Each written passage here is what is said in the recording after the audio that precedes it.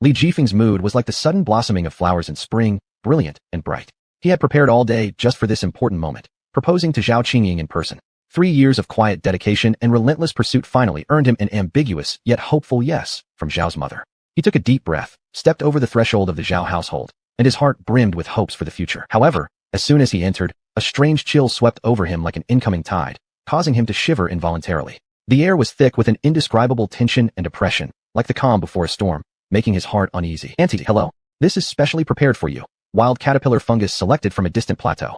I hope it will be beneficial for your health. Li Jifeng smiled and handed over the exquisite gift box with both hands, his eyes filled with sincerity and anticipation. Zhao's mother, that stern-faced, middle-aged woman whose gaze cut like a blade, barely glanced at Li Jifeng before letting out a dismissive snort through her nose, as if the gift was of utmost contempt. Add 400,000 yuan to the bride price. Otherwise, go back where you came from. Her voice was cold, sharp as icicles in winter, piercing straight to the heart. Li Jifeng froze, the smile on his face suddenly stiffening. He hadn't expected Zhao's mother to make such an exorbitant demand at this critical moment. He thought that after 3 years of hard work, he would have earned some respect and understanding at least. Why? Auntie, wasn't it agreed upon before? He tried to explain, his voice tinged with helplessness. Do you know how hard it was for me to raise Qingying as a single mother? Do you think 400,000 yuan can dismiss me? You're too naive. Zhao's mother's eyes turned even colder, as if they could see into the deepest secrets of one's heart. Standing beside her, Zhao Qingying's expression was complicated. A flash of pity and powerlessness crossed her eyes. She quickly stole a glance at Li Jifeng, then lowered her head again, as if avoiding something. Li Jifeng felt her gaze, and a wave of indescribable bitterness rose within him. He looked toward Zhao Qingying, his eyes full of pleading and expectation. Qingying, can't you persuade your mom? Li Jifeng's voice trembled slightly. He knew he was retreating toward the edge of a cliff. Zhao Qingying bit her lips, and ultimately shook her head, not saying a word. Her silence spoke louder than any words. Auntie, we've truly done our best. 488,888 yuan is the maximum amount I could gather. Any more than that, and I simply cannot afford it. Li Jifeng's voice carried a tone of despair. He looked at Zhao's mother, hoping she would understand his difficulties. But Zhao's mother merely sneered, her laughter dripping with mockery and disdain. Mr. Li, men always talk big. All those promises about helping the family together or funding Shuyang's university education, they're all empty words. My stance remains unchanged. If there isn't 400,000 yuan for the bride price, Qingying will marry someone else. At that moment, Zhao Shuyang, the 12-year-old boy who already knew how to hurt others with harsh words, walked over. That's right, my sister is so pretty. There are so many people chasing her. What are you? Want to marry my sister without money? Don't you dare. His tone was full of scorn and provocation. Li Jifeng's heart sank to the bottom. He finally realized that everything was part of the Zhao's calculation. They had never truly considered his feelings, treating him as a soft target to be exploited. Qingying, I only want to ask you one thing. Do you really love me? Li Jifeng's voice nearly broke into a shout. He tightly stared at Zhao Qingying's eyes, trying to find a glimmer of hope there. Zhao Qingying lowered her head, staying silent for a long while before softly muttering. Li, you know that love alone cannot satisfy hunger. This statement was like a bucket of cold water, extinguishing the last flame in Li Jifeng's heart. He laughed, a bitter, desolate laugh. Fine, I get it. Turns out I've been deluding myself all along. If that's the case, let's call it quits here. I'll break up first before you dump me. With that, he turned to leave, but a flash of determination flickered in his eyes. Just then, a sudden voice disrupted the heavy silence indoors. The trillionth praying celebrant has succeeded. You will receive. It was cold yet melodious, resonating in Li Jifeng's ears like heavenly music. What did you say? 80 million yuan. And what do you mean by office buildings and villas? Li Jifeng abruptly turned around, staring incredulously at some corner in the air. Meanwhile, the Zhao family was also stunned by the unexpected turn of events, exchanging bewildered looks. Transaction alert. Your bank card ending in 9945 has received a transfer of 80 million yuan. His phone notification promptly interrupted his thoughts. Shaking, he opened the text message and confirmed the legitimacy of the substantial transfer. I really have money now. Li Jifeng's voice trembled with disbelief. He suddenly leaped up, raising his phone and waving it in front of the Zhaos. Look, it's true. I have money now. 80 million yuan. Ha. The Zhao family's expressions turned complex instantly. Surprise, jealousy, and regret all mingled on their faces. Zhao's mother opened her mouth wide, unable to utter a single word for a long while. As for Zhao Qingying, her eyes flashed with a mix of emotions, astonishment and reluctance. She tried stepping forward to say something, but Li Jifeng was no longer the Li Jifeng who could be manipulated at will. With an air of authority, he swung his hand, cutting off any possible apologies or attempts to persuade him otherwise. Do you know what a mean person is? Li Jifeng's gaze became extraordinarily firm as he stared straight at Zhao Qingying. His voice carried an unshakable strength. It's someone who can easily forsake principles and betray love for wealth, status, or other benefits. And you, Zhao Qingying, almost made me become a laughingstock. Zhao Qingying's face paled immediately. She had never seen Li Jifeng so resolute. Her eyes reddened, tears welling up but stubbornly refusing to fall. She knew that at this moment, their relationship had come to its absolute end. Son, Zhao Qingying attempted to explain, but she choked back her words before they left her lips. She understood that any attempt at explanation would sound feeble and could not undo the harm already done. Li Jifeng didn't give her the chance to continue. He turned towards Zhao's mother and Zhao Shuyang, a mocking smile curling at the corner of his lips. And as for you too, you've made me realize just what greed and shamelessness truly are. But it doesn't matter anymore. From today onward, none of this matters because I am no longer the penniless young man who could be stepped on by anyone. My era is about to begin. Chapter 2. Isn't Aston Martin tempting? Good. So you dare to insult my sister? Zhao Shuyang immediately interrupted Li Jifeng after hearing the word bitch from Li's mouth. This made him furious. Though his body was small, it emitted surprising strength as he suddenly rushed toward Li Jifeng. Even though Zhao Shuyang wasn't an adult yet, in school, he had always thought of himself as the big man. And his relentless spirit shone brilliantly right now. Li Jifeng gave Zhao Shuyang a cold glance and smiled sarcastically at the corner of his lips. What? Are you upset? I have insulted her. What can you do about it? You're such useless scum. Only your brain-damaged mother and that bitch sister treat you like a treasure. While saying this, he turned toward Zhao Qingying, his eyes full of disappointment and pain. Qingying, I once thought no matter how much I believed in you or loved you, at least you would return my love sincerely. Now it seems that in your heart, these two fools are always on top, and I am just a disposable pawn to you. After hearing this, Zhao Qingying's eyes reddened, wanting to explain but finding herself choked up, unable to utter a sound. She had no way to rebut this accusation. Perhaps, I'm not completely worthless either? Li Jifeng said with a self-deprecating laugh. After all, I'm like an indefatigable money-printing machine, ready to provide financial support for your family anytime, right? Wind, I haven't. Zhao Qingying finally managed to squeeze out a sentence, but her voice was too weak to be heard clearly. Enough! What's the point of talking about these things now? Li Jifeng cut her off, his tone filled with resolve. Since you've never seriously considered our future, then let us part ways amicably. After finishing, he turned and walked away resolutely. Zhao Qingying wanted to chase after him, but was stopped by her mother's stern gaze, leaving her helplessly watching Li Jifeng's figure disappear at the door. Walking out of the Zhao family house, Li Jifeng felt a complex mixture of emotions. He sighed, almost feeling Zhao Qingying's struggle and helplessness behind him, but he didn't turn back and walked straight towards the community gate. As soon as he stepped out, a noise caught his attention. A large group of people were gathered around the community parking lot, pointing and discussing enthusiastically. What a cool car, must be worth a lot. Yeah, sports cars, they're definitely luxury cars. Whose car is it? When did our neighborhood get such rich people? Driven by curiosity, Li Jifeng squeezed into the crowd and noticed a striking silver-gray sports car, which stood out in the crowd. This triggered a memory of the mysterious voice mentioning an Aston Martin supercar as part of a seat arrangement.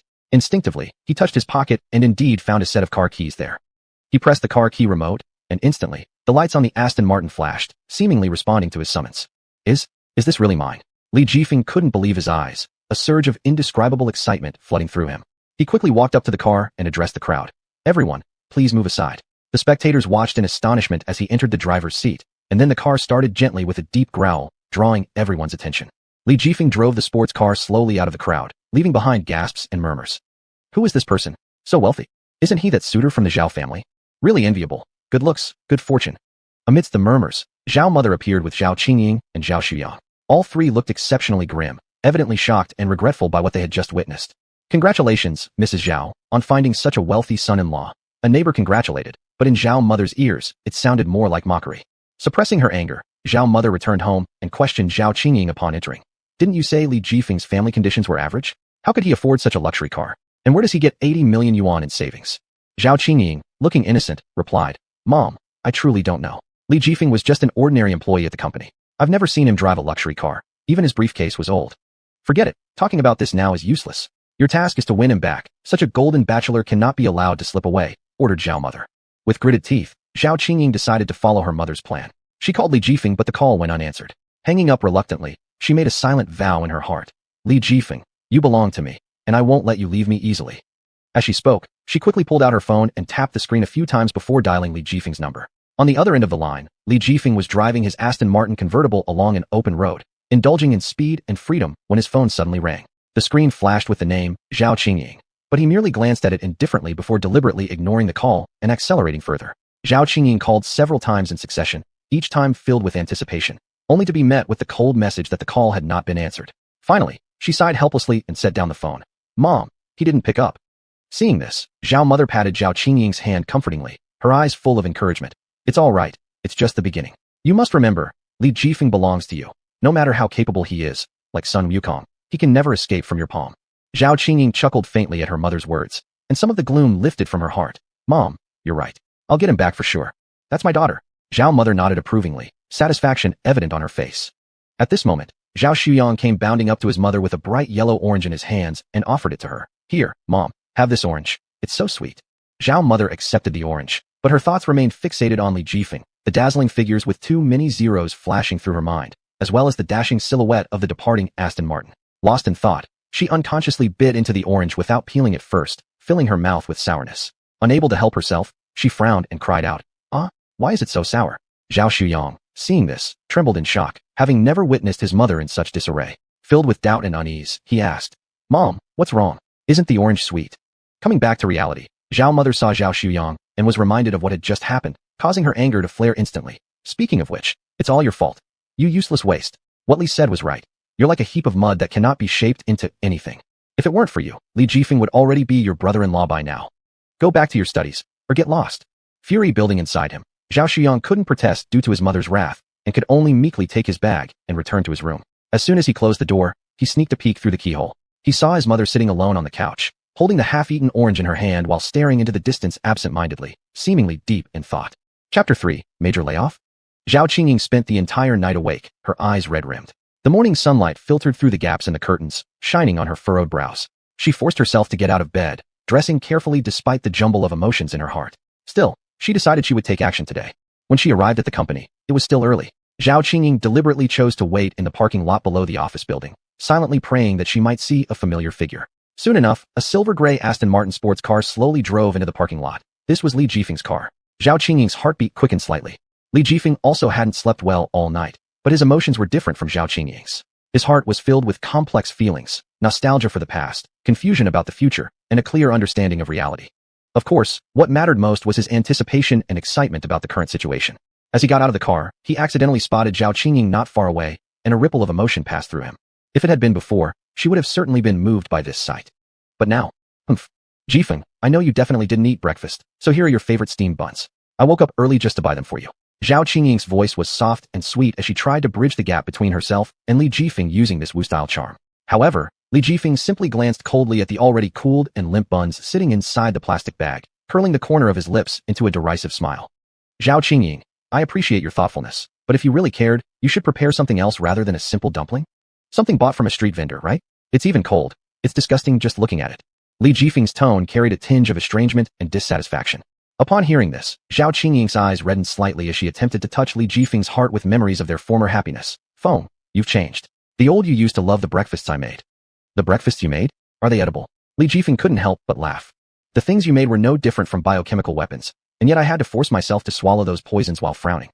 Li Jifeng's words revealed endless bitterness and helplessness. The color instantly drained from Zhao Qingying's face, and she wanted to say more, but Li Jifeng gently pushed her aside and strode towards the elevator without giving Zhao Qingying any opportunity. At that moment, Zhao Qingying's heart quivered. Anger and humiliation spread through her. Li Jifeng, you scum. You will be responsible for me. I'll make sure everyone in the company knows. You're a scumbag who abandons people after seducing them. I hate you. Zhao Qingying screamed hoarsely behind him, but Li Jifeng didn't even turn around. The elevator doors closed slowly, cutting off everything. Standing there, Zhao Qingying couldn't stop her tears from falling. She suddenly realized that perhaps she had truly lost Li Jifeng, the man who was once willing to give everything for her. She regretted and felt powerless. Just then, a male baritone broke the tranquility. Isn't that Qingying? Why are you daydreaming here? Zhao Qingying looked up and saw her boss, Wu Yufang.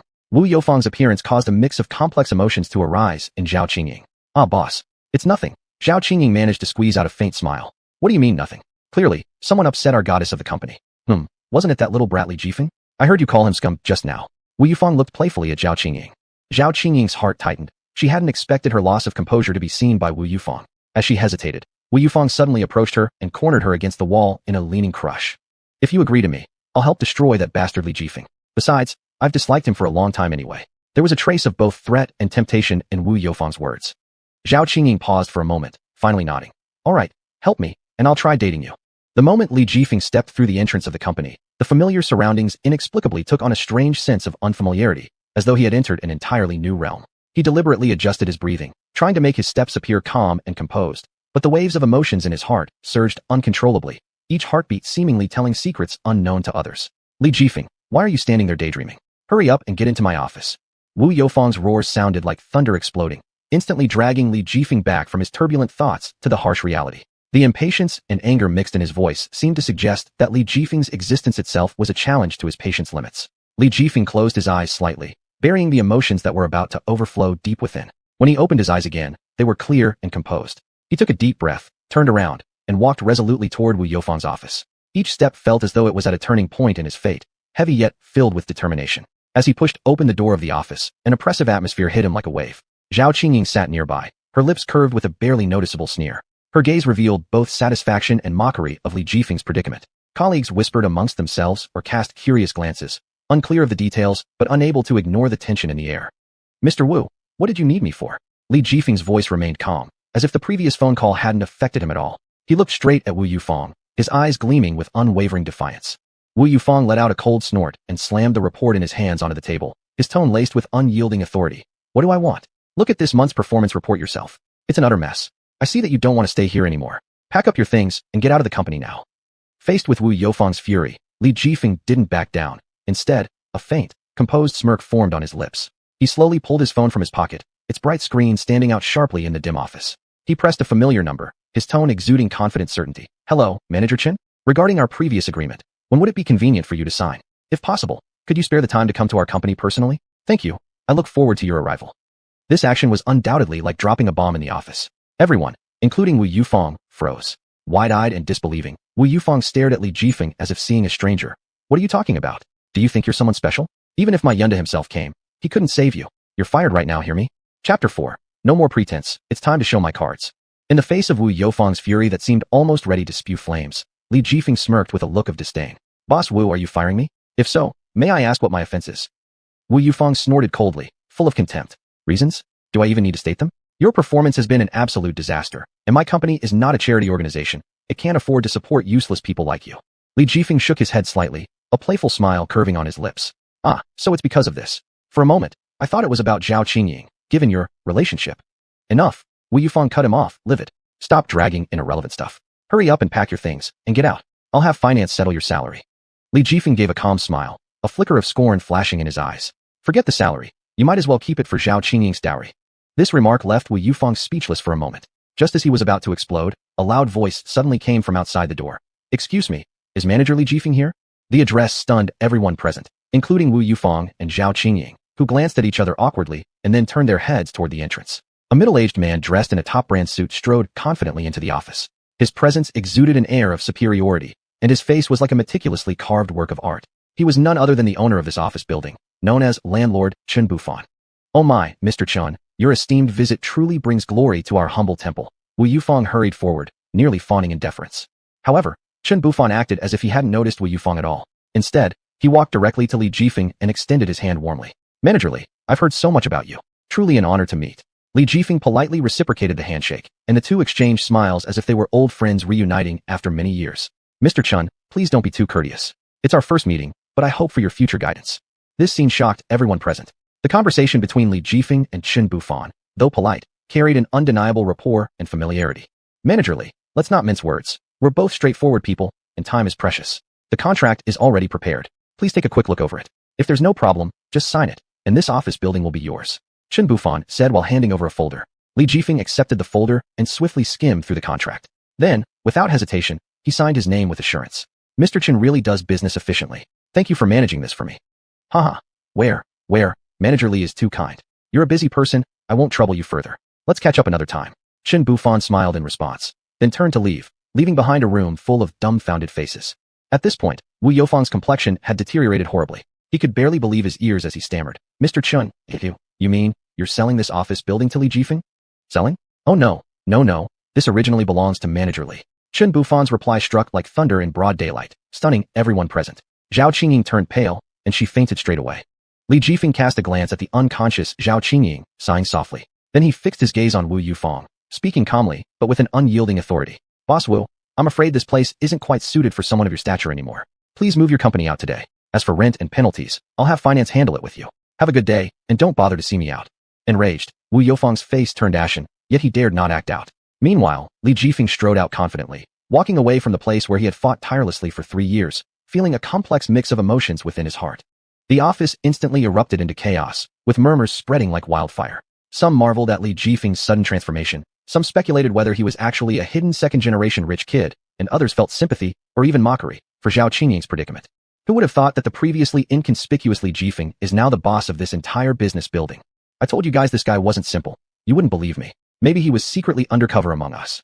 It's possible. He could very well be a wealthy heir coming here just to experience life. Just then, Zhao Qingying slowly opened her eyes. Surrounded by the cacophony of murmurs, she felt dizzy and disoriented. Qingying, you've woken up. Concerned colleagues quickly asked, what exactly happened between you and Li Jifeng? Why did everything change so abruptly? Zhao Qingying managed to sit up, her face as white as paper. She looked around at the strange glances directed at her and felt a mix of emotions welling inside her chest.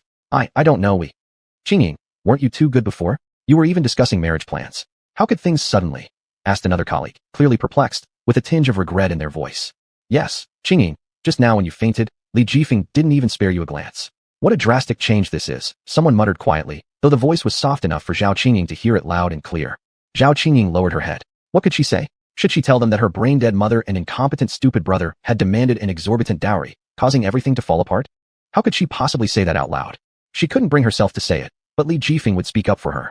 Just then, an urgent WeChat notification disrupted the office's silence as everyone's phone rang almost simultaneously. They all lowered their heads to check and saw a new voice message pop up in the company WeChat group.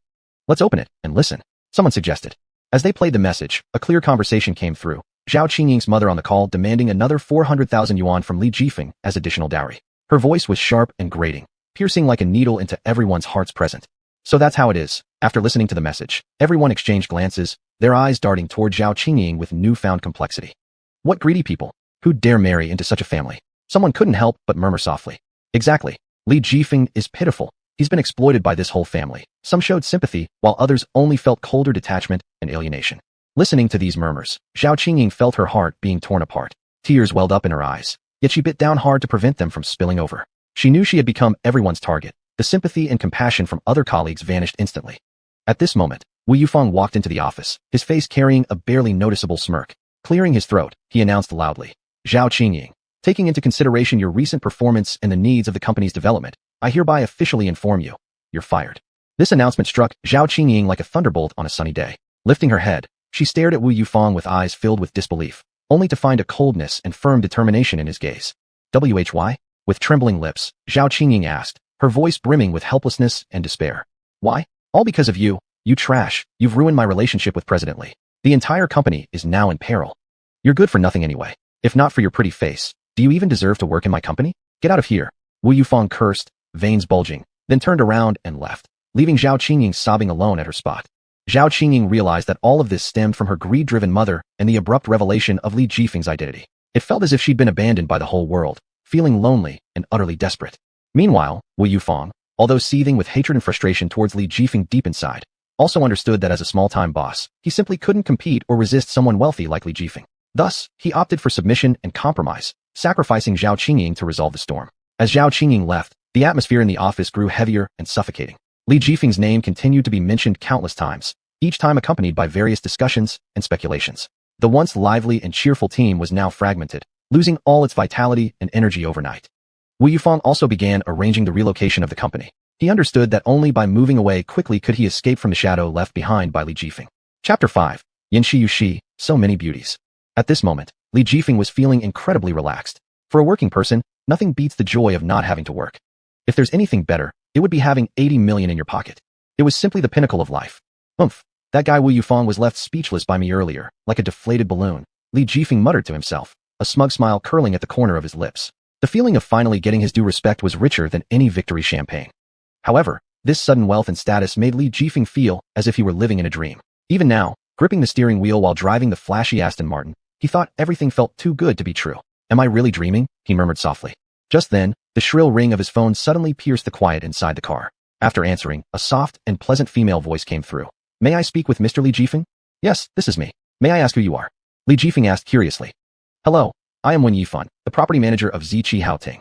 I'm delighted to inform you that the renovation of your villa here has been completed. We invite you to come for an inspection, said the other side, polite and professional. Ziqi Haoting, villa renovation. Li Jifeng paused briefly, then immediately connected this with the mechanical female voice that had repeatedly echoed in his mind, as well as those unexpected joys, luxury cars, office buildings, and now this long-aspired-for mansion. Could this really be true? He mumbled to himself before replying. All right, I'll be right there. On the drive to Ziqi Haoting, Li Jifeng was filled with both excitement and nervousness. When the car stopped in front of the luxurious villa district on the edge of the forest park, an elegant woman dressed in a crisp suit greeted him with a warm smile. "Mr. Li, you look even more handsome in person, truly outstanding," said Wen Yifan, her words slightly flattering but genuine sounding. "Manager Wen, thank you for your kind words. Can you tell me when exactly I bought a villa here?"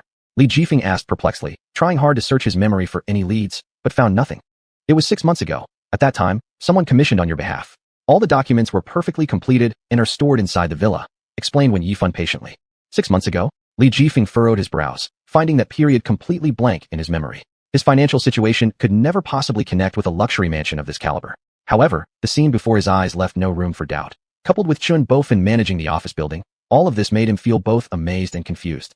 "Well, let's just take it as a gift from destiny." Li Jifeng silently recited the phrase, the first trillionth lucky prayer successful, deciding to embrace this unexpected happiness. The moment he stepped into the villa, Li Jifeng was deeply impressed by what he saw. The decoration was luxurious, yet tasteful, every detail showcasing masterful craftsmanship. He couldn't help but exclaim internally, "This is what true magnificence looks like, splendid and magnificent." "Mr. Li, are you satisfied with the decoration? It was done according to the mandate contract you signed, by our company's top-notch decoration team," introduced Wen Yifan beside him. "Very satisfied. Thank you all for your hard work," said Li Jifeng sincerely. "Not at all. Being able to welcome such a prestigious owner as you is our honor," answered Wen Yifan humbly, and she then provided detailed introductions to the various areas and functions of the villa. After half an hour of touring, Li Jifeng stood alone in the spacious living room, filled with indescribable joy. But along with this joy also came a slight sense of loneliness. Such a large house for only one person felt somewhat empty and extravagant. Maybe I should invite my parents to live here with me? This thought flashed across his mind. Imagining the surprise on his parents' faces when they see all this, Li Jifeng couldn't help but smile. But soon after, he fell into deep contemplation about how to explain all this to them. Whatever, why overthink so much? Life is only 30,000 days long. Enjoy every single day. Li Jifeng paced back and forth in the villa, then began humming a tune as he pushed open the door to the balcony and walked onto the outdoor terrace outside. What met his eyes was a sea of green, for here it was beneath the foothills of Forest Park, where the air was crystal clear and refreshing. Standing on his own villa's terrace, Li Jifeng enjoyed this sudden luxury and tranquility. The joy in his heart blossomed like flowers in spring, brilliant and radiant. He took a deep breath, letting the fresh air fill his chest, and then, a subtle scent accidentally drifted into his nose, a tantalizing fragrance wafting over from next door. This fragrance. Following the scent, Li Jifeng's eyes involuntarily turned to the left, where on the adjacent terrace a graceful woman was focused on doing yoga. Every one of her movements was smooth and powerful, as if she were the most beautiful landscape in nature. Her presence added even more life and vitality to this lush scenery. Just as Li Jifeng was immersed in this unexpected visual feast, the woman seemed to have noticed his gaze. She paused her actions for a moment, then looked up, and their gazes met in the air. "Who are you? Why are you peeking at me?" The woman's voice carried a note of questioning, yet it was not devoid of gentleness. Li Jifeng gave a faint smile and responded with composure. "Ah, I've been caught. First, let me introduce myself. My name is Li Jifeng, and I should be your new neighbor. As for peeping, I was merely appreciating openly. After all, beauty always makes one unable to look away. By the way, may I ask how you are called, miss?" The woman, upon hearing this, curved her lips into a slight smile, seemingly quite satisfied with Li Jifeng's response. "My name is Chun Yanxi." Chun Yanxi, what a beautiful name. Hands as tender as young shoots, skin as smooth as congealed fat, neck as lovely as silkworm's pupae, teeth as neat as melon seeds, forehead like a cicada's and eyebrows long and slender. Your laughter enchants, your beautiful eyes captivate. You truly live up to your name. Li Jifeng casually quoted some lines from the Book of Songs, overflowing with praise. Hearing this, a flash of surprise crossed Chun Yanxi's eyes before she smiled and said, "I wouldn't have thought that you also understood the Book of Songs. That's rare." "I just know a little bit," Li Jifeng humbly replied, then swiftly changed the subject. "It's not possible that there's another sister named Chun Yushi, is it?" "How do you know?" Chun Yanxi widened her eyes, filled with curiosity. "Haha, believe it or not, I can predict these things." Li Jifeng laughed mysteriously. "I don't believe you." Chun Yanxi shook her head, but the mirth in her eyes deepened. A light-hearted conversation quickly shortened the distance between them, much to Li Jifeng's secret delight, realizing that his talent for starting conversations hadn't faded. "By the way, can you fix pipes?" Chun Yanxi smiled mischievously, her sparkling eyes directly focusing on Li Jifeng. "Fix pipes? Of course. Minor issues like that are right in my professional lane. I'm great at unblocking drains. In that case, could you help me fix mine? There's something wrong with the water pipe at my place." "Absolutely." Naturally, when requested by such a beauty, Li Jifeng readily agreed. Chapter 6. Brother has cash power. Li Jifeng stood at the staircase, his gaze inadvertently drawn by a flash of pure white. As he looked up, she had already come into view. "Wow, standing there, you're just like an immortal stepping out of a painting," Li Jifeng exclaimed involuntarily, admiration brimming in his eyes. Chun Yanxi was dressed in a spotless long dress that flowed gently, resembling a lily blossoming at dawn. Her hair had been carefully arranged, draping smoothly over her shoulders with a soft sheen. Her arms lightly rested on the railing, her body leaning against it with natural grace and composure, captivating anyone who looked away. A charming smile curved at the corner of her lips, her eyes shimmering as if holding countless stars, radiating an ineffable nobility and purity akin to a descending princess. Thanks for the compliment, but I'm far from perfect. Xuanhuan smiled slightly, the curve of her lips growing more enchanting as a mischievous glint sparkled in her eyes. Perfect? In my eyes, you already are, Li Jifeng said earnestly, his eyes fixed intently on her figure without wanting to miss any detail. Xuanhuan shook her head lightly, pointing to a pool of water beneath the cabinet, the laughter on her face instantly disappearing, replaced by a faint worry. Actually, I called you here for a reason. The pipe in my house is broken. Can you help check it out? Of course, no problem. Li Jifeng immediately came back to reality, taking 2 strides to Xuanhuan's side, glancing at the water pool, already assessing the situation in his mind. I'm most skilled at fixing pipes, so don't worry. As he spoke, he squatted down, starting to inspect the pipe thoroughly. That faint refreshing scent once again entered his nostrils, making him unconsciously take a deep breath. He struggled to control himself, trying not to let his loss of composure be noticed by Xuanhuan. It seems there's a leak here. Li Jifeng pointed at a crack on the pipe, then took waterproof tape from his toolbox, skillfully wrapping it around several times. All right, it should be good now. He stood up, brushed off the dust from his hands, and satisfied glanced at his work. Li Jifeng's home was in the village surrounded by mountains in the northwest. Li Jifeng was always different from others since childhood. His home, a humble yet cozy adobe house, was surrounded by lush forests with occasional sounds of cattle and sheep. Every time the sun set, smoke curling gracefully signified the warmest image in his heart. Jifeng, your father is in poor health, and the heavy burden of the family falls on your shoulders. His mother, whose hands were covered in calluses, gently stroked Li Jifeng's head, her eyes full of reluctance and hope. Little Jifeng nodded, his gaze resolute. Mom, rest assured, I will take care of our home. From that moment on, he learned earlier than other children how to fetch water, chop firewood, and repair damaged items around the house, including that frequently leaking pipe. Every time he squatted in the courtyard, tightly gripping the wrench with his young hands, fully concentrating on repairs, an inexplicable sense of accomplishment would rise within him. Time flew by, and before they knew it, Li Jifeng had grown into adulthood. Through relentless effort, he successfully enrolled in a provincial city university, becoming the pride of his village. On the day of departure, all the villagers young and old came to see him off, and his mother, tears welling up in her eyes, clutched his hand tightly, saying, "Child, when you go out, never forget your roots, and never forget the way back home." University life was rich and colorful, but Li Jifeng never forgot his original intentions. He worked part-time jobs, using every available moment to earn money to ease the burden on his family. After graduation, thanks to his outstanding academic achievements and relentless efforts, he entered a prestigious company, starting his career. However, just as his career was flourishing, love hit him hard. He fell in love with Zhao Qingying, and for her, he was willing to give everything, including the seemingly unattainable exorbitant dowry. He worked overtime, lived frugally, all aiming to accumulate that sum of money as soon as possible to secure her happy future. Yet, after years of effort, Zhao Qingying's family merely treated him as an ATM machine. Fortunately, fate's will began to quietly turn. An unexpected inheritance brought Li Jifeng 80 million yuan in wealth, along with luxury mansions, supercars, and office buildings. Everything came so suddenly that he was somewhat at a loss. But soon, he realized this wasn't merely about wealth changing. It was a turning point in the trajectory of his life. Take your dowry. Take your hypocrisy. Li Jifeng secretly swore in his heart, determined to live as his true self, unshackled by anyone or anything. He began to reevaluate his life and values, understanding what truly mattered. The most pressing matter right now was to fix this stunning young lady's pipe. Li Jifeng skillfully picked up a roll of waterproof tape and carefully wrapped it around the broken part of the pipe several times, ensuring every gap was tightly sealed. He lightly patted the newly repaired spot and nodded in satisfaction. Ring, ring, ring. At that moment, the old-fashioned landline in the living room suddenly rang, breaking the serenity. Li Jifeng involuntarily stopped his work and tilted his head to listen. Hello? This again? Dad? I've already said I really, truly don't want to go out with Huang Liwei next week. Xuanhuan's voice carried from the living room, filled with a mix of helplessness and resistance. Standing by the kitchen door, Li Jifeng quietly speculated about the conversation.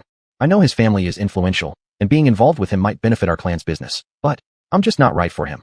Xuanhuan's tone held both weight and steadfastness, like a bird caged and yearning for the freedom of the skies. Li Jifeng's heart tightened as he sighed. Another opportunistic family. In this materialistic age, has true love become so scarce? For so long, I've obeyed you and Mom, accepting all your decisions for me. But relationships are my own affair. Am I not entitled even to this kind of freedom? Do you refuse to give me even this power over my own life? Xuanhuan's voice rose, shifting from resentment to anger, her tone now tinged with a choked sob. Li Jifeng could clearly sense her internal struggle and anguish.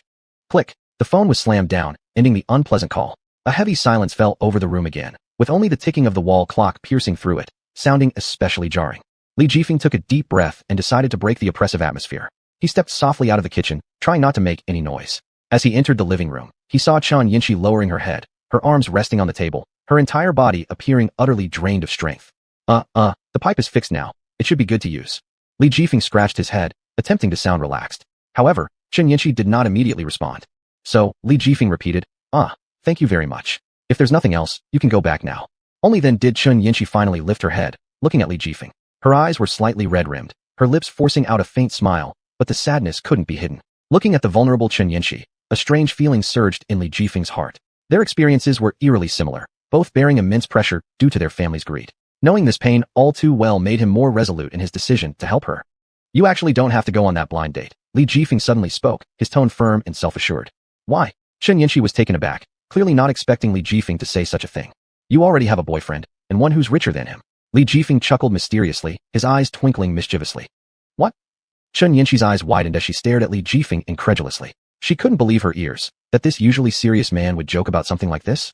It's me. Ha ha ha. Li Jifeng burst into uncontrollable laughter, lifting the previous gloomy mood. His hearty laughter was infectious, making Chun Yinshi laugh along involuntarily. Within seconds, Chun Yinshi's expression transformed dramatically, from confusion to anger, then enlightenment, and finally joy, as if undergoing an emotional cleansing. She finally understood Li Jifeng's intention, her gratitude showing plainly. Ha ha ha, I got it. Chun Yinshi shouted excitedly. You can pretend to be my boyfriend. With that, she jumped off her chair, ran toward Li Jifeng, and hugged him. Caught off guard by the sudden embrace, Li Jifeng was initially flustered but soon recovered, feeling the warmth and fragrance emanating from Chun Yinshi's body. An unprecedented sense of emotion and happiness welled up within him. He knew he'd made the right choice. Thank you, truly, thank you. Chun Yinshi whispered softly into Li Jifeng's ear, her voice tinged with choked gratitude. Gently patting her back in comfort, Li Jifeng felt proud and fulfilled that he could assist her. Li Jifeng was enveloped by the light, yet enchanting scent radiating from between Chun Yinshi's hair. Its fresh allure had a magical charm, causing him to inadvertently immerse himself, almost feeling dizzy for a moment as though the world became surreal. Chun Yinshi's arms had been tightly wrapped around his neck, and the warmth and softness of her embrace caused Li Jifeng's heartbeat to involuntarily accelerate. But as if realizing the impropriety of her actions, she suddenly pulled back her arms as though electrocuted, a trace of shyness flashing in her eyes, and 2 red clouds blooming on her cheeks. She kept her head down, avoiding Li Jifeng's gaze, her hands unconsciously twisting the corner of her clothes, making her appear somewhat uneasy. Do you think this will work? Chun Yinshi finally mustered the courage to break the silence. Her voice was as soft as a mosquito's buzz, filled with anxiety and anticipation. And, you said you're richer than Huang Liwei, is that true? You know, my parents value this a lot. In their eyes, career always comes first. Upon hearing this, Li Jifeng's lips curved into a confident smile. He gently patted Chun Yinshi's shoulder in reassurance. Don't worry, Yinshi. Big bro has the money power. I guarantee I'll make your parents see you in a new light. Chapter 7. A scale takes shape. As night fell, the neon lights in the city center of Tianhai gradually lit up, adorning this bustling metropolis with a layer of dazzling splendor. On the television screen, a steady and elegant female voice flowed out slowly. Recently, a Mr. Li swept up 20 thriving shops on the central pedestrian street in Tianhai city center. Firecrackers can be heard continuously every day, as crowds gather to witness the grand opening of these 20 shops. Who is this mysterious Mr. Li? Our reporters are continuing to follow up. At that moment, inside a private room of an upscale restaurant, the lighting was soft and the atmosphere warm. Li Jifeng and Chun Bufin sat facing each other, a table full of exquisite dishes between them, each holding a glass of crystal-clear red wine. Mr. Chun, I am truly grateful for your support, which has allowed me to enjoy prosperity and wealth. In Li Jifeng's words, there was a hint of gratitude. As he spoke, he poured an 86-year-old Maotai into his wine glass. Its rich aroma quickly permeated the air. Then, he raised his glass, slightly nodded toward Chun Bufin, and drank it all in one gulp, displaying great generosity. Upon seeing this, Chun Bufin shook his head and laughed. Mr. Li, don't be so formal. If it weren't for you leasing that office building at a high price 6 months ago, I'd still be racking my brain over rent issues. You know, most companies upstairs don't make much money, and they often struggle to pay their rent, causing me endless worry. Speaking of which, it's you, Mr. Li, who is talented and accomplished. I should toast to you. As he said this, Chun Bufin also lifted his glass. The two shared a knowing smile and finished their drinks in one sip. Mr. Chun, if I encounter any difficulties in the future, I hope you will not hesitate to assist me. Li Jifeng placed his glass down, his eyes reflecting sincerity. You can count on me, Mr. Li. Whenever you need help, feel free to ask, and I, Chun Bufin, will spare no effort in aiding you. With conviction, Chun Bufin guaranteed this, exuding a sense of brotherhood. After 3 rounds of drinks, Li Jifeng's thoughts drifted back to the past. He remembered how, when he first arrived in Tianhai City after graduating from university, he loved nothing more than walking along this pedestrian street after work. Back then, he was filled with curiosity and admiration for everything here. On both sides of the pedestrian street stood prestigious stores, their windows displaying various brand-name clothes and electronics that drew a continuous stream of passers-by stopping to admire. Each time, Li Jifeng would instinctively pause, lingering for long moments outside the display window of premium clothing stores. Secretly, he resolved, one day, he would be able to freely enter these shops and buy whatever he desired, thus truly integrating himself into this prosperous first-tier city. Now, the once distant dream had become a reality. Not only did Li Jifeng become the owner of these shops, but he also created significant ripples in the commercial world of Tianhai by his own efforts. Sitting there, gazing out at the brilliantly lit street view, he couldn't help but feel myriad emotions stir within him. It all felt like a dream, beautiful enough to make one almost hesitant to believe it. Haitian 5-star super hotel. With Huang Liwei's steady steps entering the splendid doors of the Haicheng 5-star super hotel, the waitstaff on either side greeted him in unison like a well-trained honor guard. "Good day, Mr. Huang." Their voices were filled with respect and anticipation. Clad in crisp uniforms and wearing smiles, they welcomed this esteemed guest with utmost professionalism. For this banquet, Haicheng 5-star super hotel spared no effort, having meticulously prepared for 2 days beforehand. From the carefully selected menu to the delicate arrangement of the private room, every detail aimed for perfection, intending to leave an indelible impression on Huang Liwei. "Mr. Huang, please come in, your exclusive private room is all ready." Leading the way was an elegantly attired female manager, her gestures gentle yet decisive, each step conveying professionalism and respect.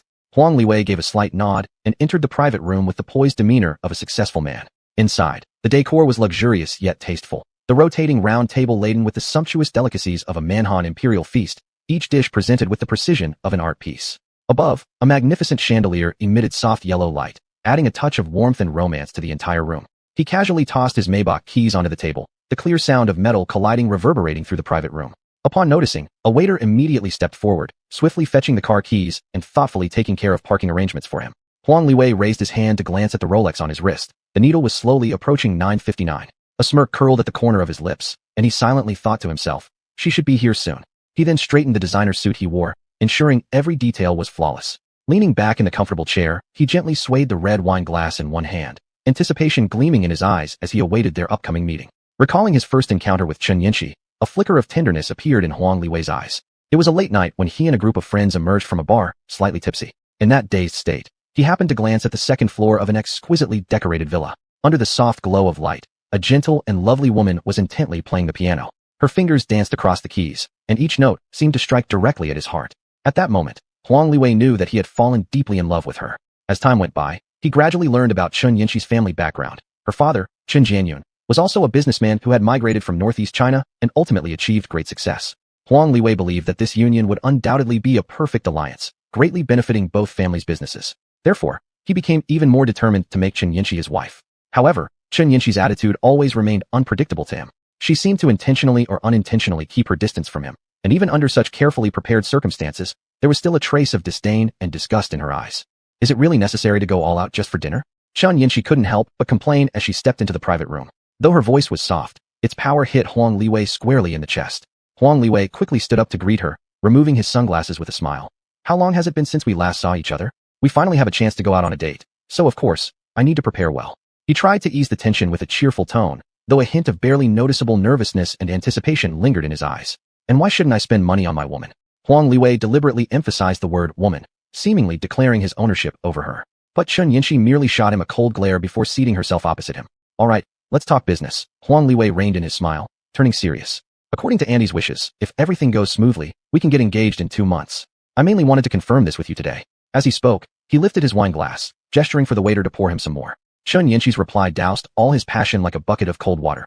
"I've told you many times already, it's impossible between us. Stop dreaming." Her tone was firm and resolute, devoid of any hesitation or lingering sentiment. Huang Liwei bitterly laughed, downing the red wine in his glass in one gulp. Knowing that he couldn't give up now, he continued trying to persuade Chen Yinshi. "We can't just consider ourselves, can we? You know what Uncle and Aunt said. Our families moved here from our old home in northeast China and worked hard to make money. Don't you think our marriage concerns both of our families' businesses as well?" His voice carried a sense of helplessness and urgency, but Chen Yinshi acted as if she hadn't heard a word. She gently turned her head away to avoid eye contact. Beneath the round table, her hand swiftly slid across the phone screen, sending a desperate plea for help to Li Jifeng. "Save me. Big brother Jifeng, come quick." Chapter 8, A Sudden Counterattack. After receiving an urgent distress message from Chen Yinshi, Li Jifeng didn't hesitate a moment. He quickly rushed out from a nearby parking spot, like a leopard ready to pounce, weaving through the crowd that was admiring his Aston Martin. The onlookers who were previously entranced by the allure of the luxury car now found themselves startled by this unexpected intruder. "Excuse me, everyone, but I have an emergency and need my car. Could you please step aside? Li Jifeng's voice was gentle yet firm with an undeniable authority as he politely gestured toward a man who was taking pictures in front of his sports car. Surprised for a moment, the man smiled and nodded, stepping out of the way. With agility, Li Jifeng leapt into the car, the engine roaring to life, and the sports car shot out like an arrow leaving its bow. Look, that's an Aston Martin, limited edition. I heard there are hardly a few of these cars in the whole city, but Mr. Li actually owns one. Mr. Li? Is he the Li Jifeng who's been making waves recently in Tianhai City? Young and talented, not only wealthy but also so polite. The chatter gradually faded as the sports car sped away, but Li Jifeng's name spread quickly among the crowd like the wind. At the same time, inside the private room at the hotel, the atmosphere was tense and charged with subtle implications. Chun Yinxi's voice rang out crisply, tinged with a hint of provocation and smugness. You're right, but I already have a boyfriend. So, what do you plan to do about it? Please don't bother us anymore. Upon hearing this, Huang Liwei's complexion changed drastically. The wine glass slipped from his grip and fell onto the table, emitting a sharp sound. Unbelievably, he stared at Chun Yinxi as if he had just heard the most unimaginable joke in the world. You have a boyfriend? Huang Liwei's voice brimmed with both shock and reluctance to accept the news. Just then, the door of the private room was abruptly pushed open, and Li Jifeng strode in with great strides. His arrival felt like a fresh breeze sweeping away the suffocating tension within the room. And this? Huang Liwei pointed at Li Jifeng, his eyes darting back and forth between Chun Yinxi and him, full of bewilderment. Seeing Li Jifeng, Chun Yinxi's eyes immediately lit up with a dazzling gleam. She seemed to have found her anchor, becoming more animated than before. Rising to her feet, she flashed Li Jifeng a sweet smile, filled with unhidden joy and satisfaction. Let me introduce you. This is Li Jifeng, my boyfriend. Chun Yinxi's tone was tender yet resolute, her hand tightly grasping Li Jifeng's, as if declaring their relationship to the entire world. Infuriated by this announcement, Huang Liwei slammed his fist on the table, stood up, and glared furiously at Li Jifeng. What country bumpkin are you? Do you even know who she is? Do you even know who I am? A faint smile curved at the corner of Li Jifeng's mouth as he calmly raised the car key in his hand, gently waving it in front of Huang Liwei. Hold on, Mr. Huang. See that limited edition Aston Martin parked outside? That's my beloved car. I bet someone like you doesn't get much chance to ride in it, does it? If you're free sometime, I could offer you a taste of the experience. Huang Liwei looked in the direction Li Jifeng indicated, seeing the shining Aston Martin parked at the entrance of the hotel, the very car he noticed earlier amidst the crowd. Anger flared in his widened eyes, and jealousy surged within his heart uncontrollably. Fisk, it's just a car. Throw some money, and I can buy one. Huang Liwei strained to keep calm outwardly, but the trembling in his voice betrayed his inner rage and resentment. I'm worth hundreds of millions. You're just a poor kid, a hick. Go wash up and go to sleep. How dare you try to compete with me for a woman? Li Jifeng merely gave a faint smile. Lifting his head, he stared at the ceiling as if contemplating something. After a brief pause, he slowly replied, That's true. I admit I don't have many big accomplishments. I simply do small businesses, own an office building in the city center, and 20 bustling shops on the pedestrian street. But speaking of which, how could this possibly compare to certain individuals living off their family's wealth without any guilt?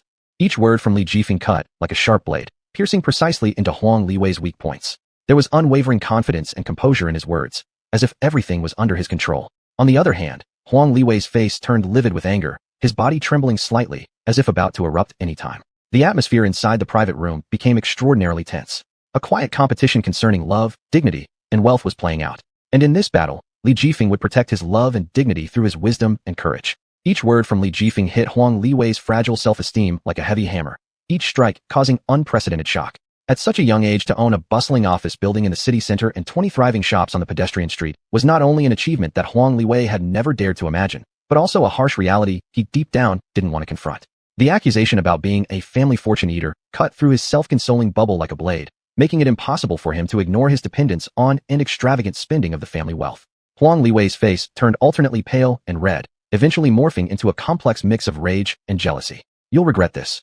He gritted his teeth, pointing at Li Jifeng with trembling fury. In his anger, the wine glass in his hand became his outlet, smashed violently onto the ground, shattering instantly with a sharp clang as he stormed out, his retreating figure appearing both wretched and reluctant. Li Jifeng watched Huang Liwei's departing back with a satisfied smile curling at the corner of his mouth, as if appreciating his rival's defeat in the elaborate setup. No need to see you off, he murmured softly, his eyes reflecting incomprehensible confidence and composure. The waiters inside the private room exchanged bewildered glances, frozen stiff by the abrupt occurrence. Only after some time did they regain their senses, but dared not comment, quietly cleaning up the mess on the floor instead. Let's go. Li Jifeng turned toward Chun Yinxi, his tone full of gentleness and resolution. He gently took her delicate hand, and the two left the private room together, leaving behind silence and contemplation. The pedestrian street in the city center of Tianhai City remained bustling, with people flowing endlessly. Li Jifeng and Chun Yinxi walked side by side on this commerce-saturated avenue, a gentle breeze brushing past, carrying with it a familiar and enchanting fragrance from Chun Yinxi, which made Li Jifeng's mood exceptionally pleasant.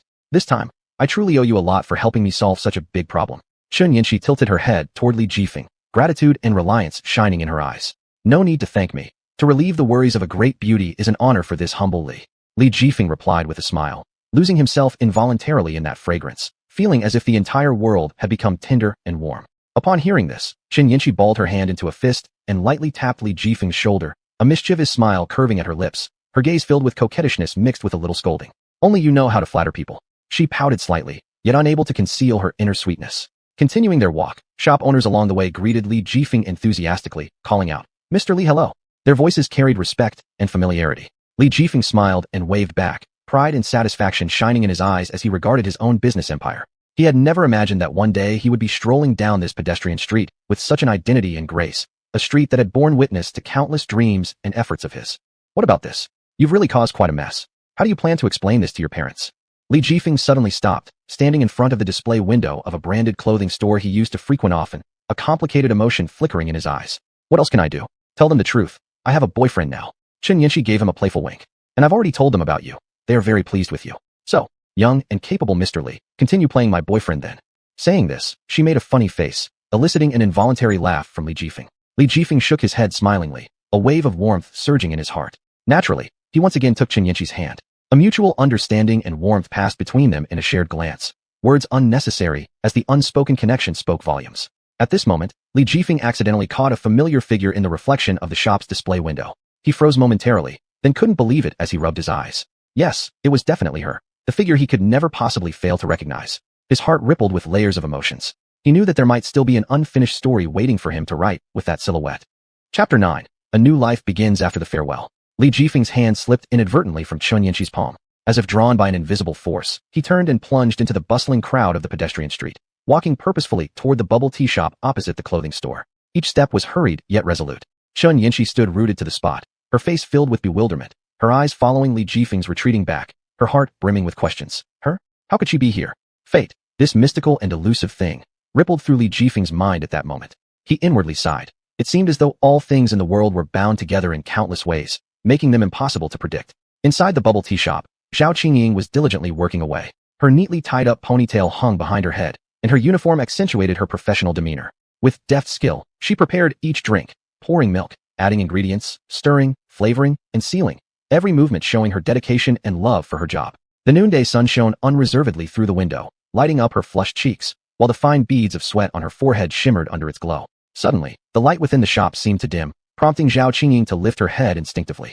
She met Li Jifeng's complex gaze. Stunned, she quickly wiped the sweat from her brow and softly said, "Wind, you've come." Her voice trembled ever so slightly. Li Jifeng did not immediately respond to her greeting, but deliberately avoided her eyes, pretending to glance casually around the shop. He tried hard to sound casual, saying, "HM, are you working?" Zhao Qingying nodded gently, her tone laced with a hint of apology. "Yes. I'm really sorry about what happened last time. I thought I'd get fired, but recently couldn't find a suitable job, so I decided to work here temporarily." At this point, she lowered her head again, knowing well that no matter how much she explained, it would be difficult to gain Li Jifeng's forgiveness. Without replying right away, Li Jifeng turned around and leaned against the counter, his eyes penetrating. After a moment, he finally spoke, his voice tinged with blame and helplessness. "Was it all your mother's idea? Qingying, we're adults now. You have both the right and the ability to refuse anything you don't want to do. I see that deep down, you'd already made your decision." Zhao Qingying abruptly raised her head, her eyes wide open. She yearned to hear even the slightest trace of understanding or lenience from Li Jifeng's lips. But he didn't give her the chance, continuing instead. "Well, all this has shown me who you really are, and who your family truly is. Qingying, do you remember when I asked you why you liked me?" Qingying's heart tightened sharply. Of course she remembered. It was a question Li Jifeng had repeatedly posed during their sweetest moments. Looking up at him, her eyes gleamed with anticipation. "I thought, you wouldn't disdain my poverty, you understood my difficulties as a newcomer to society, and you were willing to strive with me. Back then, all I could think about was you, secretly vowing to protect you forever." Bitterness and self-mockery filled Li Jifeng's tone. "I never imagined that at my most crucial moment, you chose money. Thinking about it now, our love was nothing more than a joke."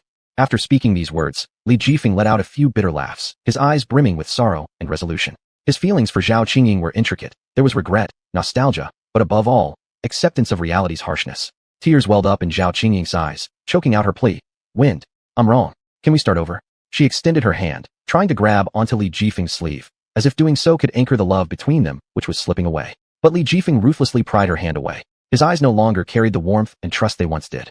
At this moment, he accidentally turned his head, only to meet Chen Yinxi's accusatory eyes full of grievance. Somehow, she had already reached the entrance of the shop, arms crossed, eyebrows furrowed tightly. You left without a word. What does that mean? It made me search for you for ages. Chen Yinxi's tone carried notes of dissatisfaction and reproach. Zhao Qingying swiftly glanced at Chen Yinxi, a faint trace of bitterness flickering across her lips. She bowed her head, immersing herself in her work, as if none of what had just transpired had occurred. She knew that no matter how hard she tried, she could never regain Li Jifeng's heart, and her affection for him could only be buried deep inside, becoming an unattainable memory forever. Today, Chen Yinxi was dressed in a delicate light yellow off-the-shoulder dress that not only highlighted her graceful figure, but also accentuated her alluring curves, drawing astonished glances from passers-by. Her face was as pure and unblemished as an unfurling white lotus. The clicking of her high heels against the ground echoed each step she took with elegance and determination, as if she had stepped out of a painting and into reality. In comparison, Zhao Qingying stood nearby, looking somewhat dimmed by contrast, feelings of inferiority and resentment quietly creeping in upon seeing Chen Yinxi. TSK, you sure move fast, already found a new refuge so quickly. I thought you cared deeply about love. Bitterness and mockery laced her tone. Upon hearing this, Chen Yinxi's face was filled with bewilderment, secretly fuming inside.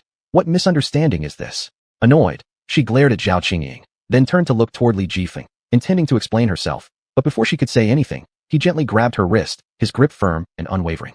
Between us, it's already come to an end.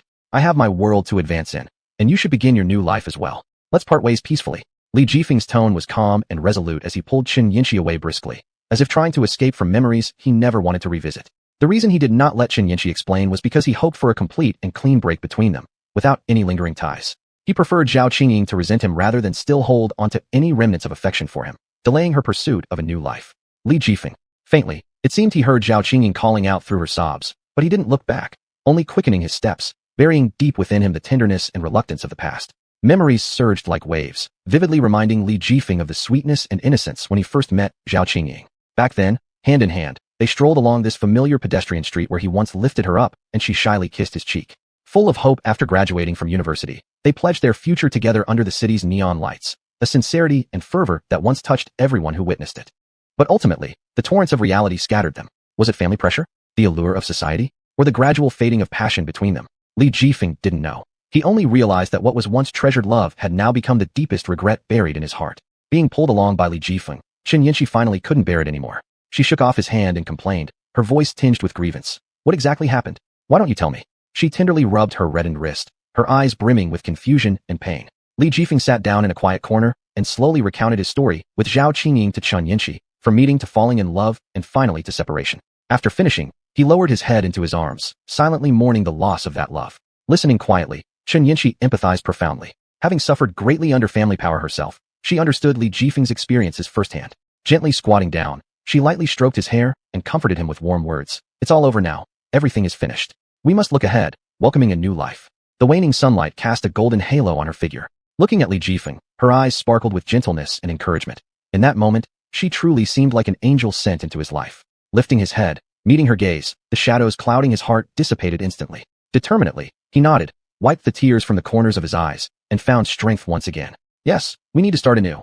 Standing up, Chen Yinxi announced with a radiant smile. This time, you helped me get through this trouble, and I helped you as well. We're even.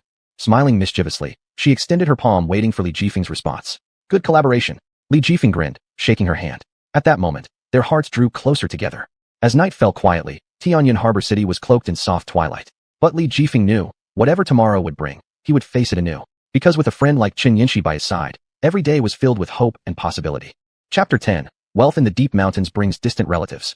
Li Jifeng lightly touched his phone screen, and instantly, it seemed as if the screen was covered by golden waves. Notifications of incoming payments flooded in like a tide, filling his vision. 20 bustling shops and the towering office building in the city center were continuously delivering him wealth sufficient for a lifetime of ease. This sudden prosperity left this young man, who had long been accompanied by penury, both surprised and bewildered. He gazed at the ceiling, his body deeply sunk into the soft king-size bed in the luxurious villa. The first ray of morning sunlight streamed through the floor-to-ceiling windows, gently sprinkling on his face, but it could not illuminate the mist in his heart regarding how to properly use this enormous fortune. Indeed, living off rental income is leisurely enough, but the yearning for self-actualization deep within my bones prevents me from being content with the current situation, he murmured to himself, pondering deeply. Perhaps, it's time to transform this wealth into a broader stage, to invest, to create, making money breed more money, and also allowing my dreams to take root and sprout.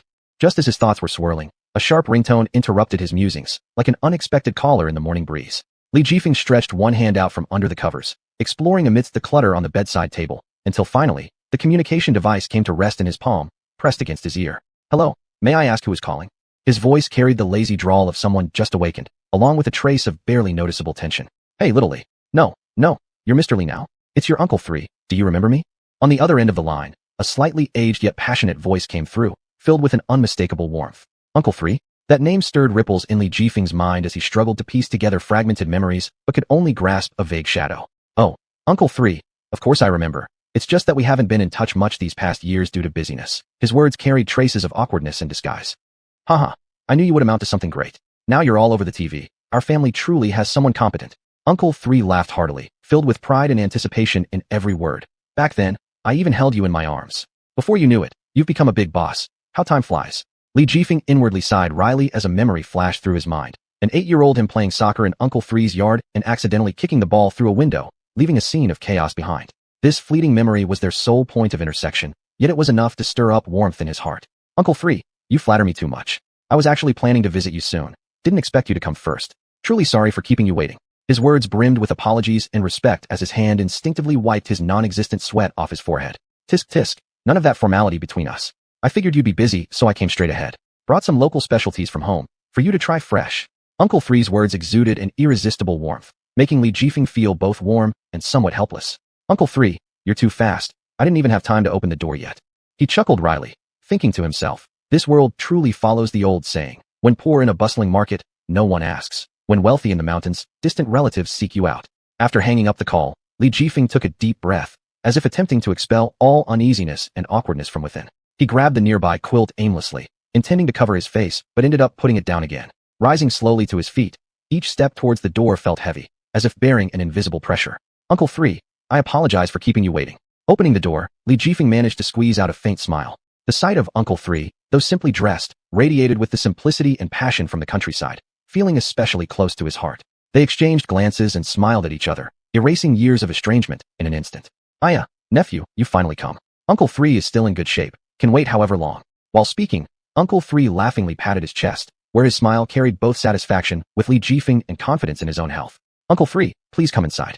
Let's go inside and chat well. Li Jifeng stepped aside to make way, his mind a swirl of complex emotions. He knew that this day's beginning would mark the prelude to a new chapter in his life. Whether in managing his wealth or re-examining familial relationships, they were all topics he must confront.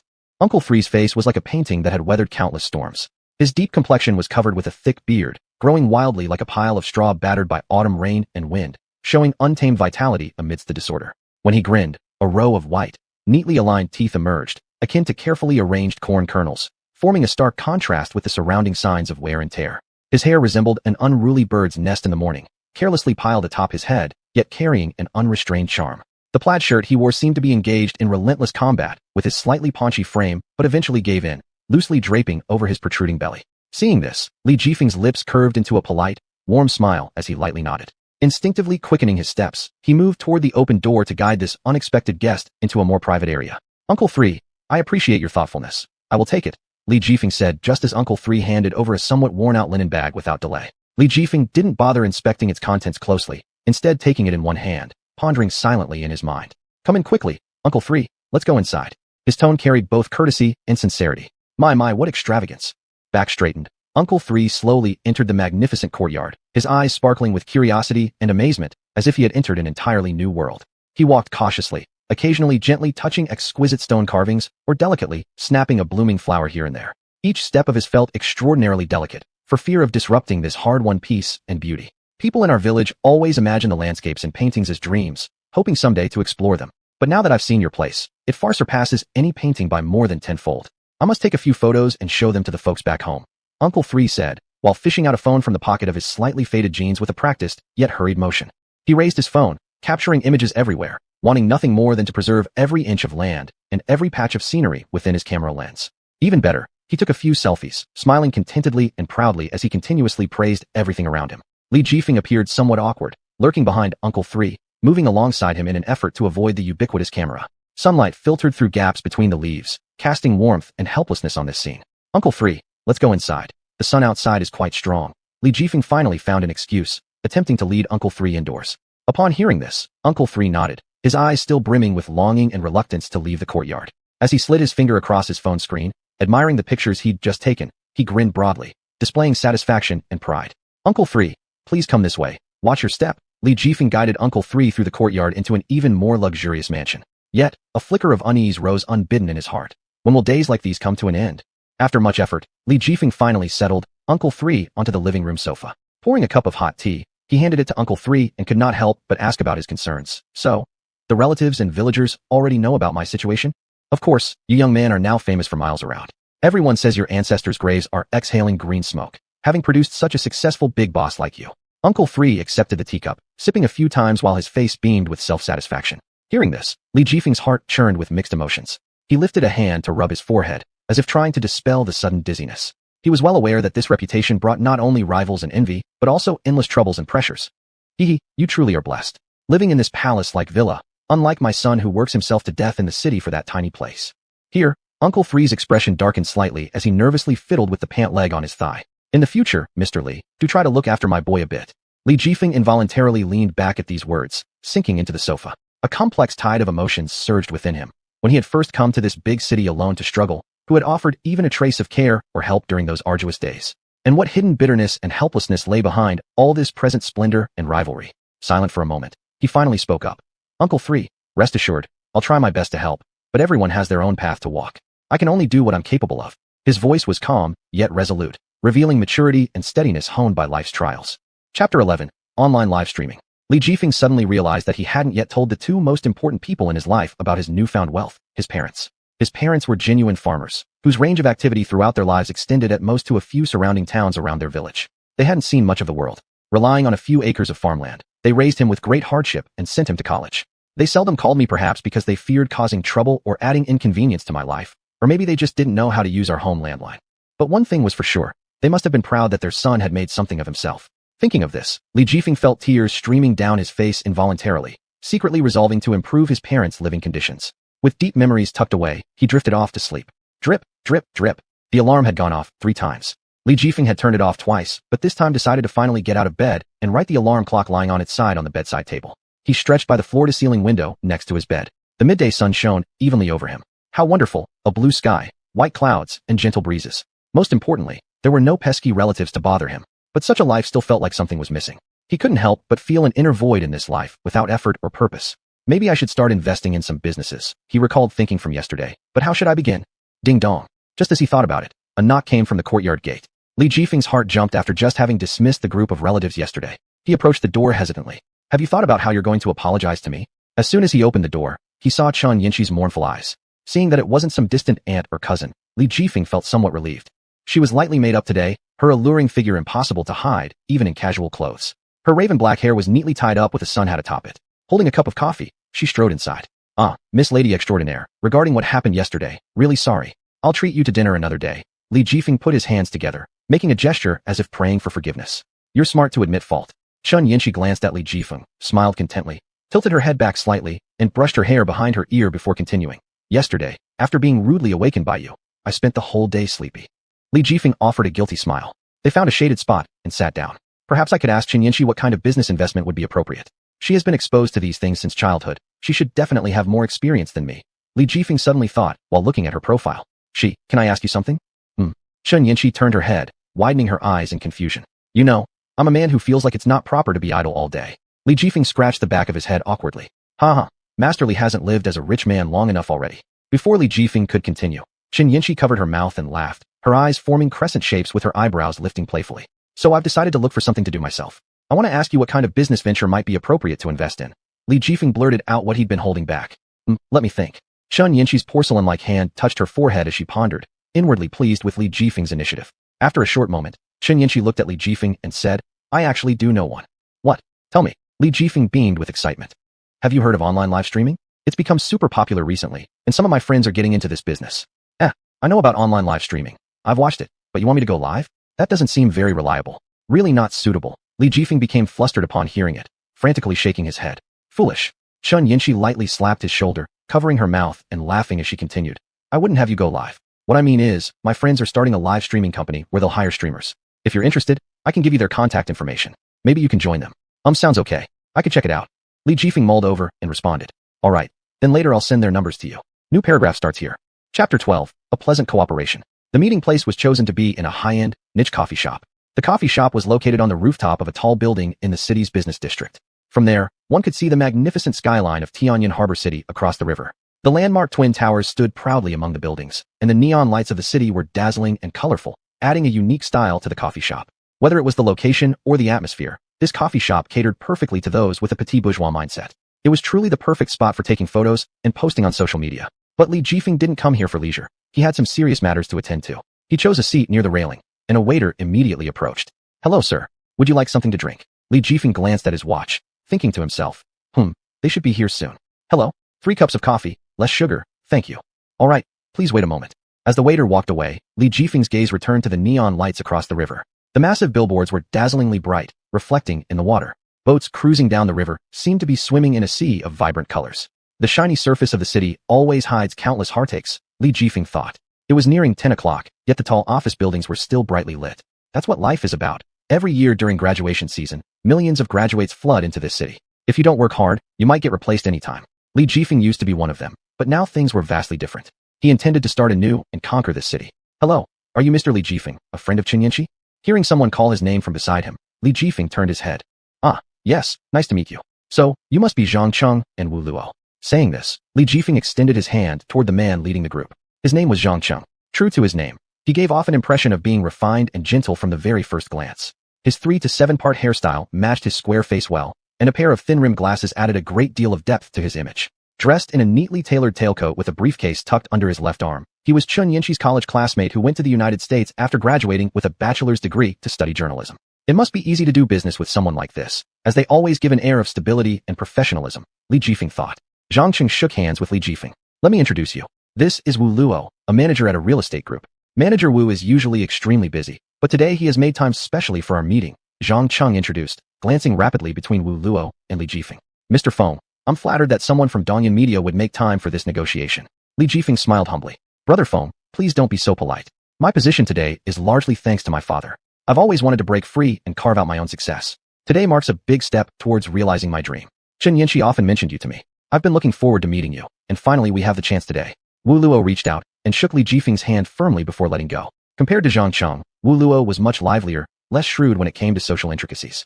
He had neat, short-styled hair that framed a chiseled, strong face with prominent features. His well-tailored suit accentuated his V-shaped physique, making it clear that he maintained a good workout regimen regularly. He was also Chen Yanqi's college classmate and admirer, though it was obvious that he did not succeed in courting her. Still, they managed to maintain their friendship. "Let's sit down and talk." Li Jifeng gestured toward the seats. After settling down, Zhang Cheng pulled out a stack of documents from his briefcase and handed them to Li Jifeng. Glancing through the papers, Li Jifeng discovered important information including the definition of online live streaming, analytical data, and case studies of several existing online platforms. Compiling such a large volume of material must have taken quite some time. Li Jifeng thought, secretly admiring Zhang Cheng's competence. "Gentlemen, please enjoy your drinks." The server placed the coffees in front of each person with elegant latte art on top. "Thank you." Li Jifeng nodded at the waitress, then focused back on the charts and the materials. The data showed that from 2018 to 2020, the user base and usage rate of online live streaming grew from 39,676 people at 47.9% to 55,982 people at 62%, and this trend was expected to continue increasing. Such a hot topic indeed, Li Jifeng muttered softly. Though spoken softly, the words reached Zhang Cheng's ears, prompting him to sip his coffee contentedly and ask, "Does Mr. Li know anything about online live streaming?" "I do. They stream video games and watch beautiful women." Wu Luo interrupted before Li Jifeng could respond, lifting his head arrogantly, as if awaiting praise. Zhang Cheng adjusted his glasses and said, "It's a pity that you're only 10% correct. To be precise, online live streaming is a form of internet social interaction. The biggest difference from traditional broadcasting is that it can be done anytime and anywhere, not restricted by the format of live streaming, and it doesn't even require professional skills. You know, some people broadcast their sleep and still have viewers." He glanced at Li Jifeng's focused expression and continued, "As long as you are attractive enough or your content is explosive and quirky enough, you will capture quite a bit of traffic. And in this era, traffic equals money." He spread his hands wide, as if taking in all the skyscrapers behind him. Li Jifeng listened intently, took a few sips of coffee, shook himself awake, and added to what Zhang Cheng had just said, "Yes, indeed. I also saw in the materials you gave me that online live streaming isn't just limited to broadcasting.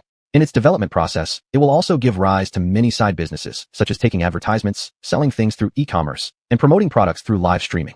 It seems this industry really has a great prospect for development," Li Jifeng said while flipping through the documents. Wu Luo listened with interest as they conversed back and forth. Having no opportunity to interject, he could only hold his spoon and stir the coffee, watching the patterns change inside the cup. Zhang Cheng noticed Li Jifeng's apparent interest in the online live streaming industry and decided to make his final pitch. So, Mr. Li, are you interested in joining our entrepreneurial team? Opportunities don't wait. The idea to enter the online live streaming industry was first proposed by Zhang Cheng. He had been conducting meticulous research on this field and finally decided to take the plunge. From the very beginning, he had roped Wu Luo into the plan. Li Jifeng further discussed matters related to cooperation with them and ultimately decided to join. Pleasure doing business with you. The three stood up together, shaking hands. The high-rise buildings across the river bore witness to the dreams of these three young men. Chapter 13, Opening and Hardship. Li Jifeng, Zhang Cheng, and Wu Luo's live streaming company was finally open for business. The company was located on one floor of Li Jifeng's downtown office building, with a bold name, Dongyan Media. As the largest shareholder, Li Jifeng held 40% of the shares, while the other two each owned 30%. Today was the first day of the company's operation, and quite a few people had come to the office building. Chen Yinchi was also there. Move the computers over here a bit. Carefully now, don't damage them. They're expensive. Chen Yinchi gestured wildly as she directed the movers, carrying computer after computer into the livestream booths. Some of the booths were already in operation. Chen Yinchi wore a set of athletic wear today specifically to help out. In the office building, she wiped here and cleaned there, sometimes even helping with the heavy lifting herself. She sincerely felt happy that Li Jifeng could collaborate with her friends. Seeing her anxious expression warmed Li Jifeng's heart and made him smile. He couldn't help but laugh out loud. Hearing the familiar voice, Chen Yinchi turned around, flashing Li Jifeng a brilliant smile. She smoothed her dirty sleeves and walked straight up to Li Jifeng. Looks like I didn't misjudge you. Happy opening. Chen Yinchi placed her hand in front of her fair and delicate oval face and gave Li Jifeng a thumbs up. Happy opening. Xiaoxi deserves 80% of the credit for the smooth opening. Xiaoxi YYDS. Li Jifeng raised both arms and made a celebratory gesture. Humph. Good that you know. Chen Yinchi said proudly with her eyes closed and her head tilted upward in satisfaction. That means from now on you'll have to be better to me. I haven't forgotten what happened last time. That's certain. Xiaoxi is the best. The two smiled at each other. Mr. Li, come over to cut the ribbon. A staff member shouted in their direction. Let's go then. Li Jifeng said softly to Chen Yinchi. All right. Chen Yinchi nodded, admiration shining in her eyes. 1, 2, 3. Good fortune for the start of business. With a synchronized shout, Li Jifeng's scissors clamped shut, severing the ribbon into two pieces that floated gracefully through the air. Bang! Fireworks burst joyfully from both sides. But it wasn't long before the situation turned dire. Since its opening, the company's revenue was far from ideal. For this reason, Li Jifeng ran around tirelessly, utterly frazzled. In fact, Li Jifeng had anticipated such an outcome. After all, trying to grab a piece of the live streaming market, which was filled with established competitors, was incredibly difficult. Li Jifeng finally understood. Not every pig caught by the wind gets to fly. At least I can still rely on rental income to barely keep things going. But if this continues, it won't be sustainable. Li Jifeng thought to himself. Zhang Cheng specifically analyzed the matter. Currently, every major live streaming platform has its own flagship broadcasters. The traffic brought by top-tier broadcasters is truly terrifying. Usually 90% of the users on a single platform concentrate on just 1% of those broadcasters. The traffic brought by small-scale broadcasters is extremely limited. He continued his analysis. Our urgent need right now is to find broadcasters with cultivation potential. We must leverage the company's promotional capabilities, fully divert traffic, and build our platform's signature broadcasters. But where could they find such individuals? Li Jifeng and Wu Luo racked their brains over this issue. They tried offering large sums of money to poach broadcasters from other platforms, but the latter had no trust in this newly established live streaming company, fearing the loss of subscribers. They attempted holding offline editions to search for suitable candidates, but came up empty-handed without finding anyone satisfactory. There were even instances where people accused them of being scammers, almost landing them in jail, forcing them to return without success. All these situations Chen Yinchi witnessed firsthand. She also felt bad for Li Jifeng. On one occasion, she even volunteered to try streaming herself. Li Jifeng, of course, wouldn't agree, but eventually relented and allowed her to give it a shot for a few days. She attempted singing during her live streams, but amidst the diverse array of musical talents, she failed to stand out, and the results were minimal. She even sang slightly off-key at times. Later, she switched to gaming streams. Despite lacking technical skills, her attractive appearance and adorable personality attracted many fans. But it was still insufficient to reverse the company's declining trend. After streaming for a few days, Li Jifeng insisted that she stop. Exposing her in public left Li Jifeng feeling uneasy. For a period of time, Chen Yinchi harbored resentment towards Li Jifeng for it. Li Jifeng opened his phone and decided to visit the famous YY Live platform to try his luck, focusing this time on the smaller broadcasters whose channels had little audience engagement. This gamer streamed without much chat activity under normal circumstances, but as soon as he messed up an operation, all the comments would flood in, criticizing him. The audience rapport is too poor. Nope. Li Jifeng shook his head.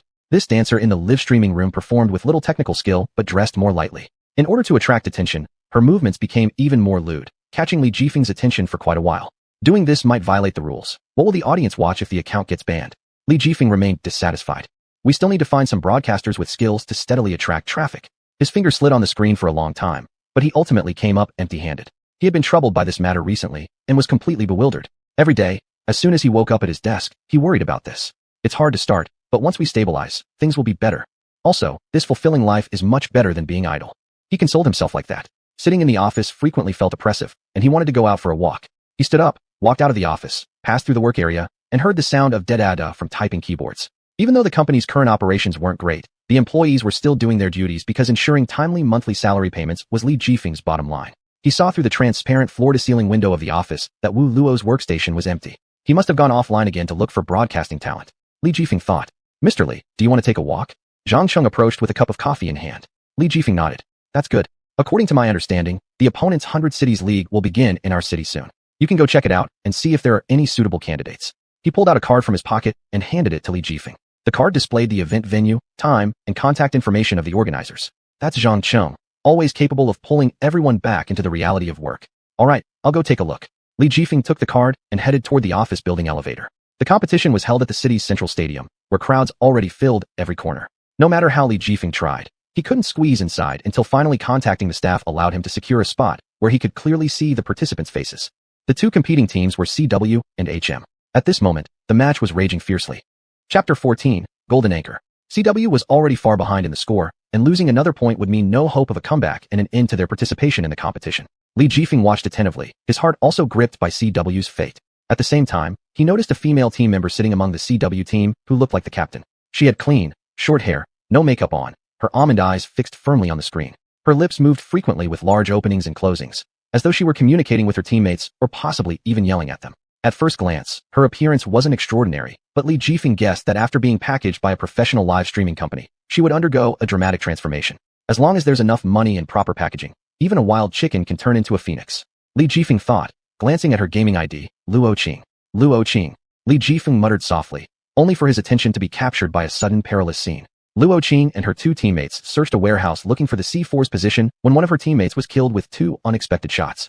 Now, there was only her left on the battlefield against three opponents. Taking advantage of her teammate's fall, she quickly slipped behind a cover. Li Jifeng saw her wipe the cold sweat off her forehead while seated on her gaming chair, her facial expression frozen in an instant, seemingly listening carefully to her teammate's last message about the enemy's position. Suddenly, she stood up from behind the cover, precisely locking onto a location and took down an opponent with one shot. She crouched back behind the cover again and threw a smoke grenade, escaping under the protection of the smoke. The audience held their breath. Passing through a corridor, she encountered an enemy head-on with incredible skill, killing him despite being severely damaged herself. A cheer erupted from the audience, and Li Jifeng couldn't help but stand up, raising his arm and shouting. But soon after, when she returned to search for the C4, due to her low health, she was eliminated by an enemy who had been lying in wait. CW lost the game. From the post-game stats panel, it was visible that the enemy was hit by 3 bullets. If Luo Qing had struck just one more blow, she could have won this round. Alas, such a pity, Li Jifeng lamented in his mind. Luo Qing shouted a few words towards her teammates' direction, possibly scolding them. Then, she stood up alone, packed up her keyboard, and walked off the stage. Treating teammates this way, she must be leading a randomly grouped team, Li Jifeng thought, rushing forward. Luo Qing, hello. I'm from Dongyun Live Streaming. With your good looks and excellent gaming skills, you will surely have a bright future if you join our live streaming company. Are you interested? Li Jifeng strained to match her rapid walking pace step by step. Not interested. Go away. Luo Qing didn't even glance at Li Jifeng, waving her hand dismissively and continuing her brisk walk forward.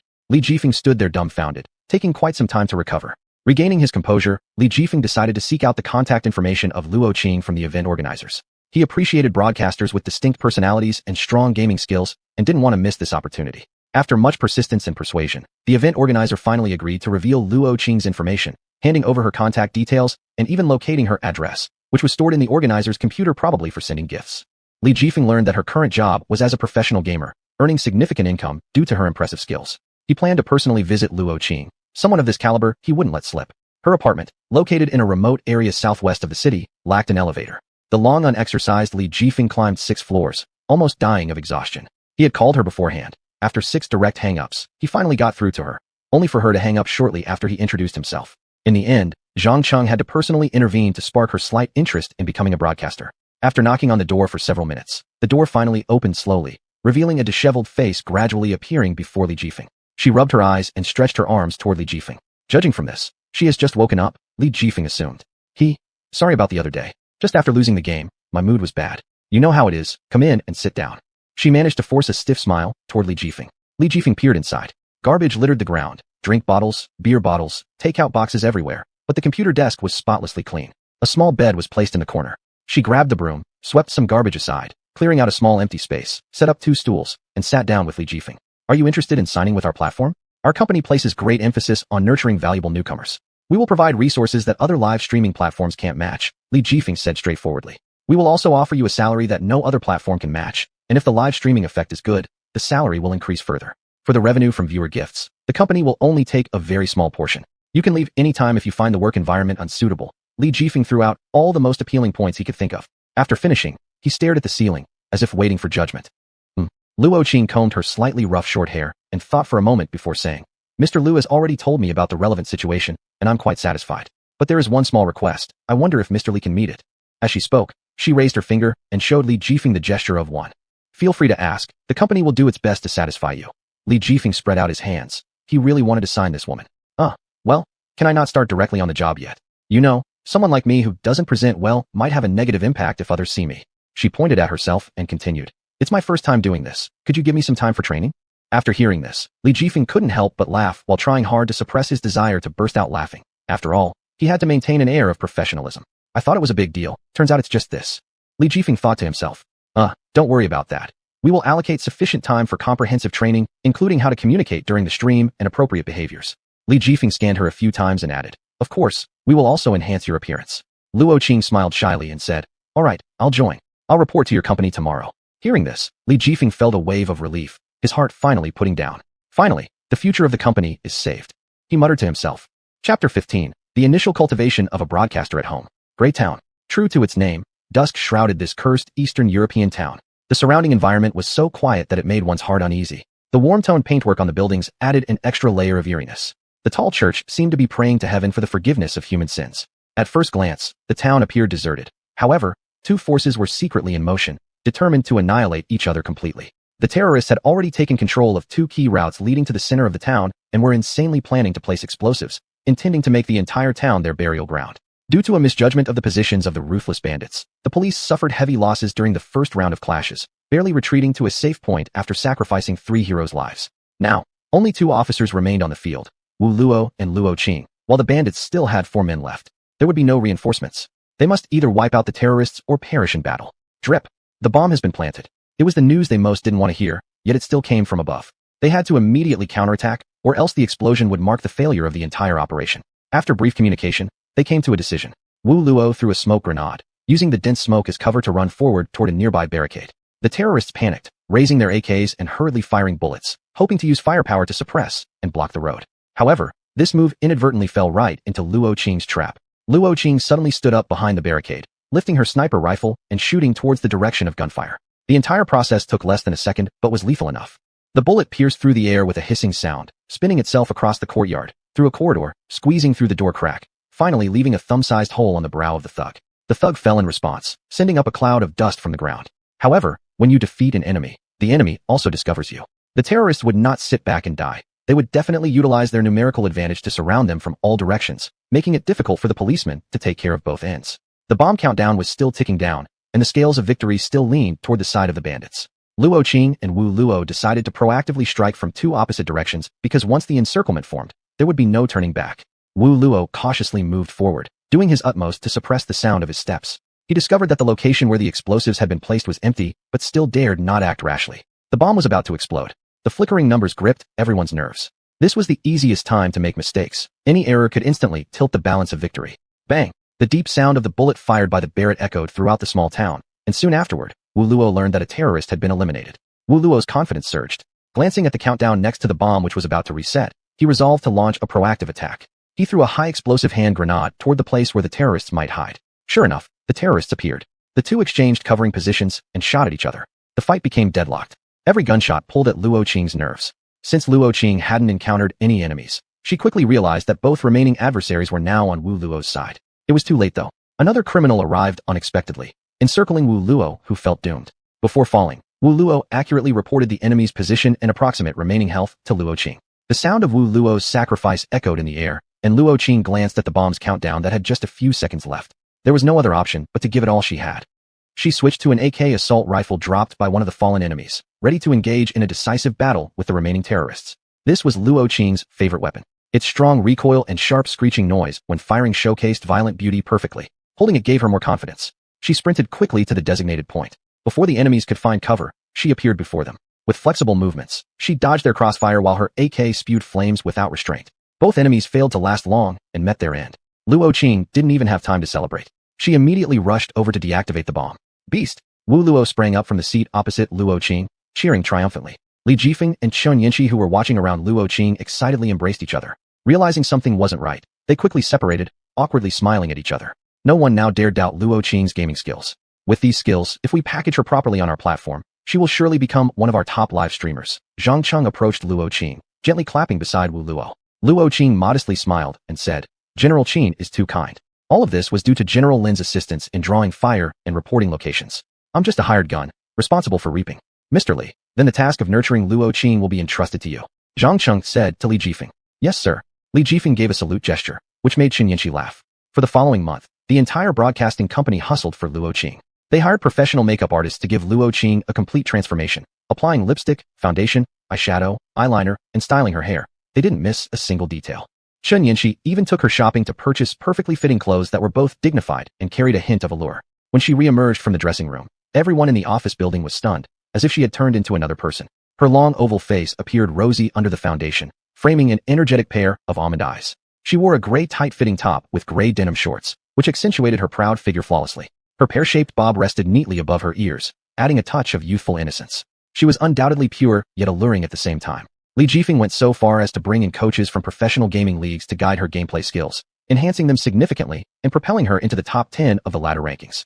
Zhang Cheng further utilized his expertise as a master's degree holder in journalism, precisely placing ads on various platforms to build momentum for Luo Qing's first broadcast on their streaming platform. Finally, on the night of Luo Qing's debut livestream, Li Jifeng, Chen Yanqi, Wu Luo, and Zhang Cheng were already seated in front of the large screen in the company's viewing hall, anxiously waiting for the start of the live broadcast.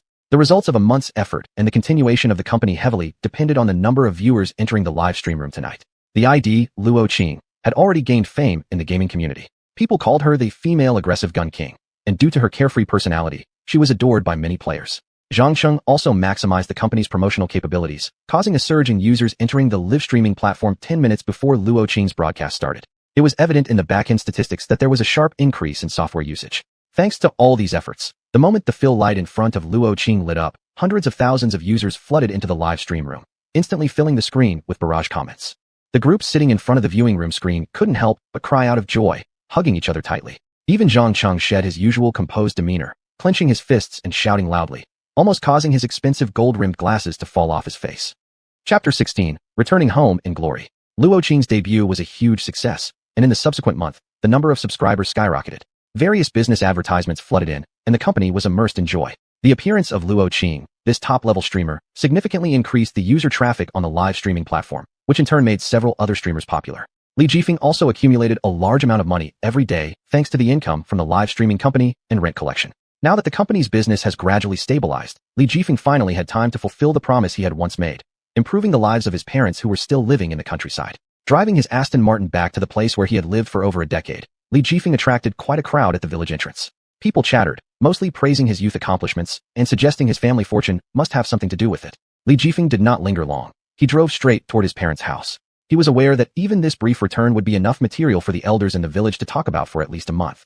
His home was located in a secluded little mountain village. Normally, the majority of the villagers were just a group of elderly people left behind. He stopped in front of two mud tile houses. This was where he was born, where he grew up, and witnessed his hardships. Bricks of different sizes were piled up haphazardly along the border of a rectangular open space, forming a small courtyard. Inside were two mud houses, one for living and the other for storing firewood and cooking. The mud brick house, weathered by time, left indelible marks, its surface uneven, and the faded tiles neatly stacked on top. The wooden door had already cracked and turned black. With great difficulty, Li Jifeng pushed it open and finally saw two familiar faces. "Mom, I'm back," Li Jifeng called out affectionately to the house. "Jifeng, you're finally back," said the mother as she prepared to get out of bed. Li Jifeng immediately ran to her side and stopped her. He remembered that his mother had suffered from lumbar spondylitis since he was 18 years old. She couldn't stand for too long and mostly spent her time lying in bed. "Mom, there's nothing seriously wrong with your health, right? Now that I have money, I can take you to the best hospitals nationwide." Li Jifeng sat down on the edge of the bed and held his mother's hand. My son has become successful. Mom is fine, don't worry about me. Is the work pressure big in the big city? His mother was still the same, always placing her son's physical and mental health as the top priority. Not big, not big. Your son is now the boss, managing a company with hundreds of employees. By the way, where's Dad? Jifeng. While Li Jifeng was asking, his slightly hunched father pushed the door open and walked in. When he was a child, Li Jifeng always thought his father was tall and strong, like a superhero supporting the family. But now, time had taken away his father's endless strength, leaving only a lean physique. Li Jifeng remembered that when he was young, his father's job required pure physical labor. Every day, he carried bricks for others. Because of this, there were always some tiny wounds on his hands, and there was a dark brown scar on his left shoulder left from years of carrying bricks. Every time he thought about these things, tears would well up in Li Jifeng's eyes. Dad, father and son gazed at each other in silence, feeling myriad emotions.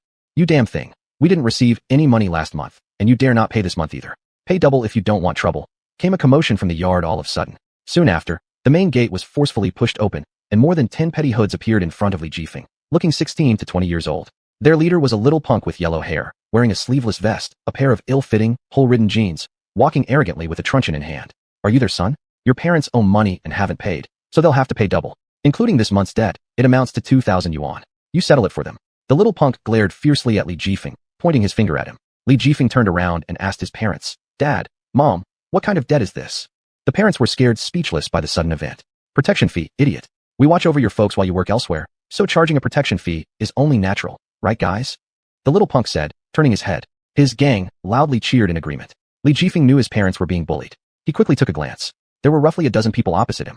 The chances of winning against them are slim. Besides, they also have weapons, Li Jifeng thought inwardly. Take these 2 grand and piss off, don't bother me again.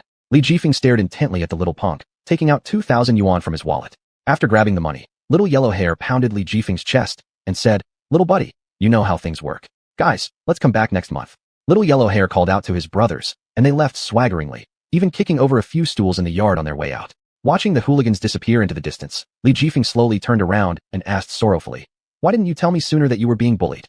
We didn't want to bother you and cause you trouble. It's not easy for you working in the city. The father replied shakily, clearly still shaken from the ordeal. It's all my fault for not coming to see you guys earlier.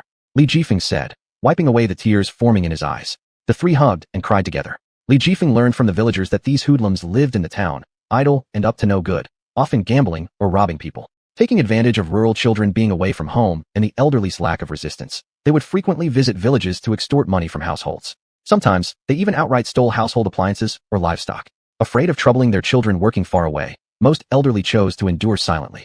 These small-time criminals constantly intimidated the villagers, and due to the closed-off environment of the mountain village, the old people found it inconvenient to take action, so nobody reported them to the police. Local village officials also turned a blind eye, tacitly allowing criminal acts, perhaps because they could benefit from them.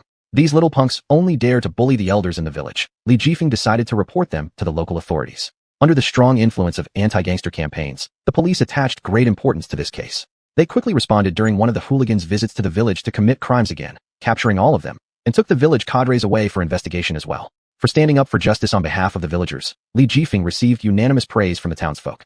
At the same time, seeing that the village had changed little over the years, he decided to invest a sum of money to build roads, connecting the small mountain village with several surrounding villages, all leading directly to the town.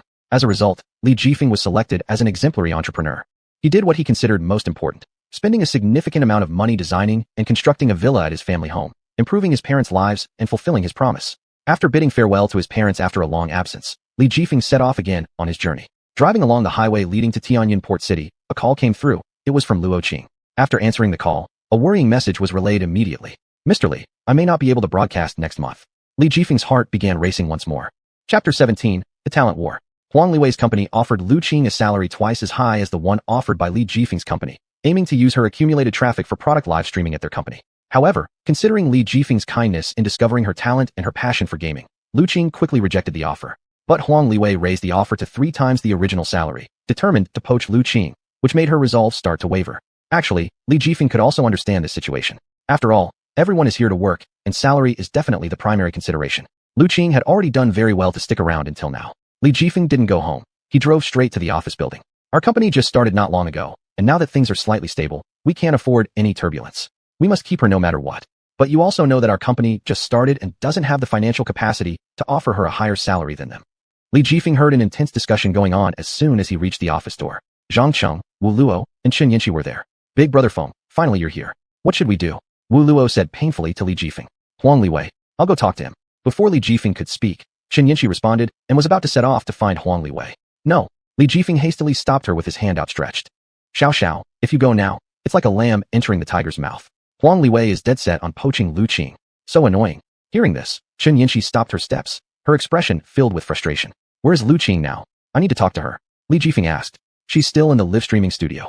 As soon as Li Jifeng finished speaking, he immediately set off. I'm coming too, Chen Yinchi declared, and quickly followed after Li Jifeng's footsteps. Ding dong. Li Jifeng pressed the doorbell of Lu Qing's live streaming studio. Lu Qing replied, come in.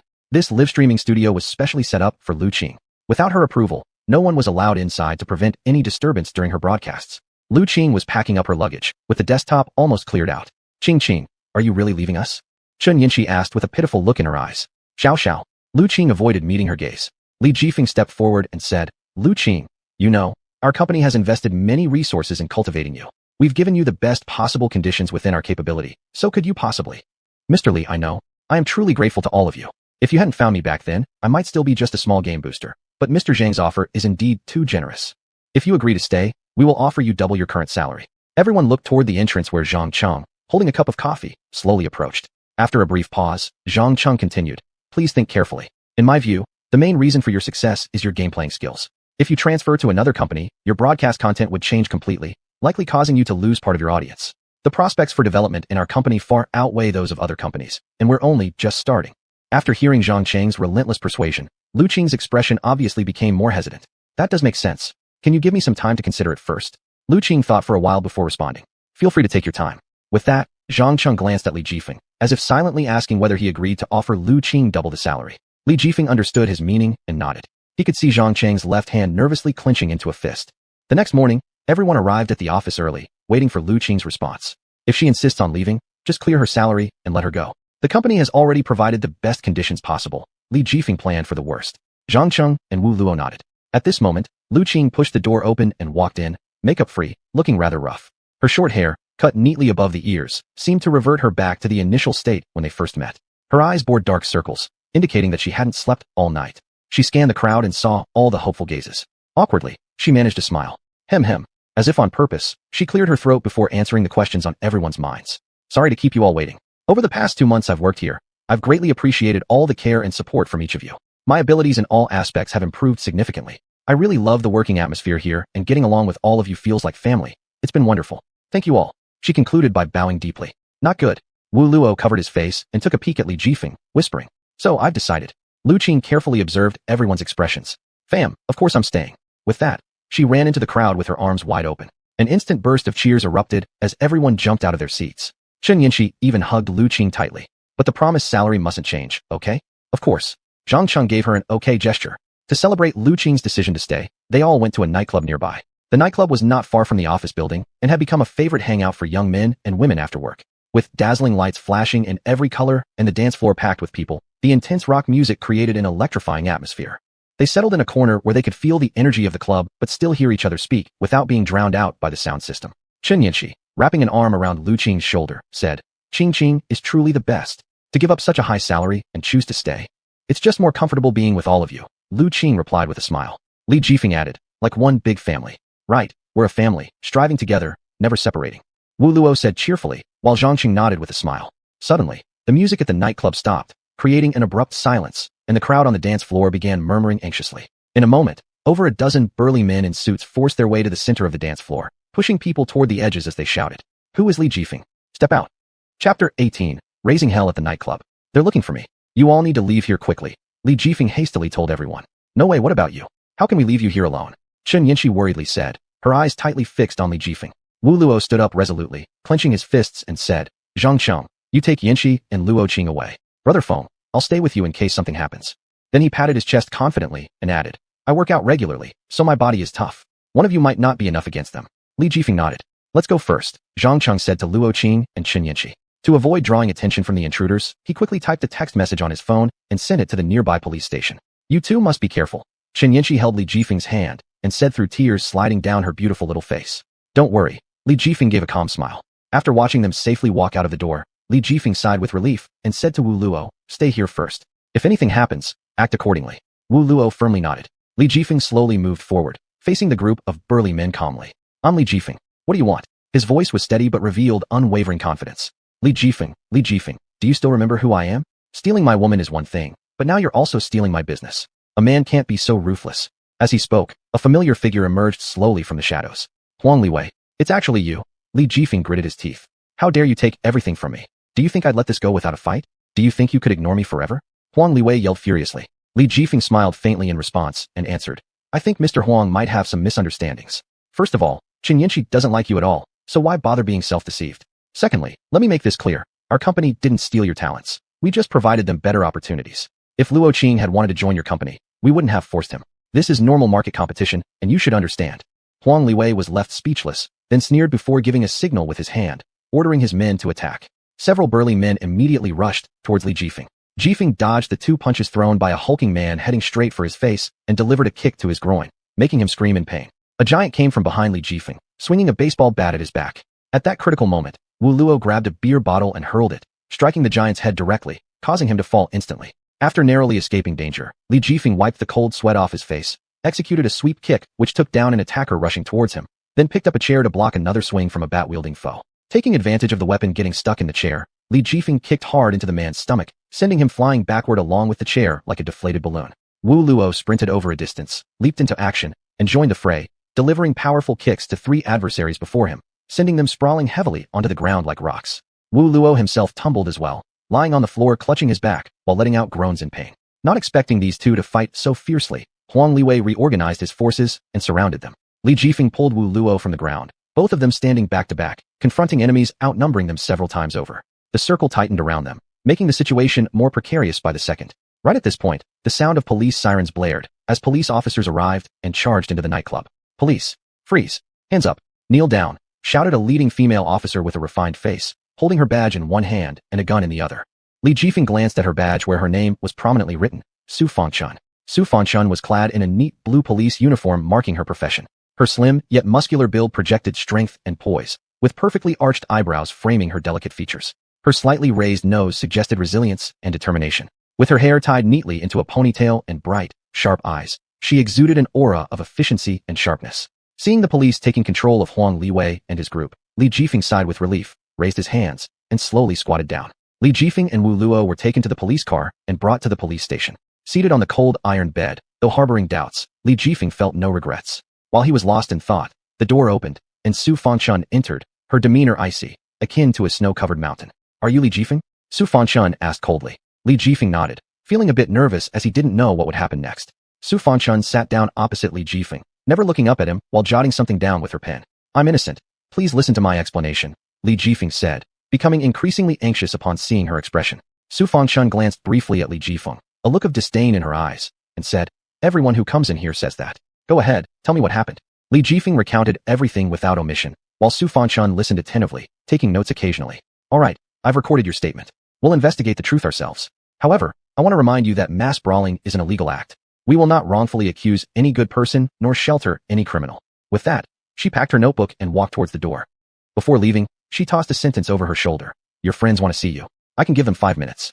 You are not allowed to leave until the matter is investigated thoroughly. What a cold-blooded policewoman. Li Jifeng felt a little uneasy. Li Jifeng. He heard Chun Yanqi's bell-like voice and familiar footsteps approaching through the corridor, which instantly calmed his mind. Chapter 19, A Moment of Peril. Li Jifeng, are you alright? I heard that you and the others got into a fight. Chun Yanqi's eyes were red and swollen. Clearly she had been crying. Li Jifeng smiled faintly and said in a light tone, I'm fine, don't worry. I don't believe it. There were only 2 of you. I can't believe that you're so good at fighting. Chun Yanqi said worriedly, her voice tinged with sobs. She began checking Li Jifeng's body carefully. Her earnestness made him chuckle. Zhang Cheng and Luo Qing also walked in. I heard that you got into a fight with someone. Are you hurt? Li Jifeng shook his head.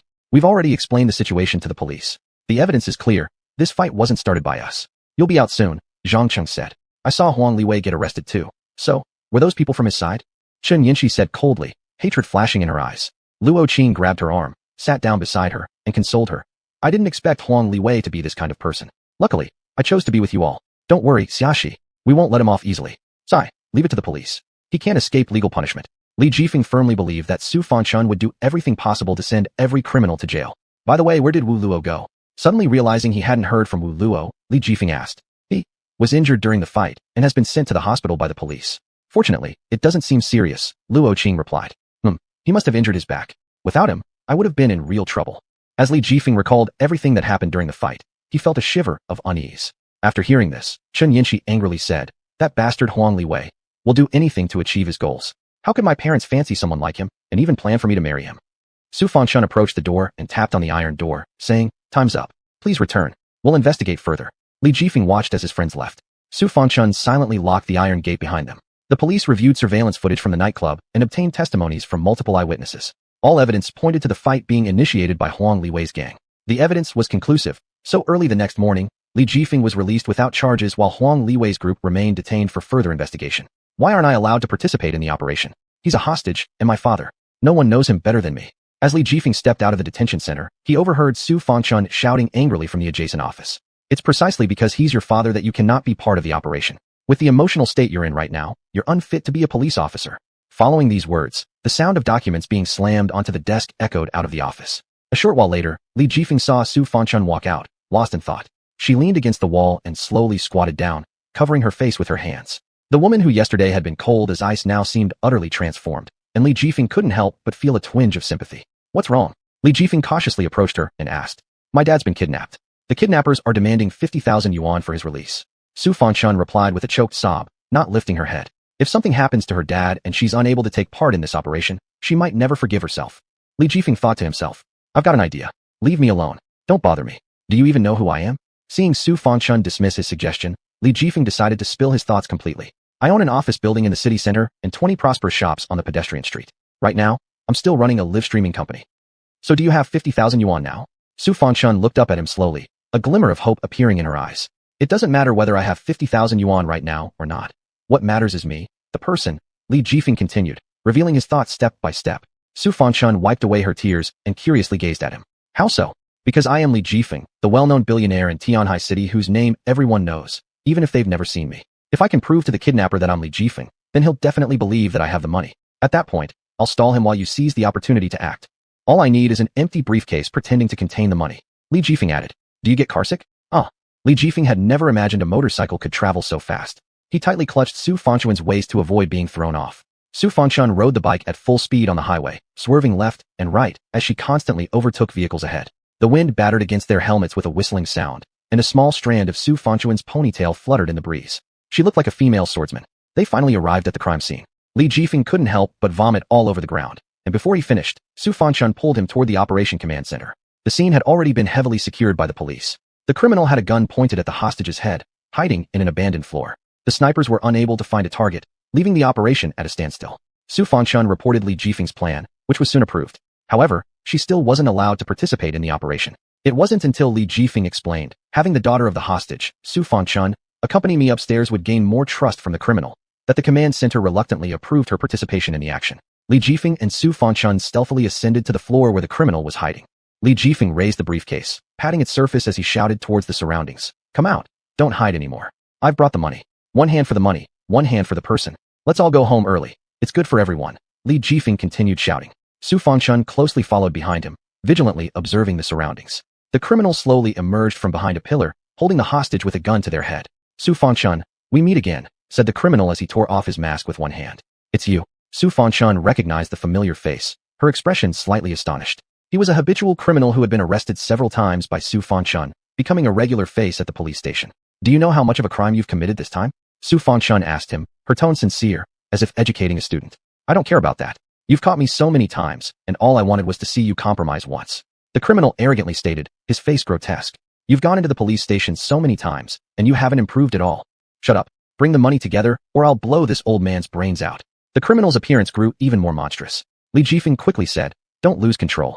You want money? Here you go. What kind of skill is it to bully an elderly person?" He then pointed at the briefcase in his hand. "Who are you? How can you get 50,000 cash in such a short time? How am I supposed to believe that this briefcase isn't empty?" The criminal pressed the gun harder against the old man's head. "Sir Kidnapper, you really lack worldly experience if you don't recognize me. I'm that Li boss who acquired 20 prosperous shops on the pedestrian street in one breath." As he spoke, he slowly took out his ID card from his pocket and displayed it in front of the criminal, continuing, "If you think Boss Li can't come up with a mere 50,000, you're underestimating me. So open it. Let's see if there's any money inside, shall we?" After speaking, Li Jifeng pretended to be calm as he made a gesture to open the briefcase. Su Fanchun could clearly see a pile of sweat drenching through his back, soaking his clothes. "Oh, it's Mr. Li. No need to check. This amount of money is nothing compared to pocket change from Mr. Li. Put the briefcase on the ground and push it over here, or I'll shoot. Yes, sir, Li Jifeng said as he placed his hand behind his back, making a quick kill gesture. Su Fanchun instantly understood his meaning, quickly reconfirming every gun's position in her mind. She must not make a single mistake. Li Jifeng slowly squatted down, and the criminal's line of sight also gradually dropped with him. This is the moment. Su Fanchun drew her pistol from behind her back and fired within less than a second, just like a showdown between two cowboys in the Wild West. A sharp gunshot reverberated throughout the area, and everyone, including the outer circle of police, held their breaths in anticipation. Following closely was the dull thud as the body fell and hit the ground. Upon seeing the bullet pass through the criminal's head, Su Fanchun felt overwhelmed and collapsed backward. Fortunately, Li Jifeng managed to catch her just in time.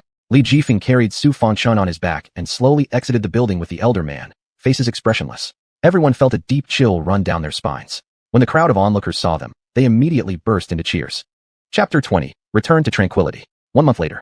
After Wu Luo's back injury was no longer serious, he applied for discharge from the hospital and returned to work at the company. His office was filled with fitness equipment, all under the guise of rehabilitation training.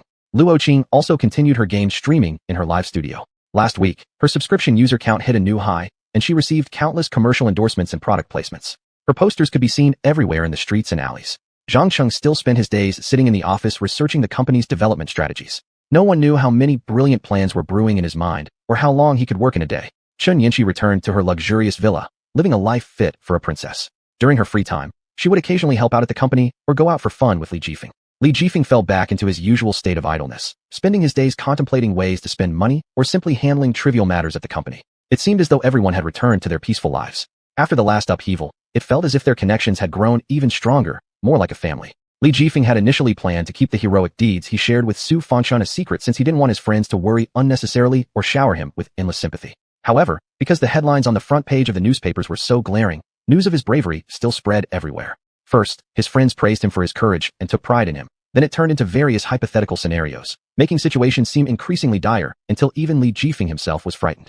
Chun Yinchi even threatened that if he ever risked his life recklessly again, she would never talk to him again.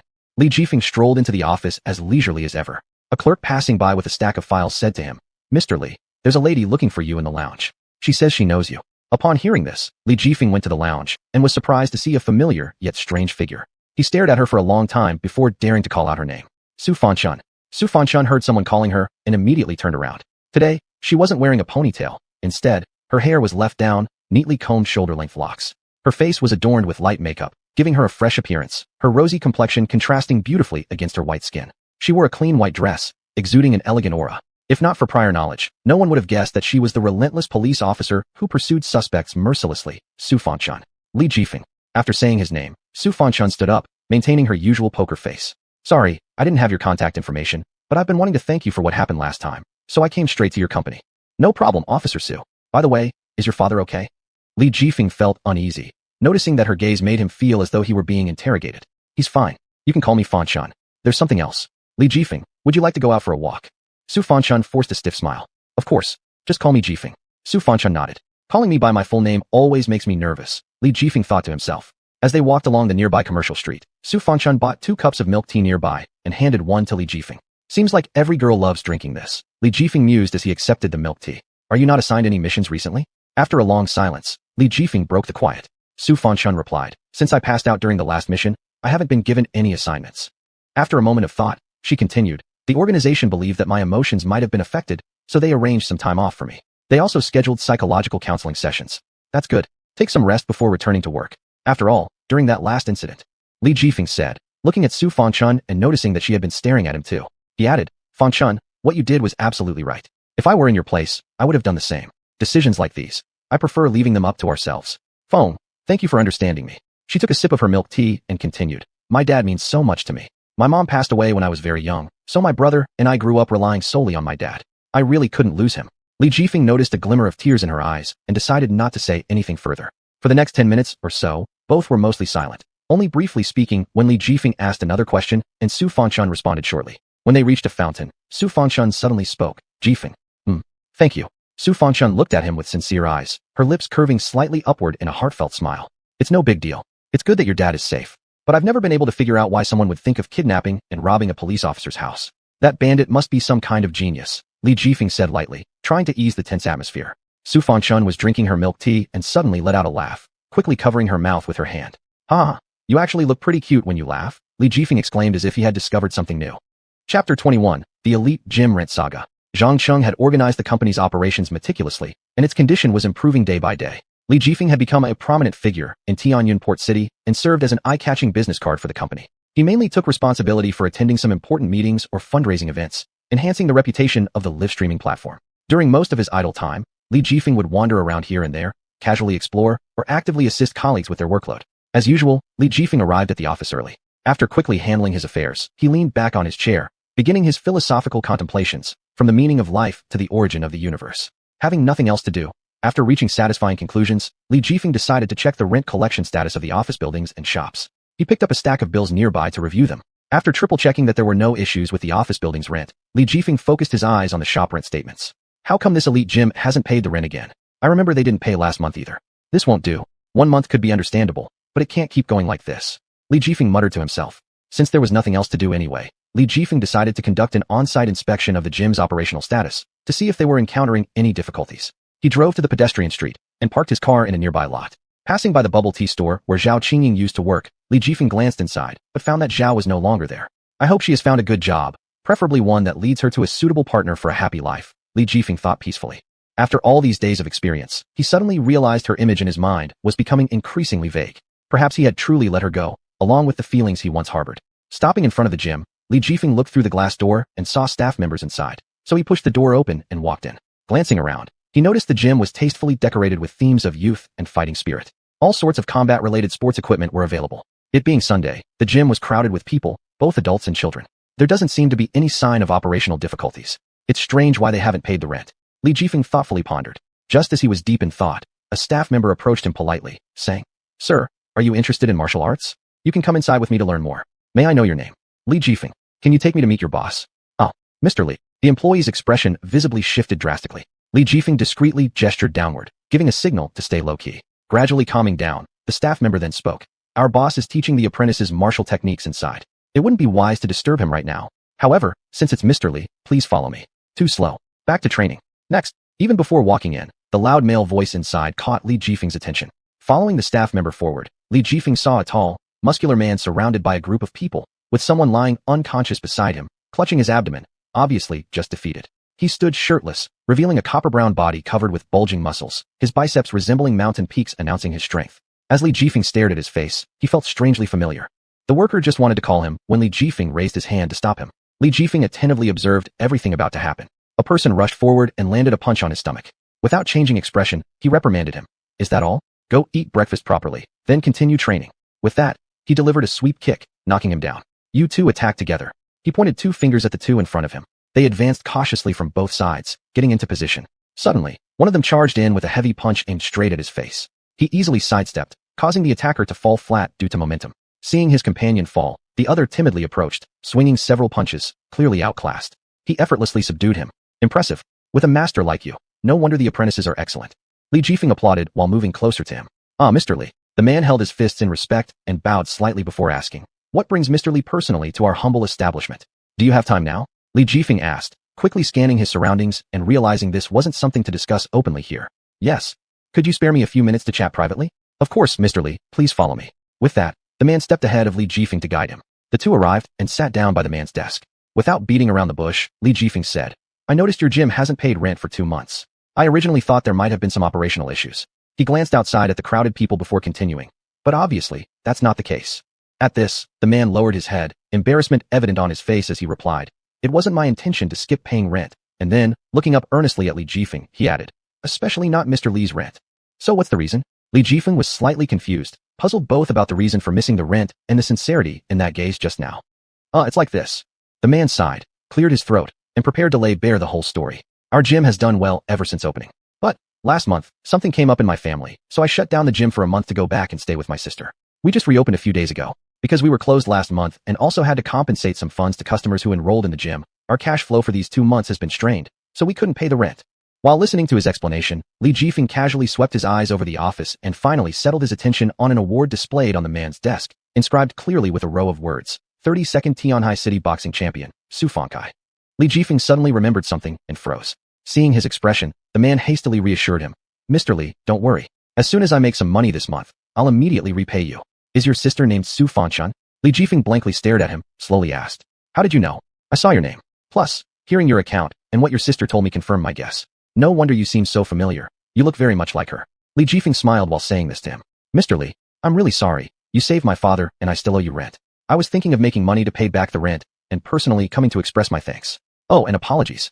After finishing, he again lowered his head shamefully. Li Jifeng felt uncomfortable seeing such a mighty man reduced to this, especially when he knew he was Xuanhuan's brother.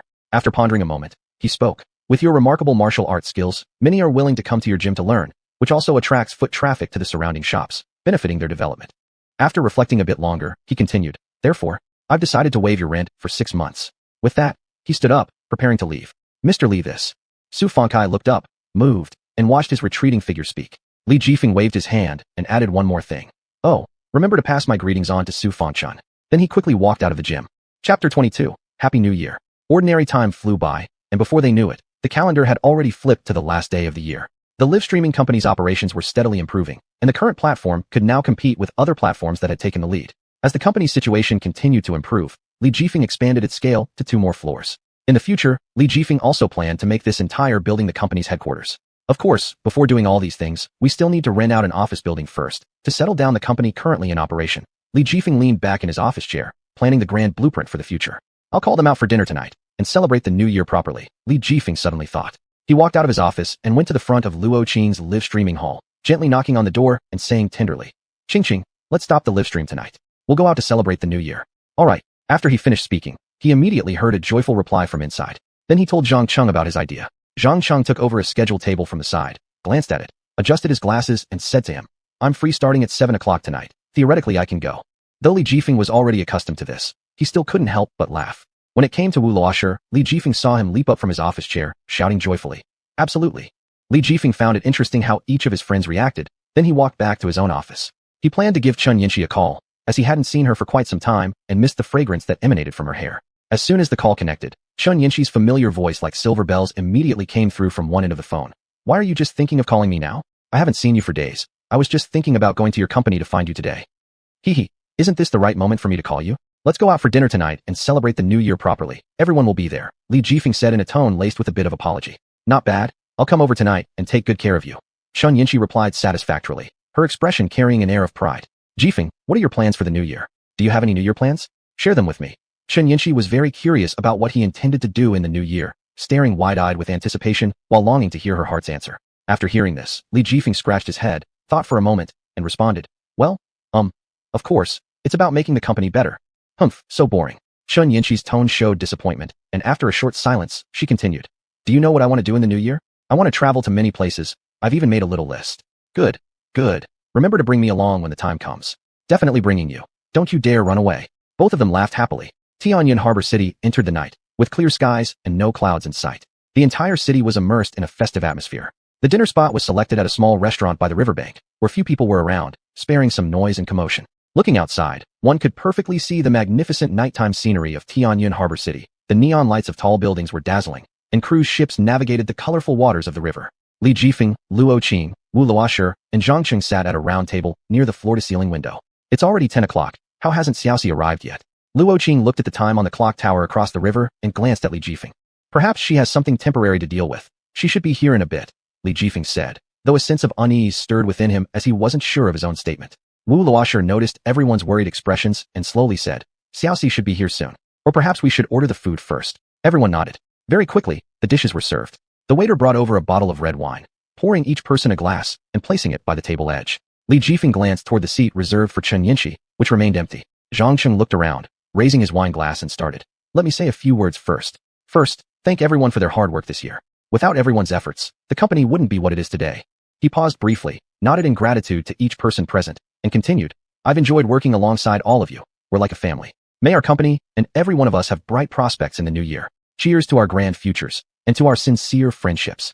Great. Wu Luosher clapped his hands, shouting cheerfully as he stood up and raised his glass. Everyone stood up, smiling as they lifted their glasses. Big brother Feng, you might as well raise Xiaoxi's glass too, and toast on her behalf, Wu Luosher added, drawing laughter from everyone. Li Jifeng nodded, gave an awkward smile, and with his left hand picked up Chen Yinxi's wine glass to join the toast, though he had no zest in his heart. Happy New Year, everyone said as the glasses clinked together, with smiles blooming on each face. I'll go give Xiaoxi a call. It's already 11 o'clock, and she hasn't come yet. Li Jifeng said to everyone, his voice trembling slightly. All right, you should go, Luo Qing replied, looking at him with concern. Li Jifeng hurriedly stepped outside and anxiously typed in Chun Yanqi's phone number. After several attempts, the call finally connected. Jifeng, I have something to do. I can't make it tonight. You guys have fun. The voice of Chun Yanqi on the other end was low, tinged with sadness, completely unlike her usual self. Xiaoxi. But before Li Jifeng could finish speaking, the line went dead. He tried calling back again, scanning his surroundings nervously, only to be greeted by a cold female voice informing him. The user you are calling has powered off their device. Please try again later. Li Jifeng rushed back inside and told everyone. Something might have happened to Xiaoxi. I'm going to find her now. Li Jifeng, I'll come too. Upon hearing this, Luo Qing immediately stood up. No, I'll go alone, Li Jifeng replied, grabbing the jacket draped over the chair and rushing toward the door. Big brother Feng, stay safe. Wu Luosher shouted after him. Li Jifeng pushed his way through the crowded streets, running into the parking lot. He quickly started his car and drove toward Chun Yanqi's house. When Li Jifeng reached the central square while driving, fireworks for the new year suddenly shot up into the sky, painting it with vibrant colors. But he had no mood to appreciate it.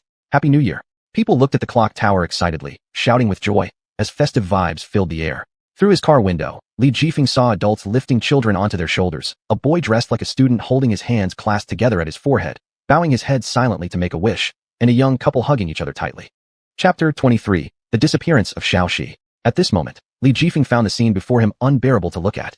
He stepped on the gas pedal and rushed with all his might towards Chun Yanqi's house. The car stopped in front of Chun Yanqi's villa, and Li Jifeng immediately jumped out, running up to the door and pressing the doorbell several times with force. No response. Li Jifeng anxiously paced back and forth a few steps in front of the door and then went forward to press the bell again. Still no response. Li Jifeng was now feeling increasingly alarmed. After looking around nervously for a bit, he jumped a few times and finally reached out to grasp the edge of the fence. He forcefully kicked the wall a few times, eventually raising his head above the fence. His gaze passed through the courtyard, and he saw that Chun Yanqi's house was pitch black. She must not be home. Li Jifeng thought anxiously and jumped down from the fence. But he had no clue where she had gone, with no information whatsoever and her phone also unconnected. Seeing no way to find her at present, Li Jifeng did not want to sit idly by and decided to climb over the fence and rush into her house. Despite knowing the slim chances of finding her, he still decided to try. After attempting several times without success, just as he found a leverage point and made some progress, a familiar voice called out to him, cold and steady. Get down. He slowly turned around. Li Jifeng. Xuanhuan. Xuanhuan lowered her weapon, eyeing him curiously as she asked, What are you doing? Li Jifeng jumped off the fence and approached her, explaining everything in full detail. Xuanhuan nodded at him, pondered deeply for a while, and then said, I understand. I'll help you find her. But first, I still need to verify your account. Xuanhuan glanced at him, tilting her head slightly and smiled, saying, So, Jifeng, come with me back to the station. All right. Li Jifeng scratched his head and responded, thinking that this might currently be the best plan. Xuanhuan will surely have a way to find her. His mood eased somewhat. Let's take my car. We'll get there faster. Xuanhuan headed toward her police motorcycle and spoke to him from behind. Li Jifeng hesitated for a while, but eventually decided to follow her closely. Early the next morning, Xuanhuan found him and said, Jifeng, I've spoken to your friends, and they confirmed your story. She paused and continued. Then I checked the surveillance footage around Chun Yanqi's place for the past few days and found her. Yesterday afternoon, she went to Central Hospital, and she should still be there.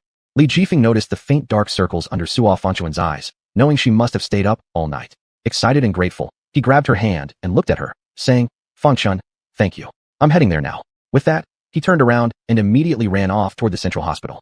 Li Jifeng knew the hospital would not casually disclose patients or their families' information, so as soon as he entered, he shouted inside, Chun Yanqi. This drew strange looks from bystanders, and several nurses even approached him. Li Jifeng paid them no mind, shouting out her name as he moved around and pushed through the crowd blocking his way. Finally, his sight passed over the people obstructing his view, and he saw her, that familiar figure, beloved and dear to him. She wore a black coat, a pair of marten boots on her feet, and her usually neatly styled shoulder-length hair appeared slightly disheveled. She buried her head in her arms, resting them on her legs, appearing lonely and helpless. Chun Yanqi. Xiaoxi. He charged straight toward her, disregarding the barriers, tears welling up in his eyes with excitement. Chun Yanqi slowly raised her head, her vision blurry as she looked in the direction of her name being called, clearly having been asleep just moments ago. She squeezed her eyes shut, and once she confirmed it was Li Jifeng, she stood up immediately and walked toward him. They embraced each other in the middle of the corridor, neither speaking for a long time. After quite a while, Li Jifeng loosened his arms and looked at her face, noticing she had been crying, her eyes swollen red. His heart wrenched with pain. What happened? Why didn't you tell me when you came here? Li Jifeng worriedly stared at her, his tone tinged with a hint of blame. Chun Yanqi also gazed at him, wiping the tears off her face, and after a long pause, she slowly began to speak. My father's condition suddenly worsened and he was admitted to the hospital. I rushed here right away without telling you guys because I didn't want you to worry. Idiot. Saying this, Li Jifeng buried her head in his chest. After a while, he asked, "How is his condition now?" Chun Yinshi burst into tears again in his embrace. Li Jifeng quickly patted her shoulder to comfort her, saying, "If you don't want to talk about it, it's fine." After crying for a long time, Chun Yinshi finally replied, "The doctor said his situation remains unclear. It's fine, don't worry too much, he will get better." Li Jifeng comforted her, patting her back, with tears welling up in his eyes. "Xiaoxi," Luo Qing shouted to them. Zhang Cheng and Wu Luo had arrived as well. Li Jifeng released his arms. Chun Yinshi ran to Luo Qing and embraced her tightly. "How did you know Xiaoxi was here? I haven't had the chance to tell you yet." Li Jifeng felt a lot more relieved seeing all his friends here. "Officer Su told us. We were worried about Xiaoxi, so we called her, and she informed us." Zhang Cheng replied. "That's right. Everyone is concerned about you. None of us slept all night just to find you." Wu Luo looked at Chun Yinshi. Luo Qing held Chun Yinshi's hand earnestly and said sincerely, "Xiaoxi, no matter what difficulties you encounter, we will do our best to help you." Chun Yinshi gazed affectionately around at her friends, moved, and nodded. Unknowingly, tears flowed down again. "Xiaoxi." At this moment, a middle-aged woman walked over, red-eyed, having evidently been crying recently. There was a faint resemblance between her and Chun Yinshi, though time had not left too many traces on her face. Rather, it added an air of gracefulness. "Mom." Chun Yinshi hugged her mother's arm. "Aunt, hello." Li Jifeng and the others also greeted Mrs. Chun. "Your father has woken up and says he wants to see you." Mrs. Chun sighed in relief. "I'll go see him now." Chun Yinshi immediately rushed back to the ward. Inside the ward, a middle-aged man lay in the bed, connected to numerous tubes, with various sophisticated medical devices placed on both sides of the bed. Chun Yinshi approached the bedside and softly called out, "Dad, are you awake? Do you feel better?" Mr. Chun slowly opened his eyes. Seeing his beloved daughter whom he had cherished since childhood, despite his own immense physical pain, a faint smile appeared on his lips. "Xiaoxi, you're here. Dad feels much better." Chapter 24, Unforeseen Events. At this moment, Mr. Chun could only move his mouth, while the rest of his body was paralyzed. "Dad, don't worry. You will get better," said Chun Yinshi with a choked voice, tears welling up in her eyes. "Yinshi, I know my own condition. I won't be fine in a short time, and the doctor has already said so. Don't worry about me." "Dad, did you call me here for something?" "Yinshi, I want you to take over the company. My health is not good enough for me to continue working there. If I am absent for too long, there might be trouble." "Dad, do you mean? A few old board members have coveted my position for a long time. They haven't made a move because I'm still here. If anything happens to me, they will surely act. By then, the company might no longer bear the Chu family name. Mom and I raised you and your sister well, protected both of you since young. If you don't want to take it." Before Mr. Chin finished speaking, Chun Yinshi interrupted. "Dad, I'll do it. The company is the fruit of your and Mom's hard work over the years. How can I just hand it over? I'll go to the company tomorrow, and you focus on getting better in the hospital." Outside the ward, these last 2 days had left Mrs. Chun extremely exhausted. She fell asleep on a chair in the hallway. "Yinshi, how's Uncle doing?" As Chun Yinshi came out of the ward looking tired, Li Jifeng watched her sympathetically and held her up. "How long has it been since I saw her last?" It was clear that Chun Yinshi had lost weight, and her once cheerful face was now filled with sorrow. "The doctor said he's stable for now, but needs further treatment in the hospital. At least you can rest assured. All the doctors here are among the best in the city, even nationwide. If we can't treat him here, we will go abroad, to the world's top hospitals. We'll definitely cure Uncle." "Uh-huh." Chun Yinshi nodded, unconsciously leaning into Li Jifeng's shoulder. The unique scent from his body warmed her as her cheeks grew hot, forcing her to look down while another matter crept into her mind. Where are the others? That's when she realized that there was only Li Jifeng and her mother outside the ward. "Since Uncle's condition has stabilized, I sent them home first. I will stay with you." Li Jifeng, Summoning all her courage, Chun Yinshi looked up. Under her lashes, her shining eyes met his handsome face, and she felt something stir within her that she couldn't hold back. "What's wrong? Are you hungry?" Just as she opened her mouth to speak, she suddenly felt a wave of dizziness hit her, and everything before her eyes started to blur. When she woke again, the sun was almost setting. Warm, soft orange sunlight streamed through the window, illuminating the entire room. Everything seemed bathed in light, and the glow lit up Chun Yinshi's beautiful face, making it all the more enchanting. The whole room exuded an air of gentle tranquility.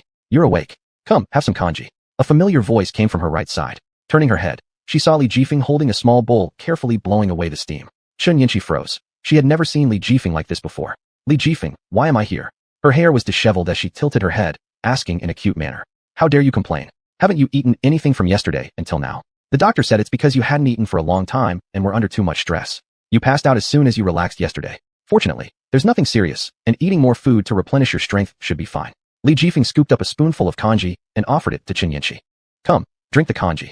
After taking a sip, Chun Yinshi returned to her senses. Watching Li Jifeng skillfully feeding her, she inexplicably blushed, realizing that no man had ever been so intimate with her since childhood. "I can do it myself." Chun Yinshi's cheeks turned red as she stammered. Only then did Li Jifeng realize how intimate their gestures had become. "I'll leave the bowl here. Make sure you finish it. I need to pay the medical bills first." Stepping outside the ward, Li Jifeng let out a deep breath. Recalling the scene just now, his feelings for her seemed clearer than ever. After handling all the hospital expenses for Mr. Chen, Li Jifeng saw Chen Yinshi come out after finishing her kanji. She had also cleaned up, tying her hair in a high ponytail. Her flawless, white face needed no makeup to look stunningly attractive. Yinshi, how do you feel? Better. Li Jifeng approached her. I'm fine. Chen Yinshi avoided eye contact. Just as Li Jifeng was about to say something more, Chen Yinshi abruptly interjected. Now that dad's condition is stable and mom is taking care of him, I'll go home first. Goodbye. Without waiting for Li Jifeng's response, she immediately fled, leaving Li Jifeng full of questions. Over the next few days, Li Jifeng stayed at the live streaming company, working tirelessly and neglecting sleep and meals. Wu Luo and Luo Qing both widened their eyes. As if their understanding of Li Jifeng had been refreshed again, they saw him working so hard for the first time, as if he had a goal. Even Zhang Qing muttered something that was either admiration or mockery. I can't match him. However, this drive came to an abrupt end on the evening of the third day. At 11 p.m., Li Jifeng and Zhang Cheng were discussing in the office about the company's next development direction and the establishment of branches. I think there's a newly developed business center in the west of Tianyun Port City that will have a very good future development trend. It mainly caters to young people, which aligns with our current development direction. If we can secure some space there, it will be beneficial for the company's future development. Zhang Qing nodded. That's what I was thinking too. I've contacted the person in charge over there. They said the commercial center will be ready for use by next summer at the earliest. By then, all capable companies in Tianyun Port City will surely come to grab a share. We need to plan ahead. Li Jifeng made the decision. Then let's settle on this. We should contact the developer as soon as possible and try to buy part of the property at a reasonable price for our future development. I'll handle this matter. Ring, ring, ring. The phone on Li Jifeng's desk rang. Just as he was about to pick it up, the caller hung up. Just as he was about to check who had called, the number dialed again. However, just like before, it rang for a few seconds and then disconnected. He finally got a clear look at the contact name on the phone. Xiao Shi. Chapter 25 Help. Without hesitation, Li Jifeng made the call, and it was quickly answered. Hey, little Shi. Burp. There was no response from the other end of the line. Instead, a loud belch came through. Li Jifeng's face turned grim. Little Shi, why are you drinking? Where are you now? Burp woo woo woo, Li Jifeng. A sobbing sound came through the phone. Could Mr. Chen's condition have worsened again? This was the first possibility that came to Li Jifeng's mind. Little Shi, stop crying. Where are you right now? An hour later, at Lide Bridge in Tianhai City. Li Jifeng arrived at the side of Lide Bridge, where there was a riverbank with an excellent view. Above was the boundless starry sky. Unlike the noisy traffic on the nearby bridge, here it was extraordinarily quiet, making it the perfect place for someone to be alone. Li Jifeng immediately saw the silhouette sitting on the sand. He parked his sports car by the roadside, then got out and walked towards the beach. From afar, Li Jifeng could already smell the alcohol, which became stronger as he approached. Stepping over several empty liquor bottles, Li Jifeng reached beside Chen Yinshi. Li Jifeng noticed that today Chen Yinshi wasn't dressed in her usual relaxed style, but instead wore an elegant and professional suit. Chen Yinshi didn't notice his arrival, too drunk to comprehend, as she picked up the wine bottle to drink more. Little Shi, why have you drunk so much? Li Jifeng swiftly snatched the wine bottle from her hand. Why? Give me back the wine. They bullied me. Are you going to bully me too? Chen Yinshi's eyes blurred with tears, pouting. Who? Who bullied you? As soon as Li Jifeng heard this, his anger flared instantly. It's you. You bad guy. Chen Yinshi rushed into Li Jifeng's arms, thrashing around wildly to vent all her grievances. After quite some time, Li Jifeng realized his shirt was completely soaked, but only after that did Chen Yinshi calm down. Throughout this period, Li Jifeng just held her tightly, not knowing what had happened to her these past few days, but understanding she had been wronged. Regaining some clarity, Chen Yinshi looked at her own handiwork, feeling slightly embarrassed, and lowering her head, she avoided looking at Li Jifeng. At this point, Li Jifeng asked again, Now can you tell me why I haven't seen you these last few days? I've gone to the company to take over my dad's position. Upon hearing this, Li Jifeng was sure that people at the company were likely bullying her. How come you didn't tell me about something this important? How is one girl supposed to deal with those seasoned capitalists? It's just that I didn't want to bother you. Your company has plenty of its own issues too. The management team consisting of Zhang Cheng and Wu Luo should be sufficient at your company. It's you I'm more worried about. Also, it's very dangerous for you to be out here alone late at night, especially since you're drunk. Fortunately, it's me who found you. What would you have done if you'd encountered some bad people? At this point, Li Jifeng sounded like a chatterbox. But Chen Yinshi wasn't paying any attention. Another wave of intoxication swept over her. Burp, letting out a belch. She fell asleep right in Li Jifeng's arms. Late at night, a silver-gray Aston Martin convertible sped along the deserted streets, leaving a long trail of exhaust fumes behind it. Purple Air Luxury Residential Area. Li Jifeng parked the car in front of Chen Yinshi's villa, got out, and walked around to the other side to open the door. The moment the car door opened, Chen Yinshi couldn't help but stick her head out, vomiting violently from the churning contents in her stomach. My word, my brand new shoes. Li Jifeng's expression conveyed total despair, so he stepped aside, took off his shoes, and then helped carry Chen Yinshi, who had vomited most of it out of the car. Finding the keys in Chen Yinshi's bag, Li Jifeng easily entered the house, supporting Chen Yinshi upstairs to the second-floor bedroom. Never would have thought this room is filled with such girlish touches. It was the first time Li Jifeng had entered a girl's bedroom, giving him an indescribable peculiar feeling. The room's color scheme was mostly pink, and the bed was covered with plush toys, leaving only a small space in the middle where she seemed to sleep. After removing her shoes, Li Jifeng gently laid Chun Yinchi down on the bed. He then went to fetch a basin of warm water and grabbed a towel to wipe the sleeping Chun Yinchi's face and hands. Looking at her posture while she slept, her limbs spread out forming a large X, her mouth slightly open, occasionally even puckering. She seemed to have dreamt about unhappy things. Li Jifeng leaned his face closer to Chun Yinchi's, staring intently, without moving, their distance being so close that he could feel her breath. Only, one person was sleeping, and the other was awake. A little devil appeared in Li Jifeng's mind, with 2 horns on its head and holding a trident. Go ahead and kiss her. Now's the best time to do it. That young lady also clearly likes you anyway. Even if she knows afterward, she probably won't make a fuss. The little devil in Li Jifeng's mind was running around with a trident, tempting him. Li Jifeng wavered a bit. Get away, Li Jifeng. You can't do this while the young girl is sleeping. She hasn't agreed, and it might be her first kiss. How could you take it and still feel good about yourself? Then a pure white, shining angel appeared, driving away the little devil and kindly persuading Li Jifeng. Instantly, Li Jifeng's heart became firm, and he immediately distanced himself from Chun Yinchi. I'm sleepy, going to bed. As drowsiness came over him, Li Jifeng didn't think more. After ensuring the security of Chun Yinchi's villa and locking the door for her, he returned to his own villa, fell onto the bed, and instantly fell asleep. Being young was truly great. Sleep came so easily. The next morning, Li Jifeng drove his sports car to the Chin Group. After parking the car in the underground parking lot, he went to the reception desk on the first floor where 2 well-dressed, beautiful receptionists were seated. Sir, may I help you? Who are you looking for? Hello, I'm here to see your Miss Chun. Miss Chun is very busy. Do you have an appointment? No, but just tell her someone named Li Jifeng is here to see her. All right, please wait a moment. The receptionist made a call to the office of the chairman's assistant. 5 minutes later, in the company's reception room, Li Jifeng was playing with a game figure in his hand. It was the main character model from a game called Journey to the West, Monkey. It depicted a monkey holding a black staff, with all brown hair and wearing dark gold armor, which looked extremely lifelike and majestic. During the internal testing of Journey to the West, Monkey, Li Jifeng had foreseen it would be a hit game and intended to obtain its live streaming rights. Unexpectedly, another big company offered twice as much money as he did and successfully got it. He wanted to keep competing, but Zhangxing stopped him because of the company's current financial situation, so he had no choice but to give up. Chapter 26. Shareholding. As expected, when the Legend of Monkey King was officially launched, it instantly created a scene where the streets were deserted as everyone rushed to play. During that period, the popularity of other games was overshadowed, and most people went to play this game. The company that obtained the live streaming copyright of the Legend of Monkey King made a lot of money. Later, Li Jifeng found out that the company was actually the Chun Group, founded by Chun Yinchi's father. Mr. Li, Miss Chun is currently in a meeting and won't be able to come for a short while. She asked you to wait in her office. Zhang Xin from the secretary department of the chairman pushed the door open. All right, please follow me. The elevator went directly to the top floor, the 98th floor. Zhang Xin pushed open the office door, and Li Jifeng followed him inside. The first thing that caught his eye was a huge floor-to-ceiling window. Outside the window was a miniature version of the Tianyuan port city area. Looking further, he could even see the endless sea with its surging waves.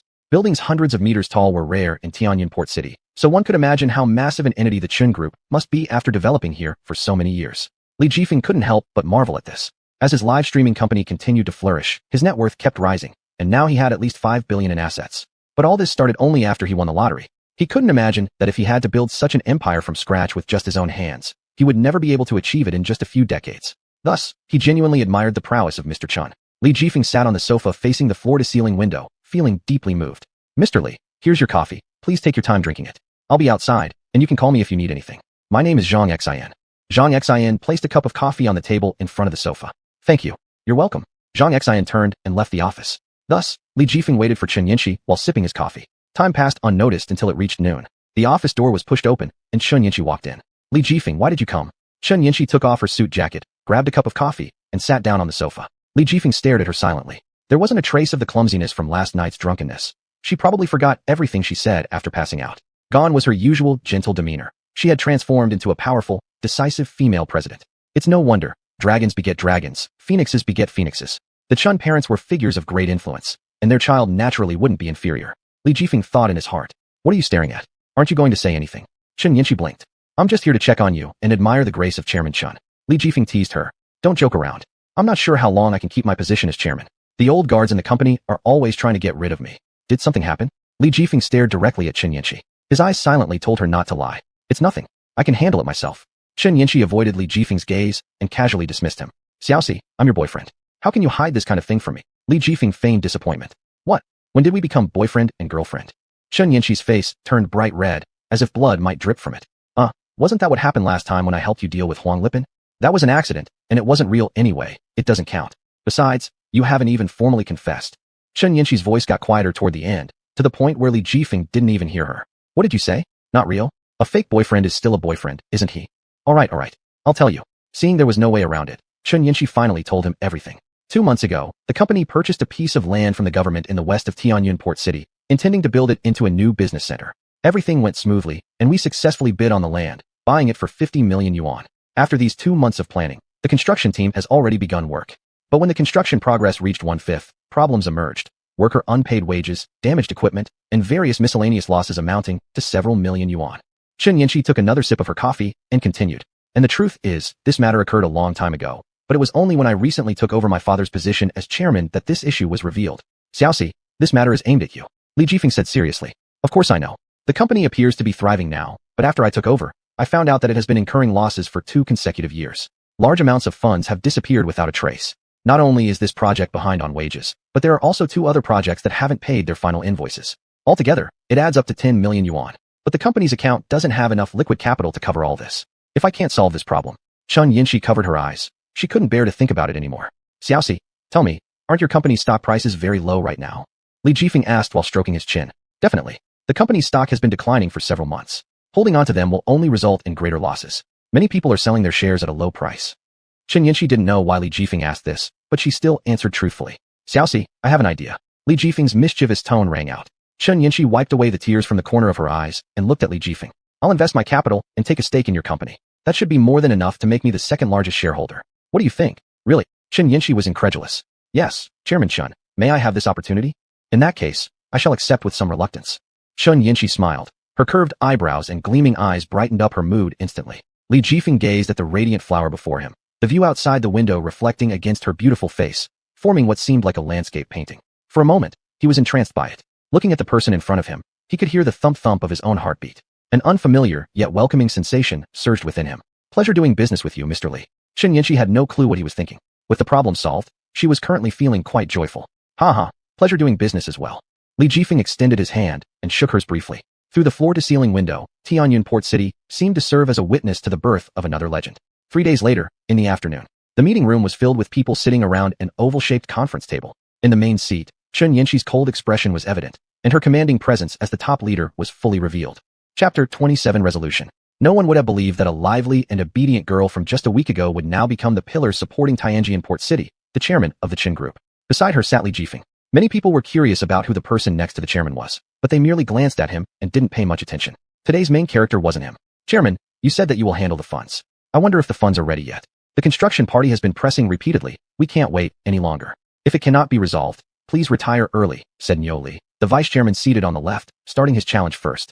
Li Jifeng followed the voice and saw a man whose face resembled Mithriya Buddha. His scalp shone like a mirror, his fat jowls making his eyes almost closed, and his round belly pushed out by the meeting table. He looked like a benevolent person, but surprisingly, he harbored ill intentions. Yes, Chairman, the contractors for Haida and Tiancheng projects cannot be delayed either. They said if the money is not paid next week, they will sue us. By then, the entire group might fall apart. General Manager Chen Xizha chimed in. Here comes another one, thought Li Jifeng as he narrowed his eyes, calculating something mentally. In that case, let me ask you all, why is there a large fund shortfall in the company account? Who privately misappropriated it? Chen Yinshi slowly spoke up. Chairman, don't make false accusations. That is merely the long-term losses of the company. Please stop diverting the topic. Niu Li responded. Uncle Fong, Uncle Zhou, what do you think? Chen Yinshi turned her eyes towards 2 elderly men sitting on the right. They were also members of the board of directors, having worked their way up from humble beginnings just like her father. The 2 elders exchanged a glance. Chairman, the 2 old men no longer have the energy to deal with these matters. It's up to you all to decide. Uncle Fong replied, his gaze subtly glancing at Niu Li. Fine, let's talk about the overdue contractor payments then. Chen Yinshi didn't insist further. Li Jifeng observed carefully and finally understood the current state of affairs within the Qin Group. There were roughly 3 factions. One faction was represented by Uncle Fong and Uncle Zhou, the retirement faction. They had no say within the company and could only be led around. Another faction was headed by Niu Li, who had cultivated many loyal subordinates during his long tenure at the company. General Manager Chen Xizha was also part of his group, likely along with even more lower-ranking employees. The last faction was Chen Yinshi's camp. After taking over for her father, she barely had time to build her own following. In fact, since her father fell ill, those who once belonged to his faction began realigning themselves. As a result, Chen Yinshi found herself truly isolated, commanding loyalty from only her office staff and none else. But before we discuss this matter, I'd like to introduce someone to all of you. His name is Li Jifeng. From now on, he will be our second largest shareholder and the company's vice president. Chen Yinshi calmly stated. Everyone present was shocked, staring intently at Li Jifeng's face, trying to figure out which young master he was. Chairman, this is inappropriate. What virtues does this guy possess? Neo Li's eyes widened in shock, apparently never imagining an obstacle popping up at such a critical juncture. He glared fiercely at Li Jifeng. Because I've purchased 30% of the company's shares. Isn't that enough? Li Jifeng didn't flinch, locking gazes with him, speaking sharply in response. It's you. How could that be possible? Neo Li was shocked again. For days, he noticed multiple institutions buying shares of the company at low prices. At first, he thought some foolish investor was sending them money, assuming the worthless stocks would amount to nothing. He hadn't expected someone would actually buy so much. Who on earth is this person? Neo Li nearly went mad, the fat on his face trembling uncontrollably. Even though the company's shares may not have been worth much, acquiring 30% wasn't easy, not less than tens of millions. When did the little girl from the Chun family connect with someone of such influence? It's him, the Li boss who previously bought 20 bustling shops on the pedestrian street. Someone in the crowd exclaimed. Ah, it's him. I was wondering this morning why there was suddenly an Aston Martin in the underground garage. It turns out it belongs to Mr. Li. Who exactly is this Mr. Li? Mr. Li? Don't you know? He's been on TV. Whispers broke out among the crowd. Neo Li slammed his hand on the table, shaking the fat on his face slightly as he shouted angrily. Shut up. What a commotion. The entire meeting room instantly fell silent. Vice Chairman Neo, regarding the issue of overdue payments, it will be handled between me and the Vice President. You can leave for now. Chen Yanqi's cold voice came through. Humph. Seeing the situation had gone sour, Neo Li realized staying wouldn't give him any more leverage. So, he pushed the door open and walked out. After Neo Li left, Chen Xi's expression was unpredictable, and he followed suit to leave. Gradually, the meeting room was left with only half of the people. 2 hours later, in the chairman's office on the top floor, Li Jifeng lay on the ground while Chen Yanqi used both hands to stretch his body. Ouch, my muscles are going to snap. Stretch a little more. No, I'm not fit for yoga, let me go. How dare you spy on me last time on the balcony? This is your punishment. A mischievous gleam flashed through Chen Yanqi's eyes. At that time, I clearly stated it was an open appreciation, and considering how much I've helped you now, is this how you repay me with kindness? Li Jifeng lay there wailing. Alright, I won't mess with you. What do you want to eat tonight? My treat. Chen Yanqi gestured grandly, exuding the air of a successful businesswoman. Since Chairman Chen is footing the bill, I'll have to think carefully. Maybe what I eat can help me break even after spending 10 million. Li Jifeng sat on the ground pretending to ponder deeply. Ha. Now that you're the second largest shareholder of the company, when the company makes money, you get a share too. Once this matter is resolved, the company will quickly get back on track, and since the control of the company has returned to my hands, we can start doing big things. Chen Yanqi said this, but her tone had a tinge of mockery as she closed her eyes with satisfaction. Oh yes, I am now the vice president of the company, so I must help the company earn more money, so I get more money too. Li Jifeng furrowed his brow in thought. A sudden inspiration struck him, but it disappeared as soon as it came, leaving him quite frustrated. In that case, Mr. Li, you better take good care of things here. I'm going to dinner. When Li Jifeng turned around, he found that he was alone in the office. Wait for me. To our success. 5 wine glasses clinked together. In a small restaurant by the riverbank, Li Jifeng, Chen Yanqi, Luo Qing, Wu Luo, and Zhang Cheng were seated around a round table by the window. This time, Chen Yanqi hadn't skipped the gathering. Chapter 28. Can't be used anymore? Xiao Shi, has the company's problem been resolved? Luo Qing asked. It has. This time, I owe a lot to Jifeng for stepping in and solving my urgent issue. Chen Yanqi looked at Li Jifeng with eyes full of gratitude and admiration, even with a hint of another emotion, but no one present noticed it. Zhang Cheng glanced at Li Jifeng, the doubts in his heart answered. That's good. Xiao Shi, Wind Brother has helped you more than once. Luo Qing teased as she looked at Chen Yanqi. Chen Yanqi wore a puzzled look. Last time during the New Year gathering, when you weren't there, Wind Brother raised your toast on your behalf. So, you should drink another cup, Wu Luo said aloud. That's definitely required. Chen Yanqi lifted her wine glass again.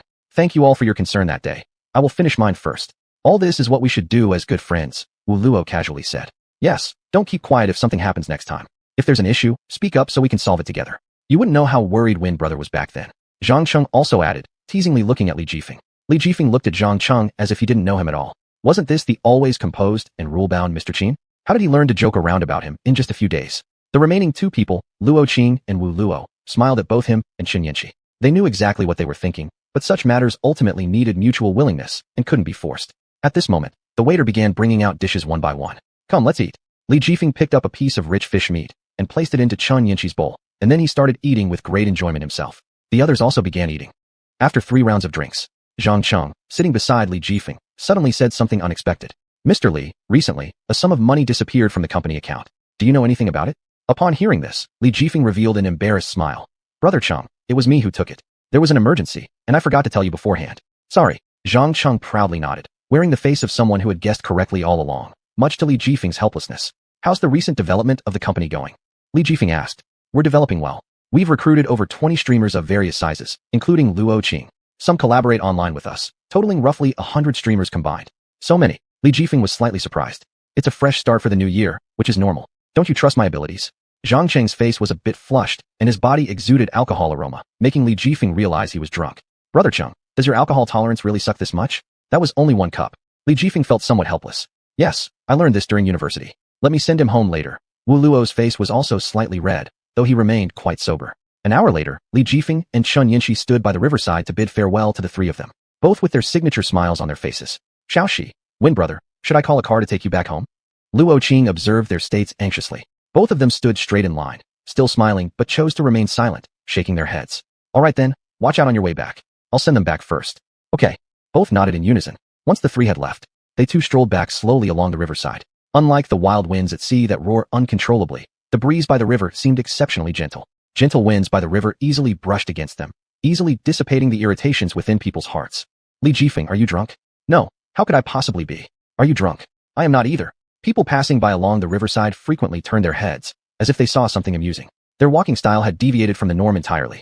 Li Jifeng squinted his eyes, leaning entirely on Chun Yinshi's body, taking small shuffling steps forward slowly. Chun Yinshi walked similarly, and their odd postures formed an isosceles triangle. Li Jifeng suddenly sat up in bed, completely bewildered as he scanned around. His memories of last night were blurry, unable to recall how he got home. Closing his eyes, he tried hard to recollect, finally catching a fleeting glimpse of Luo Qing's figure. Didn't she send Zhang Cheng and Wu Luo home? No matter, things that cannot be figured out aren't worth pondering too much. Asking around the office would clarify everything. There came occasional pains in his head. Clearly, drinking too much must be avoided next time. Li Jifeng rubbed his temples. Li Jifeng entered the restroom for morning grooming. Just as he squeezed toothpaste onto his brush, his phone atop the table wouldn't stop ringing. Who's this, calling so early in the morning? Li Jifeng, with a toothbrush dangling from his mouth, impatiently picked up the phone and pressed the call button. May I ask if this is Mr. Li? A voice filled with trepidation came from the other end of the line.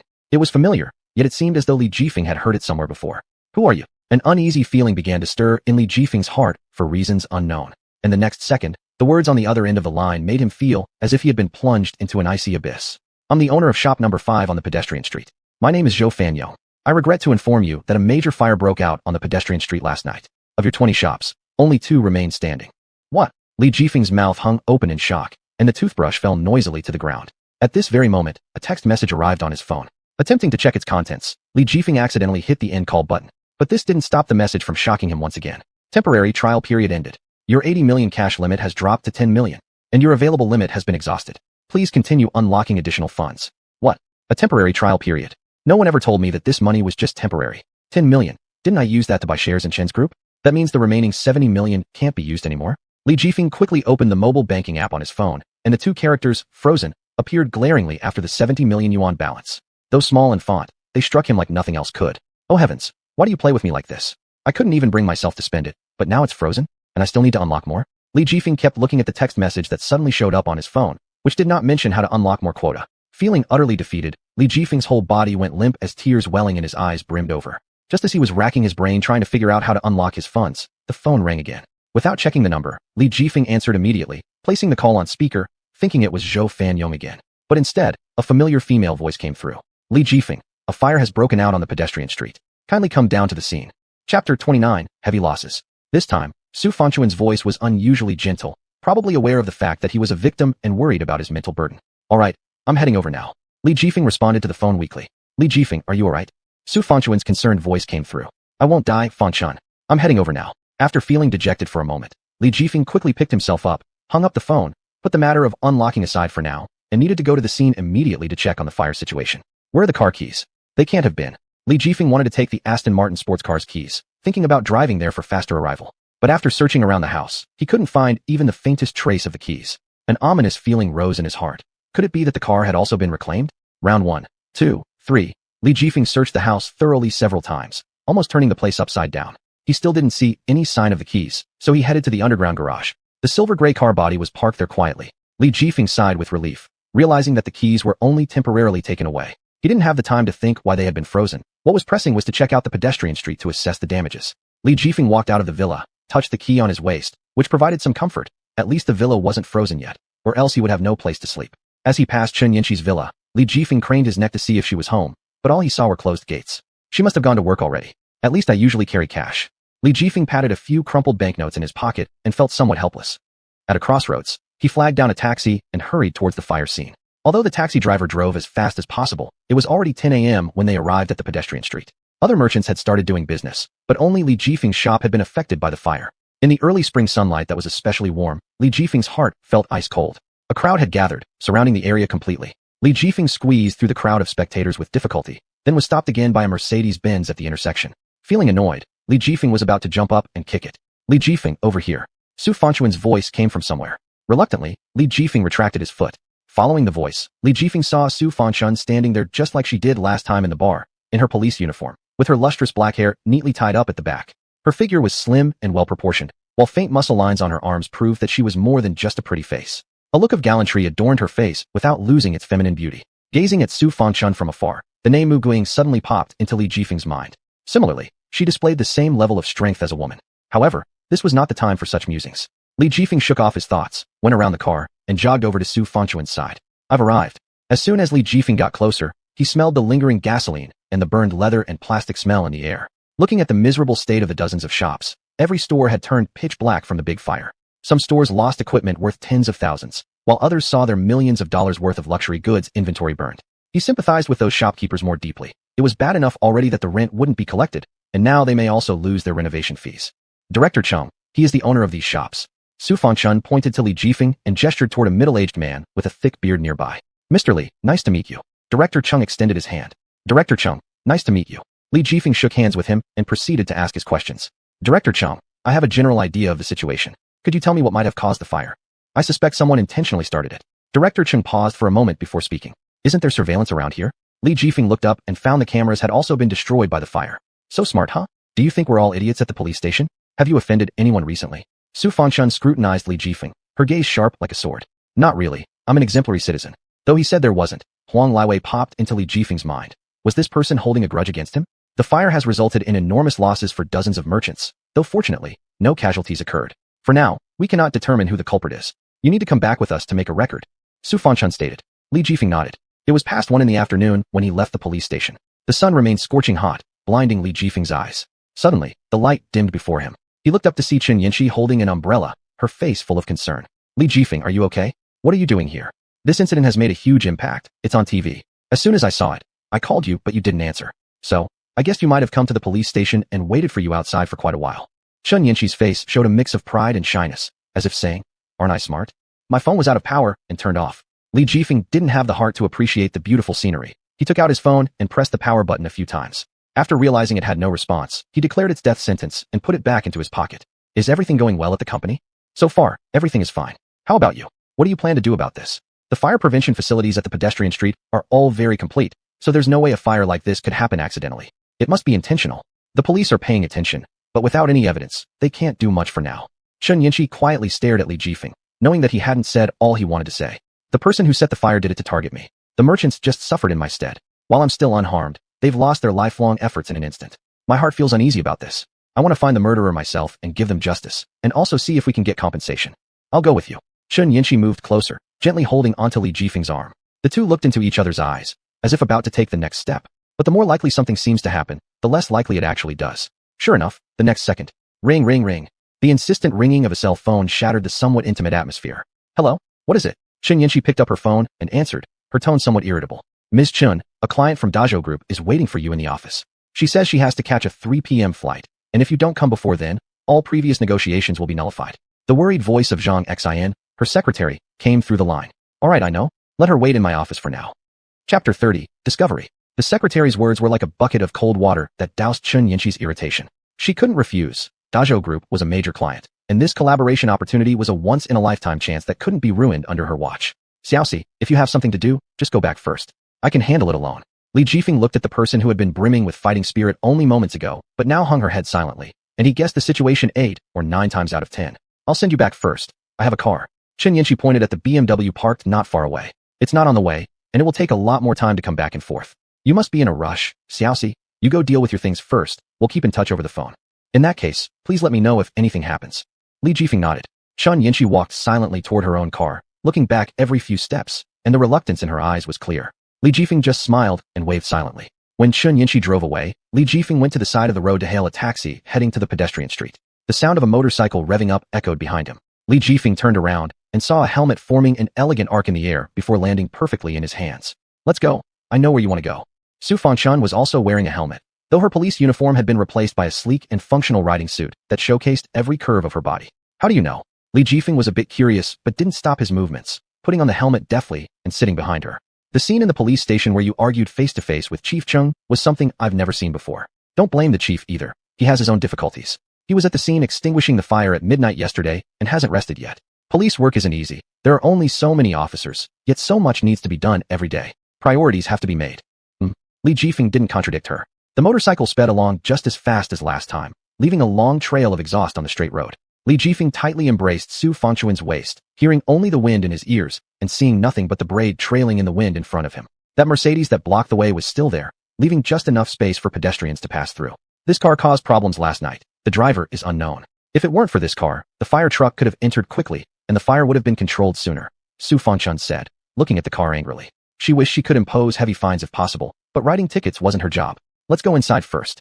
Li Jifeng led the way inside. After hours of dissipation, the lingering smell in the air had completely vanished. A tall and robust man appeared in front of Li Jifeng, directing people moving goods while holding a box himself.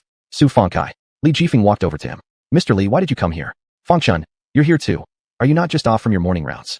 Su Fangkai put down the box, picked up the towel hanging around his neck to wipe the sweat, and was somewhat surprised but logically accepted seeing Su Fangchun together with Li Jifeng. They were friends after all. Brother, I'll check around for any clues left by suspects. Su Fangchun acted swiftly, greeted Su Fangkai briefly, then set off. Su Fangkai nodded and turned to look at Li Jifeng. I came to see how things are going. What's the damage? Li Jifeng looked at the martial arts gym where people were constantly coming in and out, carrying stuff. It seemed things might not be as bad as expected. My place is fine. Mainly some practice equipment got burned, which won't cost too much. But redecorating this storefront will take quite a bit of effort. Other places suffered greater losses. The couple next door, Mr. and Mrs. Li, had saved up for several years to open a restaurant and planned to start business next week after spending tens of thousands. That fire destroyed everything they'd worked for. In anger, Mr. Li collapsed and is still in the hospital. Li Jifeng's heart sank. The worst-case scenario he dreaded had occurred. If someone had gotten injured, or even lost their life, because of this incident, it would weigh heavily on his conscience. Upon stepping into the neighboring shop, the walls inside were pitch black. Everything that could burn had burned. Numerous remnants of chairs lay scattered on the ground. The kitchen was a total mess, especially because there were 2 gas cylinders inside. Fortunately, the firefighters arrived in time. Otherwise, an explosion could have had unimaginable consequences. Li Jifeng felt a complex mix of emotions. Coming from humble beginnings, he had become incredibly wealthy thanks to good fortune, with assets worth 80 million. Although that money was no longer usable, the revenue from his office building and rent from these 20 shops were still flowing in. Not much, but enough for him and his 2 friends to start a streaming company. Nowadays, he considered himself middle class. He was still young, and if his business failed, he could start over. But for this middle-aged couple, it would be difficult to rebuild their lives after such a disaster. There might even be children at home needing education and elderly parents requiring support. This blow would surely devastate them. Su Fanchun walked over. Li Jifeng looked at her, but she shook her head, indicating that no useful clues had been found. The surveillance cameras around here are all broken. The ones that aren't broken don't cover this area, and even those that caught a glimpse of the edges have had their records from last night deleted. It looks like it was done by a gang. Otherwise, they wouldn't have covered all bases so comprehensively. Su Fanchun gazed at him and voiced the question on her mind. Did Huang Liwei do this? Unclear, but it's highly possible. He and I have a history. If there were a suspect in this incident, the only one I could think of is him. But, Li Jifeng fell silent. But even if it were him, we don't have any evidence, so we can't arrest him, right? Su Fanchun said. Li Jifeng nodded. So what? We'll catch him first, and then I'll figure out a way to make him confess. Su Fanchun pulled out her phone, quickly operated it, and then stormed off toward her motorcycle with great determination. Where are you going?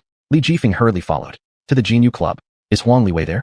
How do you know? That was the only reason Li Jifeng could think of. Didn't he get detained with you before? Everyone arrested and brought back to the police station has files stored in the system, home address, phone number, and usual hangout spots. According to the records, his most frequent visit was to Tianyun Port City's largest entertainment center, Jinyu Club. We'll definitely find him there now. Li Jifeng couldn't help but admire her decisiveness. While it's true that knowing someone's common whereabouts doesn't guarantee when they'll be there, and Jinyu Club is on the other side of Tianyun Port City, taking the time to go wouldn't necessarily ensure success. But Su Fanchun didn't seem worried about wasting the effort. Chapter 31. Evidence and Consequences. Of course, he had also asked this question. When Su Fanchun heard Li Jifeng compliment her, she felt a bit embarrassed and scratched her head. Actually, a colleague from the traffic department noticed Huang Liwei's car at the traffic light near the Jinyu Club earlier, otherwise I wouldn't have been so confident. Li Jifeng almost fell over. Are you ready? The two came to the motorcycle. Su Fanchun put on her helmet and prepared to set off without looking back, just squeezing out a sentence from inside her helmet. Li Jifeng put on his helmet, just about to get on, when something caught his peripheral vision, capturing all of his attention. Hey, where'd they go? By the time he snapped out of it and wanted to tell Su Fanchun about his discovery, turning around, there was no sign of the motorcycle. Just as he thought to chase after them, taking a step forward and then pulling back, cursing himself for being foolish. How could two legs possibly catch up with two wheels? Moreover, scanning down the street, not a single trace could be seen. How could he possibly chase? Just then he realized his phone was already dead since before. It seemed like he'd have to wait until xuanhuan herself found out. Feeling somewhat helpless, Li Jifeng thought that things people only see in online jokes actually happen in real life. But to him, these were all minor issues. What mattered most was the situation right before his eyes. Li Jifeng walked up to the Mercedes-Benz obstructing the road. There was something on the windshield emitting an indistinct red glow. It was precisely the dashcam. Policemen really shouldn't overlook such details, but the position of this car was too remote, and it was far from the incident site. Even xuanhuan hadn't taken this vehicle into account. And there was an even more critical issue. What type of dashcam was on the car? Did it have parking monitoring functionality? If it didn't, then it would be useless. Mr. Li, what are you doing here? Where's my sister? xuanhuan had come over. Forget about her for now. I've got a problem. Whose car is this? Li Jifeng's mind was solely focused on the dashcam, so he turned his gaze towards xuanhuan. Isn't this Luo Xiong's car? I think it's been parked here for quite some time. Look, there are even several parking fee tickets here. xuanhuan picked up one of the payment notices from the edge of the window and glanced at the date. It's been pretty long, already a month. Can you reach him? I can. I've got his number. Shall I call him now? You can. Just say someone smashed his car. Ask him to take a look. xuanhuan pressed a number on his contact list and made the call. After a moment, the voice from the other end of the phone said, "Sorry, this number cannot be connected temporarily. No one's picking up, probably busy." xuanhuan shrugged. Is he a merchant here? Yes, just not on our side. He's at the other end of the pedestrian street. Could you take me there? Sure. I don't have anything going on anyway. The store is quite far away, hard to recognize. You'd probably spend half the day finding it by yourself if you went alone. Let me take you. xuanhuan owed Li Jifeng a favor for everything he had done for him before, so there was even less reason for him to refuse now. 15 minutes later, both appeared at the other end of the pedestrian street. Outside a mahjong parlor. Its entrance was on the second floor, very hidden, with no signs at all. If Li Jifeng had come alone, he might indeed have searched for a long while. Follow me. xuanhuan lifted the curtain and walked in, followed by Li Jifeng behind him. The curtain acted like a boundary. As soon as they entered, a strong, unpleasant smell of smoke rudely rushed into their nostrils. Their ears were filled with loud, chaotic noises, clamorous and ceaseless sounds. They seemed to have entered another world. Li Jifeng wrinkled his brow slightly. He had never smoked, and his family's economic conditions had always been too poor to afford such indulgence. Therefore, he was highly averse to cigarette smoke. xuanhuan, however, was used to it, skillfully navigating through the front hall and leading Li Jifeng to the back. This mahjong parlor had a different face behind the scenes. The few tables in the front hall were merely a facade. In the back were dozens of gambling tables, the main attraction. Li Jifeng was a little surprised. xuanhuan leaned close to his ear and whispered softly, "Mr. Li, don't talk about this place outside. We can't offend the powerful people behind it." Li Jifeng nodded. His glance roughly swept over the area. In the front hall were barely a dozen or so people, but in the back, there were 100 or more individuals. Most were well-dressed big bosses, some flushed with excitement as they held thick stacks of chips won with joy, others dejectedly refusing to give up, betting their entire fortunes after losing many rounds. He shook his head. Was this the psychology of a gambler, to believe they could turn it all around, even when they had lost everything? Suddenly, among the crowd of gamblers, Li Jifeng saw a familiar-looking face. That smooth, shiny scalp, the Mithriya Buddha-like face. Wasn't this Neo Li, a shareholder of Chen Group? At that moment, he was fully focused on the cards in his hand and didn't notice someone watching him from afar. Just then, xuanhuan stopped, pointing at a gambling table in the corner. There sat a man with messy hair and a scruffy beard, sighing as he looked at the cards in his hand. "Mr. Li, he's Luo Xiong. Let's go check it out." Li Jifeng walked over with xuanhuan. Luo Xiong had bloodshot eyes as he stared intently at the cards in his hands, cold sweat dripping down his forehead. Suddenly, the view in front of him darkened as two figures appeared before him. Luo Xiong was about to curse at whoever blocked his sight, but quickly changed his expression upon looking up, flashing an ingratiating smile instead. "Kaiga, how did you get here?" Despite his bad mood, Luo Xiong still held a slight fear towards xuanhuan's muscular build and dared not vent his anger on him. "Luo Xiong, someone smashed your car. Who in their right mind would dare smash my car? And who is this?" Though deeply attached to his beloved car, Luo Xiong immediately stood up, preparing to leave when he noticed Li Jifeng out of the corner of his eye. He seemed to recognize him vaguely. "He's Mr. Li, the owner of 20 shops here." "Oh, I thought he looked familiar." "Right, my car. Kaigo, please excuse me for a moment." Before Luo Xiong could make small talk with Li Jifeng, thoughts of his car sent him rushing outside. Li Jifeng and xuanhuan followed suit. When Luo Xiong reached his car, after circling around twice, he found no visible damage and turned back to question xuanhuan. Mr. Luo really cares about his own beloved car. Li Jifeng smiled warmly at Luo Xiong. The look was exceptionally friendly, though it left him feeling a bit uneasy. Yet, he couldn't pinpoint exactly what felt strange. Of course, last time it got smashed by some unknown person several times, the perpetrator never caught. It cost me tens of thousands in repairs, so I finally spent big bucks installing a better dashcam on my car. It can keep recording even when the car is off. Chapter 32, 200,000 in cash. Rossiong couldn't hide his deep tone. "Can I take a look at the surveillance footage after midnight last night?" Li Jifeng's heart leapt with joy. and he directly came to the point. Ross Young had a troubled expression on his face, but fortunately Su Fang had just helped Li Jifeng say a few good words. In the end, he retrieved the car's dashboard camera surveillance footage from his phone. This surveillance footage did not disappoint Li Jifeng either. In the evening, after recharging his phone, Li Jifeng went alone to the police station intending to hand over this segment of surveillance footage to the police. At the entrance of the police station, Su Fangchun looked utterly dispirited, and behind her stood Huang Liwei with a careless demeanor. "Officer, can I go now?" Huang Liwei's eyes showed mockery when he looked at the policewoman. "Just go, behave properly, and don't let me see you again." Su Fangchun waved at Huang Liwei with a bad tone. "Yes, officer." Huang Liwei gave a ridiculous military salute mockingly. Despite his mocking gaze, Su Fangchun didn't bother with him and didn't even look at him, turning around and entering the police station. "Hey, isn't that Mr. Li? What's up? Are you here to turn yourself in for something you've done? What about your sports car? How come you didn't drive it today? And those 20 shops, aren't they all burned down? But since your family is big and wealthy, this shouldn't be much of an issue for you, right?" Li Jifeng was about to enter the police station when he saw this rival with whom he'd previously had disputes coming toward him. Facing the latter's sarcasm and ridicule, he chose to simply ignore it. "TSK, what kind of thing are you? A poor kid from the mountains who got lucky and climbed up to marry into the Qin family. You probably thought you could fly high now, but alas, things rooted in mud should stay firmly in the soil. If you grow too tall, you'll just get cut down." He naturally investigated Li Jifeng's background thoroughly. All he was given at the time was one thin sheet of paper. There wasn't much to write. No background, minimal connections, and unclear assets which presumably weren't many. Now, his power has significantly diminished. How could he compare with his family that has been in business for 3 generations? Such a person simply does not deserve to be mentioned in the same breath as him. Chen Jianwei was in extremely high spirits at this moment, and eagerly invited his shady friends out to have a great time. "Jifeng, why have you come?" With a bad mood, Su Fangchun put on a pair of boxing gloves, planning to vent her frustration at the training hall in the bureau. "You must have made a mistake. Did someone train you?" Li Jifeng wore a sneer on his face, wondering why this young lady had become so impulsive this time, actually bringing someone into the bureau. "It's not the first time I've been trained by Director Li. I've gotten used to it. I just can't stand these playboys. His brawl with you last time already indicated that he's not a good guy. I don't know if there were other matters before, but such issues often come in 2s or 3s. Even if this one is a wrongful accusation, can we really guarantee that he won't commit offenses in the future? As long as they slip up, I will arrest them. Without evidence, detaining them for a few days is fine." Su Fangchun wore a defiant look on her face, finishing speaking without caring why Li Jifeng had come, and getting ready to leave. "Don't rush to leave yet. I want to show you something." "What is it?" Su Fangchun was full of question marks. Li Jifeng tapped on his phone, opening a video clip. "What is this?" "Last night's pedestrian street, but it's still a distance away from your shop. The passing pedestrians walking by is also normal. We can say that the role of this video segment is very. Don't jump to conclusions just yet. You need to check the time. It's already 2 a.m. now. Who would wander on the street in the middle of the night? Just keep watching." Li Jifeng interrupted Su Fangchun's words and gestured for her to continue watching. There really is someone, indeed, appearing in this place at this time. Even if not the murderer, is likely a witness. With this video, we can call this person in for questioning, which would be reasonable and substantiated. However, this is a stranger to me. I need to pass this video to my colleagues in the database to find out who this person is. "No need, I recognize this person." "Do you recognize him?" Su Fangchun gave Li Jifeng a suspicious look. Li Jifeng slowly said, "This person is the general manager of Qin Group, Qin Xija." Everything that followed went incredibly smoothly. After being summoned for questioning by the police for 2 hours, unable to withstand the pressure from the police, Qin Xija disclosed the person who had instigated him. Nero Li, the deputy director of Qin Group.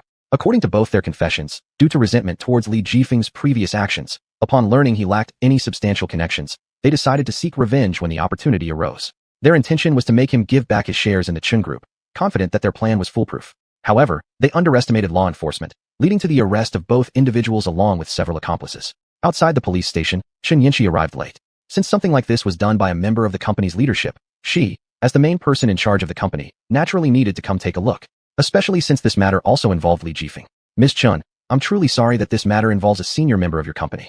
Hopefully, it won't affect your company." Officer Chung personally came out to greet her. "Officer Chung, you're being too polite. If someone breaks the law, they deserve to be arrested. Moreover, it's my fault for not properly restraining my subordinates, which led to this tragedy. As the chairman, I also bear significant responsibility." "Ms. Chun, you're too modest. This case has already been transferred to the court for trial. It might still require your attendance at some point. That's understandable. I will definitely make sure to attend on time." After exchanging pleasantries with Officer Chung, Chen Yanqi found Li Jifeng sitting on a nearby chair with his eyes closed, resting. The moment she approached, Li Jifeng opened his eyes naturally. "Xiaoxi, are you finished handling the company affairs?" Chen Yanqi nodded, her face filled with relief as she sat down next to Li Jifeng. When Dad was around, he indulged their behavior because they were both founding veterans of the company, allowing them to act arrogantly within the company. Neo Li is addicted to gambling, not only embezzling company funds, but also dipping into multiple project startup funds. Chen Xija was promoted by Neo Li and naturally aligned closely with him. After taking office, he even used his privileges to bring his relatives and friends into the company. They didn't just work hard. Far from it. They spent all their time cheating and slacking off. I've long wanted to purge them from the company, but there was no good opportunity until now. This could be considered self-inflicted punishment. They've been dismissed by me already. Chen Yinxi said this mainly so Li Jifeng wouldn't feel lenient toward them just because she was involved. He should claim compensation when necessary, and fiercely so. Li Jifeng smiled and patted her head. The verdict of the case would ultimately be decided by the court. There wasn't much room for interference. Furthermore, the group arson was a confirmed fact. He shifted the topic. How's your father doing?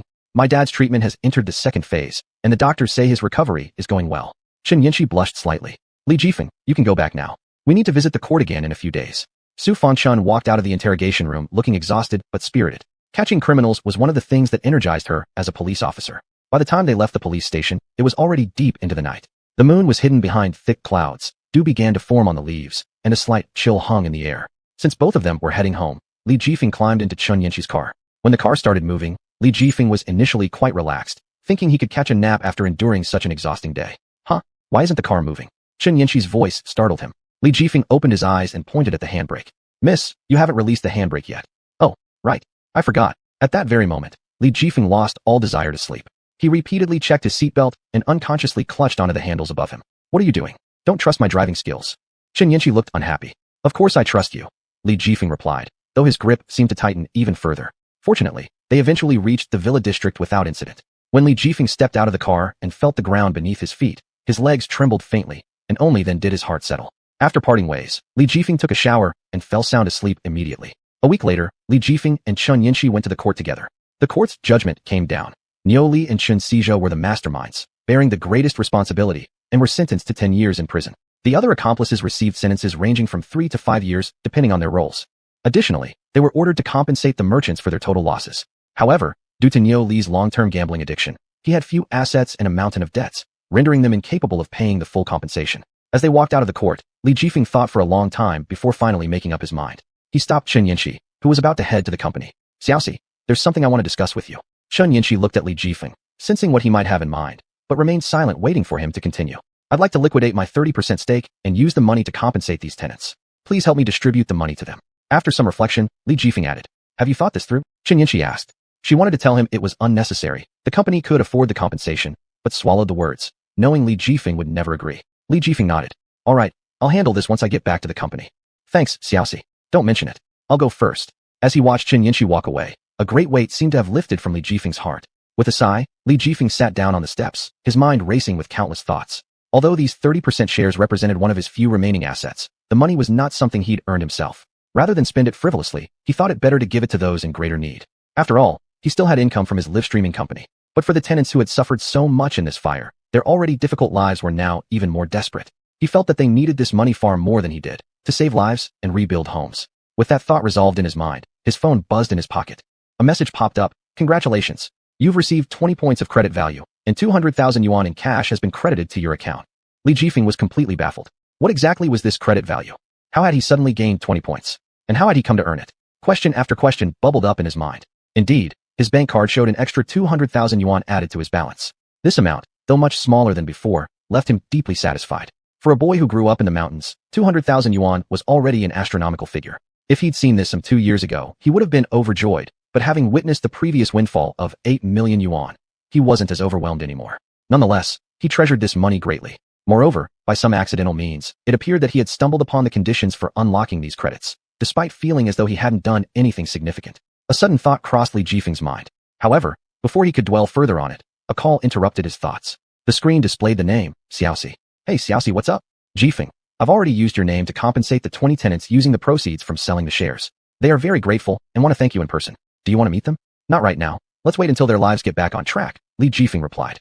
Fair enough. Listen, Jifeng, would you like to go somewhere with me tonight? This rare invitation caught Li Jifeng off guard. Sure, I don't have any plans tonight. Where are we going? A new Western restaurant just opened in the outskirts of Tianyuan Port City. It's called Nanyuan Restaurant. Why do you feel like going there all of a sudden? There was a pause on the other end before she continued. My sister is back, and I want you two to meet. At this, Li Jifeng recalled that indeed Chen Yinxi had a sister named Chen Yuxi, who had gone off to study in another city and rarely returned home. That was why, despite knowing Chen Yinxi for so long, he'd never met her sister. Of course, what time tonight? Probably around 8 o'clock. At this moment, another call came in. Xiaoxi, I'll be there on time. Another call is coming in, so I'll hang up first. After saying goodbye, Li Jifeng ended the call and picked up the second one. Chapter 33. Is there trouble again? The moment the call was connected, A slightly anxious voice of Zhang Qing came through. Jifeng, something happened at the company. What's wrong? I'll come over now. It's hard to explain in a few words. Come over first. All right. Li Jifeng hung up the phone, hailed a taxi by the roadside, and rushed to the live streaming company. He couldn't help but feel puzzled. What serious issue could make the usually composed Zhang Qing lose his cool? When he arrived at the company, it was already 2 p.m. Li Jifeng walked into the office building, only to find that what should have been a lively and noisy live streaming room was eerily quiet. He went to Luo Qing's live streaming room, which was also empty, though the streaming equipment was still set up. He let out a sigh of relief. He didn't care if others left, but Luo Qing must stay. She was the company's main draw. Upon reaching the office door, he pushed it open and found 3 pairs of bloodshot eyes glaring at him like hunting wolves. Zhang Qing, Wu Luo, and Luo Qing were sitting side by side on the couch. Each face showed obvious dark circles as if they hadn't slept for days. They simply stared at him without saying a word. You, what's wrong with all of you? Li Jifeng felt uneasy under their stares. Feng Ge, don't you remember this is your company? Wu Luo shouted loud. That's right, Feng Ge. Have you noticed how long it's been since you've shown up? Dust has even accumulated on your chair, Luo Qing added. Has it really been that long?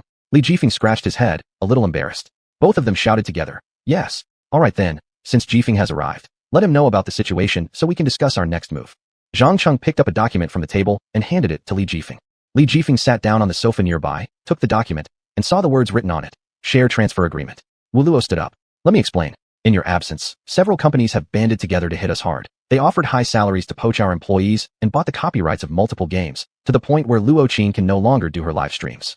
The other party has made clear its stance. Either we get acquired, or we can only slowly wait for bankruptcy. After finishing his speech, Wu Luo looked disheartened and sat back down. As Li Jifeng listened, he read through the documents and discovered a company, Jiangyer Game Company. It was this company that wanted to acquire them. He had heard of this company before. It started as one of the earliest game developers domestically. Later, realizing the opportunity in live streaming, it quickly adjusted its strategy, shifted its focus to live streaming, and thanks to its large reserve of game copyrights, some of which were among the current popular games, naturally worried not about competition. Within a few years, it became a top player in the live streaming industry. Seeing Li Jifeng's live streaming company growing larger, the senior management of Jiangyer Game Company began to feel apprehensive, hence the present situation. Brother Cheng, according to the current situation, how long can the company last? Li Jifeng turned to Zhang Qing. The company's funds are still relatively ample, plus around half of the streamers have resigned, meaning we need to pay much less salary. Roughly speaking, we can last for another half year. If the company continues to incur losses within these 6 months, we'll have no choice but to declare bankruptcy. Zhang Qing slowly said. Damn, they're not letting us survive at all. Didn't expect my first business venture to end in failure. Wu Luo looked unhappy, with an air of reluctance filling his tone. The atmosphere in the office became heavy once again. Li Jifeng looked at the agreement in his hands, and a vague thought flashed through his mind. He frowned in deep thought. But it's not entirely hopeless. Zhang Qing spoke again, instantly igniting hope in the hearts of the other 3. Since we don't have an advantage in live streaming games, we can switch directions and enter a field where they lack both experience and superiority. Li Jifeng's eyes lit up, and he immediately said, That's right, we can stream outdoor activities, explorations, or eating shows. There are many types of content we can stream, we just limited ourselves too much. Yes, the popularity of food live streaming today isn't any less than gaming live streaming, and it might be worth trying. Zhang Qing nodded, indicating his agreement with Li Jifeng's statement. Not everyone can become a food streamer, though. Having a good appetite is crucial. If someone can't continue after just a few bites, what would the audience watch? Moreover, fake eating isn't allowed. Wu Luo expressed his own opinion. Li Jifeng and Zhang Qing also agreed. Speaking of having a good appetite, I actually know someone who might be able to give it a try. Luo Qing suddenly spoke, breaking her previous silence. The moment she said this, 3 intense gazes fixed on her, not for any inappropriate reasons, but for interest in the person she mentioned. Zhang Qing rallied himself again, his look of fatigue vanishing completely. Then I will arrange the tasks. I will stay at the company to handle all kinds of affairs. Wu Luo will go and negotiate with Jiangyer Game Company. If they insist on acquiring us in such a tough manner, then we can only refuse them. All right, I'm going now. Wu Luo stood up and walked toward the exit. Jifeng, you and Qing Luo go find that person Qing Luo mentioned, and try your best to sign her to our company. We can offer her much more development opportunities and much better salaries than other platforms. All right, let's go now. Li Jifeng gestured to Qing Luo, and together they headed out. Zhang Qing returned to his desk, took a deep breath, and continued dealing with the company's various trivial matters. In an old residential complex, Li Jifeng and Luo Qing climbed the worn-out stairs. This building was certainly among the oldest structures still standing amidst the ever-modernizing infrastructure of Tianjin Harbor City. The peeling paint on the walls and the frail staircase handrails so weak that even a slight force might snap them, combined with floors that shook slightly with every heavy step, caused Li Jifeng no small amount of worry over whether the place would collapse at any moment. Still, there were countless similar buildings like this one scattered throughout Tianjin Harbor City, each housing quite a number of residents. During peak seasons, apartments here were highly sought after. The reason these dangerous-looking buildings hadn't been torn down and rebuilt? Simply put, it came down to supply and demand. and the fact that the rent here was extremely cheap meant there was always someone willing to live in them. Most of the people who lived in these places were fresh university graduates or aged, isolated elderly folk. As for him, he didn't need to elaborate. This unstable house he'd lived in for 2 years was just as bad, if not worse, than some others he'd experienced before. Huff, huff, huff. It seemed that after 2 years of relatively comfortable living, climbing 20 floors without breaking a sweat was a distant memory for him. Back then, he had bounded upstairs effortlessly. Now, though, he was already panting heavily after reaching only the 8th floor. Fenggu, come on, we're almost there. It's just the 15th floor. Due to regular physical training, Luo Qing had slightly better stamina than Li Jifeng. Walking ahead of him, she cheered him on. Why doesn't a building this tall have an elevator? Li Jifeng was overwhelmed by despair, and large beads of sweat poured down from his forehead. This building was built decades ago. Back then, there was no money to install elevators. They just tried to save costs. Luo Qing's voice carried faintly from up ahead. It seems I'll need to find time for exercise soon. Otherwise, when I get older, I won't be able to move around except in a wheelchair. Li Jifeng held onto the creaking stair railing as he dragged himself upward. He paid no attention to the groaning noise from the rail under his grip. There was only one thought running through his mind: destroy everything in the world. Chapter 34, Li Xuanhuan. Ding dong. The doorbell rang. No one answered. Ding dong. Luo Qing pressed the bell again. There was still no sound from inside. She's at home. I've already called to confirm. Let me try.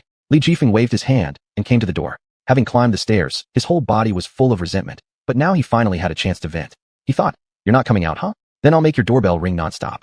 Just as he was about to roll up his sleeves and start ringing, a sound of opening the door came from inside. Li Jifeng mentally cursed. It turned out the door opened outward. And why so fast? He couldn't dodge in time. Bang! A muffled thud sounded behind the door, followed by a loud scream. Luo Qing, you're here? I thought you were joking. What was that noise just now? A somewhat childish voice came from inside the door. Xuanhuan, I thought you weren't home. Luo Qing said absent-mindedly.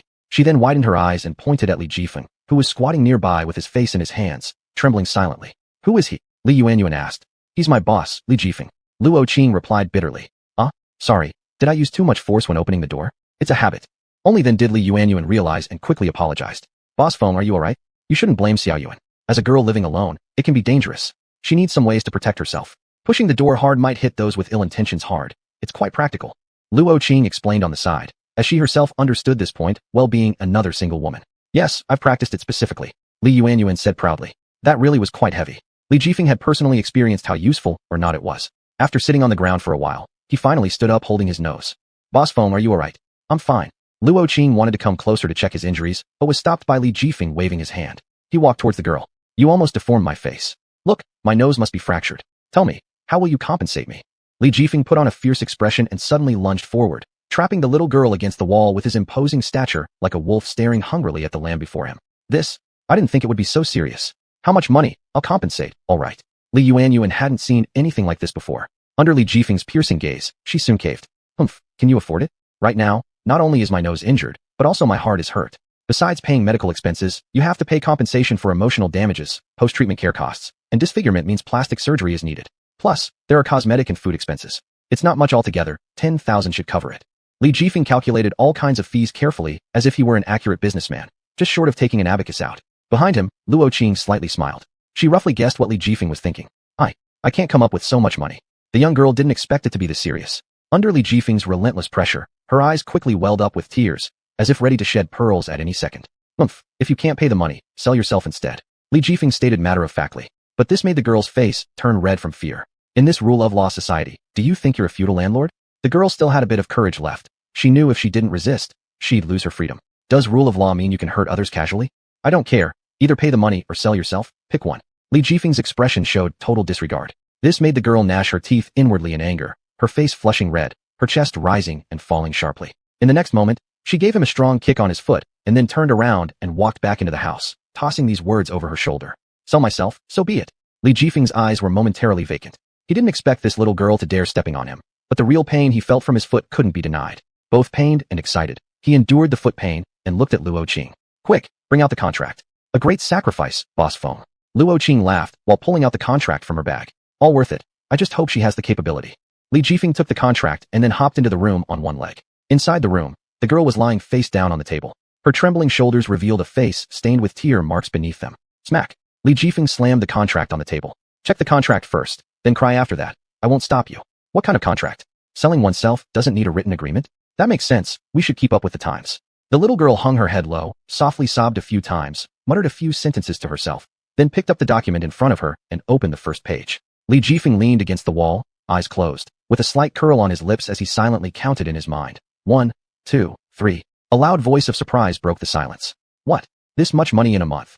Li Xuanhuan wiped her eyes hard, terrified she might have seen it wrong, and continued flipping through the pages. What? So many types of subsidies too. Li Xuanhuan's eyes instantly lit up, but the next second, she gave Li Jifeng, who was leaning against the wall, a suspicious look. Are you not some kind of scammer? Li Jifeng no longer wanted to explain himself and motioned for Luo Qing to step forward. Xuanhuan, our company is currently short of an eating broadcaster. Come help us. Funga and his people are great. They treat me like family, and there has never been any delay in salary. Luo Qing, do I even have another choice? Li Xuanhuan smiled bitterly. In that case, sign the contract quickly, or if you'd prefer, come to the office tomorrow morning. The most important thing is to start work soon. Once hearing this, Li Jifeng immediately felt confident everything was secure. But I've never eaten food in front of others. I'm not sure if I can adapt. It's all on us. We have professional training programs. Li Jifeng patted his chest to reassure Li Xuanhuan and she needn't worry. But after glancing at her petite frame, a question arose. But do you have such a big appetite? Should I prove it to you? Here. Li Yuanyuan's face darkened slightly, but this wasn't the first time someone had doubted her food intake. She pulled out her phone and showed a video she had taken of herself eating. Li Jifeng watched the video intently, his expression shifting from calm indifference to disbelief, until finally his mouth dropped open in total shock. Seeing the effect her performance had on Li Jifeng's face, Li Yuanyuan was quite satisfied, her mood immediately lifting. Unbeknownst to them, the clock hanging on the wall struck 6 in the evening. After finalizing general terms with her, the duo left Li Yuanyuan behind. At this point, Li Yuanyuan's phone rang. Seeing the number, her heart stirred uneasily. Sure enough, once connected, the news crushed her already waning joy almost immediately. Chapter 35, No more money? No more villa? Tap, tap, tap. Li Jifeng and Luo Qing slowly descended the stairs, but footsteps came hurriedly from behind. Xiaoyuan, what's wrong? Luo Qing turned around to look. Luo Qing, my mother's condition has worsened. I have to go see her immediately. Li Yuanyuan was full of anxiety on her face. We'll go with you. Consider it as a gesture of care from me, your boss, towards a new subordinate. Li Jifeng spoke first. Li Yuanyuan wanted to refuse at first, then Luo Qing added. Yeah, Xiaoyuan, your mother watched me grow up since I was little. I should go see her too. That's fine. Li Yuanyuan nodded. The three arrived downstairs. Li Jifeng hailed a taxi. Inside the car, the atmosphere was heavy. Xiaoyuan, Auntie's illness has put a lot of pressure on you, right? Luo Qing only then realized that the originally carefree girl in her memory now looked extremely haggard. Yeah, ever since my mom got sick, my dad sold our house to pay for my mom's treatment and borrowed money from relatives and friends. This time we pooled together hundreds of thousands to fund her surgery, but when Li Yuanyuan reached this point, her tone choked. But this disease is just like a bottomless pit. Just a year after the surgery, my mom's condition relapsed again. Our family's entire savings are gone, yet it still feels like we've only managed a drop in the ocean. My dad now works 3 jobs every day. I work 2 jobs daily. Even so, it's just barely enough to keep our household standing. But the doctor said if we don't do the surgery this time, my mom might not make it. After saying this, Li Yuanyuan leaned on Luo Qing's shoulder sobbing. So why not just go ahead with the surgery? Li Jifeng said. You sound so casual. Where could we possibly get hundreds of thousands for such a surgery? Li Yuanyuan cried as she spoke. Xiaoyuan, stop it, there's us. We grew up together. Something this big happens in your family, and you didn't even let me know? My relatives and friends, their faces change too quickly when it comes to money. They smile until you bring up finances. Then their demeanor shifts faster than flipping a book. My dad already alienated all our family and friends, and I really value our friendship. I feared that if I told you, you would drift further and further away from me. How could that happen? Luo Qing softly consoled. Listening beside them, Li Jifeng lightly sighed. Truly, each household had its own hard-to-decipher troubles. The taxi soon arrived at Central Hospital. After visiting Li Yuanyuan's mother, Li Yuanyuan went to meet the attending doctor. Li Jifeng glanced at the situation inside the ward, and he suddenly understood. Having money really did solve many problems. The Li family could only afford these slightly cheaper mixed-occupancy wards, whereas Chun Yinqi's father stayed in the hospital's top-grade private rooms, with worlds-apart treatment. Soon, Li Yuanyuan appeared before the two, with a charge slip in hand. Mr. Li, may I ask if part of my salary could be prepaid? Li Yuanyuan hesitantly broached the subject, looking somewhat uneasy. About how much money will you need? This was within Li Jifeng's expectations. 30,000. Before he could speak, Luo Qing took out a bank card. Xiaoyuan, here's 10,000 on me. Take it. If you refuse, I won't be friends with you anymore. Li Yuanyuan instinctively wanted to refuse, but seeing Luo Qing's eyes, she accepted it nonetheless. Now only 20,000 remained. Coincidence? Li Jifeng thought to himself. Looking at Li Yuanyuan's hopeful eyes, Li Jifeng shook his head.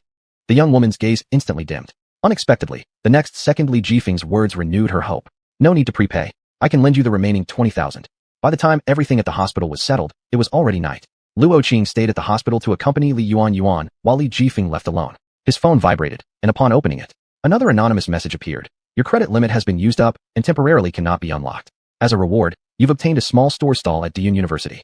Please double the profit within 2 months, or else the villa will be reclaimed.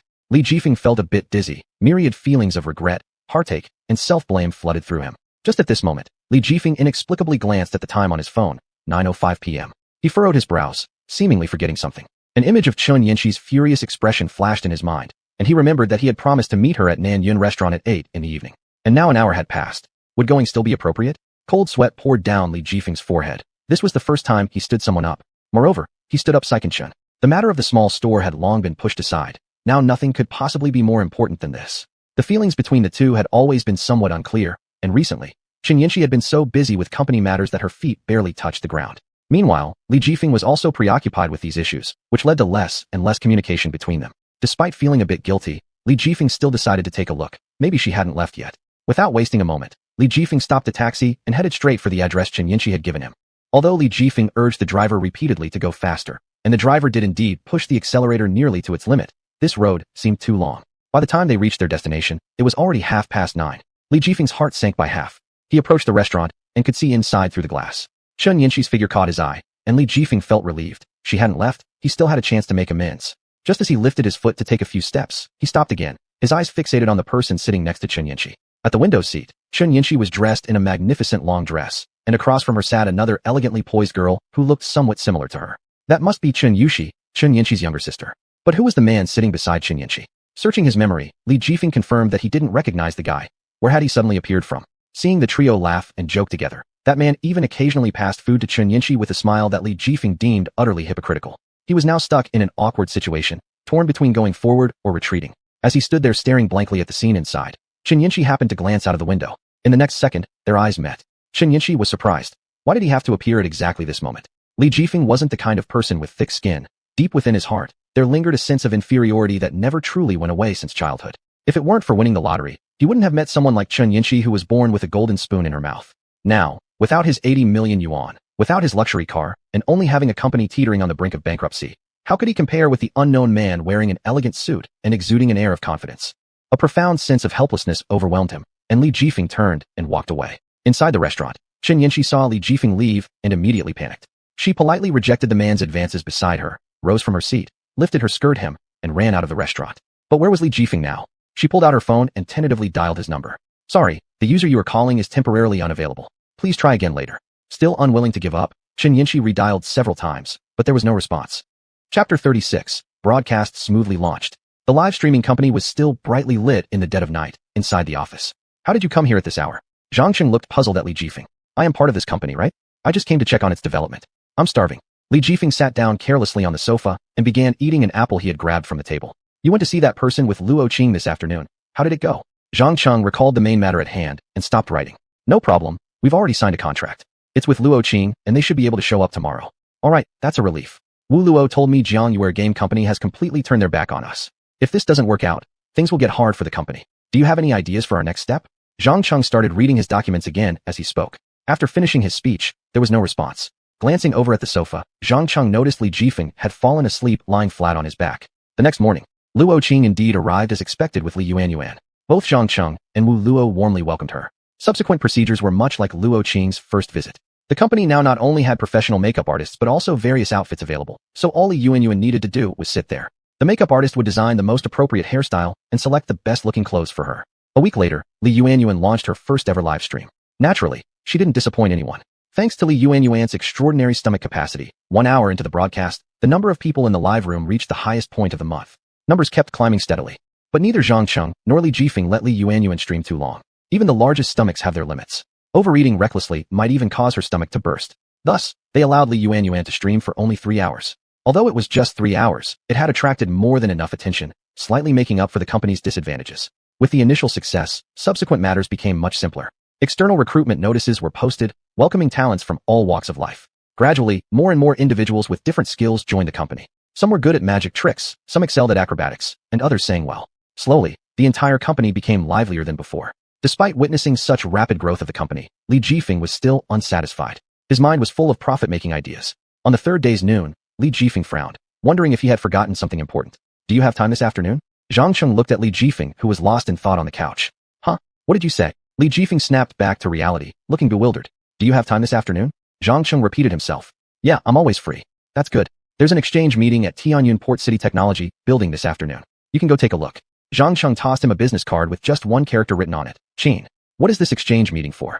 It's mainly aimed at small companies with great developmental prospects looking for investors, including those involved in digital products, medical devices, drones, and probably a few gaming companies. Go check them out. It wouldn't hurt to gain some experience. All right. Li Jifeng nodded. Besides, Xuanhuan is resting today. You can bring her along. Before leaving, Zhang Cheng added another note. At 2 o'clock in the afternoon, Tianyun Port City Technology Building. What's so interesting about a place like this? I'd rather sleep at home. Li Xuanhuan wore a milky white short-sleeved shirt and denim shorts below. She had a slim figure, and one couldn't imagine that she was a glutton. She muttered under her breath, originally planning to rest today and catch up on her sleep, but unexpectedly Li Jifeng dragged her here instead. Still, what could she do? He was the boss, and he paid well too. You haven't even gone in yet. How do you know it's boring? Let's go check it out. Li Jifeng entered first. There were many people lining up at the entrance. Fortunately, Li Jifeng had the business card Zhang Cheng had given him. After handing the card to the administrator, both of them easily entered the hall. Wow, it feels so futuristic. Upon entering, Li Xuanhuan saw several uniquely shaped drones freely navigating through the air in the hall, imbuing the space with science fiction elements. The hall was filled with numerous booths displaying various companies' latest products. Li Jifeng and Li Xuanhuan stopped at a booth surrounded by a large crowd, where the signboard showed the company name, Xuanhuan Biological Company, Ltd. On the exhibition stand, a robot, operated by the staff, smoothly performed various movements, drawing gasps of astonishment from the crowd. They could also manipulate the robot to carry out simple tasks, such as picking up items and pushing objects. If this technology matures, in the future we will just need to sit on the chair and let the robot do anything for us. This was how the project manager of the company introduced it. Li Jifeng wasn't particularly impressed, but Li Xuanhuan's eyes lit up. This robot was exactly the blessing for people suffering from extreme laziness. Li Jifeng had no doubt that if the robot could be sold right now, she wouldn't hesitate to pay. He pulled Li Xuanhuan with great effort to the next booth. This booth showcased an advanced electric skateboard which could be used as a means of transportation, and its speed would not be inferior to that of a regular e-bike. Seeing the skateboard's design reminded Li Jifeng of Conan's skateboard from Detective Conan, being both dazzlingly cool and futuristic. The two roamed around in the hall for a long time. The dazzling variety of strange products made Li Xuanhuan reluctant to leave. I take back what I said before entering. It's really interesting here, Li Xuanhuan said while staring at a robotic cat imitation. Li Jifeng, however, was attracted by a booth located in the corner. It was a booth for a 2D game. Almost no one stood in front of the booth. Those who occasionally stopped just glanced and left. Maybe due to being a small company without resources or backing, the organizer assigned them to this secluded corner. Moreover, their booth was tiny, so there was hardly any space for exhibits. There was only one computer inside the booth, and a boy full of 2D gaming aura was playing games while muttering to himself. Good, smoothness is nice. The precision of skills is also very good.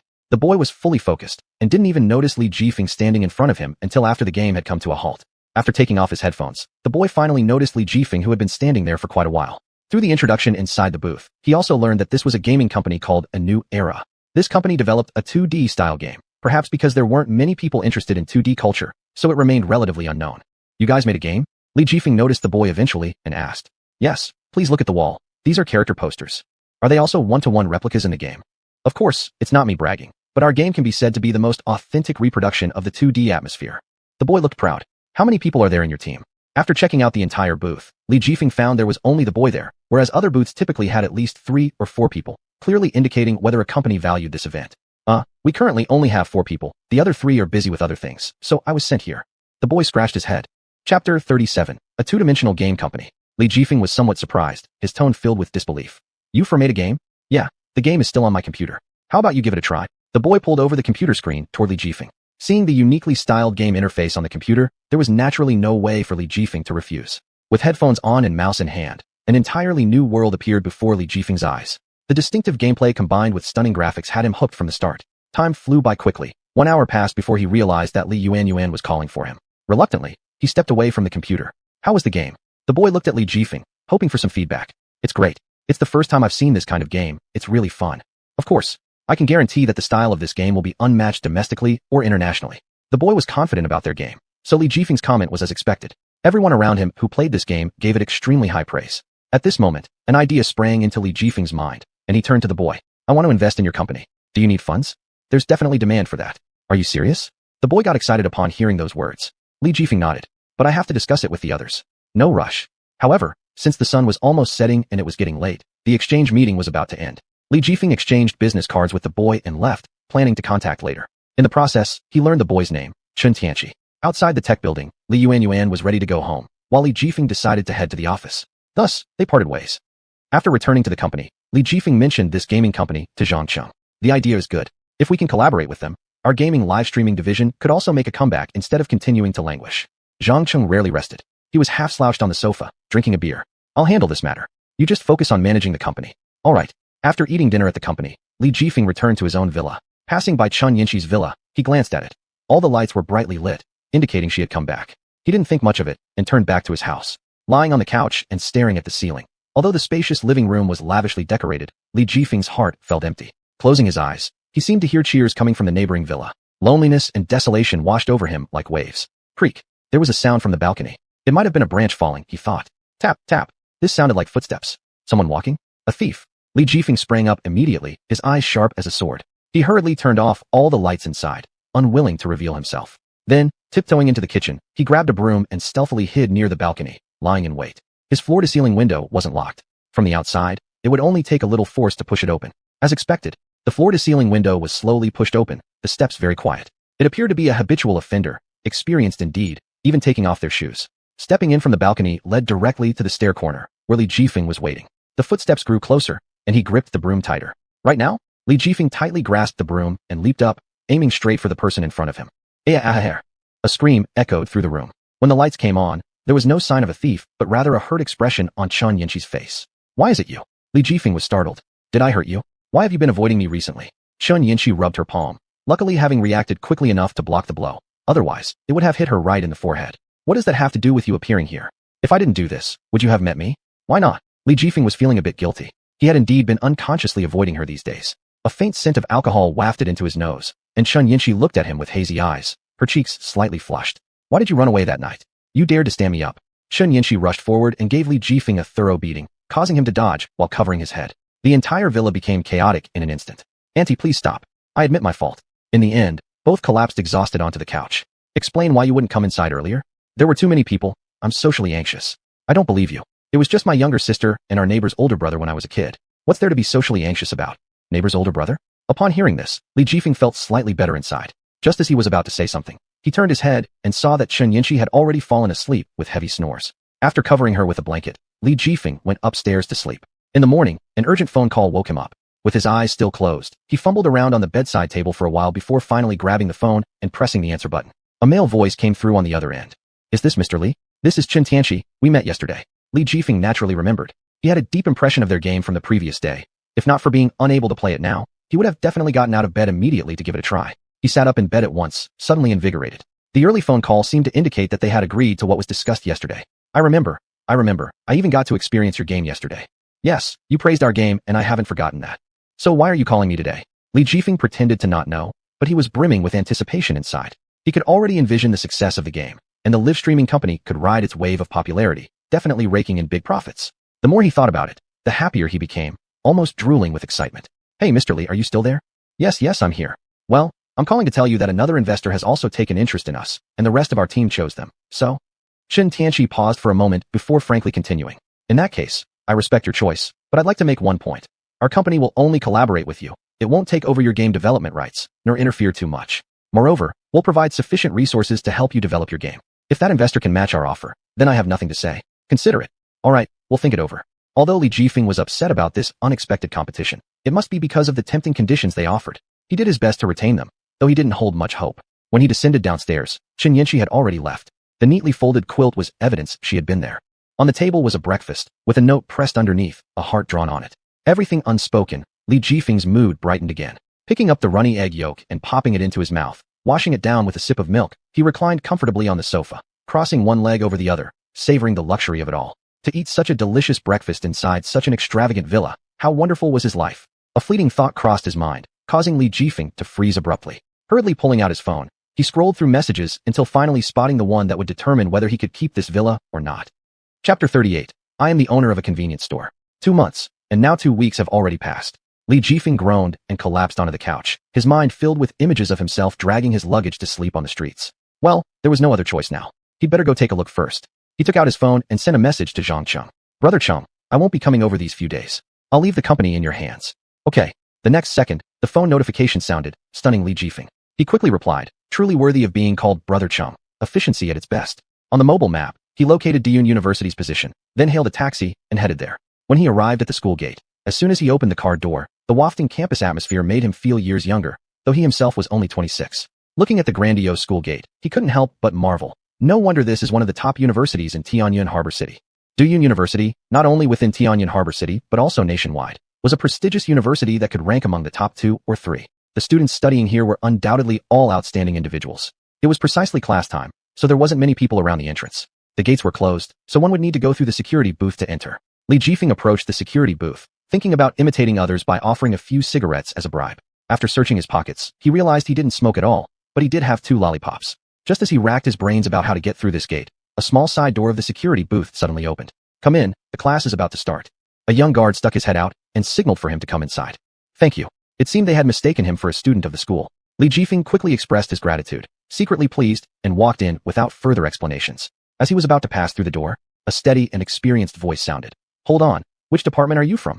Following the voice, Li Jifeng saw an old man in his 50s or 60s dressed in a security uniform, holding a cup of freshly brewed tea, walking over leisurely. The elder man's weathered gaze swept over Li Jifeng. Not recognizing him as someone familiar, the elder immediately sensed something suspicious. Aye. In that instant, Li Jifeng's brain froze, unable to utter a word.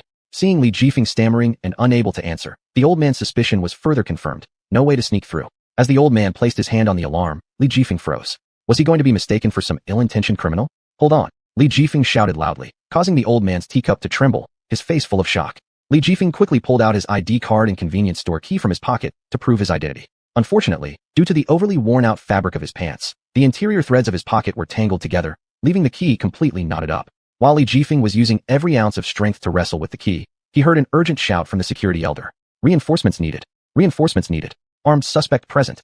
Suddenly, the entire security room lit up with red warning lights. In an instant, half the school was alerted. The young security guard seemed completely unexpected that such a major personage had been let in, trembling in fear while hiding in a corner. Thus, a dramatic scene unfolded right at the front gates of this historic university. Li Jifeng, who never imagined this outcome in his wildest dreams, found himself once again pinned down, unable to move. The cement floor mixed with the scent of earth filled his nostrils, making him feel as if he were back on a countryside dirt road. Back then, he was also pressed to the ground with tiny hands shoving him back and forth. With his weak body, he couldn't resist and fell straight down until a delicate shout broke the binds that trapped young Jifeng. "Stop! What are you doing? It's wrong to bully classmates. I'll knock all of you down with just one punch if you don't stop." The little girl with 2 ponytails stood with her hands on her hips, radiating like an angel descending. She glared furiously at everyone. That cry turned out to be the most important salvation for young Jifeng during the toughest period of his life. Moving forward in the dark, Jifeng was suddenly pulled into a bright peach blossom paradise by a little hand. "Stop! What are you doing?" Another resounding shout broke Li Jifeng's short reverie, bringing him back to the current situation. Several reinforcements had arrived, and the guards who were pinning Li Jifeng to the ground exchanged confused looks. They too were baffled since they had thoroughly searched the man and hadn't found any weapons. All eyes turned towards the security elder, including Li Jifeng's.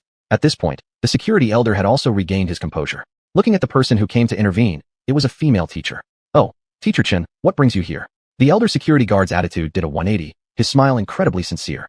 "Who is he? What are you all doing?"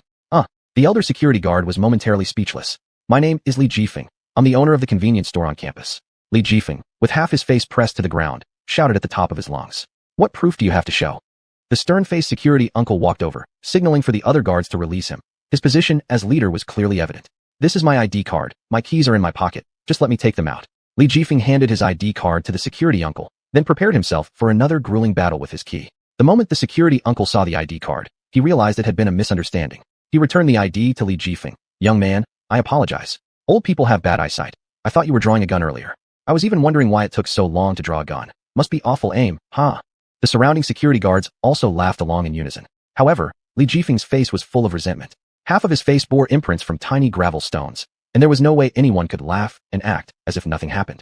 He stood up, brushed off the dust from his clothes, and was just about to leave. "Wait, you're the owner of the convenience store, right?" The righteous female teacher who had spoken up before stopped him. "Yes, how do you know?"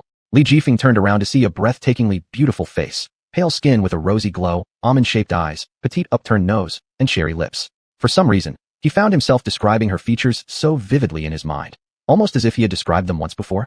"It's because our school only has this one convenience store. Aren't you coming here for the first time? Would you like me to guide you there?" The female teacher walked beside Li Jifeng. The security officers had already dispersed, and the elder was sitting inside the booth, sipping his tea while remaining oblivious to the outside world. "It's a bother, but thank you. Free guidance shouldn't be refused. It's always beneficial." Moreover, he genuinely didn't know the way. Asking step by step would likely take more effort anyway. Chapter 39. Reunion. The two walked side by side into the school gate. For some unknown reason, though it was their first meeting, he felt no sense of unfamiliarity with her at all. Is this the only convenience store in the school? Li Jifeng recalled what the female teacher beside him had said, and his heart blossomed with joy. If there was only one convenience store in the school, wouldn't all students come to buy things here? Wouldn't that make him a fortune? Yeah. The female teacher's answer made Li Jifeng very satisfied. But then came the next sentence. The rest are supermarkets. This sentence was like a bucket of cold water dousing Li Jifeng from head to toe, turning all his enthusiasm into nothing. If the school already had supermarkets, how could a convenience store compete? Absolutely ridiculous, right? However, his upbringing from childhood gave Li Jifeng an extremely optimistic mindset. He'd faced situations much more difficult than this countless times. Worst case scenario, he doesn't need the villa, does he? It's living wherever you choose, after all. Still, this school is really big. Li Jifeng marveled, having already walked nearly half an hour from the school gate, yet still seeing no sign of the convenience store. Teacher, how should I address you?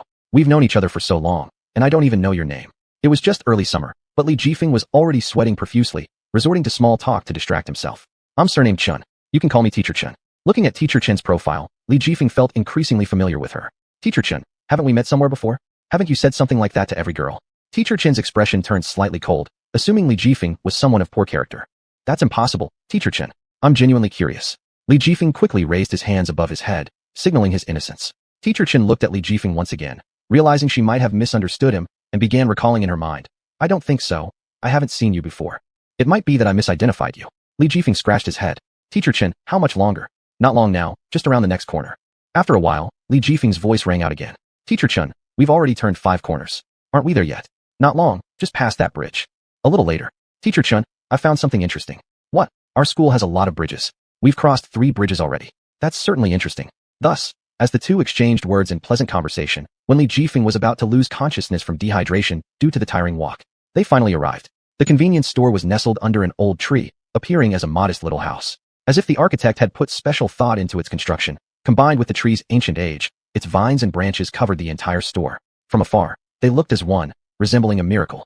This is the convenience store. It hasn't opened for 2 weeks now. I thought something happened, but it seems the owner has changed. Open it. Teacher Chen watched Li Jifeng's every move closely. Li Jifeng realized she still didn't fully trust him and was following to see if he was indeed the real owner of the convenience store. Fortunately, Li Jifeng managed to smoothly pull out the key from his pocket. The convenience store had an old roll-up door. With a touch of his hand downwards, he found the keyhole, inserted the key, and rotated it to lift up the heavy door. But, why aren't you moving? Teacher Chen stood to the side, watching Li Jifeng stay crouched down without movement. Teacher Chen, the door is too heavy. It's pressing on my hand. Can you help? Embarrassing. So embarrassing. Li Jifeng wished he could dig a hole and bury himself. Teacher Chen let out a soft laugh, not leaving to mock him. She came over.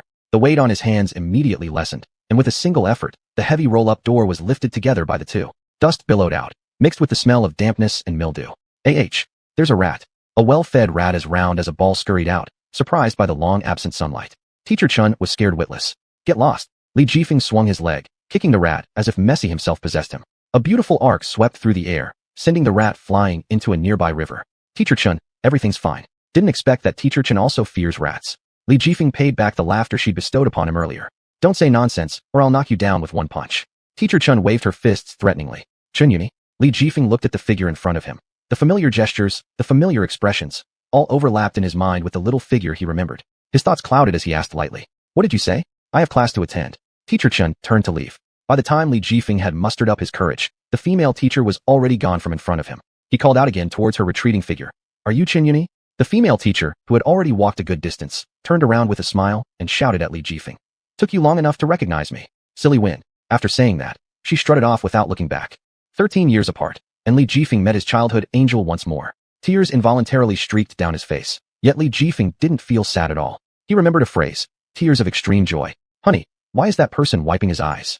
There's no need to guess. Just look at how shabby he looks. He probably couldn't even afford to run such a convenience store behind there. Got dumped because he has no money. A young couple passed by the convenience store and happened to see the tear-streaked face of Li Jifeng. But the very next moment, they were proven wrong when Li Jifeng took out a blackboard and wrote a few words on it with chalk. Grand opening promotion. 10% off for purchases over 20 yuan, then placed it at the entrance. This clearly announced he was the boss. The sight inside the shop was truly indescribable. Upon entering, Li Jifeng was stunned by the dirty and messy environment within the shop. This place certainly looked like it hadn't opened its doors for 2 weeks. It actually seemed more like 2 months. Goods were piled haphazardly on the shelves, garbage was scattered all over the floor, and potato chips and snacks littered the ground. Li Jifeng even stepped on half a sausage. This was definitely a scene of pillaging. Could the previous owner have offended someone and fled? leaving this mess for him to clean up? As Li Jifeng conducted an inspection inside the convenience store, he finally discovered the culprit. In one corner, there appeared a mouse hole the size of a regular mineral water bottle. So it turned out this convenience store had been looted by an army of mice. He recalled the rat he had kicked into the river and realized that it was definitely not the work of just one rat. It was likely an entire family. The fat one that couldn't squeeze through the hole anymore and ended up being trapped inside the convenience store must have eaten the most and become the fattest. Chapter 40. Restocking. Well, tough luck for him. But since he was here already, there would be no more chances for these rats to sneak in and eat. In the corner stood a bag of cement, much to Li Jifeng's delight. It seemed like the previous owner also had issues with the pesky rodents. Since childhood, Li Jifeng worked part-time while studying, so naturally, working with wet cement was no challenge for him. He once worked at a construction site just to pay his university tuition, where a day's work entailed carrying countless bricks and mixing many bags of cement. Li Jifeng poured an appropriate amount of cement powder onto the floor, found a bucket of water, and mixed them together in proper proportions. It wasn't long before the mixture was ready. He grabbed the putty knife, scooped up some cement, and began filling the rat hole. In no time, he had sealed the opening entirely. He used the remaining cement to mend other gaps within the store. Only after everything was fully filled did he finally place the putty aside, turning his attention to cleaning up the shop's inventory. And what a shock! About 70% of the goods were either gnawed on or ruined by the rats. Some items had merely been nibbled, as if the rats only wanted to taste them. At some point, I must trap all these disgusting creatures, Li Jifeng thought. By the time Li Jifeng finished cleaning and tidying up the entire shop, it was already afternoon. The shelves inside the store were barren. He looked around, realizing that despite the messy situation, the convenience store's location was quite advantageous. It was adjacent to several female dormitory buildings, and the school's playground was not far away. Even from inside the shop, he could clearly see the happenings on the field. There must be a fair number of female college students coming here to shop, Li Jifeng thought. And the next second, a female college student walked in indeed, intending to buy something to eat. However, upon glancing left and right, she could not find any edible items. Boss, is this convenience store going out of business? Nope, it's our first day open. Well then, why are there no products? They've been eaten by rats. What? The girl looked at Li Jifeng in terror before hurriedly running out. Soon enough, rumors spread throughout campus about a convenience store boss who apparently raised rats. Sitting behind the cash register, Li Jifeng stared at the balance displayed on the old desktop computer. There was only 5,000 yuan left. At that moment, Li Jifeng felt like his head was splitting. With so little money, how could he run a supermarket? If he spent all the money on restocking, what would he eat? Air. However, he still had to stock up on supplies if he wished to conduct business. On the top left corner of the computer screen was a small sticky note. Li Jifeng tore it off and read the phone number written on it. 123-456-7890. After pondering for a moment, Li Jifeng dialed the number. Hello, may I help you? This is the Super Wholesale Center. How may we assist you? A sweet female voice answered from the other end. However, Li Jifeng grimaced slightly at the sound of Super Wholesale Center. What kind of joke was that? They'd better send their delivery via spaceship. Hello, I own a small convenience store, and I need. Before he could finish, her voice interrupted him. Oh, it's a convenience store. Are you restocking again? Is it the same order as last time? Just a bit of everything? Yes, but I only have 5,000 yuan. I'm not sure if it will be enough. Li Jifeng hesitated anxiously. It'll be enough. Don't worry. We offer detailed inventory lists across various price ranges. Just send me your current inventory list from the computer, and I'll create a comprehensive, cost-effective purchase order optimized specifically for profitability in convenience stores. We'll handle the shipping and ensure punctual arrival. The woman enthusiastically explained, and through the screen, Li Jifeng could almost visualize her overly enthusiastic demeanor. All right, I'll send it now. Li Jifeng operated the computer briefly. Okay, I've received it. Please wait a moment. After a short while, a pop-up window appeared on the computer desktop. Ding. Your order has been generated. Please review. Li Jifeng clicked to open the file and found an extensive, seemingly endless list containing all sorts of daily necessities, essential items, snacks, even sports equipment such as ping-pong rackets, badminton rackets, basketballs, footballs. A dazzling array of products made him lose focus. When he finally scrolled to the bottom, he saw the total amount. 4,999. He exhaled a sigh of relief. Indeed, it didn't exceed 5,000 yuan. Once again, the woman's voice came through the phone. Hello, are you satisfied with this list? If yes, please make the payment. How do I pay? Li Jifeng asked, puzzled. Are you satisfied? Yes, I am. Then that's settled. Your account has been charged. Thank you for shopping with us, and we look forward to seeing you again. Click. She hung up. What's going on? Li Jifeng looked at the remaining balance on the computer, and it was only a single lonely yuan left. Only then did he realize that automatic deductions were even possible. Originally, he intended to test whether he could purchase on credit and repay after earning enough, but unexpectedly, there wasn't even an opportunity for him to ask. As he was still immersed in the sorrow of losing 4,999 yuan, the security guard uncle's voice interrupted. Person inside, come out and clear away the stuff outside. Li Jifeng didn't realize he was being addressed. He remained glued to his computer, scrutinizing the list meticulously. Suddenly, the light before him dimmed as he looked up to see the security guard uncle gazing kindly at him, his trademark teacup in hand. Big brother, are you here to collect protection money? Recalling Hong Kong movie plots, Li Jifeng asked instinctively. Collect your head. I retired from the police force. Do I look like I'm collecting protection fees? Is someone falsely charging you protection money? The security guard glared with round eyes, his dark cheeks exuding righteousness. Seeing the expression on the security guard's face, Li Jifeng admired sincerely, worthy indeed of a retired detective. If this man lived in ancient times, he would be a perfect Baozhang. No, I was just talking nonsense, big brother. Don't take it seriously. Li Jifeng grinned sheepishly. Cough, cough, almost got swayed by you. Are those items outside yours? What? What items outside? The pile of goods obstructing traffic. Aren't they yours? The old man pointed toward the outside. Upon seeing, Li Jifeng exclaimed inwardly, my goodness, really? A dense stack of boxes piled by the roadside resembled a small mountain. Initially, he cursed silently inside, blaming whoever placed them in front of his door without thinking. However, when he followed the security guard outside, something made him question reality. Written on the boxes were 3 big words, Super Wholesale Center. Li Jifeng stood stunned, unable to recover for a long time. Could this be space speed? Or worse, could they have actually flown a spaceship here? But he had never heard of our country producing spaceships yet. If we could, pretty much every other country including America wouldn't dare to mess around overseas so easily. Chapter 41, Moving Things. The elder's gaze kept darting between Li Jifeng and the pile of goods, as if trying to uncover some hidden clue. After another glance at Li Jifeng's seemingly foolish expression, he asked, so this stuff isn't yours? It's mine. I paid for it. Li Jifeng shouted back, shaking the elder once more as he snapped out of his daze. Well, then carry it inside. Don't leave it out here. The elder had long grown accustomed to the boy's exaggerated reactions. He took a sip of tea, moistened his throat, and spat the tea leaves back out. All right then. Li Jifeng used both arms, gripping a small box in each hand and heading inside. 1 trip, 2 trips, 3. Yes, Li Jifeng collapsed, utterly defeated. Despite making multiple trips, the little mountain in front of him seemed entirely undiminished. Cars that were stuck waiting behind the blockade could stretch all the way to France with their incessant honking forming an awe-inspiring symphony. Even Beethoven would have said, fantastic, so this is how it's done. It was critical that the elder take action. The elder, despite being well over 60 and half buried into the earth, still possessed muscles that rivaled his youth. As the elder rolled up his sleeves to lend a hand, Li Jifeng was moved to tears by gratitude and inspired to try again. Ouch, my back. Li Jifeng looked up to find the elder already sprawled on the ground, unable to move. Elder, are you alright? Li Jifeng hurried to help the elder up. No, just strain my back. Resting a bit will do. Sigh, you can't defy old age. With the elder resting in the convenience store, Li Jifeng was left to fight alone once more. This young man's not bad. Let's help him. The security elder unlocked his phone and sent a message to the security group. In no time, there was an immediate response akin to a rock dropping into water and stirring up thousands of ripples. Holding onto a carton of drinks with his last bit of strength, Li Jifeng swayed unsteadily, ready to fall any moment. Suddenly, a large hand grabbed the box from him. Then the surrounding air seemed to circulate much faster. Looking around, Li Jifeng noticed more than 10 security guards gathered at the shop entrance, including the young guard who initially wanted to let him in. He glanced at the elder. Sitting in the store, the security elder waved for him to come over. Elder, did you bring them all here? Li Jifeng couldn't believe it, but it made sense. HPMGH, or who else could it be? A look of satisfaction spread across the elder's face. The elder is mighty. Li Jifeng bowed deeply in admiration. There's nothing to it. You wouldn't know, when I was young working as a detective, those times. The elder started sharing stories of his glorious past. Listening intently and marveling at the same time, Li Jifeng learned that the elder served in the army during his youth. During his prime, he fought in the Vietnam War, a veteran seasoned through countless battles. After retirement, he joined the criminal investigation team, even becoming captain of the squad. Among the security guards helping Li Jifeng, there were many of his former comrades in arms or their sons. With their help, it took less than an hour to clear the road. Owners of cars parked nearby, finally tired of waiting, pressed down on their gas pedals and sped off like the wind. The entire road became clear once again. Come, brothers. Not much to offer, but it's from the heart. Li Jifeng tore open a box. Unexpectedly, it contained cigarettes, something strictly prohibited in schools. Fortunately, they weren't too many, and Li Jifeng didn't plan to sell them. So, instead, he gave them away as a favor to these security guards, smoothing relations either in society or on campus because, after all, life revolves around human connections and courtesy. After receiving the cigarettes, the guards' expressions relaxed visibly, and they began chatting happily with Li Jifeng. One might have mistaken them for close family members.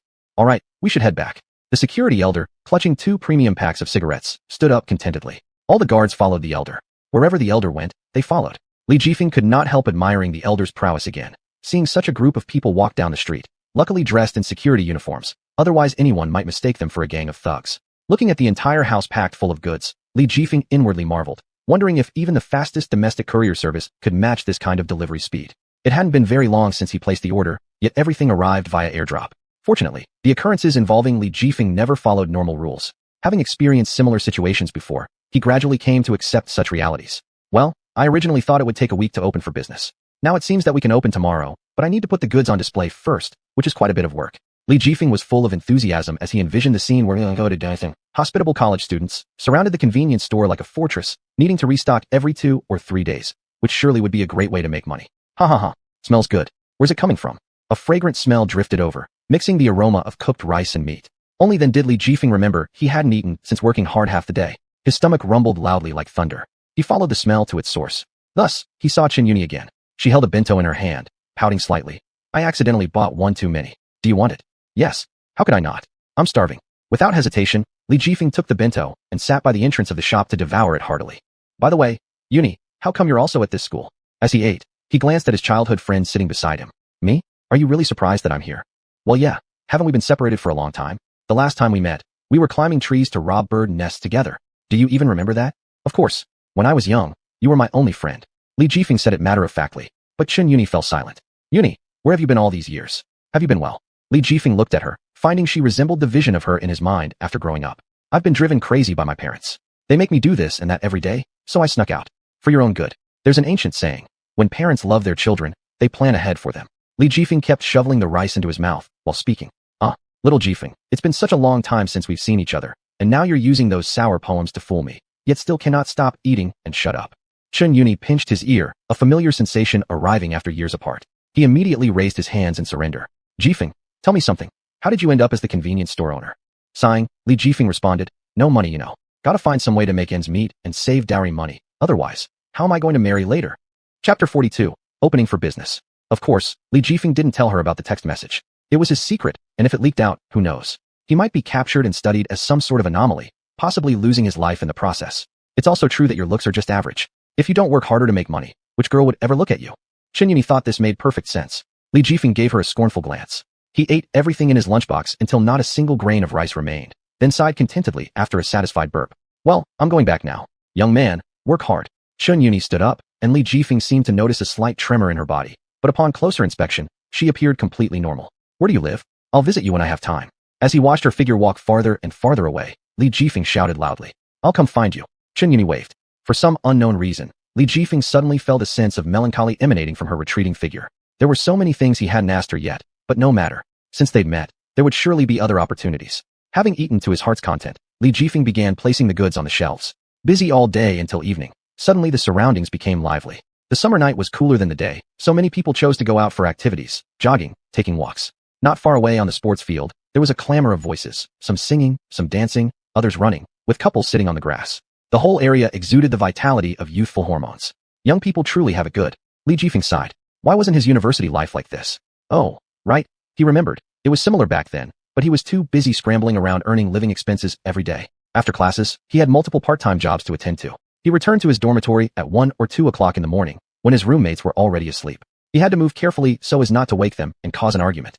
Little did he know that one day he'd once again experience these joyful moments. The next morning, a small convenience store reopened.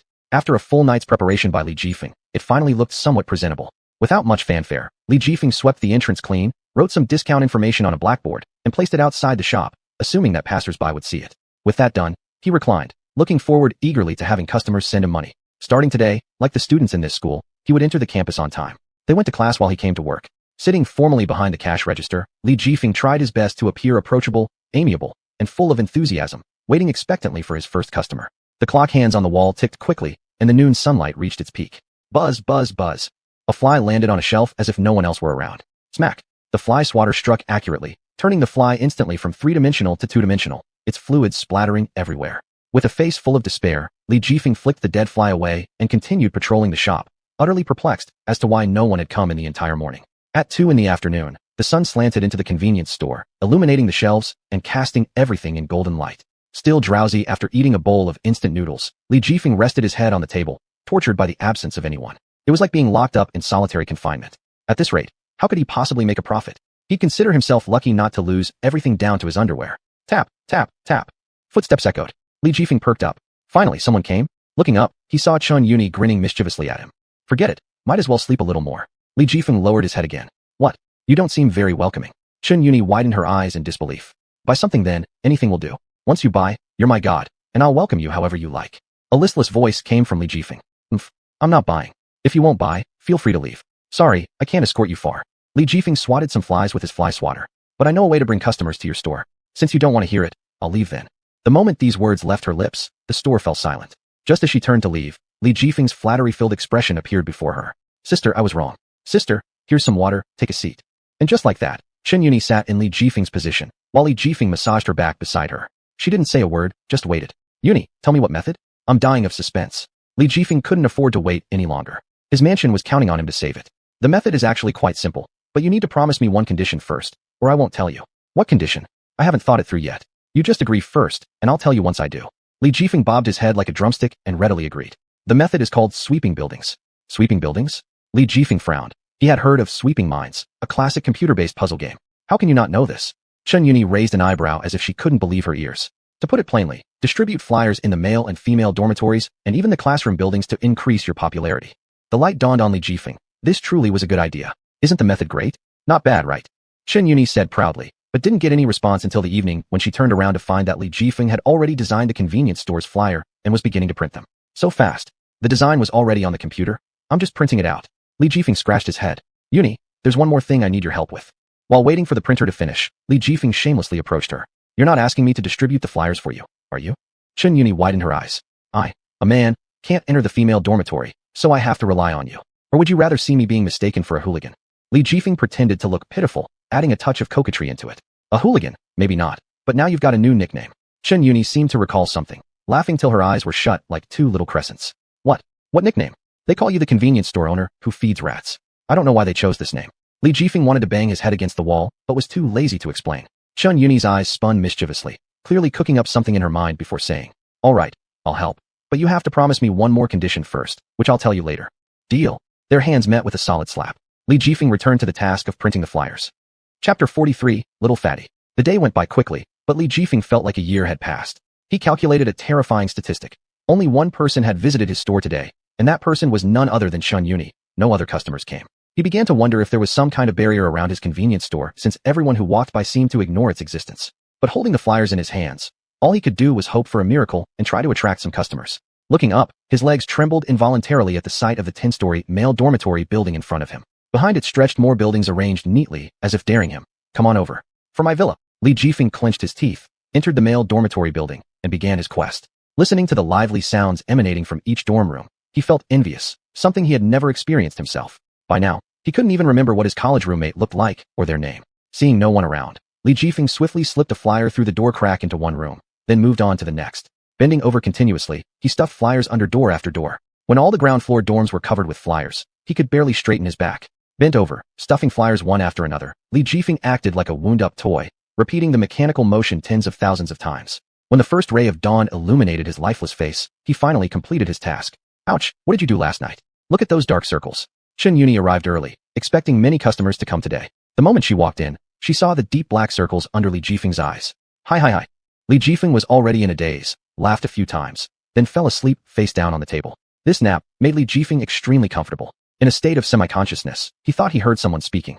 This bottle of water is 5 yuan. Here's your change. Thank you. Li Jifeng looked up and saw Chen Yuni giving change to someone. People had actually come to his store. Though not many, he at least felt a glimmer of hope. Oh, you're awake. You worked hard last night. Your efforts weren't wasted, little Jifeng. Chen Yuni stood beside him, dealing with people coming to buy things. Aren't you a teacher? Don't you have class today? Li Jifeng glanced around the shop. Though not crowded, there were more people than yesterday when the store was completely ignored. Today I don't have class. How about it? Not happy I'm helping. Chen Yuni arched an eyebrow. Of course not. I should be thanking you. Li Jifeng smiled awkwardly. But since you're awake, I'll head out. Chen Yuni glanced at her watch and prepared to leave. Where are you going? Are you that busy? Of course. I'm a teacher, not like you, lying around doing nothing all day. I've got tons of stuff to do. Anyway, I'm off. See you. And just like that, she left with great strides. With renewed spirit, Li Jifeng greeted another wave of customers. Once they were gone, the convenience store grew quiet again. Ring, ring, ring. His phone rang. Looking at the screen, it showed Xiaoxi, so he answered. Hey, Xiaoxi, why'd you call me? Jifeng, where have you been these past few days? What are you up to? A slightly accusing tone came through from the other end. Don't be shocked, okay? I'm inside Duoyuan University now, running a small convenience store.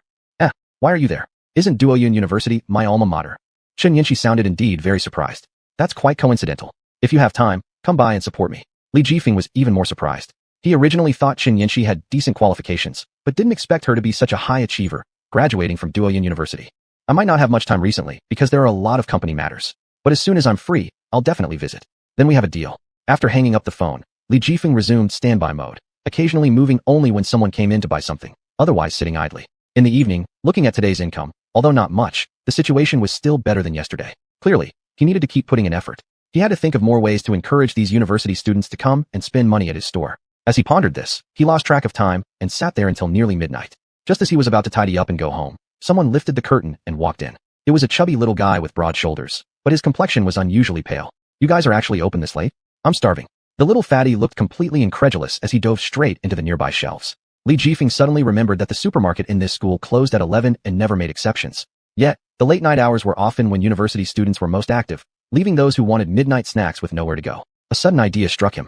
"Our shop stays open until midnight." Li Jifeng said this while watching the little fatty move back and forth between the shelves stacked with food. "Really?" The little fatty's head popped out from under his pile of snacks. Li Jifeng nodded. "You actually have these old school snacks here?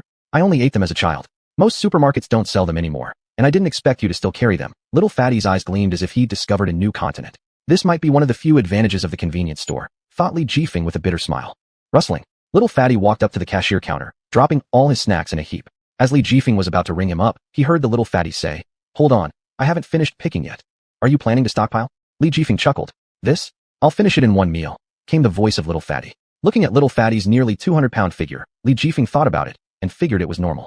Without a good appetite, how could someone eat so much they became this fat? Maybe he should ask him to do some food live streams? In no time, little fatty returned with another stack of snacks. "That's all. Go ahead and calculate the price. With this much, I should be able to sleep soundly tonight." Little fatty wore a satisfied expression. "It totals to exactly 100 yuan. It took Li Jifeng quite an effort to get the total calculated. Little fatty was surprised again. "So cheap? This would cost at least 150 yuan in other supermarkets. Our shop mainly focuses on convenience and affordability. Moreover, you students don't have much money, so we'll just have to compromise ourselves for your full stomachs." Little fatty was deeply moved, not expecting the shop owner to be so thoughtful. He swiftly pulled out a 100 yuan note and happily left with 3 big bags of snacks. Chapter 44. Situation looks good. Holding the bright red note, Li Jifeng's face lit up with joy. He never expected that his first big sale of the day would be to this little fat guy. It was worth it, it was worth it. Just as he was about to pack up and go back, someone else walked in. Then the second, the third. Without exception, all these people were of similar build to the chubby kid who had come before. Just as Li Jifeng was puzzled, the little fat guy came back, but the snack bag he'd had in his hand was now gone. The little fat guy wasn't here to buy anything. He leaned over to Li Jifeng. "Hey, didn't you just leave? Why did you come back? Wasn't the food tasty? I don't offer refunds, you know. Did you see those people?" The little fat guy pointed at those who had come in to buy things from the shop just a moment ago, with a smug look on his face. Li Jifeng immediately knew. "Did you bring them here? How's that? They are all members of the same gourmet club as me. Hungry in the middle of the night and couldn't sleep. Just a bit ago I told them there's a convenience store open at midnight. They didn't believe me at first. But when I passed around the snacks I bought from you, they instantly had stars in their eyes and rushed over. What do you want in return?" Li Jifeng knew that if the other party had done this and then come to find him, it must mean they were asking for some benefit. "I'm not after anything fancy, I just like eating. If you ever get new items in the shop, let me know so I can try them." He was definitely a foodie. Li Jifeng felt a bit embarrassed, but also understood. Everyone chases different things. Some prefer athletic builds, others enjoy the pleasure that comes with tasting fine cuisine. Clearly, the little fat guy before him belonged to the latter group. "My name is Li Jifeng. May I ask what your esteemed surname and given name is?" "My name is Zhang Wuqing, though you can call me by my nickname, Zhang Xiaopeng." Thus, Zhang Xiaopeng became Li Jifeng's second friend at Tiandu University besides Chen Yuni. In his free time, Zhang Xiaopeng would visit the convenience store, gather a large basket of snacks, stay in the store to eat them, and chat with Li Jifeng. Over time, the two became very good friends. Li Jifeng also discovered that this little fatty not only loved eating, but also had a deep understanding of food, having explored various Chinese and Western cuisines. How did he discover this? Because the little fatty said his major was culinary arts. Thanks to Zhang Xiaopeng's extensive network, his convenience store sales skyrocketed these days. In just 2 more days, it would already have been a month since opening, but calculating from the store's inception till now, it was only half a month, yet the revenue was already almost matching an entire previous month. This gave Li Jifeng hope. "Zhang Xiaopeng, are you treating this place like your home? Don't you have class?" The fly swatter was still fulfilling its mission. Li Jifeng had already taken out more than 10 fly heads with it. "Well, yeah, let's consider it my third home. The teacher went on a business trip these past few days, so there aren't many classes." Zhang Xiaopeng opened a crisp-packed bag of chips, picked one up, put it in his mouth, and the sound of crunching exploded, traveling into Li Jifeng's ears. Just by looking at Zhang Xiaopeng's expression of pure enjoyment, it was obvious how crunchy and fragrant these chips were. It's exactly the taste from childhood. So delicious.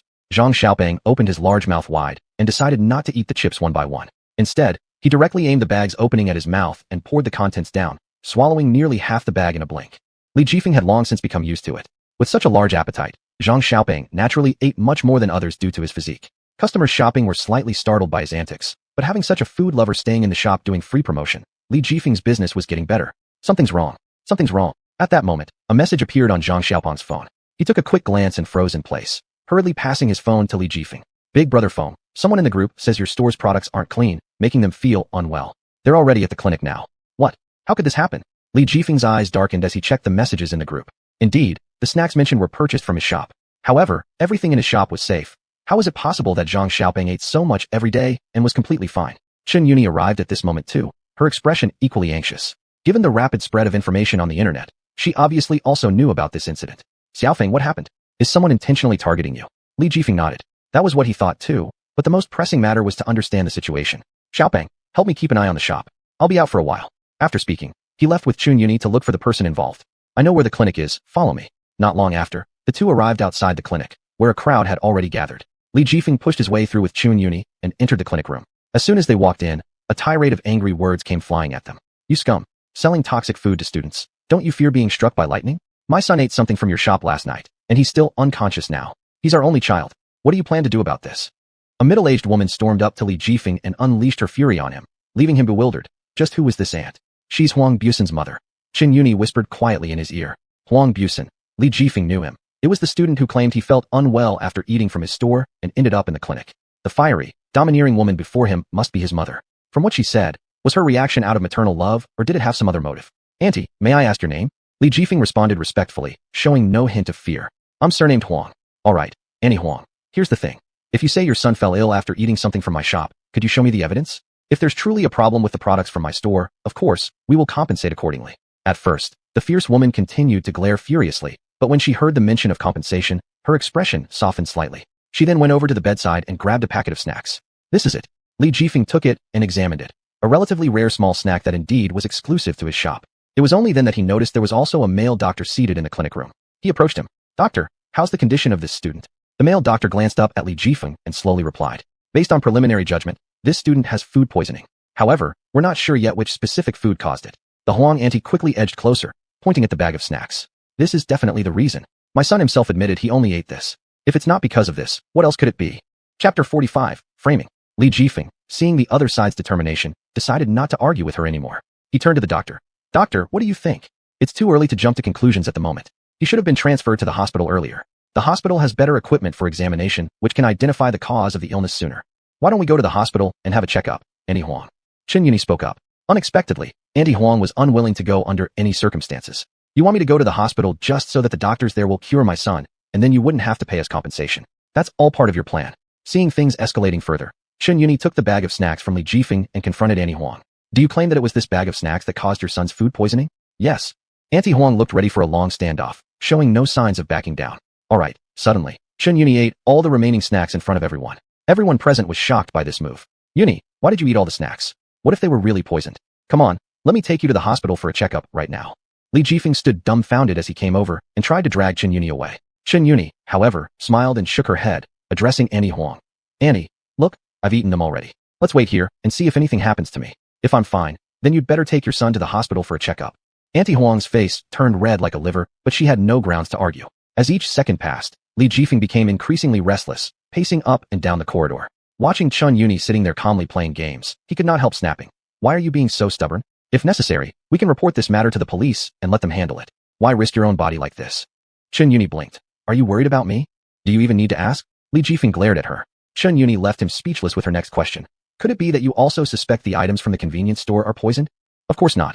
I'm just worried they might have tampered with them. It's been an hour already. Do I seem affected? Chen Yuni glanced at her watch. Are you feeling unwell anywhere? No. Sighing in relief, Li Jifeng relaxed, realizing this whole thing was baseless. Thus, he lost interest in debating with Annie Huang and called Fang Ruobing instead. Half an hour later, Fang Ruobing arrived in her police uniform, cool and collected before Li Jifeng. What happened? Li Jifeng narrated the entire event to Fang Ruobing. In that case, let's all go to the station. Fang Ruobing said this to those present. Auntie Huang was visibly regretful but dared not refuse to follow. Her son, Huang Busen, was sent off to the hospital for examination. Li Jifeng, I didn't know you knew the police as well. You've certainly made some connections these past years. Chen Yuni wasn't interested in the outcome of the event, but found this icy female cop fascinating. Hello, my name is Chen Yuni, and I'm Li Jifeng's friend. Officer, may I ask your name? In the car, Chen Yuni was the first to speak, loud and casual while extending her hand towards Fang Ruobing. My name is Fang Ruobing. Li Jifeng helped me out once, and that's how we got acquainted. Fang Ruobing noticed another strikingly beautiful girl standing next to Li Jifeng. Wasn't there also Chen Yanxi? Chun Yuni looked Fong Ruobing over carefully from head to toe, wearing a mysterious smile. What's wrong with you? Are you staring dreamily? Li Jifeng couldn't help interrupting her. He felt uneasy seeing her behave so differently. Get lost. My orientation is normal. She struck without hesitation, slapping Li Jifeng straight on the forehead. After giving Li Jifeng his due punishment, she ignored him and continued looking at Fong Ruobing. Ruobing, how old are you? Do you have a boyfriend yet? Finally, Li Jifeng realized what was going on. Chun Yuni must be gossiping or matchmaking. I'm just turning 25 today. Things at the police station keep me pretty busy, so I haven't had time for a boyfriend. Although Fong Ruobing felt puzzled, she still answered truthfully. Oh, what kind of boyfriend are you looking for then? Tell me about it. Fong Ruobing momentarily didn't know how to respond. Why bring this up? You've never been this nosy before. Li Jifeng couldn't hold back interrupting again, but stopped after only 2 sentences when he caught Chun Yuni's warning glance. Upright, kind, and compassionate, maybe. After a moment of contemplation, Fong Ruobing finally spoke. Ruobing's criteria for choosing a partner sure is unique. In today's increasingly utilitarian world, it turns out to be so simple. Chun Yuni wore an expression of surprise. She had expected Fong Ruobing to say something like 1.8-meter tall handsome man, rich second generation, family assets worth at least several million, but never thought it could be this simple. Actually, your requirements can indeed be met by someone. Who? Someone far away yet near. Asterisk, why are you covering my mouth? Do you even know what you're doing? Don't just talk nonsense. Chun Yuni glared furiously at Li Jifeng, who returned the glare. Only now did Li Jifeng realize she was trying to set him up with a date. How absurd and unexpected. What I meant was, before Chun Yuni could say anything more, the car arrived at the police station, cutting her off. Almost forgetting the purpose of coming to the police station due to the commotion on the car ride there, they were first called in to give statements before being told to wait in the restroom for the results from xuanhuan. The speed at which the case result came out surprised Li Jifeng. Fong Ruobing approached the two of them.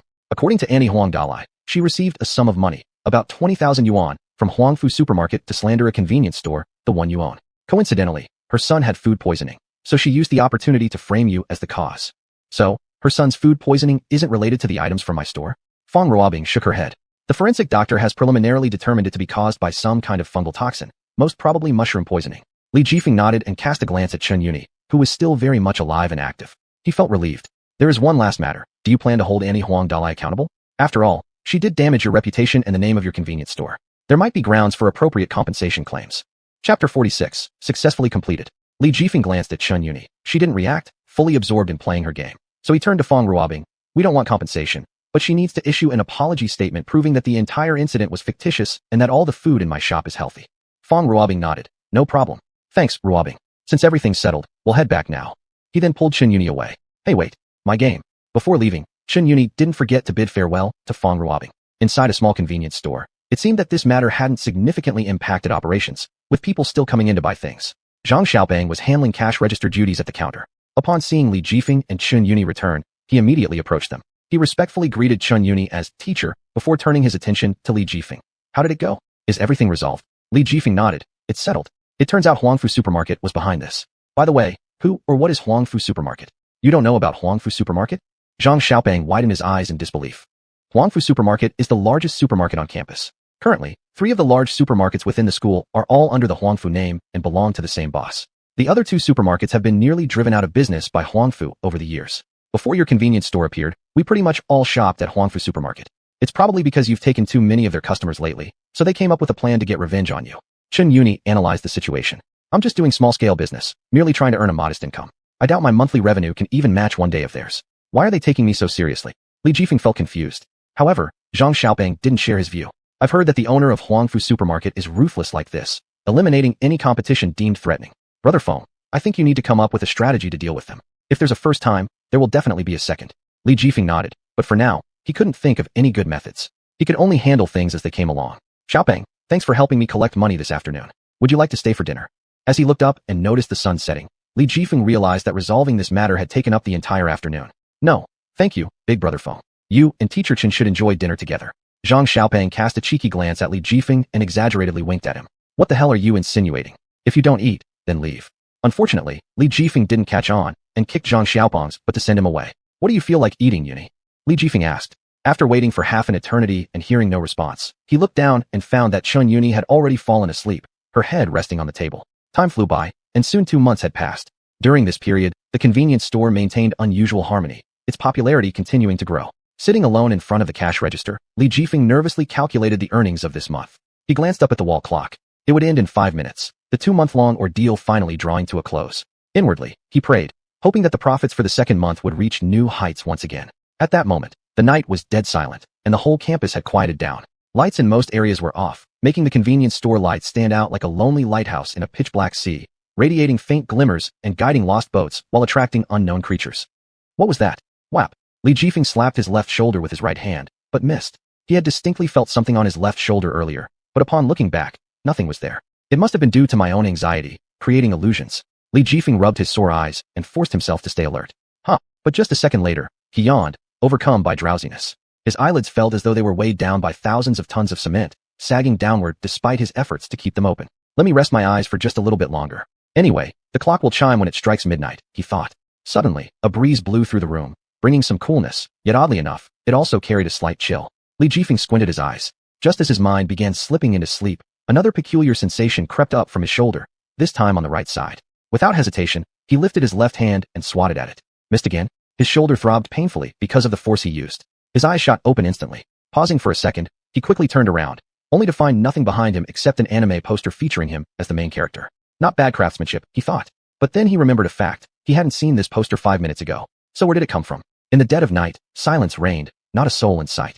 The sudden appearance of an unidentified object fit almost perfectly into the blueprint of a horror story, but something was still missing. What was it?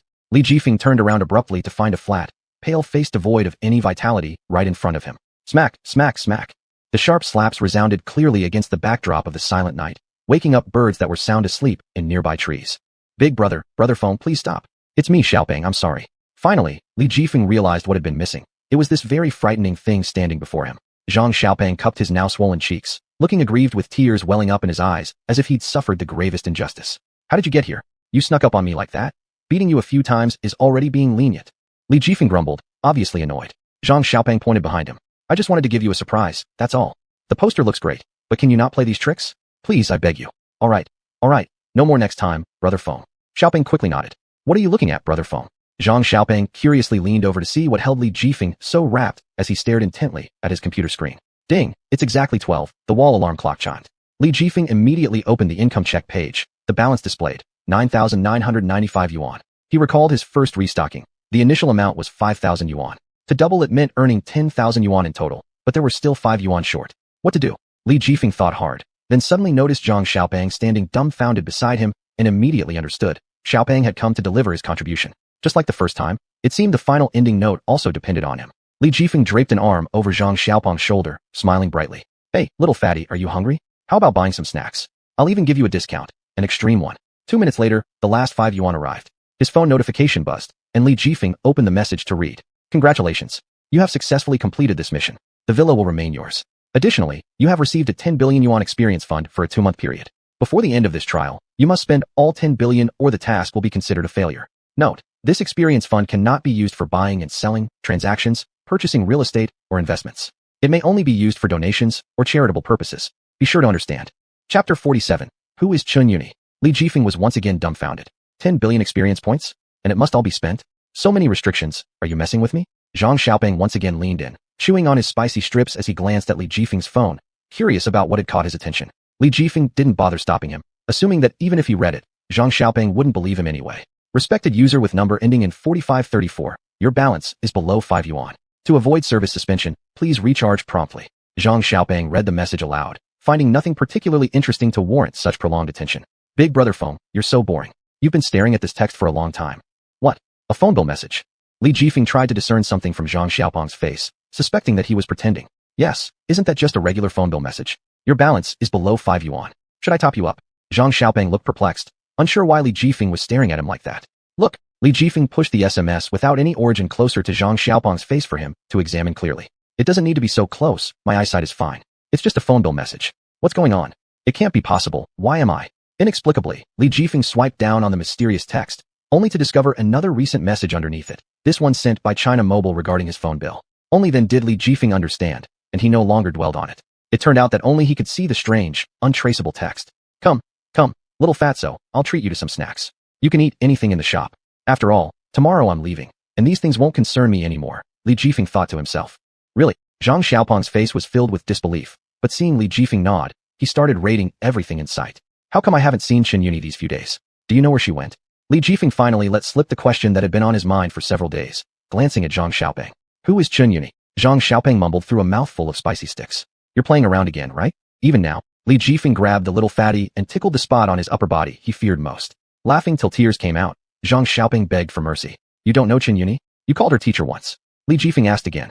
Where in our school would there be a teacher named Chunyuni? No way. I've never met her before, said Zhang Xiaoping, maintaining distance while looking genuinely confused. A bad feeling immediately crept into Li Jifeng's heart, but he still clung to hope as he searched his mind for anyone else who might know Chunyuni. Yes, the security grandpa. He vividly remembered the first day he entered the campus when he was stopped by the guard, and it was only Chunyuni who helped smooth things over. Back then, he heard clearly, the guard also referred to her as Teacher Chun. He ran out of the small store instantly, heading straight towards the school gate security room. Following this road, scenes from his first day walking this way with Chunyuni involuntarily resurfaced in his mind. Although he hadn't recognized her identity back then, he felt no unfamiliarity toward her. Breathing heavily, Li Jifeng reached the guardhouse, awakening the snoozing security grandpa with an imposing air. Grandpa, I have a question, Li Jifeng panted, catching his breath. What's up? That you'd show up here at midnight. Do you remember Chunyuni, or Teacher Chun? Li Jifeng anxiously waited for the answer, only for the grandpa's next words to plunge his heart to its lowest point. Chunyuni? Never heard of her. There are many teachers surnamed Chun, but I don't know of anyone named Chunyuni. The old man shook his head. Li Jifeng wouldn't give up yet, his emotions rising. Have you forgotten? On my first day entering the campus, you stopped me, and she came out calling you, right? I remember that day well. There was no female teacher involved. It was clear you claimed to be the owner of the snack shop, showing me your ID before I let you in. Sure, I'm old, my vision isn't great, but my memory is fine. That day, it was just you alone.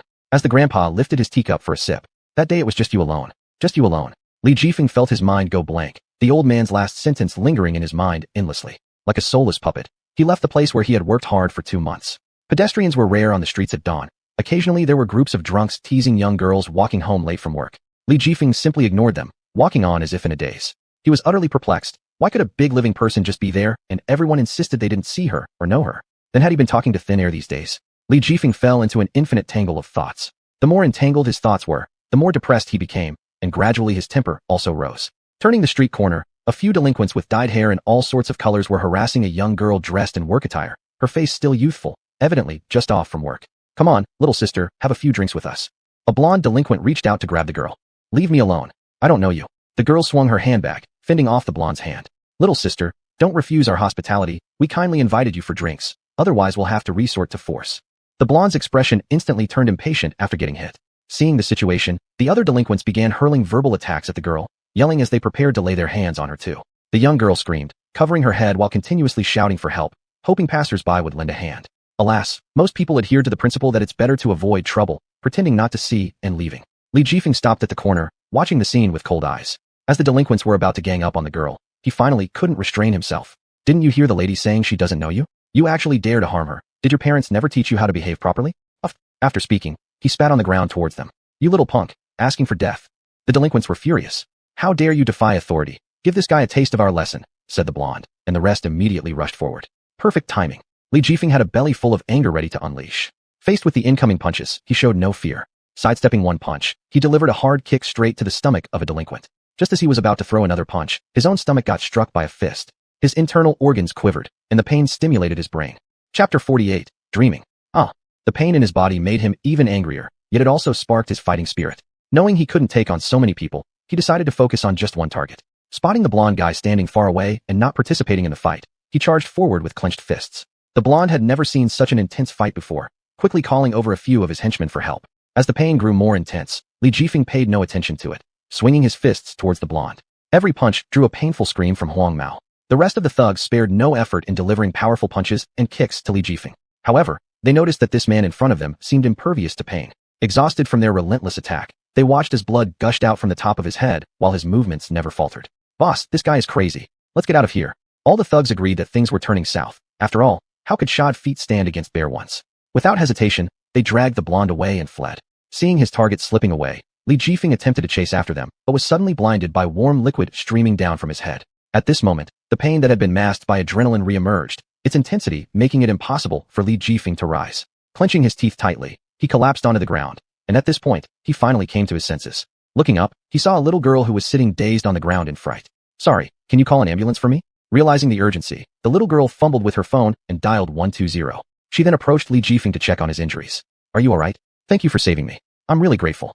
Hearing the little girl cry, Li Jifeng didn't pay much attention to her cries, succumbing to darkness as he lost consciousness. When Li Jifeng woke up again, Chen Yinshi was leaning by his bedside, holding his hand tightly.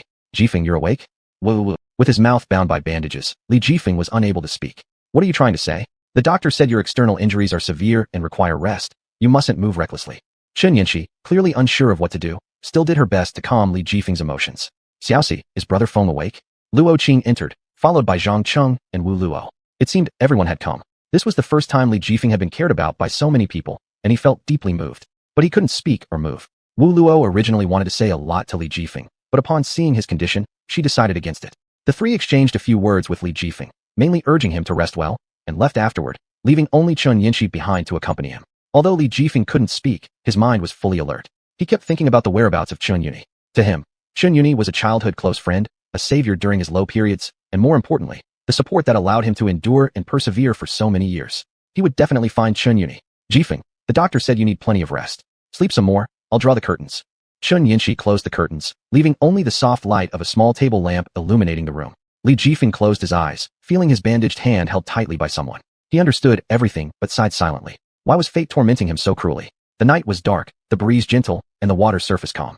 Sitting on the bridge, Li Jifeng looked below, where a group of children were playing joyfully on the water. Why don't you go down? Are you scared? Hearing the voice beside him, he turned his head to see a stunningly beautiful little girl named Chen Yuni. Of course not. Li Jifeng hastily explained. Then why don't you go down?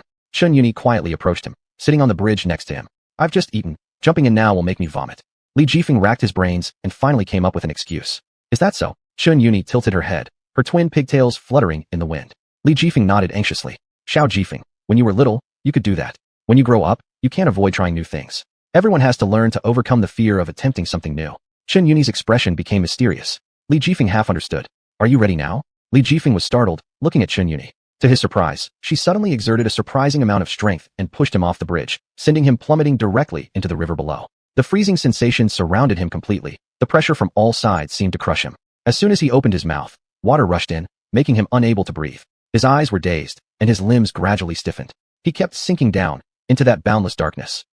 Li Jifeng woke up suddenly with a start, his back soaked in sweat.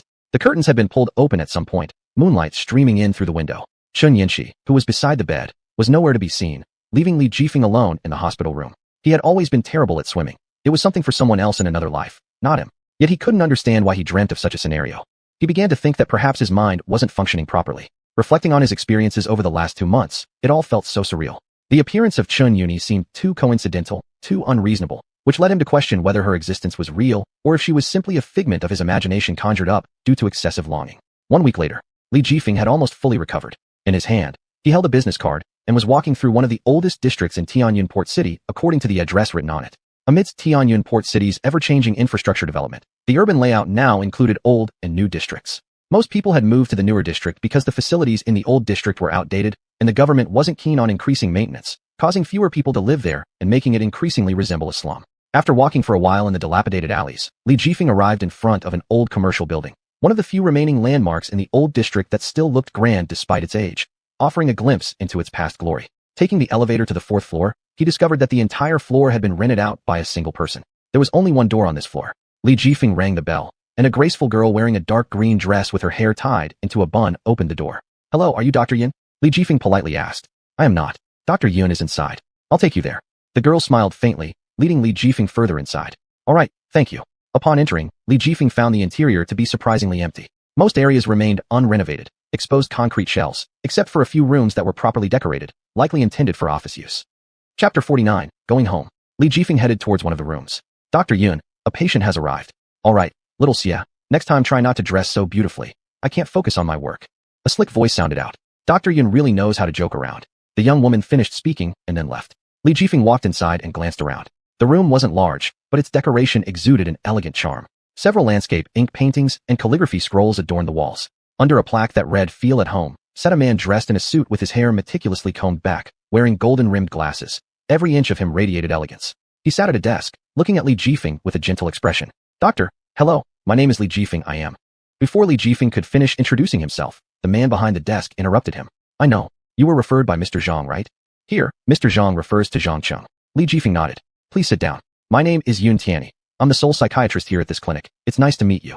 Yun Tianyi pointed at the chair near Li Jifeng's feet, signaling for him to take a seat. Have you recently had anything troubling your mind? Whether it be relationships, career, or studies, I am here to help you. After a moment of deep thought, Li Jifeng was unsure how to start. It's alright. If you don't know where to begin, tell me about what confuses you the most. It's like this.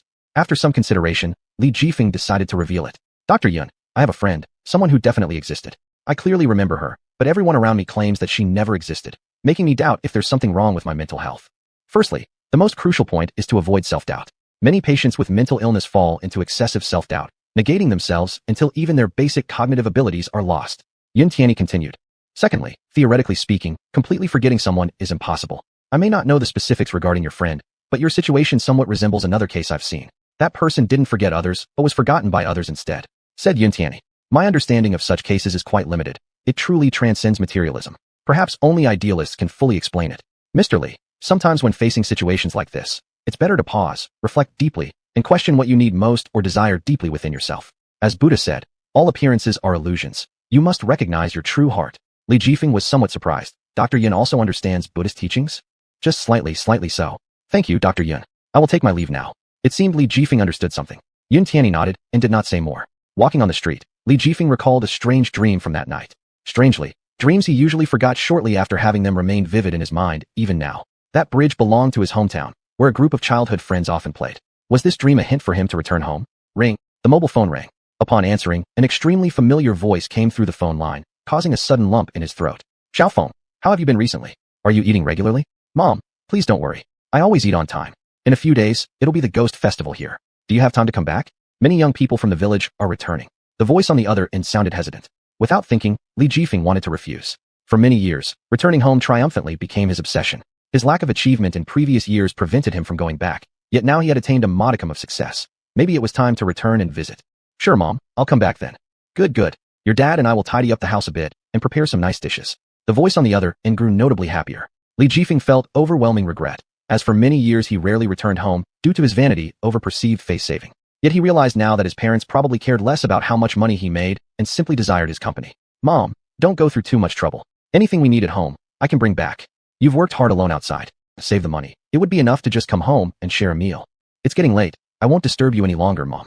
Take care. The phone call came in a hurry and was disconnected just as quickly. Li Jifeng sighed heavily to the sky, wondering what on earth he had been so busy with these past years. Not only had he lost his mind pursuing Zhao Qingying, spending so much time and money, only to find himself a fool in the end, but he had also neglected his parents for such a long time.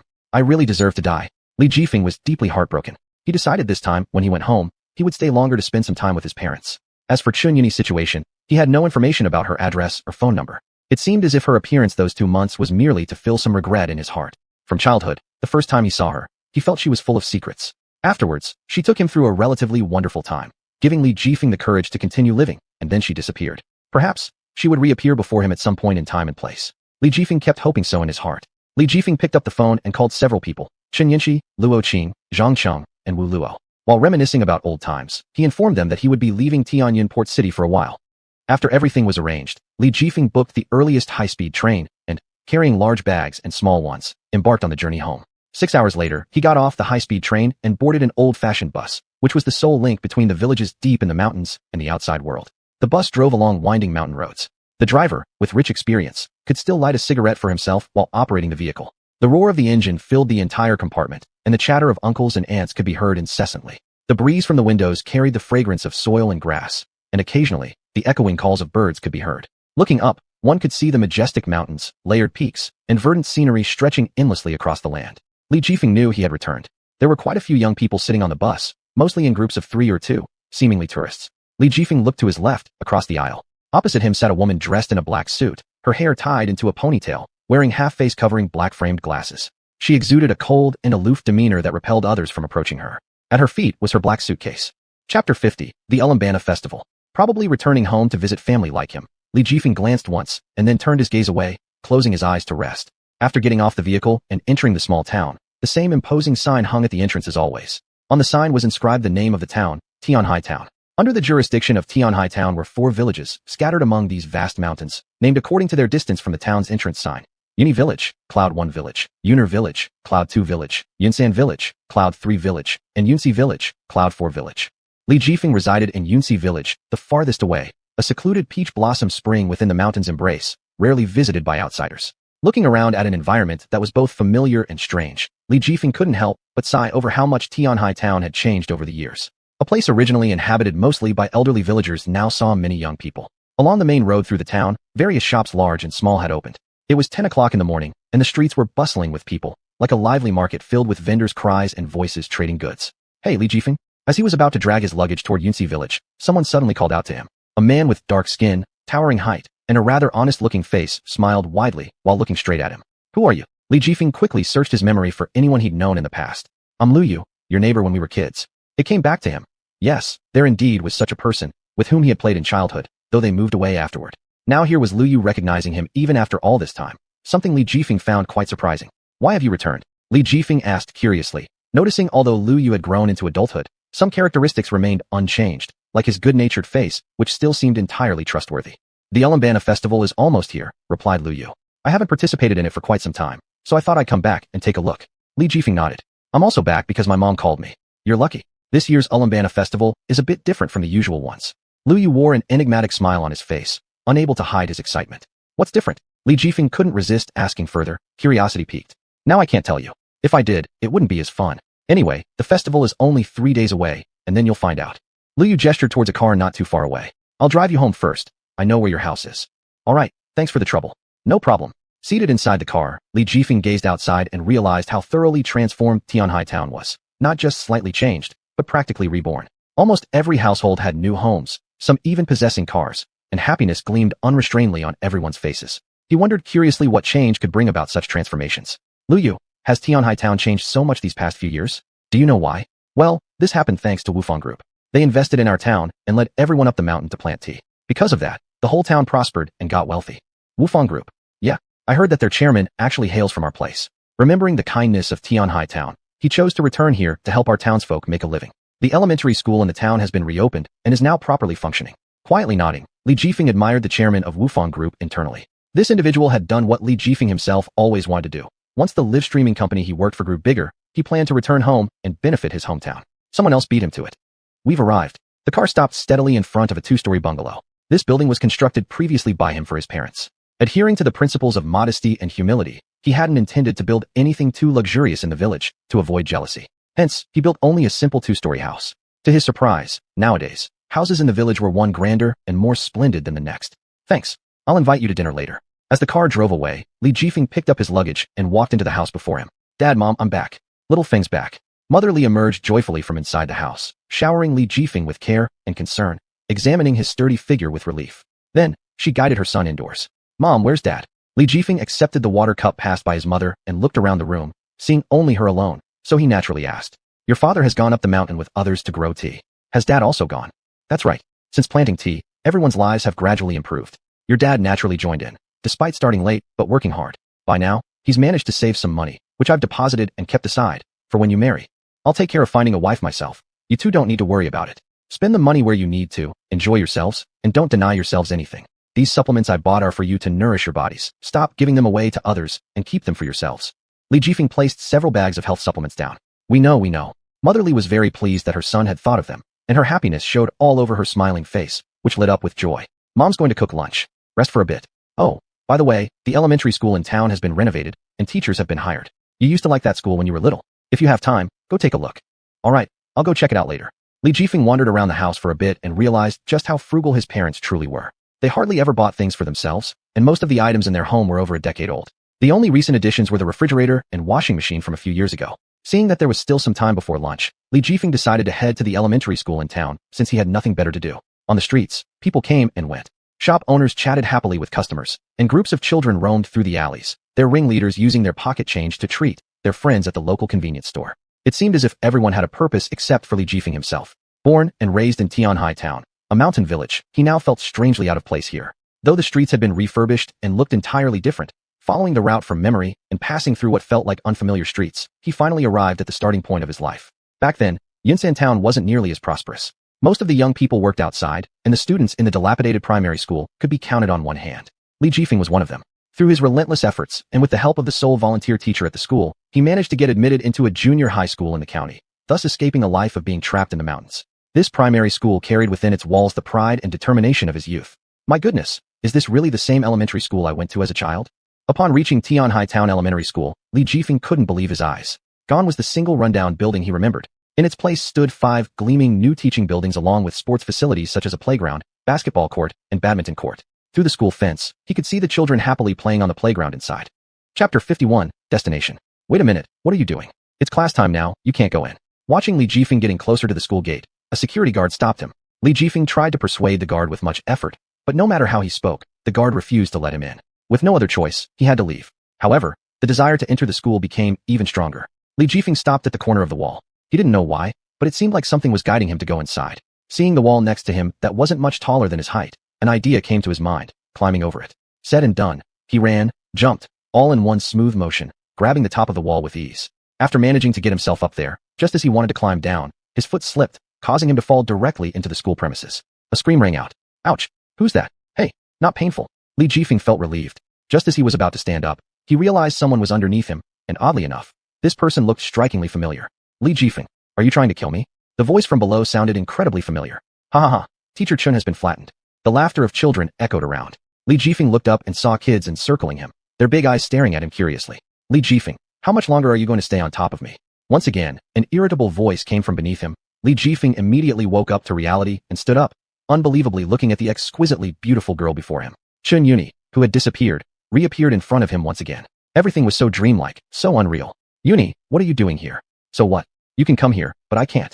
Xuanhuan dusted off the dirt on her skirt, glaring at Li Jifeng. Li Jifeng looked at Xuanhuan as if she were some sort of apparition, reaching out to pinch her cheek. Yes, soft and elastic, definitely not fake. You suddenly disappeared, and I've been searching for you for such a long time. Shouldn't you still be teaching at Duyun University? Why are you here? Li Jifeng couldn't hide his happy expression. The students at Duyun University aren't as cute as these little ones. If I want to teach somewhere, I will, and nobody can stop me. Xuanhuan looked proud, giving Li Jifeng no pleasant expression, still blaming him for dirtying her skirt. All right, free activity for this period, go play now, Xuanhuan told the group of kids. They scattered immediately. Is there any water? Xuanhuan asked, seeing Li Jifeng still stunned in place. Yes.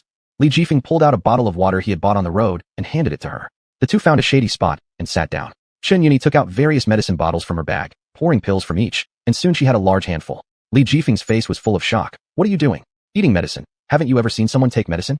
Xuanhuan gave him a glance, swallowed all the pills with mineral water. Instantly, a bad feeling welled up within Li Jifeng. What's wrong with you? You don't look sick. Stage 4 lung cancer. Doctor said when I was a child that I wouldn't live past 18, needing to live in a sterile room every day. I didn't believe them, and now I'm already 25 years old. Isn't that impressive? Xuanhuan said nonchalantly, her tone filled with pride. For many years, don't blame me for not finding you. I would feel terrible whenever I left the sterile room back then, and I really wanted to find you, but my parents wouldn't let me out. Xuanhuan sighed. What about you now? Is your condition improving? Li Jifeng's nose twitched slightly, lowering his head, unable to imagine how she had lived through all those years. It's definitely better now, at least I won't die right away, Looking at her expression, it didn't seem like she was the one suffering from cancer. That's good. Li Jifeng let out a sigh of relief, looking at the girl in front of him. He knew well that under her lively and cheerful demeanor lay unknown pain. Ring ring. The dismissal bell rang, and the kids left. Gurgle. Xuanhuan's stomach made a sound. Come on, have dinner at my house. My mom has already prepared food. Li Jifeng extended an invitation. No, it's okay, I'll just eat at the school cafeteria. Xuanhuan suddenly hesitated, stammering. Just go, we've eaten together when we were kids. Without further ado, Li Jifeng came over and draped his arm around her shoulder. The two walked home together. On the way, Xuanhuan tried several times to find excuses to leave, but was forcibly dragged along by him. Mom, I'm back. Look who came. Li Jifeng led Xuanhuan into the house. Who's here? Yuni, look at how much you've grown. What a pretty girl. Li's mother came out from the kitchen and instantly became delighted. Auntie, hello. Xuanhuan, who was usually so bold and unrestrained, became shy now. Good. You two sit for a moment, we'll eat soon. At the dining table, an amusing scene made Li Jifeng chuckle uncontrollably. Yuni, eat more. Annie remembers that you like this dish, and this meat, it's all made by Annie. Try some. Li's mother kept serving food to Xuanhuan, and before long, her bowl was already full. There was so much food, she couldn't possibly finish it all. Thank you, Annie. You let Yuni eat first. She has plenty left in her bowl, and she can use her chopsticks to serve herself. Li's father intervened as he couldn't stand it anymore. I'm just happy to see Yuni. It's fine. Yuni, have more. Drink some water. Li Jifeng handed her a glass of water. Xuanhuan drank it in one go and continued eating the food in her bowl. Yuni, do you have a boyfriend? As the atmosphere warmed up, Li's mother began addressing the main issue. Cough. Auntie, no, not yet. Xuanhuan was caught off guard by the sudden question. No? So, what kind of boyfriend do you want to find? The conversation went deeper. Find someone like Li Jifeng. Xuanhuan mumbled unclearly while struggling to swallow the food in her mouth. What did you say? Li's mother didn't hear clearly and looked confused.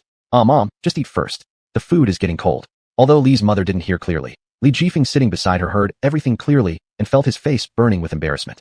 After finishing dinner, Li Jifeng escorted Chen Yuni out. Actually, you don't need to send me. I can go home myself. Chen Yuni looked at Li Jifeng's stern expression and didn't know what had gotten into him. Li Jifeng handed his phone to Chen Yuni. Leave your phone number. Who asked for a girl's number like that? Have you been reading too many Bada Zhongcai novels? Chen Yuni covered her mouth to suppress her giggles, laughing until she shook, but still took over the phone and entered her number. When Chen Yuni started walking again, Li Jifeng didn't stop her this time. Li Jifeng returned home after sending Chen Yuni back to school. In the next few days, it was very quiet. Li Jifeng finally had some rest time and slept until noon every day. Until 3 days later, the Ghost Festival. The streets were livelier than ever before. The Ghost Festival was the biggest festival in Tianhai town, even surpassing the atmosphere of the Spring Festival. Migrants could skip returning home for the Spring Festival, but they would definitely come back for the Ghost Festival. Li Jifeng wandered on the streets where people thronged, rubbing shoulders and elbows. There were also many tourists, attracted by the fame of the Ghost Festival, coming to join in the festivities. Parade teams wound through the entire Tianhai town, with line dances leading the way, followed by gongs and drums making a loud noise. Afterward came statues of gods that the town had worshipped for years. This was the spiritual support unique to people deep in the mountains, and also the crucial foundation for Tianhai town's long-lasting tradition. In such a lively atmosphere, Li Jifeng naturally wanted to share the experience with Chen Yuni. He took out his phone and dialed the number Chen Yuni had given him. Dude. The call went unanswered for a long time. Li Jifeng looked utterly incredulous. Could she have given him a fake number? At this point, a few faint whispers emerged amidst the noisy surroundings. Is it tonight's operation? I don't need any help. I can handle it alone. I found the target place. There are indeed many vulnerabilities. Li Jifeng turned around and saw a woman wearing huge black-framed glasses, seemingly muttering to herself. But upon closer inspection, he realized she was wearing earphones. Apparently, she had been speaking just now. Li Jifeng thought to himself, feeling that this woman looked familiar. Upon further reflection, it dawned on him that she was the person he'd been seated next to on the same bus when entering the town. What are you looking at? The woman gave him a cold stare. No, nothing, sorry. Li Jifeng quickly turned away. When he was about to leave, the woman was gone. He instinctively began searching and eventually spotted her inside a coffee shop. Chapter 52, The 3-No Soda. Inside the cafe, the woman sat in the spot nearest to the window. She removed her headphones and placed them casually on the table. She then picked up a pack of cigarettes, lightly placing one on her red lips, and with her other hand, lit it with a lighter. Taking a deep drag, she exhaled slowly in rhythm with the lighting, creating an atmosphere that made her appear mysterious and alluring. Is it her? Li Jifeng unexpectedly blurted out. He realized that the person sitting opposite the woman was none other than Chen Yuni.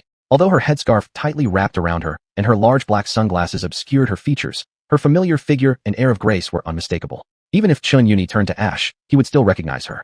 But Chen Yuni was a disciplined woman who didn't touch alcohol or smoke. So how could she be friends with someone who smoked as casually as breathing? This left Li Jifeng scratching his head in confusion. Chen Yuni seemed to have heard someone call her name and quickly looked out the window. Seeing no one, she assumed she had misheard and sat back down. Li Jifeng, meanwhile, hid behind a nearby pillar, almost being spotted. He nervously swallowed hard. He wondered, why did Chen Yuni know this mysterious woman? And what did the woman mean by tonight's operation? Could it involve Chen Yuni? Li Jifeng carefully spied from the shadows and surprisingly found himself able to understand their conversation. The woman pushed the cigarette pack toward Chen Yuni. This is what you asked for. The terrain inside Yun Mountain is pretty rugged, but I assume you can handle it, right? Cigarettes. Li Jifeng was shocked. Why would Chen Yuni need cigarettes? Had she joined some unsavory organization and been led astray by this woman? He was about to rush in and stop Chen Yuni from being deceived, but then something Chen Yuni said nearly blew his mind again. Chen Yuni naturally took the pack, checked its contents without issue, and responded with a casual tone. You take care of yourself first. By the way, have you found a way into Yun Mountain yet? The woman slowly opened her mouth, and just as Li Jifeng was extremely curious, a white van drove by, blocking his view. This infuriated Li Jifeng to the point where he wanted to start yelling. He glanced at the van's license plate, Beijing A1313, and was surprised to find it matched the private registration number of Wu Fong Group. Li Jifeng was confused. Why would they go inside Wu Fong Group? He felt that Chen Yuni was hiding something from him. Afterward, the woman remained silent, glancing lightly at a woman who had walked in from the white van, changing into a waitress uniform once inside. Chen Yuni followed the woman's gaze and noticed her too. They didn't speak, yet both understood. This person was their target. Suddenly quiet, the two startled Li Jifeng, making him think he had been discovered and prompting him to hide quickly. After a while, Li Jifeng cautiously peered out and saw a waitress approach to take orders. Dear, what would you like to drink? The woman finished her cigarette, stubbed it out in the ashtray, and lazily raised her eyes to look the waitress up and down. We're here for the first time, and there's no menu. How do we know what products you have? Are you new here? The waitress gave an awkward laugh, momentarily revealing a stern face before quickly replacing it with a friendly smile. Dear, my apologies for the oversight. To make up for it, let me offer both of you a bottle of soda. It's our store's latest development. Why don't you try and see if you like it? Free drinks? Chen Yuni wasn't interested. She only wanted to know how the woman intended to locate Wu Fong Group's hidden location. But the woman accepted the offer. Not bad service, so why not hurry up and bring them over? Xuanhuan instantly sensed something was amiss and suddenly understood the woman's intentions. She now knew what the woman planned to do, though Li Jifeng was still utterly baffled. The waitress chuckled twice darkly. I'll get right on that. Please wait. Turning around towards the kitchen, she returned shortly carrying 2 cups of soda. Xuanhuan observed that the soda appeared completely ordinary, except it lacked a production date, even missing standard labeling. It was clearly a 3-no product. Xuanhuan tentatively asked, is this soda produced by the shop? It looks quite tasty. The woman nodded, teasingly reminding Xuanhuan. Sure, who knows how many people are charmed by this soda. The waitress had been watching them subtly from the sidelines. Not long after, both women slumped on the table simultaneously. The waitress grinned triumphantly, rushing to the window to check if anyone else had noticed them. Li Jifeng quickly hid behind the pillar, not wanting to alarm the snake before it struck. The waitress, seeing that no one had noticed, then drew the curtains shut. Li Jifeng suddenly realized something and rushed to the cafe's entrance, only to bump into the waitress. She abruptly changed her demeanor, speaking with great respect. I apologize, sir, but the cafe is closing. Please come back tomorrow. Caught off guard from the collision, Li Jifeng forced himself to appear calm, replying, oh, I usually come at this time. Why are you closing so early today? The waitress explained. The chef fell ill and went to see a doctor. Sir, please leave quickly. It's a holiday today. Don't let us delay your fun.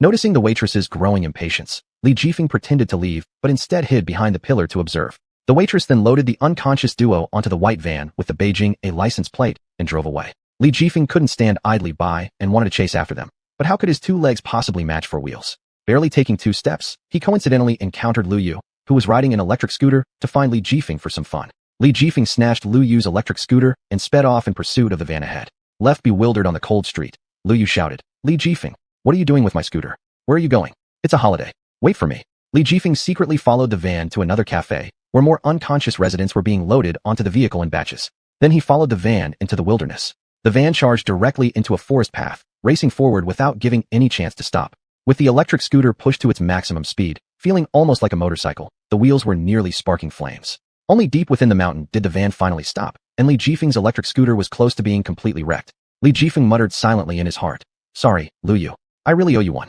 You're a lifetime brother.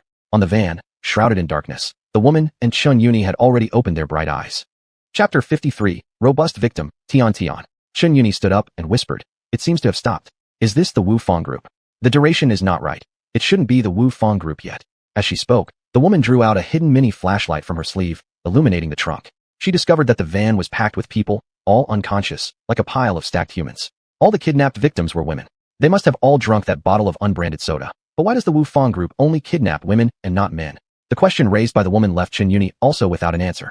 Earlier in the cafe, the cigarette the woman gave to Xuanhuan suddenly fell out of her pocket. Xuanhuan opened it and retrieved the GPS, only to find that it had failed to record any data. The area had been shielded against signals, leaving them uncertain of their current location. Seeing that Xuanhuan remained unresponsive, the woman kicked her foot lightly and asked, Hey, did you check it or not? Say something. You're killing me with suspense. Xuanhuan frowned without responding, and the woman understood that the GPS hadn't captured anything. She sighed deeply. It seems this Wu Fong group definitely has issues. Otherwise, how could they manage to block the signal across such a large mountain? If the positioning wasn't recorded, then their next move would surely be troublesome. The woman shook a nearby woman's limbs forcefully, but she moved like a puppet, completely unresponsive, allowing her body to sway according to the force exerted. Hey, wake up! The woman slapped the unconscious woman hard, but no matter how much she called, the woman wouldn't awaken, as if she had died. Xuanhuan stopped the woman, saying, That's enough. It's a waste of effort. You won't wake her. You know that the bottle of soda is a special new poison produced by the Wu Fong group. After drinking it, one falls into a coma-like death first. Only after being injected with the second drug provided by Wu Fong group will they regain consciousness, then become addicted and crazy, following orders obediently, becoming puppets under the control of the Wu Fong group. This made the woman shiver involuntarily, surprising Xuanhuan, who teased her unexpectedly. You've been through special police training. What big storms haven't you seen? Are you really scared of this? The woman's mouth twitched twice. It wasn't because of fear, but due to the icy chill in the mountains. The wind felt like ice daggers piercing deep into her bones. In this town, at night, it's way colder than during the day. I'm only wearing a windbreaker. Don't you think I'm cold? Xuanhuan shrugged. Since she had foreseen the temperature of this town, knowing it would get quite cold at night, she had already worn a padded jacket. What should we do next? Without a signal, there's no way to contact the outside world. If we keep waiting like this, we may end up in mortal danger. The woman shook her head. She wasn't sure either. We'll just take it step by step. The future is unpredictable for anyone. Suddenly, howls of wolves echoed, accompanied by chilling winds, making the atmosphere somewhat eerie. Both couldn't help but swallow their saliva. Clearly, they both realized they had ventured into pure wild forest. If no one came to rescue them, they might encounter ferocious wolves first. All of a sudden, a little girl could no longer bear the horror and sat straight up. She had been pretending to sleep all along, fearing to scream aloud. Chen Yuni covered her mouth from behind. The little girl tightly closed her eyes, too terrified to open them and face the two. Her body stiffened with fear, feeling completely at a loss. A soft voice suddenly came from behind her. Don't be afraid, little friend. We are not bad people. After these words, the little girl gradually calmed down, loosening her stiff body, discarding the idea of screaming. Turning around, she saw Chen Yuni under the dim light, whose disheveled beauty struck her awe. Such a beautiful older sister left the little girl entranced for a moment. Curious about the little girl's reaction, Chen Yuni wondered if drinking the soda had caused some side effects. What's wrong? Is there any discomfort in your body? Let me induce vomiting for you. Try to endure. The little girl shook her head violently and replied, I didn't drink the soda. I pretended to be unconscious. I've never seen such a beautiful older sister in town before. Chen Yuni chuckled, delighted by the little girl's flattery, and affectionately patted her hair. The little girl continued, My name is Tian Tian. My father is a tea picker in the town. Because of my father, I don't have any friends, so I always play alone. My father found another woman, and my mother was murdered. I don't like my stepmother. She pretends to be nice on the surface, but when my father isn't around, she bullies me every day, treating me as an object for transaction and selling me to the cafe owner. Luckily, I overheard their conversation, which is why I didn't drink that soda. So, will you look down on me? Chen Yuni was surprised. She hadn't expected to hear these words from a little girl who looked younger than 10. She remembered that there indeed was a little girl named Tian Tian in the town. Her father's affair with another woman had become common gossip around the whole town, so Chen Yuni still retained some impression of Tian Tian. However, she never imagined they would meet under such circumstances today. Tian Tian, we sisters really like you. You must grow stronger yourself and not dwell on the harm others have done to you. When you improve and grow better, they won't dare mess with you anymore. Tian Tian lowered her head, merely nodding because she knew the sister was trying to console her.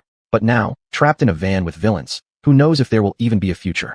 Tian Tian recalled that year when she was playing at home, and suddenly her father brought back a strange woman.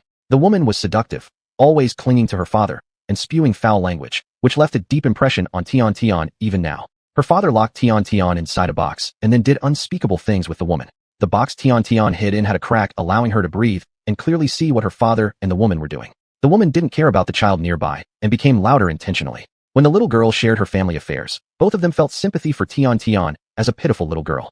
Suddenly, Tian Tian stood up and knelt in front of the two women, banging her head continuously against the ground. I beg you sisters, I've never met people who didn't look down on me like you do. Can you rescue me? Let me be your servant or work like an ox. Anything is fine. Chen Yuni had never experienced someone bowing to her so fervently and wanted to help the little girl stand up, but the girl refused to rise. At that very moment, the trunk was suddenly opened, cold wind rushing into the van, dispersing the only warmth left inside. Moonlight shone on the messy pile of unconscious people. 3 men in protective suits appeared. Chapter 54, Escape Now. After checking the trunk, no abnormalities were found. One person dressed in a protective suit said, I told you, you're too suspicious. How could anyone wake up? Are the special drugs from Wu Fang Group vegetarian? It's still best to be cautious. If there's a problem, can we handle it? We're doing something that pricks our conscience. If discovered, do you even want to stay alive? Another person in a protective suit remained silent, preparing to drag people one by one into an abandoned hospital. One of the men in protective suits couldn't help tightening his legs, looking somewhat embarrassed. He stomped his feet anxiously and said, You go ahead with your work. I'll be right back. The other two glared at him. He always starts making excuses when it's time to work. It seems he just wants to slack off. Don't mind him. Let's keep working. When the time comes, we will report him to higher-ups and see what happens when he doesn't get his money. The two kept moving people into the hospital, drenched in sweat, and didn't bother with their companion who had gone to relieve himself. The man ran deep into the forest, checked for any abnormalities nearby, then started unbuttoning his protective suit to urinate against a tree root. Unexpectedly, the next moment Li Jifeng swung a thick and heavy tree root toward the back of the man's head. The man immediately felt dizzy, lost consciousness, and fell heavily to the ground. Li Jifeng threw the heavy tree root aside, combed his messy hair with both hands, and smiled, saying, You dared to kidnap Chen Yuni. I see you are asking for death. Next, Li Jifeng stripped off the man's protective suit and saw a mark on the man's body resembling an eagle, with a number 356 below the mark. Li Jifeng thought this was strange, but didn't linger because he needed to save Chen Yuni. So, he hurriedly put on the protective suit and returned to the minivan. Upon seeing the man return, his companions cursed. We've finished all the work, and you're only just coming back. Slow as molasses, what were you doing if not slacking off? Li Jifeng pinched his throat and mimicked the man's voice, saying, No, I'm here to help now. The companion, however, was puzzled. That's strange. Why has your voice changed after going to relieve yourself? Are you? Faced with his companion's doubts, Li Jifeng became nervous, fearing being discovered as not being the same person. His mind raced frantically, trying to think of an excuse. But the companion came to Li Jifeng's rescue. Oh, I get it. You've been secretly practicing your voice lately. That's why it sounds so good. Teach me when we get back, so I can also sound that good to find a girlfriend and play around. Li Jifeng let out a laugh that was both awkward and polite. All right, I'll teach you when we get back. There was only one person left in the trunk, Chen Yuni. The companion said, We've moved so many already. Let's leave this last one to you. Li Jifeng answered in a constricted voice. All right. Li Jifeng got into the trunk and upon seeing Xuanhuan, muttered to himself. Everything goes smoothly without much effort. Then, Li Jifeng dragged Xuanhuan up. Xuanhuan realized how familiar the person in the protective suit seemed, even recognizing the smell. But Xuanhuan didn't dare to open her eyes to confirm, afraid of being discovered. It was better to be cautious. Li Jifeng whispered softly in Xuanhuan's ear. Don't be afraid. I've come to rescue you. Upon hearing the most familiar voice, Xuanhuan's heart skipped a beat. She hadn't expected the person in the protective suit to be Li Jifeng. How could he possibly be here? Li Jifeng had already carried Xuanhuan down from the car. To avoid discovery by others, Xuanhuan had to pretend to remain unconscious, unable to reveal herself to Li Jifeng. Nonetheless, she was deeply touched that this troublemaker would still come to save her. Seeing Li Jifeng's unfamiliar movements, the companion couldn't help but sneer inside. Look how slow you are dragging someone. Is it because we've spoiled you too much? Li Jifeng immediately quickened his pace and carried Xuanhuan into the abandoned hospital. The stench of blood mixed with cheap disinfectant filled the room, rushing directly into their heads. What they saw next left them both dumbstruck. The hallways were entirely hung with dried human skin and rotten flesh. In a room deep within the hall, a group of experimenters were conducting surgeries. The laboratory was transparent to make inspections easier. Walking deeper with the companion, screams echoed through the hospital, filling the eerie corridors where their footsteps and thumping heartbeats could be heard clearly. The companion led Li Jifeng to a prison-like place where people were treated like livestock and locked up. It was damp and cold.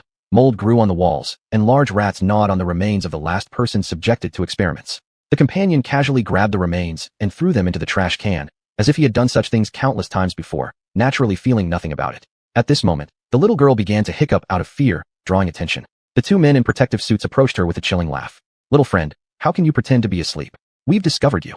The little girl was terrified and started crying loudly. One of the men pulled out a dagger and was about to stab her fatally. The woman who had been pretending to sleep stood up, kicking the man away. Shocked, the other man rushed to help subdue the woman. Taking advantage of the chaos, Xuanhuan ran away with the little girl.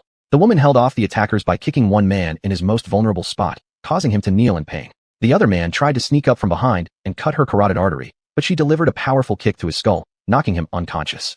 The man called out for Li Jifeng's help. Hey, hurry up and help us take down this woman. What are you standing there for? When the woman came out, Li Jifeng tore strips of cloth from her clothing, exposing her smooth and attractive thighs. He couldn't help staring at her, earning himself a slap across the face. What are you doing? What are you looking at? So what if I'm looking at you? Hurry up and tie them.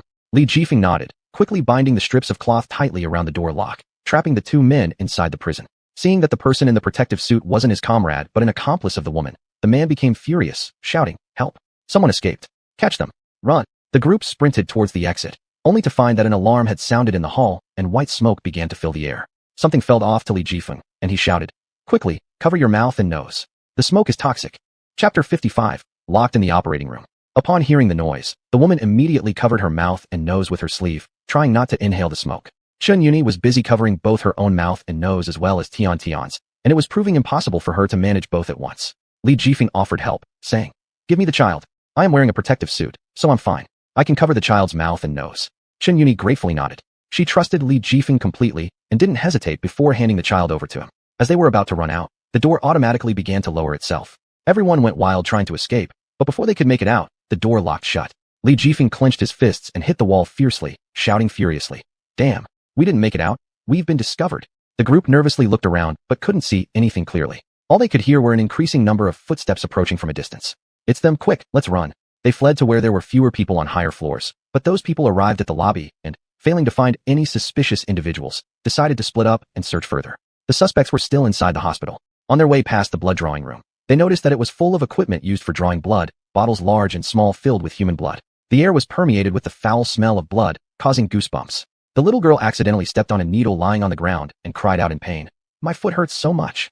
Li Jifeng squatted down and realized the child had stepped on a needle filled with blood. As he was contemplating what to do, he heard the pursuers coming closer, leaving no time for thought. He pulled the needle off forcefully, and they continued running forward. Next, they arrived at the biochemical laboratory, which was filled with various infectious items. Suppressing their physiological discomfort, they carefully made their way through. Just as they emerged, they encountered several people dressed in protective suits blocking their path. Turning back was also blocked by others. With no other option, they hurriedly took refuge in the operating room in between. Both groups dressed in protective suits met outside without spotting any suspicious figures and thus dispersed to continue searching elsewhere. Inside, after observing that the outside groups had dispersed, Li Jifeng sighed in relief and attempted to set the little girl down. However, when Tian's foot touched the floor, she inadvertently triggered a mechanism locking all of them inside the operating room. Alarmed, Li Jifeng desperately pressed the door handle, yet no matter how hard he tried, the door wouldn't open. His face turned dark. "Trouble, We're locked in and can't get out. Woman, what? The door won't open? Why is our luck so bad? It's all over, completely over. Xuanhuan, don't panic. Are there other exits? Let's look around and see if we can find some clues. After thoroughly looking for clues, they found none that were of any use. Neither could they open the door nor discover alternative exits. Realizing there was no hope of getting out, the little girl started wailing loudly. We're trapped. What should we do? I don't want to die. Wah. Xuanhuan quickly covered Tian's mouth and motioned her to be quiet. Don't make a sound, or we might attract those people. If they come, we'll die even faster. We need to think of another plan. Consoled, Tian obediently nodded and wiped away her tears. The woman and Xuanhuan grew disheartened as they felt that there was no way out. The air inside the room was growing thinner, and it was becoming increasingly difficult to breathe. If they weren't found by those people, they'd probably suffocate here. Having been trapped for countless hours, finding absolutely no clue, the situation seemed hopeless. With the thinning air making breathing progressively harder, Li Jifeng began to feel overwhelmed and started dictating his will. Parents, your son has been unfilial, unable to serve you. In the next life, your son would still like to be your child to repay you properly. My life is yet to meet a wife. Please welcome Xuanhuan as my bride. I know you'd be very happy about it. Xuanhuan understood. Li Jifeng wanted to leave no regrets for his parents. She bowed her head slightly shyly, neither agreeing nor refusing. Seeing this, Li Jifeng felt a slight surge of excitement, immediately discarding thoughts of his current predicament. He believed dying alongside someone his parents liked wasn't so bad. Unable to stay idle waiting anymore, Li Jifeng got up to seek clues. Suddenly, beneath a surgical table, he spotted an eagle insignia identical to the one seen on the protective suit worn by that man earlier. Curious, Li Jifeng pressed the eagle emblem, unexpectedly uncovering a hidden tunnel underneath the surgical table. Everyone stood up in excitement and jointly lifted the table aside. Looking at Li Jifeng with admiration, Xuanhuan asked, "You're amazing. How did you discover that there's a tunnel here?" The woman, however, couldn't stand their display of affection and huffed in displeasure. Puffed. What's so great about that? It was probably an accident anyway, and we don't even know where this tunnel leads. Would you dare go down there? Li Jifeng nodded. This gorgeous lady has a point. I'll take the lead then. Uni, you're not feeling well, so please stay here and rest. I'll go scout ahead first. If it's safe, I'll come back for you. Xuanhuan shook her head. No, I'm going with you. Wherever you go, I go. My health is improving day by day, so there's no problem. Li Jifeng looked at Xuanhuan with deep concern, but the woman had already lost her patience. She rushed down the tunnel first, taking the lead. Li Jifeng then slowly walked down with Xuanhuan, while Tian followed closely behind them. The group discovered that the walls of the tunnel were carved with numerous images depicting the process of growing tea using human blood. They appeared to be from some ancient legend. Li Jifeng suddenly remembered the scene he had witnessed in the blood drawing room and realized everything made sense now. Didn't you guys know beforehand? Is this what you meant by tonight's operation? How dangerous? What secrets are you still hiding from me? Xuanhuan. Li Jifeng stopped in his tracks, his expression turning somber as he cast a complicated look toward Xuanhuan, silently urging her to reveal the truth. But Xuanhuan maintained her mysterious demeanor and came up with a flimsy excuse. I didn't want to involve you in this mess. The woman earlier is actually my cousin Synopsis, who works in the Special Tactical Unit. I've been assisting her with the investigation. But do you realize how dangerous this is? With your lung condition? Li Jifeng thought better of finishing the sentence, swallowing his words. Unexpectedly, at that moment, Xuanhuan initiated a hug, whispering into Li Jifeng's ear, I know everything, and I understand. Thank you. This sudden embrace left Li Jifeng dazed and rendered him unable to think further. Perhaps because Xuanhuan acknowledged his care for her, she had also let go of her resentment over being kept in the dark, determined to uncover the whole truth. Chapter 56, A New Virus. At the tunnel entrance, a beam of sunlight shines in. Everyone has escaped smoothly and unexpectedly. It's already morning. Synopsis. Since we've escaped, let's leave quickly and make plans when we return. Those people might still be searching for us in the hospital. Li Jifeng and Xuanhuan both nodded, preparing to flee. With a bang, Tian suddenly fell down and couldn't get up. When they turned around and saw this, they hurriedly helped Tian up. Li Jifeng noticed that the place where her foot had been pricked by a needle was now swollen. How come the place where the child was pricked is swelling? That syringe must have been problematic. Synopsis pulled apart Tian's shirt to check, discovering red spots all over her body, which frightened her so much that she stepped back several steps and took out a handkerchief to wipe her hands. It wouldn't be possible that the needle contained a contagious virus, and Tian got infected. Realizing the seriousness of the situation, Li Jifeng also thought it highly likely. Yini, you keep your distance from Tian, don't get infected. I'm wearing a protective suit, I'll be fine. I'll carry Tian. Xuanhuan was full of worry but could do nothing else. As the virus gradually spread throughout Tian's body, she felt dizzy and developed a fever, feeling weak all over, leaving her no choice but to be carried by Li Jifeng. The group fled back to town, heading straight for the best hospital in town. They rushed in, only to be stopped by a small nurse. The little nurse looked at their dirty appearances, thinking they were locals who would be easy to bully, thus disdainfully eyed them with contempt. What are you doing here? Don't you have any rules? This hospital isn't your home. If you want medical care, you need to register here first. It's expensive, you know. Poor people can't afford our services here. Go to some second-rate hospitals if you're poor. Synopsis gave the small nurse a slap on the face, shocking her. How dare someone slap a nurse? She didn't take them seriously. They were supposed to beg to receive medical care. Before she could say anything, she was slapped again, even harder, on the other cheek, perfectly symmetrically. The small nurse could hardly believe it. How audacious this person was. She'd never endured such an injustice. Always being flattered by others before. You what? Be careful, or I will beat you until you lose all your teeth. Saying this, Chen Sisi lifted her hand symbolically, scaring the nurse into silence, though she glared fiercely at them. Without hesitation, Li Jifeng took out his phone and scanned the code. Only the sound of payment could be heard. 10,000 yuan credited. Hearing the sound, it dawned on her that these were wealthy people. She immediately led them to the most skilled doctor. The doctor, dressed in a white coat, adjusted his glasses, appeared scholarly yet arrogant. He put on disposable gloves and a mask without waiting for anyone to speak. Pointing to the nearby examination bed, he said, "Is it this child who needs checking? Lay him down there." Li Jifeng laid the child down, then was shooed out by the doctor. The doctor began his routine examination of the child's skin and condition. He found rashes all over the child's body, unconsciousness, and high fever. The doctor then called Li Jifeng back in for questioning. Why did the child suddenly become like this? Did they eat something unusual or have a genetic disease? Frowning, Li Jifeng showed the wound directly to the doctor and said, "The child was pricked by an unknown needle." Upon seeing the wound already abscessed with oddly shaped lumps growing around it, and the foot bruised with blood, the doctor checked the pulse and his pupils widened in shock. Immediately taking off the gloves and going crazy disinfecting, he exclaimed, "This is a serious infectious disease. I've never seen it before. Leave quickly. I can't treat it here. If it spreads to me, that absolutely won't do. Leave now." The doctor discovered that Tian had a serious contagious disease spreading like an ancient plague without scientific treatment precedent, causing an excessive reaction. The doctor drove the group away, disinfected the area immediately, quarantined the space, and quit his job to avoid trouble at home. Li Jifeng walked out holding the child. Curious, Chen Yuni asked, "What's wrong with the child? Why did the doctor kick us out?" Shaking his head, Li Jifeng replied, "The doctor said it's an infectious disease he's never seen before, one with extremely strong transmissibility. He was afraid of catching it, so he kicked us out." Chen Yuni was shocked.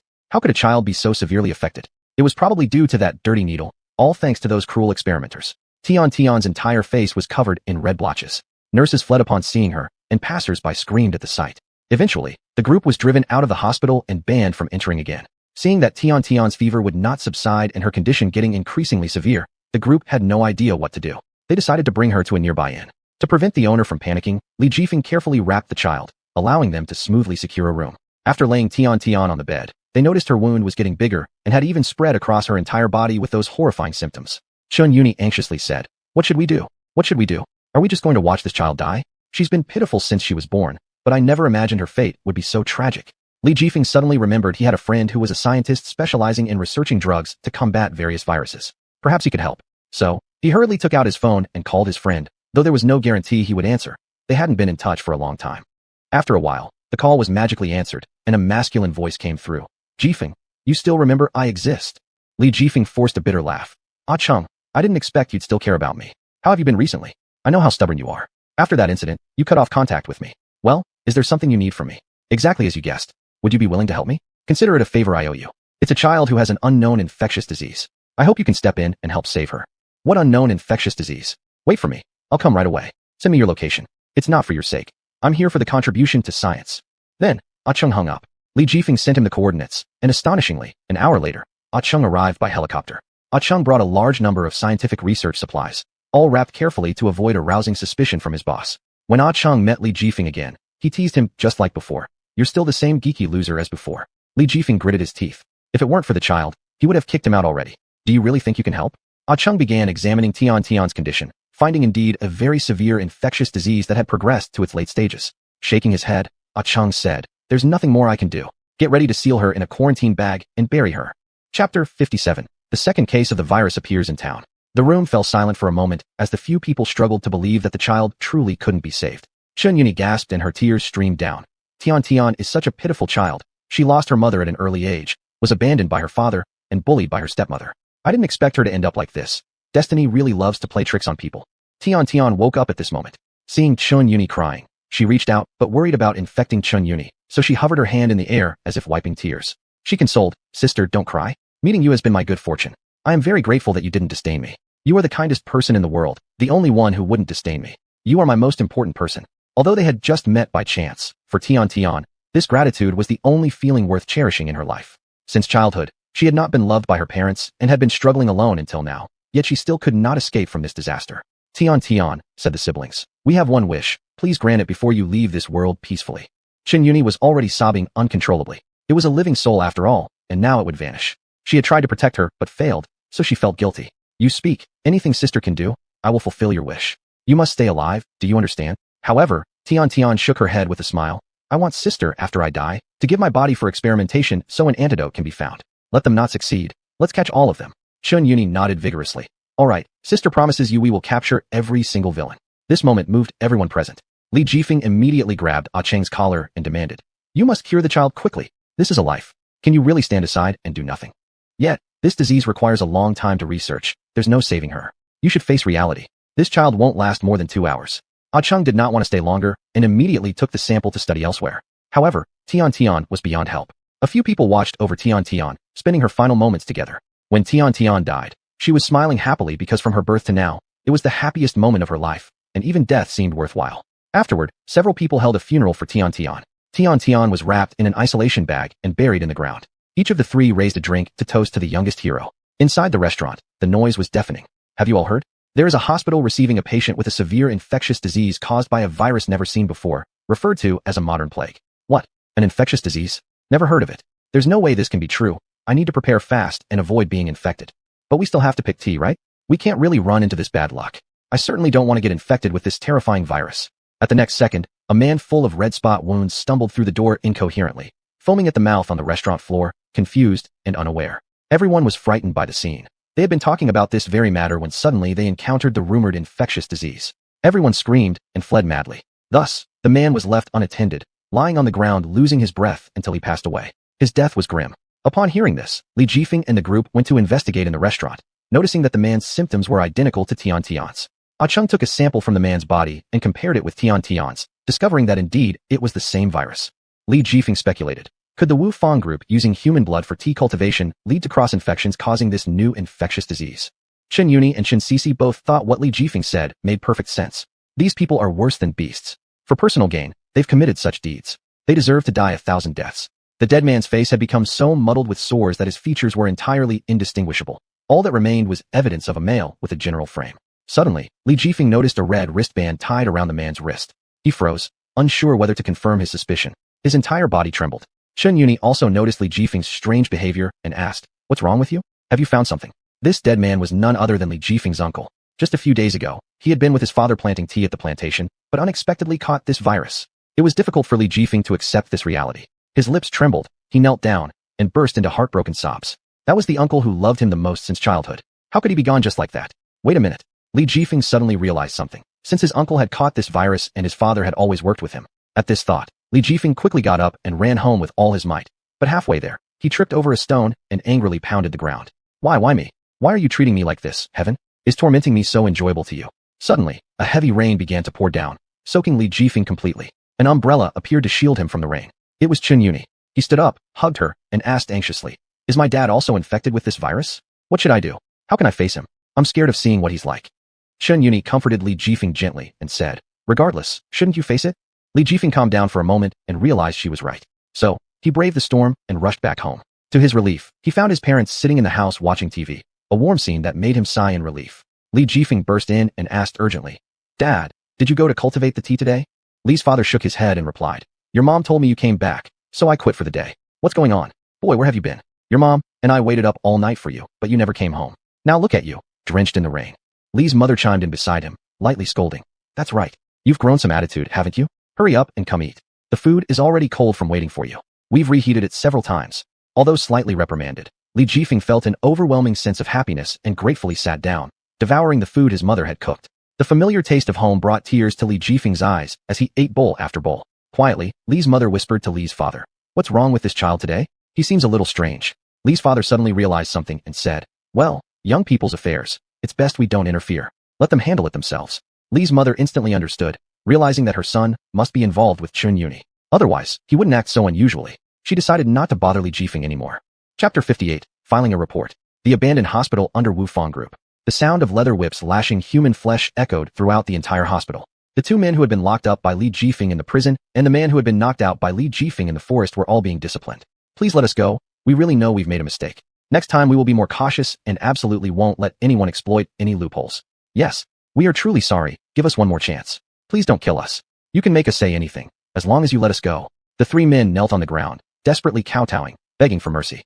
They seemed to have encountered a devil from hell, so frightened that their spirits wavered. Their sweat and tears interwove on their faces. Standing in front of the three was none other than the general manager of xuanhuan Group, leading the entire team of experimental personnel at the abandoned hospital. The general manager stepped forward and pinched the cheeks of the man, looking down on them like ants. Then, an idea came into his mind, and his lips curled involuntarily. Since you've admitted your mistakes, good, I'll give you another chance.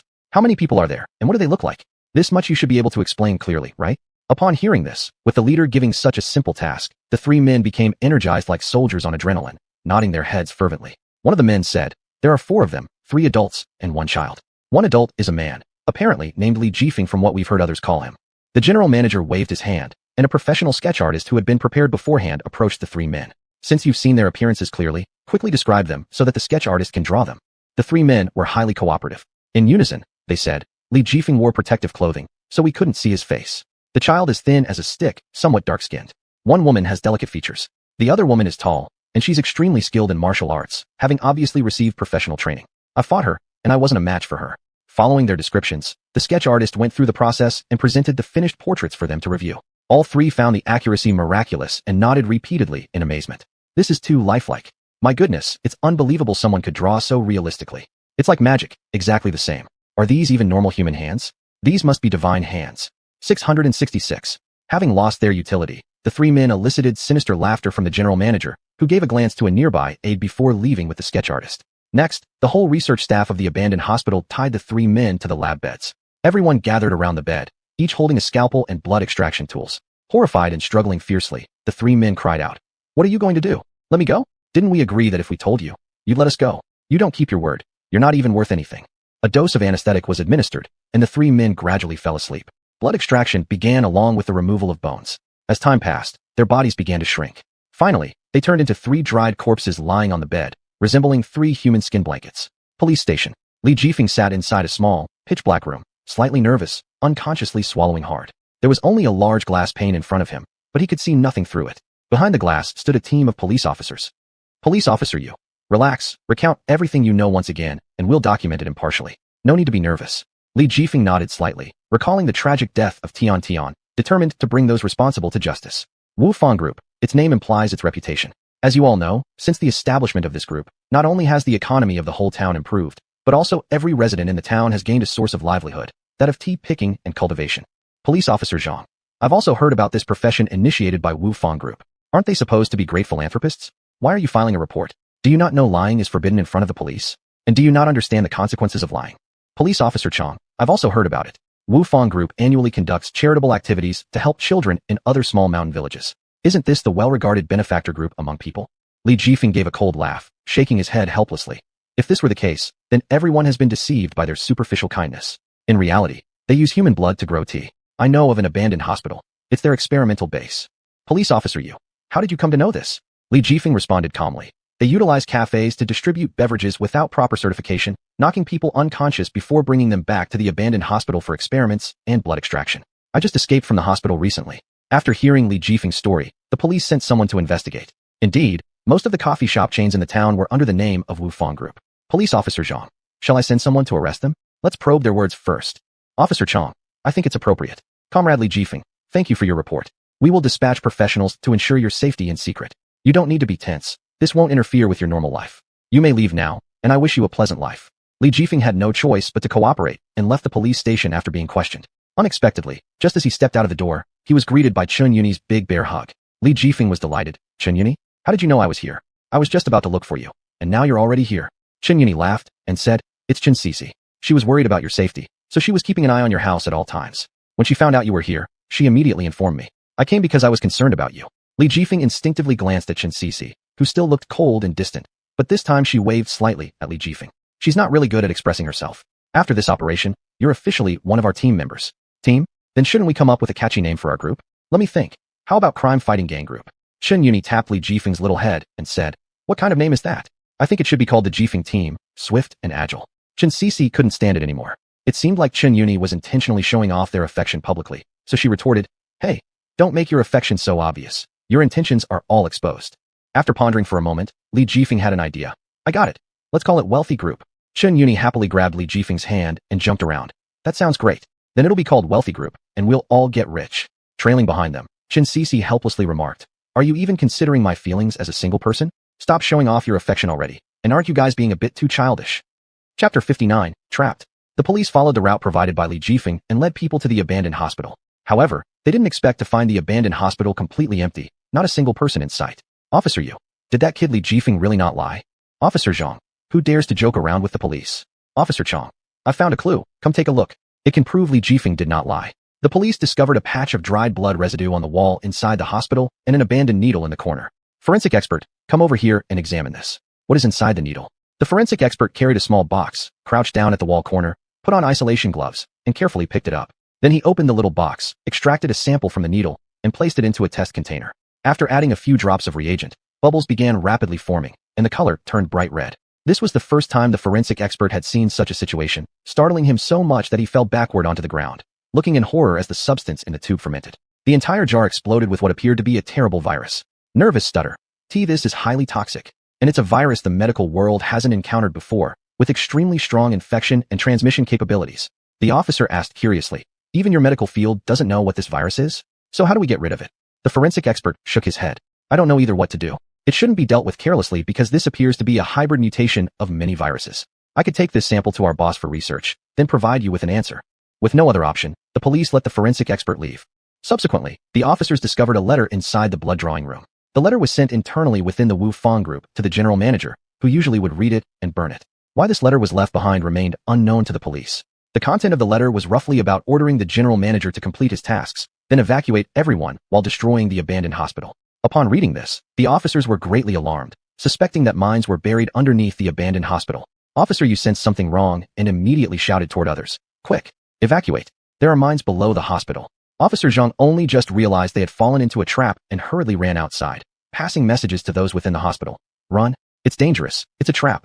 Everyone frantically rushed outside. 2 minutes and 23 seconds later, the abandoned hospital was blown apart by mines, instantly turning into debris. Fortunately, the police had discovered the situation early enough, resulting in no casualties. They had no choice but to retreat back. Back at the police station, the officers organized a major meeting to discuss the next course of action. At the podium during the meeting, the leader saluted all the brothers involved in this operation, then started his speech. This abandoned hospital operation was a trap set by the Wu Fang group, and we almost got wiped out by their timed landmines.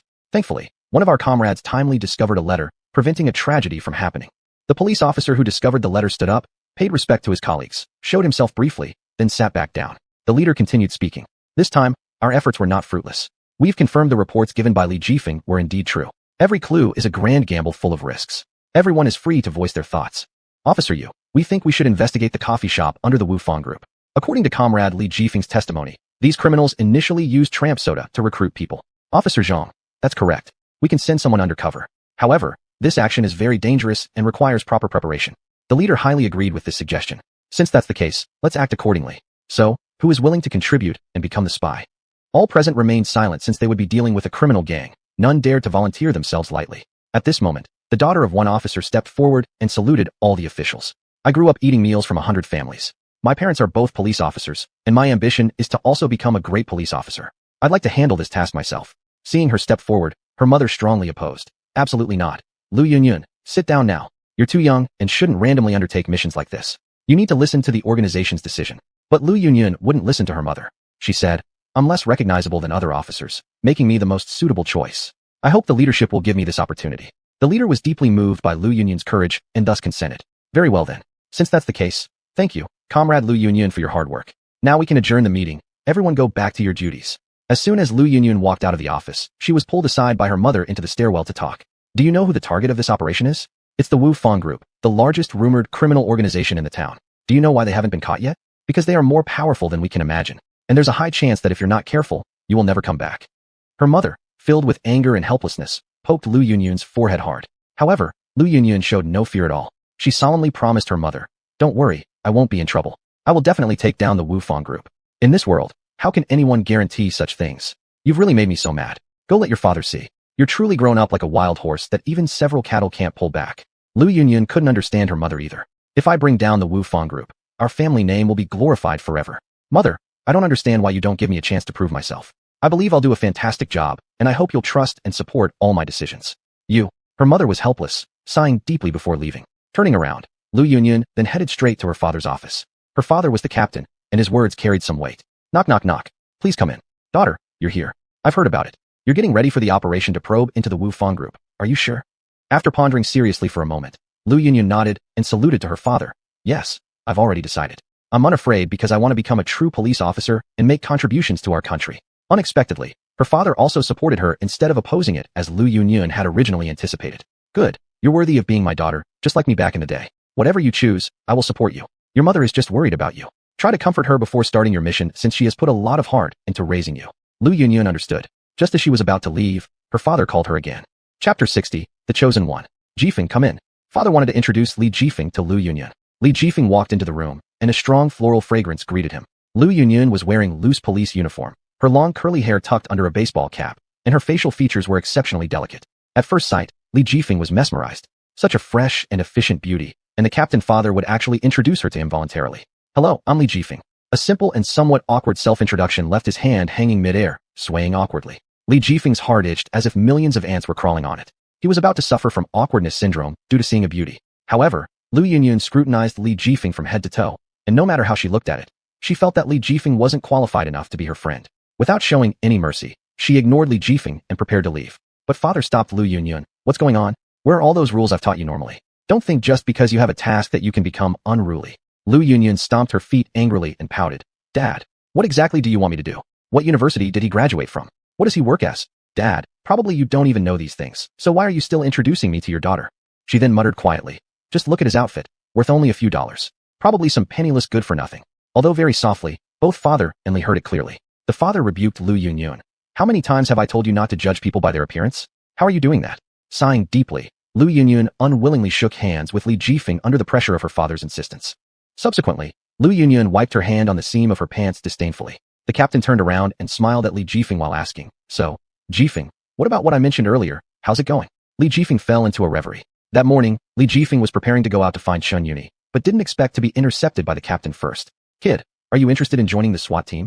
Li Jifeng saw him dressed in an ordinary tracksuit and looking much like a greasy middle-aged man. Instinctively, he thought the man must be a scammer, thus having the intention to beat him up. Sure, since you want me to join the SWAT team, let me try your tricks first.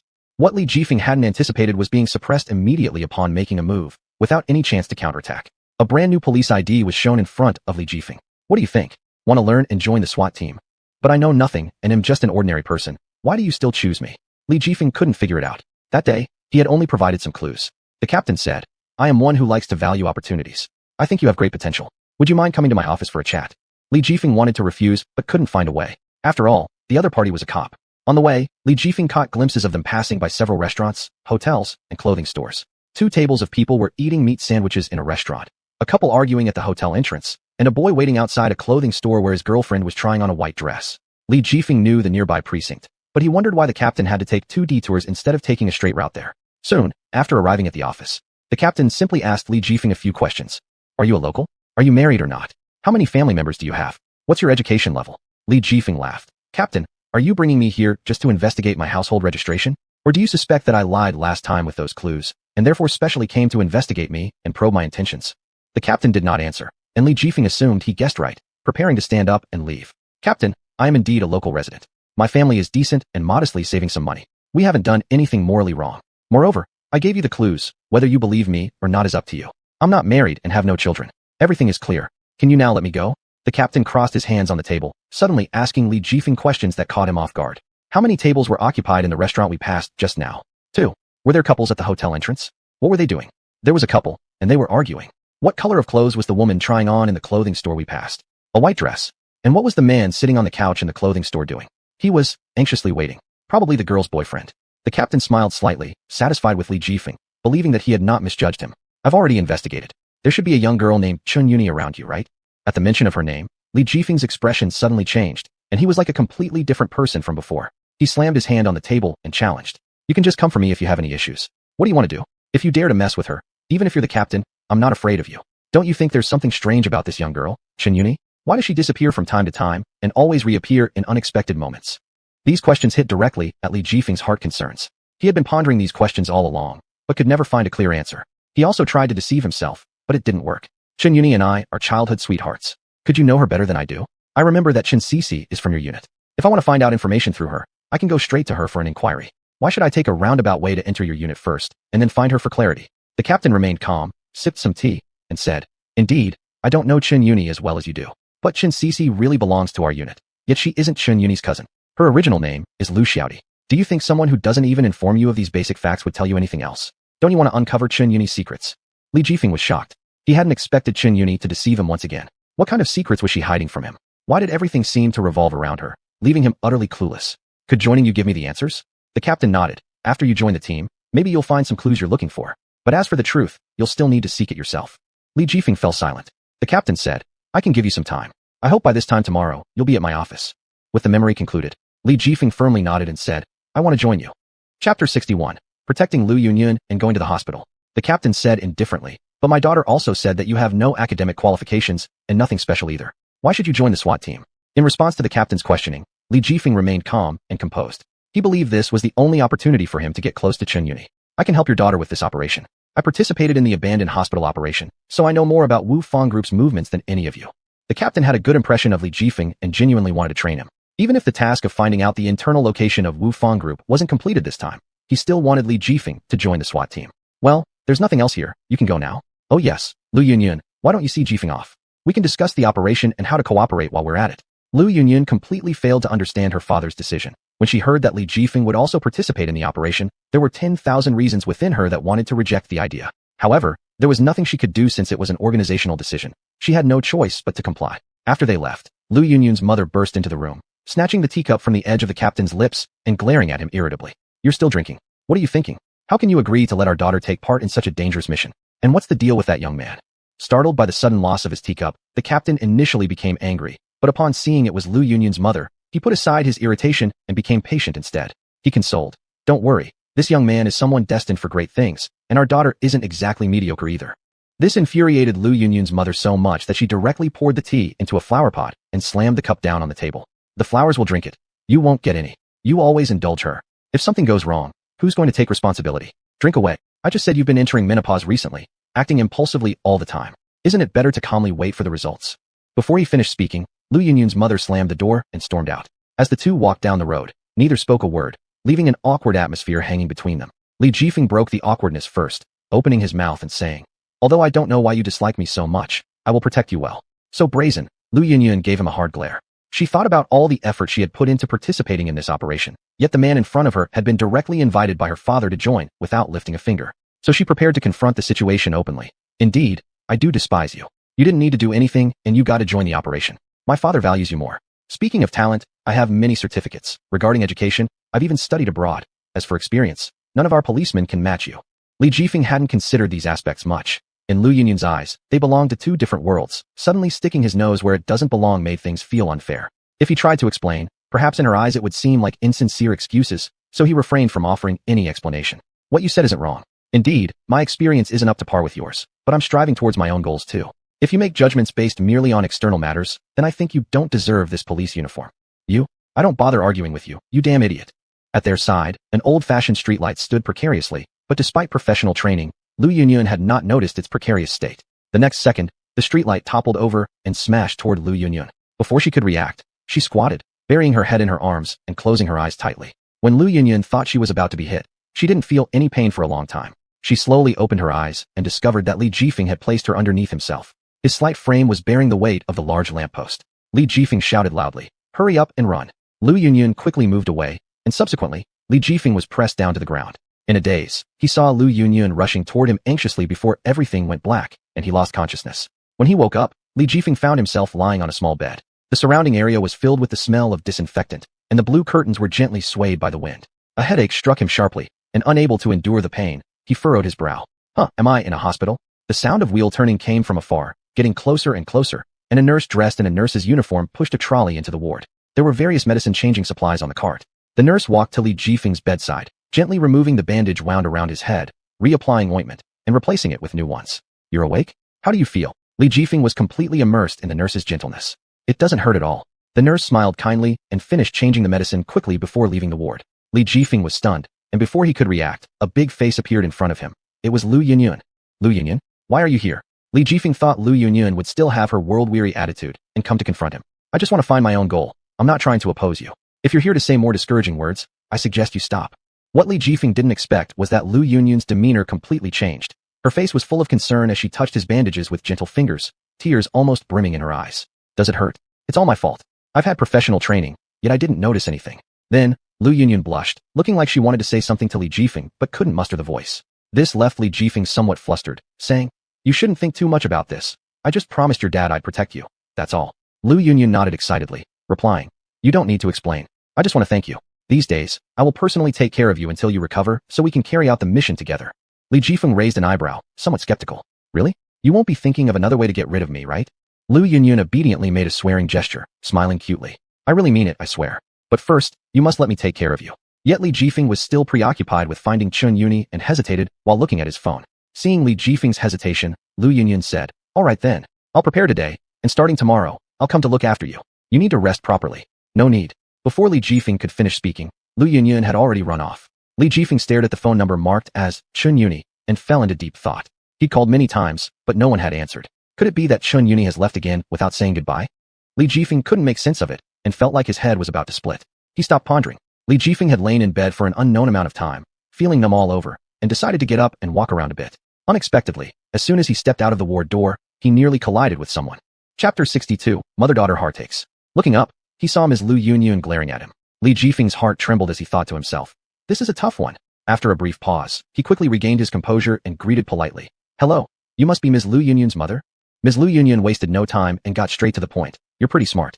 I want you to stay away from my daughter today." "What? Ms. Lu Yunyun wanted him to stay away from her daughter? Was this a joke? There was nothing between them. What kind of staying or leaving were they talking about?" Confused, Li Jifeng felt like he had misheard her and tentatively asked, "Auntie, what did you just say? Can you repeat it?" Ms. Lu Yunyun sat down on the sofa inside the house with an air of disdain, crossing her arms in front of her chest. "I've already investigated everything before coming here. No degree, ordinary parents. How can you possibly match up to Lu Yunyun? In my opinion, someone like you should know your place instead of dreaming too high." Without much ado, Ms. Lu Yunyun insulted Li Jifeng mercilessly. Li Jifeng sneered coldly and glanced at Ms. Lu Yunyun with disdain. "Don't you think it's hilarious?" Instantly provoked by Li Jifeng's words, Ms. Lu Yunyun angrily said, "If I don't teach you a lesson, you wouldn't even know who you are."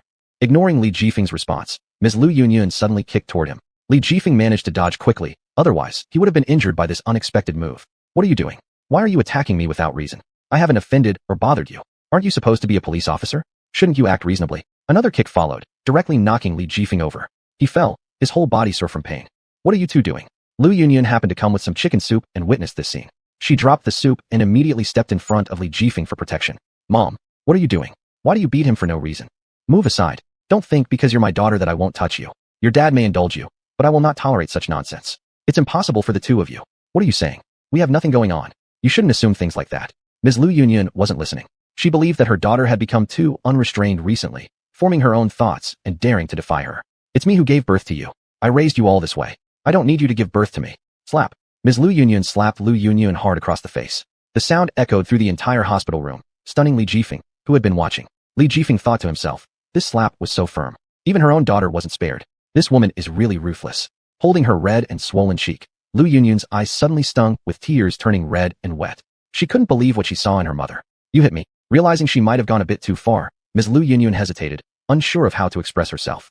Since childhood, Lu Yunyun had been forced by her mother to do things she wasn't interested in, including joining the police force. Seeing her mother disapprove of her relationship with Li Jifeng so strongly made her rebel against her intentions. Initially there was nothing, but in anger, Lu Yunyun rushed to Li Jifeng's side, tiptoed, and under their stunned gaze, openly kissed Li Jifeng's cheek. "What are you doing?" Li Jifeng was so shocked that his pupils nearly popped out, hurriedly wiping his cheek. But Ms. Lu Yunyun seemed petrified on the spot, taking the chance. Lu Yunyun grabbed Li Jifeng's hand and left this place. Ms. Lu Yunyun was almost fuming mad, losing all rationality. The two went up to the hospital rooftop where the air was particularly fresh. This allowed Lu Yunyun to catch her breath slightly. Leaning against the railing, she gazed up at the sky, trying to hold back her tears. After a short while, after regaining her composure, Lu Yunyun apologized. "Sorry, it's embarrassing." Shaking his head, Li Jifeng replied, "I didn't expect your mom to be so fierce. I think you should go back and explain things clearly with her." Unexpectedly, Lu Yunyun started crying. Li Jifeng was terrified of girls crying and frantically said, "No, don't cry. It feels like I bullied you again." Lu Yunyun helplessly leaned into Li Jifeng's embrace, sobbing uncontrollably, and said with a crying voice, "I'm sorry, I lost control. But I really couldn't hold it in anymore. I was so suppressed." Li Jifeng hesitated to put his arms around Lu Yunyun, but sighed deeply and said, "Go ahead and cry. You'll feel better once you've cried it out. Everyone has those moments of despair, but they will pass. Every time, my mom forces me to do things I don't like. It seems like I've made her satisfaction the most important thing in my life. Whenever she's pleased, I think everything is worth it. But then I suddenly realize that I have no life of my own anymore. What should I do? As Lu Yunyun poured out her heart, Li Jifeng felt that the conflict between Lu Yunyun and her mother stemmed from a lack of communication. In fact, there's no mother who truly doesn't love her child. Your mom just loves you too much, which is why she's so extreme. Just be yourself, try being true to yourself, and don't let yourself regret. Thank you for your comfort. I feel much better now. I also understand that my mom is just doing what she thinks is best for me. That's why she does these extreme things. Li Jifeng took out a lighter from his pocket and lit it, the flames swaying in the air. What are you doing? Do you smoke? Li Jifeng smiled and shook his head. No, I don't smoke. This lighter belongs to someone else. Look, seeing Li Jifeng blow a puff of air at the lighter, the flame went out instantly. The lighter is like your troubles. Once blown on, they all vanish into thin air. Then, Li Jifeng lit the lighter again. The flame reignited, seemingly more vigorous than before. See, the lighter has been lit again. Just like your faith in life, it becomes reinvigorated. Watching this scene, Lu Yunyun's eyes sparkled with sudden enlightenment. She felt that interacting with Li Jifeng at this moment was so relaxed. Why don't you give it a try? Li Jifeng handed the lighter over to Lu Yunyun. She followed Li Jifeng's example, lighting the lighter and forcefully blowing out the flame before igniting it again. Lu Yunyun revealed an innocent smile. Thank you. Can I ask you for another favor? What kind? Li Jifeng asked curiously. Lu Yunyun looked sincerely at Li Jifeng and earnestly said, Can you help us untie the knot in our mother-daughter relationship? Chapter 63, Not Playing by the Rules. Lu Yunyun cast an anticipatory glance at Li Jifeng. Tonight they had talked a lot, and she had already fully opened her heart. I refuse. In the face of the imploring beauty, Li Jifeng spared no hesitation in his refusal. That's right.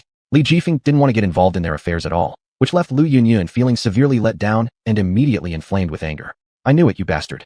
Lu Yunyun threw a punch at Li Jifeng, but he anticipated the attack and dodged. What reason do I have to help you? Upon hearing this, Lu Yunyun's lips pouted out of frustration. She stomped her feet and turned to leave. Perhaps if it were any other man, he wouldn't say no to such a beautiful woman. She ran off, leaving Li Jifeng alone on the rooftop to bask in the wind. The night breeze was cold, and many stars flickered in the sky. Looking at the starry sky, thinking of the person he missed. Afterward, Li Jifeng took out his phone, gazing at the number he had never dialed, thoughts swirling in his mind. Chen Yuni, could you really dislike me so much? Disappearing without a trace. For some unknown reason, Li Jifeng felt as if a big stone had been placed over his chest, making him feel short of breath. Suddenly, he recalled that Lu Yunyun had been taking meticulous care of him for quite some time. Li Jifeng originally did not wish to interact too much with Lu Yunyun, but Chen Yuni's disappearance caused him to act out of spite, and thus, he agreed to help her. The next day, people from Wufang Group were holding a portrait around and questioning everyone about Li Jifeng's whereabouts. Passing by a roadside diner, the owner was busy attracting customers. The people from Wufang Group approached, surrounding the owner and showing him the portrait, asking, Have you seen the person in this picture? Startled by the large crowd around him, the owner instantly grew frightened, stuttering a response. No, I don't know him. I've never seen him.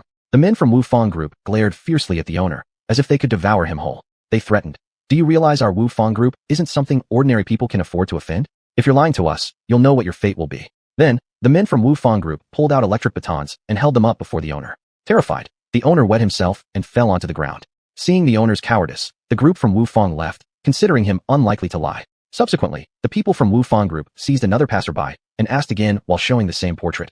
Have you ever seen the person in this portrait?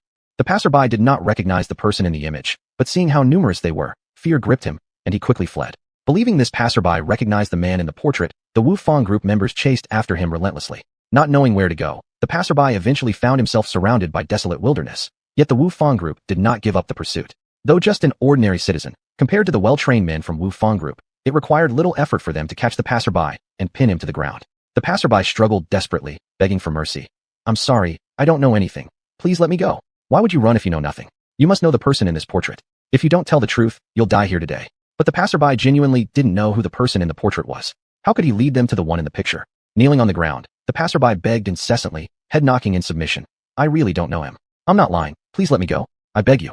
The men from Wufang Group refused to believe the passerby's protestations, and so one struck him with the electric baton. Electric currents surged through the passerby's body, causing uncontrollable tremors. Foam spilled from his mouth as he collapsed. One man said, Take him away and drain his blood dry. And others followed orders. Secret base of Wufang Group. The general manager picked up a cup and hurled it toward one of his subordinates. Trembling inside, the subordinate bore the injury silently even as shards scratched his face, enduring in silence. Enraged, the general manager swore and cursed loudly. What good are you if you can't even handle such a small matter? In this little town, you couldn't even find a single man. The subordinate kneeled down, admitting guilt. Sorry boss, it's all because the target is too cunning. We just can't find him. teeth gritted with frustration over the failure. The general manager directed his fury toward those close to him. Exhausted from shouting, the general manager finally sat down and said, "Didn't you see my cup is broken? Quickly bring me a new one and prepare my tea." One subordinate rushed to grab a new cup and poured the general manager's favorite Longjing tea. With the general manager's overpowering presence, the subordinate was extremely nervous, trembling hands unable to stop shaking. Unable to hold back, the tea he was serving got spilled. As the tea was spilled, an eerie atmosphere filled the room. The subordinate felt uneasy, his body trembling incessantly, fearing punishment from the general manager. However, the general manager did not explode with anger immediately, but instead remained eerily calm. The subordinate instantly knew that the general manager was truly furious, and today's punishment would be unavoidable. Without delay, he knelt down before the general manager, bowing his head repeatedly in a desperate plea for mercy.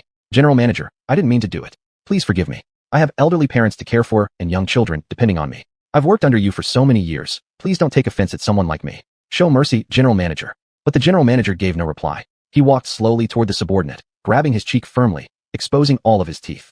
"Are you also planning to go against me?" The subordinate shook his head frantically, eyes wide with terror as if seeing a demon. "General manager, I'm not going against you. It wasn't intentional. I beg you, please spare me." The general manager's mood had already been foul, and he now found a target for venting his frustration. He turned to others and ordered, "His teeth look pretty strong, don't they? Pull them out one by one, then drain all his blood and send him straight to the tea fields." At the mention of having his blood drained, the subordinate was paralyzed with fear and collapsed onto the ground. The others dragged his body away to carry out the order while he kept pleading for mercy. "General manager, I've made a mistake. Please tell them to stop. I'll work as your ox or horse, anything you ask. Please spare me." But it was too late. The cries of agony reverberated throughout the room, music to the general manager's ears, a source of deep satisfaction. Then the general manager issued another command. "Station people near the bus station. Li Jifeng must not escape. Whoever fails will meet the same fate." Chapter 64, Exposed. At the hospital room door. To apologize, Lu Yunyun personally made a chicken soup and wanted to bring it for Li Jifeng to drink. Recalling her rudeness last night, Lu Yunyun became torn inside. Will he still hold last night's incident against me?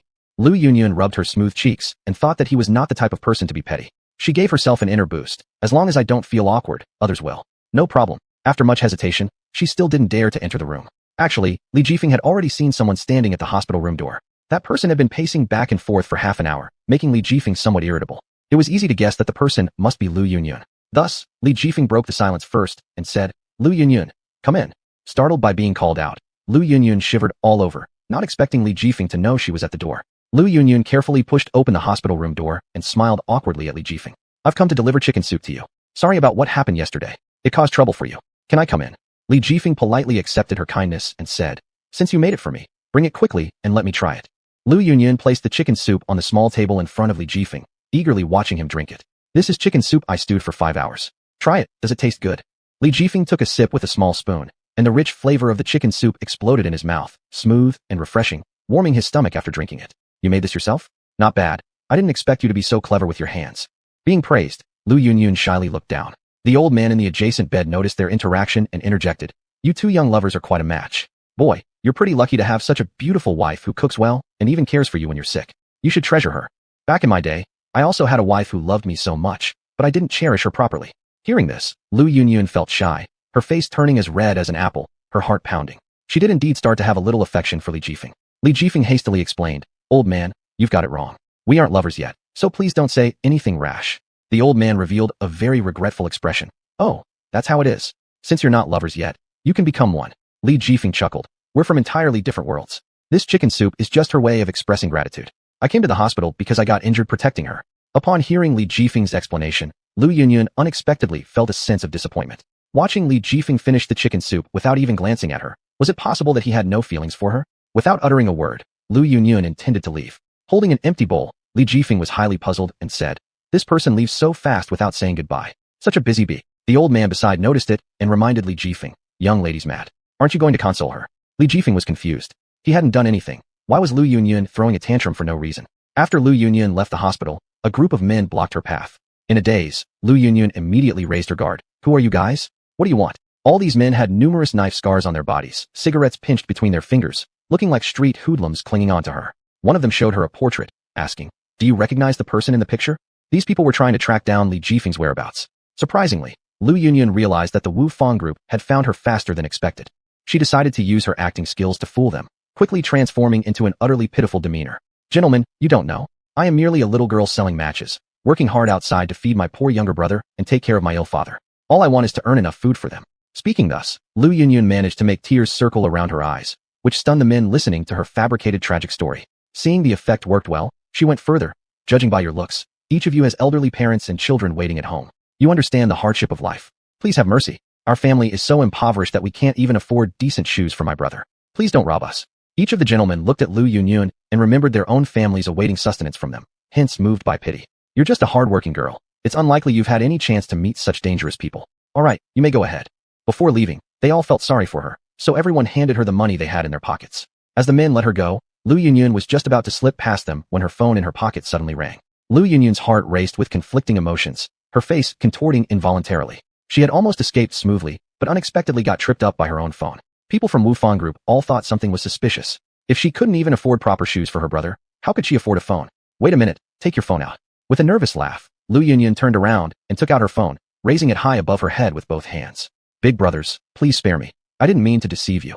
Good grief, this was the latest model of the phone, one that these people hadn't been able to splurge on themselves. Yet Lu Yunyun owned one, making them feel they'd been tricked, and they were displeased. Now answer the call, let us see who it is. They all believed she must know the person in the portrait, otherwise, she wouldn't have put on such an act. Seeing it was her father calling, Lu Yunyun thought, "Oh my dear father, your timing is perfect for a call, but please don't say anything related to Li Jifeng." With no choice but to obey, Lu Yunyun reluctantly answered the call and put it on speakerphone. Lu Yunyun. Dad, why are you calling at this moment? I'll be home soon. Let's talk then. You kid, how's it going with your interactions with Li Jifeng? After hearing this, Lu Yunyun wanted nothing more than to smash her phone. All right, we'll talk later when I get home. Lu Yunyun quickly hung up. People from Wufang Group were irritated. They had been played by a little girl con artist. But after searching for so long, they finally found Li Jifeng's accomplice. Hurry up and lead us to him. These men slowly moved forward toward Lu Yunyun, and Lu Yunyun cautiously retreated step by step. Attempting to reason with them, she said, "Big brothers, let's talk this through without resorting to violence." Suddenly, members of Wufang Group made their move toward Lu Yunyun. Just at this critical moment, a person appeared out of nowhere and stopped Wufang Group. Chapter 65, Mother and Daughter Untie the Knot. Who is it? Actually daring to stop people from Wufang Group? Do you not want your life? As this person walked closer, Wufang Group's people were all shocked. It turned out that this person was none other than the general manager of Wufang Group. For them to have spoken like that to the general manager, perhaps they did not wish to live any longer. The general manager's sharp gaze seemed ready to pierce through them in the next second. All the subordinates lowered their heads, dared not say a word more, fearing calamity might fall upon themselves, and withdrew to the side. Facing Lu Yunyun, the general manager seemed like an entirely different person, nodding his head, bowing, and smiling. You are a police officer, right? These workers truly have no perception at all. They haven't done anything to you, have they? Please don't take it to heart. When he called her a police officer, these people finally realized and each one broke out into a cold sweat. Lu Yunyun replied with great confusion. You actually know my identity? I've seen you before back in our hometown. You might not remember me. People from the old place always said you became a police officer. I never expected we'd meet today, and indeed, as they say, a girl changes greatly as she grows up, and you've become even prettier. Facing this sudden praise, Lu Yunyun felt somewhat at a loss. Still, Lu Yunyun didn't recognize who the general manager was. Do you remember Dog Egg? Dog Egg, it suddenly comes back to me. It's you. You used to always mooch meals at our house, and the villagers all said you were foolish, bullying you. Only I didn't look down on you. Now, they call you general manager. The unworthy me, currently serving as the general manager of Wufang Group. I've always remembered the favor you showed me when we were kids. I can introduce the president of Wufang Group to you. Then, leaning close to Lu Yunyun's ear, he added softly. With the outfit you're wearing, being in the police station isn't going well for you, is it? I know you aren't satisfied with how things are at the police station, not as good as with Li Jifeng. Why don't you come work with me instead? I promise, you'll get rich quick, and you can fully utilize your talents. Our boss appreciates talent very much. Looking into the general manager's eyes, Lu Yunyun saw no trace of the former innocence. Now they were filled with boundless ambition. Judging by what he just said, Lu Yunyun thought that the general manager wanted to recruit her, making her a traitor to the police department. Moreover, how did he know about the events inside the police station? Could it be there was a mole from Wufang Group inside the police department? Lu Yunyun feigned gratitude. Thank you for your kindness, Dog Egg. Right now, I'm doing fine. However, your subordinates mentioned wanting to kill me earlier. What does Wufang Group want with Li Jifeng? There are surveillance cameras here. Are you really planning to act against him so brazenly? Aren't you afraid of the police? These subordinates suddenly changed their attitude, becoming respectful one by one, denying everything that had happened just moments ago. The general manager explained. We merely wanted to reward Li Jifeng for his good deeds, giving him a substantial bonus. I know you know him. We've known each other for so long. Surely, we can't be outmatched by someone new. Would you kindly tell me where he is? Lu Yunyun remained silent. How could she possibly share such information with people from Wufang Group? Thus, the general manager smiled and said, think carefully about what I suggested earlier. When you're ready, bring Li Jifeng along so we can see your sincerity in cooperating. Lu Yunyun pretended to agree. All right then, let me think it over. Give me your number, so we can stay in touch. The general manager handed over his spare mobile phone number to Lu Yunyun, then took his subordinates and left. Afterward, the general manager required his subordinates to halt the investigation. Only after watching them leave did Lu Yunyun finally relax, only to realize her legs were already weak. No matter how many times she had rehearsed, real situations always brought subconscious tension and fear. Immediately afterward, she went back to find her father. As soon as she entered the house, she saw her father working. Dad, I'm back. Earlier, when I called you, I ran into some people from xuanhuan group. Upon hearing this news, her father felt a sharp jolt in his chest. What? You actually encountered those people? Did they harm you? Truly unimaginable that these people dare so much. With all the surveillance around, they openly attempted action. Too outrageous. In fact, this offers us an opportunity. We don't need to rely on sandwich soda. Instead, we can use this occasion to dig deeper into xuanhuan group's internal affairs. After speaking, Lu Yunyun handed over the telephone number given by xuanhuan group's general manager to her father. This is the general manager of xuanhuan group's phone number. I know who he is. He used to be Dog Egg from the village. Dad, do you still remember? Her father was quite surprised, never expecting that Dog Egg from back in the day, who wasn't considered promising, would now be such a renowned general manager. Truly astonishing. Is the general manager of xuanhuan group really Dog Egg? Wasn't he that fool back in the day? Yes, he is no longer the Dog Egg we knew back then. Everyone bullied him back then except for me, which is why he wants to repay my kindness from back in the day. He even introduced me to the president of xuanhuan group. He knows I am a police officer, so he spared me and gave me a chance to betray my position. Father thought this mission was too dangerous and wanted Lu Yunyun to give it up, but she had persisted for so long and absolutely refused to abandon it. Father supported all of Lu Yunyun's decisions and advised her. Since that's the case, you should just go ahead and do what you want. Your mother is very worried about you. You should go and comfort her later. Meanwhile, Lu Yunyun's mother had been secretly listening to their conversation from the shadows. Though she was reluctant to let go, Lu Yunyun's mother recalled receiving a mysterious package last night.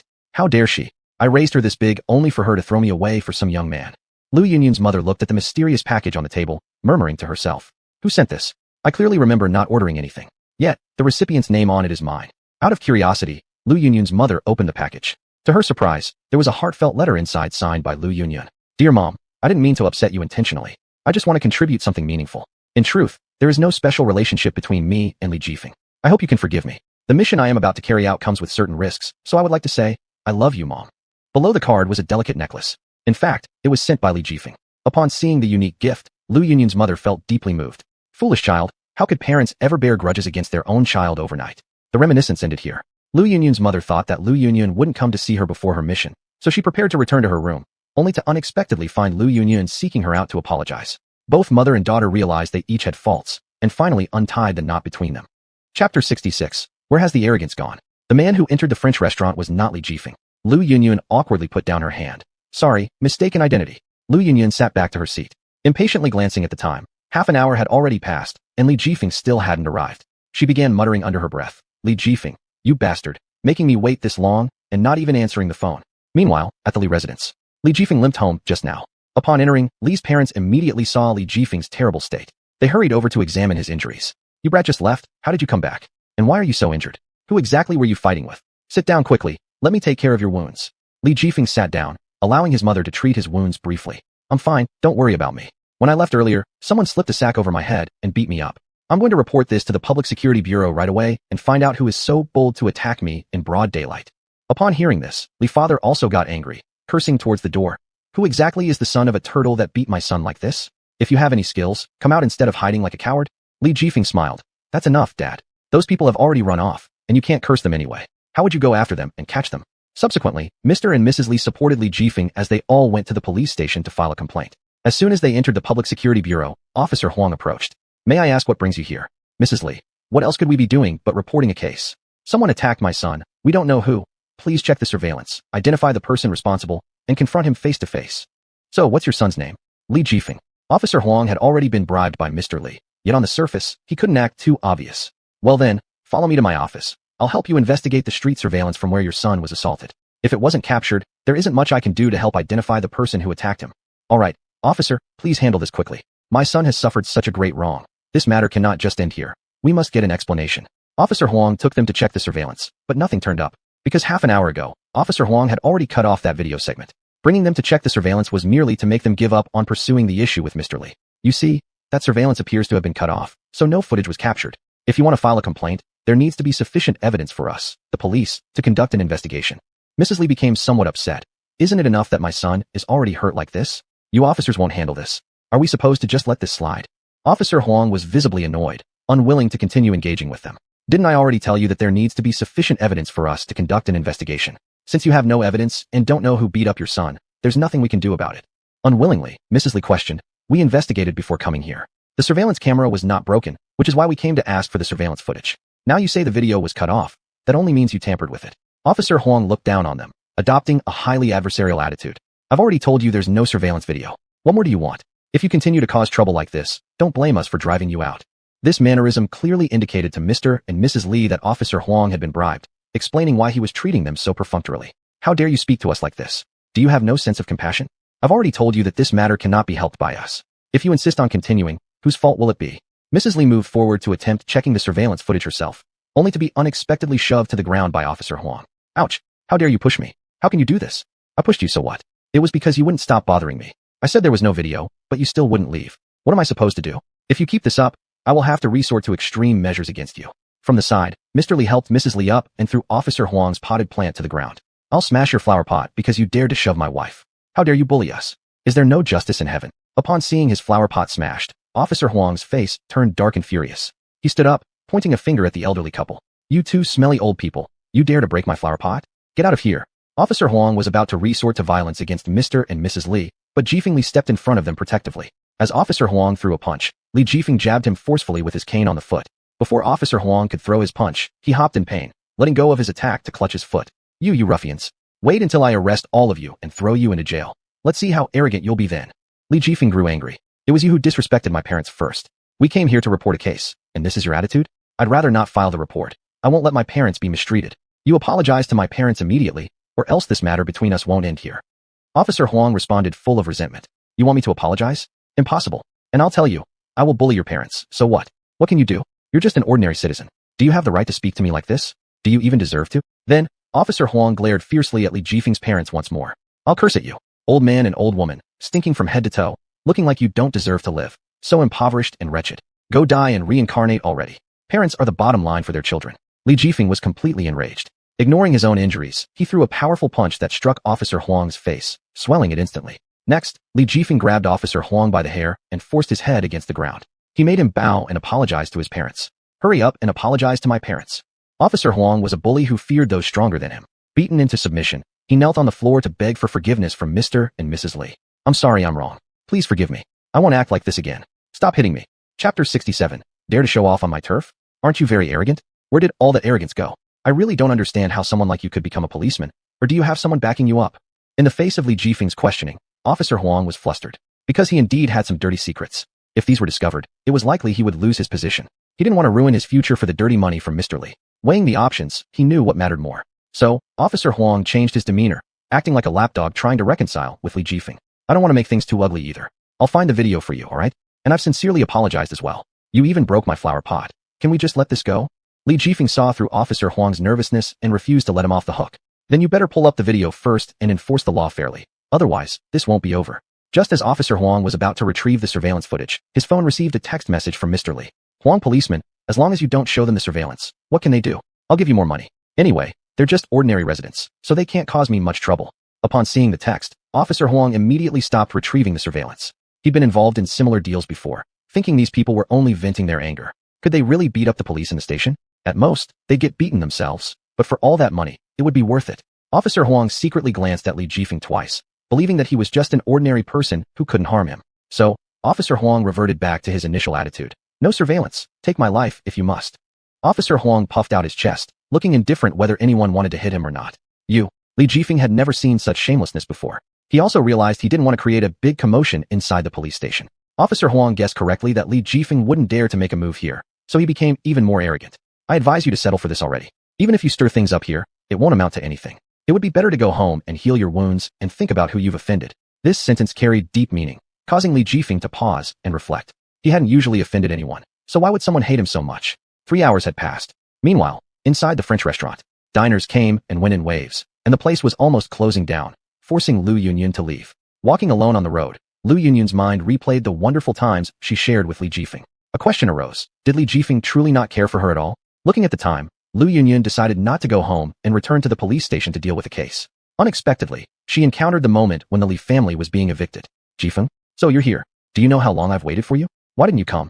Not answering calls and disappearing? What is this? Lu Yunyun threw a punch at Li Jifeng, eliciting a pained cry. She then noticed that Li Jifeng was covered in injuries and leaning on a cane. Jifeng, what happened to you? How did you end up like this? Also, why are you at the police station? Did you fight with someone? Li Jifeng coldly snorted and said, Sorry, Lu Yunyun, I got beaten up and my phone was smashed. I came to report the case, but forgot to tell you. Did I keep you waiting for long? Next time, just leave if I don't show up. Who dared to beat you?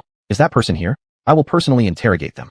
As Lu Yunyun looked around, searching for the culprit, Li Jifeng held onto her arm and said, We haven't found them yet. Officer Huang refuses to handle the case and was extremely rude, even attacking my parents. We had no other options, and thus ended up getting kicked out. Enraged, Lu Yunyun exclaimed, Officer Huang, daring to order you around? I see it as him asking to quit. Refusing to investigate, putting on airs. My aunt and uncle suffered because of him. Don't worry, with me handling this, who dares hurt my people on my turf? Subsequently, Lu Yunyun marched into Officer Huang's office with an air of authority. Officer Huang was grieving over his broken flower pot. Hearing the noise, he assumed it was Li Jifeng returning. With curses flying, he said, What do you guys want again? I told you, figure out the reasons yourselves instead of blaming me. I'm busy. Lu Yunyun crossed her arms, saying, You certainly act high and mighty. How busy are you? Recognizing the familiar voice, Officer Huang turned around instantly. It was his immediate superior, the daughter of the SWAT team captain. He froze, quickly bowing low, serving with humility. Why have you come? You should have told me in advance. Look, I haven't prepared any good tea to offer you. I was just talking with 3 troublemakers, so don't take it personally. Seeing Li Jifeng and the others standing behind Lu Yunyun, Officer Huang pointed at them and said, It's them who came to cause trouble. Get out immediately. Don't you see I'm having an important conversation? Lu Yunyun retorted, Li Jifeng is my friend. Telling him to leave is as good as telling me to leave. Hearing this, Officer Huang was momentarily stupefied and very surprised that Li Jifeng knew Commissioner Lu. Officer Huang immediately apologized to Li Jifeng. I sincerely apologize for not recognizing a fellow ally. It's quite an offense I committed earlier, and you too must forgive me. Li Jifeng coldly remarked, You should apologize to my parents. They've never endured such mistreatment, yet they suffered indignity here because of you. Officer Huang bowed apologetically to Mr. and Mrs. Li. Truly sorry, uncle and aunt. I had no idea you were acquainted with her. Had you mentioned it earlier, I wouldn't have acted that way, causing all this embarrassment. Are you asking for the surveillance video? I'll fetch it for you immediately. Officer Huang felt uneasy, knowing that with Lu Yunyun present, he couldn't try to pull any tricks. Lu Yunyun interrupted. A moment ago, you refused to get the footage, only agreeing after I showed up. Let me see how much authority you really have. Now go tidy up your things and leave. Officer Huang pleaded. Please don't do this. We can resolve it nicely. I will get the footage for you. Just don't fire me. I won't repeat such behavior. Lu Yunyun wouldn't listen to Officer Huang's excuses and stated, Leave now. I won't tell you twice. This is my warning. Realizing the situation was growing difficult, Officer Huang could only defend himself stubbornly, giving himself one last chance. You shouldn't think you can arbitrarily dismiss someone just because you're my superior. The proper process requires reporting to the top level first. I know you're the daughter of the captain, but that doesn't mean everything depends on your word alone. Chapter 68. The truth comes to light. Indeed, according to the rules, Lu Yunyun was not yet qualified to dismiss a police officer at this moment. Officer Huang didn't want to keep dealing with Lu Yunyun either and tidied up his things to go home. It was getting late, and Li Jifeng did not want his parents to worry. Mom, Dad, you two go back first. I can handle it myself, don't worry about me. Mr. and Mrs. Li had insisted on coming, but given the current situation, they couldn't do anything to help. Lu Yunyun also persuaded them. That's right, Uncle and Auntie. With me here, you can go back and rest assured. Get some rest. Mr. and Mrs. Li exchanged glances and left with peace of mind. Li Jifeng thanked Lu Yunyun. Thank you so much. You've helped me again today. I don't know how I could ever repay you. Lu Yunyun grinned as she looked at Li Jifeng. Then how about this? Since you want to thank me, join me for camping in a while. How does that sound? Without hesitation, Li Jifeng agreed. After all, she had helped him countless times, so it was only fair. Let's go. I'll help you investigate the surveillance footage to see who that person is. Lu Yunyun took Li Jifeng to her office. You can look around freely. I'll get the footage ready. Don't be shy. There's tea and fruit if you're hungry. Li Jifeng nodded. Seeing Lu Yunyun start working, he began looking around her office. He had previously seen many formal Chinese-style decorated offices, but never one painted pink, as cute as this little room. On the shelves were numerous awards that Lu Yunyun had won throughout her life. Skating champion, badminton champion, sniper warfare champion, brain game champion, etc. It was undeniable that Lu Yunyun was an exceptionally talented and hardworking girl. After a while, Lu Yunyun retrieved the surveillance footage and invited Li Jifeng to watch it together. The person shown on the monitor was completely unfamiliar to Li Jifeng. He'd never seen him before. This person, I've never even met. Why would he beat me? Zedong picked up her phone and snapped a photo of the unexpected face revealed at 35 minutes and 26 seconds in the video. She then sent it to her senior apprentice, asking him to identify the man. 2 minutes later, the senior replied with information. This person's name was Li Qingyi, a local thug with a group of shady friends. He had been in prison before, often engaging in despicable acts, and currently resided in Alley 215. Lu Yunyun showed the information to Li Jifeng, but he still didn't understand why Li Qingyi had beaten him. Lu Yunyun decided to take Li Jifeng to Alley 215 to catch Li Qingyi. Once they arrived at the alley, it was full of miscellaneous people, including street loiterers. After asking around several houses, they finally located Li Qingyi's home. Since Li Qingyi's house was on the ground floor, the houses in the alley had poor security and quality, making it easy to see inside through the windows. Inside, Li Qingyi seemed like a doting father, taking care of his younger sister who was still a child. Knock knock knock. They knocked on the door, and Li Qingyi came to open it. Lu Yunyun immediately presented her police credentials in front of Li Qingyi. We're the police. We'd like to ask you a few questions. Please cooperate. When Li Qingyi saw Li Jifeng, he panicked, realizing the police had come because of his actions. Li Qingyi tried to shut the door without responding, but suddenly, his little sister ran out and grabbed onto Lu Yunyun's leg. With her cutest expression, she said, "Sister, you're so pretty. Can you come in and play with me for a bit?" Li Qingyi was in a difficult position. His sister was the most important person to him, so he had no choice but to give in to her. "If my sister wants you to come in, then come in." Lu Yunyun was polite, too, and rubbed the young girl's head. "You're very pretty too, sister. I'll come in and play with you." After sitting down on the couch, the little girl looked at Lu Yunyun with innocent eyes and asked, "Sister, do you have a boyfriend?" Lu Yunyun was stunned. She didn't expect such a young child to ask something like this. "What? Sister doesn't have a boyfriend yet. Then can you be my brother's girlfriend? Sister is here to solve a case, not to find a boyfriend." The little girl's eyes welled up with tears, as if she might cry at any second. "But my brother finds it really tough to take care of me alone. He needs a girlfriend to share the burden with him." Li Qingyi hugged his sister, comforting her. "My dear, as long as you're happy, I am too." His sister tightly hugged him, and before anyone realized it, she fell asleep in his arms. Li Qingyi looked affectionately at his sleeping sister and gently laid her down in the bedroom. Afterwards, Li Qingyi became serious, wanting to confess to the police. "You've seen now? My sister and I have been orphans since childhood. It's always been just me taking care of her, and we've made it this far. I can't possibly admit what I did. If I end up in jail, there will be no one to take care of her." Li Jifeng was confused. "Then why did you still do it? From what we know, you seem to have been in prison once before, and we don't even know each other. So why do you have such hostility towards me?" Li Qingyi sighed. "To be honest with you, I robbed for a living before and ended up in prison. It was only after I was released that I found out I had a little sister. After leaving prison, it was Mr. Li who gave me the opportunity to earn money and gave me a second chance at life to support my sister. He has been a great benefactor to me. Those who offend him are my enemies." Li Jifeng understood. "So it's because Mr. Li has hostility towards me, which is why you attacked me on his behalf." With the police here, Li Qingyi was afraid his sister might get hurt if he didn't tell the truth. "But I don't even know any Mr. Li. Maybe there's some misunderstanding. That's because you gave away free fish in your live streams and took away his business. That's why he wanted to teach you a lesson so you wouldn't take his business again. He never expected the root cause of the matter would turn out like this." Lu Yunyun said, "No matter how things happened, you assaulted the victim, which is illegal. Therefore, we need to arrest you. However, given your younger sister is still young and needs a guardian, we'll let you settle her affairs first before taking corresponding legal actions against you."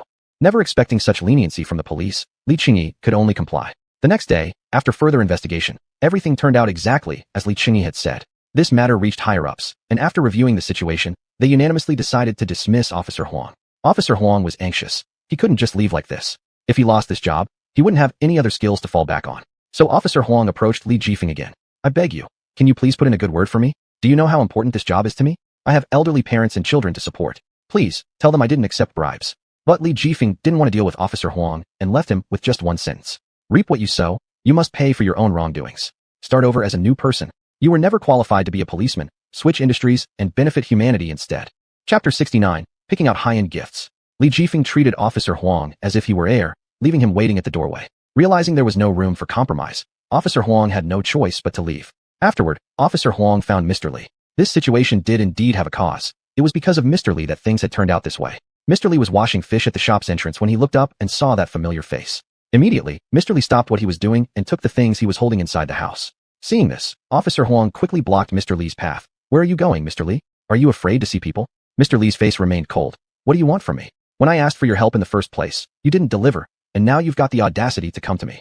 Whether I succeeded or not, I still got fired because of you. Shouldn't you compensate me more? Besides, you never paid me the money you promised. You're not trustworthy." Mr. Li had been fined 50,000 yuan by the police and received an education session due to inciting someone else to act improperly. He had just gotten out of prison. When he saw Officer Huang still having the nerve to show up, his temper flared instantly. "You accepted the money but didn't get anything done. I'm the one who got penalized, and I haven't even confronted you about my losses yet. Now you dare to ask me for money." As Mr. Li spoke, he picked up the smelly water used to wash fish and splashed it at Officer Huang, causing him to instinctively run away. Mr. Li swore under his breath. Then he slammed the door shut. And so, Officer Huang walked dejectedly down the street. He couldn't believe how his life had come to such a bad ending. The next day, Officer Huang arrived at the mall. Several salespeople with sharp eyes noticed that Officer Huang was shopping for gifts at the mall. Thinking they could all grab large sums of cash from Officer Huang, they rushed over fiercely, enthusiastically introducing their products.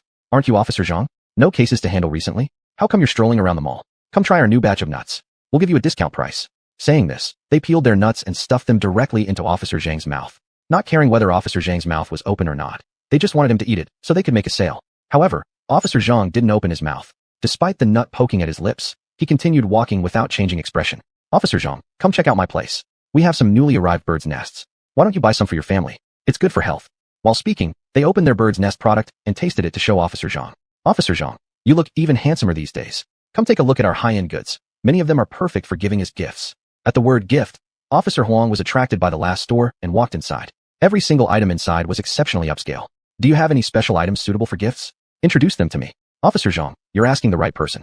Our latest stock is all very high-end, especially suited for gifts. A person of your status like you should go for these top-tier items. Otherwise, I can bring them all out for you to take a look. What do you prefer? Officer Zhang was very satisfied with his service, so he nodded. Since you're being so polite, I'll buy something today. Bring out all your best products for me to see. Hearing this, the server thought this deal would surely close a big order. Excitement bubbled within him, so he immediately picked out several particularly expensive items to present to Officer Zhang.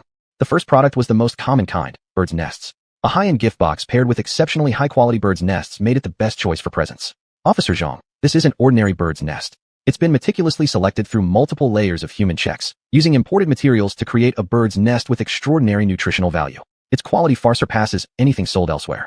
There's nothing better than this for gifting. Officer Zhang was extremely pleased upon seeing such a beautifully crafted gift box. He thought, as long as the gift box looks flashy, the quality doesn't matter. All that matters is earning face. Bird's nest is a nourishing delicacy. Many women enjoy eating it, so he planned to give the bird's nest to the mayor's wife. I'll take one box. Upon hearing this, the server's eyes lit up. Still, Officer Zhang has a good eye for a great deal. Just a glance, and you pick out such a fine bird's nest. Excellent taste indeed. Allow me to introduce you to more products for further selection. Does your store carry any unusual high-end items? Bird's nests are pretty standard stuff. Officer Zhang, I understand where you're coming from. Rest assured, I'll introduce you to products that will surely satisfy you. Next, the server held up a mysterious black box and showed it to Officer Huang. This rather ordinary box made Officer Huang lose some interest. What's the point of showing me such an ordinary box? The items inside must not be good either. Take it back, I want high-end stuff, do you understand? Don't rush, just wait until you see what's inside. This is not something ordinary at all. There isn't another one in this town. I've been keeping it for you because I respect you. Upon hearing this, Officer Huang immediately became interested. If you say so, then I'd better take a look. Open it up quickly. If it turns out to be something common, you'll be wasting my precious time, and I won't buy anything from your shop anymore. The server got anxious upon hearing that Officer Huang would never shop here again. He immediately opened the box, which emitted a golden light, shining right into Officer Huang's eyes. After the golden light faded, there was a golden yellow object inside that looked like a radish, with a shiny and soft appearance like jelly. When Officer Huang saw this treasure, his eyes widened. He had never seen anything as beautiful. What is this? The server smirked and began introducing it to Officer Huang. This is the elusive ta sui, something you may have never seen before. You surely can't find another one in the town. If Officer Huang presented this valuable item to the mayor, he wouldn't only avoid getting fired but might even receive a promotion. This thing is really nice. Quickly wrap it up for me. How much does it cost? Just swipe my card. Sure thing, let me wrap it up for you. After the cashier finished printing the receipt and handed it over to Officer Huang, he glanced at it. These two items cost him 189,900 yuan. Officer Huang nearly dropped his jaw when he saw how expensive they were. Chapter 70. The Gift for the Mayor. Huang Minjing saw that there was no money left in his account and felt incredibly heartbroken. Over all these years, he had spent all his embezzled money on this single gift. But when he thought about the road to future riches that depended entirely on this one gift, he gritted his teeth and decided he must please the mayor. Huang Minjing changed into an expensive suit and went to the mayor's house. The sight of the luxurious villa before him made Huang Minjing's heart tense with apprehension. Drumming up his courage, he walked in, and the villa's butler came forward to greet him. After sizing up Huang Minjing's attire, the butler realized he wasn't an ordinary person and, fearing trouble if he delayed, immediately took him to see the mayor. The mayor was teaching his secretary how to play golf step by step. The secretary's sexy long legs stood out prominently. Her delicate skin, paired with flowing hair, caught everyone's eye. Being held in the mayor's arms, they both gripped the club together. Using the leverage, the mayor struck the ball into the nearby hole. The secretary, thrilled, jumped around clapping for the mayor. Mayor, you're so amazing, I admire you so much. The mayor couldn't help but praise her as well and was about to embrace her tiny waist and kiss her tenderly. Just then, the butler arrived with Huang Minjing, interrupting their private moment. Cough, cough. Mayor, a guest has come to see you. The sudden interruption startled the mayor, who reflexively let go of the secretary, fearing it might be his wife. However, upon seeing Huang Minjing's unfamiliar face, the mayor's expression darkened. Butler, what is the meaning of this? How dare you bring just anyone into my home? Don't you know who I am? If you bring a dangerous person into the house, what then? Get him out of here immediately. The mayor was clearly annoyed by the timing of Huang Minjing's arrival, which interrupted his special time with the secretary. He wanted to vent his frustration directly at Huang Minjing.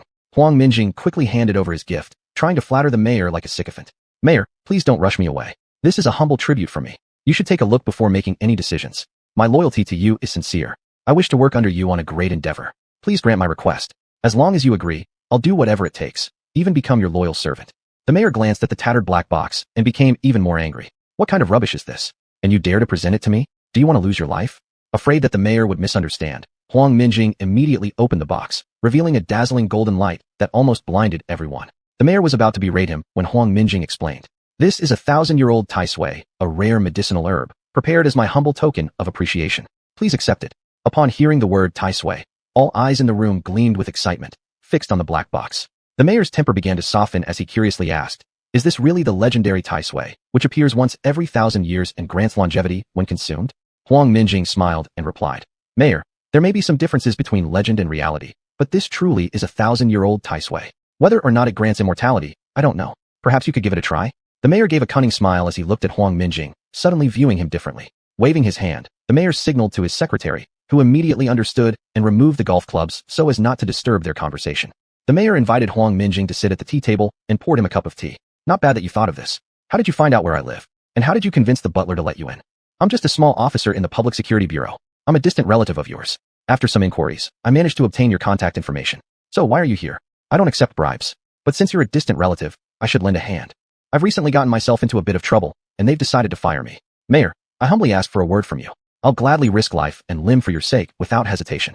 The mayor sipped the tea and said, "What exactly did you do that warrants such a serious punishment? It's something many people make mistakes about." This statement instantly piqued the mayor's interest. The mayor had never met someone who so openly and honestly admitted to their mistakes. "I like young men like you. Since you're so sincere and loyal, why don't you follow me? I guarantee that you'll eat well and drink good things." Seeing the mayor say this, Huang Minjing didn't know how to express his joy. With cups of tea replacing wine, he toasted the mayor again and again. The mayor signaled to his secretary outside, who promptly brought over a plate of fish. The mayor said, "Since we have such a great connection and this fish hasn't been touched by anyone, I'll gift it to you. Take it home, will you?" Huang Minjing clearly understood the mayor's implied meaning. This fish was no ordinary fish, but rather a metaphor for the benefit received. Telling him to take it away wasn't truly a gift, but rather a test of his reaction. Huang Minjing quickly placed the entire fish in front of the mayor and said, "I am extremely grateful, but I can't eat this whole fish anyway. Normally, I prefer eating the fishtail, so please keep the top half for your wife to taste. I am very loyal and wish to follow you." Huang Minjing's implication was that he would take the smallest benefit while leaving the greatest benefit for the mayor. The mayor was highly satisfied with this response and then had the secretary take the fish away first. "Everyone says that the younger generation is pushing ahead of the old ones. I have great hopes for you and look forward to seeing what accomplishments you will make in the future. That will only be possible because of Mayor's excellent guidance. I will follow all your arrangements completely." Not long after, Huang Minjing indeed escaped punishment. Not only did he avoid punishment, but he also received a promotion and a raise, which now put him on equal footing with Lu Yunyun. Upon hearing the news, Lu Yunyun was so furious that she threw everything on the table onto the floor. She couldn't believe that Huang Minjing managed to escape punishment. It seemed to Lu Yunyun that someone within their bureau must have betrayed them and aligned with higher-ups. That night, Lu Yunyun arranged to meet Li Jifeng to make up for their previous unfinished agreement and arrived at the town's top French restaurant. Lu Yunyun was a regular honored guest here, so the general manager personally served her. "Officer Lu Yunyun, may I ask what you'd like to order?" "I'll go with my usual choice, but make it 2 portions as we are 2 people." The general manager nodded, understanding her preferences, and left to prepare. Soon after, the general manager personally wheeled out a small cart filled with dishes. Abalone pot, filet mignon, aromatic goose liver, and more, a table full of sumptuous dishes. Additionally, the general manager specially brought out an exquisite bottle of wine. "Officer Lu Yunyun is our valued guest, so we present this bottle of 1998 Lafite. We hope you accept it with pleasure." Chapter 71, Cashing Out 10 Million. The general manager personally poured wine for the 2 of them to show the restaurant's service attitude. Lu Yunyun was very satisfied, so she had the general manager add another 50,000 yuan to her card, charging it to her father's account. Afterward, Lu Yunyun let Li Jifeng taste a few of her favorite dishes. "Try this one. I like foie gras the most. It's imported and limited in quantity every day, quite excellent." Foie gras in a French restaurant is not ordinary foie gras. The literal meaning of foie gras is fatty liver. It is a liver taken from geese that have been overfed. Europeans rank foie gras alongside caviar and truffles as one of the world's 3 delicacies. Foie gras has rich nutrients and special benefits, making it an ideal food for blood replenishment and health maintenance. Therefore, it is regarded as the main specialty dish in French restaurants. The 2 ate with great delight. When they were almost done, Lu Yunyun went straight to the point. "There is a mole in the police station. I don't know who it is, but it must be someone with great power capable of keeping Huang Minjing on the job. What?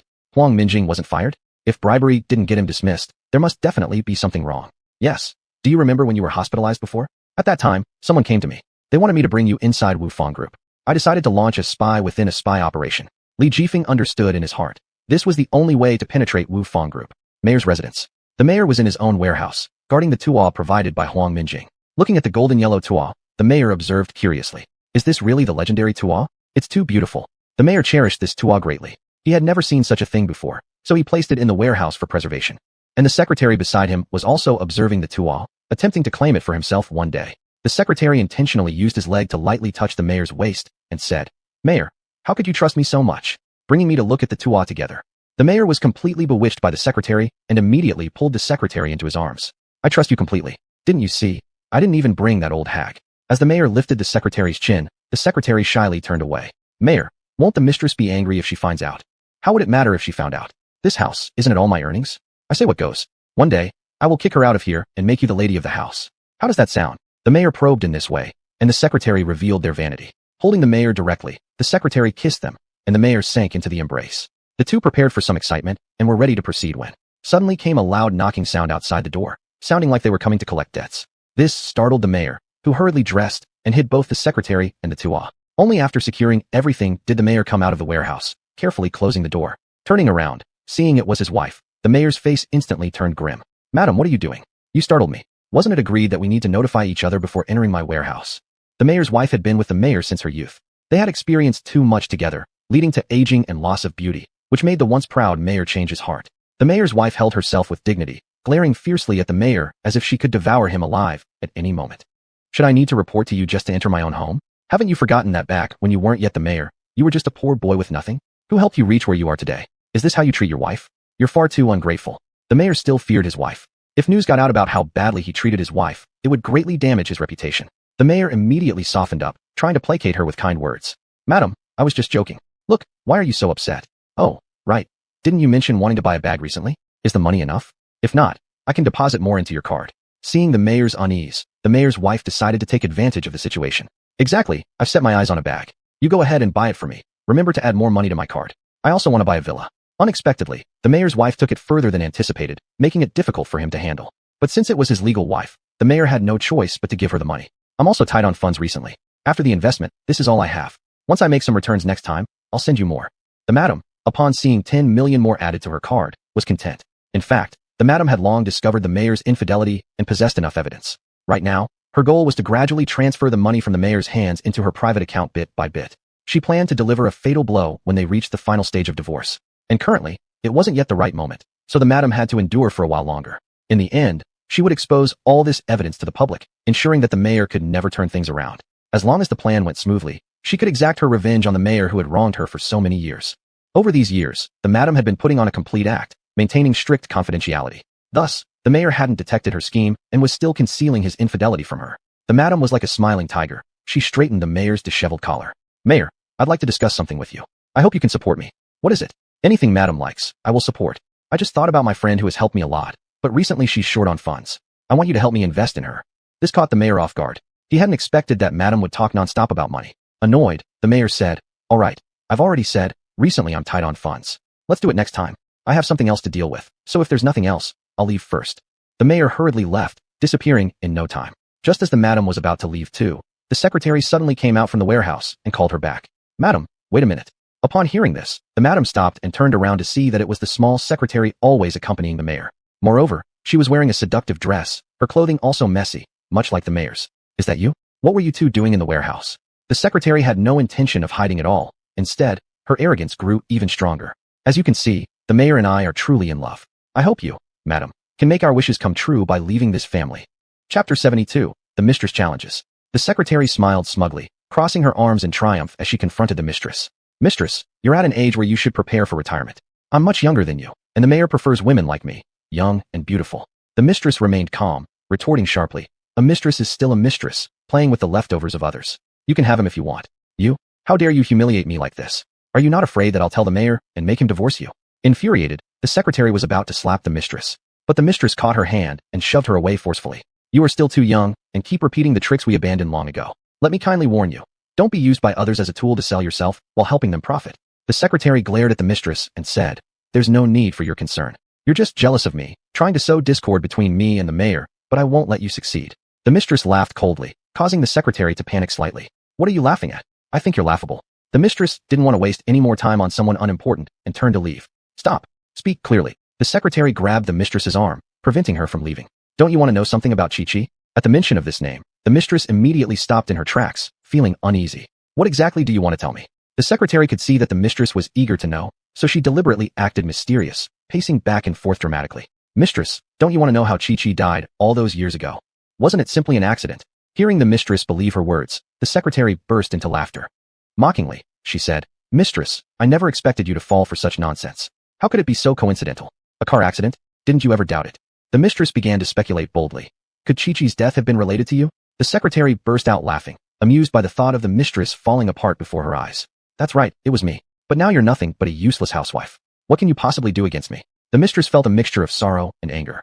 She wanted to beat the secretary on impulse, but her plan forbade her from doing so. If she did, everything she had accomplished so far would be wasted. She clenched her fists tightly, focusing on one thing only: endurance. The secretary strutted arrogantly around the mistress, saying, "Chi-Chi's accident, all those years ago, it was planned entirely by me, right under your nose. And yet you were so foolish. You couldn't compete with me in beauty or even at work.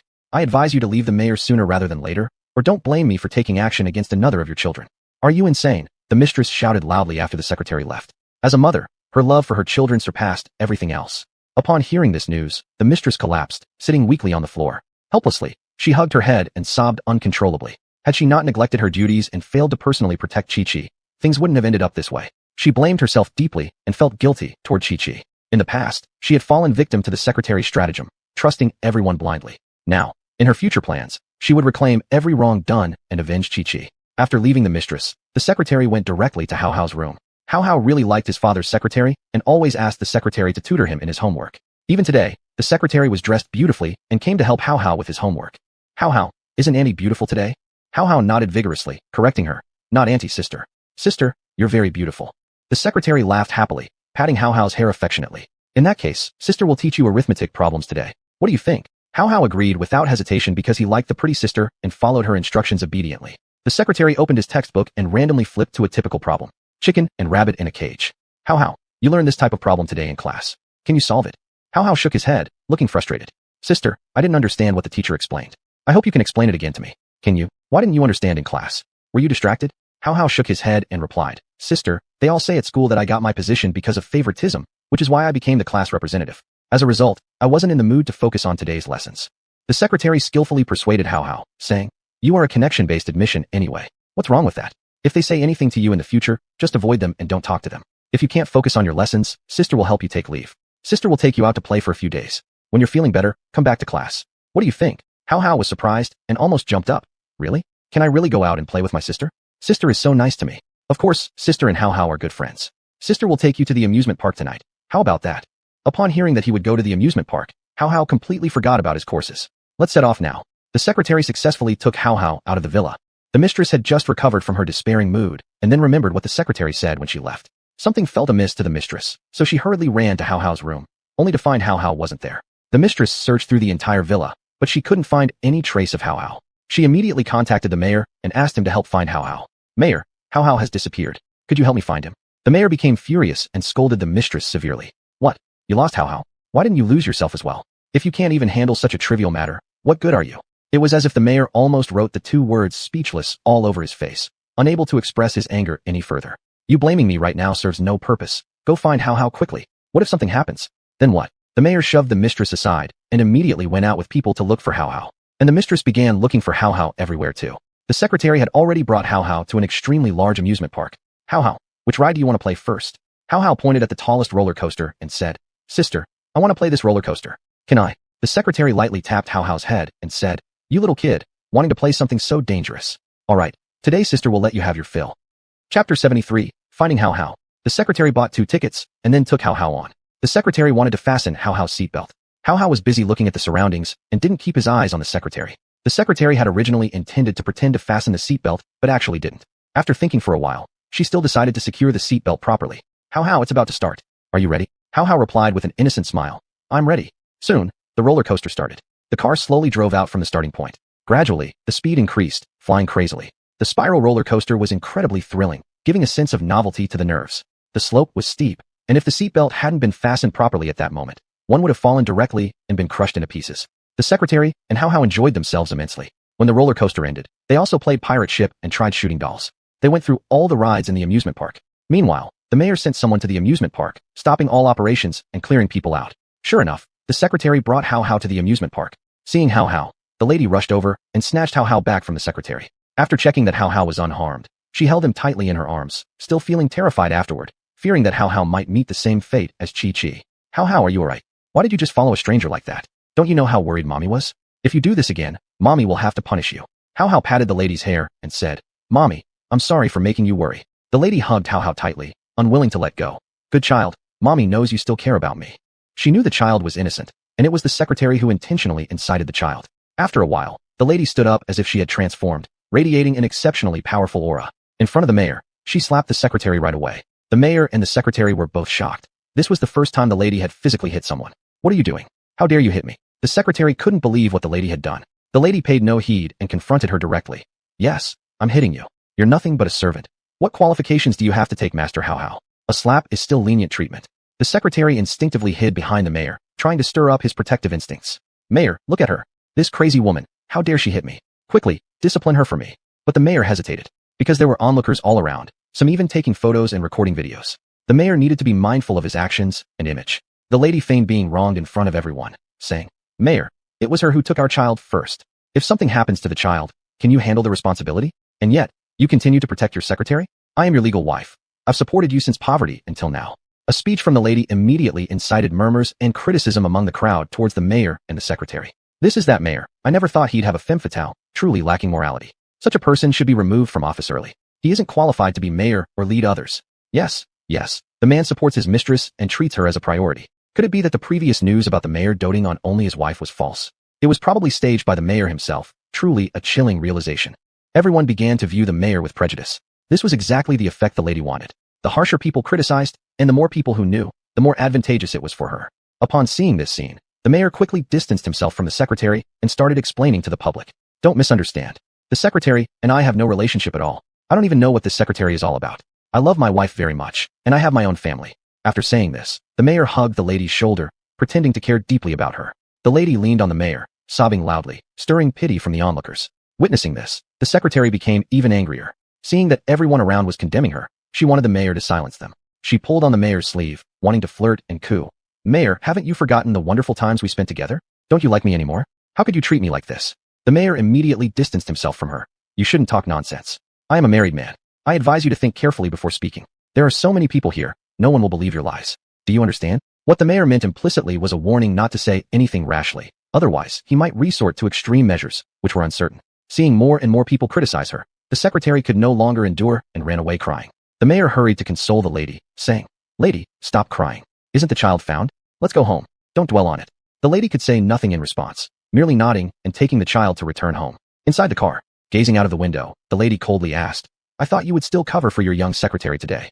But the mayor suddenly pretended not to understand. My lady, what are you talking about? I can't make heads or tails of it. The lady just smiled and stopped talking, closing her eyes to rest. The mayor suddenly recalled the accusations from passers-by earlier and asked the lady, By the way, those people weren't arranged by you, were they? However, the lady remained motionless for a long time. When the mayor looked over, she had fallen asleep from exhaustion, so he kept quiet as well. The reason why the mayor asked such a question was because he had never trusted anyone. He always assumed the worst of others. After sending the child to his grandmother's house, the car arrived at an uninhabited area and suddenly pulled over. The lady was woken up, thinking they had reached home. To her surprise, it was an unfamiliar place. Where are you going to take me? Get out of the car. I have something else to deal with, a meeting. Go back home by yourself first. With no other options, the lady was left on the side of the road by the mayor. In the night, the bone-chilling wind pierced through the lady's joints mercilessly. Dressed in thin clothing, she walked alone in the cold wind, with not a soul around. Having spent all day working at home as a housewife, her body was already drained beyond limits. She had to walk all the way home step by step. Her home was still 10 kilometers away. Perhaps due to physical exhaustion combined with low blood sugar, the lady fainted right on the roadside. As Li Jifeng was sending Lu Yunyan home, he happened upon someone lying on the road. Li Jifeng pulled over and carried the person into his car, discussing with Lu Yunyan. This person seems unconscious. Let's send them to the hospital first. All right. Thus, the two of them took the lady to the hospital for treatment. The medical expenses amounted to a staggering 30,000 yuan, but Li Jifeng didn't even flinch before paying it up front. After all, it was a matter of life, and one shouldn't forsake saving a life due to selfish desires or money. Chapter 74. Doing good deeds but being falsely accused. It was already very late, and it had grown pitch black. Li Jifeng worried that Lu Yunyun might encounter trouble on her way home if she went alone. He thus specially escorted her back. Upon reaching the building where Lu Yunyun lived, she hesitated to let Li Jifeng leave. With a shy smile, Lu Yunyun said to Li Jifeng, "Would you like to come up for a moment?" Recalling how Lu Yunyun's mother had beaten him in the hospital ward, Li Jifeng shook his head repeatedly. Refusing, he said, "Let's not bother. Your mother-in-law probably wouldn't want to see me. Let bygones be bygones. You'd better go upstairs. Don't make your parents worry." Thus, Lu Yunyun had no choice but to ascend the stairs. After returning to the hospital, Li Jifeng needed to keep watching over the person there. He had already prepaid 3,000 yuan, and he didn't want her to run off once she woke up. If he couldn't find her, he would lose 3,000 yuan. In the hospital room, the madam slowly awoke in confusion, looking around at everything unfamiliar and feeling disoriented. Seeing that the woman had awakened, Li Jifeng immediately approached her and handed her the hospital bill. "You must not pretend to have amnesia. I have proof. You owe me 30,000 yuan. Pay up quickly." The madam didn't recognize Li Jifeng at all and refused, saying, "Why should I give you 30,000? I don't even know you." Li Jifeng was speechless, replying, "I saved you on the road. Otherwise, who knows where you'd have ended up and what would have happened? I took you to the hospital to be treated and even prepaid these 3,000 yuan for you. Tell me why you shouldn't pay me back." At these words, the madam felt as if her head would explode with pain, believing that Li Jifeng was fabricating stories because she couldn't possibly faint on the side of the road. As soon as the topic of money came up, she guessed that this was someone sent by the mayor trying to reclaim the funds, because she knew all too well what kind of person the mayor was. Instead, she accused Li Jifeng of tampering with her and attempting to extort money from her. "How could I have fainted on the street for no reason? It's definitely because you did something to me. I'm going to file a complaint right now." Li Jifeng gave a cold laugh. He had never seen someone like her before. "Please figure it out. I'm the one who saved you, and yet you want to extort me. Fine, then let's go to the police station today and sort this out." Pulling the madam, Li Jifeng was ready to leave the hospital, but the madam instead didn't want to go. Looking at Li Jifeng's reaction, the madam began to believe his version of the story somewhat. "Wait, is it really you who saved me? Are you sure you're not someone sent by others to extort me?" Li Jifeng looked at her as if she were an idiot. "Have you hit your head? You're still talking nonsense? Sister, who are you exactly? Even if I wanted to extort you, stop making excuses. Either we go to the police station, or you repay the medical expenses to me. I'm leaving now. I've never met someone like you, and I don't want to waste my time with you." Realizing that Li Jifeng seemed genuinely a kind-hearted person who had rescued her from the side of the road, and she had wrongfully slandered his good intentions, the madam decided she should make amends to Li Jifeng and thus asked, "I'm sorry. I thought you were someone else sent by someone else. If it's you who saved me, I will offer compensation. Just tell me what you want, and I can satisfy you." To the surprise of the madam, Li Jifeng didn't seem to care about anything. "I don't need any form of compensation from you. You're just paranoid that someone wants to harm you. I think you should check whether you have paranoia disorder. Now, just return my money." The madam grew embarrassed since she was in such a rush earlier and was hurriedly thrown out of the car midway by the mayor. She didn't bring along her phone or wallet. Feeling her empty pocket, the madam forced a smile and suggested, "Brother, as I said, I fainted on the roadside without bringing a phone or wallet. Why don't you leave me your contact information? Once I get home, I'll return double the amount of money. Does that work?" Li Jifeng chuckled again. He'd encountered shameless people before, but none quite so shameless as this one. "If you don't want to pay me back, just say so. Why create excuses? Do you really think your excuse holds water?" In this era, how many people do not carry their mobile phones or wallets around? From Li Jifeng's perspective, the madam clearly intended to run away and not return this sum of money. "It's not true. Brother, I am wealthy. My husband is the mayor. Trust me, and I'll return you 3 times the amount. Isn't that a good deal? 3 times? Haha." Li Jifeng believed in ghosts more than in her nonsense. If her husband were really the mayor, he himself would be the world ruler. This was purely teasing him. "Sister, please don't say anything more. Unless you give me the money today, you won't be allowed to leave." Seeing that there was no easy solution, the madam removed her watch from her wrist and handed it to Li Jifeng. "Young man, this watch of mine is worth hundreds of thousands. I'll leave it with you as collateral. Once I get the money, I'll repay you and redeem my watch, deal?" "A broken watch. Don't try to fool me. It might be a fake anyway. I'm not that easily tricked." Then Li Jifeng noticed the emerald necklace around the madam's neck. He'd had the chance to learn how to distinguish real from fake emeralds in the past, and found the madam's emerald necklace to be of very fine quality. He pointed at the necklace. "I think your emerald necklace is quite impressive. It's pure imperial green and should be worth a few million. Why don't you use this as collateral instead?" The madam realized that Li Jifeng had set his eyes on her emerald necklace and had no choice but to take it off. "Young man, you have quite an eye for jewelry. You even recognize this necklace. Since we're so fated to meet, I'll give you this necklace and compensate you 3 times the cost of the medical fees. What do you say?" Li Jifeng was slightly incredulous, as if he'd struck a bargain. "Sister, are you serious? Am I really taking it? I remember this emerald necklace was bought by a mysterious woman at a master auction back in 1958. Never expected it to end up here." The madam regarded Li Jifeng highly, believing him to be a connoisseur of emeralds. That you can understand emeralds so well, not only identifying its composition but also its origin, shows that you're truly something extraordinary, young man. Li Jifeng smiled smugly and said, I've been fortunate enough to learn some things. But thanks for your necklace. I'll treat it as collateral for the medical expenses. However, such valuable items make me feel uneasy. When the time comes, I will come to claim my money and not take a single cent more. Li Jifeng wasn't one to seek small advantages. This was exactly what impressed the madam about him, so she gave him her private address. I hope you'll visit this place tomorrow at noon on time. Li Jifeng nodded, then left with the emerald necklace in hand. Chapter 75. Villa Meeting with Wu Fang Group President. Today's Xinya Villa has been booked by the mayor. This news spread throughout the entire villa complex. All the big and small servants of the villa knew that the mayor was coming to entertain guests at the villa. Everyone felt incredibly nervous and excited. So, the boss on a business trip specifically instructed the general manager to train the waiters well in advance and personally receive the mayor's visit. In the hall, the general manager had gathered the waiters early to form up. The waiters were all neatly dressed, highly spirited, ready to welcome the mayor. The general manager walked back and forth in front of the waiters, checking every waiter's outfit, not overlooking any detail. Today, everyone knows the mayor is coming to our villa for dinner. Do you know who the mayor is entertaining? The waiters all curiously looked around, but no one could answer. They had only heard rumors about the mayor coming, but no one knew exactly whom the mayor would invite. Whoever could make the mayor personally arrange and book the entire villa must be an extraordinary person. The general manager didn't prolong the suspense any further. He directly told everyone. The guest the mayor is entertaining is none other than the famous president of Wu Fang Group. Upon hearing this, everyone was shocked. They couldn't believe it would be the president of Wu Fang Group. These two big figures would surely cause a stir in the entire town. The waiters instantly felt pressured, thinking if they didn't provide good service, they would definitely be fired. The general manager saw their concerns and reassured them. In fact, there's no need to be so nervous. As long as you focus on your own work, everything will be fine. Following that, the general manager gave a speech for an hour and conducted another hour of training. Only then did he let them start working. Soon, it was the agreed time, and the villa was surrounded by a group of luxury cars. A large number of bodyguards got out of the luxury cars, surrounding the villa. Finally, the mayor slowly got out of a Rolls-Royce. The general manager had already stood at the door to welcome the mayor. He very tactfully flattered the mayor. Mayor, I used to see you on TV news. I never imagined that you were even more handsome in real life than on TV.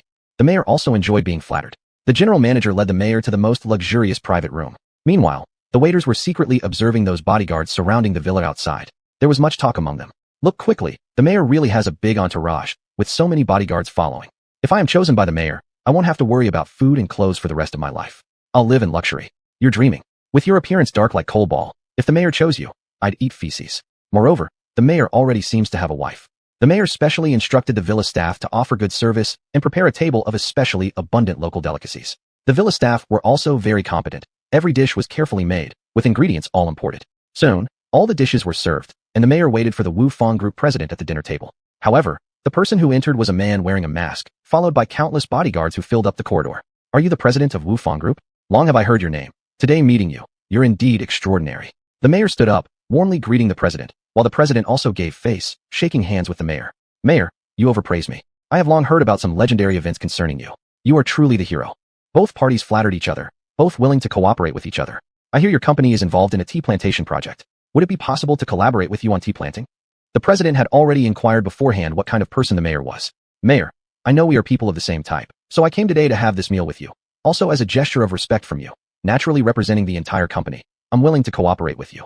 The mayor was satisfied with the president of Wu Fang Group. Understanding situations makes a wise man. He especially needed such a cooperative partner. Could you tell me how your project operates? The president of Wu Fang Group wouldn't just give these secrets away to the mayor without reason.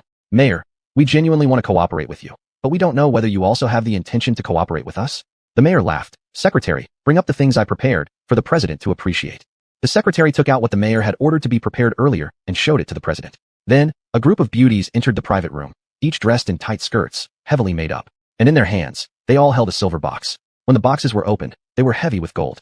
Upon witnessing such an impressive scene, the president of Wu Fang Group was also astonished. I wonder if this level of sincerity is enough. Mayor, what virtues or abilities do I possess to deserve so much from you? I don't know which aspects of mine you appreciate. I have already thoroughly investigated you and am confident that we will be excellent collaborators. Therefore, I genuinely want to cooperate with you. The president of Wu Fang Group understood that the mayor was a wise man. Whether he accepts it today or not, ultimately, he must accept. Because he cannot offend the mayor, he knows the mayor provides dirty money for him to invest and launder. But if he accepts, not only would he gain the mayor's support, but it might also bring other risks. The mayor perceived his hesitation and decided to finalize the cooperation as soon as possible. The blood used in your projects, our side can also provide venues for. The leaked information earlier, we helped your group cover up. Having said that, the president of Wu Fang Group had no choice but to quickly agree to the cooperation. If so, let us wish for a smooth cooperation. Good. I didn't expect someone young like you to have such a big picture. Rest assured, from now on, I will be the backing of your group. And these beauties, I'll gift them to you to celebrate our cooperation. The president of Wufang Group and the mayor then embraced the beauties together and enjoyed the delicacies of the day. Mayor, I think our group currently faces a great threat that needs to be dealt with urgently. Taking advantage of having the mayor's power at his disposal, the president thought it was time to eliminate Li Jifeng, this looming threat. Oh, who do you want to remove? The mayor was curious, wondering who could make the president feel wary. It must be a formidable character. It seems that person is called Li Jifeng. Although unremarkable now, he will surely gain strength in the future. But the mayor believed that Li Jifeng was just an insignificant pawn, not worth fearing. Chapter 76, The Stone Cutting Event. The next day, noon, Li Jifeng arrived at a private villa as per the appointment with the mayor's wife. The scenery here was especially picturesque, with mountains and waters that left an endless aftertaste. Judging by the look of it, Li Jifeng thought this woman was definitely not ordinary. Without tens of millions in assets, there would be no way to possess such a necklace, let alone own this top-tier villa. As Li Jifeng was mesmerized by the view and stopped to admire it at the gate, the main entrance of the villa automatically opened. Inside, the villa was quite grand. The ground was covered with imported German grass, and there stood exquisite flower carvings. In the middle of the path was an oversized open-air pool. This scene couldn't help but leave Li Jifeng speechless. At this moment, a servant came over to greet Li Jifeng, bowing respectfully towards him. Are you Mr. Li? Please follow me. The lady has been waiting for you for quite some time. The butler led Li Jifeng inside the villa, where he found the interior even more splendid, dazzling enough to blind anyone. It took the butler 5 minutes just to cross the large hall. Then, the two boarded an elevator and descended to the third sub-basement level. Li Jifeng couldn't help but silently praise in his heart. Rich people really know how to play. Installing an elevator at home. Looks like being rich means playing around like this too. Ding dong, the elevator arrived. After Li Jifeng stepped out of the elevator, the butler rode the elevator back up. Butcher, where are you going? Not guiding me. The surroundings were pitch dark, and nothing could be seen. Just as Li Jifeng was completely bewildered, the lights suddenly turned on, revealing a vast pile of stones before him. Walking further inside, he saw a grand stone-cutting event underway, bustling with a crowd. Standing on the stage of the event, the host saw Li Jifeng's arrival and started hosting the session. Everybody, I am today's host, Yu Cheng, and you can all call me Xiaoyu. All the original stones gathered here today have been provided by merchants from all over. Thank you to all who have attended. I hereby declare that today's stone-cutting event officially begins. As soon as these words were spoken, everyone present erupted in astonishment. Only Li Jifeng still looked baffled, unsure what was happening. He had only come to claim his medical expenses and return the jade necklace to that woman. How did he end up participating in a stone-cutting event? Li Jifeng walked over to observe. A merchant was selling his own raw stone, which was extremely large in shape. He began boasting to everyone nearby. My big raw stone is no ordinary piece. It dates from 1,000 years ago, starting at a bid of 500,000 yuan, and the highest bidder wins. Everyone, upon seeing the immense value of the stone, believed it would certainly be a high-quality stone. Given its gigantic size, if it was real, it would undoubtedly be very valuable. To secure the stone, people began frantically bidding up the price. I'll offer 1 million. This raw stone is mine today. I dare anyone else to bid higher. I'll offer 1.5 million. How can you possibly get such a bargain? I'll offer 5 million. This remark instantly stunned everyone present. This young master sure has money. Offering 5 million in one go leaves others no room to compete. 5 million could buy how many raw stones? He's putting all his resources into this single stone, clearly indicating that it must be truly invaluable. The person who offered 5 million was an oily, fat man, showing off his wealth. Seeing that no one else could outbid him in the room, he wore an arrogant smile. It seems this stone will belong to me today. At this point, Li Jifeng noticed a small stone beside the large stone. Although its exterior was rugged and ugly, he could see faint red light emanating from within. He immediately stood up and interrupted everyone's bidding. I'll offer 8 million. As soon as these words were uttered, they drew the attention of everyone present. That fatty who had bid 5 million instantly glared sharply at Li Jifeng. Who are you? Kid, do you know who I am? How dare you offend me? Host, 8 million is currently the highest bidder, so this big raw stone shall belong to you. Li Jifeng pointed to the small stone and said, I don't want the big stone. I only want this small stone. As soon as these words were spoken, they shocked everyone present once again. Everyone began murmuring amongst themselves. This guy probably isn't stupid, is he? Rejecting such a large raw stone in favor of a little pebble. This guy must have too much money to burn. Looks like he's sick with wealth. Everyone, including the vendor, stared at Li Jifeng as though looking at a fool. Even the vendor looked astonished at Li Jifeng, unable to believe what he had heard, and thus asked again. Little brother, I didn't hear wrong, did I? You want this small pebble? The vendor's mind churned with doubt. I didn't expect there would be such a big fool at the stone-cutting event, spending so much money to buy a small pebble. It's just giving his money away. Li Jifeng remained unfazed and said, You didn't hear wrong. I want this little stone. The merchant had initially included this small stone merely to fill the count, not expecting it to sell. Now, incredibly, someone was willing to spend over 1 million on this tiny stone, making him feel somewhat uneasy. Little brother, since you like this stone so much, I won't charge you too much. 80 yuan will do, but there's nothing inside this stone. Remember that. Don't come looking for me later. Li Jifeng smiled. Thanks then, boss. I'll take the raw stone and you can leave it alone. Don't bother me afterward. The merchant chuckled inwardly. I've managed to sell this unwanted stone, why would I ask for it back? You're still too young. Under everyone's watchful eyes, Li Jifeng took the stone to the cutting area. This move drew everybody's attention as they stopped inspecting other stones and gathered around to see this 8 million yuan stone. The cutter who was experienced with large stones found it awkward to cut such a small one. Little brother, there's probably nothing inside your stone. Is it worth cutting such a tiny one? People around began whispering among themselves. There's definitely nothing inside, so why even bother cutting? This guy is a fool. You know, if you have money, you love to spend it. But Li Jifeng paid no heed to the others' judgmental looks and instructed, would you mind helping me cut it and make the curve a bit smaller? The cutter thought this young man had some mental issues. Only when dealing with precious raw stones would someone request such careful handling to preserve more of its original form. Since he'd been paid, the cutter was bound by the owner's preference. All right, little brother, I'll cut it today, but you need to pay me 20 yuan as a service fee. Sure. The cutter prepared everything. When the raw stone was cut open, everyone present was instantly stunned. Chapter 77. 100 million original stones. The small stone was cut open, and inside it gleamed with flashing red light. This is the rarest type of original stone. Even a tiny fragment of it is worth hundreds of millions. Li Jifeng had obtained a whole piece the size of a small stone. Earning 100 million wasn't just a dream. When the stone was cut, everyone was greatly surprised. Originally, they thought it was just an ordinary little pebble, but it turned out to be extraordinarily valuable. No one could have predicted this result. Really regret not buying this small pebble first. If I had, I would have been a billionaire. I've never seen this man in the original stone world before. To recognize the significance of this stone, he must be a true master. Could you leave contact details, young sir? I want to learn from you how you were able to see that this stone was special. Li Jifeng scratched his head and modestly said, it's nothing, just a stroke of luck. These words both irritated and envied people. Jealous eyes seemed as if they were going to burn a hole through Li Jifeng. A stroke of luck, and he had discovered such a precious original stone. There's no envy like this. On the other hand, the fat merchant who purchased a large original stone didn't experience such good fortune. He spent 5 million, only to find a soybean-sized piece of pale green jade embedded in the large stone with impurities. It wasn't worth much. Enraged, the fat man smashed the large original stone onto the ground. I'm so mad. Not a single good thing came out of it. Then he approached the vendor, wanting to give him a beating. However, the conference security stopped him. If you use violence now to resolve this problem, you will be expelled and forbidden from coming back here ever again. Though fearful of the owner of the conference, the fat man swallowed his anger and lowered his fists. Give me my money back. Isn't this fraud? Such a big stone, and there's absolutely nothing inside. The vendor explained, it has already been said, if something comes out, accept the consequences. It was your decision to offer such a high price. Everyone around was mocking the fat man, saying money many, but foolish. The fat man couldn't stay anymore due to embarrassment, always being criticized behind his back, so he left immediately. Meanwhile, the vendor saw Li Jifeng obtain something great and rushed over, trying to take it back. This is my thing, give it back to me. I'm not selling it to you. But Li Jifeng was quick and didn't let the two-faced vendor snatch it back. It was clearly agreed beforehand that this item is sold to me. Everything that comes out of it belongs to me. Why can you still demand it back? Is there even such logic? Realizing it wasn't easy to fool him, the vendor then changed tactics and chuckled. Selling original stones isn't easy. You might go years without getting anything significant. 80 bucks is too little, and think about how much what you bought from me is worth. Could you compensate me more, please? Just consider showing me some pity. Yet, Li Jifeng refused. At first, I offered you 8 million, but you said this thing wasn't worth much, which is why I got it for $80. Now you're asking for compensation because something good came out? That's completely wrong on your part. Everyone, help me reason this out. Those around watching all spoke up for Li Jifeng. That's right. These are the rules in the original stone world. Once the pricing is determined before cutting the stone, whatever its value turns out to be after cutting, it has nothing to do with the vendor. If anyone breaks this rule, they will be placed on a blacklist by the entire original stone community.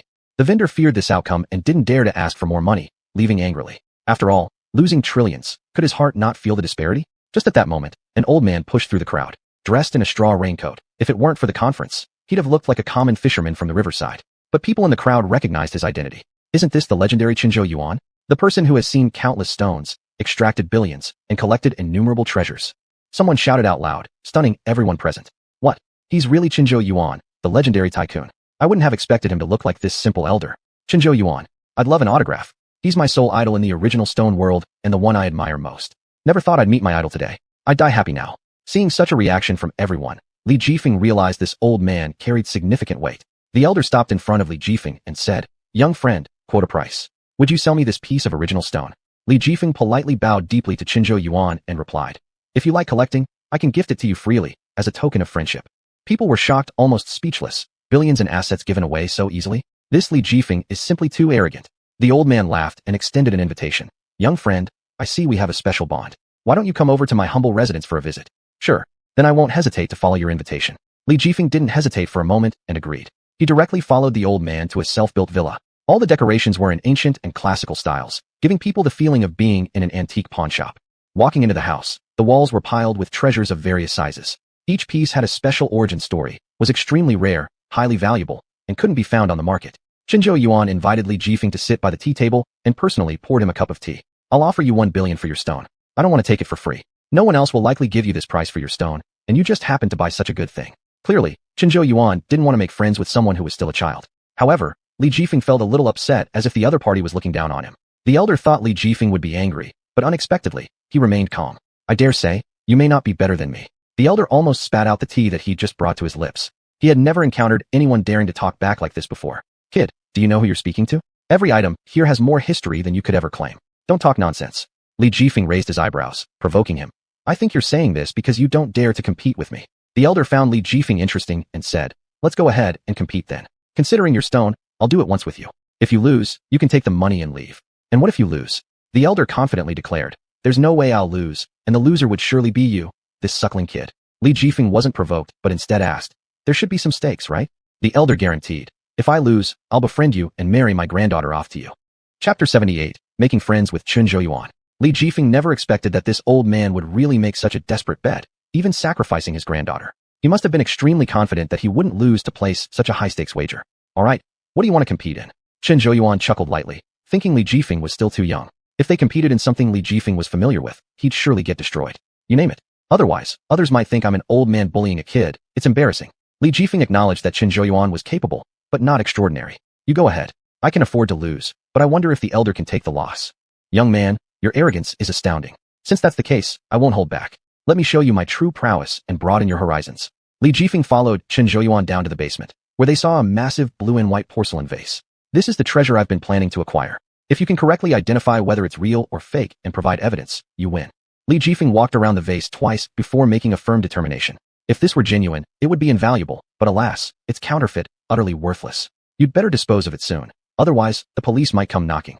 Xuanhuan was surprised. He had scrutinized it for weeks without detecting any issues, yet Li Jifeng had already spotted them. This is worth a fortune. I'm prepared to spend heavily on it. How can you claim it's fake? Don't guess recklessly. Do you have any proof? Certainly. There are 3 glaring discrepancies, too obvious to ignore. However, to demonstrate them, we'd have to break this vase. Breaking the vase would result in heavy compensation if it were real, while if fake, it would prevent fraud. Even Xuanhuan couldn't confirm whether the vase was real due to its convincing authenticity. I haven't paid for this vase yet. If it's real, you'll never be able to compensate for it. Li Jifeng didn't listen to Xuanhuan at all. Instead, he shattered the vase without hesitation. This shocked Xuanhuan as his heart nearly leapt out of his chest. He hadn't even given the signal for Li Jifeng to act. Xuanhuan was about to rebuke Li Jifeng when Li pulled out a tag from the inside layer of the broken vase. This clearly proves it's fake. Where did you get it from? They left a manufacturing tag inside during production. How absurd. Would a real one ever carry modern marks or quality stamps? Next, Li Jifeng took out the flat-bottomed symbol and compared it to the authentic one, showing they differed drastically. The second issue is the symbol, and the third is the color of the vase. It's slightly darker than a real one, deliberately made to look vintage, hence proving this vase is fake. Xuanhuan had no choice but to admire Li Jifeng's keen eye. Even he hadn't noticed those details. Realizing he'd been deceived, Xuanhuan was furious and immediately summoned the merchant who sold him the vase. When the merchant saw his vase shattered and no payment made, he questioned angrily, "Who broke it? Don't you know my vase is invaluable? Pay up immediately." Li Jifeng stepped forward, saying, "I broke it, but it's a fake. If it's not real, why should I compensate you as though it were?" The merchant's eyes darted around nervously, clearly hiding something, and refused to engage further. "Just because you say it's fake doesn't make it so. It's a genuine item anyway. Regardless, since you didn't ask my permission before breaking it, you must pay according to my price, or I'm not leaving today." Saying that, the merchant sat down on the ground, preparing to be stubborn and force payment. But Li Jifeng stayed calm, saying, "No problem, sit longer. When the police arrive, we'll discuss things further." At the mention of the police, the merchant jumped up. If the police found out about his sale of counterfeit goods, he could end up in jail. Frightened, the merchant began pleading pitifully. "You don't understand. My elderly mother is seriously ill and needs this money for treatment. Be kind-hearted. Since you've already smashed my vase, just give me the money." Xuanhuan believed the merchant's mother was truly sick and wanted to help out. After all, they had broken the vase first, so offering some money as recompense seemed reasonable. However, Li Jifeng stopped Xuanhuan, causing the merchant to panic. "What are you doing? The deal was with him. Give me the money. Why are you interfering? What business is it of yours?" Li Jifeng, sharp-eyed, immediately exposed the gold brick concealed within the merchant's clothing. "Is this supposed to be pity? Where did you steal the gold brick from? Spill it now, or else I won't hesitate." Caught red-handed, the merchant grew nervous and pushed Li Jifeng aside, snatching the money from Xuanhuan's hand and running off. However, Chen Zhiyuan's house was designed with various traps, so the merchant couldn't escape and instead trapped himself in the elevator. Li Jifeng called the police, and soon they arrived to arrest the merchant. Thank you for your help, comrade. This guy has indeed been selling fake goods for years and stealing gold bricks from the bank. We'll take him back now to face justice. After the police took the man away, Chen Zhiyuan invited Li Jifeng back to the tea table. This time, he respectfully poured him a cup of tea. I must say, I didn't expect that you, young man, have such an incredible skill in appraising raw stones. Where did you learn this craft? Li Jifeng shook his head and said, I just looked it up briefly online. I don't have a master. Chen Zhiyuan marveled at Li Jifeng's ability and was grateful for his help in avoiding a significant loss. In that case, I'll keep your raw stone as per our agreement. From now on, you're my friend, Li Jifeng. If anything happens outside, feel free to come to me for help. Li Jifeng nodded, offering Chen Zhiyuan a cup of tea, and said, I truly admire you. You don't need to be so polite, but, master, haven't you forgotten any promises? Of course, Chen Zhiyuan remembered his promise, though now regretted making such a boastful bet. If only he had known the outcome earlier, he wouldn't have wagered so high, ultimately putting his granddaughter in a difficult situation. When his granddaughter found out about this, she would surely give him a hard time. Thinking of this, Chen Zhiyuan felt uneasy and even broke out in a sweat. He then tried to pacify Li Jifeng while contemplating how to step down gracefully. Cough, don't rush things. To be honest, my granddaughter, she is still studying abroad. I think she is too young otherwise. At that very moment, a young and vibrant girl burst through the door. Grandpa, I'm back. Chapter 79, A Loss of 1 billion. Her skin was as smooth as congealed fat, and her beauty blossomed like a flower. When Li Jifeng saw the younger sister, these two phrases immediately came to mind. There were truly beautiful women in the town. The younger sister glanced at Li Jifeng as she passed by, leaving a deep impression on her. This person, how could they be so handsome? The younger sister ran over and squatted beside Chen Zhiyuan, tapping his leg playfully. The two little fists felt like cotton balls, making Chen Zhiyuan's heart itch. Grandpa, Xuanhuan misses you. Did you miss Xuanhuan? Xuanhuan hasn't visited you for a long time. Today, I specially came to see you. Chen Zhiyuan sniffed and affectionately flicked Xuanhuan's high nose. You say you miss Grandpa, but why didn't you come earlier? You're such a little cunning ghost. I know this time you must have something. There's nothing I can do about it. Speak up. Why did you come back to find me? Xuanhuan wore a playful smile, slightly bashful. Xuanhuan really missed Grandpa. That's why I came back to find you. Look, I even brought fruit to pay my respects to you. Xuanhuan handed the fruit she had bought in advance and tried to get Chen Zhiyuan to smile. Chen Zhiyuan, however, looked as if he'd seen through her plan, directly exposing Xuanhuan's little tricks. If you didn't have anything, you definitely wouldn't have come to me. Each time you want me to help with something. Chen Zhiyuan seemed to see right through Xuanhuan's intentions, and after pondering for a while, continued. Are you not interested in some other artifact? Just mention my name. Take it, and it's done. Chen Zhiyuan knew that usually she would just come straight to him. But this time, bringing fruit must mean that the artifact is rather valuable. Yet how expensive could it be? Ordinary artifacts. Chen Zhiyuan hardly cared about them. Buying them was merely to make Xuanhuan happy for a while. They served no use afterwards. After all, a large raw jade collector isn't short of such a sum of money. Moreover, he had taken advantage of Li Jifeng with this deal worth over 10 million yuan of raw jade. Xuanhuan usually loved to bring back various strange-shaped artifacts, and Chen Zhiyuan always paid the bill for these. I want to buy a 1 billion yuan raw jade necklace. Chen Zhiyuan was shocked, incredulously looking at his granddaughter. He used to know that his granddaughter loved buying artifacts, and no matter how much it cost, he would buy them for her. But never had she bought an artifact this expensive. How much did you say again? Isn't it possible? I thought Grandpa would buy everything for me, but I didn't expect 1 billion to expose that you are reluctant to part with the money for me. Xuanhuan acted as if she had been abandoned, squatted in the corner, and started crying out loud.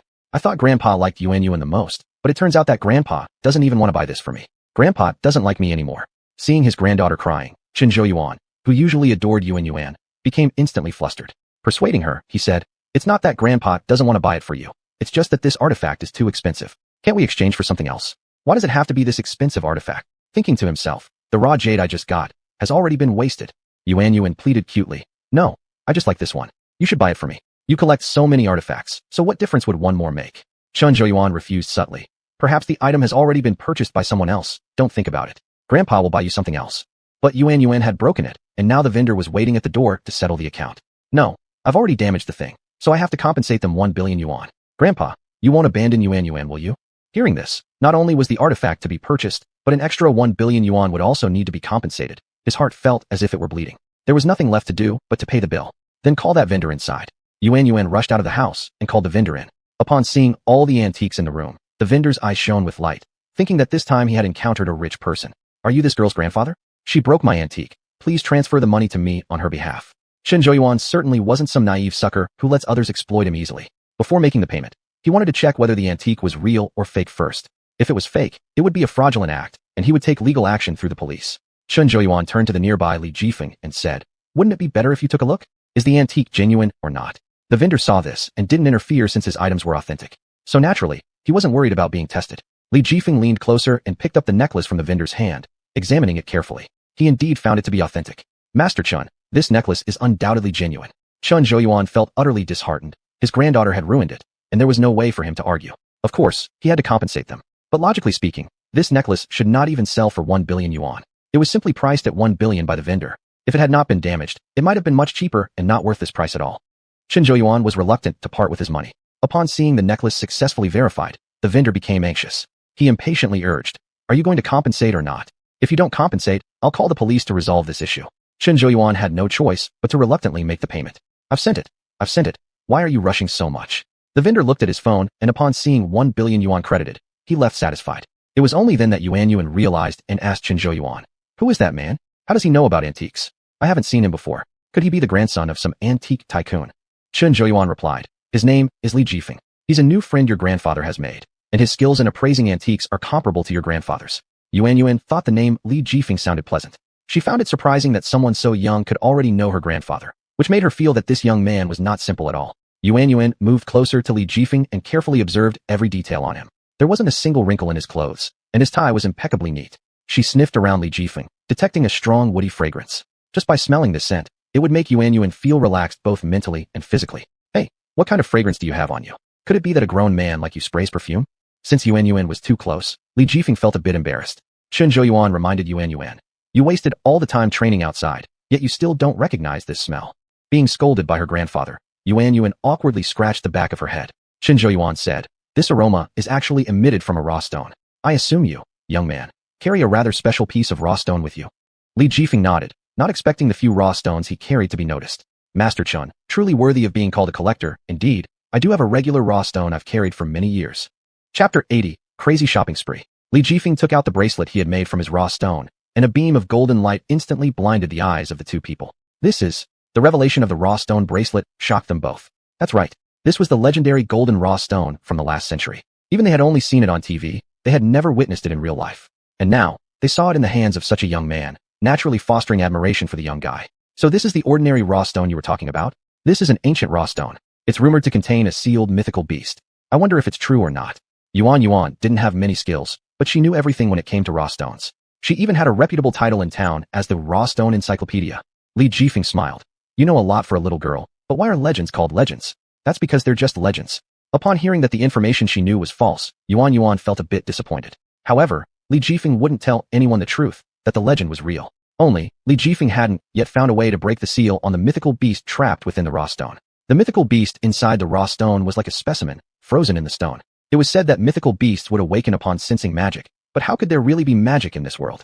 Thus, Li Jifeng sought other ways to awaken the mythical beast. Afterward, Chun Zhuoyuan, who truly regretted losing 1 billion yuan, wanted Li Jifeng to take Xuanhuan away. "Although my Xuanhuan often comes to see me, she hasn't properly explored the town. She's not from here. Since you're so familiar with the area, why don't you take her around and let the two of you get to know each other better?"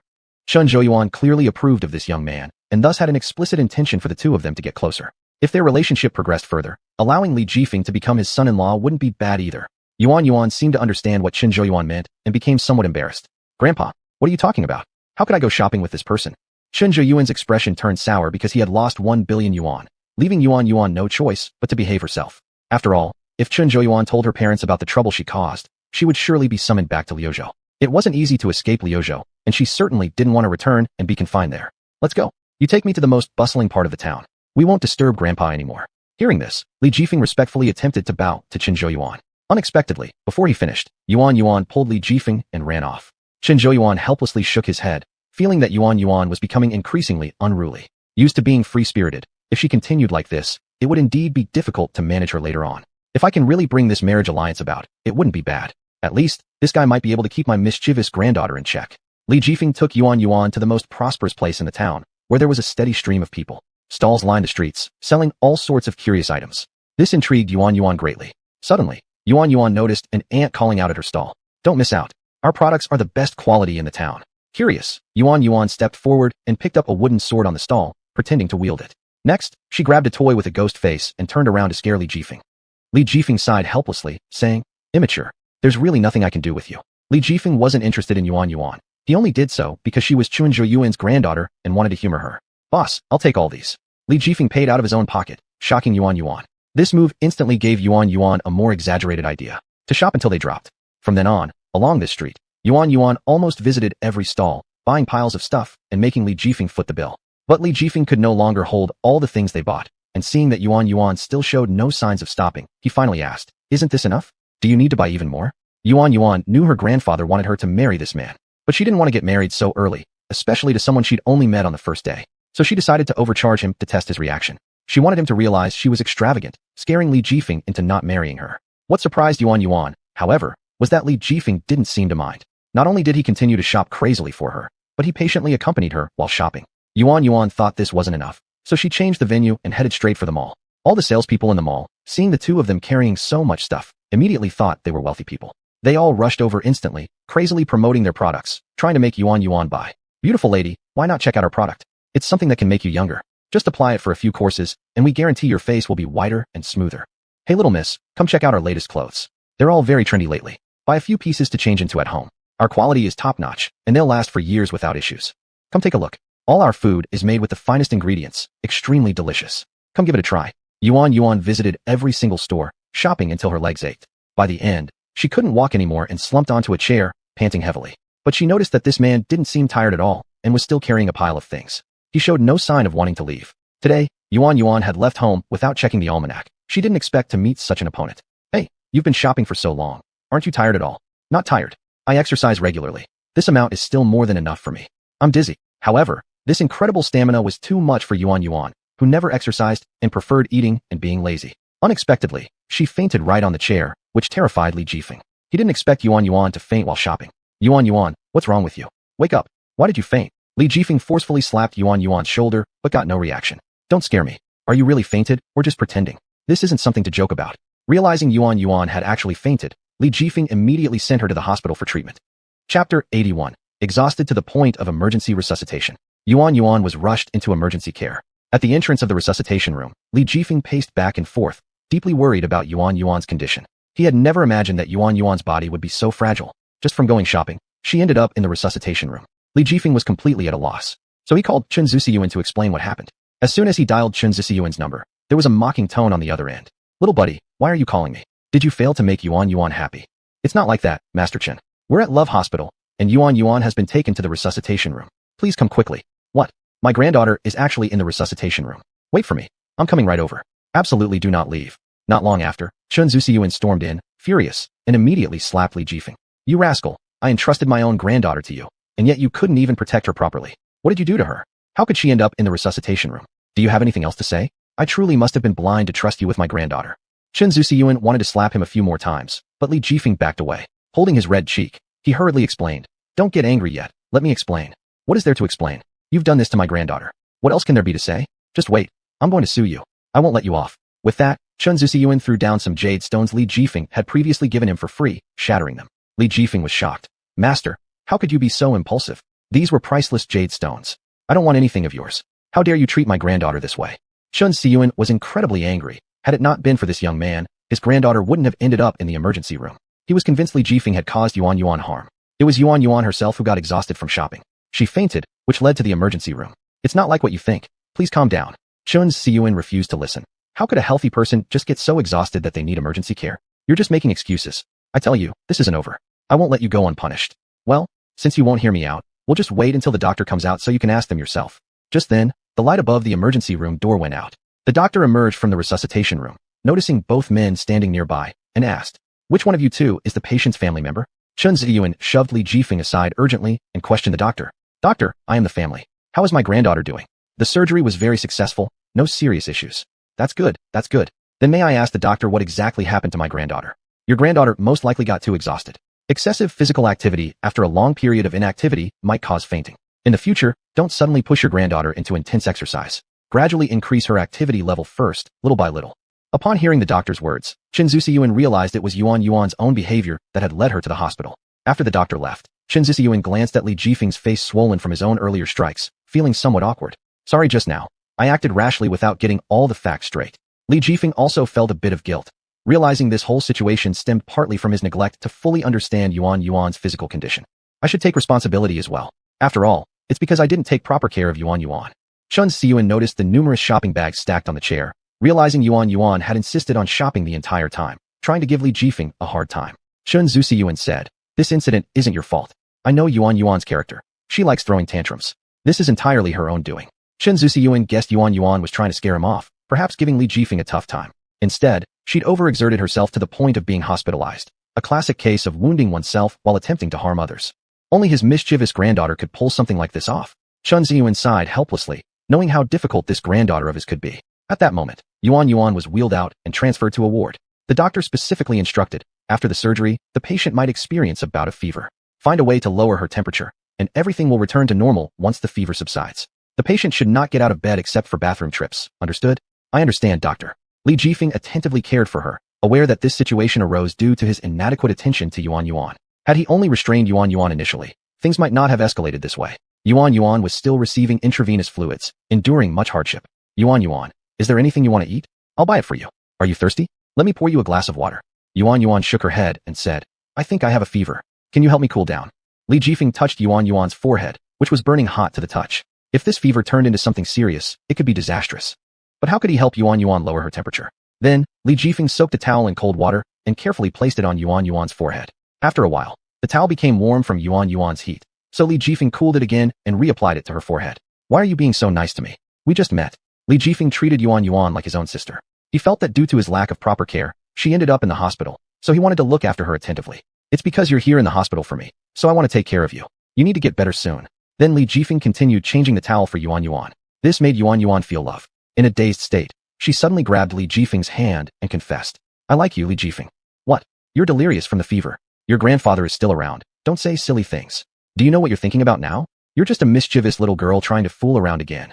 Chun Siyuan couldn't bear it anymore and quietly left. In the corridor, Chun Siyuan observed them secretly for a moment. He found Li Jifeng taking very good care of Xuanhuan, and they seemed extremely well matched together. He thought if these two were to marry, it would be an excellent match. When Xuanhuan was discharged, he planned to discuss their marriage with Li Jifeng. Unfortunately, his billion-yuan piece of raw jade was broken by himself. 2 billion yuan lost in such a short time. Chun Siyuan's heart was bleeding. Li Jifeng thought Xuanhuan was exhausted and confused, so he let her rest and intended to leave. You should rest first. Focus on recovering your strength before talking about other things. As he spoke, Li Jifeng stood up, preparing to leave. Seeing him leaving, Xuanhuan immediately grabbed his sleeve and asked anxiously, Where are you going? Chapter 82. The operation begins. I'll leave first. If you need me, just give me a call anytime. But Xuanhuan burst into tears, feeling like a victim. I knew it. All men are the same. Go ahead and leave. It's you who is abandoning me. Don't regret it. I will never forgive you. After hearing this, Li Jifeng felt very awkward, as if he were a despicable man who had dumped his girlfriend. Don't say random things, little girl. What do you mean by I abandon you? Xuanhuan did not answer his question directly, only hugging her head and sobbing uncontrollably. Li Jifeng was afraid that Xuanhuan would faint from sadness and end up in the emergency room again. Since Xuanhuan's physical condition was very poor, there wasn't much choice but to stay by her side, comforting her. Stop crying, haven't I stayed? Shall I accompany you? If we go to the emergency room again, don't blame me. Seeing that Li Jifeng wasn't leaving, Xuanhuan finally smiled. I knew you're the best person. I want you to stay with me forever. Then her stomach growled. She looked at Li Jifeng embarrassingly. I'm hungry. Can you buy me some food? Li Jifeng helplessly shook his head. He felt that in his past life, he must have owed her something. What do you want to eat? Xuanhuan happily shouted. I want McDonald's. A full bucket. What else could Li Jifeng do but buy it for her? If something happened to such a big troublemaker, her grandfather would surely come over and peel his skin, suck out his blood. Just as he stepped out of the hospital, his phone suddenly started ringing. Li Jifeng looked at his phone. It was Lu Yunyan calling him. Li Jifeng hesitated whether to answer, glancing back at the hospital. He figured Lu Yunyan must have something urgent, so he picked up the phone. Lu Yunyan, what's the matter? It's time to start the operation. Li Jifeng was confused. What operation? The call was cut off before he could make sense of anything. As soon as he raised his head, he saw Lu Yunyan waiting nearby. Li Jifeng walked over and tapped her forehead, saying, Lu Yunyan, stop acting mysterious with me. Do you really think I don't know you? What operation? Spit it out. Lu Yunyan pouted with an expression filled with reproach towards Li Jifeng. You're such a busybody. For several days now, you've completely forgotten about everything. Being with that little girl? Didn't know you liked that type. What are you thinking? I just treat her as a younger sister. Have you been watching me all these days? Lu Yunyan folded her arms, appearing as if she knew everything. What do I do? Wherever you go every day, if I want to know, isn't it easy? Then, Lu Yunyan took a retractable knife out of her pocket, wanting Li Jifeng to put it in his pocket. This is for self-defense. Come to Century Square early tomorrow morning, and we'll start the operation. After leaving those words, Lu Yunyan turned and left. Li Jifeng stared at the extremely sharp knife in his hand, feeling somewhat anxious. He hadn't forgotten about the operation to infiltrate Wu Fang Group's internal location, but he didn't expect it to begin so quickly. He had no idea what dangers might lie ahead. Li Jifeng fell into deep thought. How should he proceed to accomplish the task? And Qin Yuni, why had she disappeared without a trace? Every day, he tried calling her, but couldn't get through. His train of thought was interrupted by the ringing of his phone again. Li Jifeng checked his phone. Xuanhuan was calling. Oh no, he forgot to buy McDonald's. Afraid Xuanhuan would cry again, he hung up and rushed straight to the McDonald's store. Just as he arrived at the entrance, he saw an advertisement on the wall. A challenge against all the staff in ring-tossing games. Winning 1 gets 90% discount. 2 wins gives a small fries. 3 wins lets you pick a toy. 4 wins offers a 50% discount. 5 wins means free meal. 6 wins grants a brand new smartphone. The store was packed with a long line of people, all participating to win the smartphone. However, the waitresses here had been trained professionally, basically hitting every throw without fail. Until now, no one who participated in the activity within the store had ever won the phone prize. This sparked great interest in Li Jifeng. Ring tossing was something he played since he was a kid. If anyone deserved the title of a master ring tosser, it would be him. He was sure he could play them all into submission. When he used to play ring toss in the countryside, these young waitresses were probably still playing with mud somewhere. With confidence, Li Jifeng strode into the store and loudly said, I'd like to give it a try. If I win, can I really take away the latest model smartphone? You guys aren't going to renege, right? A waitress approached to explain, absolutely no hidden tricks. Win us, and take the phone. It's as simple as that. Other waitresses also displayed their phones to prove to everyone present. This phone is genuine, guaranteed. If it's fake, we'll compensate tenfold. Rest assured, with a store of our size, would we dare to deceive anyone? Li Jifeng wanted to join in, so he asked, I want to participate in the event, but surely you have certain requirements? It can't be that just anyone can try it at will, right? The gentleman is very clever. Indeed, it's not just anyone who can try. There is an event fee, and only after paying this fee can one participate in the event. The event fee isn't expensive, it's only 99 yuan. Win against the waitress, and you get a phone worth more than 10,000 yuan. 99 yuan for a phone worth over 10,000 yuan. That sounded very tempting. Everyone was moved. People were taking out 100 yuan bills to give it a shot. In front of Li Jifeng was an older brother type guy. Soon it was his turn to play the pot-throwing game with the waitress. The first waitress was an auntie, looking like she had been through countless battles, making Brother Wang somewhat intimidated. Li Jifeng patted him on the shoulder, quietly reminding, Dude, don't close your eyes when playing the pot-throwing game, or you'll be inaccurate. Brother Wang nodded and tried the method suggested by Li Jifeng, and he made it.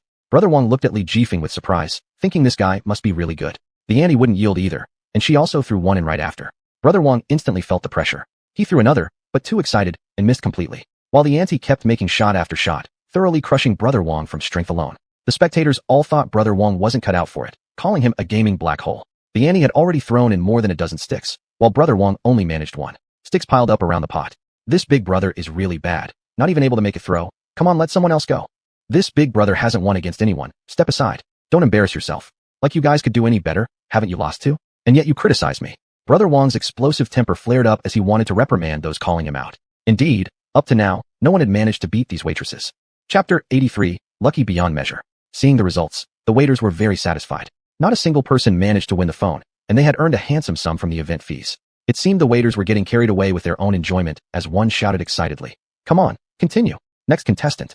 Li Jifeng stepped forward. Everyone thought he looked thin and tall, not at all like someone who would be strong. Thus, a buzz of noise arose in the crowd. Will this guy make it? He doesn't seem up to the task. What a waste of the entry fee. That's true. I think he'll miss completely. His stance alone makes him look like a rookie. Everyone believed that Li Jifeng wouldn't make it either. It was just another merchant's tactic. There was no way to take away the phone. The first waitress, a middle-aged woman, stared confidently at Li Jifeng and said boastfully, Young man, don't let me play you into tears, wasting your money. Think about it carefully before we begin. Li Jifeng didn't pay her any attention, instead smiling lightly and responding calmly. I'm actually worried you'll lose to me, and then want to jump off a building. You're young, but have a big mouth. Well, today I'll play until you submit. The competition began. The two started at the same time, testing who could throw the most sticks during the period. Confidence was written all over the woman's face as she wildly threw stick after stick. Within less than 2 minutes, she had already thrown 10 long sticks. She glanced at Li Jifeng's score, only to find he had already doubled hers. Panic set in for the woman, and she hurriedly picked up multiple sticks, throwing them randomly. However, the accuracy rate remained low. As the time drew near its end, Li Jifeng continued calmly and steadily throwing one by one without haste. Clearly, Li Jifeng was going to win. Time was up. The woman looked at Li Jifeng's result. He had outperformed her by 20 sticks, delivering a serious blow to her pride. She decided she would never play again. Young man, didn't see that coming. You are better at this game than me. I lost. Li Jifeng consoled her instead. Auntie, it's fine. Maybe next time you'll win. The surrounding spectators began discussing among themselves. This young man is amazing. His skill far surpasses that of the waitress. On top of that, he has class. Even when she loses, he comforts her. This is truly admirable. It's surprising how easy it was for him to win against the first waitress. The second round might prove tough, though. It said the second waitress was specially invited by the boss from out of town. Defeating her will surely be a challenge. Out of town. Li Jifeng snorted, showing no care at all. Come on, hurry up with the second round. I'm pressed for time. As he spoke, he even yawned. The second competitor was a handsome young waiter, who found Li Jifeng's arrogance insufferable. Do you need to rush home from mom's cooking? Well, I'll make sure you lose quickly so you can go home faster and stop playing out here. Otherwise, mom might slap your bottom. This insult caused everyone to burst into laughter. Haha, this waiter is truly both irritating and funny. No matter from an atmosphere perspective or other aspects, he seems clearly superior. Hey, contestant, why not give up now? Winning one person is pretty good already, plus you'll get a discount on food. The audience did not expect Li Jifeng to win the second round, thinking his success in the first was purely luck-based. This match involved hanging 4 pots in midair, then imposing a time limit to see who could successfully throw the sticks into the pots within the given time frame. The competition started with the waiter taking aim and throwing the sticks forcefully towards the pots, each stick landing perfectly. People began discussing. All sticks landed inside the pot. Looks like the contestant is bound to lose, either losing the game outright or ending in a tie. I find it hard to believe this guy could be so lucky to win 2 games in a row. In front of everyone's eyes, Li Jifeng casually grabbed all the sticks at once. Wait, quick, look. This guy is trying to do what? Throw all the sticks at once. Impossible. He's probably just pretending to be some kung fu master. Even real masters might fail. I see he's giving up. Throwing randomly, seeing how many land. Li Jifeng spun around and tossed the sticks casually. And he hit them. Every single one landed perfectly. All the sticks made their way into the pots, leaving the crowd astounded. This guy is outrageously lucky. All his sticks landed in one go. He definitely knows what he's doing. This guy looks like a seasoned veteran. It wasn't luck, right? The waiter, watching Li Jifeng effortlessly accomplish what should have been impossible, felt the difference between them was as vast as heaven and earth. I lose, you're impressive. The second round was smoothly won by Li Jifeng. Just when everyone thought Li Jifeng was about to walk away, he surprised them. I want to directly challenge the 6th waitress. Let's move straight to the hardest level. Time is of the essence. The crowd was shocked. Could someone skip rounds like this? Such a way of playing has never been seen before. However, the 6th waitress walked over, and she admired Li Jifeng's courage. Then she made a request to Li Jifeng. I can naturally challenge you directly, but losing comes with a price. Others gradually work their way up challenger by challenger to have the chance to compete against me. If you lose, you'll have to compensate our shop with a mobile phone. How about that? Dare you? The onlookers began urging from the sidelines. Friend, know when to stop while you're ahead. Winning against 2 people is good enough. Don't throw yourself in. Do you guys even know what the 6th one is capable of? She's a famous pot-throwing player from Suzhou, participating in countless competitions, professionally trained, having won numerous awards. There's no way this guy could win against her by luck alone. Seeing no reaction from Li Jifeng, the waitress started teasing him. So, do you dare to take the challenge? Yes. After Li Jifeng agreed, the waitress knew he had fallen into her trap, definitely unable to win her, yet still needing to pay for a phone. Immediately, the waitress warmed up on the spot, her body flexible like a snake, evidently showing she was a power-type competitor. Meanwhile, Li Jifeng was yawning, thinking about what food to eat with xuanhuan. For this match, the rules were to hang the pot in midair, and it would sway left and right. There was a time limit, participants were blindfolded, and whoever threw more sticks successfully into the pot would achieve victory. The competition began. The waitress didn't hold back for Li Jifeng at all, grabbing the stick immediately and tossing it accurately into the pot. Having undergone years of practice, she already had complete control over the art of pot throwing. Yet, Li Jifeng stood motionless at his original place, not starting his throwing yet. Watching as time ticked away, the waitress nearly finished her throws. But Li Jifeng remained completely still. This guy's probably freaking out, just conceding defeat without even throwing anymore. Yeah, what's going on here? He still has time to make some throws. Upon hearing this, the waitress smiled slyly, certain she would secure this victory. Chapter 84, Bumping into the gun's mouth. The waiter mocked Li Jifeng. If you're scared now, it's still time to back out. Don't say I'm bullying a rookie. It wouldn't sound good if spread around. After all, as a professional player like me, there's no way you could beat me being just an ordinary person. The waiter's tone was filled with hostility, as if ready to explode at any moment. But Li Jifeng treated the waiter like air, not responding at all, patiently focusing on his own tasks. He didn't want to be influenced by anyone because he was considering how to throw these long sticks into the pot. With his eyes closed, he perceived everything around him, as though each object had a soul. He heard the discussions of the crowd, but his heart remained unruffled. He also heard the fan blowing and sensed the strength of the wind. And he listened to the sound of the pot sliding in the air, from left to right, vibrating frequently. He was waiting for the right timing, so he stood still without moving. Once he sensed the moment had come. Right now, Li Jifeng grabbed all the long sticks and spun in place, relying on the momentum of his body to scatter them all out. All the people present widened their eyes, wondering if this was just a random throw. For them all to land in the pot simultaneously would be virtually impossible. Without incident, all the sticks dropped perfectly inside the pot. A brief silence fell over the scene. Then, everyone erupted in cheers as if watching an action movie. Truly amazing. I have never seen someone throw all the sticks and still hit the mark. This round goes to the guy participating in the event. Never expected this professionally trained competitor to be outmatched by some passerby. Hearing everyone's conversation, the waiter immediately tore off the blindfold, incredulously staring at the sticks in the pot. Feeling resentment towards Li Jifeng, the waiter doubted him. I suspect you cheated somehow. How could anyone possibly toss all the sticks together and get them into the pot? Li Jifeng showed no fear, since his victory came solely from his own strength. Can't you accept defeat? Looks like such a big store is indeed capable of cheating. You. Before the waiter could argue further, unexpectedly the audience began accusing her. You can't accept losing. If you cheat, return our entry fees. Never imagined that such a large establishment would still resort to deceit. Still defiant, the waiter wanted to argue back, but was held back by the boss. Showing a nasty face, the waiter thought a customer had started something. Unexpectedly, upon recognizing the boss, the waiter's attitude changed instantly, speaking softly. So, the boss comes to grace us. Of course, this man cheated, or I wouldn't have lost. However, surrounding viewers stopped paying the activity fee, believing the waiter lied. It's clearly you who lie, willing to play but not lose. We no longer intend to participate. Give our money back. Yes, yes. The boss gave the waiter a stern look, understanding immediately what the boss intended. She shut her mouth and moved aside. Seeing how agitated the crowd was due to the waiter, the boss sincerely apologized to everyone. My sincere apologies, my employee doesn't quite understand the rules. Please forgive her. Young sir, you indeed won against our staff earlier, thus you should receive the newest model phone as promised. Without hesitation, the boss presented the latest smartphone to Li Jifeng, according to the initial rules, calming the public. After everyone dispersed, Li Jifeng prepared to leave with his newly won phone and McDonald's bag. Yet he was intercepted by the boss. Li Jifeng sneered, eyeing the boss up and down, taunting. Who would have thought a big shot like you couldn't keep his word and now wants to take back the prize? Unexpectedly, the boss publicly bowed deeply to Li Jifeng and said, Dear friend, truly sorry about today's matter. It's entirely on our side, causing you discomfort. Let me apologize here on behalf of our shop. Also, I will discipline the employee for not keeping their word.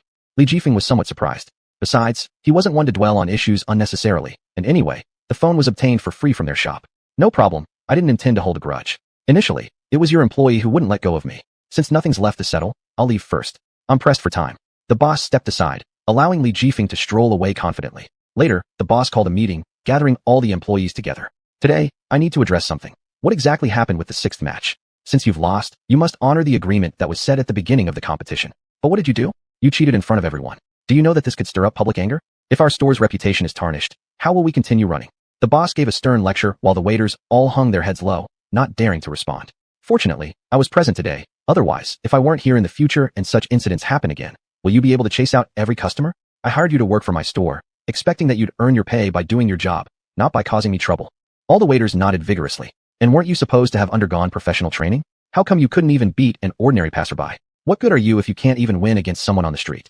From far away, Li Jifeng could hear the boss reprimanding his employees. He looked down at the latest smartphone in his hand and smiled contentedly. Just when I wanted to upgrade to a new phone, it looks like I don't have to spend any money after all.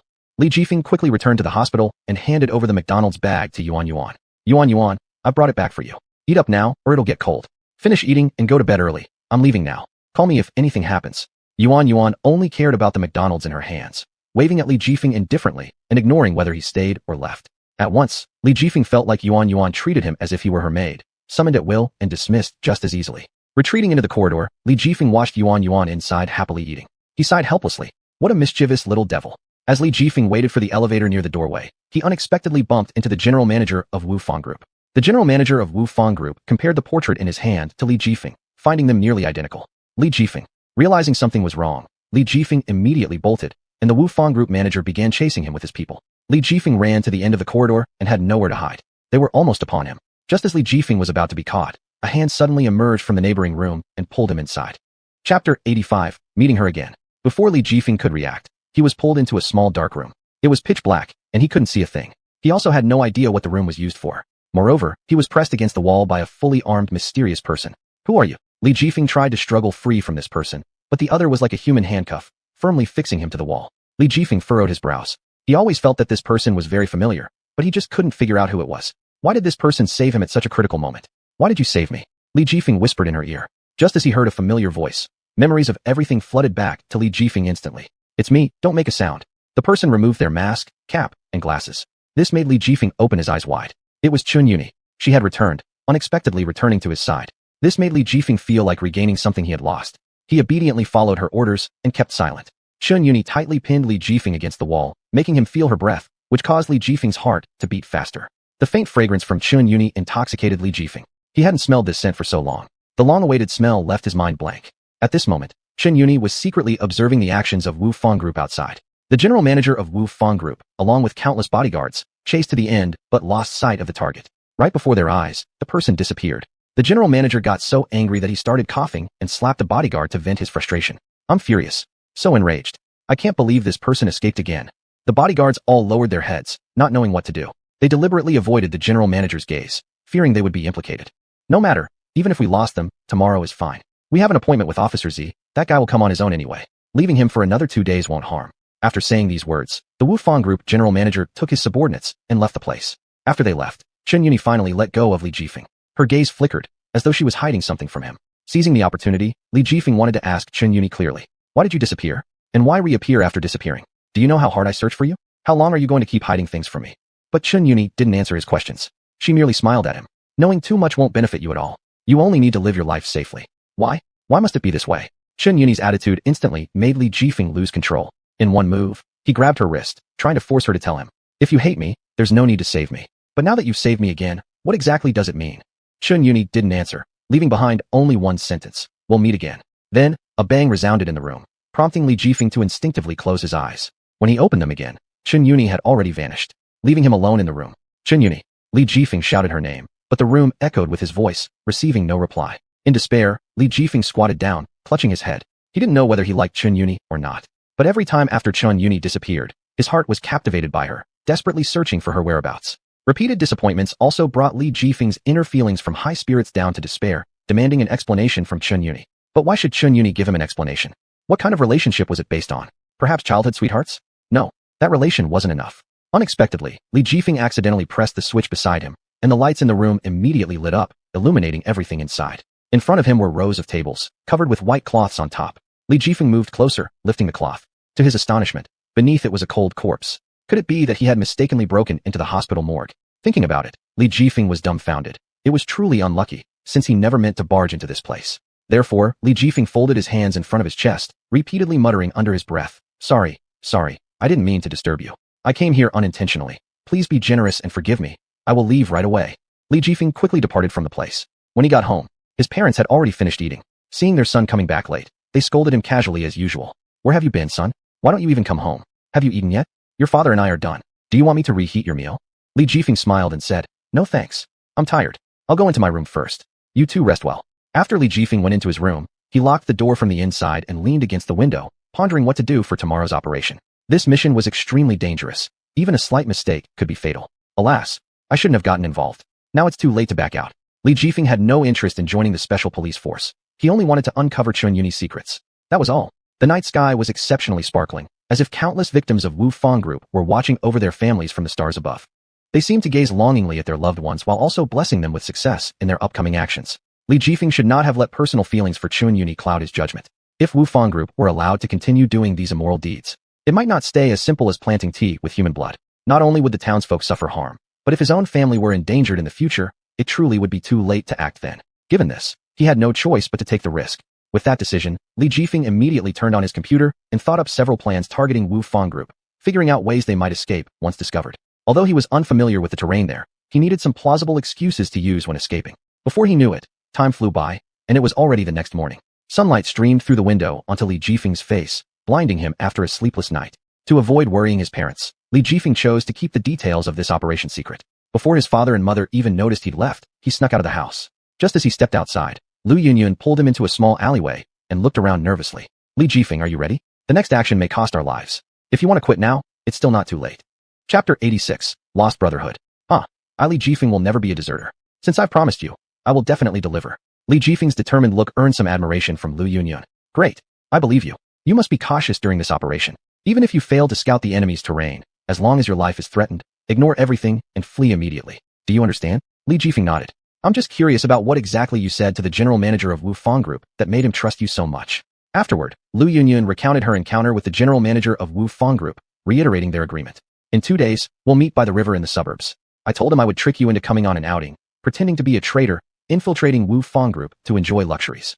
And because Wufang Group truly believed her story, they ceased large-scale searches in the town for a while, giving them more time to think and delay. I see. But if you're going to trick me, shouldn't you find an excuse? Otherwise, seeing how close our relationship is, how can they possibly believe your loyalty? Lu Yunyun thought for a moment and realized Li Jifeng was right. Without an excuse, luring him there wouldn't carry much weight. She had to make the general manager of Wufang Group believe she was loyal to them. Maybe we should do it like this. Tie me up, and when you meet the general manager, tell him you tricked me into a secluded place, tied me up, and are now threatening me to come here as agreed. Li Jifeng suggested this rather bad idea. Lu Yunyun found the excuse reasonable, so she acted according to Li Jifeng's suggestion. Fortunately, there was a hardware store nearby, so the two bought a rope and used it to tie up Li Jifeng's hands. Isn't this too loose? We need to play our roles convincingly. Tie me tightly. Otherwise, they won't believe us. Lu Yunyun nodded and quickly tied a tight knot. Lu Yunyun worriedly asked, but if this knot is too tight, in case of danger, and if you can't break free, then take out the small knife I gave you earlier, forget about me, and run away. Do you understand? Li Jifeng nodded again. After informing Li Jifeng of all the details and making sure he was prepared, Lu Yunyun and Li Jifeng set off towards the meeting spot by the river in the suburbs. On the way, they happened to run into Lu Yu, who was out looking for Li Jifeng to settle accounts. Lu Yu looked angry, as if Li Jifeng had stolen 8 million yuan from him. He aggressively blocked Li Jifeng's path. Li Jifeng, give me my car back immediately. It's been so many days already. Are you not planning to return it? Don't think just because we're friends you can take advantage of me like this. Lu Yu demanded his car back, but Li Jifeng had forgotten that he'd borrowed it from Lu Yu when chasing after Chen Yuni on a bike. Li Jifeng suddenly thought maybe it was because they hadn't seen each other in a while, and Lu Yu just wanted an excuse to chat longer. When did I ride your car? Don't make things up. I have something to attend to now. We'll catch up later. The two parted ways from Lu Yu and left. This dismissive attitude angered Lu Yu greatly. After all, he had saved up for a long time to buy his little electric scooter. He couldn't believe Li Jifeng had taken it without asking and hadn't returned it yet. Even worse, Li Jifeng showed no interest in apologizing, which deeply upset Lu Yu. So he decided to complain about Li Jifeng to his parents. Lu Yu went directly to Li Jifeng's parents' house and started knocking on the door forcefully. Uncle, Andy, are you home? Open the door quickly, I need to talk to you. Li Jifeng's parents heard the urgent knocks and hurried to open the door. Unexpectedly, they saw their familiar chubby friend, who used to be good friends with their son when he was young. Lu Yu. Lu Yu? What brings you here? Are you looking for Li Jifeng? He went out early in the morning, or else come in and sit down. Your uncle and I went to the market this morning and bought lots of delicious food to prepare a feast. Why don't you stay for a meal? Lu Yu hesitated, wanting to complain to Li Jifeng's parents about how he lost his bike, but he didn't know how to start. However, before he could react, Li Jifeng's parents pulled him inside the house. They then offered him plenty of tasty food. Lu Yu was unable to leave once he saw all the delicious snacks. He instantly forgot why he had come here to complain in the first place. Li Jifeng's parents turned on the TV and treated Lu Yu like a child, entertaining him as though soothing him. Lu Yu also particularly liked Li Jifeng's parents. Lu Yu, do you remember when we were little? You and Jifeng used to play together all the time. You were like his little shadow. Have you forgotten that? Lu Yu recalled the good old days. Indeed, they often played together back then. I remember one time, you accidentally fell into the mud pit, and Jifeng struggled hard to save you. At that time, your uncle and I didn't know what happened and thought he was being naughty, so we specifically scolded Jifeng. Lu Yu shyly scratched the back of his head, and from that day on, he secretly vowed to treat Jifeng as his lifelong good buddy. Li Jifeng's mother continued. But since you both grew up and went separate ways, you haven't had a proper reunion, right? Lu Yu lowered his head, feeling ashamed that he didn't fulfill his promise back then. Sorry, Auntie. What are you talking about? There is nothing for you to apologize. We've long regarded you as our own child. Jifeng's home will always be your home. His cute demeanor was much loved by Li Jifeng's parents. But Jifeng has changed. When I saw him, he seemed more and more unfamiliar. Maybe he doesn't even want to see me. When he said this, Lu Yu silently lowered his head, feeling a bit disheartened. Who says that? Jifeng has always regarded you as his good friend. His room still preserves all your photos. He remembers you and even mentioned buying some delicious food to send to you after things settle down. He hasn't forgotten your preferences. After hearing this, Lu Yu immediately changed his mind and felt a sense of self-reproach. He clearly regards himself as a close brother, yet here he doubted him. That's not Lu Yu's nature. So, after having a good meal, Lu Yu left. For the sake of Li Jifeng's parents, Lu Yu decided not to argue with Jifeng anymore. Chapter 87. Finding the internal base. Soon, Lu Yunyun, leading Li Jifeng with his tied hands, arrived at the agreed-upon location. The morning sunset cast its rays by the riverside, casting a golden halo over the entire scene. The river flowed tranquilly, the breeze rippling through it, causing the flowers in the grass to sway gracefully, releasing a faint fragrance. In the distance, the mountains loomed half-hidden in the morning light, creating a sense of calm grandeur. This scenery was as if one was immersed in a beautiful painting, leaving one's spirit refreshed and exhilarated. However, beneath this peaceful facade lay a hidden danger. On the other side of the river, a large group of members from Xuanhuan Corporation had been waiting for quite some time. Each of them had a robust build, fierce expressions on their faces like wild beasts lurking in the shadows, ready to pounce at any moment. Clad in black, they held various weapons, exuding an aura of authority and fear. Their target was precisely Li Jifeng and Lu Yunyun, amidst the riverside morning view. Though Li Jifeng did not display much outward emotion, inside him burned a righteous fire. Lu Yunyun was a young yet intelligent police officer who exhibited extraordinary talent and courage in her work. When Li Jifeng and Lu Yunyun saw the long-waiting group from Xuanhuan Corporation, they did not retreat, but instead walked forward calmly. Li Jifeng's eyes were resolute, emanating an unassailable aura, and Lu Yunyun exuded composure and calmness, knowing she must protect the tranquility of the riverside while ensuring the arrest of Xuanhuan Corporation's criminal elements. You've finally come. The general manager of Xuanhuan Corporation let out a low voice. Lu Yunyun hummed in acknowledgement, saying, I've brought the person as agreed. But how can I trust you? The general manager certainly understood what she implied. No issue. Once you hand over the person to us, our corporation will give you what you desire. The general manager gave a subtle signal to the henchman beside him to go retrieve the captive. Yet, Lu Yunyun stepped back a few paces, keeping her distance from them. I cannot hand the person over now unless you show me some reassurance. The henchmen were prepared to draw their knives and point them at Lu Yunyun, intending to forcibly take the prisoner. But the general manager stopped them, waving his hand to prevent rash actions. Xuanhuan, since you don't trust us, bring the person along and join us within our corporation compound. We'll also give you a tour, which might facilitate future cooperation. Relieved internally, Lu Yunyun thought that everything was still going as planned. Then, both she and Li Jifeng got into one of Wu Fang Corporation's vehicles, following them toward their internal base. Inside the car, there were only the driver and one of Wu Fang Corporation's hired bodyguards. The bodyguard laughed heartily, saying, "Brother, today we've captured someone, so surely, the higher-ups will reward us with a feast. Join us and liven up the celebration." The driver chuckled too, saying, "Thank you. I'm just a driver, didn't expect to get such an honor." As they chatted merrily, unbeknownst to them, their conversation was heard by the two people in the trunk. Li Jifeng initially intended to use a small knife to cut the ropes binding him, planning to jump out of the car once he knew their destination. After hearing their conversation, however, he abandoned the idea of cutting the ropes. Whispering to Lu Yunyun, he said, "They mentioned a grand banquet tonight. Why don't we seize this opportunity to gather more intelligence about their internal layout? Let's not escape just yet." Lu Yunyun nodded, replying, "I agree. Since that's the case, let's wait until the banquet to gain all the intel before planning our escape." The journey felt long, almost as if climbing a mountain, the road rugged and noisy with the sound of the car crushing pebbles under its tires. About 2 hours later, they finally reached their destination. Once the driver parked the car and opened the trunk, the two emerged to find that the entire area around them was filled with yurts. The blend of grassland scenery and yurts presented a beautiful picture. The circular roofs of the yurts complemented the vast grasslands harmoniously, creating a pleasant landscape. The blue sky, green grass, white clouds, and the yellow hues of the yurts formed a captivating color palette, turning the entire grassland into a picturesque painting, immersing one deeply into the embrace of nature. Such a scene left Li Jifeng and Lu Yunyun greatly surprised. They had assumed the internal base of Wu Fang Corporation would be damp, dark, and oppressive, restricting freedom. Instead, it was completely contrary to their expectations. Noticing their shock, the general manager shouted, "Hey, what are you doing standing there? Xuanhuan, hurry and bring the person here." Lu Yunyun immediately led Li Jifeng over quickly. "Dogwen, is this a grassland? How come there are so many yurts? Don't tell me we've already arrived at the grassland." The general manager's face was slightly flushed. "Don't call me Dogwen anymore. I've changed my name to Yuhang." "Oh, alright Dogwen, you still haven't answered me. I already told you not to call me Dogwen." The general manager felt that the name Dogwen disgraced both his dignity and authority. Subsequently, he explained the origins of this place to Lu Yunyun. "This isn't actually a grassland. Originally, it was a vast desert. The group president turned it into a grassland-like area, and the yurts are for convenience during operations." "Operations? What kind of operations do you plan on doing here? And how did the desert become a grassland?" "Of course, by using extraction." The general manager suddenly realized what he was about to say and swallowed his words. "Why am I explaining so much to you? Knowing too much won't benefit you."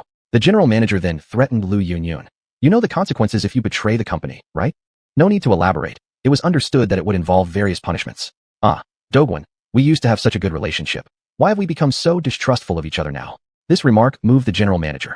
Indeed, they had a close relationship when they were young, and it was thanks to Lu Yunyun that he didn't give up on living. "Alright, someone bring Li Jifeng to a tent and lock him in. Xuanhuan, I'll show you around and familiarize you with the place. There will be a grand banquet tonight, and at that time, I'll introduce you to the president. If you perform well, maybe he will offer you a high-ranking position." Lu Yunyun acted very excited. "That's wonderful. I'm exactly looking for such an opportunity. It's all that Li Jifeng's fault. If it weren't for him, I could already be in the position I've always dreamt of. I hate him so much." Lu Yunyun glanced meaningfully at Li Jifeng. To outsiders, it looked like Lu Yunyun glared at Li Jifeng. But only Li Jifeng knew that Lu Yunyun was telling him to be careful, not to worry about her, and that the general manager wouldn't harm her. Li Jifeng pulled the knife back into his sleeve and followed the henchman without concern. Chapter 88. Seeing the human blood tea. Li Jifeng was carelessly thrown into a very rudimentary Mongolian yurt by his subordinates. Unlike a normal yurt, this one had prison-like bars around it. The darkness here was an absence of light, evoking a mysterious and unpredictable atmosphere. In such a dark environment, Li Jifeng's vision was severely restricted, unable to accurately identify anything around him. The air in the darkness often exuded a sense of heaviness and oppression, making people feel isolated and lonely. The yurt where he was held was located in a very remote place. Thus, the damp environment also had an effect, often accompanied by the diffusion of humidity and evaporation of water. In such conditions, the relative humidity of the air is relatively high, making people feel suffocating and sticky. Damp air can make people feel physically heavy, even making breathing difficult. Moreover, a damp environment easily breeds bacteria and mold, emitting unpleasant odors that cause discomfort. Outside the yurt, there were intermittent wails of crying babies. Li Jifeng somewhat regretted coming to this place. Meanwhile, Lu Yunyun followed the general manager to a place disguised as a grassland. Look, isn't this a grassland? Lu Yunyun observed carefully. At noon, the characteristics of the grassland terrain were unique. Flat land stretching out continuously for miles without end. Looking far away, you could see continuous mountains and lakes reflecting clear ripples, forming magnificent pictures in between heaven and earth. The ecological environment of the grassland was well preserved with high coverage of grass and various kinds. How come? All we see is just a piece of grassland. Is there any special thing about it? Seeing that Lu Yunyun couldn't guess, the general manager directly took out a small remote control and pressed it. Suddenly, the grassland transformed into another kind of sight. It turned entirely into tea leaves. At a glance, it was an endless sea of red, as if the tea leaves had been covered with red paint. And at noon when the sky should have had the sun shining brightly overhead, it was instead completely dark. These tea leaves glowed like they emitted fluorescence themselves. Furthermore, in broad daylight, there was a blood-red full moon hanging in the sky. This stunning scene made Lu Yunyun exclaim involuntarily, What's going on? The face of the general manager revealed a terrifying expression like that of a demon. This is human blood tea, a main project of Wu Fang Group. Human blood tea? Even someone like Lu Yunyun, who has seen countless brilliant cases, couldn't help but associate these tea leaves with those grown with human blood upon seeing this scene. The nauseous smell of the vast field of tea leaves triggered uncontrollable physiological reactions, causing her to feel nauseated. The general manager pressed the remote button again, restoring everything back to its original condition. Well, you've understood enough. Let's go. Where are we going? Lu Yunyun hadn't yet recovered from the discomfort and was already being taken away. The general manager was taking Lu Yunyun to prepare for tonight's banquet. Of course, to prepare for the banquet. He planned to give Lu Yunyun advice, suggesting she dress elegantly for the occasion to create a good impression on the president, allowing Lu Yunyun to stay in the group and work together with him. It was also a bit of his own private greed. Before returning to the yurt, some subordinates approached respectfully, asking, "Manager, what do you need us to do?" The general manager looked around and pointed at a woman fetching water not far away, saying, "Bring her over for questioning." Yes. The subordinate walked straight over without caring what the woman was doing, knocking the task out of her hands and dragging her along the ground towards them. The woman was terrified, only managing to scream, crawling to Lu Yunyun's feet. Her pitiful appearance made Lu Yunyun want to save her. But due to her natural police instincts, she guessed the general manager might be testing her. She mustn't expose herself, otherwise all the hard work would be wasted. She could only silently pray inside. "Sorry, in order to find enough evidence to send these people to prison, I can only endure for now. I'll rescue all of you soon." With the tight grip on her fists relaxed, Lu Yunyun endured. The general manager hit his subordinate and scolded briefly. "Why did you drag her here? Don't you see there is a lady present?" Frightened, the subordinate instinctively dodged. The general manager was surprised. "I hit you, and you dare to dodge?" The general manager then hit a few more times before letting the man go. What's your name?" The woman lying on the ground struggled to climb up, rolling over in front of them. "The code given by the president is 008. The name is Manbua. Then you will attend to the young miss while she changes clothes. If there's even a tiny bit of negligence, I will punish you according to the rules." At the mention of the rules, Manbua immediately turned pale and started trembling all over as if in deep fear, something that was etched into her memory. "Yes, I will take good care of the young miss." The general manager was very satisfied with this answer and, having other matters to attend to, left Lu Yunyun in Manbua's hands before departing. As prisoner number 008 here, Manbua could only kneel down to receive distinguished guests. Lu Yunyun remained silent, and so did Manbua, kneeling silently before her, with her head bowed between her legs. "When he is gone, you can get up." Lu Yunyun tried to help Manbua up, but Manbua quickly pushed her hand away. "This violates the rules. If seen, Manbua would be doomed. Please don't torment me like this." Rules again. Rules. Lu Yunyun couldn't help but wonder what kind of rules they were that could reduce a living person to such a pitiful state. Moreover, when it came to Lu Yunyun's goodwill, Manbua clearly didn't dare to trust it. What kind of hardships had she endured? "Then just guide me for my dressing up. You won't stand up either." On hearing this, Manbua finally got to her feet. "Yes, code 008 will guide you immediately." Lu Yunyun followed Manbua into a Mongolian yurt, where everything inside was richly decorated. "What should we do next?" Lu Yunyun asked curiously. Manbua respectfully answered, "The normal order is bathing, massage, hairdressing, and lastly, changing outfits." "All right, let's follow your plan then." Lu Yunyun wasn't bothered about these steps, merely doing them for President Wu of Wu Fang Group. She wanted to see what sort of person the president of Wu Fang Group was. As the words ended, a large group of female slaves walked orderly into the yurt. They carried numerous toiletries. "What are you going to do?" The group of female slaves fell to their knees before Lu Yunyun, speaking in unison. "We're here to serve you. There's no need. I don't require your services. I can manage on my own." However, these female slaves wouldn't budge. Chapter 89. No desire to flee. Each of the female slaves revealed troubled expressions. "Ma'am, if we don't serve you, it would be a violation of the rules, and we will be punished. Please let us help you bathe." "Why bother? I won't tell the general manager. You can get up." Lu Yunyun looked at these victims, and she couldn't help but feel uneasy inside. She knew that these girls were once their parents' precious gems. Who would have thought they'd be forcibly taken as slaves and forced into inhumane work by a system? "If you don't agree, then there's no way we can stand up after serving you." The female slaves were resolute. This custom seemed deeply ingrained in them. Here, in this place, no one was trustworthy. They were unsure whether Lu Yunyun might turn around and accuse them. If Lu Yunyun complained, things could get very bad for them. With no other choice, Lu Yunyun had to acquiesce.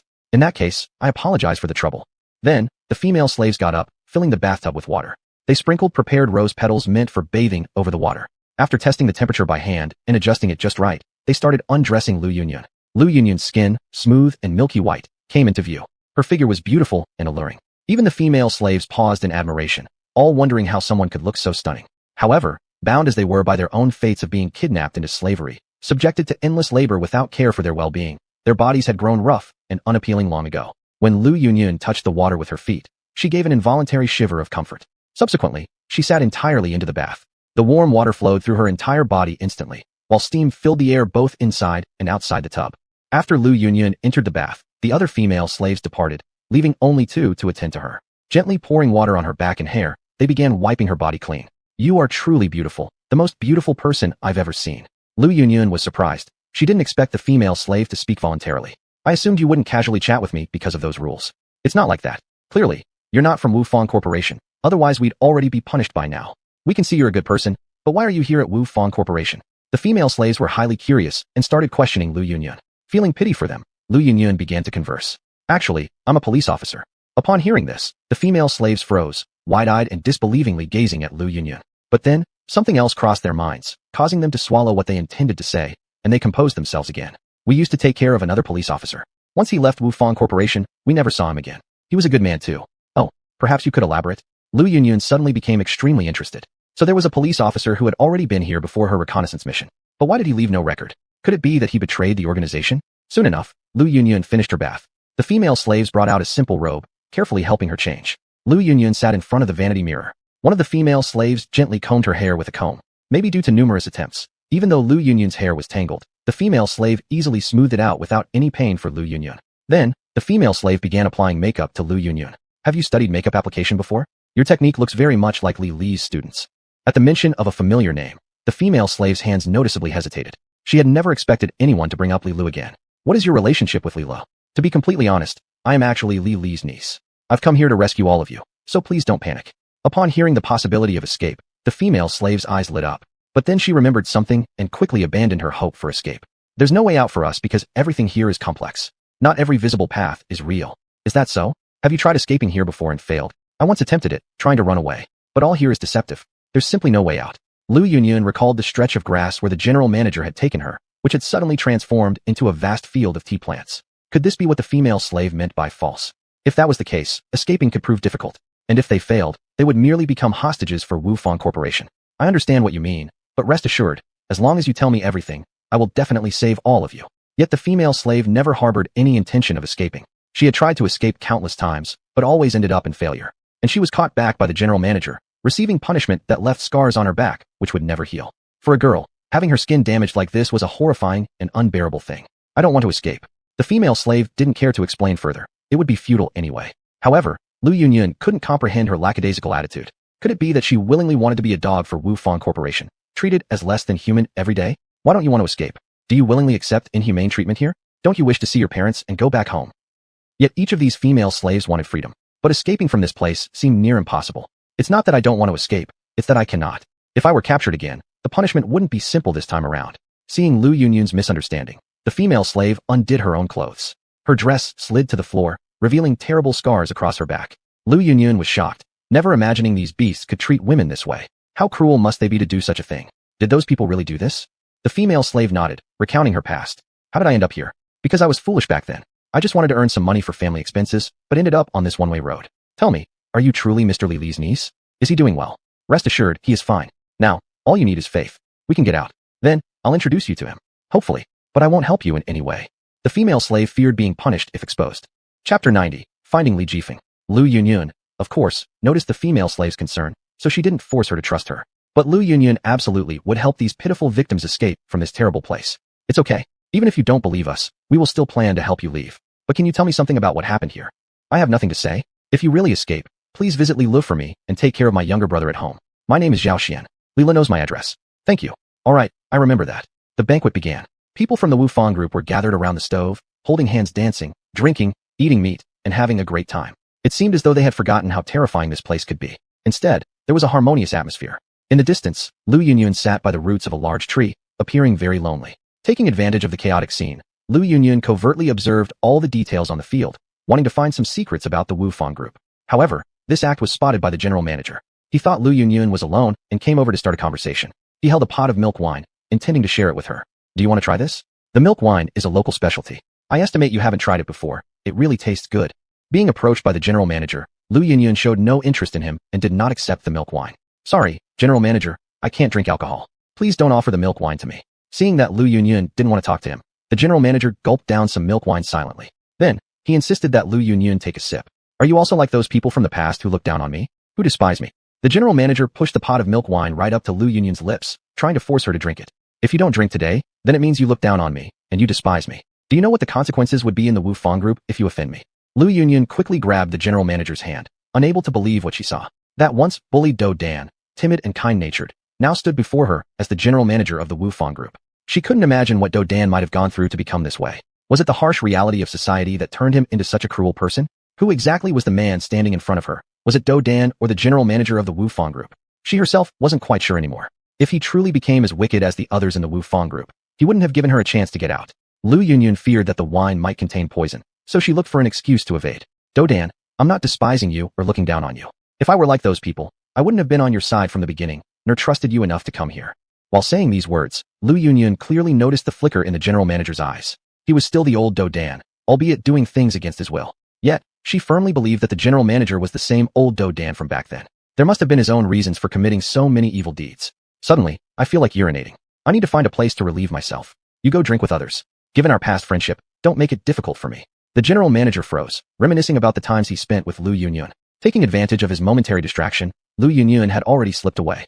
Actually, she was searching for Li Jifeng. Unfortunately, there were too many Mongolian yurts here, and all of them looked the same. After checking a few randomly, none of them were where Li Jifeng was being detained. She felt worried. Finding each yurt one by one might take until morning. She guessed that the location holding prisoners would be secluded, so she decided to start her search from the farthest yurt. Surprisingly, Li Jifeng was confined inside the farthest yurt. Lu Yunyun tried to call out through the yurt wall. Li Jifeng, are you in there? Is that you? Li Jifeng, feeling somewhat dazed after being confined, suddenly heard a familiar voice which immediately lifted his spirits. It's me. How did you find me? Did anyone come with you? It won't be good if we're discovered. No one followed me.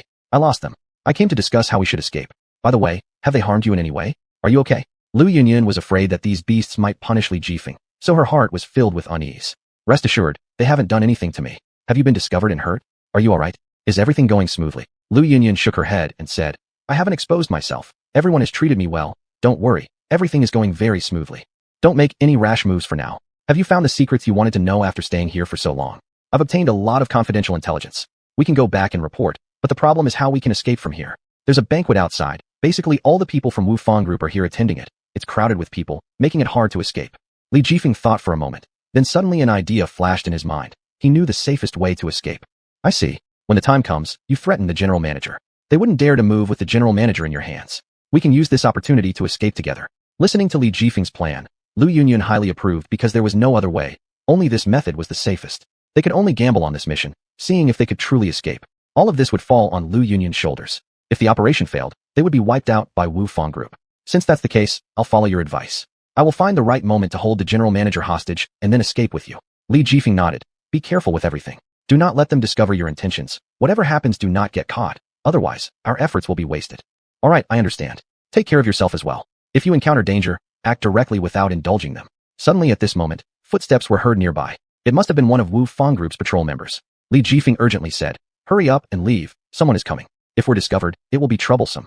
Lu Yunyun understood that she needed to escape, but there was nowhere to run. Did they just get discovered like this? Chapter 91. The general manager's aggressive confession. A subordinate came on patrol and almost discovered Lu Yunyun. Then he was stopped by the general manager. What are you doing? Are you here to slack off? The subordinates were very afraid of the general manager and trembled with their heads down. General manager, we didn't know it was you. We just heard some noise here, so... Before they could finish speaking, the general manager interrupted them. So what? I can see that you're just trying to slack off. Haven't you already been told to help out at the banquet? The subordinates hesitated, unsure whether to go or stay. General manager, if there really is someone over there, we should investigate. The general manager instantly became furious and wanted to slap the two of them. Who is the general manager here, me or you? Are you going to listen to me? Or am I going to listen to you? I've said this place doesn't need your patrol. Go help at the banquet. Can't you understand simple instructions? The subordinates were startled by the general manager. "We understand, general manager. We'll go help there. Please calm down." They hurriedly left. The general manager coldly snorted, thinking they needed more discipline. How dare they argue for so long without following his orders? If this went on for a few more days, wouldn't they start tearing apart his house? Lu Yunyun took a deep breath, planning to wait until the general manager left before stepping out. Unexpectedly, the general manager walked directly toward her, prompting Lu Yunyun to prepare for action. But the general manager caught the punch she threw at him. "Lu Yunyun, do you think I will send you off for punishment? Aren't the past experiences we've shared real?" Lu Yunyun didn't fully understand the general manager's meaning. Did this mean he wasn't going to capture her? "Go Danya, dog egg. I remember the things we've gone through in the past. In the past, I saved you, so I'm your benefactor. Don't you think you should let me go this one time?" "I can certainly let you go, but..." Lu Yunyun was surprised. She hadn't expected the general manager to be so reasonable after all. Remembering their shared history, she wanted to catch up with him properly. That way, she could better hide herself and threaten the president when the time came, escaping from here with Li Jifeng. However, none of it was as easy as she had imagined. The general manager openly made demands of Lu Yunyun, threatening to expose her unless she agreed. "I want you to be my wife. If you refuse, I'll tell everyone about your secret meetings with Li Jifeng. As for what they might think of you, that's on you." Lu Yunyun didn't expect the general manager's condition would be making her agree to become his wife. Instantly, she regretted her earlier thoughts. She should have known what kind of person the general manager was. Mentioning their past hadn't changed anything, and yet all this stemmed from her own naivety, believing she could change the general manager and find the kind-hearted Danya from the past. But there was no way she would accept the general manager's demands. "You shouldn't even entertain the thought. I will never be your wife because you are too despicable. Even if you hand me over, I will not waver." The general manager tried to forcibly possess Lu Yunyun, lunging at her, touching her inappropriately. "Since you won't agree, I'll make you mine anyway, forcing you to submit." The general manager showed no regard for her feelings, quickly unbuttoning his clothes, intent on raping her. "What are you doing? You cannot touch me like this. Get off me. Ah, don't touch me." Despite her yelling and struggling, the general manager showed no sign of stopping. Instead, he became more violent, determined to take possession of her. From behind the Mongolian tent where Li Jifeng was hiding, he listened to the commotion with great urgency and immediately started yelling. "You son of a bitch, stop right now. If you dare to touch her, I'll kill you." Hearing Li Jifeng's voice, the general manager was surprised that he had heard their conversation. This only made the general manager more intense. "Good, Li Jifeng, so you care about her, do you? Let's see how you're going to save her now. Even if you shout yourself hoarse, no one will come to rescue you. You just end up getting yourselves captured and dealt with by me. Unless, Lu Yunyun, you submit to me now, you could still negotiate some terms. You're despicable, you're disgraceful, you're vulgar. I should have left you to be beaten to death by those people instead of saving you." As Lu Yunyun struggled fiercely, she accidentally hit the general manager on the head. This slap had left the general manager dazed. After getting up, he paused for a moment, touched his head, and realizing there was no issue, immediately struck Lu Yunyun with a slap, hoping to wake her up. "Why won't you comply with me? Have I done anything wrong? You were willing to save me back then and even got beaten by them. Wasn't it because you liked me? But now, why do you talk to me like this? What does it mean? From the very beginning, I never liked you. Even if you beat me to death, I will not submit to you. I won't be your wife because I don't like despicable people." Upon hearing this, the general manager instantly felt heartbroken, but suddenly realized something and pointed at the Mongolian tent. "Is it because of this guy that you don't like me? Do you like him?" "Yes, I do like him. I don't like you. Even if I like someone else, I will never like you." "Great, Li Jifeng. Now we're sworn enemies." Just as the general manager was about to forcibly take possession of Lu Yunyun, Li Jifeng burst out and threw a punch at the general manager, knocking him aside. Li Jifeng then gave his clothes to Lu Yunyun to cover herself. He consoled her, saying, "Are you all right? Don't let him get to you." The general manager, who was struck and bleeding from the corner of his mouth, wiped off the blood. Witnessing their affectionate moment together, deep resentment grew within him. "You dare hit me? Good. Both of you are against me. We'll see if you two can survive together today. If you have issues, direct them at me. Doing this to a woman, do you have any shame?"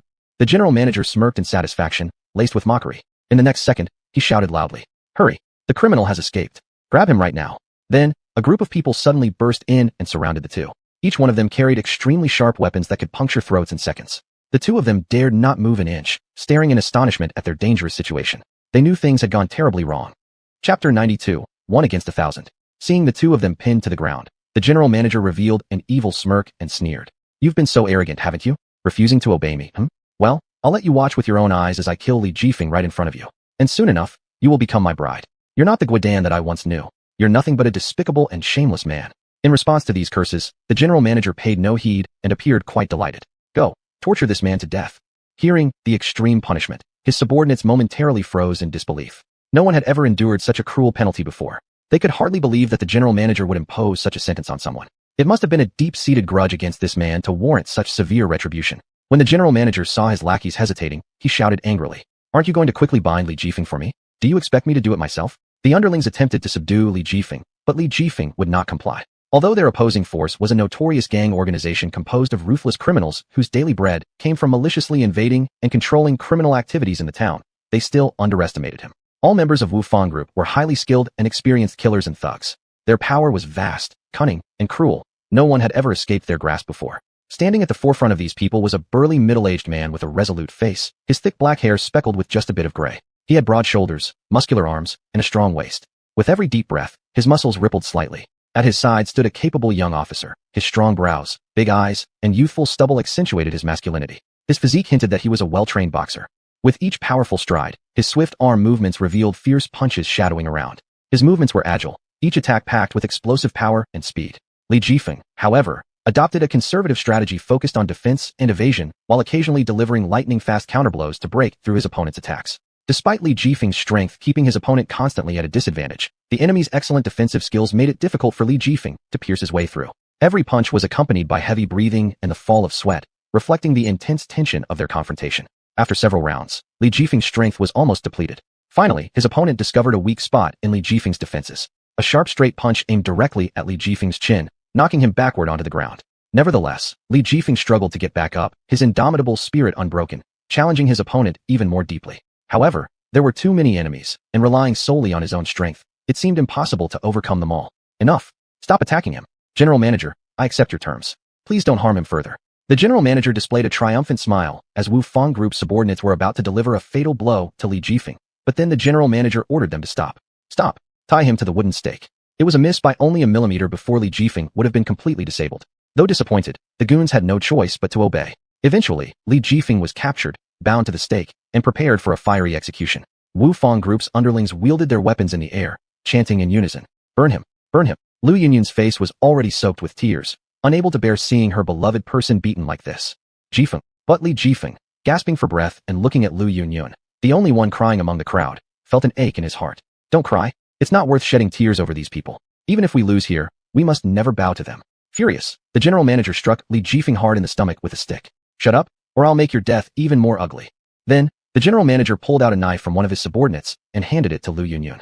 Lu Yunyun, didn't you say you'd agree to my terms? Let me see your sincerity. Kill him, and I'll let you stay in Xuanhuan Group as my assistant. I'll give you a home. Each breath the general manager took filled Lu Yunyun with revulsion, yet she couldn't help but take the knife. Pretending she was about to kill Li Jifeng, she slowly approached him step by step. But hesitation held her back, prompting the general manager's impatience. Will you move or not? Everyone's waiting here for you.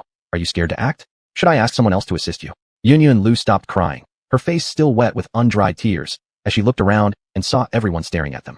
Yunyun Lu noticed that the boss was still nowhere to be seen. Could it be that they were truly going to lose here? Just then, Li Jifeng, gritting his teeth against the pain, spoke up with difficulty. Lu Yunyun, take action. It seems I won't be able to make it out of here, but you must live on. Go ahead. The crowd around them began to jeer. Take action. What are you waiting for? Do it already. Just kill him already. What's taking so long? These voices weighed heavily on Lu Yunyun's heart. She closed her eyes, thinking to herself, forgive me, but I must forsake you for the greater good. I admit you're stronger than me, but I will ensure that my father buries you in the hero's cemetery. Rest assured. With that, she lifted the knife above her head, ready to strike. Suddenly, a sound of galloping hooves cut through the air. Hold your blade. Out of the distance came Chun Yuni, riding alone on horseback, with the president of Xuanhuan Group tied securely onto the horse. I have your president in my grasp. If you want to save him, release these two immediately. Seeing reinforcements arrive, Lu Yunyun collapsed to the ground, relief washing over her as she discarded the knife. We're saved. Jifeng, we're saved. Hearing this, Li Jifeng opened his eyes, as if everything had been part of the plan all along. Of course you've come.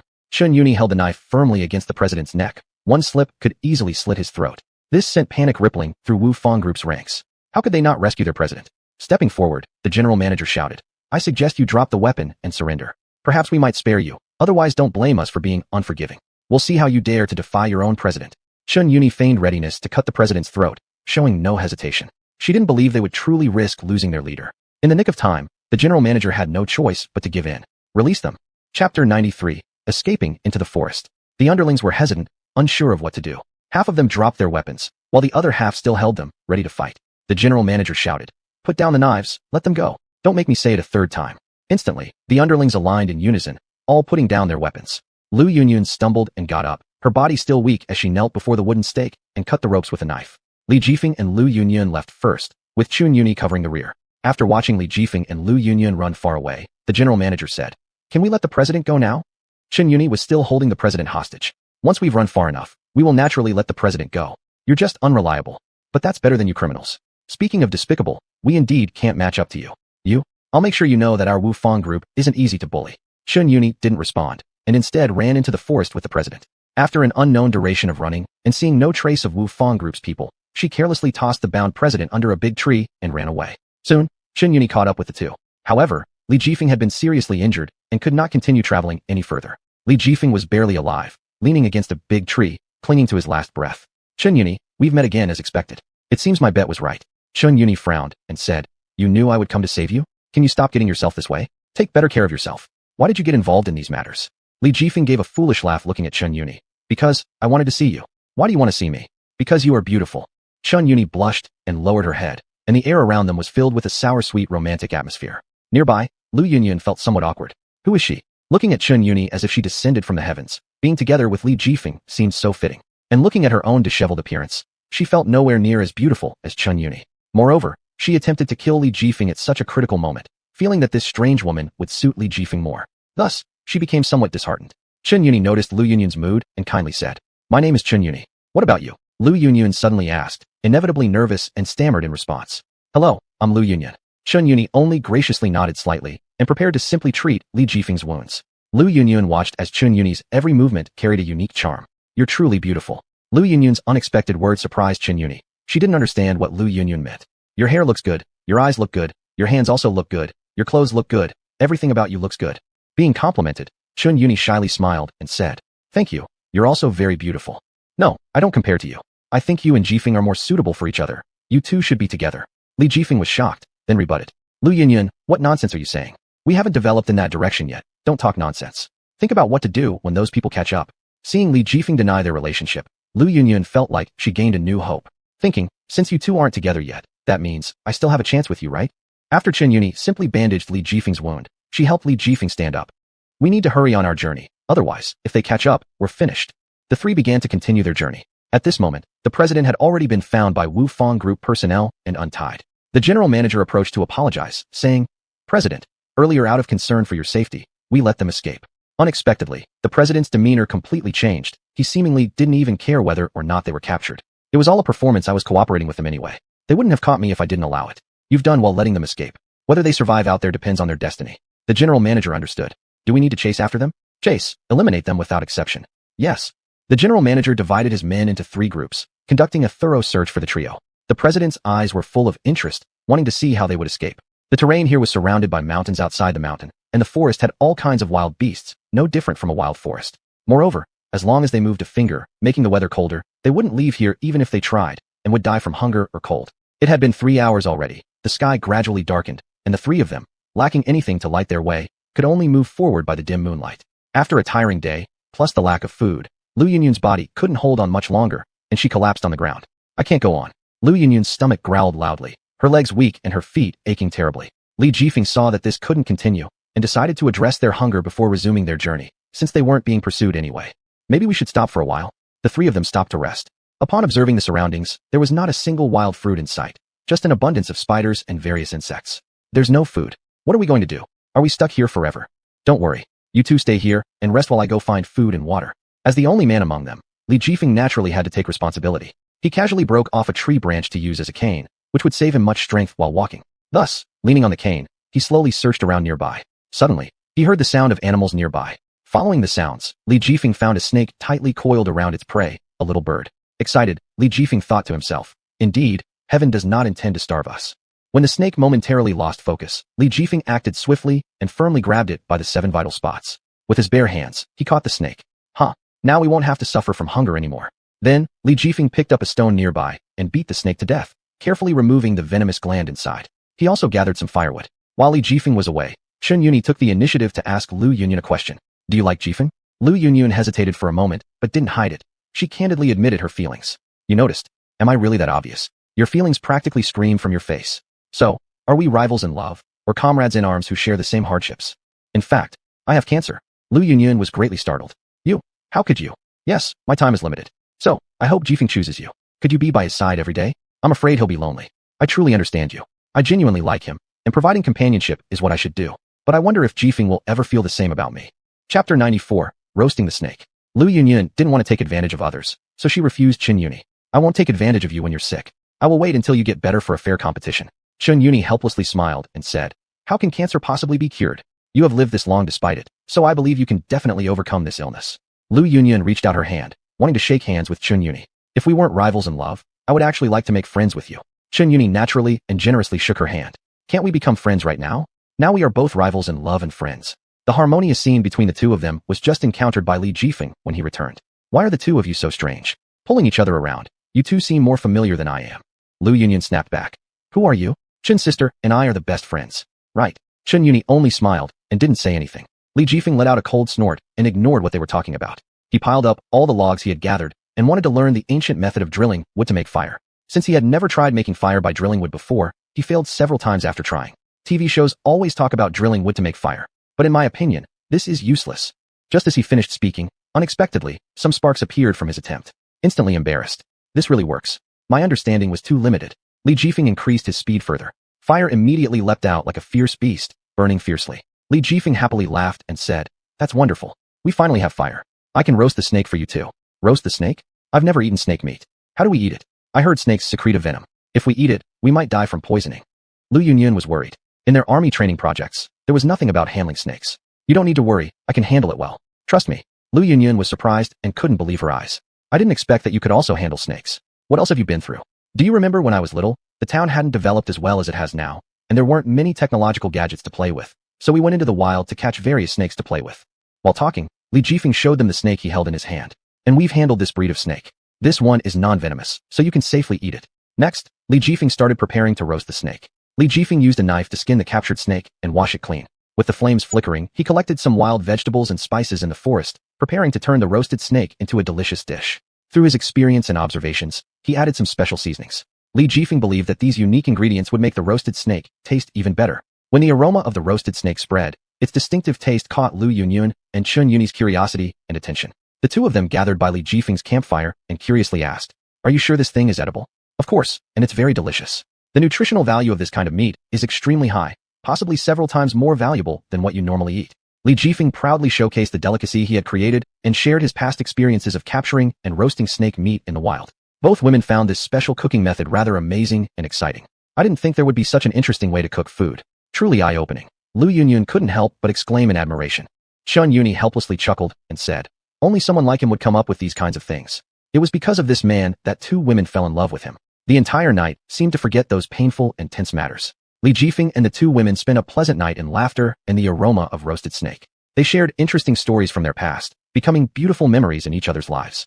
Lu Yunyun and Qin Yuni were already extremely tired, struggling to keep their eyes open, but they didn't dare to fall asleep. Afraid that the Wu Fang group people might arrive, they would be in trouble if discovered. However, seeing the two women struggling to stay awake, Li Jifeng said, you two can sleep first. I'll keep watch tonight. If anything dangerous happens, I will wake you. What about you then? I'm fine. I usually suffer from insomnia anyway. We can make up for sleep once we leave tomorrow. Seeing Lu Yunyun still worrying, Qin Yuni comforted her saying, just go to sleep peacefully. This night owl will still be full of energy even if he stays awake for 2 days straight.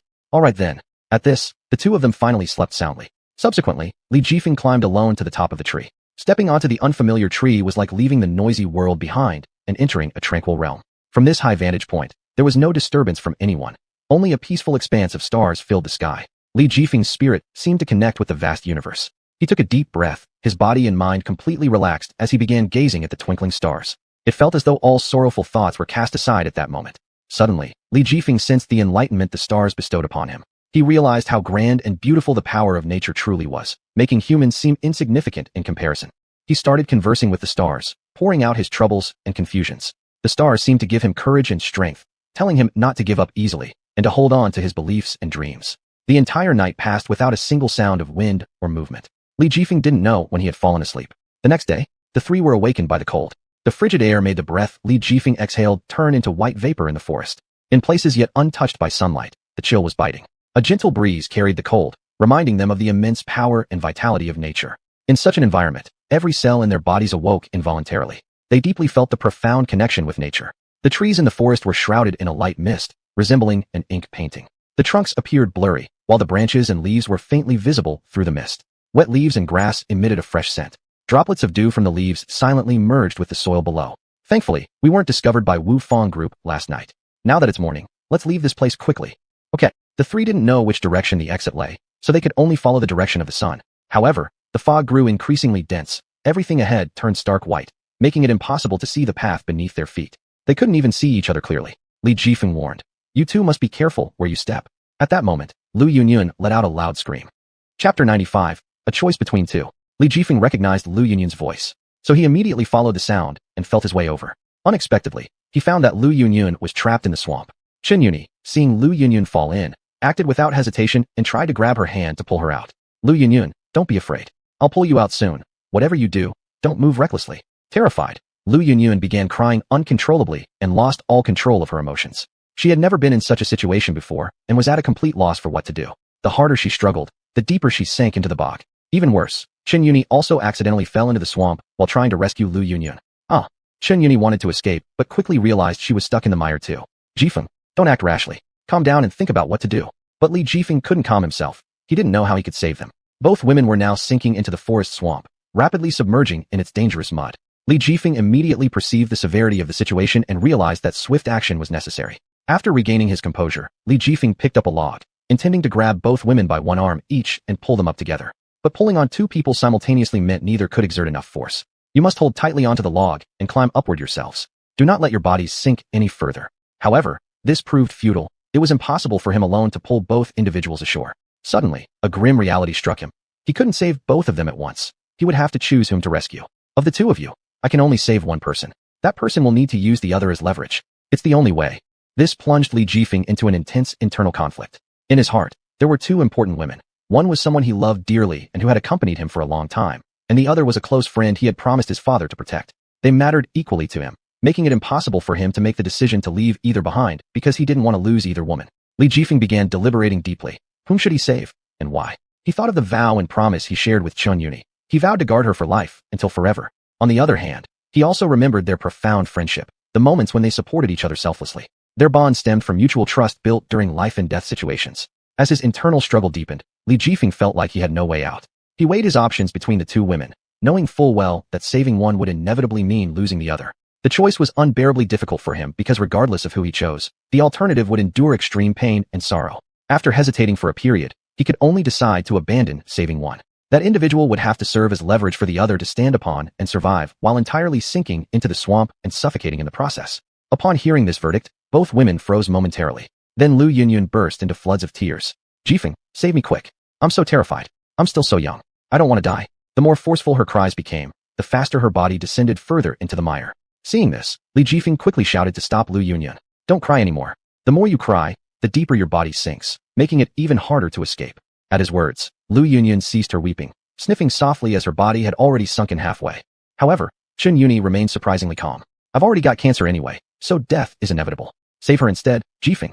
Please don't hesitate." But Lu Yunyun didn't want Chen Yuni left unrescued.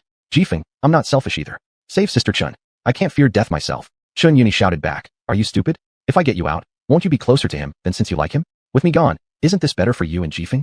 "No, I disagree. If this is fair competition, then we shouldn't resort to such measures," retorted Lu Yunyun. "Isn't it true you also love Jifeng?" Upon hearing these words, Li Jifeng stood there stunned. He hadn't expected that the person he loved also harbored feelings for him. Still, it made the decision no easier for Li Jifeng. Since Chen Yuni already had cancer, she viewed her own sacrifice as trivial. Seeing that Li Jifeng wouldn't decide, she directly dragged Lu Yunyun, used her own body as support, and pushed her ashore. Chen Yuni completely disappeared under the swamp waters, leaving no trace behind. Lu Yunyun collapsed helplessly onto the ground after being saved, staring blankly at where Chen Yuni had vanished within the bog. Li Jifeng couldn't believe this fact. He knelt beside the edge of the swamp, shouting desperately toward it. "Chen Yuni, you must be deceiving me. You didn't actually sink, right? Stop disappearing on me like this. I won't look for your secrets anymore. Please come out, all right? I'm begging you."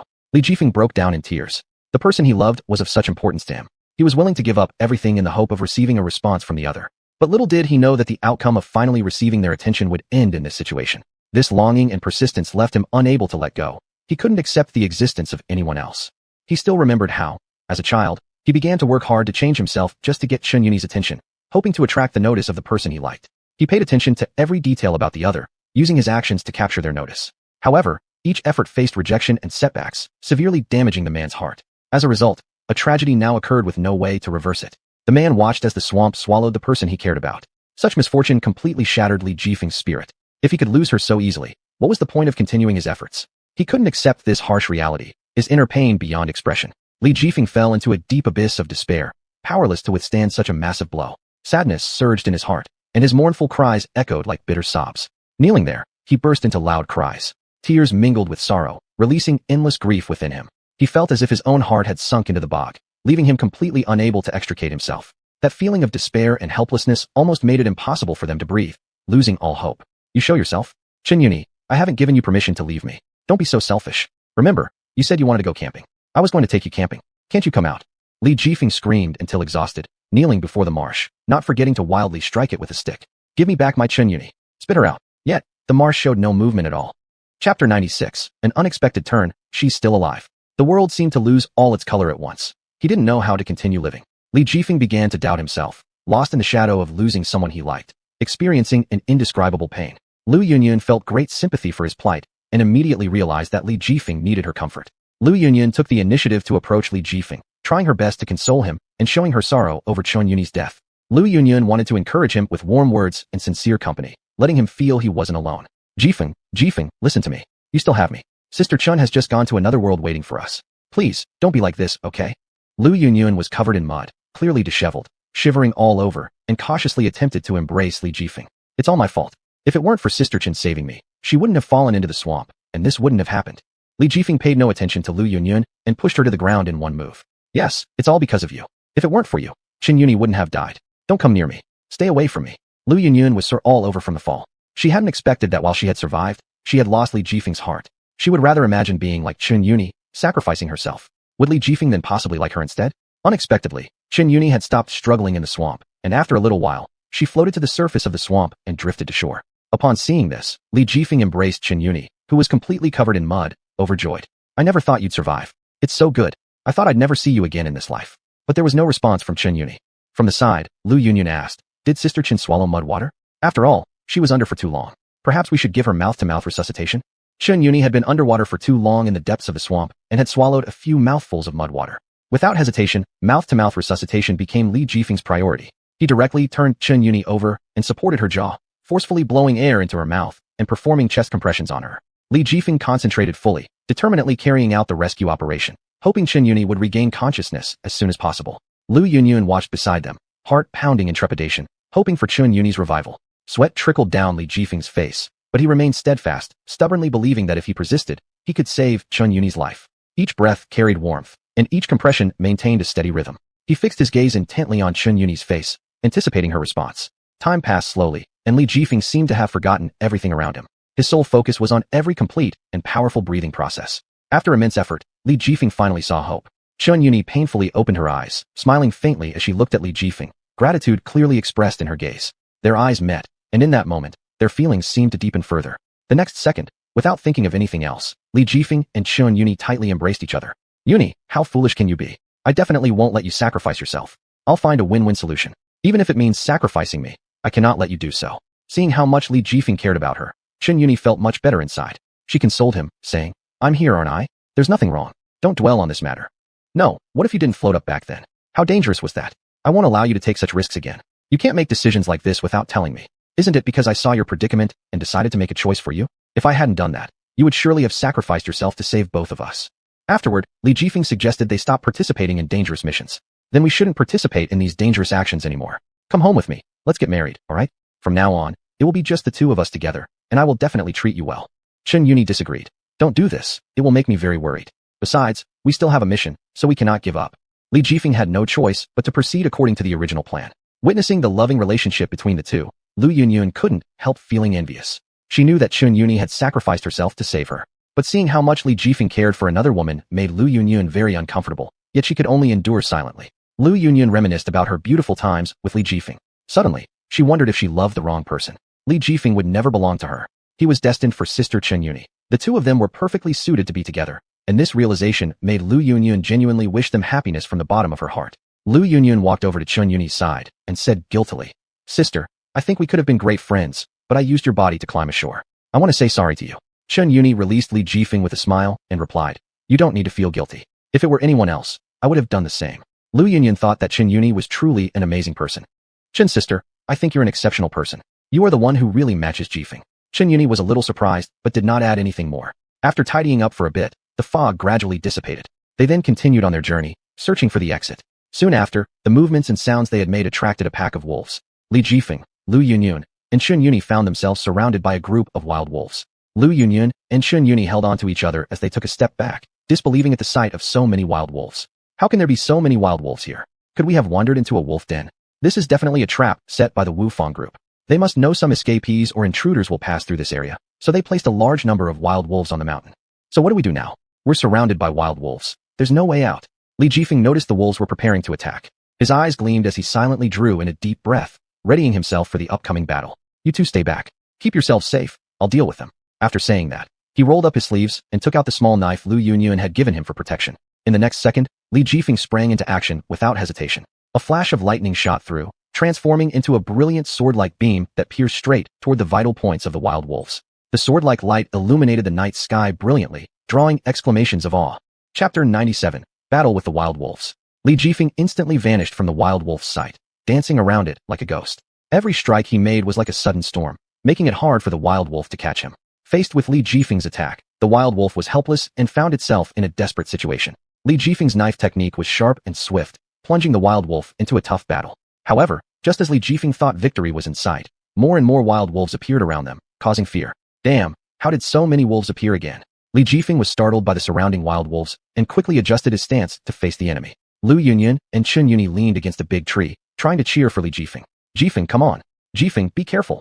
Lu Yunyun had been in the military, but she was utterly exhausted after all the events along the way and was unable to participate in the fight. So, she tried her best to protect Xuanhuan, who could not fight. The wild wolves' attacks became even more ferocious, as if their earlier weakness was just a bait to lure out Li Jifeng's true capabilities. The wild wolves let out a series of fierce howls, ready to tear Li Jifeng apart, opening wide mouths waiting for him to become their prey. Li Jifeng gave everything he had, yet felt like he was facing an unscalable mountain. He knew that this battle was far from over. With a resolute heart, Li Jifeng bravely faced the wild wolves' even more ferocious attacks.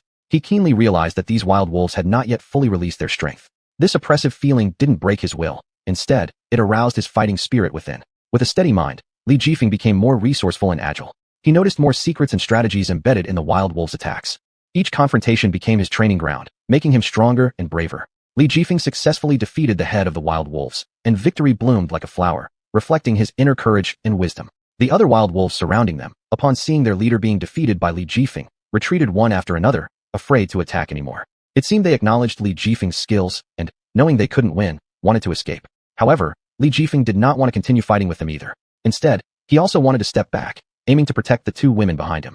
Yet these wild wolves perceived Li Jifeng's intentions and began moving closer to him again. Li Jifeng assumed these wolf packs were planning to attack again, so he prepared for battle, willing to fight these wild wolves to the death. But when the wolf pack approached the man, they did not attack. Instead, they lay down in front of the three of them, as if showing respect for their new leader. This greatly astonished the three. Why are these wild wolves lying down in front of us? Are they making a friendly gesture? They were just about to attack us. Lu Yunyun was very confused. Xuanhuan remained vigilant. Don't get close to them. These wolves are cunning. Perhaps it is their disguise. If you get too close, you'll definitely be bitten. Li Jifeng observed the reaction of the group of wolves, his eyes filled with sincerity. However, in Lu Yunyun and Xuanhuan's view, these wolves were still cunning, and every wolf exuded a dangerous aura. As Li Jifeng moved towards the pack of wolves, Lu Yunyun and Xuanhuan immediately held him back. Li Jifeng, what are you going to do? Don't let these wolves fool you with their pretense of kindness. They're just trying to lower your guard before striking fatally. It's their strategy. Li Jifeng, wake up. Absolutely don't be deceived. But Li Jifeng didn't think the same way, and the two could not hold him back. He squatted among the wolves, placing his knife on the ground, and stretched out to stroke the head of the wolf leader whom he had beaten. Hurt by me, right? Are you showing friendliness? The wolf leader did not suddenly attack Li Jifeng, but lowered its head, allowing him to pet it. Being able to stroke the head of the wolf leader in front of the entire pack means only the next wolf leader can do this. It's a rule among wolves. By letting Li Jifeng stroke his head, the wolf leader implicitly recognized this fact. Although Li Jifeng still didn't understand the deeper meaning, he just felt that these wolves weren't as terrifying as he'd imagined, rather quite friendly. The other wolves seemed to have received an order from the wolf leader and started howling together. Lu Yunyun and Xuanhuan watched this scene with anxiety for Li Jifeng. Jifeng, it seems they really won't harm us. Li Jifeng nodded, seemingly understanding the intention of the wolf leader, and then asked, are you asking me to take over the position of the leader? Do you want to take me to your base? Unexpectedly, the wolf leader howled as if understanding his words, responding to Li Jifeng. Lu Yunyun was surprised. Jifeng, it seems like it understands what you said. It really wants you to be their leader. Li Jifeng was also very surprised after defeating the head wolf and becoming the leader of the pack. The wolf leader stood up, raising its head and howling, which drew all the wolves from the forest. At a glance, there were at least 2,000 wolves. The three of them stood stunned, shocked by this scene. My goodness, I've never seen so many wolves in my life. That shows how capable Jifeng is to become their leader. All the wolves headed off in one direction. The pack leader then bit onto Li Jifeng's sleeve, trying to lead him somewhere. Li Jifeng understood the wolf leader's intent. So the three of them followed the wolf pack and unexpectedly found a cave. Lu Yunyun exclaimed happily. That's great. Even if we're trapped in the forest, we can hide in this cave and have a place to stay at night.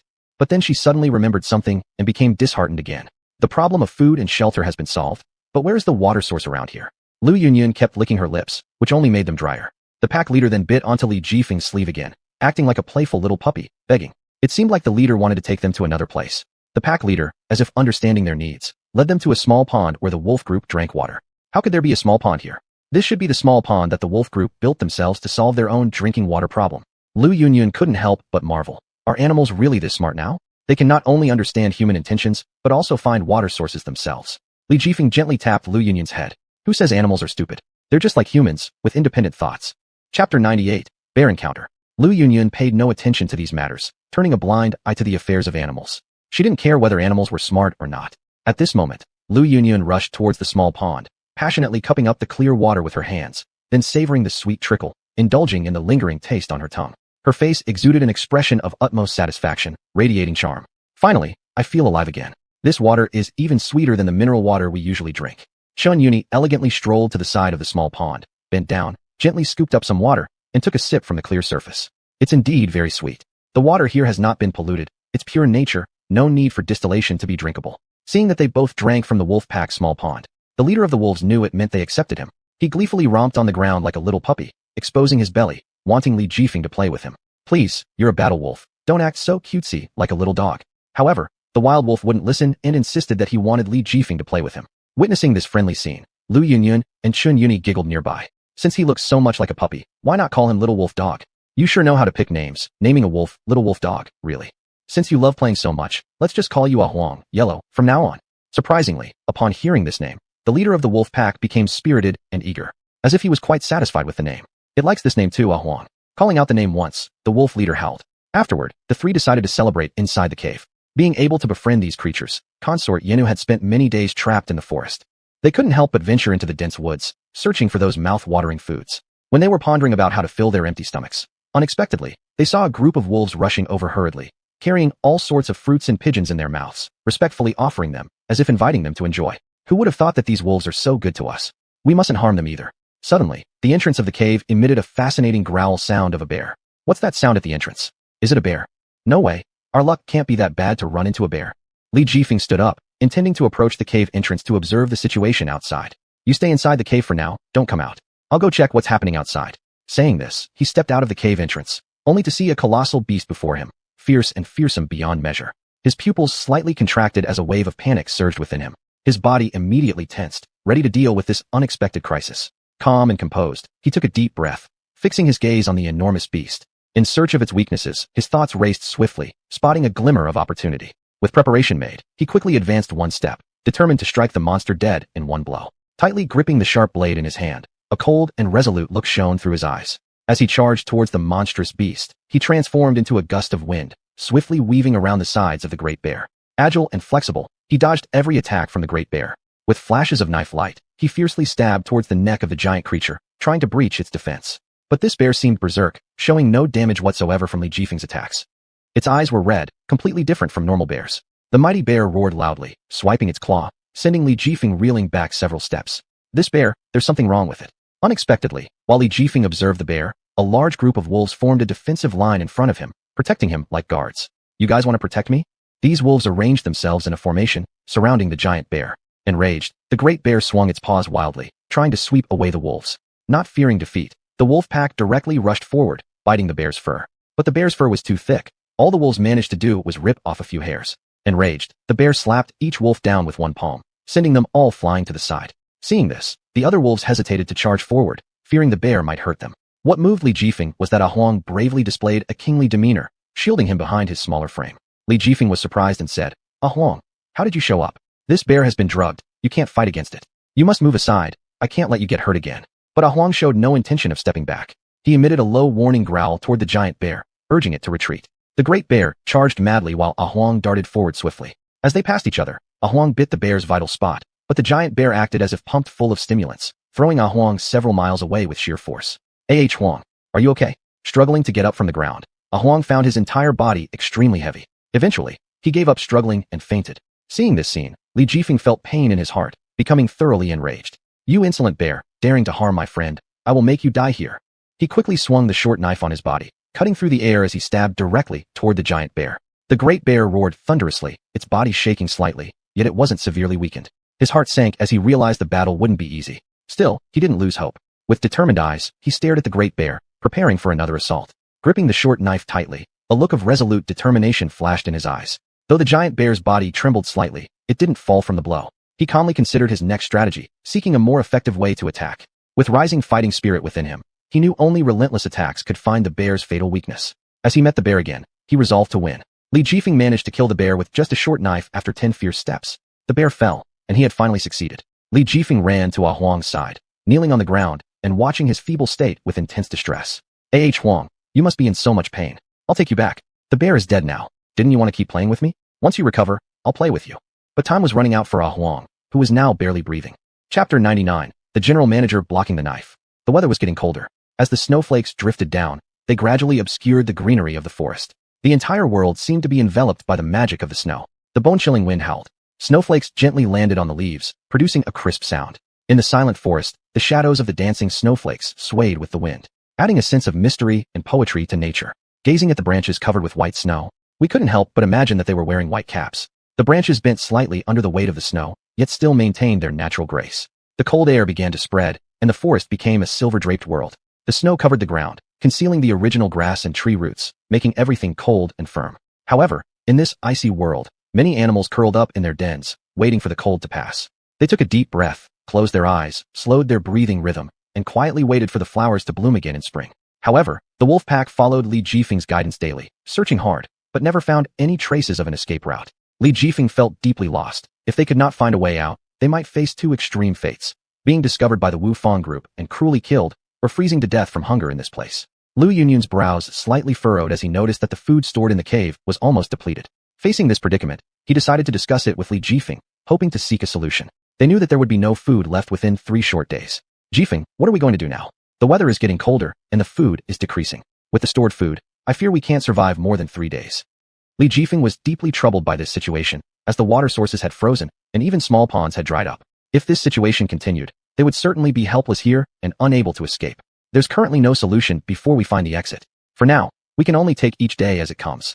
Li Jifeng's words made everyone acutely aware of the severity of the situation, and hinted that perhaps they wouldn't make it through this crisis, prompting everyone to prepare themselves for the imminent dangers. Amidst the tense atmosphere, people couldn't help but start thinking about how to protect their own safety. The cunning wolves woke up, driven by the pain of hunger, which led them into a savage battle among themselves. The terror-inducing hunger drove them into madness while eating greedily. Hunger drove the wolf pack to fight fiercely over the corpse of a companion who died of starvation. They tore and clawed furiously, creating a blood-soaked scene that sent chills down one's spine. The wolf pack displayed instincts of cruelty and madness, momentarily filling the world with an aura of horror. Li Jifeng looked at the wolf leader kneeling on the ground, feeling a twinge of pity. He understood that these starving companions had lost their minds, focusing solely on instinctively fighting for food. He took a deep breath and immediately sprang into action, using his body to shield himself from his comrades' bites and trying to stabilize the situation. After handling the matter, Li Jifeng collapsed in exhaustion. But to their surprise, the Wu Fang group found them at this moment. The president revealed a devilish smile, as though he had anticipated capturing them all along. We meet again, Li Jifeng. Li Jifeng was highly alert, shielding Lu Yunyun and Chun Yuni behind him. You criminals, put down your weapons quickly, and we might spare your lives. This is hilarious. Have you not realized the situation? It's whether we will spare you. Li Jifeng, I'll give you one chance right now.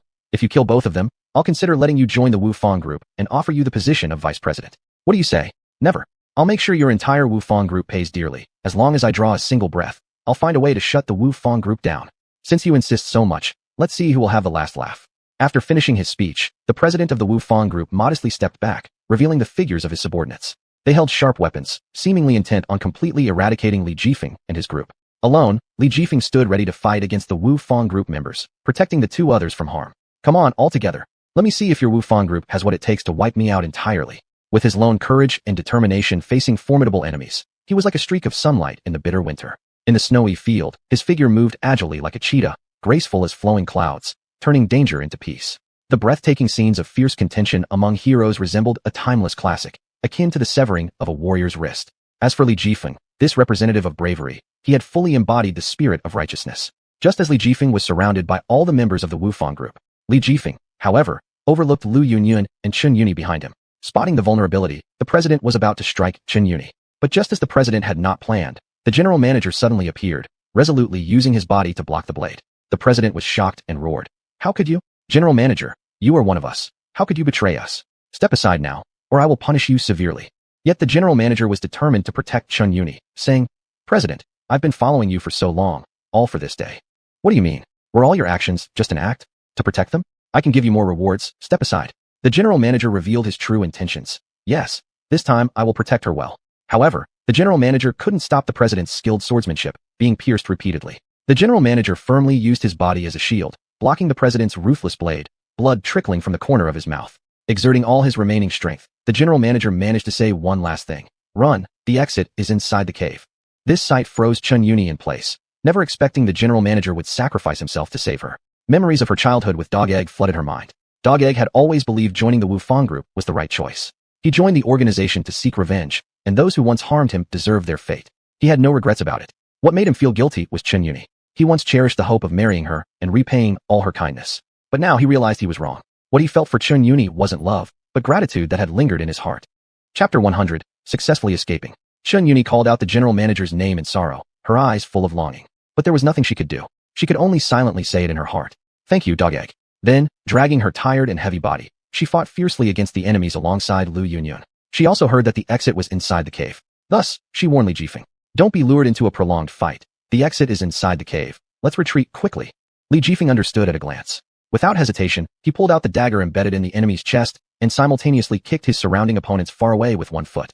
The snow was stained with patches of blood. There were no longer any obstacles around him, so he stepped forward and ran toward the cave. However, the president knew very well that they must not escape. He immediately issued the order to pursue.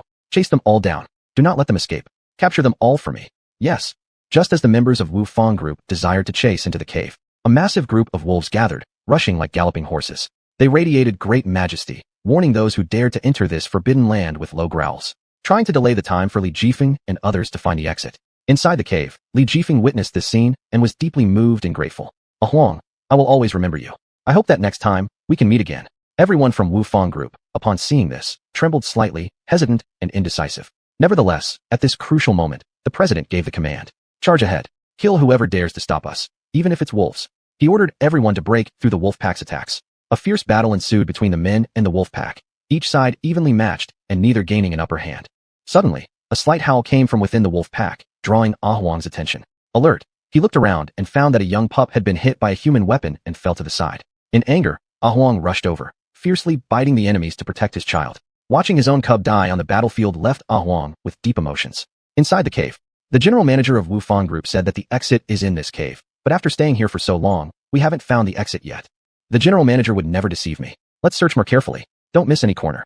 The three worked together meticulously searching the cave, but found nothing, leaving them confused. The sound of battle outside grew more intense, making them worry that Wufang Group's people would soon break in. Therefore, they decided to fight them to the death. At that moment, Wang Xuanjia accidentally discovered a strange button on the wall. Curious, he pressed it, and, unexpectedly, the wall opened automatically, revealing a door. Pushing the door open, a beam of bright light pierced through the darkness of the cave. Following this, the three found the exit in front of them and hurriedly left the place. Rushing out of the cave, they arrived at a large secret chamber filled with ancient books and strange artifacts. Upon entering, they all felt a powerful energy in the air, as if some important secret was hidden here. They knew that only by solving this mystery could they find the true way to escape danger. They carefully examined every book and artifact in the secret chamber, trying to find clues related to the puzzle. Suddenly, an old map caught their attention. In the center of the secret chamber, mysterious words marked on that map seemed to be guiding their next move. Their eyes focused on the cryptic text on the map, pondering deeply over this clue that might point to their next action. During their investigation, an ancient and mysterious phrase suddenly surfaced in their minds. 3 feet, hold divine power. 1 inch, can push open. This moved them, possibly being the key to solving the puzzle. Guided by this phrase, they began searching for something measuring 3 feet in the secret chamber. Coming to the center of the room, they thoroughly searched every corner, hoping to find the hidden item measuring 3 feet. An antique wooden box caught their attention. Carefully opening the box, what met their eyes was an old and tattered ancient book. Excited, they thought that perhaps this book held the key to the answer. Could the exit be written in this ancient book? Hurry up and take a look. Everyone couldn't wait to open the ancient book and find the exit. But upon just opening it, they found it wasn't what they expected. There were no clues at all on it. Instead, another passage appeared after opening the ancient book. Lu Yunyun exclaimed in surprise. This is indeed unexpected. This ancient book turns out to be the key to opening the exit. The three quickly escaped from the exit, successfully returning to town. Who would have thought that the experience of the wolf pack at the cave entrance was not as fortunate? They fought with all their might against the people of Wu Fang group, hoping the other side would know when to stop. But the strength of the opponent was so powerful that it was frightening. In the end, they had no choice but to give up, and the wolves scattered and fled in all directions. The people of Wu Fang group followed closely, only to unexpectedly discover that the three of them had already successfully escaped, now standing helplessly in the face of the situation before them. However, the president seemed distracted, hinting at his own confusion. Looking at his panting subordinates, the president of Wu Fang group took a deep breath, coldly scanned the wolf pack at the cave entrance, and revealed a sinister smile. In his eyes, this was nothing more than a little episode. We've lost this battle, but the war has just begun. Let them go. One of the subordinates asked the president, Mr. President, what should we do with the body of the general manager? The president of Wu Fang group didn't even glance at him, despite the many contributions he had made for the group. Throw it to the wolves. This kind of traitor, unworthy of pity even in death. Yes. The underlings of Wu Fang group casually threw the body of the general manager into the wild countryside. In fact, long before, from the day the mayor invited the president of Wu Fang group to dinner, they had already planned everything out. Even their escape from the cave was part of their plan. In other words, the president intentionally let Li Jifeng run out. He also wanted to test whether the general manager had any intention of betrayal. The essence of matters is far less simple than appearances suggest. The members of Wu Fang group were truly cunning, deliberately letting their enemies infiltrate their ranks to accomplish a predetermined task. This way, Li Jifeng would have the chance to lie low among them, acting as an undercover police officer. Even better, he would become one of the magistrate's men, making it easier for us to control him. At the thought of this, the president of Wu Fang group couldn't help but wear a meaningful smile. Chapter 101, Nightlight Flower. Police Station. The three of them fled to the police station and recounted everything they knew. Li Jifeng also meticulously documented their location and all that had transpired in the case file. A weary policeman at the station furrowed his brow after hearing their account. He picked up the radio, instructing other officers to enhance patrols and swiftly launch an investigation. The policeman narrowed his eyes, pondering the details of the case and any possible leads. He patted Li Jifeng on the shoulder beside him. Rest assured, we will resolve this issue as soon as possible. You've worked hard. Go back and rest early. We will dispatch additional personnel to secretly protect you, so you don't need to worry about your daily lives being disrupted. Then, he hurriedly left the office and dove into the urgent investigative work. The actions of the trio came to a temporary halt as each returned home. I'll head back first. Take care on your way home, Jifeng. Lu Yunyun greeted Li Jifeng with fatigue before leaving. And when Li Jifeng wasn't paying attention, Chun Yuni vanished without a trace once again. When Li Jifeng called her again, the phone rang unanswered. Li Jifeng gazed ahead, his thoughts heavy, feeling undecided. However, at that moment, someone suddenly tapped him lightly on the back. This startled him greatly. Visions of Wu Fang group's operatives surged through his mind, making him cautiously turn around. Instead, he unexpectedly encountered his friend Xuanhuan. She wore a light yellow long dress, her delicate skin appearing particularly enchanting under the streetlights. Xuanhuan? How is it you? What are you doing here? How? Can I come out to play? By the way, where have you been these past few days? It's like you're nowhere to be found. The last time, before I could save your phone number, you ran off. This time, it has to be done.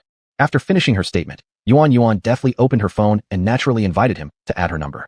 Li Jifeng felt a bit reluctant but could not avoid the request, so he complied and filled in his phone number. Then, Xuanhuan quickly seized Li Jifeng's phone, saving her number without consulting him, and respectfully handed it back to him. Brother Jifeng, sorry about ending up in the hospital last time. And thank you for buying me McDonald's.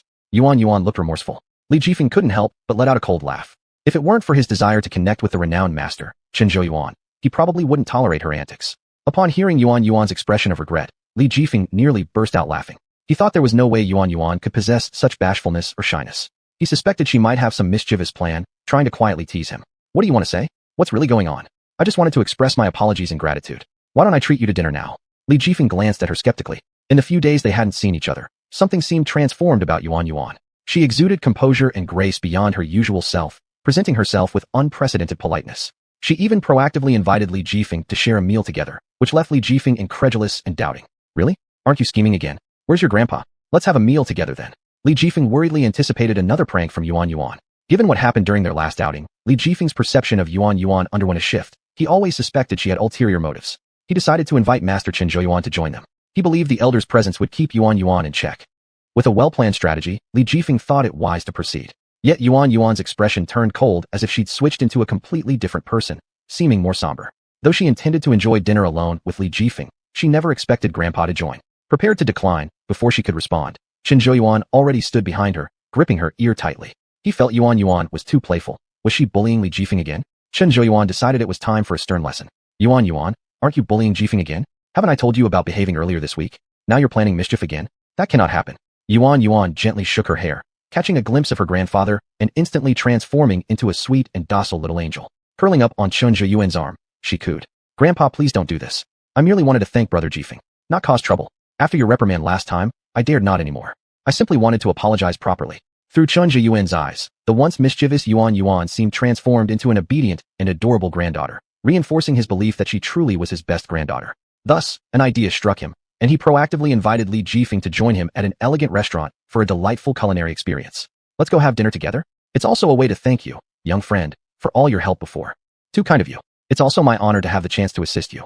Having the opportunity to dine with Chen Zhouyuan was something Li Jifeng wouldn't miss, no matter how tired he was. All right then, I'll gladly accept. After arriving at the restaurant, the waiter guided them into a classically decorated private room. The meticulous arrangements and floral art on the table instantly created a pleasing visual experience. After sitting down, Li Jifeng suddenly pulled out a familiar map. Mysteriously smiling, he said, I heard this restaurant has a hidden garden. Should we explore it? His words sparked their curiosity, leading to a lively discussion between the two. They decided to check out the restaurant's hidden garden, igniting their yearning for a wondrous adventure. The chef came out to lead them through a wall, revealing an astonishing sight. The garden was filled with blooming flowers, and the fresh fragrance permeated the air. At the sight of this beautiful scene, they couldn't help but be awestruck. This restaurant indeed harbored a breathtaking secret. As they strolled through the garden, they carefully appreciated each blooming flower, feeling as if they were in a fairy tale world. Li Jifeng suddenly pointed at a peculiar flower, its faint glow seeping through the petals, and asked curiously, What is this flower? The waiter smiled and replied, This is the legendary nightlight flower, which only blooms at night, hence its name.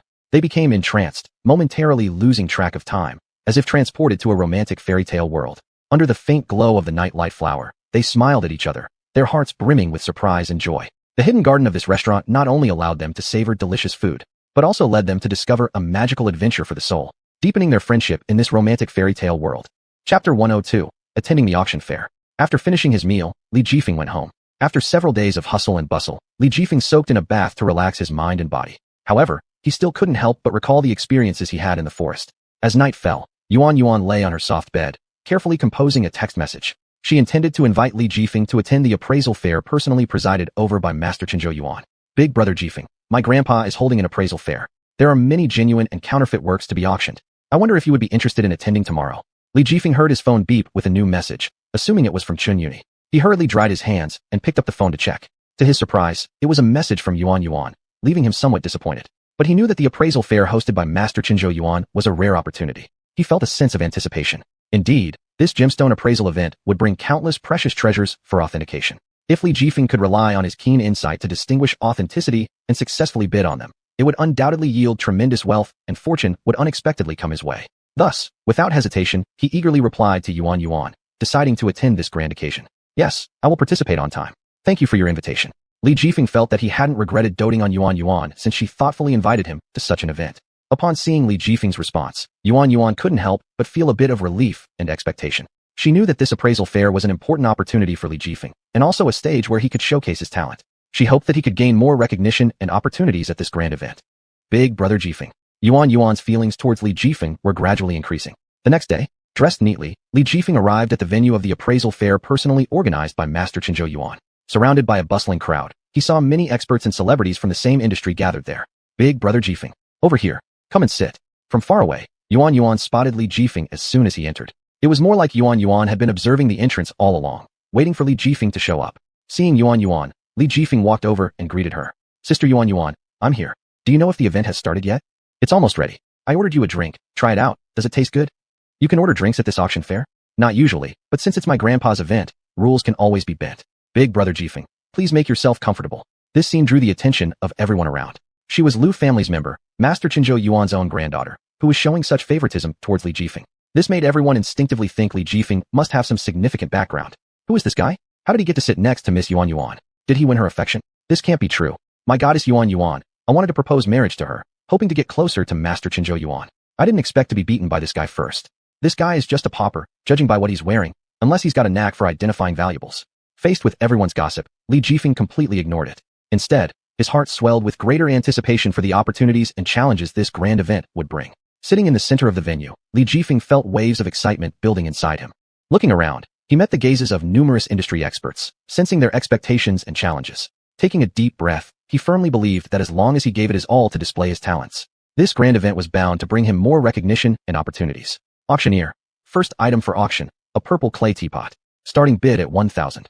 I'll offer 2,000. This item is definitely genuine, and it's certainly worth a fortune. A fine item. How can you take it first?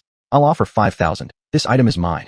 I'll offer 50,000. I've decided, it's mine now. You'll never snatch this chance to get rich. But in one of the second-floor private boxes, second young master's son furrowed his brows slightly. The butler beside the second young master's son stepped out directly, raising the bidding paddle with loud voice. The Sun family offers 500,000. In another private box, the great young master Hao instructed his servant to increase the bid. Our young master offers 1 million. This statement instantly shocked everyone present. Everyone knew that the great young master Hao and second young master Sun were always opponents. This purple clay teapot was worth at most 80,000 yuan, but the great young master Hao was willing to spend 1 million just to go against second young master Sun. Second young master Sun didn't raise the price further, but asked his butler to deliver a message for him. The butler walked to the door of the private room. Master Hao, our young master said he'll let you have it. Under the gazes of everyone, Master Hao, the successor of the Tiao family's prestigious estate, paid a huge sum generously to challenge second young master Sun. He actually ended up purchasing an item of low value, leading many to question his intelligence. Isn't this elder brother Hao a fool? Spending so much money on such a cheap item and still boasting about it like that. Who could disagree? Truly rich with no sense, constantly following in second young master Sun's footsteps just to oppose him. Inside his private room, elder brother Hao was elated that he had taken something away from second young master Sun. He began bragging to his servants. Second young master Sun is nothing but a wimp. He couldn't even snatch this trinket from me. What else can he possibly do? His servant flattered elder brother Hao, saying, yes, how rich you are. That second young master Sun doesn't amount to anything. Not even worth one hair on your body. Elder brother Hao was pleased by his servant's words and found them most agreeable. During the art conference, a mysterious painting appeared, rumored to be a masterpiece by a great artist. The auctioneer announced, this time's item is quite extraordinary. This painting was presented by the mysterious Mr., and if it's genuine, its value would be priceless. Don't miss it, everyone. The starting bid is 2,000 yuan. Subsequently, amidst everyone's curiosity, the painting was unveiled. However, despite its beautiful appearance, the treasure stirred some doubts. This painting must be fake. It feels copied somehow. And it's so expensive. Isn't it merely for exploiting fools? I agree. This painting is definitely fake. Only idiots would buy it. A counterfeit piece starts at 2,000 yuan. They must be desperate. The auctioneer already admitted the truth. If it's real, then the statement was false. In that case, why even bother auctioning it? No one will want it. Skip to the next item quickly. Chapter 103. The easel is the genuine item. At the art appreciation section of the conference, many professionals gathered to observe and discuss this particular painting. However, Li Jifeng decisively wanted to purchase and bid on this painting. I'll offer 2,000. Since no one else wants it, sell this painting to me. Li Jifeng's action surprised everyone around him. Clearly, it was a fake painting. How could someone still want to bid? Moreover, it was the mysterious man by Xuanhuan's side who wanted it. Suddenly, they didn't understand what Xuanhuan saw in him. How could she choose a man who couldn't even distinguish a counterfeit painting? They unanimously told Li Jifeng that the painting was a forgery, completely worthless. Big brother, don't blame us for not warning you. This painting is just a fake, made to fool big fools like you. Are you sure you want to buy it? Yes, it's a fake. Buying it would just be a waste of money. And you're sitting in such a good spot too. Why don't you let me sit there instead? Even Xuanhuan, who had been quietly observing Li Jifeng from the sidelines, felt worried about his decision. Not daring to say it out loud, she thought to herself, he's not the appraiser Master Grandpa talked about, isn't he? How can he not see that this painting is fake at a glance? Xuanhuan's friend, leaning against her, whispered, is this painting really a fake? Xuanhuan nodded and said, of course, this painting is fake. An elder inspected it briefly but decided to mix up the real and fake pieces to make the auction more exciting. I never expected Brother Jifeng to actually bid on this fake piece. Thinking further, Xuanhuan believed Li Jifeng must have his own reasons. After all, when identifying objects with Xuanhuan previously, he always judged accurately at first glance.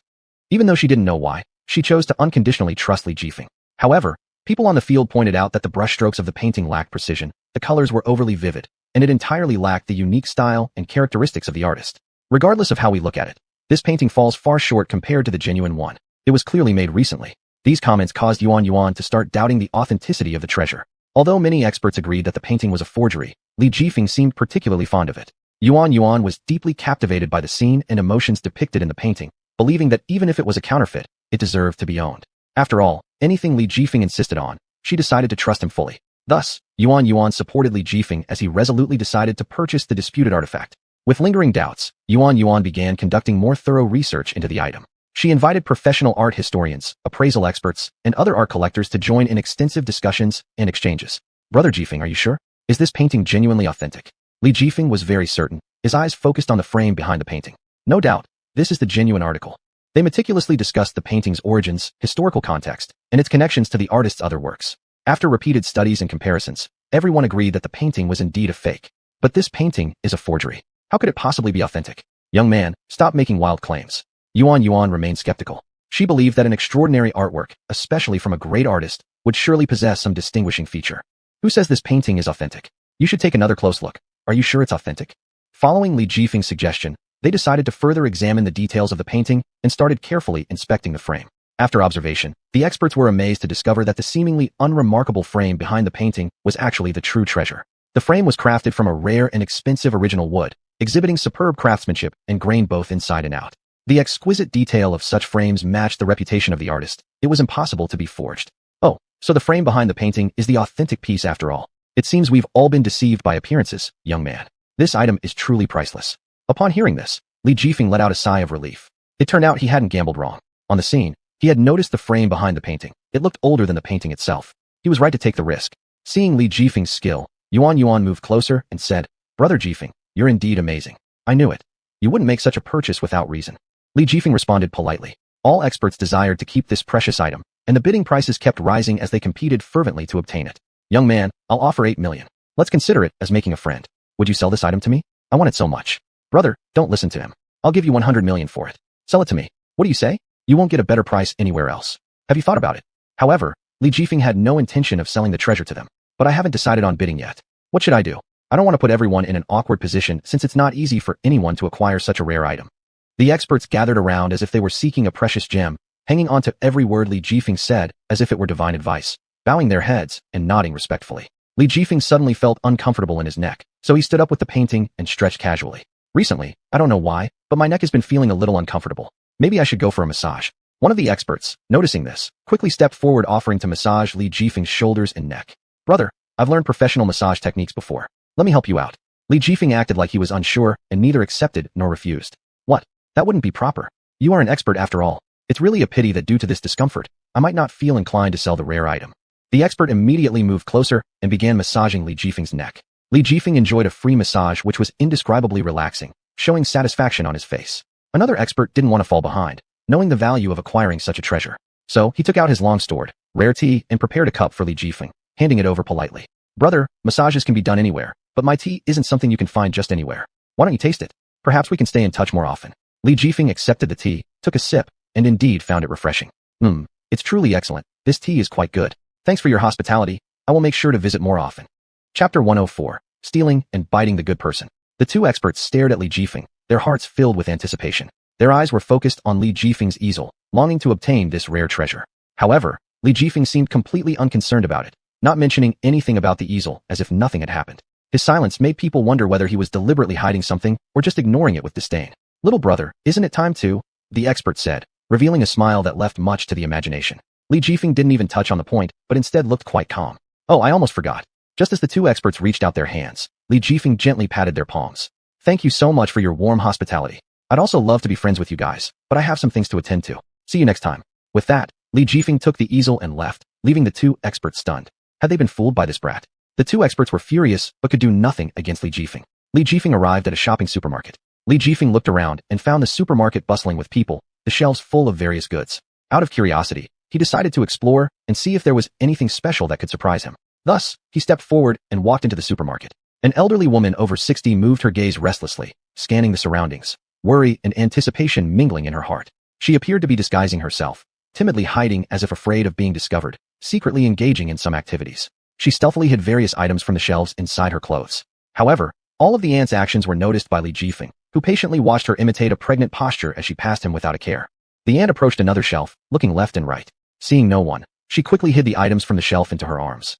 Unbeknownst to her, Li Jifeng had secretly recorded her entire theft. The aunt, pretending to be pregnant, was about to leave the supermarket when the waitress saw through her scheme.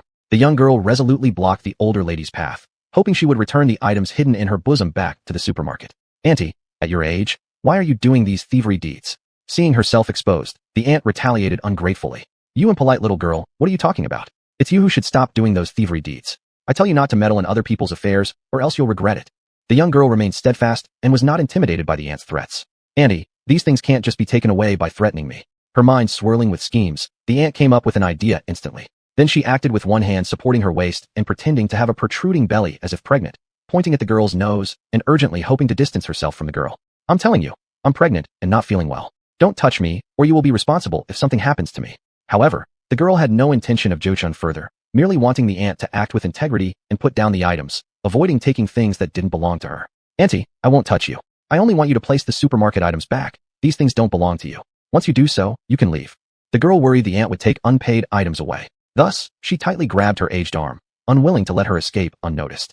The aunt, sensing the vulnerability of the young girl, immediately spotted her weakness.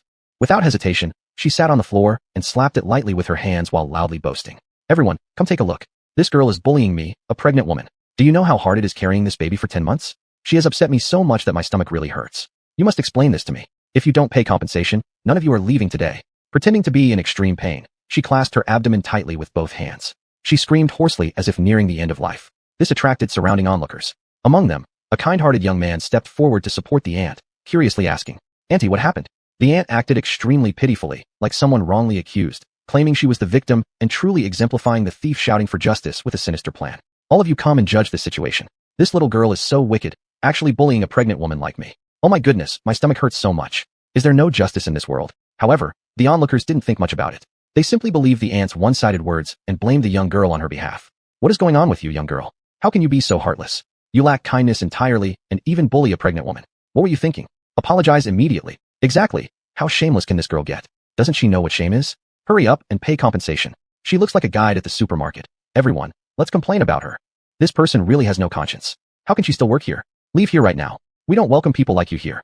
Nevertheless, upon witnessing this scene, the young girl truly hadn't expected things to turn out this way. It had nothing to do with her. It was the aunt herself who sat down and falsely accused her of pushing her.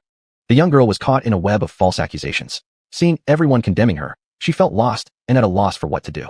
The voices around her made her even more embarrassed. At that moment, she wished she could find a hole to hide from all these words. With her alone, she probably couldn't handle so many verbal attacks. It's not like that. I didn't do it, and it wasn't intentional. Please stop blaming me. It's not what happened. But the onlookers did not stop. Instead, they became even more rampant, pointing fingers directly at the innocent young girl and condemning her mercilessly. Young lady, why aren't you apologizing yet? Stop pretending to be innocent. People like you need some serious discipline. The aunt felt secretly satisfied, her brows showing an arrogant and smug attitude. She chimed in with the crowd's voices, urging the young girl. Why don't you hurry up and pay the compensation? What are you waiting for? Are you waiting to go to jail? Chapter 105, Standing Up for the Little Girl. I think the person who should go to jail is you, ma'am. What great acting. We've all been deceived by someone like you. Amidst the crowd, a distinctive voice quietly sounded, speaking up on behalf of the little girl.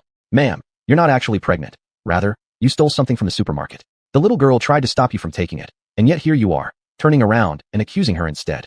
This unexpected action brought a wave of relief to the little girl who had been trapped in confusion and helplessness. Hearing this, the woman looked over, seeing the young man who earlier caught her stealing. Slightly uneasy, the woman felt a strange sense of worry at this witness appearing before her, so she quickly began looking for an excuse. What's it got to do with you? Don't talk nonsense here. Everyone saw what happened. How could anyone believe just a couple of your words? The onlookers all considered the woman the victim and spoke in her defense. Who says that? Is there any evidence? This woman with such a big belly. How could it be fake? Don't say anything crazy. That's right. I think the little girl doesn't respect expectant mothers, and you're her accomplice. That's why you speak for her. Li Jifeng approached, intending to help the little girl out of trouble. The little girl did not want to drag Li Jifeng into this unresolvable mess. She wished he would leave, staying completely unrelated. Thank you for speaking up earlier, but this has nothing to do with you. You'd better leave. The little girl was also concerned that Li Jifeng might be defamed and accused by these people together. After all, he was the only one who helped her make a sound. Li Jifeng gave a gentle smile, like a spring breeze passing through the heart of the little girl.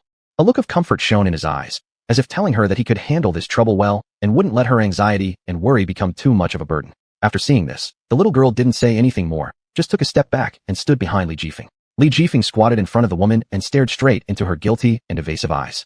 While the woman wasn't paying attention, Li Jifeng suddenly grabbed the item hidden in her bosom. Her obviously large belly instantly disappeared, shocking everyone, none of whom had expected the woman to be a fraud. The crowd started chattering among themselves. What's going on? The swollen belly is gone. Did we slander the little girl? Even if she isn't pregnant, how can you prove it wasn't the little girl's fault? Do you have any evidence? Li Jifeng chuckled coldly and directly played the video he secretly recorded of the woman committing her crime. In the video, the woman stealthily stuffed goods into her belly, then acted as if nothing happened while trying to walk out of the supermarket. Every sound was crystal clear, showing all details of the incident clearly to everyone present. The woman hurriedly defended herself. Is this video fabricated? It's fake. Don't believe him, everyone. Do you really need me to call the police and check the surveillance to see who's right or wrong? Annie, at your age, pretending to be pregnant, isn't that embarrassing? And bullying a young girl like this.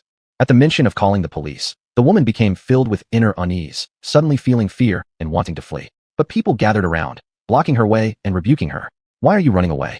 We were helping a bad person like you, truly shameless. Quickly apologized to the little girl.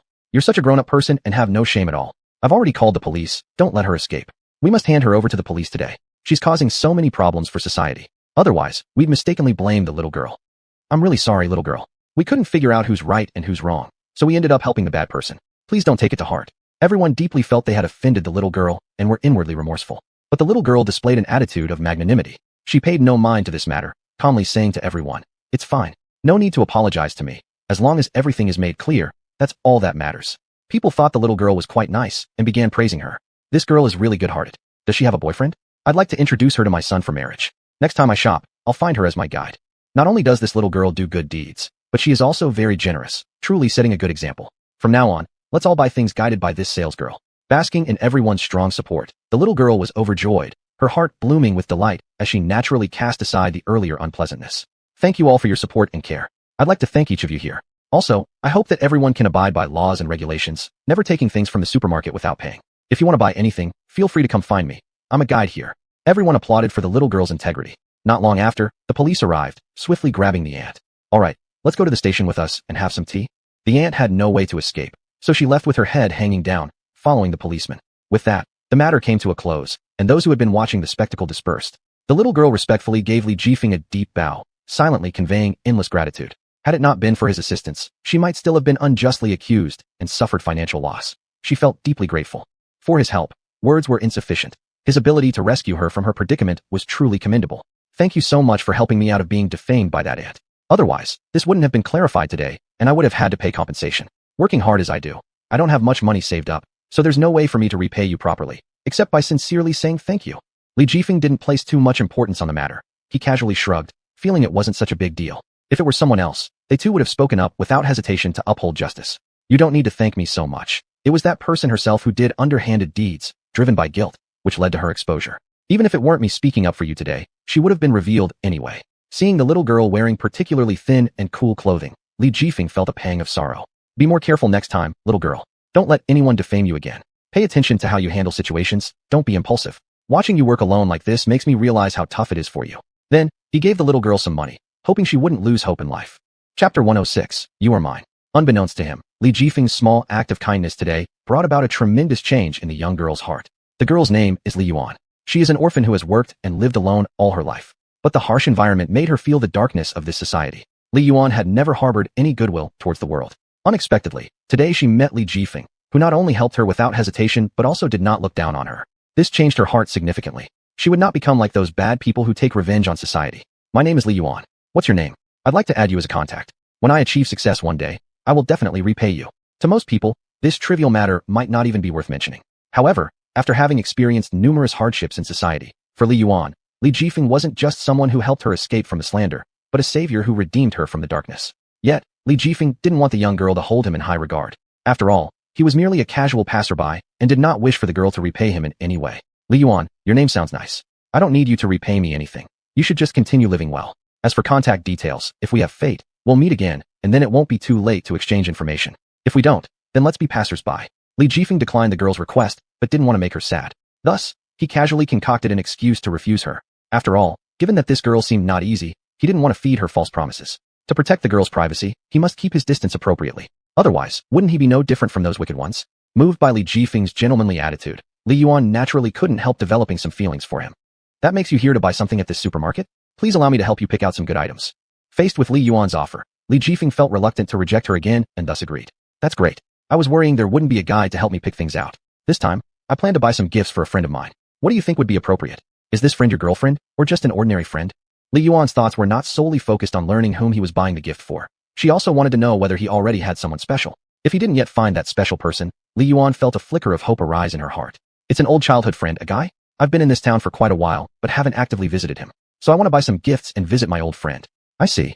Given how much you care for this old friend, your bond must have been truly strong in the past. Allow me to recommend some gifts.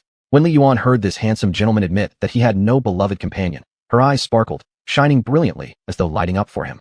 If you value this friend's relationship so much, then perhaps you should give them something memorable as a keepsake. After introducing many products, Li Jifeng finally bought some fruit baskets and some commemorative gifts before leaving. Li Yuan stood at the entrance, gazing at Li Jifeng's retreating back, filled with hope, looking forward to meeting him again someday. However, deep within the shadows of a narrow alley, a pair of eyes intently observed everything happening in the supermarket. At one moment, a tattoo-covered man appeared around the supermarket, whistling boldly, attempting to draw Li Yuan's attention and lure her into the alley. Recognizing his familiar face, Li Yuan immediately turned serious, feeling a wave of panic as if discovering something shocking. Yet, she dared not show any unusual behavior, knowing that there could be others nearby observing her. Thus, she forced herself to remain calm. After a while, she hastily entered the dark alley. Before she could see anyone, a huge hand grabbed her and dragged her to the farthest end of the alley. A young man firmly pushed the girl onto the wall, mercilessly pinning her down. Huangdu, his gaze carried a profound sadness and hatred. As if dealing with an old enemy, he wished to give a memorable warning to. What expression were you giving that man earlier? Do you like him? You disgusting woman. The girl's voice trembled slightly. No, you're wrong. He just helped me earlier, and I was only grateful. You dare repeat that again. You're not allowed to have any feelings for anyone else, not even gratitude. Do you not know you belong to me? Are you itching for another beating so you'll listen to me? Huangdu, I didn't. Please don't hit me. I've realized my mistake already. Huangdu's lips curled with a string of vulgar curses, clenching his fists as if preparing to strike her innocent face hard. The girl was terrified to the core, thinking he would hit her, so she instinctively raised her hands to shield her head. However, Huangdu's punch did not land on her. Instead, it smashed into the wall an inch beside her head. Do you know why I came looking for you today? Don't make me act on it. I haven't received my salary yet recently. Otherwise I can wait 2 more days. Let me borrow from somewhere else. Please just give me a little more time. You disgusting woman. Are you making a mistake? Whether or not you have money, you must give it to me. Otherwise I will beat you daily. Li Yuan's eyes revealed confusion as she looked at the man in front of her. If it weren't for their previous agreement as lovers, she would have thought this man was simply a terrible person here to collect debts. But I really don't have money right now. Wasn't the money that man gave you earlier enough? How could you dare ignore me again? Are you being disobedient once more? I wanted to save that money for something important. Please don't take all of it. Leave me a little bit. I'll pay you back when my salary comes out. Can you wait 2 more days? The girl was practically kneeling before him, but Huangdu refused to wait any longer and struck the girl directly across the face. That tough, unforgiving fist landed directly on the girl's delicate face, leaving bruises and swelling, with blood trickling from her mouth. Chapter 107. Trying to woo the supermarket manager. You dirty slut, I'll teach you a lesson for not listening. Li Yuan suffered from Huangdu's cruel hands, her body battered and bruised, in unbearable pain, unable to stand up. Huangdu skillfully reached into Li Yuan's pocket, snatching away all her money before deciding to leave her be. Just hand over the money next time, it will save you a lot of trouble. You don't even know what's good for you. I'll be back in a couple of days, so make sure you have the money ready. Li Yuan watched helplessly as the money given to her by Li Jifeng was snatched away by Huangdu. After he left, she collapsed into despair, sobbing uncontrollably. She reflected deeply on why she had fallen in love with such a person and why she repeatedly endured his harassment. Tears filled with regret streamed down her face as she questioned what had led her to this situation. But at this moment, she no longer held any affection for Huangdu, only fear. After all, Huangdu was a street thug. If she dared to resist or suggest breaking up, she would suffer both mentally and physically. She longed like in a dream to get away from Huangdu, yet reality was always so harsh and merciless. Li Yuan simply tidied up her clothes, wiped the blood from the corner of her mouth, and touched the wall nearby. She took a deep breath, adjusted her state of mind, and returned to the supermarket to continue organizing the shelves. Just then, her fellow saleswoman and close friend, Xuanhuan, came over, her eyes full of scrutiny. Li Yuan, what were you doing just now? Seeing her best friend, Li Yuan had no guard up. She wiped away a secret tear and managed a forced smile in response. Xuanhuan, my boyfriend came to see me just now. He asked me for money again. Tell me what to do. In this world, you're the only one I have left. I can only trust you. Hurry up and think of a way for me. Xuanhuan gently held Li Yuan's hands, displaying her friendship dramatically. She treated Li Yuan with a hypocritical warmth, but her eyes revealed a hint of disdain. Suppressing her inner disgust, she shook hands with her. Li Yuan, you're such a good person, he really shouldn't treat you like this. But, you also need to learn. If you'd handed the money over earlier, you wouldn't have gotten beaten, right? Besides, didn't you choose him yourself? Even if you don't consider yourself, you should think about the relationship. Absolutely do not tell anyone else, otherwise everyone will look down on you. Pretend that you and your boyfriend are very much in love. Day after day, Xuanhuan showered Li Yuan with exaggerated rhetoric. Li Yuan could only endure humiliation and silently accept everything Xuanhuan said. I believe you. In this world, only you will stay by my side. No matter what Xuanhuan said, Li Yuan accepted it wholeheartedly. She firmly believed that only Xuanhuan could remain by her side forever. Look at you. There are still so many wounds on your body. Let me help you treat them. Remember what I told you. Next time give the money to your boyfriend early, so you won't get beaten. In order to better get along with Li Yuan, she unwillingly pretended to be helpful and actively helped tend to her wounds. However, She had no goodwill toward Li Yuan at all. Seeing Li Yuan's severely wounded body, she felt an odd sense of joy in her heart. She grabbed some irritating medication and pressed it onto the wound without mercy. Although Li Yuan screamed out in pain, she showed no concern and instead applied even more force. Li Yuan's screams immediately drew the attention of the supermarket manager, as though someone was calling for urgent help. When the manager quickly arrived at the scene, he was surprised to find it was just these two employees wasting time here, entirely lacking a sense of responsibility. A dark cloud instantly covered the manager's face. He decided to give these employees a thorough education to make them understand soon who was truly in charge around here. The two of you, what exactly is going on? How dare you slack off right under my nose? Are you still treating this job seriously? If you don't want to work properly, get out of my sight. Don't waste my time. Li Yuan was flustered, caught mid-conversation with xuanhuan when she was spotted by the sharp-eyed manager. Her mind raced as she tried to explain, but her so-called best friend xuanhuan swiftly interrupted her words. Manager, I have some work-related matters to discuss with you privately. Do you have time? This made Li Yuan even more confused. Li Yuan hesitantly looked at xuanhuan, her mind filled with anxiety about the manager's reprimand.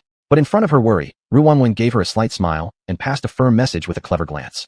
Don't worry, I'll be fine. A wave of warmth surged through Li Yuan's heart. She understood that as long as xuanhuan was by her side, she would overcome all difficulties. The manager, with a placid expression, gestured for xuanhuan to follow him into the office.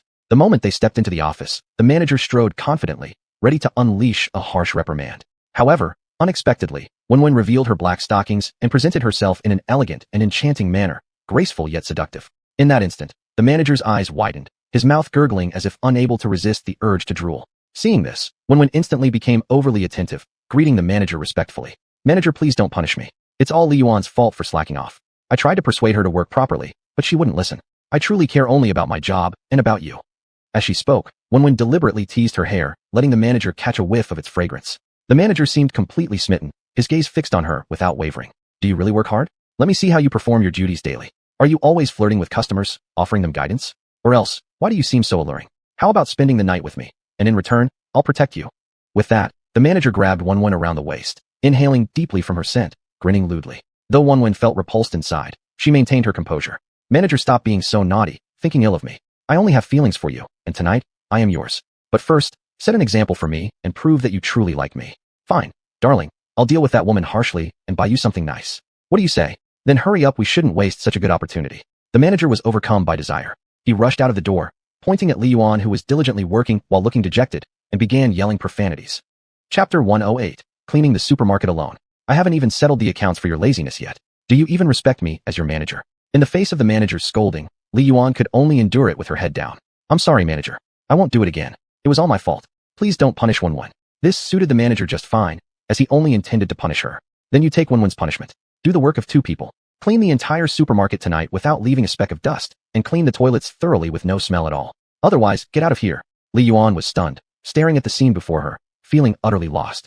Could she really finish cleaning this entire supermarket alone? It seemed like an unimaginable task. At this pace, staying up all night until dawn might not be enough to finish the job. Even so, Li Yuan had no idea how to refuse. She could only set aside her need for sleep for now. Manager, do I really have to clean alone? I just said 2 words. Is this punishment really necessary? I won't say anything next time. It's truly impossible to finish. If you can't finish, then leave. This is my decision.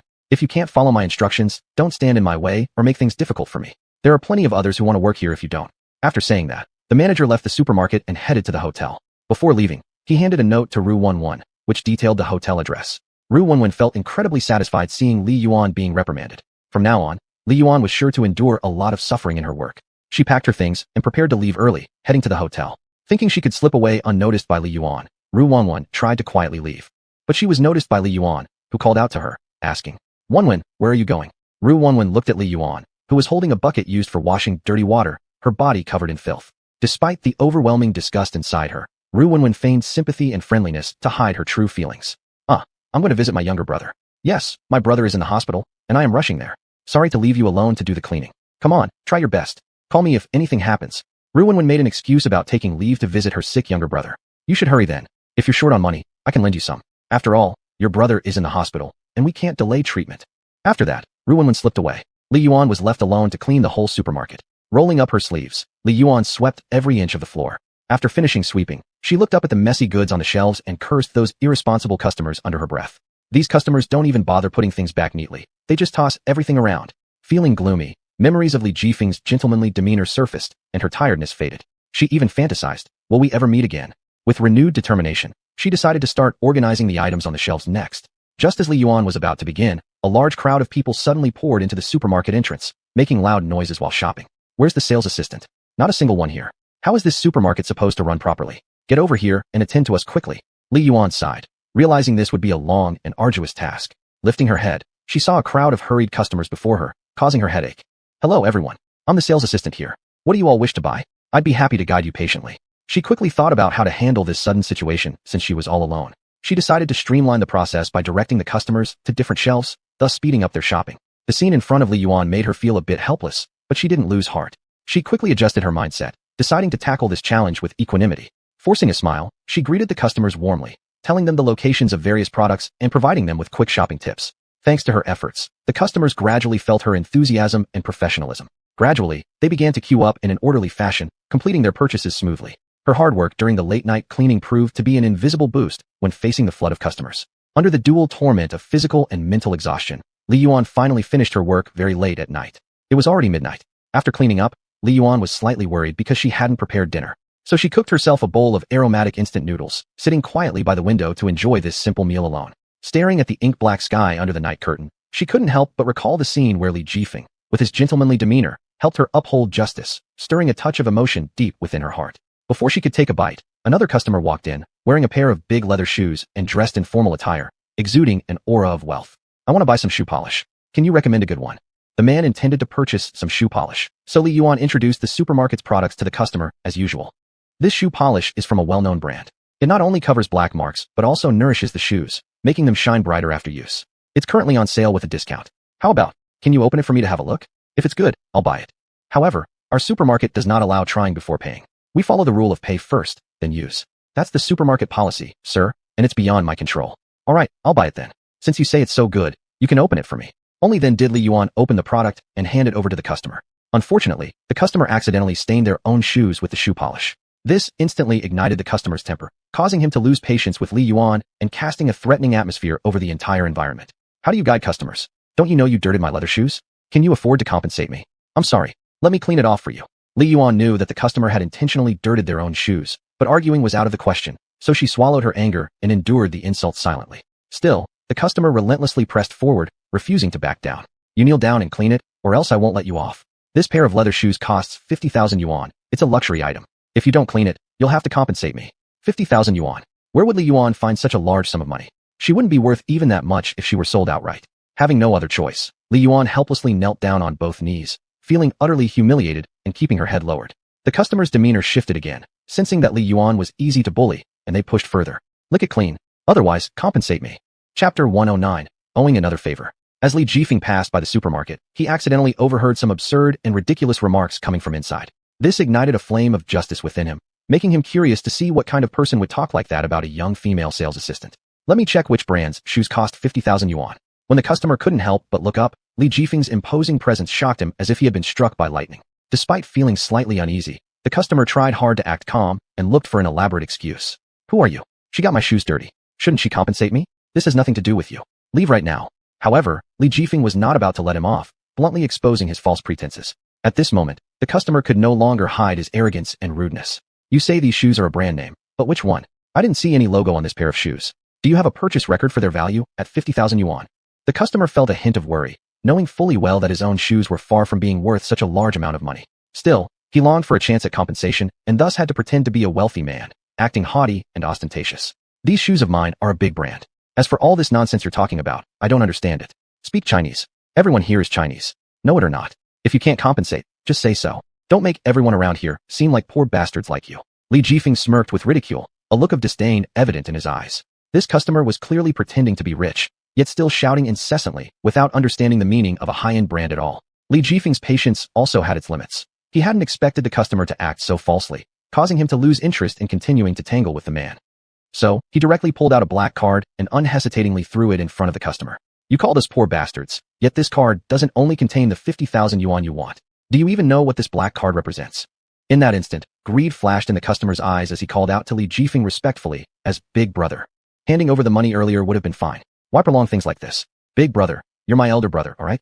Can I take the money and leave? More than just money, that black card symbolized an unparalleled power. The customer knew this well. The significance of this card went beyond wealth. It represented authority and prestige, capable of placing its holder among the ranks of the world's invisible billionaires. Driven by such valuable capital, the customer yearned to get his hands on the black card and escape from what seemed to be a dangerous place. Desire burned within him, involuntarily showing on his face. But Li Jifeng had already decided. From the very start, he had no intention of compensating such a greedy customer with this black card. Did I tell you to take it? This is my property. How can you just easily take it? The customer stared at the other side, confused, completely failing to grasp the implied meaning. Puzzled thoughts arose. Didn't he throw out this black card so he could take the money and go? Could there be another hidden implication? Not treating himself as an outsider, the customer asked rudely. Isn't this black card meant for me? Li Jifeng, looking at the customer's greedy face filled with desire but unable to attain it, couldn't help but feel amused internally. What are you thinking? How could I possibly give you this black card? You're truly not just laughable, but shameless too. The surveillance video should have captured that it was your own fault that dirt got on your shoes. And you're asking us for compensation? I just wanted to show you how much wealthier we are than you. Li Jifeng devised a plan, intending to humiliate and embarrass this disgraceful customer. Realizing he had been thoroughly criticized and left utterly discredited, the customer couldn't continue arguing and hastily left the scene. Li Yuan once again saw the person she had been fondly longing for, her speech starting to stutter. We meet again. It seems you've helped me once more, and I owe you another favor. Last time, you said that if we met again, you'd add me as a friend. Please don't break your word, brother benefactor. From the moment Li Jifeng entered, he hadn't paid attention to the fact that the young girl who was mistreated turned out to be the same salesgirl he'd previously met. Ah, I remember you. You were the girl slandered by that ant before. It's you, isn't it? Then scan me. Li Jifeng opened his phone while saying so, allowing the young girl to add him as a friend. Li Yuan was overjoyed in her heart, yet she deliberately put on a grave expression on her face, unwilling for the other party to perceive her inner joy. The person she had long awaited finally appeared, and now they were becoming friends. Her heart was filled with gratitude, anticipating an opportunity in the future to repay these two favors with friendship. She yearned to interact more with him, to learn about his character and style. I didn't expect that you would still remember me. Li Jifeng's focus was on his detailed observation of a lovely little girl. In order to maintain the supermarket's cleanliness, her whole body was stained with dirt. Unfortunately, even the instant noodles placed by the window, untouched beside her, could not quell her hunger. Of course I remember you. Why haven't you gone home so late? Are you cleaning the supermarket all alone? Are you being exploited by your boss? I didn't expect you to be so observant. It's all been guessed by you. It's embarrassing. At the moment before the little girl finished speaking, Li Jifeng quickly pulled out a bandage. With meticulous care, he intended to personally apply it to her injured area. The little girl unconsciously took a step back, but then hesitated and steadied herself, allowing him to place the bandage for her. This warm scene caused her heart to blossom with joy. Gently touching her wound, she felt the delicate texture brought by the bandage. As the mirror reflected the image, a beautiful cartoon pattern emerged on the bandage. This made her heart brim with happiness and revealed genuine pleasure from within. Thank you. If there is a chance, I will definitely invite you to dinner when I get my next paycheck. Will you come? But then she seemed to recall something, lowering her head and muttering softly, forget it. Someone like me, how can I possibly invite you to dinner? They all think I'm dirty. I can't let you look down on me. What she didn't know was that Li Jifeng heard her and kindly replied, I'll be waiting for you. Chapter 110, The Pain of Betrayal. At that moment, Li Yuan was moved by Li Jifeng's words and stood there in a daze. She had never imagined that, apart from her confidant, there would actually be someone who did not disdain her. This made the girl feel a strong interest in him. As she watched his retreating back, she felt some inner restlessness. What about their next encounter? However, since the work at the supermarket was already successfully completed, he set off happily on his way home. Unexpectedly, he encountered two familiar figures along the way, her boyfriend and her confidant. They appeared extremely close, showing no restraint on the street. This scene left the girl momentarily stunned. Although she thought there was nothing between them, looking at the truth made her deceive herself. In the end, she couldn't help but follow them to see what they were up to. Xuanhuan and Huangdu arrived at a hotel, glancing around discreetly. After confirming that they didn't see any familiar faces, they unobtrusively entered the lobby. The hotel owner immediately noticed the two new guests and enthusiastically approached to greet them. We have every type of room available right now. I wonder what kind of room the two of you would like. And there are many discount offers, such as massage packages. Huangdu acted very generous and embraced Xuanhuan. Their manner of speaking and interacting revealed a very intimate relationship. Even the hotel owner looked somewhat uneasy after seeing them. Just give us a king-sized bedroom. All right, here's your room key for room 888. Huangdu held Xuanhuan's waist as they took the elevator upstairs. Inside the elevator, nestled in Huangdu's embrace, Xuanhuan softly cooed and teased. Huangdu brother, why did you even open a king-sized bedroom? It must have cost a lot. No big deal. With all the money I just stole today, opening a king-sized bedroom is nothing. I also want to take you out to eat pig's trotter rice. In a couple days, that wretch will release our wages. I'll buy you a gold necklace then. How does that sound? Yes, you're so much more generous than that old man at the supermarket. I spent hours entertaining him, and he threw me out of the hotel, saying something about saving costs. It really made me furious. But at least my flattery wasn't wasted, making that wretch's life difficult at the supermarket. You're clever indeed. You look much better than that wretch. Who knows how many times she's been secretly messed with by others. Just thinking about her makes me angry. I want to beat her to death. After the two left, Li Yuan stepped lightly towards the front desk, subtly blocking the view of the hotel owner who had arranged the room earlier.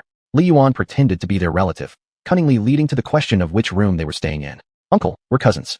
Didn't a man and a woman just come in? They've gone upstairs. I've traveled a long way, and they opened the room to welcome me. So could you tell me the room number, please? The hotel owner didn't suspect anything too deeply. Since they were supposedly cousins, he quickly gave the room number to Li Yuan without hesitation. The room number is 888. You can go find them yourself, correct? Would you like me to escort you up? Thank you, uncle. No need to escort me. I can find it myself. Wishing your business prospers. All right, go ahead yourself. I still have things to handle and won't accompany you. If anything happens, call out to me over the phone. Li Yuan approached the door to the room, hearing intense sounds inside. This filled her heart with sorrow. She originally hadn't believed that they were together, only to receive the outcome she least wanted to know. She questioned why, despite years of caring and cherishing her boyfriend, despite his occasional tendencies towards domestic violence which she chose to forgive, he had still chosen betrayal. To Li Yuan's astonishment, her boyfriend betrayed her with the person she trusted most, her best friend. Li Yuan couldn't believe her eyes, starting to doubt who else could genuinely trust her, whether true trust existed in this world. Listening to their passionate sounds, Li Yuan was powerless, running away crying. On the street, Li Yuan walked until suddenly the sky erupted in heavy rain. Her body soaked, her heart shattered. She began reflecting, asking why the people in this world always treat her with disloyalty and injustice. She felt living was meaningless, lost and despondent, like a bowl of tasteless chicken soup. She screamed, releasing all her grievances accumulated over the years. Why? Why do all of you treat me this way? Don't your consciences hurt? I will never again offer you my sincerity. Li Yuan shouted herself hoarse, then walked to the bridge and stared at the river. It was as if she'd found a sense of belonging and was contemplating jumping into the river to end her life. Unexpectedly, just as Li Yuan was about to jump, someone grabbed her arm and saved her. Looking at Li Yuan's dazed expression, Li Jifeng was filled with anxiety. He had not expected this young girl to feel so utterly disheartened by life. She was trying to resolve her pain in such an unbearable way. From this moment forward, he decided he would rescue this girl, no matter what it took. Life has so many pleasures left to enjoy. Don't always dwell on unhappy things. You're still young, with so much time ahead of you waiting for you. Things might improve later on. How can you decide to end your own life so easily? Let's talk, can we come down? In front of Li Yuan appeared none other than the debonair Li Jifeng. This strange turn of events made her start questioning its authenticity, as though she were caught in a dream. She lightly slapped her cheeks, affirming that this figure was indeed the real him she longed to see. At this moment, her heart collapsed completely, and tears gushed out. She tightly hugged him, finding immense solace in his presence. You don't know, my best friend and my boyfriend are together now. I'm so incredibly sad. I have no parents. I am an orphan. Everyone has betrayed me. I have nothing left. Don't be sad. There is still me, isn't there? Li Yuan looked up, her eyes fixed on Li Jifeng. She doubted his sincerity, feeling an indescribable and unfathomable emotion. Will you really stay by my side? You won't despise me, betray me, or abandon me like they did, will you? Seeing this girl about to leap alone into oblivion, Li Jifeng felt compelled to say something first to save her. After all, one life was at stake. Chapter 111. Taking in the poor little girl. Didn't you say you've lost everything? Then come work with me. I'll take you along. Come home with me first. What do you say? It's no good standing here in the rain forever. Come home with me. Once we get back, you can tell me anything and I'll help you solve your problems. You can trust me. The two were drenched in the heavy rain. Li Yuan's mood was absolutely terrible. She couldn't care about anything else anymore. She felt like she had no reason to live. Her heart was heavy with sorrow, as if it were being cut by a knife. She wasn't afraid of dying now. There was nothing she wouldn't dare to do. And when Li Jifeng saw this, he immediately stayed by her side, fearing that the girl might do something rash. Without hesitation, he took off his coat and tightly wrapped it around Li Yuan, afraid that she might catch a cold. He gently consoled her, hoping to bring her home before they talked about other things. Just come back with me. Tell me what difficulties you're facing, and I will help you. All right, I'll go with you. I hope you can keep your promise. At this point, she trusted no one but Li Jifeng. Although they hadn't known each other for long, her intuition told her that Li Jifeng was reliable. Thus, Li Yuan followed Li Jifeng home. Both of them were soaked through to their bones as if marinated in soup, cold winds seeping through their clothes. Upon arriving home, Li Jifeng was shocked to find that his parents were nowhere to be found. Mom? Dad? Where are you? They don't seem to be home. The house was vast and quiet, carrying a sense of desolation from being unoccupied. There was no response at all. However, his gaze fell upon Li Yuan. After enduring such a long rainstorm, they were both completely soaked. Li Yuan kept sneezing and trembling. Li Jifeng set aside the matter of his parents momentarily. He quickly searched for a white shirt, hoping that Li Yuan could change out of her soaked clothes first, then take a shower and tidy up her hair. Go take a shower and freshen up in my bathroom. Don't catch a cold from staying wet too long. Li Yuan was slightly worried and asked, if I use your bathroom, where will you go? All the bedrooms have en-suite bathrooms. I'll just use my parents' bathroom. As Li Jifeng was about to leave, he turned back and added, by the way, you can sleep in this room later. I'll be in the next room and won't disturb you. Don't worry, you can lock the door. If you're scared, feel free to do so. After finishing his instructions, Li Jifeng left the room and entered his parents' bedroom. He changed out of his soaked clothes, tidied himself up a bit, and gradually calmed down. Then, As he lay on the soft bed intending to rest, he casually dialed his parents' number. Out of curiosity, why was there no one at home? Where had they gone? Could something have happened? The phone was answered swiftly, and a voice came through as pleasant as musical notes drifting in the air. Clearly, his parents were immersed in endless joy. Where did you two go? Why isn't anyone home? This late at night. Why are you even out without telling me? I was quite worried. Oh, our good son. We decided to go on a trip. We've already arrived somewhere and haven't had time to tell you yet. You went on a trip? What about the house? You already know now, right? By the way, let you know that your distant cousin is coming to stay with us for a while. Take good care of her, please. She's very obedient. Speak gently so as not to scare her. What? A cousin? I don't even know her. How am I supposed to take care of her, isn't?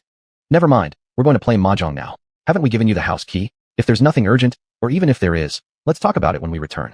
Bye for now. Before Lijifeng could say more, his parents hung up. He began to doubt whether he was really their biological child, since they treated him so indifferently. He didn't know when his parents had bought tickets to go on vacation and departed without making a sound, even failing to say goodbye to him. Just thinking about it made him gloomy. I didn't even agree to take in a cousin. However, just as he was feeling disheartened, there came a knock on the door. He opened the door to see a young girl wearing a white blouse. With tender skin and shy charm, her presence stirred an instinctive desire to protect her. Li Yuan, why aren't you asleep yet? It's so late now. Tomorrow, you probably won't be able to wake up. Li Yuan fiddled with the folds of her pristine white blouse, her face flushed red. She seemed to be trying to express her thoughts delicately, but the words eluded her, and her lips remained closed. Brother, I still don't know your name. I didn't expect you to save me twice today. It's really embarrassing and inconvenient for you. I'm having such a bad day, but if I bother you, I'll leave immediately without causing any more trouble. My name is Lijifeng. It's not a big deal. Seeing that you're alone and having a tough time, you can just stay here with me for now. My parents have gone on vacation for a few days, and there's no one at home anyway. I was actually feeling lonely since there's no one around to keep me company. You can live in my room for now, and when you find another place to stay, you can leave then. I truly appreciate Brother Jifeng's kindness. If so, I can't just stay here for free. It would be too impolite. I can help with housework and even cook meals for you. Thank you very much for letting me stay. Really? That would be amazing. I don't even know how to cook yet, and I was worried about where I'd eat. So let's have those tasks handled by you from now on. Li Yuan paused momentarily, never expecting that someone would genuinely accept her into their home. But perhaps this wasn't such a bad thing. After all, it meant she could restart her life anew and wouldn't have to dwell on the troubles concerning her boyfriend's abuse or her best friend's betrayal. It's getting late. Go back to your room to rest quickly, and we'll talk about everything else in the morning. Li Yuan looked out of the window, seeing the pitch-black sky, not realizing how much time had passed. All right, sleep early. I won't disturb you anymore. I'll make breakfast in the morning and wake you up. Good night. Good night. As Li Yuan entered Lijifeng's quiet bedroom, waves of physical and mental exhaustion washed over her. She yearned for the comfort of rest after enduring such a difficult day and promptly fell asleep upon lying down. At the same time, Lijifeng graciously gave up his own room for Li Yuan and slept soundly in his parents' master bedroom. After enduring a tiring day, they both relaxed deeply into slumber. Chapter 112. Tearing up the servitude contract. A night had passed. The next morning, Li Yuan got up early and started cooking breakfast in the kitchen. Though unfamiliar with the kitchen, she managed by slowly figuring things out.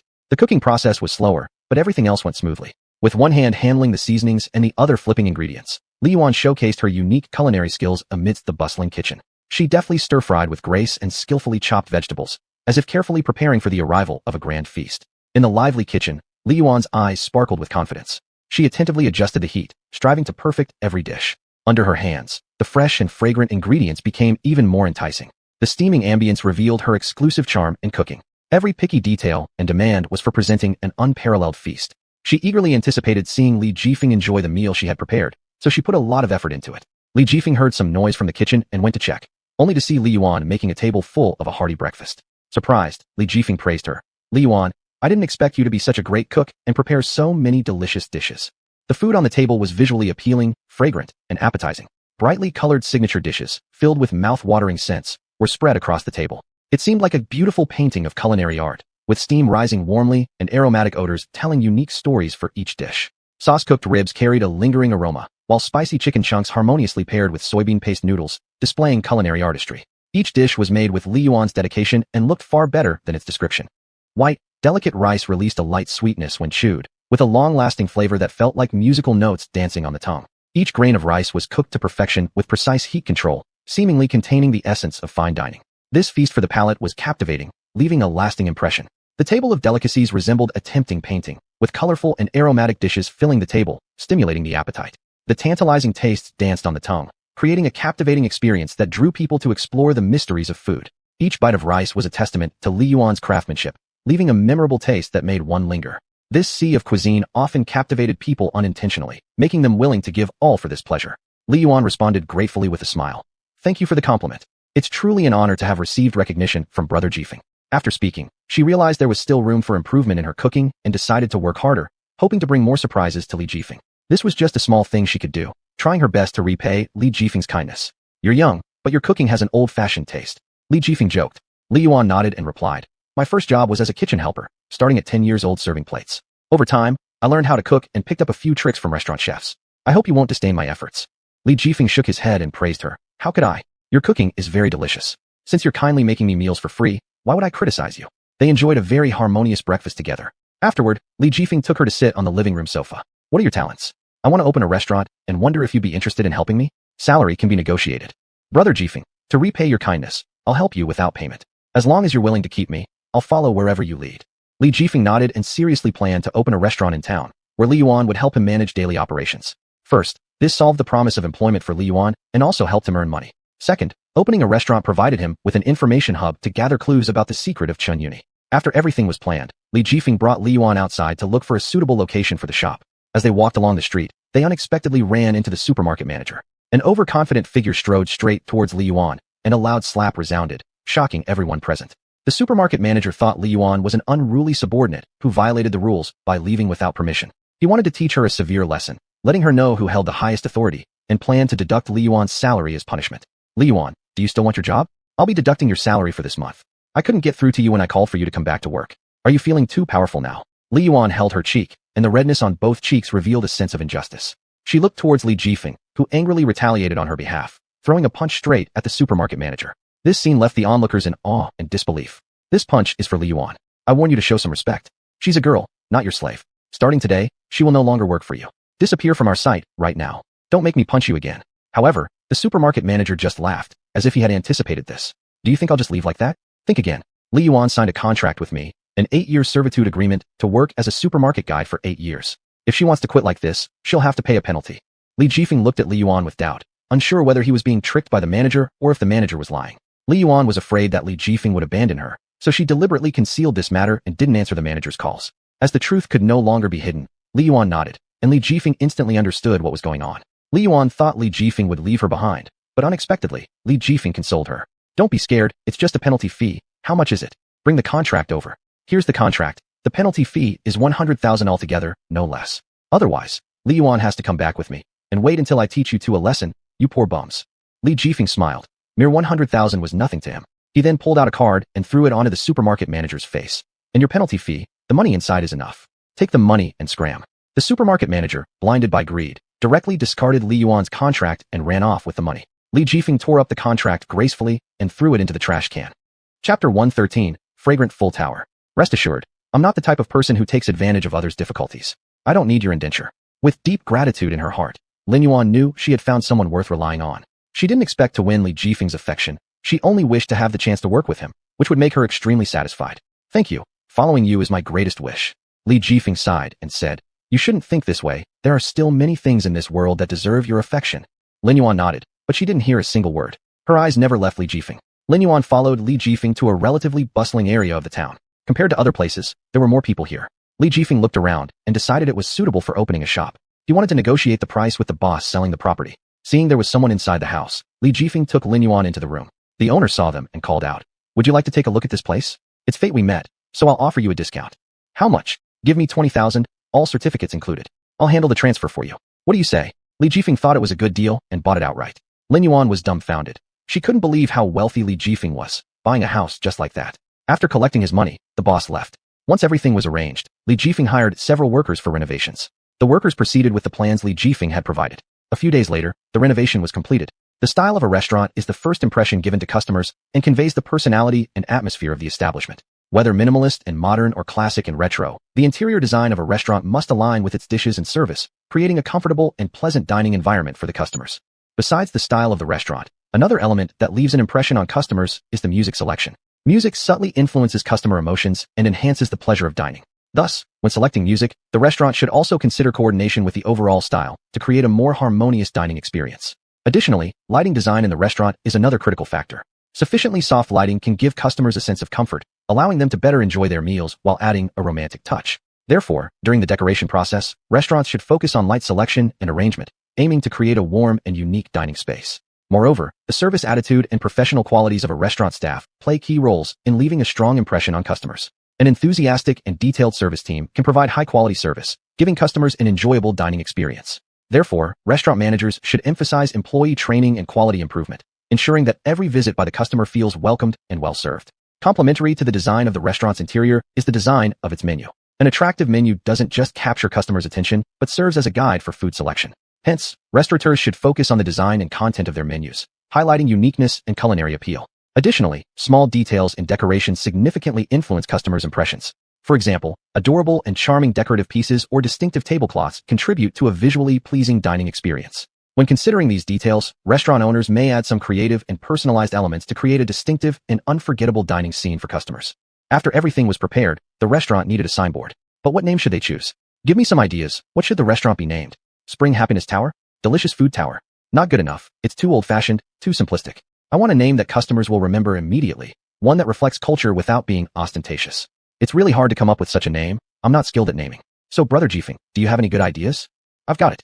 Let's call it Fragrant Full Tower. How does that sound? Fragrant Full Tower. Lin Yuan carefully reflected on the meaning. The name carried wide implications and was easy to remember. A great choice indeed. I think it's excellent. The aroma seems like it could attract many diners. Haha, that's a fun explanation. Let's settle on that then. The next day, Fragrant Full Tower officially opened. The neon lights flickered, and crowds of people rushed into the gate of Fragrant Full Tower. The festive opening ceremony commenced. The scent of delectable cuisine filled the air, drawing countless hungry patrons. The cheerful music swirled invitingly within Fragrant Full Tower, as attentive waiters danced gracefully, serving up dish after dish of exquisite cuisine. Diners enthusiastically explored the new menu, captivated by the vibrant colors, scents, and flavors right before their eyes. Fragrant Full Tower's captivating opening celebration had quickly become the hottest topic in the entire town. Did you hear? A new Fragrant Full Tower opened in town. Not only is the food delicious, but the service is impeccable too. They say the decor is wonderful, and to top it all off, they're offering a big discount on opening day. Really? I have to try it then. The name Fragrant Full Tower sounds so classy already. Imagine if the food is good. From now on, this place will be where I dine. Everyone hurried over, and in the distance, claps and cheers resounded, the grand opening showcasing the unique charm of Fragrant Full Tower. The comfortable dining environment left an impression of pure delight, while the innovative dishes sparked lively discussions among the guests. It was impossible not to look forward to Fragrant Full Tower becoming the new culinary paradise that diners in this city would long to explore. Brother Jifeng, there are too many people today, we can't keep up. Should we hire a few more people for help? Yes, I'll arrange for hiring. You continue working, and starting tomorrow, we'll implement daily limits. Your hard work has been invaluable, thank you. It's no trouble at all, Brother Jifeng. I'm incredibly happy now, being able to realize my own value. And thanks to you, I've achieved what I have today. Seeing everyone enjoy the dishes I prepared makes me feel completely satisfied. Li Jifeng felt deeply reassured. Following this, Fragrant Full Tower exploded in popularity, with tales of its incredible food spreading far and wide. Huangdu arrived at Fragrant Full Tower with xuanhuan, booking a luxurious private room. By this point, the restaurant was bustling with activity, and Lin Yuan, despite her disheveled appearance from all the commotion, rushed out to greet guests and take their orders. Unbeknownst to her, two familiar faces awaited inside the room. As Lin Yuan attempted to leave the private room discreetly, xuanhuan intercepted her. Lin Yuan, where have you been these past few days? Why hasn't your phone been reachable? The manager said you quit your job at the supermarket and even paid the penalty for breaking your contract. Where did you get the money? Chapter 114, The Entanglement of Scumbags. Xuanhuan was unwilling to lose such a cash cow, so she still pretended to be polite on the surface. Unbeknownst to them, Li Yuan had already found out about their affairs. But for her revenge plan, she chose not to expose them and instead acted dumb. She asked deliberately, "How come you two came together for dinner? Could it be that?" Afraid that Li Yuan might misconstrue things, they both said in unison, "You've got it all wrong. There's nothing between us. He just invited me for dinner, asking where you've been these days. Don't overthink this." Xuanhuan made an excuse. At the mention of this, Huangdu raised his voice. "Li Yuan, are you intentionally avoiding me? Why aren't you sending me money?" Li Yuan forced herself to remain calm. She recalled what Li Jifeng had told her and decided to forget everything before and grow stronger. "Why should I give you money? What I do is none of your business." Unexpectedly, Huangdu came forward and pulled Li Yuan's hair hard, throwing her onto the seat. "Bitch, now that you've changed workplaces, you've forgotten who your daddy is? No matter how prettily you dress up, you're still my dog." A surge of fear arose within Li Yuan as Huangdu's sinister expression seemed devilish. Recalling past beatings by Huangdu, Li Yuan tried but failed to forget. Sitting on the chair, covering her head, she began laughing inexplicably. Huangdu felt very displeased, mistakenly thinking she was mocking him. However, when Li Yuan looked up, she was already tearful, resembling a crazed woman. Li Yuan thought to herself, "No matter how hard I try, memories from the past will still haunt me." Huangdu and xuanhuan were stunned.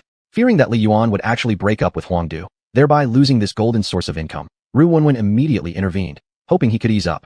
Enough, Huangdu. How can you lay hands on a woman? Ru Wenwen continued to play her role, giving Huangdu knowing looks every once in a while. Although extremely disgruntled, Huangdu could only cooperate and sat back down on his seat. He picked up the menu from Xiangmanlu and started flipping through it casually. Can you cook all these dishes? Li Yuan remained silent and simply nodded. Humph. Well then, copy me one. You treat me. Remember to hand over your salary. Huangdu threw the menu onto the table, filled with mockery and derision toward Li Yuan. After Li Yuan took the menu and walked out, she discovered Li Jifeng waiting outside, having heard everything.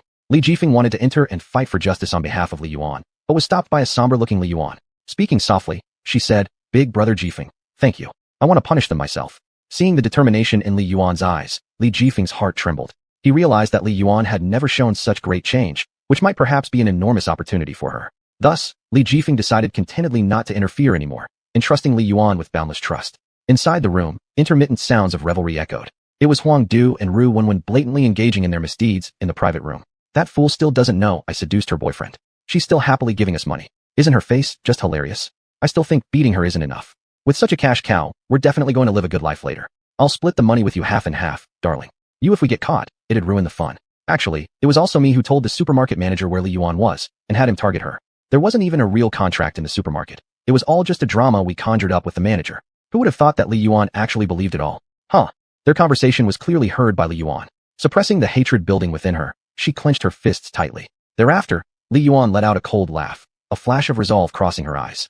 She hadn't expected the people around her to be so venomous, willing to resort to any means for money. She resolved to retaliate. She would find evidence, reveal their plot, and make them pay the due price. She swore that she would not allow this pair of cunning scoundrels to succeed. Taking a deep breath, Li Yuan decided she wouldn't passively endure bullying anymore. She would take the initiative. She would proceed cautiously, gather sufficient evidence, expose their plot, and make them pay the due price. She understood that only firm belief and relentless effort could break the calculations of these cunning fraudsters. She vowed to guard the last thread of hope and never give up. Li Yuan calmed down, realizing anger must not cloud her judgment. She needed to formulate a meticulous plan, find enough evidence to shatter their conspiracy. She decided to start with the supermarket manager, aiming to uncover the details of their collusion. Once she found concrete evidence, she would not hesitate to expose them and make them pay the price. This time, she vowed not to endure their oppression passively, but take the initiative. As long as there was still a shred of hope, she would never give up. However, before executing these plans, her top priority was to ensure that she possessed enough strength. After all, without sufficient power, it might be impossible to accomplish her objective successfully. To confront the supermarket manager, she would need even greater authority to effectively deter him. But relying on Li Yuan alone was clearly insufficient, and asking Li Jifeng for help seemed embarrassing. Li Jifeng, sensing her concerns, offered to assist her. I know of a way, but I'm not sure if you trust me. Jifeng brother, I definitely trust you. Otherwise, I wouldn't have followed your lead. In that case, do what I say. Continue working normally in the restaurant. Ignore them completely. If they ask you for money again, let the security guards escort them out. Then, I will find a way to make them pay for what they've done. Li Jifeng was deeply worried about the impact this matter could have on the restaurant. He couldn't bear seeing numerous customers leaving due to this conflict and no longer enjoying the delicious food. It would cause tremendous economic losses for the restaurant. Thus, this wasn't an appropriate moment for Li Jifeng to help Li Yuan seek revenge. With sincere intentions, he hoped to persuade Li Yuan while promising her a satisfying resolution. Li Yuan naturally trusted Li Jifeng.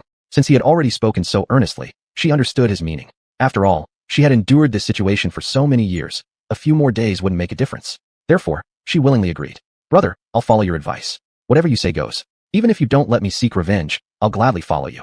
Chapter 115, The Legendary Poison Dragon Gang. Li Yuan had no choice but to go to the kitchen to stir-fry dishes first, yet she was very anxious inside, wondering if she would cause trouble for Li Jifeng.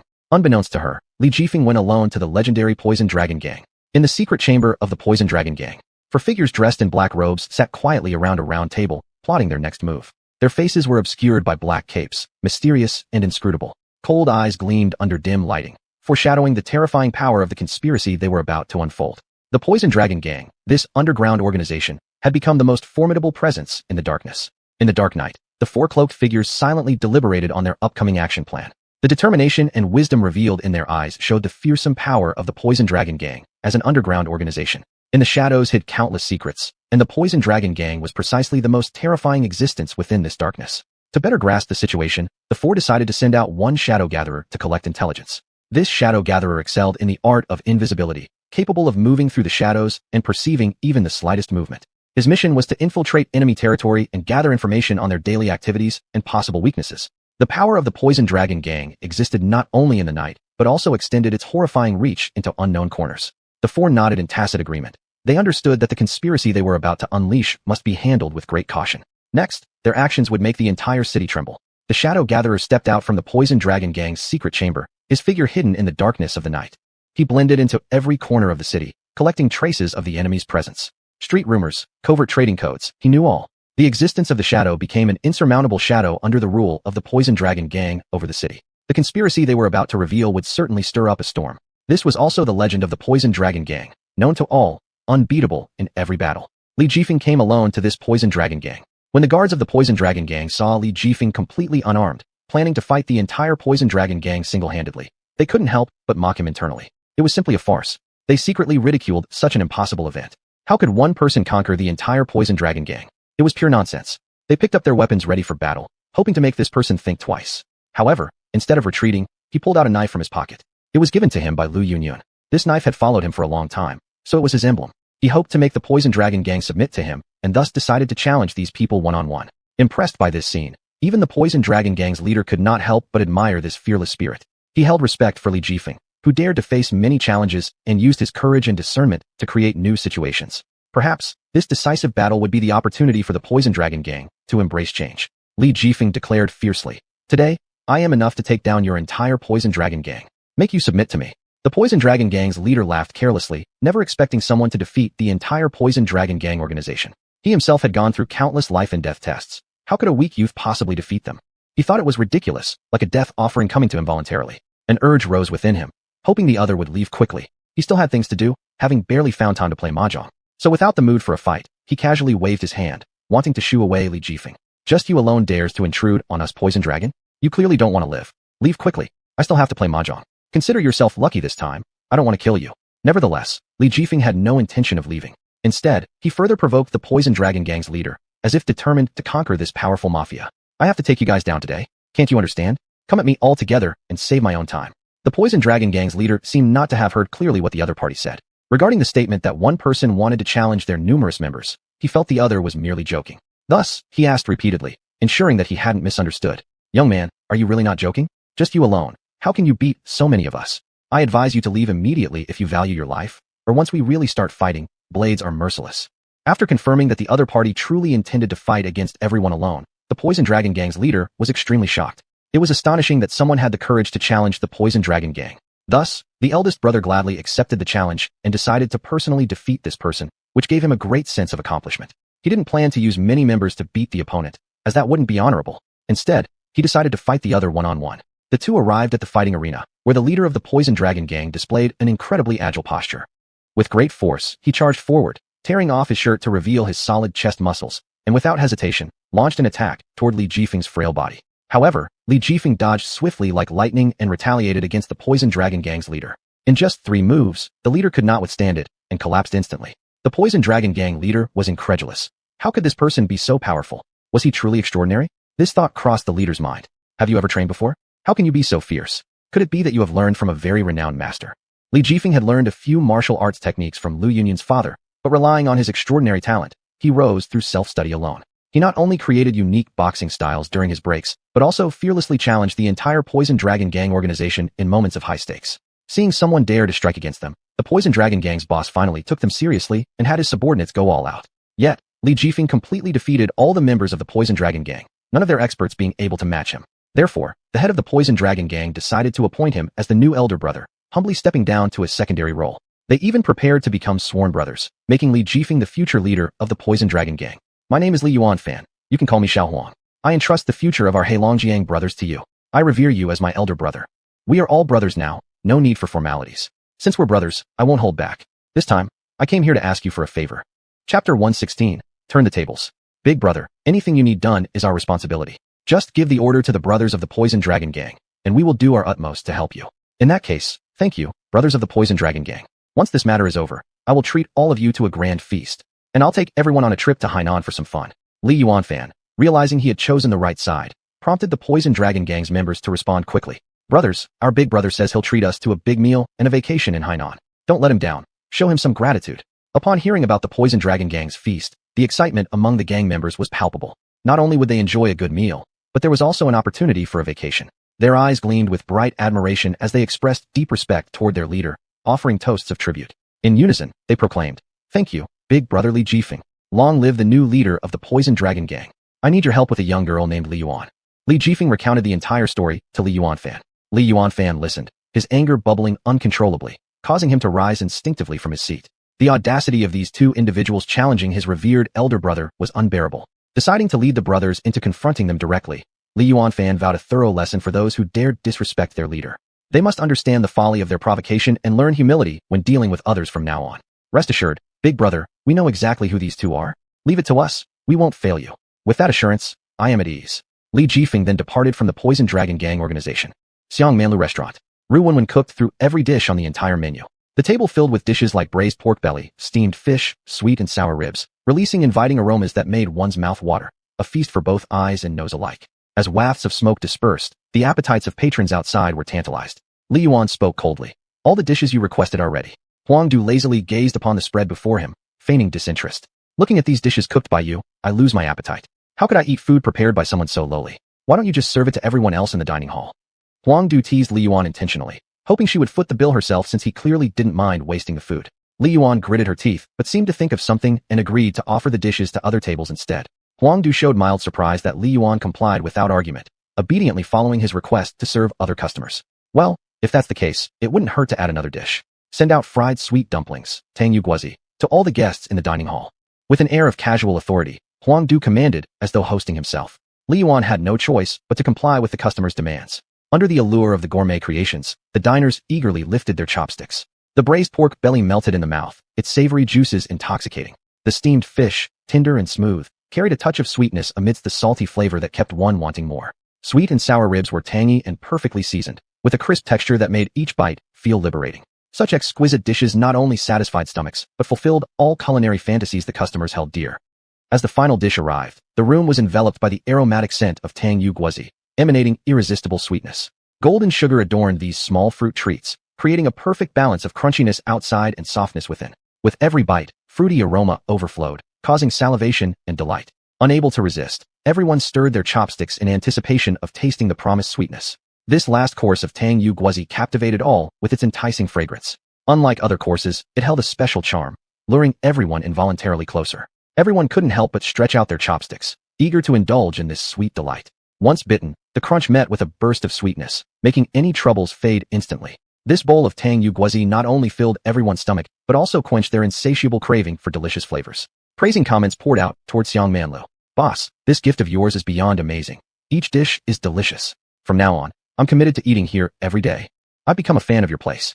These dishes are too good to waste. Thank you sincerely for the generous gift. In joyful laughter, everyone enjoyed themselves thoroughly. Just then, Huang Du emerged from the private dining room and threw all kitchen utensils onto the floor. Other chefs at Xiangmanlu rushed forward, intending to stop his destructive behavior. However, Li Yuan stopped these masters from intervening. I have my own way to deal with it. You don't need to worry, just focus on your duties. Since the boss is not here, I will handle things. It was well known that the relationship between Li Yuan and the boss was very harmonious, so they were reluctant to get involved in such trivial matters. After all, if they intervened and failed to resolve it properly, it would create another set of troubles. Thus, they merely stood aside quietly, silently witnessing Huang Du smashing the kitchen items one by one, feeling uneasy but unable to say much. Huang Du felt strange that no one stopped him, but still wanted to cause trouble here. Li Yuan didn't stop him. Instead, she encouraged him. You're doing a great job. If you want to smash things, go ahead, no one will stop you. Don't worry, since you are the customer is always right. You can do whatever you want. Huang Du thought Li Yuan was afraid of him, so she dared not stop him, making him even more reckless. Huang Du wildly smashed every item in the kitchen until he felt utterly exhausted.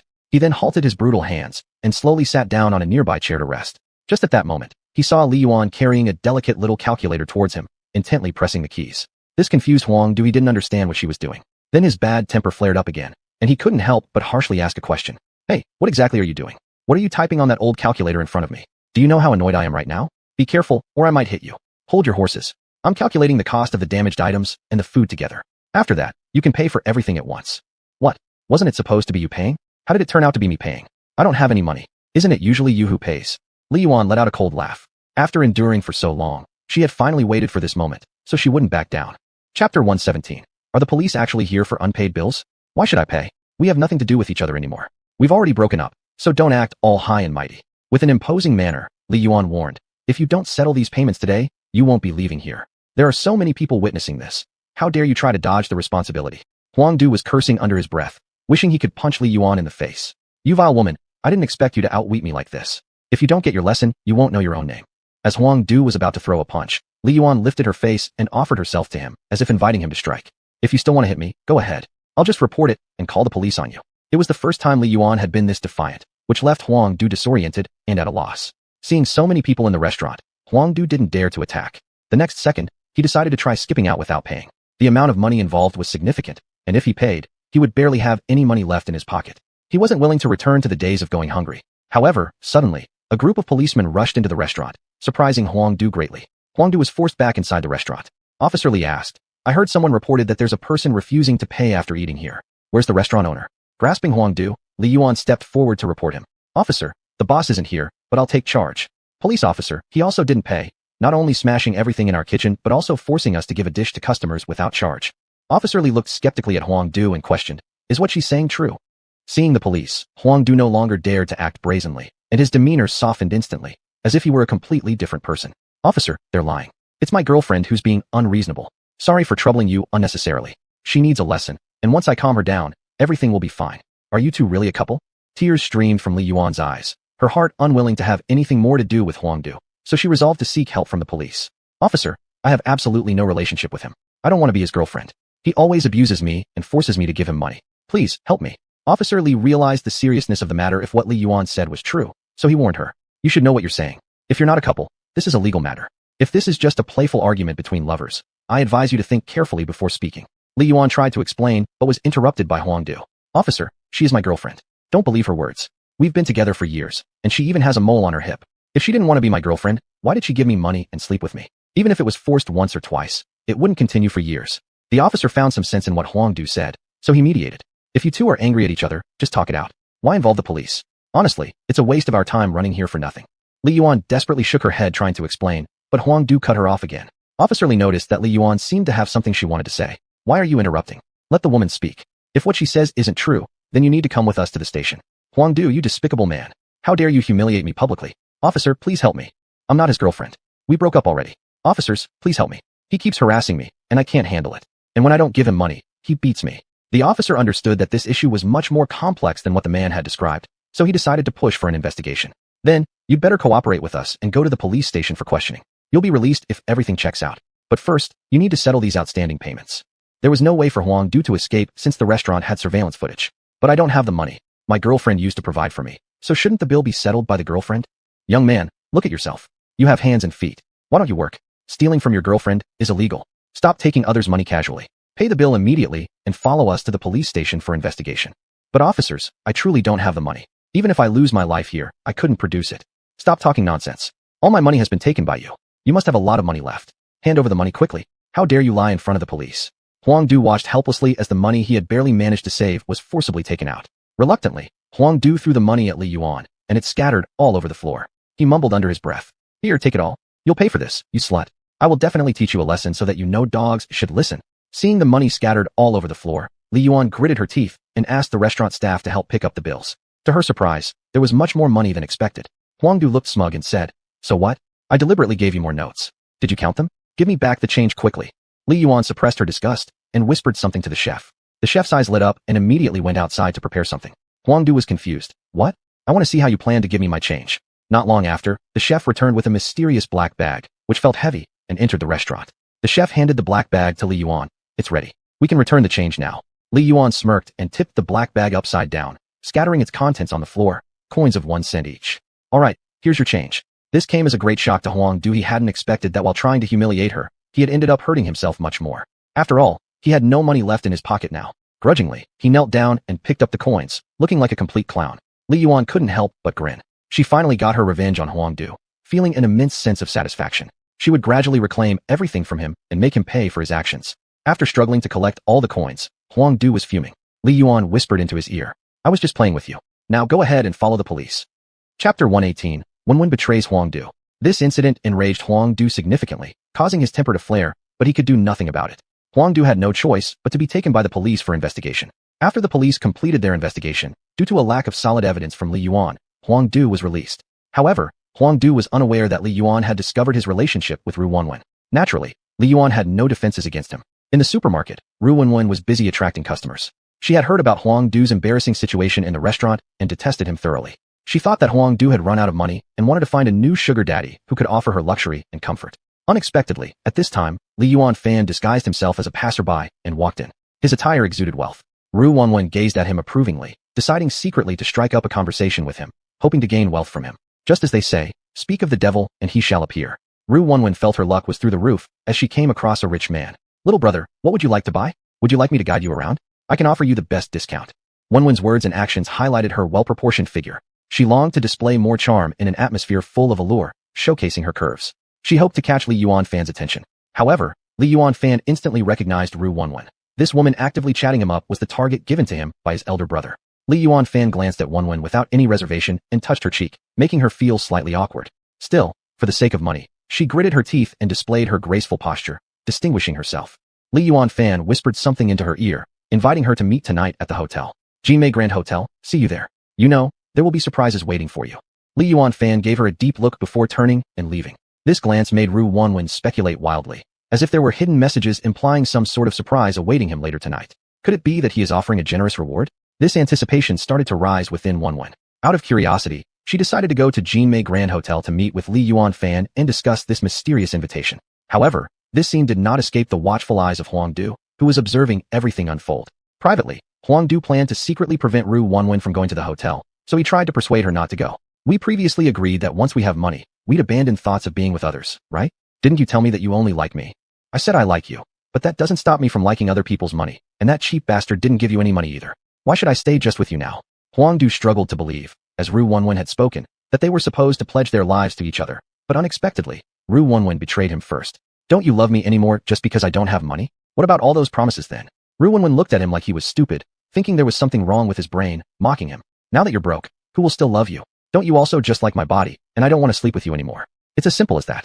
Get lost. This made Huang Du realize that Ru Wenwen hadn't truly sought his heart. He experienced a severe blow. The feeling of betrayal twisted his heart. He even regretted being with Ru Wenwen, considering that being alone with Li Yuan was far more enjoyable. Nevertheless, Ru Wenwen seemed to sense his inner thoughts. Thus, she warned him. You've changed and cannot return to how you were in the past. Stop overthinking too many things. If you don't wish to continue with me, leave early. I only care about money. If you have none, stay away from me. If you do have money, then I'll devote myself entirely to you. After saying that, Ru Wenwen turned around and left without looking back, leaving Huang Du standing there alone watching her cruel departure. He began to reflect. Who says I can't change now? Anyway, Li Yuan doesn't know about our affair. Once I go back and win her favor, I can still get rid of you. You'll end up begging me to take you back. Subsequently, Huang Du went to Xuanhuan Tower intending to have a talk with Li Yuan. But Li Yuan didn't want to see Huang Du again at all. Huang Du claimed to possess incriminating information on Ru Wenwen, using it to seek forgiveness from Li Yuan. Only then did Li Yuan agree to meet with Huang Du. They arranged to meet in the stairwell of the restaurant. Upon seeing Li Yuan, Huang Du's attitude drastically shifted. After being educated by the police, he dared not raise his hands again. Li Yuan, I was wrong. Let's make up, and I will never lay a hand on you again. If I do it next time, you can call the police to teach me a lesson. I have really changed. Moreover, I have no money at all. I hope you can help me. Without you, I will starve to death. Huang Du grabbed Li Yuan's arm and begged her to forgive him like a lunatic. Li Yuan was startled but quickly shook off his hand and kept her distance from him. Don't touch me. We have broken up. It's impossible. Li Yuan, please. Don't be so heartless. Have you forgotten our past? How about when I saved you as a child? You can't be so cruel. Mentioning the childhood days made Li Yuan pause for a moment. She recalled being saved by a strange little boy in an orphanage when she was young. That boy was taken away after saving her. She had been searching for the whereabouts of that boy ever since, only to find out much to her despair that he was Huang Du, which completely ruined her life. Stop bringing up the past. Let it go. Li Yuan felt moved by the memory but still hated Huang Du with all her heart, wishing desperately that the boy she remembered wasn't him. Huang Du saw Li Yuan's momentary hesitation and smirked evilly. He was not the boy who had saved her back then. It was just her own naivety, making her believe whatever he said. Nevertheless, Huang Du took advantage of her sentiment toward the kindness from her childhood and played on her emotions to manipulate her. I beg you, give me one more chance. I can offer you Ru Wenwen's weaknesses. Don't you want them? Li Yuan's eyes lit up with curiosity. How can you give me Ru Wenwen's weaknesses? I know about the last incident at Xuanhuan Tower where you two had conflicts and she left early, but I can provide her secrets to you if you go somewhere with me. What do you say? Li Yuan was curious and her eyes revealed her desire to get hold of Ru Wenwen's secrets. All right, I'll go with you. You must keep your promise and give it to me once we arrive. Huang Du appeared as harmless as possible. Don't worry, I'll definitely give it to you, and I won't hurt you. Chapter 119, Abducted. For all these years, Huang Du has done too many harmful things to Li Yuan. But considering that he saved her when she was a child, Li Yuan still chose to forgive him. At this moment, Xiaoli from Xiangmenlu saw Li Yuan about to leave with a strange man and came out to stop her. Big sister Li Yuan, where are you going? If you go, how will everyone allocate the work? You help me watch over things. The allocation should be the same as usual. Each person does their own work. The boss will be back soon. Just tell him I have something to do. I'll come back later tonight. I know, big sister. Afterwards, Li Yuan got into a silver minivan with Huang Du. Huang Du personally drove the minivan, but never told Li Yuan where they were going at the moment. Li Yuan examined everything inside the car and even found a rope sticking out under the seat. The van kept driving toward more secluded areas, making Li Yuan associate it with kidnapping. She feared Huang Du might notice or panic, so she forced herself to appear calm. Huang Du also occasionally observed every detail of Li Yuan's face through the rearview mirror. He didn't miss the slight tension on her face. What's wrong? Huang Du inquired tentatively, his eyes full of piercing intensity. Li Yuan felt somewhat startled by the scrutiny, but quickly had an idea, pretending as if she were about to vomit. I'm motion sick. Please stop the car. I need to get out, or I'll throw up in your car. Huang Du was startled inwardly. This car was rented, and it mustn't get dirty. The car stopped suddenly, the momentum almost throwing him out of the vehicle. Li Yuan successfully got off the car, pretending to feel nauseous. As she looked around, there was nothing but wilderness. No sign of human presence whatsoever. This made Li Yuan very scared. What exactly did Huang Du want to do with her? To prevent Li Yuan from escaping, Huang Du deliberately stayed behind her. How can you be carsick still? Li Yuan smirked, finding the question ironically amusing. Since we started dating, have you ever cared about me? I've always been prone to motion sickness, but you just didn't know. Huang Du's expression of shock gave Li Yuan a surprisingly satisfying feeling. An awkward atmosphere permeated the air, and Huang Du impatiently urged her. You've been about to vomit for quite some time now, but you haven't. Hurry up and get back in the car. Don't waste time. Let me catch my breath a bit longer. It's really uncomfortable sitting in the car for me. Just for a while. Li Yuan wanted to buy some time. When they were on the road earlier, she secretly threw her phone out onto the road. At this point, a little girl picked up the phone. Curious, she unlocked it and found the first contact listed, Li Jifeng. She called Li Jifeng, but no one answered. Meanwhile, at Xiangmenlu, Li Jifeng had already returned. He wanted to pick up Li Yuan and head to the Golden Charm Grand Hotel to honor his promise to help her seek revenge. However, just as he walked into the house, Xiaoli rushed over anxiously, holding the boss's phone, which displayed several missed calls. Boss, big sister Li Yuan asked me to let you know that she went out first because she had something urgent to do, and she'll be back tonight. Li Jifeng's right eyelid wouldn't stop twitching. He had a foreboding feeling that something was about to go terribly wrong. Did Li Yuan tell you where she was going? Xiaoli shook her little head uncertainly. Big sister Li Yuan didn't say where she was going. Her mind raced furiously. Suddenly, she remembered a detail, the strange man standing behind big sister Li Yuan. However, big sister Li Yuan seemed to have left with a man. That man was covered in tattoos. He didn't look like a good person. Boss, why would big sister Li Yuan make friends with someone like that? Li Jifeng took the phone and saw there were over a dozen missed calls from Li Yuan. Li Jifeng immediately called her back, but a strange girl answered the call. Who are you? Why do you have Li Yuan's phone? It happened this way. I found the phone on the road. The screen wasn't locked, and the first contact was you. So I thought you'd come and take the phone. Where are you? Xuanhuan Road. Stay there and wait for me to come. Li Jifeng hung up the phone. Damn. His heart sank as he rushed out without a second thought. Xiaoli was left dumbfounded at the spot. Both the boss and big sister Li Yuan were in such a hurry, which seemed very strange. Li Jifeng rushed to the roadside, worried about not having a car to drive. However, a jeep intercepted him. Li got off the car, flaunting his car keys in front of Li Jifeng. Look, buddy, I also bought a new car. Pretty cool, right? You Lu, I bought you a gift last time, but couldn't find the time to see you. Once things slow down, we'll definitely catch up. You got me a gift? Why are you suddenly so nice? Hey, why are you grabbing my car keys? Hey, you took my car again. What rudeness. Lu let out an explosive shout. Last time, Li Jifeng had taken off with his scooter, and that was it. This time, he even hijacked his brand new car, which was something Lu couldn't stand. He cursed under his breath by the roadside. Li Jifeng drove like a road menace, treating the SUV like a rocket, overtaking cars wildly on the road. One man who was overtaken saw how aggressive the SUV was and couldn't help but feel shaken. Soon enough, Li Jifeng arrived at Xuanhuan Road where he met the young girl who had done him a favor. Thank you for finding the phone and telling me. Tomorrow, you can go to Xiangmenlu for your reward. I'm the boss there, just mention my name, and they will pay you accordingly. But, the girl seemed like she had more to say, but Li Jifeng, in a hurry, cut her off. Do you know which direction the car went after dropping this phone? It seemed to head toward the outskirts. Alright, thanks. Before the girl could finish speaking, Li Jifeng raced off towards the outskirts. Yet, Li Yuan's phone remained in the girl's hand as she waved it frantically at the retreating car, shouting, Hey, you haven't taken your phone yet. But the car didn't return. The girl thoughtfully considered what she'd been told. Xiangmenlu. Wasn't that the already famous new restaurant that everyone in town was talking about? She decided to personally deliver the phone there tomorrow. The SUV tore through the countryside as Li Jifeng silently prayed inside. He had to catch up to them. At that very moment, Huang Du appeared to have seen through Li Yuan's attempt to delay time. If they stayed off the road much longer, how long would it take to reach their destination? Huang Du decided to change tactics. He now glared at Li Yuan like a hungry wolf eyeing a little lamb. Chapter 120. The Truth. Li Yuan noticed something was off with Huang Du as he moved closer. She took a step back. Li Yuan crossed her arms in front of her chest, ready to flee at any moment. What do you want? I warn you not to do anything rash. Huang Du ripped off the buttons on his collar, exposing his chest. He grinned wickedly like a wild animal that hadn't eaten for 3 days, eyeing the prey on the plate. What do you think I want? Didn't you say you liked me? What's this? Have you changed your mind so quickly? You need to calm down. I think we should have a good talk. Don't be so agitated. But Huangdu had no intention of stepping back. He lunged directly toward Li Yuan. Fortunately, Li Yuan dodged quickly, otherwise she would have been pushed into the bread van by Huangdu. Seeing the situation, Li Yuan ran towards the forest as if chased by a devil, screaming loudly. Huangdu missed catching her and quickly got up, his face full of frustration. He picked up the rope and chased after Li Yuan. Stop right there. Where are you running to? Even if you shout until you lose your voice, no one will come save you. Li Yuan's stamina was no match for Huangdu. It seemed that she was about to be caught, tears streaming down her face. Suddenly, Li Yuan tripped over a stone underfoot, losing her balance and falling onto the ground. Don't come near me. Huangdu caught up with Li Yuan, slowed down, and wanted to tie her up. Li Yuan deeply regretted her decision, feeling like the last straw had broken. I really regret believing in a jerk like you. I shouldn't have met you. It's your own fault. You're still so stupid and easy to deceive. Huangdu tied Li Yuan to a tree, slowly moving a knife around her body. Li Yuan, it's all because of you that xuanhuan left me. Now that you've fallen into my hands, don't even think about escaping. What are you going to do? Are you not afraid of the police arresting you? If you dare to do anything excessive, you won't escape either. Am I scared stiff by others? Of course, I've prepared everything well. There's no one who will come here. I won't be discovered by anyone, nor will I be arrested by the police. So, get ready to be kept by me forever. Huangdu, you're truly a big jerk. And at that moment, neither of the two expected that Li Jifeng had found them. Li Jifeng suddenly jumped out from behind the tree and landed a punch on Huangdu's face. Huangdu lost his balance and fell to the ground. Seizing the opportunity, Li Jifeng immediately untied Li Yuan.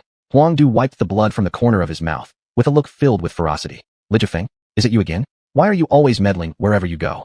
I despise people like you the most. Even if you run to the ends of the earth, I'll still find you and beat you up.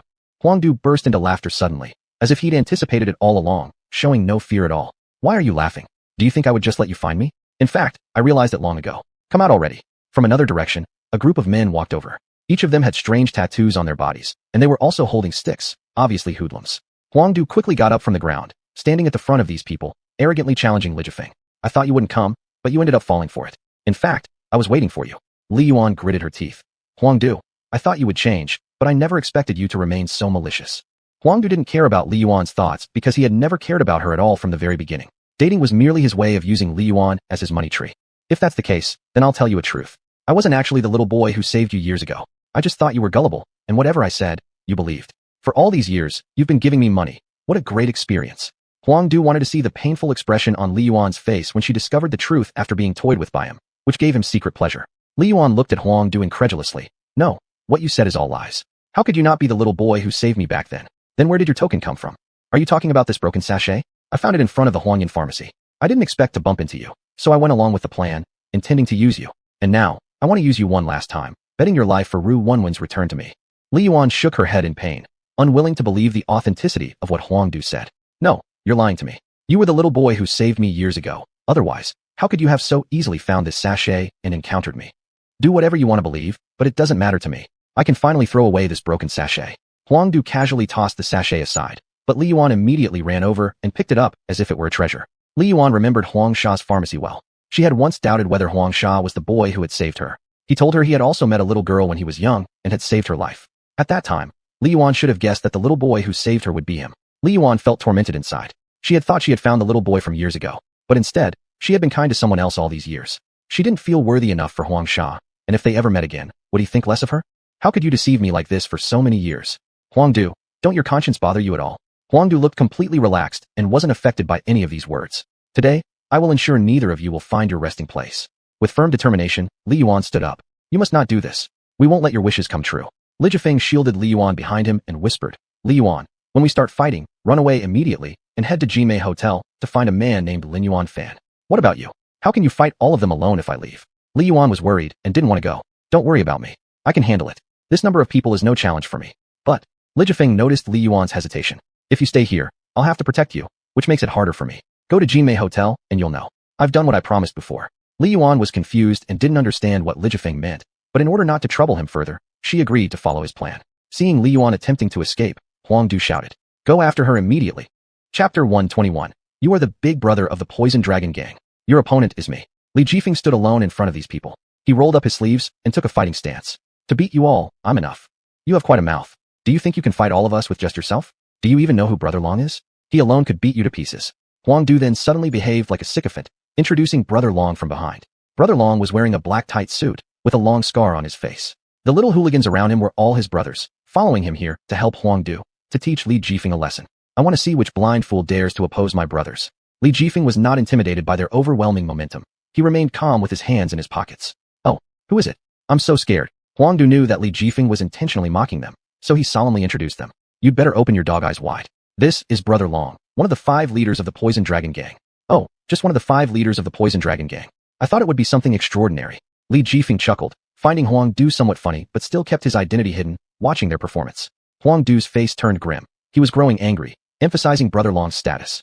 Do you know how powerful the Poison Dragon Gang is nowadays? And do you know how high the rank of the 5th leader is in the gang? Oh, how high? In the hands of the 5th leader, no enemy has escaped. Today, you are prepared to die? You're finished if you mess with the 5th leader. Brother Long, being praised by Huang Du, raised his head high, with a haughty look, as if he could tear Li Jifeng apart easily. He declared menacingly, Young man, today you ran into me. Bad luck for you. I'll show you my strength. However, Li Jifeng felt no ripple inside, even yawning out of boredom. Are you done talking? If you're done, I'll go back to sleep. Your talk makes me sleepy. You? How dare you humiliate Brother Long so much? Don't you value your life? Brother Long, hurry and call the brothers to attack and give this conceited young man a good lesson. Brother Long gritted his teeth and ordered, All right, since you're eager to die, I'll oblige you. Attack him hard. As the subordinates were ready to act, a roaring sound came over. A woman in a courier uniform, riding a black motorcycle, made a stylish drift turn and stopped steadily in front of Li Jifeng. Let's see who dares to make a move. Huang Du became excited, constantly urging Brother Long. Still looking for reinforcements? Brother Long, take action and eliminate all of them at once. But Brother Long and his subordinates all froze, hesitating to move. The woman jumped off her motorcycle gracefully, slowly removing her helmet. She flicked her wavy hair with her hand, standing seductively, biting her bright red lips as she forcefully grabbed Li Jifeng's tie. Her mesmerizing eyes fixed straight onto Li Jifeng's, as though those eyes could speak. She was observing what special quality Li Jifeng might possess. Li Jifeng did not dodge. His eyes carried a tinge of interest as he smelled the intense violet aroma on her. The woman found Li Jifeng interesting, remaining calm despite the situation. Brother Long knelt down immediately and said, Second leader, why have you come? Which brother reported this incident and summoned you? Upon hearing it was the 2nd leader of the Poison Dragon Gang, Huang Du secretly laughed. Li Jifeng, even the 2nd leader of the Poison Dragon Gang has arrived. There's no way you're leaving today. Do you know who the 2nd leader is? Her nickname is Violet, and this fragrance serves as her unique weapon. You're absolutely doomed today. Brother Long also sided with Huang Du. Second leader, such a small matter didn't require your personal trip. Since you're here, let's get rid of him quickly. This young man is bullying my brother. Doesn't he know how formidable his grandfather is? Seeing Yuning saying nothing but just staring at Li Jifeng, Brother Long got puzzled. Second leader? What are you waiting for? Yuning gave Brother Long an intense glare, which instantly terrified him. Yuning then emitted a violet scent, wafting toward Brother Long and Huang Du. Upon witnessing this, Brother Long began bowing incessantly, apologizing endlessly as if he had offended a great deity. I don't know how I offended you. Please don't take it personally and remove this fragrance. Yuning wanted to teach them a lesson because they had offended someone they shouldn't have. She slowly said, Do you know who that ignorant little fellow you were talking about is? Everyone fell silent, all assuming that Li Jifeng was just an unimportant underling. He's just an irrelevant person, the boss of Xiangman Lu. He is our Poison Dragon Gang's new leader, Li Jifeng. Moreover, I'm no longer the 2nd in command now. I am the 3rd and 5th in command. It's only your misfortune that you provoked someone you shouldn't have. Therefore, you must atone for it with your life. What? He is our new leader of the Poison Dragon Gang? That's impossible, absolutely impossible. It can't be that you are still holding a grudge against me because of my actions last time and want revenge at this moment. I tell you, this isn't the time for jokes. Then is this something for a joke? Yuning took out the great leader token of the Poison Dragon Gang in public and knelt before Li Jifeng. With great respect, she handed over the token to Li Jifeng. Great leader, I followed Li Yuanfan's instructions to specially look for you and deliver this token. I never expected that you would be threatened by our gang's 5th leader. Leave these people to me. Let not your hands get soiled. In the blink of an eye, Yuning dashed forward. Before Brother Long could react, she slashed his throat in one move. As Brother Long fell down, his subordinates were thrown into disarray, having followed him for a long time. They all knelt and begged forgiveness from Li Jifeng. Congratulations to the new great leader. We shall follow your orders. Seeing this scene, Huang Du was frightened so much that his legs went weak, and he sat down on the ground. This is simply impossible. How could you become the great leader of the Poison Dragon Gang? This can't possibly make sense. Afterward, Yuning cast her fierce gaze toward Huang Du. Huang Du prudently kowtowed desperately to beg for mercy from Li Jifeng. I was wrong. I really mistook the mountain for a tiger. Please spare me. I will never dare again. Chapter 122. A person can't be so arrogant. Li Jifeng walked up to Huang Du's face. Take a look. I have dirted my shoes chasing you. Huang Du raised his head slightly and saw Li Jifeng's big black leather shoes. Without hesitation, he used his own sleeve to clean the leather shoes. He smiled in an ingratiating way, wanting Li Jifeng to spare him. I've cleaned them for you. We might have a chance to meet under such circumstances, which is fate. Can I recognize you as the boss? Please give me the opportunity, and I will surely perform well. Li Jifeng's expression suddenly changed, and with one kick, he sent Huang Du flying. He brushed off his shiny leather shoes, disdaining even the cleaning by Huang Du. How could I dare be your leader? Aren't you trying to take my life? Now that I am right before you, why don't you make your move? Li Jifeng grabbed the collar of Huang Du's shirt, inviting Huang Du to punch him. The brothers of the Julong gang who were behind Li Jifeng glared fiercely, making Huang Du too frightened to move against Li Jifeng in public. Terrified, he shook his head repeatedly, losing all his previous arrogance and sinking down like a turtle retracting its head. Brother son, I truly know I was wrong. Let me go? In the future, I'll work for you as your horse or ox. You stop that nonsense. If I made you work for me like cattle or horses, wouldn't I fear that you'd later ride roughshod over me? How could that happen? Brother son, this was just a misunderstanding. Misunderstanding? You deceived Lin Yuan for years and tried to lead us into a hopeless situation. Is that called a misunderstanding? Li Jifeng laughed coldly, gave Yun Ing a meaningful look, then drove away in a jeep. Yun Ing understood what Li Jifeng intended. A series of howls of pain arose from within the woods. At the same time, Lin Yuan had already run to the Golden Charm Hotel, but she met Ru Wenwen there instead. Ru Wenwen was wearing a tight dress, black stockings paired with stilettos. Her makeup was bold. If it weren't for the unmistakable country air around Ru Wenwen, Lin Yuan would almost not have recognized her. Ru Wenwen, what are you doing here? Upon seeing Lin Yuan, Ru Wenwen still looked down on her poor appearance and gave her a disdainful glance. Shouldn't I be asking you the same question? Why didn't your boyfriend come along with you? Though seemingly confident, Ru Wenwen peeked around nervously, fearing they would ruin her plans today. Just then, Li Yuanfan came over and casually placed his arm around Ru Wenwen's waist. He eyed Lin Yuan curiously. Is this your friend? Also constrained by pride, Ru Wenwen quickly explained. No, this hick, I don't know her. Lin Yuan inwardly marveled at how openly Ru Wenwen showed no pretense in front of the strange man beside her. Naturally, Lin Yuan did not want to let Ru Wenwen off easily and wanted to counterattack. Wenwen, didn't you say we were best friends? And yet, in front of this man, you act like we're strangers? The 80-year-old mother of yours, it was me who helped take care of her. How can you look down on me now? Lin Yuan firmly grabbed Ru Wenwen's hand, scaring Ru Wenwen out of her wits. Ru Wenwen quickly distanced herself from Lin Yuan while hurriedly explaining to Li Yuanfan. I really don't know her. Let's go upstairs quickly. Don't pay attention to this crazy woman. She probably wants money. Then Ru Wenwen turned her head again to warn her. Lady, I don't know you. Please leave immediately, otherwise I'll call security. But Lin Yuan wouldn't let her go, pretending to be a victim, sitting straight down on the floor. The hall was filled with well-bred rich people, who upon seeing Ru Wenwen's vain appearance, began to ridicule her. This person has terrible character. She refuses to acknowledge her mother's friend just to sleep with men at hotels. I must take a photo of her and expose her online. The vast netizens should see what kind of cruel-hearted person she is. It's absolutely infuriating. As everyone took out their phones to prepare to photograph Ru Wenwen, Wenwen felt increasingly tense and uneasy. Flashlights kept blinking in her eyes. She tried to block her face to prevent being photographed. However, these people paid no heed to her and directly exposed her photos online. An instant storm broke out on internet forums. Goodness, someone like this actually exists? This is what you call a materialistic woman. Isn't this the salesgirl at our supermarket downstairs? Disgusting. I'm never going shopping there again. Ha, truly shameless. How does someone like her not hurry up and die? Living just wastes air. Wearing that little makes wasting fabric seem worthwhile. She might as well not wear anything. When word spread to the supermarket owner, he never imagined that due to one salesperson, the supermarket's economy had been severely affected. The owner found the manager and vented his anger on him. Such an employee you hired. Take a look at what she's done. With the current impact on the supermarket, how do you intend to cover up this debacle? The manager never expected that Ru Wenwen would stir up such a huge controversy, and he definitely wouldn't put himself at the center of public criticism because of her. Boss, please don't be angry. Let's make her cover this hole this time. I will discipline her properly and let her resign as soon as possible. Would you be satisfied with that?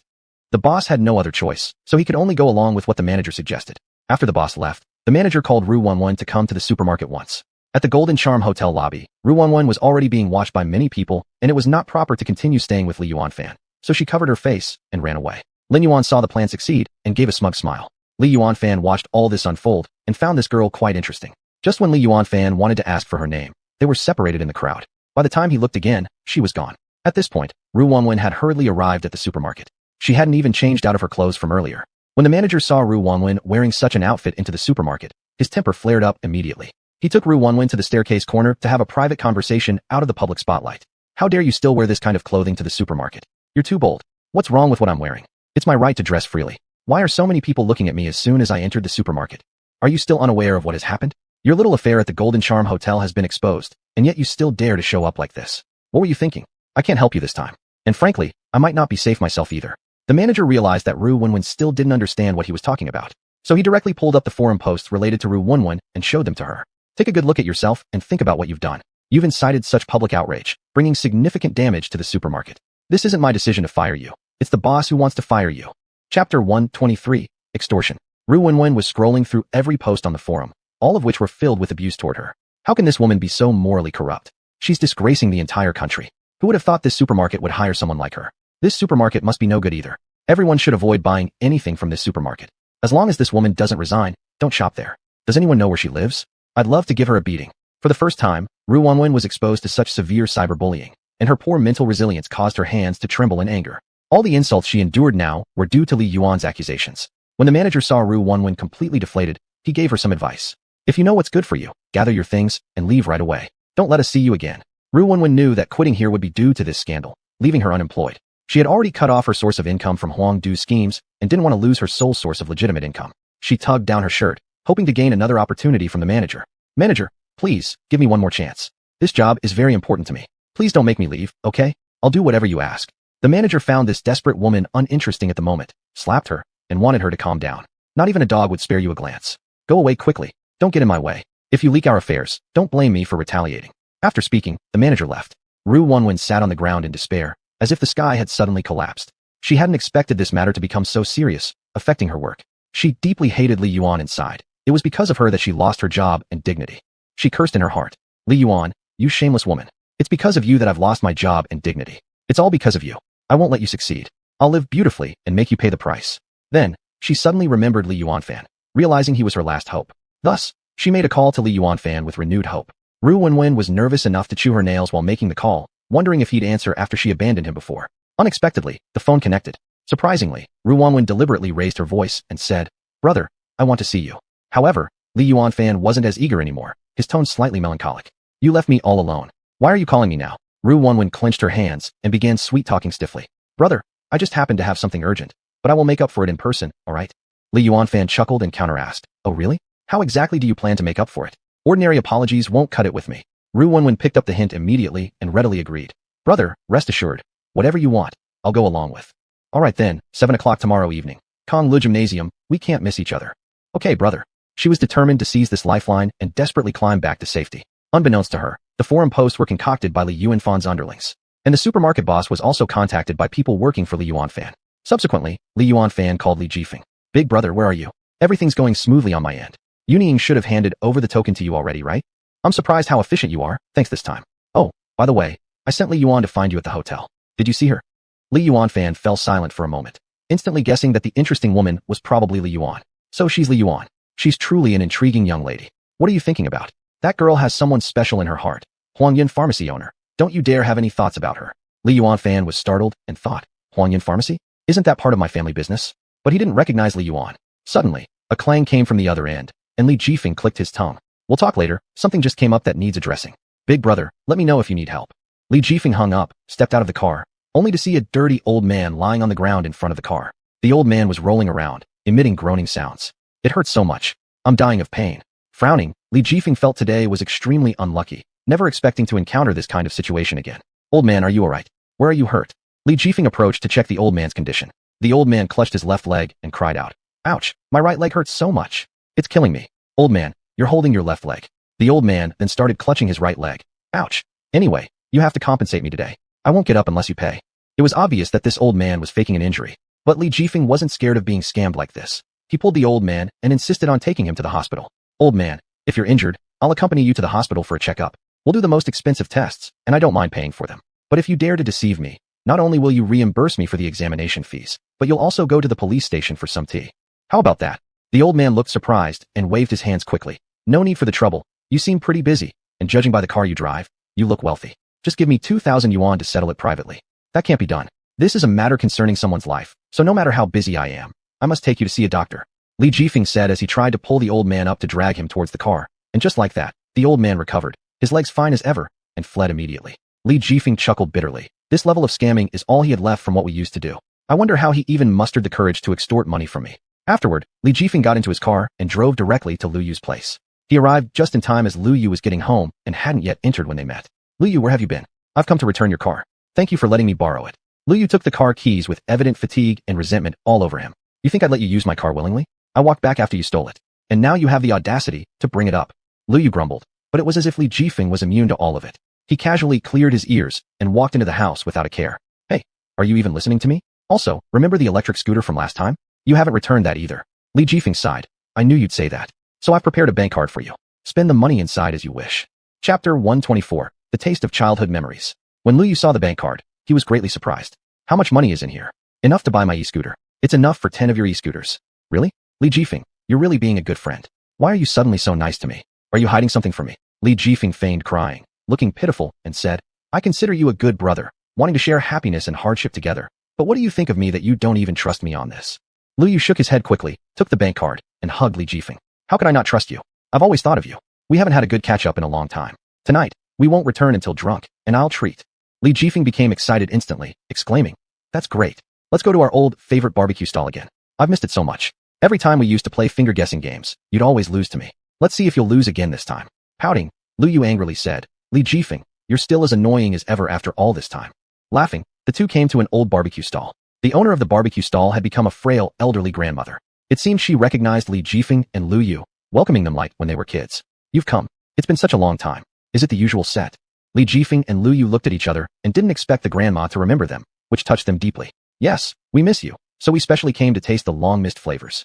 In the past, we didn't have money and always ate for free here. Now we have more money, so let's order a couple more dishes. Their words delighted the old grandmother immensely, and immediately, she started grilling meat skewers for them.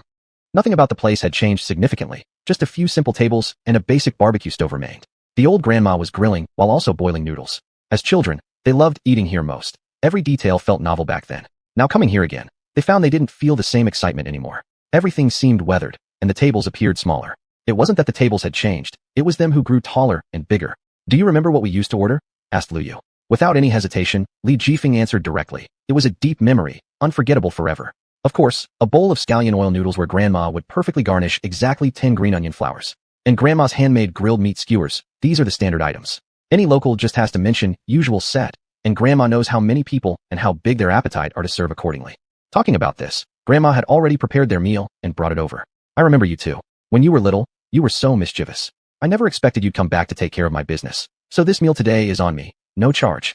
Li Jifeng shook his head, saying, No, back then we always ate for free. Now we both make money, so we can't have you treat us anymore. Thank you for taking care of us before. We regard you as family.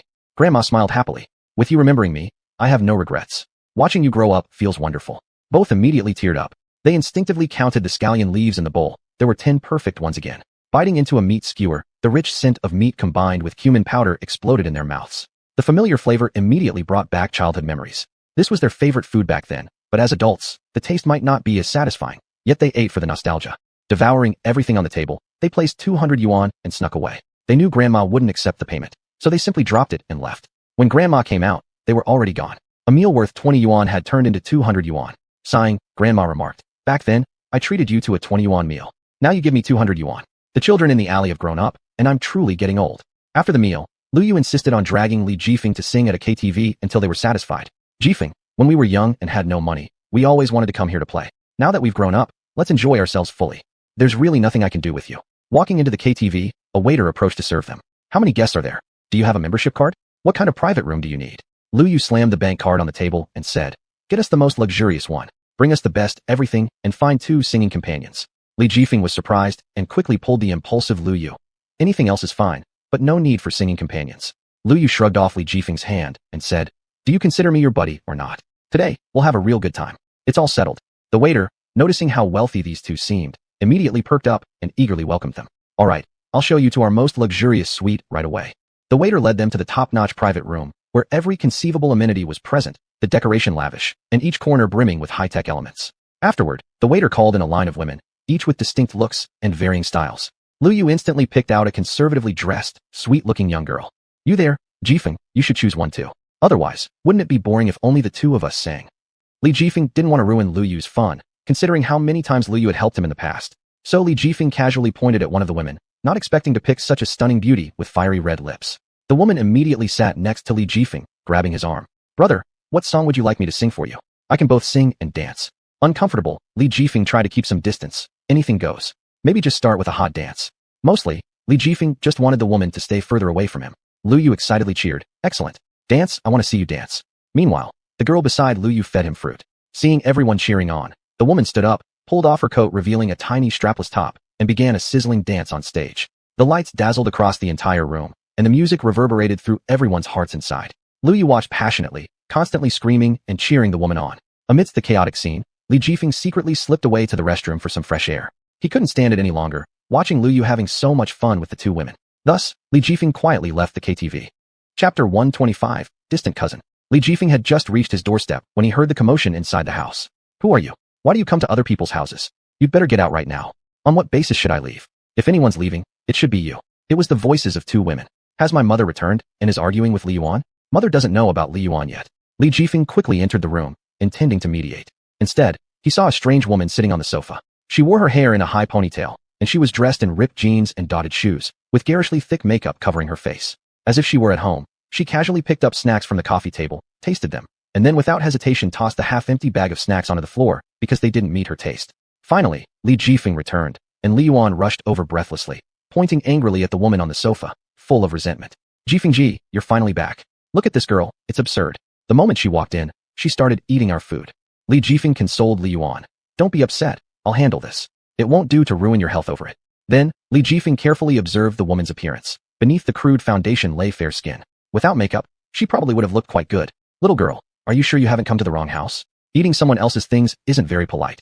However, the woman showed no sign of stopping and instead turned on the television more arrogantly. I haven't come to the wrong house. I've come specifically for you. My aunt said, I can do whatever I want, and since I rarely get a long vacation, aunt told me to act as if this were my own home. Seeing the confident attitude of the woman, Li Yuan became furious. You girl, how can you behave like this? Do you expect us to clean up after you? Li Jifeng quickly held Li Yuan back again. Don't get so worked up. I think I know who she is. Li Yuan was confused. You mean the cousin coming to play, right? Exactly. It took you this long to recognize me. How did you get the key to my house? My aunt specially gave me an extra key, worried that you wouldn't be around much. She allowed me free access. Afterward, Li Jifeng remained silent, walking into the bedroom alone and closing the door behind him before making a distress call to his parents. The call was answered quickly. Mom, the cousin has arrived. Why didn't you tell me earlier? And she's not at all like how you described. She's being very naughty at home. I already told you, there would be a cousin visiting this week. I warn you, treat your cousin well. Our xuanhuan is very obedient. If you bully her, when I get back, I'll deal with you. But this person, Li Jifeng didn't finish before his mother hung up. Doesn't seem nice. Then, Li Jifeng went to the living room and saw the tension between the two, so he decided to break the ice. Are you my cousin? What's your name? I've never met you before. And aren't you stating the obvious? If I weren't your cousin, why would I be here? Goodness, what a lack of sophistication. My name is Xuanhuan. Of course you've never seen me, nor have I ever seen you. What am I even saying? Also, this woman next to you has zero class. What kind of clothes is she wearing? Is she your girlfriend?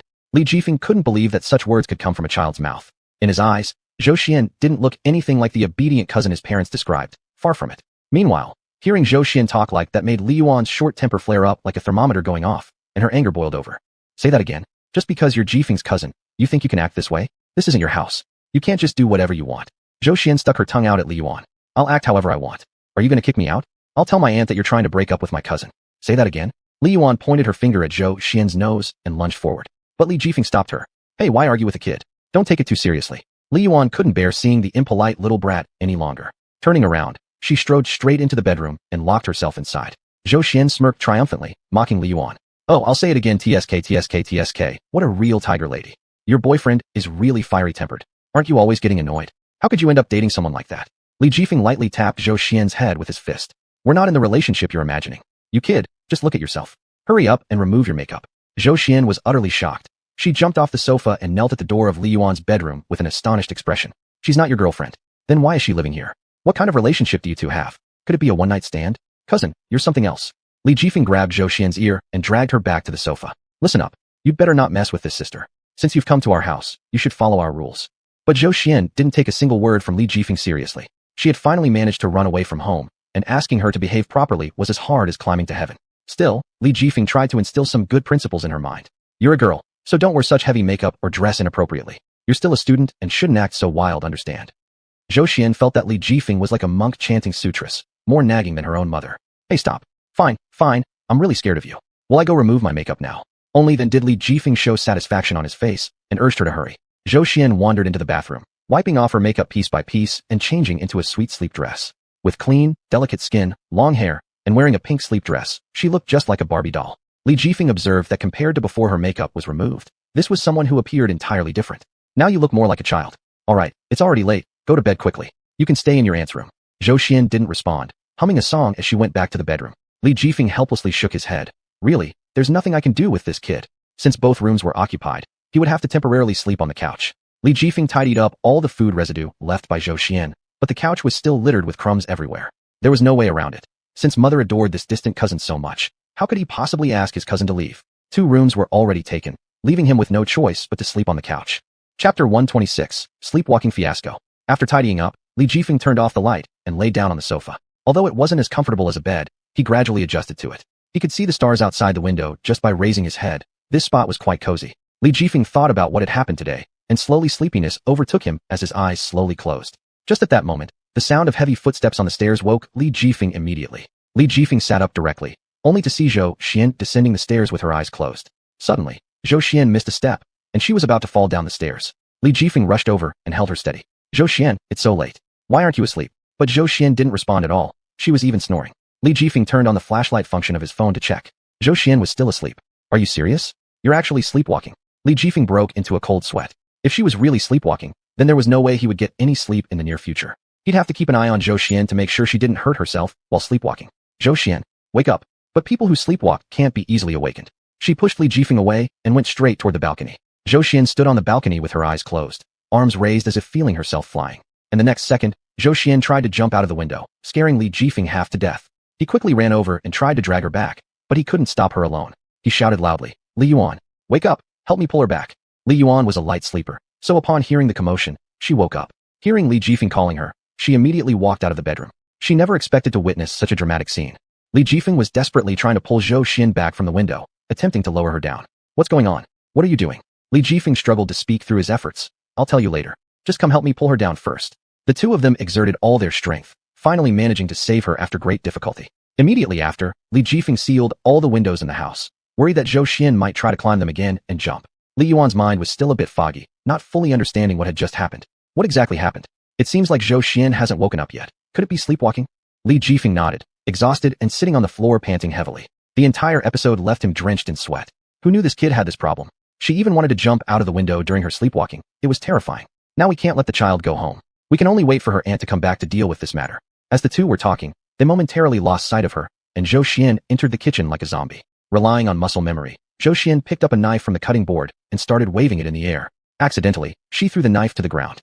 The loud bang attracted the attention of the two. Where did that noise come from? Li Jifeng looked puzzled. Li Yuan pointed at the kitchen. It seemed to be coming from the kitchen. Is Zhou Xian playing with knives? Oh no. The two rushed to the kitchen and saw Zhou Xian pulling out every knife in the kitchen. Knives of various sizes were placed haphazardly on the chopping board. I'll hold her down, and you quickly put these knives away somewhere safe. Li Jifeng grabbed Zhou Xian tightly, but she kept struggling. Taking advantage of the situation, Li Yuan quickly collected all the knives on the chopping board, taking them to her own bedroom, sealing them with tape, and hiding them in a cabinet. They spent the entire night without sleeping, staying beside Zhou Xian's bed. The next morning, Zhou Xian woke up to find herself tied to the bed. She struggled, looking fearfully at the two people lying beside her bed. What are you doing? Why am I tied up? Li Jifeng and Li Yuan woke up groggily, realizing it was already morning. Zhou Xian had finally woken up. Zhou Xian noticed that both of them had huge black circles under their eyes and couldn't help laughing. What's the matter with the two of you? Are you impersonating pandas? And what about me? Binding me like a mummy? Li Jifeng untied Zhou Xian. Do you even have the nerve to say that? You should have told us earlier about your sleepwalking. Because of that, neither of us got any sleep last night. Zhou Xian pouted, her eyes wandering, not wanting to give a direct answer. Well, I'm not going to argue with you, a little kid. When your aunt comes back, you're going home. Li Jifeng decided to tie her up at night so he could sleep peacefully. If something happened to her at home, her family would definitely cause trouble. So, being responsible, he planned to do exactly that. The two intended to catch up on their sleep throughout the day. Li Jifeng to Yige Shaoli Bala Yigur Danhua. Shaoli, I won't come over today. You watch the store. If there's anything, we can talk about it when we meet up tonight. All right, brother, Shaoli understands. You can count on me. Sister Li Yuan isn't here, but I've got this place covered. Li Jifeng felt very reassured leaving Xuanhuan Tower in Shaoli's care. After all, Shaoli had been with Li Yuan for some time and had learned most of what she needed to know. In terms of handling matters, she was learning to solve problems just like Li Yuan. Outside Xuanhuan Tower, the woman who found Li Yuan's phone stood at the entrance of Xuanhuan Tower, looking at its impressive signboard. The signboard exuded an ancient fragrance, while the interior was elegantly decorated. Overall, it was a highly competitive restaurant. So this is Xuanhuan Tower? I, Chen Xian, am here. As soon as Chen Xian walked in, Shaoli warmly greeted her. Beautiful lady, how many guests do you have? Please come inside. At first glance, Chen Xian thought Li Jifeng was impressive. Even his waitresses were eloquent and capable. I'm here to see your boss, Li Jifeng. I'm not here to eat. Shaoli was surprised and looked the woman up and down, sensing nothing particularly special about her. Could she be here to cause trouble? She couldn't bring just anyone to their boss. What business do you have with our boss? Perhaps you can tell me first. I'm returning a phone. Is your boss around? Shaoli shook her head. Our boss isn't here today. Why don't you leave the phone, and I'll give it to him? It's fine, I'll wait for him. It's not inconvenient. I'd prefer to return it personally. Chen Xiyun sat in a secluded spot, opened the phone, and wanted to call Li Jifeng, but hesitated, thinking he might be too busy to take her call. After pondering it for a while, Chen Xiyun decided not to call and simply waited patiently on a nearby chair. Chapter 127, Job Application. Looking around at the customers, one group after another, Chen Xiyun had no intention of giving up.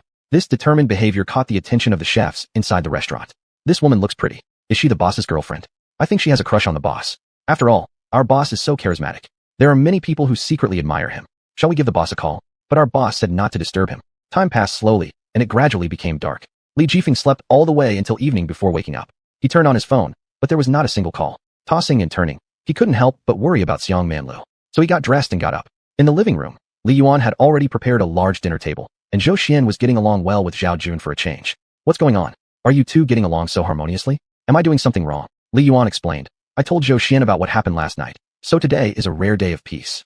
I don't know about tomorrow. Just one day. Zhou Xian, how can such a mischievous kid make your aunt love you so much? What witchcraft did you use? Li Jifeng pinched Zhou Xian's little chin and felt the soft texture. Zhou Xian turned her head and shook off Li Jifeng's hand with a proud look on her face. Who are you calling a witch? You're the witch. I'm just so cute that aunt naturally likes me. Could it be you're jealous? All right, aunt likes you happy? Don't forget to brush your teeth after eating. By the way, Li Yuan, you'd better not go to xuanhuan today. What? Why not? I plan to help out. You stay home and keep an eye on Xianyi. I'll go to xuanhuan. Remember to tie her up at night if she sleepwalks. It's not safe. Okay, I understand. After sleeping all day, Li Jifeng didn't have much of an appetite, so he tidied up and headed towards xuanhuan. When Li Jifeng walked into the room, he saw all the chefs gathered around a woman. What are you all looking at? So absorbed. Did xuanhuan suddenly prosper? Li Jifeng squeezed through the crowd and then saw a familiar face. It's you. When Chen Xiyun saw Li Jifeng, she felt her patience had finally paid off as she eagerly awaited his arrival. Chen Xiyun quickly stood up, extending her hand to shake hands with him. Mr. Li, you've come. I'd like to reintroduce myself. I'm Chen Xiyun, and I wish to apply for the position of head chef at xuanhuan. This took Li Jifeng by surprise. Not only had she helped him find Li Yuan, but now she wanted to become the head chef. Xuanhuan was in need of a chef who could manage the entire kitchen. By logic, he should repay her favor by appointing her as the head chef. But he didn't know whether Chen Xiyun was suited for the job. He hoped that the head chef would be someone judged based on real ability rather than random selection. So are you here to return the phone or to apply? Or are you aiming to become xuanhuan's head chef as compensation? When Chen Xiyun saw that Li Jifeng didn't shake her hand, she pulled back without hesitation. Mr. Li, I am here to return the phone and also to apply. Finding the phone doesn't require any reward, but I hope you will give me a chance to apply. I want to stay at xuanhuan legitimately. Li Jifeng thought quite highly of Chen Xiyun. Upon inspecting her overall appearance, her features were regular and her image looked very clean and polished. She seemed more refined than the typical person who spends their days in the kitchen. Are you a girl who can endure the smoke-filled atmosphere of a kitchen even though you appear so spotless? Facing Li Jifeng's doubts, Chen Xiyun showed no fear or hesitation. I want to speak with my own abilities. Li Jifeng was very satisfied with this response. It was exactly what he wanted to hear. In that case, I can give you a chance, but if you fail the test, I won't show favoritism just because you returned the phone. I will still provide you with a reward for finding the phone. Thank you, Mr. Boss. But what is the content of my application test? Caught off guard, Li Jifeng hadn't prepared anything specific. Just then, Xiaoli came running up to Li Jifeng holding a fillet steak. Boss, the customer in room 666 says the steak is tasteless and wants us to redo it. Li Jifeng raised an eyebrow, observing the steak, but noticed nothing unusual about its appearance. Well, go to the kitchen and have the chef redo it. Xiaoli hesitated, seemingly holding back some hidden information. What's the matter? Are there no chefs left in the kitchen? It's not that, Boss Li. It's just that this fillet steak has been made 3 or 4 times by the chefs, but the customers still say it doesn't taste right. This piqued Li Jifeng's curiosity. Then, other waiters also brought a dish each and placed them in front of Li Jifeng. What are you doing? Bringing all these dishes to me. Are you asking me to eat them? No, boss. These were all returned by the guests in room 666, who said the Yangzhou fried rice, shrimp pineapple burger, and other dishes don't taste right. They want our kitchen to redo them. How many times have you remade these dishes? Boss, the kitchen has already remade them 3 or 4 times, but the guests still feel they don't taste right. Li Jifeng thought the guest in room 666 was here just to cause trouble. As the head of the dragon gang, he had never shied away from confrontation. He decided to take his people to room 666. To his surprise, he encountered food appraiser Xuanhuan, who was live streaming. When Xuanhuan saw Li Jifeng bring so many people into her private room, she immediately grabbed her phone and pointed it straight at their faces. If the kitchen's work is unsatisfactory, do you now intend to bully the customer? Li Jifeng immediately recognized her. His previously tense face softened considerably. Ah, food appraiser. What an honor. Could you kindly tell us what about the dishes prepared by our chefs doesn't suit your palate? The title of food appraiser isn't something anyone can claim. One must emerge victorious from world-class competitions to earn that title. Why don't you sample them yourselves and see where they fall short? Everyone knows I wouldn't arbitrarily create problems. As the owner of Xiangmanlu, Li Jifeng naturally needed to taste the dishes himself to pinpoint exactly where the issue lay. Chapter 128, The Wager. Alright, Xiao Luo, bring those dishes over here, so I can personally taste what's wrong with the food our chefs have prepared. Li Jifeng was confident because all his chefs were handpicked by him. These chefs not only had advanced culinary certificates, but each of them had participated in competitions and won countless awards. If even they couldn't get the flavors right, then who else could? Li Jifeng picked up his chopsticks, took a bite of the shrimp, and placed it in his mouth. After tasting it carefully, he confirmed that the flavor was indeed quite bland. After all, he had tasted top-tier cuisine, and he could still distinguish the flavors of these dishes. So how does this dish taste? The food appraiser pointed his phone at Li Jifeng's face, creating an awkward moment. This dish is certainly a mistake on the part of our chefs. We thank the food appraiser for choosing our place to try our food and giving Tianxiang Tower some respect. Since we made a mistake with this dish, I admit there's nothing to say. To create good food, we carefully selected ingredients and did numerous experiments to perfect the flavors before presenting this dish. But if you've done so many experiments, why does it still taste so bad? Come on, friends in the live stream room, what do you think? At that moment, Xuanhuan's live stream already had more than 100,000 viewers watching. The audience was frantically brushing the chat with comments. I've been to this restaurant before, the food was okay. How could it become so bad? What's going on? Shouldn't the boss give us some kind of explanation? I trust the food evaluator. The chefs at Tianxiang Tower definitely can't cook well. Everyone should stop eating there. The boss looks so handsome, with great charisma. But how did he hire such poor chefs? Regardless, I still want to stir up some excitement and make friends with this boss. People in the live broadcast room were sending gifts galore to support the food evaluator. Li Jifeng had streamed himself too and knew the influence of food evaluators on their restaurant business. The food evaluator appeared very disappointed, having lost all confidence in the restaurant. You should close your restaurant soon. It tastes truly terrible. If this is what customers are getting, they're being completely ripped off. None of the dishes in your restaurant are edible. Li Jifeng felt indignant. It is indeed our mistake. But how dare you say none of the dishes in our restaurant are palatable? What if we make a dish so delicious that it makes you cry with joy? What would you do then? The food evaluator laughed, amused. She'd been everywhere and tasted everything, and no dish had ever brought her to tears. It was the first time someone dared to talk this big, and she highly doubted this restaurant. Alright, let the people in the live room decide whether I should believe them again. Comments flooded the screen again. This boss seems like a good person. The last time I ate at his restaurant, it was fine. Let's give him another chance. Running a business isn't easy. Why don't you guys just place a bet? If they can make a dish that makes the host cry, they'll get some publicity. If they still make bad food, then they should be warned off. This could be fun. Let's make it a show. Sure, the host should challenge them. It sounds like a program. Everyone agrees. Encouraged by the crowd, the food evaluator decided to go along with it. Alright, since everyone suggests it, let's have this bet with them. If I win, I'll help them promote their restaurant and even invest in it. If they lose, then the boss of Tianxiang Tower must kneel down and call me grandpa. Upon hearing this wager, all the staff at Tianxiang Tower were hesitant. Even if he were a boss, if he actually did this, where would the pride of Tianxiang Tower go? They began murmuring among themselves. Isn't this bet just insulting our boss? What kind of food evaluator is this anyway? I think it's all a scam. Boss, please don't bother with her. Don't take this bet, or we'll end up losing out. Seeing Li Jifeng not responding, the food evaluator taunted. What about it? Are you scared? If you're too cowardly to accept, it doesn't matter. We won't place the bet either. However, from today onward, Tianxiang Tower should just shut down permanently. If you can't cook even one decent dish, you're not worthy of being called a good restaurant. You're just wasting resources. Without a second thought, Li Jifeng accepted. Alright, I accept your wager. Li Jifeng knew that if he didn't accept this wager, then their restaurant wouldn't be able to continue operating. He had no other choice but to accept the challenge. The staff of Tianxiang Tower were all shocked. Boss, are you serious? Our chefs have made these dishes countless times, and they still taste so bad. If we accept their challenge, isn't it obvious that we're just pushing you into a pit of fire? Over. We're done for. Our boss is going to kneel down and call them grandpa. Why did this food appraiser have to choose our place to eat? Everyone was worried about Li Jifeng. Li Jifeng gathered all the staff and headed to the kitchen. Tianxiang Tower has come this far thanks to all of your help. I thank everyone for coming together at this time. I know accepting this bet requires immense courage. If we fail to present a decent dish, we might face unimaginable consequences. At this point, everyone looked dejected, with tears welling up in their eyes. They didn't want to leave. It wasn't easy to secure a job, and naturally, they didn't want to lose it. Li Jifeng noticed everyone's reluctance and consoled them further. But if we don't take on this wager, there's no way we can keep the restaurant open. So let's go all out and give it a shot. I hope everyone can pull themselves together and work hard to help our restaurant overcome this challenge. These words reignited everyone's spirits. In unison, they said, Boss, we can definitely do it. We can definitely defeat the food appraiser. However, they then began to wonder what they would use to face this challenge. Li Jifeng asked, who among you is willing to represent Tianxiang Tower in this challenge? Everyone understood what representing Tianxiang Tower meant. If the dish turned out extremely unpleasant, the entire restaurant would fall into an abyss. Everyone fell silent, hesitant to step forward. Chapter 129, The Trainee Chef Steps Up. Looking at every experienced chef backing down, not a single one willing to bravely step forward. This made Li Jifeng very disappointed in them. Do you mean to tell me not a single one of you is willing to challenge the food connoisseur? The chefs present looked around, hoping someone else would step up. But everyone knew the consequences if they lost this competition. Are you all so eager to leave this place? Not even willing to give it a try? Still, there was no response, only bowed heads. And at this critical moment, Xuanhuan walked in from outside. I want to take on the challenge. Upon hearing this, all eyes turned to Xuanhuan alone. She hadn't even passed the application process and appeared rather young. How could they let her fight? Mr. Li, though I haven't been hired as head chef yet, I hope you'll give me a chance to represent the restaurant. A glimmer of amusement flickered in Li Jifeng's eyes. He hadn't expected Xuanhuan to step forward. Do you know what this means? I do. If I lose, I will take full responsibility. If I can defeat the food connoisseur, I want you to make me head chef of this restaurant, and I'll have the final say in hiring for this place in the future. Everyone thought this woman must be crazy. None of us experienced chefs are stepping forward. How could an inexperienced person like you possibly beat the food connoisseur's palate? You're just a kid. Are you really going to act so arrogant without knowing what losing this match truly entails? Do you think you can shoulder the burden? However, Xuanhuan showed no fear. I understand that my decision carries risks and may not earn your trust since I've never demonstrated my capabilities before, but I offer this deal.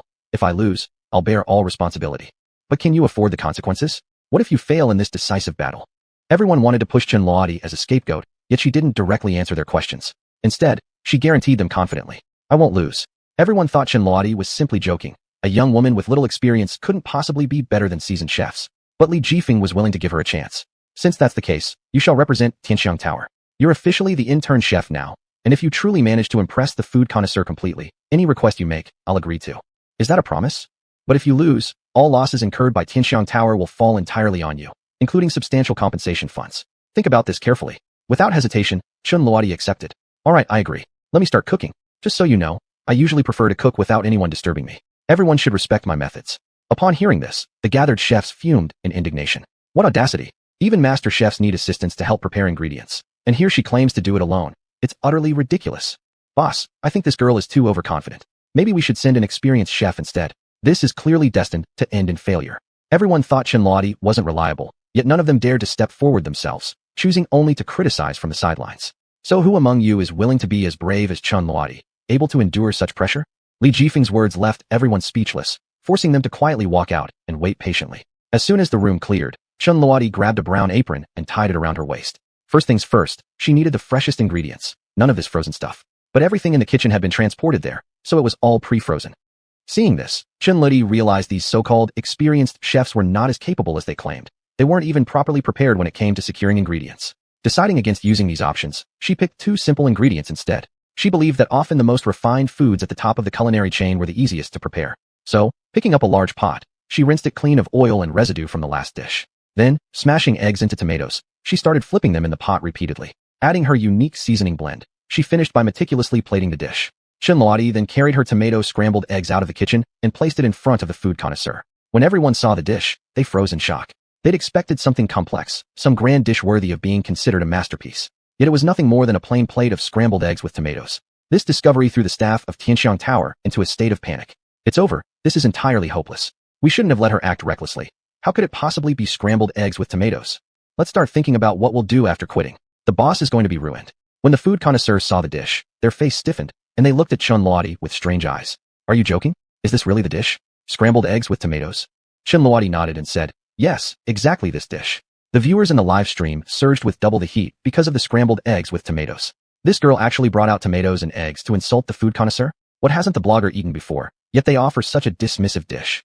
Exactly. Mr. Tianxiang Tower should kneel and call grandpa right now. This time Tianxiang Tower will completely collapse. The food connoisseur sneered. So your Tianxiang Tower has no chefs left then? How else did you end up bringing out a home-style dish like this? Xuanhuan didn't back down, but defended herself. Teacher, even though this is just a simple home dish, I prepared it carefully. Even if I lose, you should still taste it, right? The food connoisseur admired Xuanhuan's composure under pressure. Thus, they reluctantly picked up chopsticks and placed a piece of egg into their mouth, only to find its smooth texture blending with a refreshing mint aroma. This isn't ordinary eggs.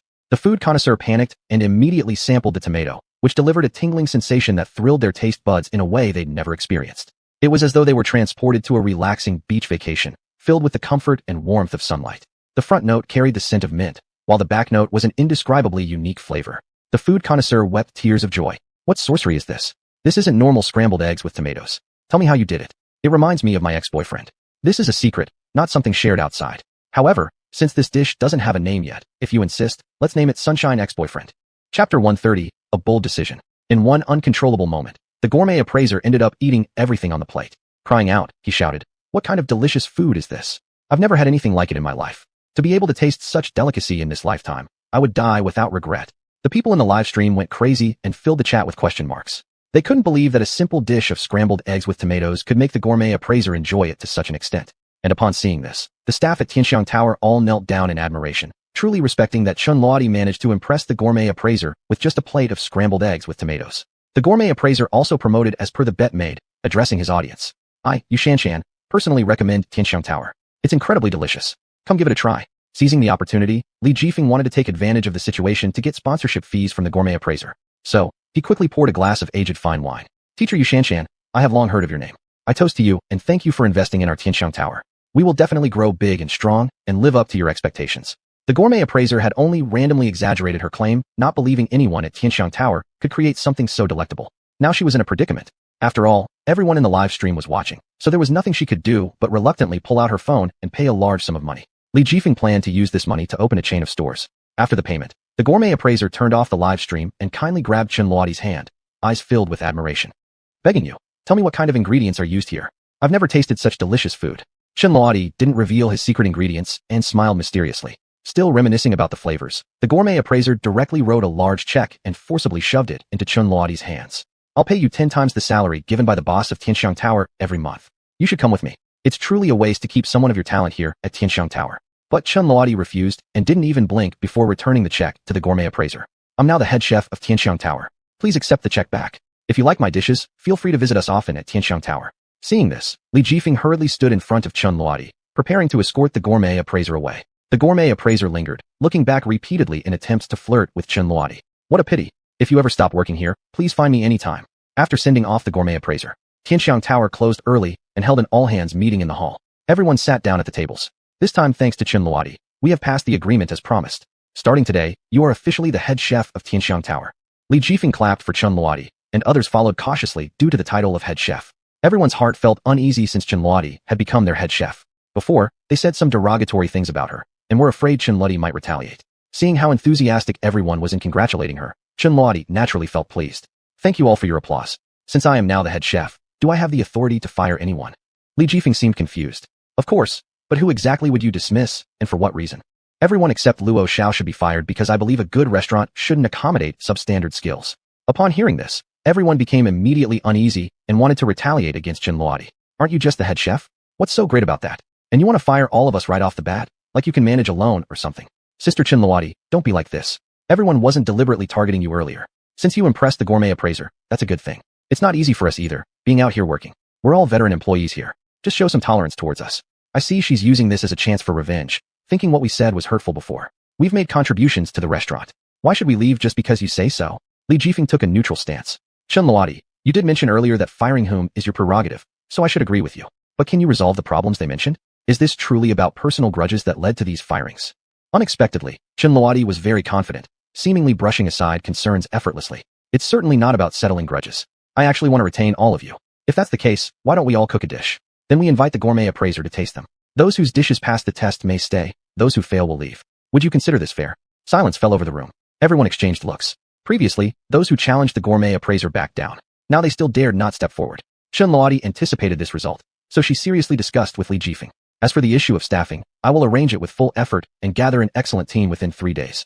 Managerly, if a restaurant doesn't have good chefs, what is the point of its existence? Li Jifeng understood Xuanhuan's implication. If he didn't fire these old employees today, it was likely that Chef Xuanhuan would leave, and the gourmet appraiser was waiting for Xuanhuan at any moment. Fine, since that's the case, I support your decision. Subsequently, Li Jifeng credited double salary into each of their accounts. Everyone, thank you for all your hard work over the past days. As old employees, I naturally won't treat you unfairly. Therefore, I've added an extra month's salary for each of you. You can pack up your things and go. With no arguments to make, they could only tidy up and leave. The entire hall became instantly empty, leaving only Xiao Luo and Xuanhuan among the staff. Xuanhuan, do you have the confidence to remake this restaurant into a popular one? Of course, please rest assured. Within 3 days, I'll give you a satisfactory answer. If I fail, I will compensate you for all your losses. Xuanhuan was so confident. Because she had the ability, she dared to place such a bet. Fine, I'll wait for your results in 3 days. By then, I hope to see a bustling restaurant. After speaking, Li Jifeng handed the management key of Tianxiang Tower to Xuanhuan and left. Seeing this, Xiao Luo quickly came closer, eager to flatter her. She was afraid that Xuanhuan might retaliate against her for not giving her a warm welcome before. Sister, sure, you're amazing. I never thought you'd surpass those people on your first day here. I'm already your biggest fan. Chen Luodi saw through Xiao Luo's intentions and cut straight to the point without beating around the bush. Don't worry, I'm not the type who retaliates. You don't need to flatter me either. Just focus on doing your job properly, and you won't be fired. Chapter 131, Missing. Xiao Luo was the only waitress at Tianxiang Tower responsible for communicating with customers. She had become a professional in service. That was why Chen Luodi didn't fire her. Next, Chen Luodi handed over a new set of service procedures to Xiao Luo. These 3 days, you need to familiarize yourself with these procedures, then start executing them. Hearing what Chen Luodi said, Xiao Luo finally sighed with relief. She thought Chen Luodi was an impartial person. I know, sister, sure, I will try my best. Xiao Luo took the thick notebook, opened it, and found it filled with dense work content.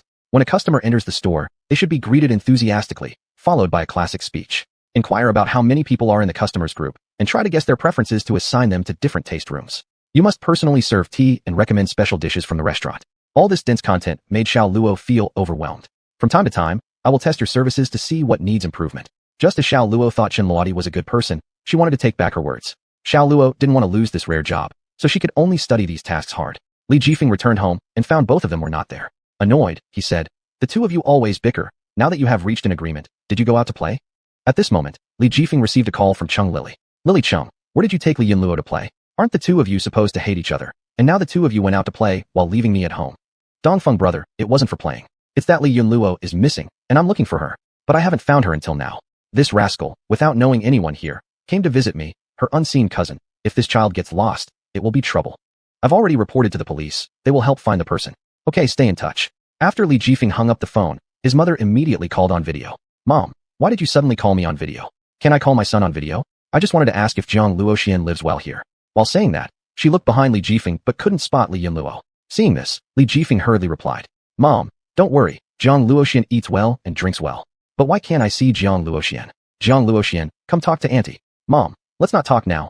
I'm busy. Jiang Luoxian isn't home." Li Jifeng felt a bit uneasy, his eyes flickering.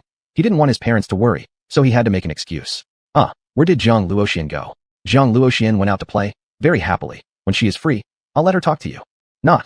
Before his mother could speak, Li Jifeng hung up the phone. Li Jifeng sighed, almost unable to keep the secret. If Li Yunluo's disappearance were known by his father and mother, they would certainly scold him severely. Li Jifeng immediately mobilized the Poison Dragon gang to search everywhere. He gave a call to Li Yuanfan. "Buddy, help me look for my cousin Li Yunluo. I sent the picture to you. Let the brothers look around." "What? My big sister's missing? I'll let the brothers search immediately. Rest assured, no matter what, we must find the cousin." Li Yuanfan immediately gathered the younger members to conduct a meticulous search for Li Yunluo's traces. Virtually the entire Poison Dragon gang was utilized. At an abandoned factory, Li Yunluo was wearing heavy makeup, dressed in a black-purple non-mainstream outfit. Her hair was specially permed into an explosion curl and tied into a cake-like ponytail. She was holding a skateboard, ready to meet the netizens she had chatted with for 5 years. 5 years ago, Li Yunluo accidentally joined a skateboarding family group during a boring afternoon. To her surprise, the people and events inside attracted her deeply. This allowed Li Yunluo to look forward to now. She came to this town specifically to meet up and skate with them. Unexpectedly, when Li Yunluo entered the factory, Hu Ningning appeared with a gang of followers blocking her way. Hu Ningning looked down on Li Yunluo with disdain as she sized her up, but also thought her appearance was a bit interesting. She crossed her arms, judging with an air of superiority. "You're Li Yunluo, right? The one marked in the group as having broken hearts? Your style is pretty trendy. It's just a shame that you like Six Country Brother. He belongs to us, so we have to diss you." The crowd surrounding her jeered and ridiculed Li Yunluo. "You look decent, but your skateboarding skills can't possibly match ours. Look at your cowardly face. Better go back home. Just don't cry when we beat you, losing both your pride and face. If you give up on liking Six Country Brother, maybe we would let you join this team." Li Yunluo felt that everyone had deep hostility towards her. Because Hu Ningning was her rival and had come here to make Hao Luo know they were a perfect match, Li Yunluo refused to back down and threw her skateboard to the ground forcefully. "And if I don't?" Hu Ningning's lips twitched. She had never seen such a strong opponent before. "If you're Bufu, not willing to give in, then let's go one-on-one and see whose skateboarding is better." The people behind Hu Ningning all cheered them on. "That's right, let's have a one-on-one. Our boss is the best. Can you handle it? Are you going to wet your pants in fear? It looks like you dare not compete against our boss. You'd better go home and put on your diaper instead of making a fool of yourself here." Seeing everyone speak up for her, Hu Ningning's expression became particularly arrogant. "So, do you dare to have a one-on-one with me? Do I look like I'm afraid of you? If we're going to fight, I have something to bet." "Oh, what do you want to bet?" "If I lose, I'll withdraw from this skateboard family forever. If I win, you will admit in the skateboard family that I'm your father, and you cannot interfere with my relationship with Six Country Brother." Hu Ningning sneered. "How could he possibly like you? He and I are a natural pair. Whether or not he likes me isn't up to you." Hu Ningning gritted her teeth, staring fiercely at Li Yunluo with venomous eyes. With that, the two prepared for a one-on-one duel, 3 rounds in total. Everyone cheered Hu Ningning on. Boss, cheer up. Put this ungrateful woman in her place. Six-country brother belongs to us. Just beat her so she doesn't know east from west. Show her that our team is no joke. Li Yunluo, you'd better leave now. Do you know our boss's reputation in the circle? They call her the first skating master. She's not easy to defeat. But Li Yunluo showed no fear, her heart calm and undisturbed. Chapter 132, A Kiss in Public. Li Yunluo and Hu Ningning began to compete on their skateboards. The two simultaneously leaped onto the elevated steps in the air, thrillingly completing a series of high-difficulty maneuvers. They displayed comparable strength in both technique and speed. Neither had the upper hand. Hu Ningning would occasionally glance at Li Yunluo, observing her opponent's current situation. Noticing that Li Yunluo was skating smoothly, Hu Ningning decided to play some tricks. Secretly, she scattered some small glass beads she had hidden in her sleeves onto the path where Li Yunluo was about to skate. Li Yunluo noticed this action, and now she had two options. The first option was to immediately stop skating, preventing herself from being tripped by the small glass beads. But then Hu Ningning would win the competition. The second option was to jump with the skateboard in place. This was a highly advanced technique, and if she made a mistake at this moment, she would lose the competition. Hu Ningning smirked beside her, eager to see how Li Yunluo would manage to continue skating smoothly. However, Li Yunluo did not choose the first option. Instead, she jumped directly from her spot. She pressed down on the front end of the skateboard and took off from her spot. The skateboard seemed glued to her feet as she completed a complex jump midair. Li Yunluo landed successfully, deftly avoiding the small glass beads. Hu Ningning clenched her teeth, frustrated that Li Yunluo managed to dodge them. She felt extremely dissatisfied. Soon, Li Yunluo caught up with Hu Ningning's speed and skated alongside her. Hu Ningning, you're nothing special after all. You only know how to do sneaky things behind people's backs. Li Yunluo, who will laugh last, is still uncertain. Don't get too cocky. Is that so? I'd like to see what else you've got, because I'm not afraid of you. Hu Ningning clenched her teeth again and directly rammed into Li Yunluo's skateboard, intending to knock her down. Thankfully, Li Yunluo reacted quickly enough to avoid Hu Ningning's sneak attack. I didn't expect you to keep messing with me, so don't blame me for not holding back anymore. What do you want to do? Do you even know the consequences of provoking me? If you make me lose this competition, I'll make sure you can't stay in this town anymore. In response to Hu Ningning's threats, Li Yunluo wasn't fazed. Like how Hu Ningning rammed into her earlier, she returned the favor to Hu Ningning. But Hu Ningning's skills weren't nearly as good as hers, so she was knocked straight to the ground. Li Yunluo seized this opportunity and slid straight toward the finish line, successfully winning the competition. Hu Ningning fell on the ground, injured all over. She hated Li Yunluo but felt powerless against her. Gathering all her anger in her fists, she fiercely slammed them onto the floor. Li Yunluo, I'll remember this. One day, I'll make you pay. All of Hu Ningning's followers rushed to her side, competing to help her up. Everyone was deeply concerned and full of care. Boss, are you alright? Are you in pain from the fall? Should I take you to the hospital to treat your wounds? Boss, don't take this personally. We'll deal with her later.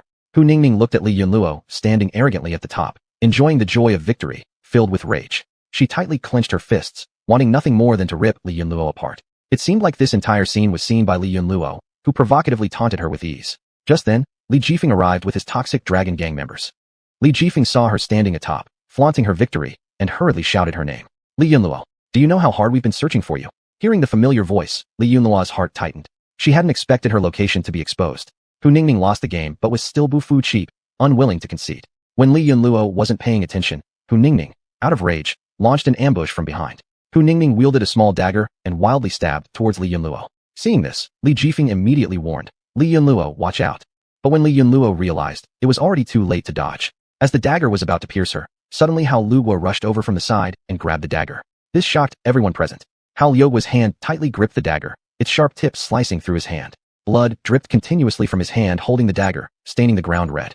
Hu Ningning's hand holding the dagger hung uselessly in the air, her startled eyes trembling. Brother Lu, why did you block for her? Hu Ningning's hand went limp, allowing Hao Luguo to seize the dagger and throw it to the ground. He glared at her with disdain. Hu Ningning completely broke down. She slumped to the ground, never expecting to hurt someone. I'm sorry, I hurt the person I love the most. I didn't mean to harm anyone. I'm sorry. Tears streamed down her face uncontrollably as her body shook violently. The onlookers quickly moved in to comfort her. The boss is fine. Don't be afraid. We're here for you. Boss. The moment Li Yunluo was saved, it felt like the air around her had thickened. Time had frozen. Her eyes hadn't left him for a second, as if he held some sort of magnetic power. Is that you? Hao Luguo turned and locked his gaze with hers. I'm glad to see you. I thought you wouldn't come to this city. I had to come and see you. Thank you for saving me, your wound. Li Yunluo was worried, her brows furrowed, wanting to touch Hao Luguo's hand but not daring. Does it hurt a lot? It's all my fault for being careless and getting ambushed, which made you get injured while saving me. You're such a fool. I'm fine. Don't worry so much. It's just a minor injury. In that moment, it seemed like there was no one else in the world but them. Although they had been chatting online for 5 years, at this first meeting, an unfamiliar yet profound feeling began to grow within her. Li Yunluo fell in love with Hao Luguo. It seems even without saying our names, we could recognize each other. We have quite a connection, don't we? Of course. I've always kept you in my heart and wanted to compete against you. Li Yunluo couldn't help herself. She lost control and kissed Hao Luo's cheek in public. Hao Luo stood there frozen, surprised at being kissed by a girl for the first time, his face turning red. This scene stunned everyone present. Hu Ningning stood motionless in shock, never having imagined that the person she had loved for so many years had already been claimed. However, Hu Ningning's followers seethed with hatred but could do nothing, only watching helplessly as Li Yunluo succeeded. Hu Ningning gritted her teeth and whispered, Li Yunluo, how dare you kiss my man? I'll make you pay. Chapter 133, Almost Exposed. Hu Ningning glanced at her people, who were all present, and she pulled herself up from the ground. She then led her group towards Li Yunluo with great hostility. Before Hu Ningning could make a move, Li Yunluo slapped her hard across the face. The slap was loud and shocking, leaving everyone stunned once again. You, how dare you hit me? Hu Ningning's cheek was swollen red, and she stared at Li Yunluo in disbelief. This was the first time she had ever been slapped, especially in front of the person she liked. Fury instantly boiled within Hu Ningning, and she wanted to retaliate. But Li Yunluo shoved her arm away and slapped her again in public. Li Yunluo, don't go too far. However, Li Yunluo paid no heed to others' criticisms, acting as she pleased. Hu Ningning, it's you who shouldn't go too far. If you want to act recklessly, do it at home. Haven't you seen that Brother Lu is injured? After speaking, Li Yunluo took out her handkerchief and carefully bandaged Hao Luo's wound. Hao Luo's gaze toward Li Yunluo changed. This made Hu Ningning despise Li Yunluo more than ever. But all she could do was cover her face and watch from the sidelines. She had never experienced such humiliation. Hao Luo noticed Hu Ningning's reaction and stepped forward to protect Li Yunluo. Hu Ningning, don't overstep your boundaries. It was just a contest. There was no need for you to use lethal force. It's not like what you see. This little hussy has tried to stir up trouble between us. That's enough. I've seen everything clearly since you two began this contest. You have let me down completely. Hao Luo looked solemn and was deeply disappointed in Hu Ningning's actions. I thought you were a kind girl, but instead, you're someone who plays dirty tricks behind others' backs and doesn't understand the importance of situations. It's not like that, Brother Lu. Please listen to me. It's not. Hu Ningning tried to grab Hao Luo's hand, but he deliberately avoided her and looked at her with disdain. As if the entire world had collapsed, Hu Ningning's heart shattered. Because of this contest, Hu Ningning not only lost the match but also lost the person she loved. Infuriated and humiliated, she pointed her finger at Li Yunluo and scolded her. Li Yunluo, it's all your fault. If it weren't for this match against you, perhaps I would be the one standing by my brother's side. Overwhelmed with anger, Hu Ningning gave her followers a nod, and they swarmed toward Li Yunluo. I'll tear your face apart so you can't steal my man.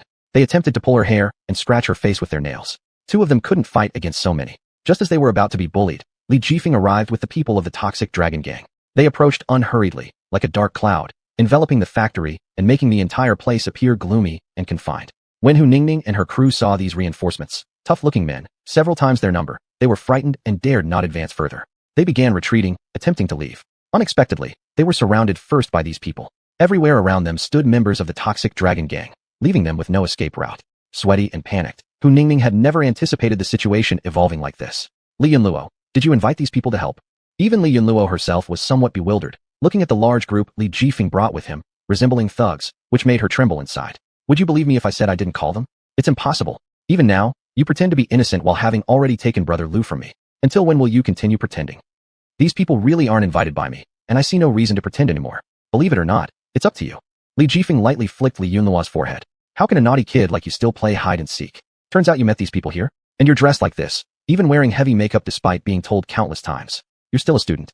Annoyed by her cousin's nagging, Li Yunluo thought, this is terrible. How long does this dragging on last? Hey, let's talk about this at home.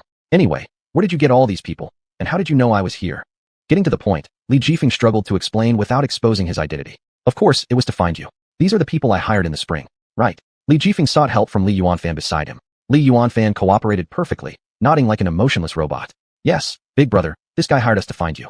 Strength in numbers. But what should we do with these people? At this point, a glint of ruthlessness flashed in his eyes, as if squashing an ant were an effortless task. Li Jifeng understood his intention. He wanted to kill these brats. He quickly intervened. No need. They're just a bunch of kids who haven't even grown their milk teeth yet. No point paying them too much attention. Had he not shown mercy, these people would have already been eliminated one by the Toxic Dragon Gang. Li Jifeng walked up to Hu Ningning and looked at her. How dare these children bully his cousin? Naturally, they couldn't get away scot-free like this. Apologize to my cousin. If you apologize, I'll let you go. And never bother my cousin again after today. Since they were all just kids, Li Jifeng didn't feel it was necessary to take things too far with them. However, for the sake of his cousin Li Yunluo, he decided to make things easier for her. But Hu Ningning and her gang still didn't realize his real intentions. One after another, their arrogance flared. Kill us or let us go. Do as you please, but we will never yield to you. And if you release us now, next time we'll definitely come back for revenge. We'll show you how powerful we are and make you pay. Suddenly incited, Li Yuanfan's explosive temper rose. He stepped forward, ready to teach them a lesson. Li Jifeng immediately stopped him. Otherwise these young ones would be finished at their hands. All right, forget it. Don't take kids so seriously, they're still young. But they spoke to you like that. Don't they know who you really are? Realizing halfway through his sentence that Li Yunluo was present, he quickly swallowed his words. Li Yunluo, on the other hand, grew very curious. What do you mean, brother? Who exactly is my big brother? Looking at Li Yunluo's innocent face, Li Yuanfan suddenly started searching for excuses in a panic. He is the coach for Sanda. Chapter 134, Hot Pot. What? Cousin, I've never heard that you are also a Sanda coach. Li Yunluo was very surprised. It was indeed hard for her to imagine Li Jifeng's appearance while practicing Sanda. Cousin, is what he said true? Suddenly being called out. Li Jifeng had 10,000 impulses to kill Li Yuanfan. What kind of excuse can't you say, and why do you have to say a Sanda coach? If he doesn't admit that he is a Sanda coach, then his identity as the leader of the toxic dragon gang will be exposed. It's true, actually I am a Sanda coach. All of you kids should apologize quickly. Hu Ningning and others, upon hearing that the other party is a Sanda coach, were immediately intimidated, so they all had the idea of wanting to apologize. Because if they don't apologize, they might really get a severe beating, by then it would be too late. Sorry. Hu Ningning apologized first, her voice completely muffled in her throat, like a mosquito. Say louder, what did you say? We didn't hear you. As long as you sincerely apologize and stop bothering my cousin in the future, you can leave. Li Yuanfan hated these little brats the most, wasting his time. So he kicked her with a foot. Li Yuanfan, who has been fighting for a long time, has very solid leg muscles, and is very strong. This kick almost broke Hu Ningning's bone. Hu Ningning was instantly subdued, kneeling on the ground and crying, regardless of everything else. I'm sorry, I was wrong. Please let me go. I will never dare to do this again. Seeing their leader apologizing, Hu Ningning's gang also began apologizing. I'm sorry, we were wrong. We shouldn't target Li Yunluo. Please forgive us. Li Yunluo, we won't bother you in the future, let us go this time. Li Jifeng found it interesting watching these kids, and gave his brothers a nod, indicating that it was over. The people of the toxic dragon gang then stepped aside, and Hu Ningning and the others ran away in fear. Li Yunluo was also stunned by the surrounding people, tugging at Li Jifeng's sleeve. Cousin, are these people bad guys? Why do they all look so fierce? Let's run away. Li Jifeng laughed and blinked an eye at Li Yuanfan. The people of the toxic dragon gang left. Li Yunluo sighed in relief. Why did they leave, cousin? Maybe they completed their mission and left. You cousin is truly generous. I give you a thumbs up. How much does that cost? No problem. Your cousin has money. Have you eaten dinner? I'll treat you to dinner. By the way, your aunt wants to video chat with you. How about we eat while chatting? That's great. I want to eat hot pot, can I? Cousin, sure, let's go eat hot pot. Li Jifeng specially picked the most popular hot pot restaurant and invited Chung Lily. The three went into the hot pot restaurant, where a waiter enthusiastically came over to serve them. Hello, how many of you are there? 3. Do you have a table available? Of course, please follow me. The three followed the server and sat down at a spot between two sofa rows, with a large table in the middle. Li Jifeng sat alone on one row, while Chung Lily and Li Yunluo sat on the other. The server handed a tablet to Li Jifeng. Customer, what would you like to eat? We use self-service ordering in our hot pot restaurant. On the tablet were various dishes. Li Jifeng ordered 3 plates of lamb, 3 plates of beef, and a plate of tripe and shrimp paste. He then pushed the tablet towards the two girls. Take a look and order anything else you'd like. I'll be paying today. Eat to your heart's content. The two naturally weren't shy and ordered all the dishes they wanted. Upon seeing their order, the server knew they must be wealthy people. After they finished ordering, the server took the tablet and left. Soon after, the server returned with 3 small gifts, handing each one over, saying, "Excuse me for interrupting, but our store is running a promotion. For spending a total of over 500 yuan, we are gifting these 3 small gifts." All 3 replied simultaneously, "Thank you." However, the server remained in place, as if waiting for something. "Do you need anything else?" "No, enjoy your meal." The smile on the server's face became stiff. When back in the kitchen, they started complaining to their coworkers. "I thought since they're rich and ordered so much food, they'd leave us a tip for giving them some freebies, but not even a penny. They're so stingy." The coworker looked at the server with disdain. We see this kind of customer all the time, pretending to be rich, but actually having no money. Since they don't give us any tip for the freebies, let's not serve them the good dishes." The two reached an agreement and then arranged some not-so-fresh dishes. The waiter put all the dishes on a small cart and delivered them over to the 3, and still maintained a fake smile on his face. "Your dishes are ready." The waiter was obviously less enthusiastic than before, just muttering something, tossing the cart by the table and leaving. Chung Lily thought this waiter's attitude had changed drastically. What is wrong with this waiter? He's acting up against customers. Li Jifeng personally arranged these dishes neatly on the table. There's nothing special. Let's eat what we have and avoid unnecessary trouble, understand? Even after Li Jifeng said this, the two didn't say anything more and began putting the meat into the pot. However, the 3 didn't expect that the meat turned green once it hit the pot. Moreover, there were leftover skewers from the previous customer in the broth. This made all 3 immediately put down their chopsticks, finding the restaurant quite disgusting. Never would I have thought we'd get served like this even when dining at a popular place. This restaurant really isn't so great. How disgusting. How can we possibly eat this? The meat is clearly moldy. Are you telling me that this is what we pay so much money for? Then, Li Jifeng called the waiter over immediately and showed her what was in the hot pot. Take a look yourself. Is this edible? It's clearly moldy. Is this how your restaurant operates? The waiter looked completely unconcerned and acted arrogantly. She even rolled her eyes at them and explained impatiently. The meat is just like this. You probably haven't eaten good meat before. And it's no surprise for customers like you who don't give tips, always so stingy. You've probably never seen such high-quality meat. Chung Lily instantly got extremely angry and stood up, feeling like she wanted to punch the waiter. Say that again. What is your service attitude like? You're in the service industry, not here to argue with us customers. Chapter 135, Predicament. Who would have thought that the server wouldn't give them the time of day? Her attitude was incredibly rude, and she even retaliated. I reckon you're just here to cause trouble? Where's the security? What are you waiting for? Get rid of these troublemakers. The security guard heard the commotion and rushed over. However, it was the first time he'd seen a server try to eject customers herself. Unsure of what to do, the security stood there idly, watching the scene unfold. Seeing the delay in the security's actions, the server grew impatient. Security, what is wrong with you? Aren't you going to act? With arms crossed, the server looked down on everyone as if she were above it all, barking orders at the security like she owned the hot pot restaurant. However, the security did not follow her lead. Let's wait for the boss to come before we decide. Otherwise, I can't justify throwing out guests. Upon hearing this, the server became so furious that sparks seemed to fly from her eyes. Guests? Who were they kidding? If you won't act, then I will take matters into my own hands. She reached out to push Chung Lily and Li Yunluo. The two almost lost their balance and fell over. Li Jifeng stepped in, pushing the server back to keep a safe distance. You keep talking big. What's with the violence? The server, full of zest, had a smirk that threatened to swallow her entire face. Her expression darkened. If one knew better, they'd see her as a mere waitress. To the unacquainted, though, she might as well be a debt collector after years of non-payment. Li Jifeng's eyes gleamed with menace, causing the server to shiver visibly. Do you know who my cousin is? He's the manager of this hot pot restaurant. Hands on hips, she proclaimed while pouting her lips, her head held higher than the heavens themselves. People like you who wouldn't understand anything. Just go. Leave now. As Li Jifeng attempted to step forward and argue, Li Yunluo restrained him from behind. Cousin, let it go. We don't need to eat here. Let them refund us. Refund? Not in a million years. There's no way I'm giving your money back. Be thankful my cousin doesn't beat you up instead. Oh really? Your cousin sounds so mighty. If you think he can intimidate us, bring out your boss instead. Bystanding customers were now watching curiously. This server is truly overbearing. But if her cousin is the manager, they might indeed prevent this meal from continuing, commented some. Still, this is too harsh. The service here is deplorable. Server, either you let us eat or refund our money. The server, irritated by the buzz of comments from nearby diners, shouted.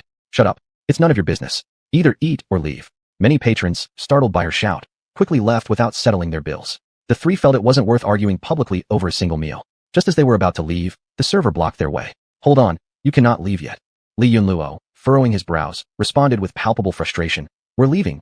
What more do you want from us? Because of your squabble, most of the customers have walked out. Isn't it only fair that you cover for their loss? What does whether or not your customers stay have to do with us? Without your disruption, they wouldn't have left without paying. Therefore, you owe the unpaid meals to the store, or else nobody is walking out today.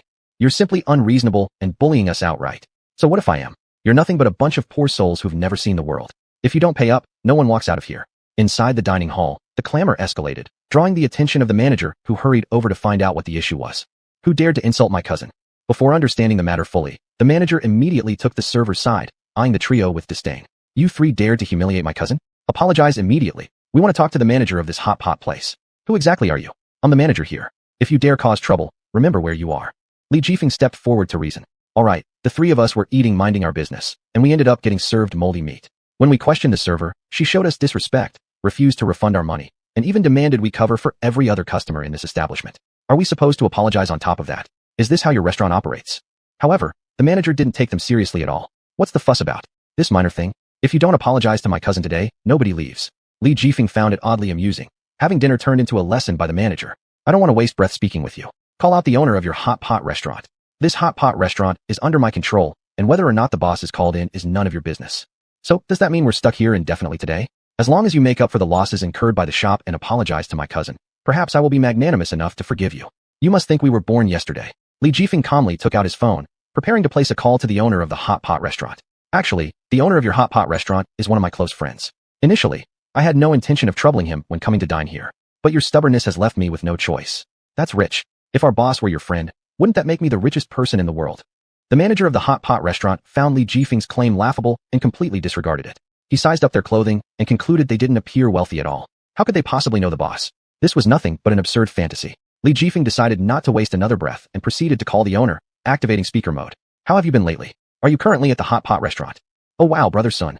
It's been so long since we last saw each other. I've missed you. I'm actually on my way there now. What's up, brother Sun? Whatever it is, just tell me. Thanks to your past help, I've achieved success today. So if you miss me, I will definitely travel miles to see you. I'm currently dining at your hot pot restaurant. In that case, I'll have the server bring you some exquisite dishes. It's rare that you'd grace us with your presence for a meal, so we must treat Brother Sun well. Not necessary. Just come over quickly. I'm being lectured by one of your servers right now. What? Someone actually dared to lecture my brother Sun? That would be equivalent to lecturing me too. Please wait. I'll be there immediately. I really want to see who has such audacity. All right. I look forward to seeing you, brother. After hanging up the call, Li Jifeng settled comfortably into the sofa, patiently awaiting the owner's arrival. Chapter 136. The boss has really come. The manager of the hot pot restaurant overheard their conversation, but still refused to believe it. He thought they were deliberately trying to scare him into retreating. In fact, the person on the phone was not their boss at all. Isn't this actor someone you hired? Fine, let's wait for him. I'd like to see how capable you are. The manager of the hot pot restaurant wanted to put a damper on Li Jifeng. A server whispered advice nearby. Cousin, I think these three people just want to stall for time and do some futile work, then tamper with the accounts later, and we'll have money. I didn't think of that. You're smart. The manager's eyes lit up. He had to give these three a good trimming. So the server quickly took out his phone, found the calculator app, and added up the price of every dish on the menu before showing it to the trio. You guys better pay up quick. It's only a few 10,000 yuan. Hand it over. Oh right. Poor devils like you probably can't come up with the cash, so why don't you write an IOU, and we'll let you go. You must be dreaming. The manager and the server were still gloating, completely unaware of the severity of the situation. At that moment, the boss of the hot pot restaurant arrived. When the manager saw him, he knew something was wrong. If the boss found out about his accepting bribes arbitrarily, they would probably be fired. So, he hurriedly moved forward, attempting to divert the boss with an ingratiating smile in hopes of sucking up. Boss, why did you suddenly come back? Weren't you supposed to be reviewing something in Qinghai City tonight? The boss responded coldly, radiating an austere attitude. Do I need to report my whereabouts to you? It looked like the boss was going to walk over to where Li Jifeng and the others were, and the manager couldn't stop him. So he preemptively made accusations. Boss, I should tell you. 3 troublemakers came to our store and have been controlled by us. They claim our meat isn't fresh and have driven away all the customers from our restaurant. The boss gave the manager a meaningful glance, ignoring him, and walked straight toward Li Jifeng. When the boss saw Li Jifeng, his face broke into a wide smile, extremely warm. Son, haven't seen you for a long time. You've gotten even handsomer. Li Jifeng also greeted the boss familiarly, embracing him by the shoulders. To others, they appeared to have an excellent relationship. Seeing this scene, both the manager and the server froze in place. They never imagined these people would truly be the boss's friends, and remembering the disrespectful words they'd just said caused them deep regret. They were about to sneak away when they were unexpectedly blocked by Li Yunluo. Where are you two headed? Didn't you say you'd be rude to us when the boss comes? How rude exactly do you plan to be? The server and the manager glanced at each other awkwardly and chuckled, as if the events just prior had vanished like smoke. What had happened earlier seemed to have disappeared without a trace, now smiling warmly at the three, acting very polite. What are you talking about, little miss? How could we possibly be impolite to customers? We can offer you the best discounts. Please visit our hot pot restaurant again next time. 3 of you. Li Yunluo emitted tisk tisk tisk sounds, observing their cowardice which aroused in her the desire to play a trick. Weren't you both being extremely arrogant, demanding we compensate for the meal costs of all your customers? Now, you look like different people. At this point, the server and the manager were so nervous they were sweating profusely, as if using their eyes to beg the other not to utter any more dangerous phrases. Together, both of them glanced towards the boss, only to find him glaring darkly while observing the situation. Instantly feeling intimidated, they surrendered immediately, voluntarily confessing their mistakes. Boss, we were wrong. We didn't know they were your friends. Even if they hadn't confessed, the boss already guessed what had transpired. Son, I didn't expect you to suffer such indignity in my store. I'm really sorry, despite your past help with me. I owe you. The boss spoke, feeling there was much he owed Li Jifeng. Li Jifeng patted the boss on the shoulder, as if it were just like old times. The two remained good brothers. It's not your fault, but it seems like your employees often treat customers like this. Fortunately, it was me who received this treatment today. If it were another customer, the shop might be exposed. If things continue like this, your business may have gone bankrupt long ago. Son, I understand what you mean. This is my first time finding out about such a situation, and I apologize. Here's what I'll do. I will instruct other staff to prepare you some quality dishes and fine wine. When you came, I should have given you a proper welcome. I will personally drink a cup with you and apologize sincerely. Good brother doesn't talk nonsense. I trust you can handle this matter properly yourself. Subsequently, Li Jifeng took the two to another table and ignored the petrified manager and waiter. Following that, the boss shot them a glance implying they would be dealt with later before heading to the kitchen to give instructions. My friend has come. You must entertain him with the utmost care. If anything goes wrong, then pack your things and leave. Yes, boss. Everyone chorused in unison. At this moment, the waiter and the manager approached Li Jifeng and his companions, fidgeting nervously and unable to utter a word. Li Jifeng, noticing this, gave them a glare. What? Now that the boss is here, what do you have to say? Realizing they had been misunderstood, the pair shook their heads frantically and began explaining. It's not like that. We just want to apologize to you. We realize our mistake. Please plead on our behalf with the boss. Forgive us. That's right. We've realized our mistakes. This job is already hard enough for us, and there are old and young ones at home relying on us for survival. Please don't make us lose our livelihood. But Li Jifeng never once considered pleading on their behalf. Weren't you all so arrogant just now? Before doing those immoral deeds, didn't you think of the consequences? Still refusing to admit defeat, the server was pretending ignorance. What are you talking about? We were just a bit rude, and the talk about compensation was only a joke. However, Li Jifeng wouldn't let them off easily and revealed the truth directly. In order to make more money, you serve moldy meat to customers. Isn't that an immoral thing? Seeing that their secret tampering had been discovered, they felt as if the sky was falling. I beg you, please don't tell the boss. Otherwise, we will be completely finished. Please, anything you want us to do, we'll do it. Really? You'll do anything I ask? Are you trying to trick me? Chapter 137, spun around like fools. The server and the manager didn't hesitate, they immediately agreed. All right, we agree with you, no tricks. Just help us plead with the boss, and we'll do anything. Li Jifeng saw that the two had taken the bait, so he directly revealed his plan. Since you've decided, then follow my instructions. Admit your misdeeds in front of everyone, clarifying that these acts have nothing to do with the shop. It was purely your personal decision. The manager and the server were shocked. If they did this, wouldn't it mean signing their own death warrants? That's not right. Buddy, can we change this? If we spill everything, won't we get torn apart by everyone? Li Jifeng acted very impatient, as if giving them one last chance. If you don't confess, then you'll just have to leave. It's up to you. The two hesitated at the spot, stammering without saying anything clear. Li Jifeng took the chopsticks and picked some food from the hot pot, glancing at them. If you can't handle it, leave now. Don't be indecisive in front of me. We still need to eat. What if we really do what you say? Will you really plead on our behalf? The manager knew that Li Jifeng had significant influence. If he intervened, the matter would likely pass. Thus, the two looked at each other, wanting to consult. Cousin may, or we could follow his advice. If we don't do it this way, we won't earn any money. Cousin, also true. You worked so hard to become the manager. You can't quit easily when your salary is good. You'd have to start over somewhere else. Both had resolved themselves, standing in the center of the dining hall, clapping to draw everyone's attention. I have something to tell all of you. I am the manager here, and the server is my cousin. In fact, to make a bit of dirty money, we used moldy meat instead of quality ones for the customers. But we won't do this again. To all present, I deeply apologize. I sincerely ask for forgiveness for our actions, and henceforth, we will always provide you with the freshest ingredients. After finishing, both bowed toward the guests. When the guests heard the news, they felt like being struck by thunder under a clear sky. They realized all the food they previously ate at this store wasn't fresh. No wonder they often got diarrhea. It turns out the manager and server were behind this. They couldn't forgive these two people, so everyone pulled out their phones to expose them online and demanded compensation. So, the meat we ate was all moldy. Just thinking about it makes me feel sick. Thank goodness my kid wasn't late. Otherwise, how would we deal with the situation? How sinister this shop is. Never thought the food would be this bad. We were such fools. We don't dare to eat these dishes anymore. They're too disgusting. Give us our money back quickly. All customers protested, believing this hot pot restaurant to be unscrupulous. Then the manager further explained. Our misconduct has nothing to do with the hot pot restaurant. You can rest assured in the future. The use of moldy meat wasn't the boss's idea, but our personal decision. Hearing the manager's explanation, the customers threw vegetable leaves at the two of them. Are you even human? Giving customers these dog-unworthy things. Don't you have any conscience? Quickly compensate us. Eating so much disgusting stuff. Refund our money, and I'm never coming here again. This incident was posted online. Netizens, seeing the video, all felt nauseated. Comments poured in under the video. Which hot pot restaurant is this? It's truly repulsive, having such unscrupulous servers and managers. The boss should fire them immediately. Why hasn't the boss fired them yet? Is he waiting for the hot pot restaurant to go bankrupt? Who would expect the staff and manager to act against him like this? Truly shameless. How can people do such deeds? Making your compatriots suffer this way is truly revolting. Faced with curses from everyone, the server and the manager lost their composure, unsure what to do. Then, upon hearing the commotion, the boss emerged to check the situation, his inner fury raging. Coming straight over, he wanted to question the pair.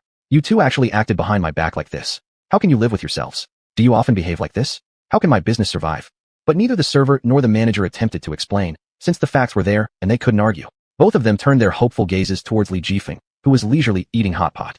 Pal, we've already done as you said. You should. The manager sought to appeal to Li Jifeng, gently reminding him. Li Jifeng gave a distracted acknowledgement. Oh, right, if you hadn't reminded me, I'd have forgotten. The manager and the server both expected Li Jifeng to speak up for them, believing this would settle the matter. Li Jifeng then said to the boss, Hey, I'm speaking on behalf of these two. They did do such a thing, so hurry up and make them compensate. Neither the server nor the manager had expected to be tricked by him. They questioned sharply. What? Didn't you promise to speak up for us? Why aren't you keeping your word? You shouldn't do this. How can you lack integrity like this? We agreed that you would speak up for us. Li Jifeng nodded and feigned an innocent look at them. Yes, I am speaking up for you. Am I not currently talking to your boss?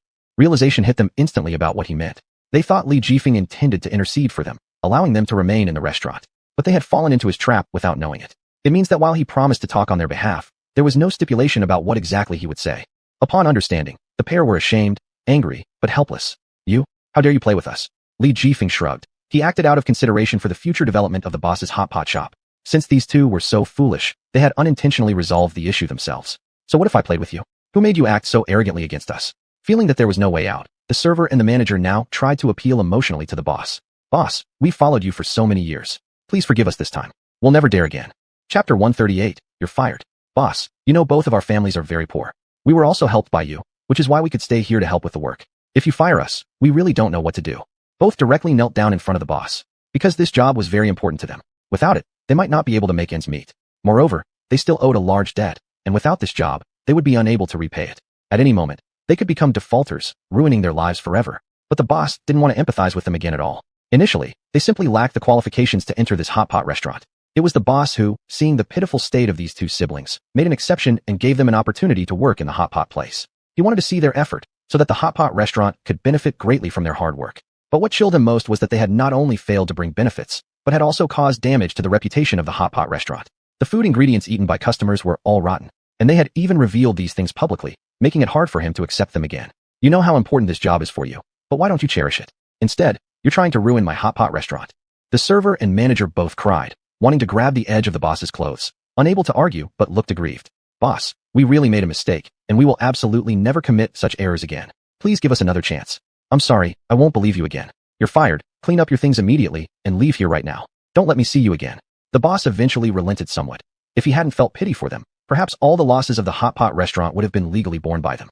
The two kept Jochan the boss. Li Jifeng sneered and spoke up beside them. Why don't you two hurry up and leave? Your boss has already given you mercy, and this matter can land you with legal responsibility. Your boss kindly let you go, so why aren't you leaving immediately? After hearing about the seriousness of this situation, the server and manager quickly scrambled off the floor and fled from the hot pot store, disappearing without a trace. Then, the boss took out some fine wine and personally thanked Li Jifeng. Brother, thanks to your help today, I don't even know how to thank you. I always owe you favors before, and now there's no way to pay back. I toast you. We will always be good brothers. It's nothing, just because you're my lifelong brother, I'll definitely help you. I also toast you. Thus, they enjoyed a wonderful meal together in the hot pot restaurant. Afterward, the three finished dinner and walked home together. On the way, Li Yunluo looked at Li Jifeng with great admiration. Cousin, why didn't I notice how amazing you are before? Everyone knows you. Li Jifeng was still pretending not to know and didn't want to reveal his abilities in front of his family. Do I? Am I really amazing? Very amazing, alright? I'm almost becoming your fangirl.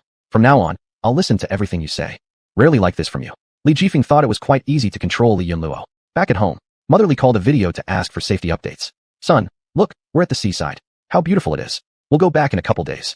Mother Li held the phone showing the vast expanse of the sea, and not far away, many seagulls were flying. Mother Li quietly appreciated the magnificent scenery of the sea and suddenly felt touched by a gentle force within her heart.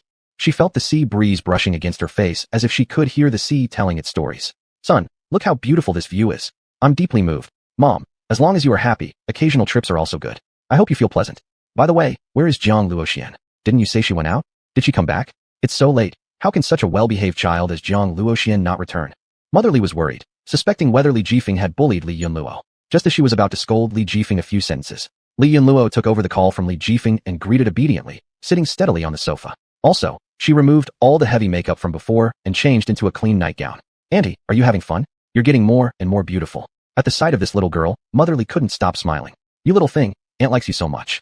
Aunt had a great time. Did you have fun? Did Jifeng bully you? Let me beat him for you. No, Jifeng has been very good to me, not bullying me at all. I've been very happy these past few days. Seeing Yulu behaving so differently, Jifeng began to doubt his own judgment.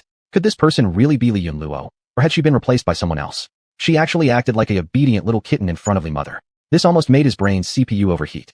The same Li Yunluo who tonight competed with someone named Xian was now being unusually compliant. Jifeng wanted to expose her true nature, but if Li Mother heard these suspicions, she definitely wouldn't believe that Li Yunluo could have such a wild side. After about half an hour of chatting, Li Yunluo finally hung up the video call with Aunt Li. Then, Aunt Li felt so moved by the beautiful scenery that she couldn't resist sharing more than 10 posts on social media. Now their neighbors also knew that Mr. and Mrs. Li had gone on vacation. Jifeng took back his phone, furrowing his brow as he asked, "Why do you two have so much to talk about?" Li Yunluo said confidently, "Because Auntie and I get along well, we naturally have a lot of topics to discuss." Jifeng thought that Li Yunluo was truly a clever girl. "Alright, it's not early. Go to sleep soon. Remember to lock one of your hands to the bedpost tonight. Just in case you sleepwalk and something happens, no one will be responsible for you." Li Yunluo noticed that her cousin had even bought a handcuff specifically for her and attached it to the bedhead. This showed how thoughtful Jifeng could be. "Okay, I know. Good night, cousin." After saying that, she went off to sleep. When Jifeng was also ready to sleep, Chung Lily had already packed her luggage and dragged her suitcase out from the bedroom. Jifeng looked at her curiously, asking, "Lily, where are you going? Are you leaving after packing your luggage?" Chung Lily nodded, saying, "I found a place to live. Now I can earn money at Tianxiang Tower, so I don't want to trouble my brother anymore. Jifeng understood. A girl shouldn't stay too long at a man's house. Chapter 139, Shared Renting. Since you've made up your mind, I wish you all the best. If you encounter any trouble in the future, feel free to come find me. Li Jifeng was still worried about her living alone outside as a girl, but he had no usable identity to make Cheng Lili stay. Cheng Lili nodded. She understood Li Jifeng's kindness and appreciated it. Thank you for everything you've done for me.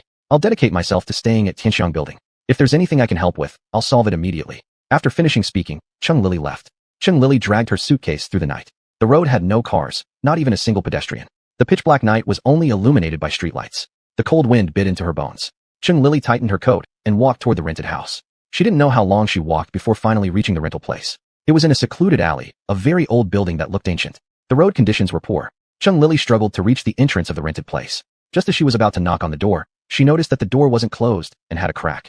Cheng Lili didn't knock, but directly opened the door and went inside. The interior decoration was very old-fashioned. Even the tables and chairs were paint-chipped and creaked when moved by the wind. It clearly indicated that this place hadn't been lived in for a long time. Cheng Lili cautiously entered the room for inspection. It was spacious enough, a two-bedroom apartment with one living room, one bathroom, and a kitchen. Cheng Lili randomly entered one of the rooms, where there was only an empty bed, barren as could be. This obviously hasn't been lived in. There isn't even furniture. Looks like tonight, I'll just have to make do. I'll tidy up tomorrow. As soon as she put down her luggage, she heard a sound from the next room. It sounded like something had fallen onto the floor. Cheng Lili was startled and wanted to go check. But too afraid, she grabbed a nearly broken chair nearby to use for self-defense. The person in the room also seemed to have heard someone enter and slowly approached the room. Who's there? Who's in the house? The woman spoke and immediately came out to investigate. Cheng Lili instinctively wanted to hit her with the chair, but then she saw a provocatively dressed woman. The woman wore the latest brand name clothing. Her hair was curled into large waves, with gold necklaces and beautifully manicured nails, looking entirely out of place in such an old environment. Seeing it was a woman, Cheng Lili refrained from using force, thankful that she pulled back in time. Who are you? That question should be asked by me. Who are you? What are you doing in my room? The woman, seeing Cheng Lili ready to strike with the chair, was frightened, her heart racing, looking at her anxiously. I'm the one renting this place. Who are you? The landlord didn't mention anyone else living here. I didn't hear the landlord say that either. Someone is coming to live here? Is our landlord the same person? The landlord is Cheng Yusi. It really is the same person, so what's going on? I'll call him now and ask. The woman was very upset and immediately called the landlord, questioning while turning on speakerphone so Cheng Lili could listen. Landlord, didn't you rent this house to me? Why does another person say they rented the house too? The landlord chuckled. Oh dear, Tianyin. It's all because I forgot to inform you beforehand. Did you two meet? No need for me to say more. You both will be sharing rent together, and you can freely divide the rooms between yourselves. Tianyin felt baffled. What did he mean by shared renting? This was never mentioned earlier. Not so fast, landlord. When we discussed renting the house previously, you never said it would be shared. Now there's suddenly another person. What are we supposed to do? Just get along and share. Aren't you both girls? What's the big deal? Moreover, both of you already paid half the rent individually. It works perfectly if you share the space, saving half the rent, right? But shouldn't this have been negotiated with us first? You want to live? Fine. If not, pay the breach fee, okay? I've other things to attend to. I'm hanging up. The landlord directly hung up the phone. Hey landlord, don't hang up. The woman was irritated and kept pulling her curls, finding the situation troublesome as the landlord abandoned handling the matter. The woman then noticed Cheng Lili waiting, so she beckoned her to sit down. Sit down first. Let's discuss what to do with this house. Cheng Lili also overheard their conversation and realized this was the situation, so she sat down prepared to cooperate. Judging by your attire, you seem well off. Why would you choose such a shabby house? I'm also experiencing financial hardship, so I came here. Just let this place go to me. The woman also felt awkward, looking around disdainfully. Who would live here if they weren't forced by life? Besides, I came here first. Why should I leave? The woman wouldn't give in at all. Since she had occupied the place first, she naturally had the right to stay here. But I've already paid the rent. What are we going to do about that? The woman found it troublesome and decided to give the other half month's rent back. Why don't you find somewhere else? I'll return your money. That won't work. There's nowhere else as cheap as this. It costs a lot more elsewhere. I've already arranged with the landlord, so I will be staying here. After finishing speaking, Cheng Lili sent the money back to the woman. The woman frowned and sent it back. You should understand. I came here first, so I have the right to stay. Cheng Lili wouldn't yield either, sending the money back again. I've already paid the landlord. I can't afford the breach fee anyway. So, I'm definitely going to stay here. It's too late for me to go look for another place now. Besides, I don't mind sharing the rent with you. After saying this, Cheng Lili walked straight into the other room. The woman sighed. Her own financial situation was tight, and she couldn't afford any extra expenses either. So, she would just have to share the rent. Cheng Lili returned to her room, laid out the blanket and bedsheet she brought along on the bed. After tidying up a bit, she went to sleep early. Unexpectedly, noises kept coming from next door, which made Cheng Lili toss and turn, unable to fall asleep. The woman was broadcasting live next door. Brother, if you like me, please give me a free red heart. Suddenly, an older man entered the live room, attracted by the woman's looks, and immediately gave her several rocket gifts. The woman was thrilled, screaming in delight. Thank you, big brother, for the rockets. Let me perform a show for you. The woman played a high-energy song and stood up to dance seductively for those in the live stream. In a sexy tight outfit, the woman moved with the music, trying her best to attract attention. She hoped that more people would be drawn to her channel. Chapter 140, Roommate Conflict. At this moment, Tian-yin tore a large opening in her body-hugging skirt, becoming even more revealing. Tian-yin's eyes were filled with ambition, and she danced even more vigorously. She lowered her chest, puckered her fiery red lips, and blew a kiss to the live stream. This mesmerized many male viewers in the live stream, causing them to follow the host enthusiastically. As the music's rhythm picked up, the number of viewers in the live stream instantly surged to over 200,000. The audience went crazy, showering Tian-yin with gifts. The comment section scrolled rapidly like turning pages. Beautiful. Dance one more spicy dance. Reveal a bit more. I've sent so many rockets. Can we be friends? Where are you from, streamer? Can we meet? You're dancing so hard. How about coming with me? I'll take care of you. Just as Tian-yin was raking in money, Chung Lily suddenly burst in and turned off the computer. Then Chung Lily returned to her own room, preparing for a good night's sleep. Upon seeing this, Tian-yin was shocked, speechless, nearly losing her soul. She hurriedly moved to turn on the computer again, but after turning it on, everything was gone, leaving her extremely frustrated. She slammed the cup on the table to the ground, breaking it into 2 pieces. Tian-yin rushed to the kitchen, filled a basin with cold water, and stormed into Chung Lily's room.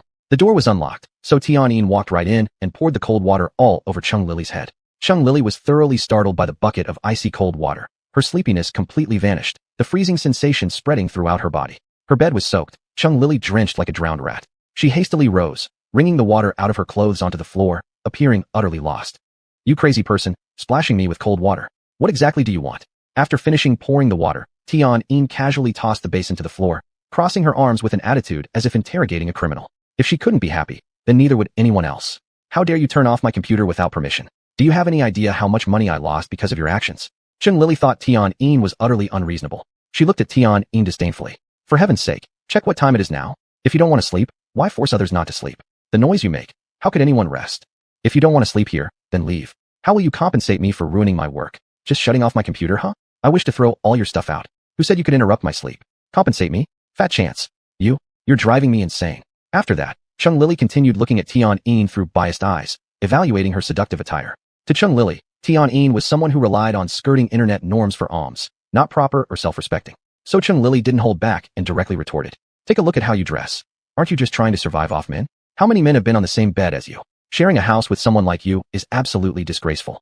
Upon hearing these words, Tian-yin's face turned green. She had always respected herself, yet Chung Lily had baselessly accused her of being this kind of person. She gnashed her teeth angrily, glaring fiercely with bloodshot eyes. It seemed she was ready to pounce on Chung Lily at any second. Try saying that again. Who sleeps with men? Chung Lily sneered, unafraid. I say, you sleep with men. Money grubber, get out of my room immediately. Enraged, Tian-yin's face turned bright red as she grabbed Chung Lily's hair and dragged her toward the door. Naturally, Chung Lily wouldn't let her get away with it either, digging her fingernails into Tian-yin's foundation-covered face. The two fought violently inside the room, creating a ruckus that left the house in disarray. Their fight woke up all the residents of the building. The constant sounds of arguments and smashing from their home seemed endless. The neighbors stuck their heads out of their doors to see who was causing the commotion. Will you two stop making noise? Are you letting other families sleep or not? If this continues, we're calling the police. Yes, don't disregard other people's feelings. Stop making noise and lower your voices. Only after hearing the neighbors' complaints did the two stop fighting. However, Tian-yin still stubbornly held onto Chung Lily's hair while Chung Lily tightly choked Tian-yin's neck. They remained deadlocked in the living room. You heard them. The neighbors told us to quiet down. Release me immediately. Why should I release you first? Aren't you also grabbing me? Let go of me. The two fought viciously, both battered with injuries amidst the mess surrounding them. Let's calm down and think properly. Shall we sit down and discuss what to do next? All right, then let's both let go of each other. I'll count to 3. The two reached an agreement. After counting together to 3, they finally released each other's grip, falling to the ground and gasping for breath. Tian-yin's big wave wig flew off, revealing her real face without makeup. Chung Lily's clothes were also torn. She returned to her room and changed into a new set of clothing. Afterward, Tian-yin found 2 chairs that hadn't been smashed from the mess in the living room and arranged them properly. She gestured for Chung Lily to sit down and take a break, suggesting they discuss the terms of their shared tenancy. I don't want to fight with you either. After all, people upstairs and downstairs can hear the noise. If the police come, neither of us will get away. I agree. Let's negotiate. Either you leave, or I do. Of course you should leave. I've already been living here for almost a month. I didn't expect you to suddenly move in as a roommate. It should be you who leaves. I signed a contract. Why should I leave first? That doesn't make any sense, right? Tian-yin wanted to lash out again, but restrained herself, remembering the neighbors in the building. Since neither of us wants to leave, let's create rules for co-living so we can have a convenient life together, okay? Chung Lily agreed. Continuing this way would benefit neither of them. Besides, it was already late at night, and Chung Lily wanted to rest early because she had work tomorrow. My requirement is that you cannot make loud noises at night, disturbing my sleep. Tian gritted her teeth. Fine, I promise. In return, you can't touch my things arbitrarily. We need to establish boundaries, and you can't step over these boundaries. Then she stood up and went back to her room, grabbing a mosaic pen, dividing the living room into 2 parts, separating their respective areas. Neither of us can cross this line. If anyone violates the agreement, there will be a penalty for breach of contract. Deal. Deal. Words alone won't hold. Each person keeps 1 copy. Afterward, Chung Lily drafted the rules casually, and both unconsciously pressed their fingerprints as confirmation. Chapter 141, The Kiss at the Arcade. The matter came to a temporary end. The next day, at dawn, Li Jifeng had already gone to work at Tianxiang Tower. Li Yunluo, who was left alone at home, finally seized the opportunity. She immediately took out the super short skirt she had kept for a long time and changed into it. Untying her hair tie, she let her long hair flow loose. Then she secretly prepared to go out. Li Yunluo passed through the mall and rushed straight to the arcade, which was filled with all kinds of people. She looked around and suddenly saw a familiar back turned toward her as someone was tidying up the cabinets at the bar counter. Li Yunluo went forward and lightly patted Hao Luo's shoulder. Hao Luo turned around, but he didn't see anyone. He was curious about why there was no one, assuming he might be hallucinating from fatigue. As he turned again to look at the cabinet, Li Yunluo appeared in his arms. Li Yunluo, how did you get here? Hao Luo was slightly surprised. Li Yunluo smiled sweetly and hugged Hao Luo. His heart beat wildly, finding Li Yunluo incredibly cute. How is it? Do you like it? Without realizing it, he internally responded, I like it so much. But suddenly, Hao Luo remembered something, quickly loosened his hold on Li Yunluo, and acted busy by wiping the table nearby. His heart felt like a little deer crazily colliding inside him while outwardly trying hard to stay calm. He didn't want others to see his thoughts. You came to find me for what? We have no relationship. You don't need to visit me. How could there be no relationship? Haven't you forgotten that I kissed you that night? And you didn't reject me? Li Yunluo couldn't help feeling indignant and moved forward to argue with him. But Hao Luo treated her like thin air, leaving her standing ignored without responding. With a heavy heart, he didn't want too much contact with Li Yunluo and hoped she would leave soon. Li Yunluo noticed his impatience, wondering why their previous good relationship seemed so different upon meeting now, making her quite upset. Hao Luo, what kind of attitude is this? Why won't you talk to me? Hao Luo knew deep inside that he wasn't capable enough. Therefore, he temporarily lacked the qualifications to deserve the person he liked. He wanted to distance himself from Li Yunluo because he couldn't provide her with a happy life yet. But Li Yunluo hadn't considered any of these. She pursued only based on her preferences. Are you even listening to me? But he still paid no attention to her. At this moment, a female customer arrived, wanting to buy game tokens. Hello, I want to buy 50 tokens. How much does that cost? Hao Luo took this chance to quickly distance himself from Li Yunluo and went to fetch 50 tokens for the female customer. It costs 50 yuan. Is it a mobile payment? Just scan the QR code on the table. Without hesitation, the female customer scanned and transferred 50 yuan, then took the tokens and left. Li Yunluo followed closely behind Hao Luo, showing an attitude that suggested if she was ignored, she would wait it out indefinitely. Li Yunluo sat directly on the chair behind her, deciding to see just when Hao Luo would finally notice her. Seeing that Li Yunluo would not leave, Hao Luo finally spoke up. What exactly do you want? I haven't acknowledged our relationship, so stop harassing me. Li Yunluo felt like she was being rejected, confused. I want you to be my boyfriend. Weren't we good before? Why are you unwilling to even say a word to me now? At this moment, another female customer arrived, carrying a luxury brand bag, clearly very wealthy. Approaching the front desk, she scrutinized Hao Luo carefully. Noticing his athletic build and handsome appearance, complemented greatly by his white shirt, her gaze never strayed from him. It seemed like she was almost drooling. Hao Luo noticed the woman and thus approached to serve her. Hello, may I assist you with anything? Immediately, the female customer pulled out 10 big bills from her luxury bag and placed them on the table. Handsome man, it's meaningless playing alone. If you're willing to play with me, this money will be yours. What do you say? Hao Luo saw that the money placed on the table amounted to half a month's salary for him. He was surprised by how generous the female customer was. Ordinarily, he would reject her request without hesitation. However, since Li Yunluo had been constantly pestering him from the side, he pocketed the bills without hesitation and accepted the female customer's invitation. All right, I'll accompany you. Whatever you want to play, I'll be with you. Hearing those words, which implied a flirtation, the female customer was thrilled inwardly. Li Yunluo was incredulous to see that Hao Luo had readily accepted the female customer's proposition. Hao Luo noticed the resentful look on Li Yunluo's face. This was exactly what he wanted, to use this opportunity to dissuade Li Yunluo. He wanted her to know that he wasn't a man worthy of trust. So he accompanied the female customer to the claw machine and prepared to grab her a doll. Hao Luo inserted the coins and gently asked the female customer, which doll would you like? I can try for you. The female customer, dazzled by his handsome profile, couldn't even think straight about dolls anymore. You can pick whichever you want. I just enjoy watching you play. Hao Luo nodded and started playing on his own. The dim light enhanced his charm, subtly revealing the outline of his abs beneath his shirt, making the atmosphere heavy with allure. The female customer, losing all sense of propriety, attempted to reach out and touch Hao Luo's abs. But just then, Li Yunluo burst in, shoving the female customer away to create an arm's length of distance between them while protecting Hao Luo behind her back. It seemed as if she were declaring her ownership with a glance. The man behind her belonged to her. This is my man. Did I give you permission to touch him? The female customer's mouth twitched, clearly irritated, and began yelling at Hao Luguo. I'm not refusing to pay you more. What's the deal with this random girl suddenly barging in? Give me some explanation here. Hao Luguo was surprised to find Li Yunluo still there. Li Yunluo, why haven't you left yet? Don't you care about me at all? Even a little bit. Li Yunluo stared into Hao Luguo's eyes, hoping to catch even a flicker of affection in them. Before Hao Luguo could respond, Li Yunluo pressed her lips against his. Seeing this, the female customer stormed off in anger. What rotten luck. What kind of nonsense happened to me today? Unbelievable. Hao Luguo's eyes widened as he watched Li Yunluo passionately kiss him.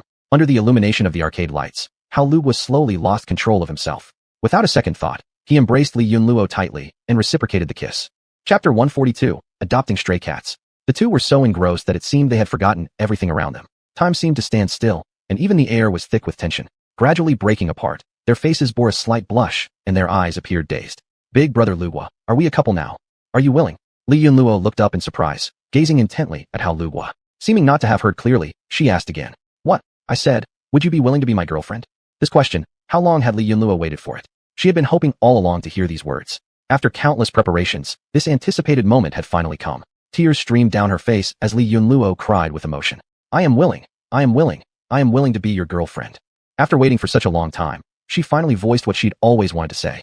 Seeing the girl crying, Hao Luguo fumbled nervously, pulling out tissues to carefully wipe away her tears. I hate it when girls cry. Don't cry. Whatever you want, I'll agree, okay. Really? Li Yunluo asked dubiously. Hao Luguo nodded affectionately, then was pulled away by Li Yunluo. He hadn't finished his work yet, but his mouth carried a happy smile. I haven't finished my work. Where are you taking me? Of course, I'm taking you to a good place. Soon, the two arrived at a corner near a large patch of grass. Zhang Luoxian, why did you bring me here? There's nothing here. Li Yunluo didn't answer, just showing a mysterious smile. Then she whistled softly, making him very curious. Before too long, many stray kittens emerged from the grass. It wasn't hard to see that despite being strays, their wounds had been treated and they were clean. The kittens rubbed against Li Yunluo's legs as if they were playing cute with her. Li Yunluo squatted down, gently petting these adorable cats. The kittens chirped as if they had known her for a long time. These cats seem familiar with you. Do you often visit them? Li Yunluo nodded. Of course. I often come to feed them delicious food, take them to the hospital if they're sick, and occasionally bathe them. But suddenly recalling something, she became dispirited. What's wrong? Caring for these stray cats is a virtue. Why are you unhappy? It's just that soon I will leave town and go back to my own city for college. If these cats no longer have my help, won't they starve and freeze? Thinking about how terrible it would be for these cats made her heart waver. Many ideas rushed through her mind, wanting to take these cats with her to raise on her own. However, this impulsive idea couldn't be realized. It was difficult to figure out how to take so many cats. Moreover, there are many stray cats in the world. It's impossible to take them all in one by one. If you leave, how about I take care of them for you? Upon hearing these resolute words, Li Yunluo lifted her tear-filled eyes. She hadn't expected that someone would help her take care of these stray cats. This deeply moved her, so she wanted to thank Hao Luguo greatly. So she pulled a cat treat from her bag and handed it to him. Then why don't you try feeding these cats and get acquainted with them? I believe you'll definitely receive some form of gratitude. Hao Luguo raised an eyebrow. He hesitated while holding the cat treat in his hand, unsure if he should really feed the cats. If he fed them and saw how adorable they were, he might lose control and actually want to take care of these stray cats. With his current salary, he could barely support himself. How could he possibly take care of so many stray cats? Thus, he hesitated, unsure of what to decide. In Li Yunluo's eyes, his concerns had already been detected, so she didn't expose his hesitation. Instead, she just hoped he could interact with the cats. She also wished the cats could gain a chance to be cared for. Why don't you give it a try? They're really well behaved. Okay. Hao Luguo crouched down, holding the cat treat, and carefully extending it toward the cats. Surprisingly, the cats were obedient, unafraid, and directly came over licking the treat. Their long tongues were slightly rough but extremely gentle as they licked the treat. This touched his heart and gave him an impulse to adopt the cats. These cats are truly so obedient. I didn't expect them to like the cat treats so much. Li Yunluo smiled and said, of course, as long as you're good to them, these cats will show their gratitude. Hao Luguo was a little confused. How could cats possibly understand human thoughts or come to repay kindness? It sounded like an exaggerated tale, but the next moment completely astonished him. It seemed as if these cats all understood Hao Luguo's kindness toward them. They immediately scurried into the grass. In just a short while, each cat had a piece of meat they'd found in their mouths, which they placed before him. The stray cats lay down one by one in front of Hao Luguo, as if presenting him with the food they had scavenged. Seeing this, Li Yunluo quickly spoke up on behalf of the cats. Look, they are sharing their food with you. It's really a form of gratitude. It seems I've been proven wrong by these adorable cats. This sight immediately made him want to take care of these stray cats, because they were truly too cute. Then he suddenly thought of a place. Help me hold 2 of these kittens. I'll take you to a place. Do we have to bring the cats along? Are you actually planning to take care of them? Li Yunluo was extremely surprised. She hadn't expected that Hao Luguo would be so kind-hearted. All right, if so, let's bring the cats along. Then Hao Luguo led them to a small warehouse he had rented. Though not very large, it was big enough for raising the cats. I originally wanted to use this warehouse as my own small studio. I intended to start a business. But when I saw these cats, I softened my heart. Besides, it won't interfere with my work anyway, so I might as well take care of them. Li Yunluo was very excited and deeply grateful that Hao Luo had decided to care for the cats. On behalf of the stray cats, I thank you for your contribution. They will remember your kindness forever. After saying this, she bowed deeply to Hao Luo again and again. Chapter 143, Visiting the Flower Factory. When Hao Luo saw Li Yunluo, he was about to bow for the third time, but Li Yunluo quickly stopped him. That's enough. I just really like cats, and keeping a few isn't a big deal. You didn't need to stop me. Li Yunluo was so excited that he bowed 3 times, then suddenly realized it might be inappropriate, and gave an awkward laugh, scratching the back of his head. At this moment, Li Jifeng arrived at Tianxiang Building and saw a man discussing cooperation matters with Chun Luodi inside. The man handed a cup of tea to Chun Luodi, wanting him to quickly confirm the cooperation so they could start making money. Miss, you're the head chef here, and also one of the managers who can make decisions. Since you think my flour is good, we should sign the contract as soon as possible. I know your flour is good, but I can't decide on my own.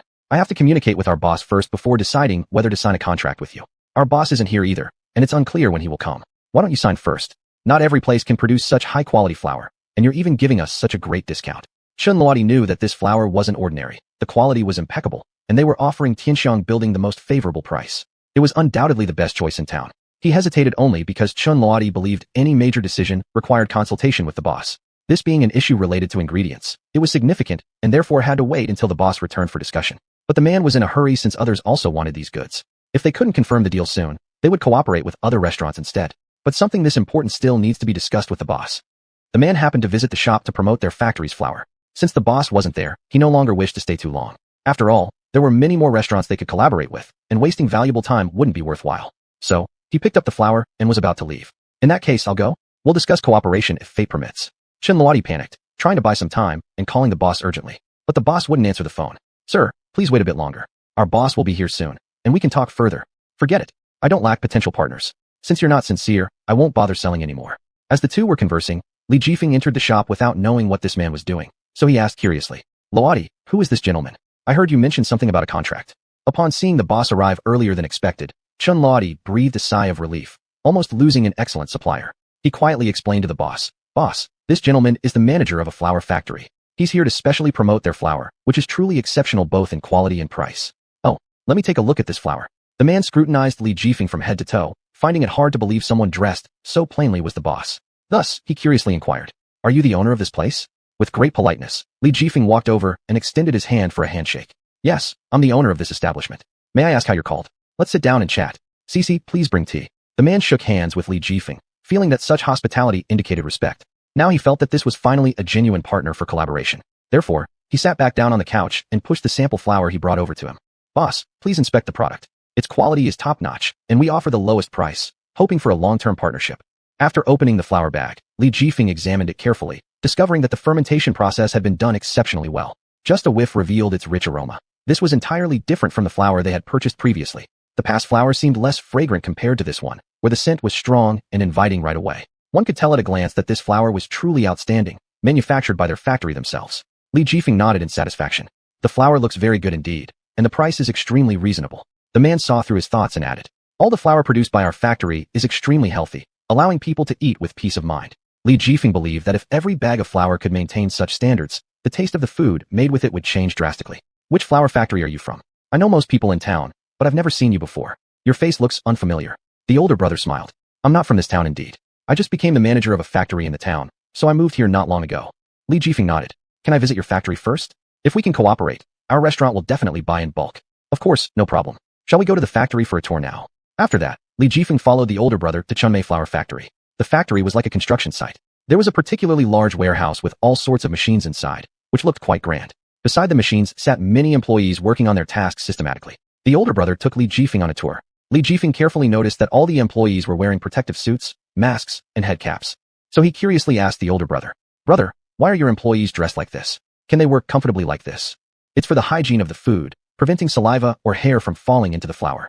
These seemingly heavy protective suits actually aren't cumbersome at all and feel like nothing is being worn. This is something I considered when I had them custom-made with a feeling-free design, achieving 2 goals at once without worrying about employee comfort. Li Jifeng nodded. Your factory does pretty thorough work. Then, the older brother led Li Jifeng to tour the main area of the factory, the giant barrel where the flour was mixed. The machine was nearly 10 meters in size, with flour continuously rolling and stirring inside. It was clearly visible that there were still some unground ingredients used for making flour. This is our primary production equipment. All the materials inside are fresh, without any additives. We emphasize a healthy product. Upon seeing this, Li Jifeng was highly satisfied. It was the first time he saw such a process. He thought it was rather fascinating. Without delay, he signed a cooperation agreement with them. Chapter 144, Charity Event. On the street of the town, for bodyguards dressed in black suits, working in pairs, placed 2 extra-large tables by the roadside. Soon after, a group of delivery personnel transported bags of tea and piled them onto the tables. The local residents crowded around, forming a long queue that had already stretched past 2 streets. Everyone was buzzing with chatter. Did you hear? There's someone doing charity on the street. I wonder if it's true or not. It's definitely true. This is the Wu Fang Group's charity event. They seem to be giving away free tea to help reduce poverty. The boss of the Wu Fang Group must be a great philanthropist. Our town's economy has been supported by them. Come on, let's join the line to collect some tea. It's free for the taking. Li Jifeng was just returning from the Chunmei flour factory when he overheard people talking about this event on the road. He wondered, could the Wu Fang Group be plotting something again? What kind of free tea is this? So, Li Jifeng immediately followed the crowd and found the location where the Wu Fang Group was giving out free tea. Li Jifeng pushed through the throng, reached the front, and discovered that it was the tea cultivated with human blood being handed out for free to the townsfolk. Wu Fang Group personnel strictly regulated that each person would receive only 10 large packs of tea. As long as one was a resident of the town, regardless of status or age, they were entitled to these 10 packets of tea. Though Li Jifeng knew that the Wu Fang Group only put on a veneer of kindness, the townspeople had already been deceived by their facade. They considered Xuanhuan Group as benefactors who aided poverty alleviation. It was a deeply ingrained thought among all the townspeople. This made Li Jifeng worry somewhat about the police station's movements. He had given them the internal address of the Wu Fang Group, but he wasn't sure how the situation was progressing. At this moment, the captain called Li Jifeng. Li Jifeng, fearing being noticed by members of the Wu Fang Group, quickly moved away from the crowd to a quieter spot before answering. Captain, why are you calling me suddenly? Is there something going on? Do you have time now? Come to my office. The police station has results regarding the follow-up of your last operation. Hearing this, Li Jifeng's heart stirred. He became curious about what the outcome might be. After hanging up, Li Jifeng rushed straight to the police station. He walked briskly towards the captain's office. The captain was at his desk reviewing files on the computer and had been waiting for Li Jifeng for quite some time. Li Jifeng knocked lightly on the door. Captain, come in. I've been waiting for you. Please sit down. Li Jifeng sat across from the captain, noticing that his hair had seemingly turned white overnight. Captain, your hair. It's because of the recent investigative actions. Lack of sleep caused it, but it's no big deal. Oh, and while I was on my way here, I saw the Wu Fang Group distributing free tea again on the street, supposedly for charity. Is this the tea grown with human blood you mentioned before? Where exactly are they? The captain immediately became nervous. Why did the Wu Fang Group give out free tea every year? Could there be some issue with the tea? Both he and Li Jifeng simultaneously thought that the problem might lie with the tea itself. Still, this was merely a hypothesis. To confirm whether the issue was indeed with the tea, further investigation was needed. Are you sure you saw the Wu Fang Group performing this charitable act? Yes. It seems we need to stop them then. Without delay, the captain called Lu Yunyun. Lu Yunyun, take immediate action. The Wu Fang Group is giving out human blood tea on the street. We suspect there may be an issue with the tea. Understood, father. Lu Yunyun promptly organized her team and headed straight to the scene. They stopped the residents from collecting the tea. Listen to me, everyone. Don't take this tea. There's a problem with it. While Lu Yunyun's subordinates tried to control the crowd, more and more people gathered, refusing to listen. Even though they attempted to prevent residents from accepting the tea, the residents wouldn't believe there was anything wrong with it. Lu Yunyun intercepted an elderly woman and kindly explained. Grandma, there's an issue with this tea. We're still investigating, but drinking it might harm your health. Do you police officers have any evidence? And what harm exactly will it cause? The elderly woman asked pointed questions, leaving Lu Yunyun stammering and unable to answer properly since she didn't know herself. These matters are still under investigation, but for safety considerations, you should stop taking the tea. Already advanced in years, the old lady refused to believe what Lu Yunyun said. You say there's a problem but can't provide evidence. What use is that? We've been drinking this tea for years and nothing has happened. Without it, we won't be able to survive. The grandmother grew more excited as she spoke, thinking Lu Yunyun was the fraudster. You're the ones who are liars. Go away from me immediately. Lu Yunyun was driven away by the old lady with her cane, completely powerless to stop the residents from collecting the tea. As if bewitched, they were impossible to stop. Her subordinates returned unsuccessful, wanting to ask Lu Yunyun, Boss, what should we do next? These people don't believe us police officers. They trust the suspect Wu Fang Group instead. Lu Yunyun didn't know what to do either. You asked me, but who should I ask? What can be done?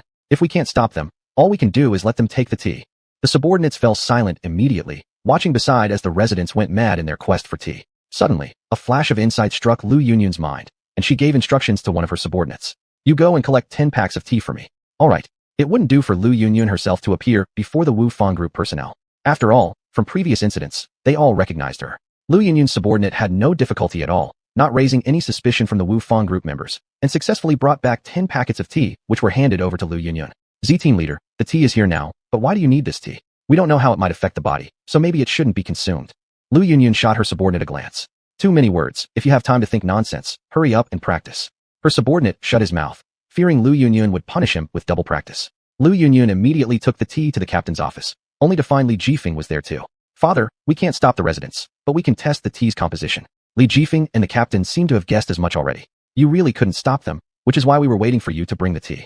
Lu Yunyun was surprised, realizing that was exactly what the two had meant.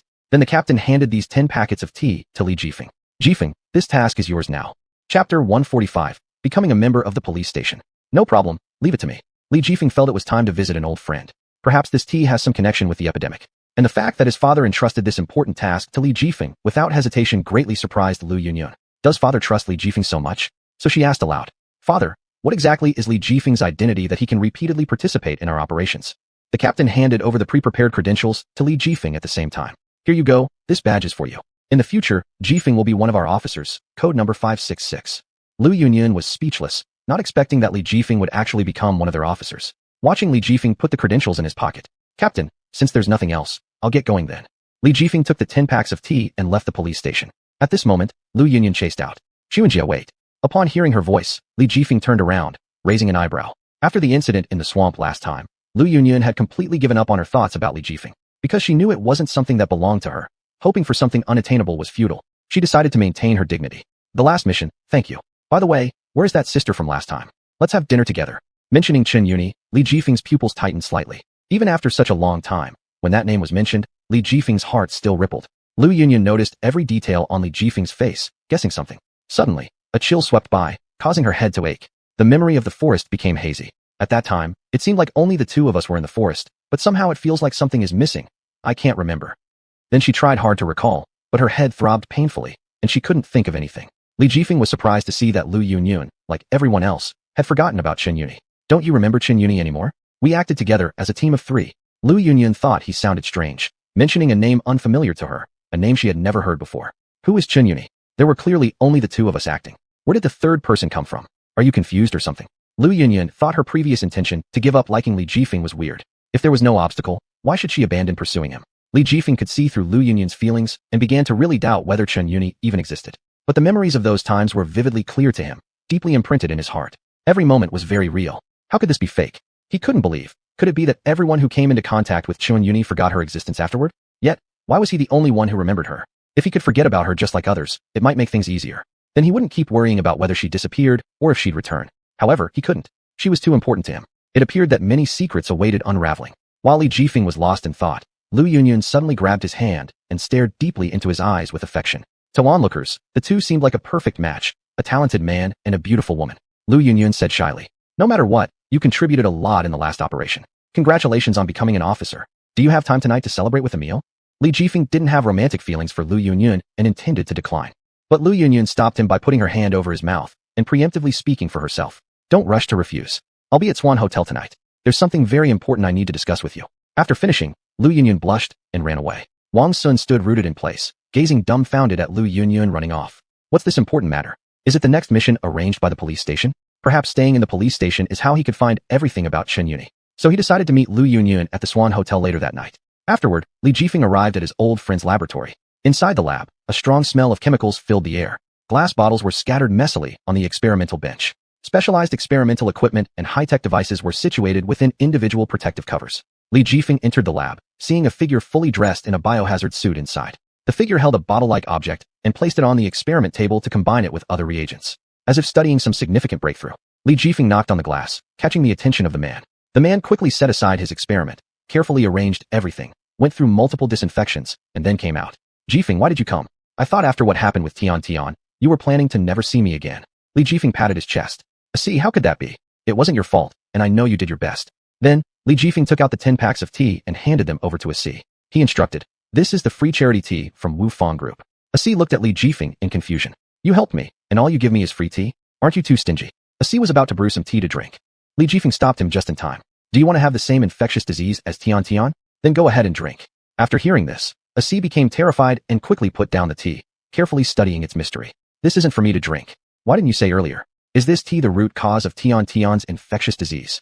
Li Jifeng shook his head. I don't know for sure, maybe. I've investigated. After residents drank this free tea, they become addicted and buy it in large quantities every year. So I wanted to ask you if there's anything wrong with this tea. After hearing Li Jifeng's words, Asi thought it was very likely to be true. It wasn't about helping Li Jifeng, but rather benefiting all the residents of the town. If there was indeed something wrong with this tea, he had to stop the residents from continuing to consume it. This was one of his responsibilities as a researcher. He then took the tea into the lab to break it down into its components. He brewed the tea and added pre-prepared decomposition reagents. In less than 10 seconds, a large amount of black-gray moldy foam appeared in the bowl. This made Asi extremely shocked, and he quickly tightened his protective suit, fearing he would be invaded by this substance. This mass of black-gray substance spread rapidly, enveloping the entire inside and outside of the cup. Afraid that this thing would spread throughout the room, Asi immediately used disinfection equipment to destroy it. But this organism had incredibly strong survival abilities, and ordinary disinfectants couldn't eliminate it at all. Chapter 146. The tea is the culprit. The dreadful creature continued to spread, contaminating some of the reagents on the table. Asi frowned, his heart racing, unsure how to handle the situation. He had no idea how to deal with these creatures yet. If they spread throughout the entire room, it would cause an immense impact. Li Jifeng observed this scenario from outside the window and realized he couldn't resolve it alone. However, upon noticing a set of clean protective suits hanging nearby and confirming their integrity, he boldly made a decision. Li Jifeng immediately put on the protective suit, prepared thoroughly, and entered directly through the fire escape into the lab. This move instantly startled Asi. How did you come in? Are you sure you're wearing the right protective suit? Hurry up and disinfect yourself and go out. It's dangerous here. Asi knew that Li Jifeng lacked any experimental experience and thus wanted him to leave quickly, for if the toxic gases here invaded and caused infection, the consequences would be unimaginable. Li Jifeng had no intention of leaving as he watched the creatures spreading further while Asi was at a loss what to do. Li Jifeng instantly recalled an incident at Wu Fang Group's blood storage where he saw such creatures being eradicated by iodophore. So he boldly guessed that this type of creature could likely be eliminated by iodophore. I know the way to eliminate these creatures. Is there any iodophore here? Asi was surprised. Iodophore didn't even work on the sterilizer. Ordinary iodophore definitely can't get rid of this stuff. As the creature was about to spread across the entire table, Asi had no other choice but to trust Li Jifeng once and handed over the iodophore. It seems we have no choice but to try anything at this point.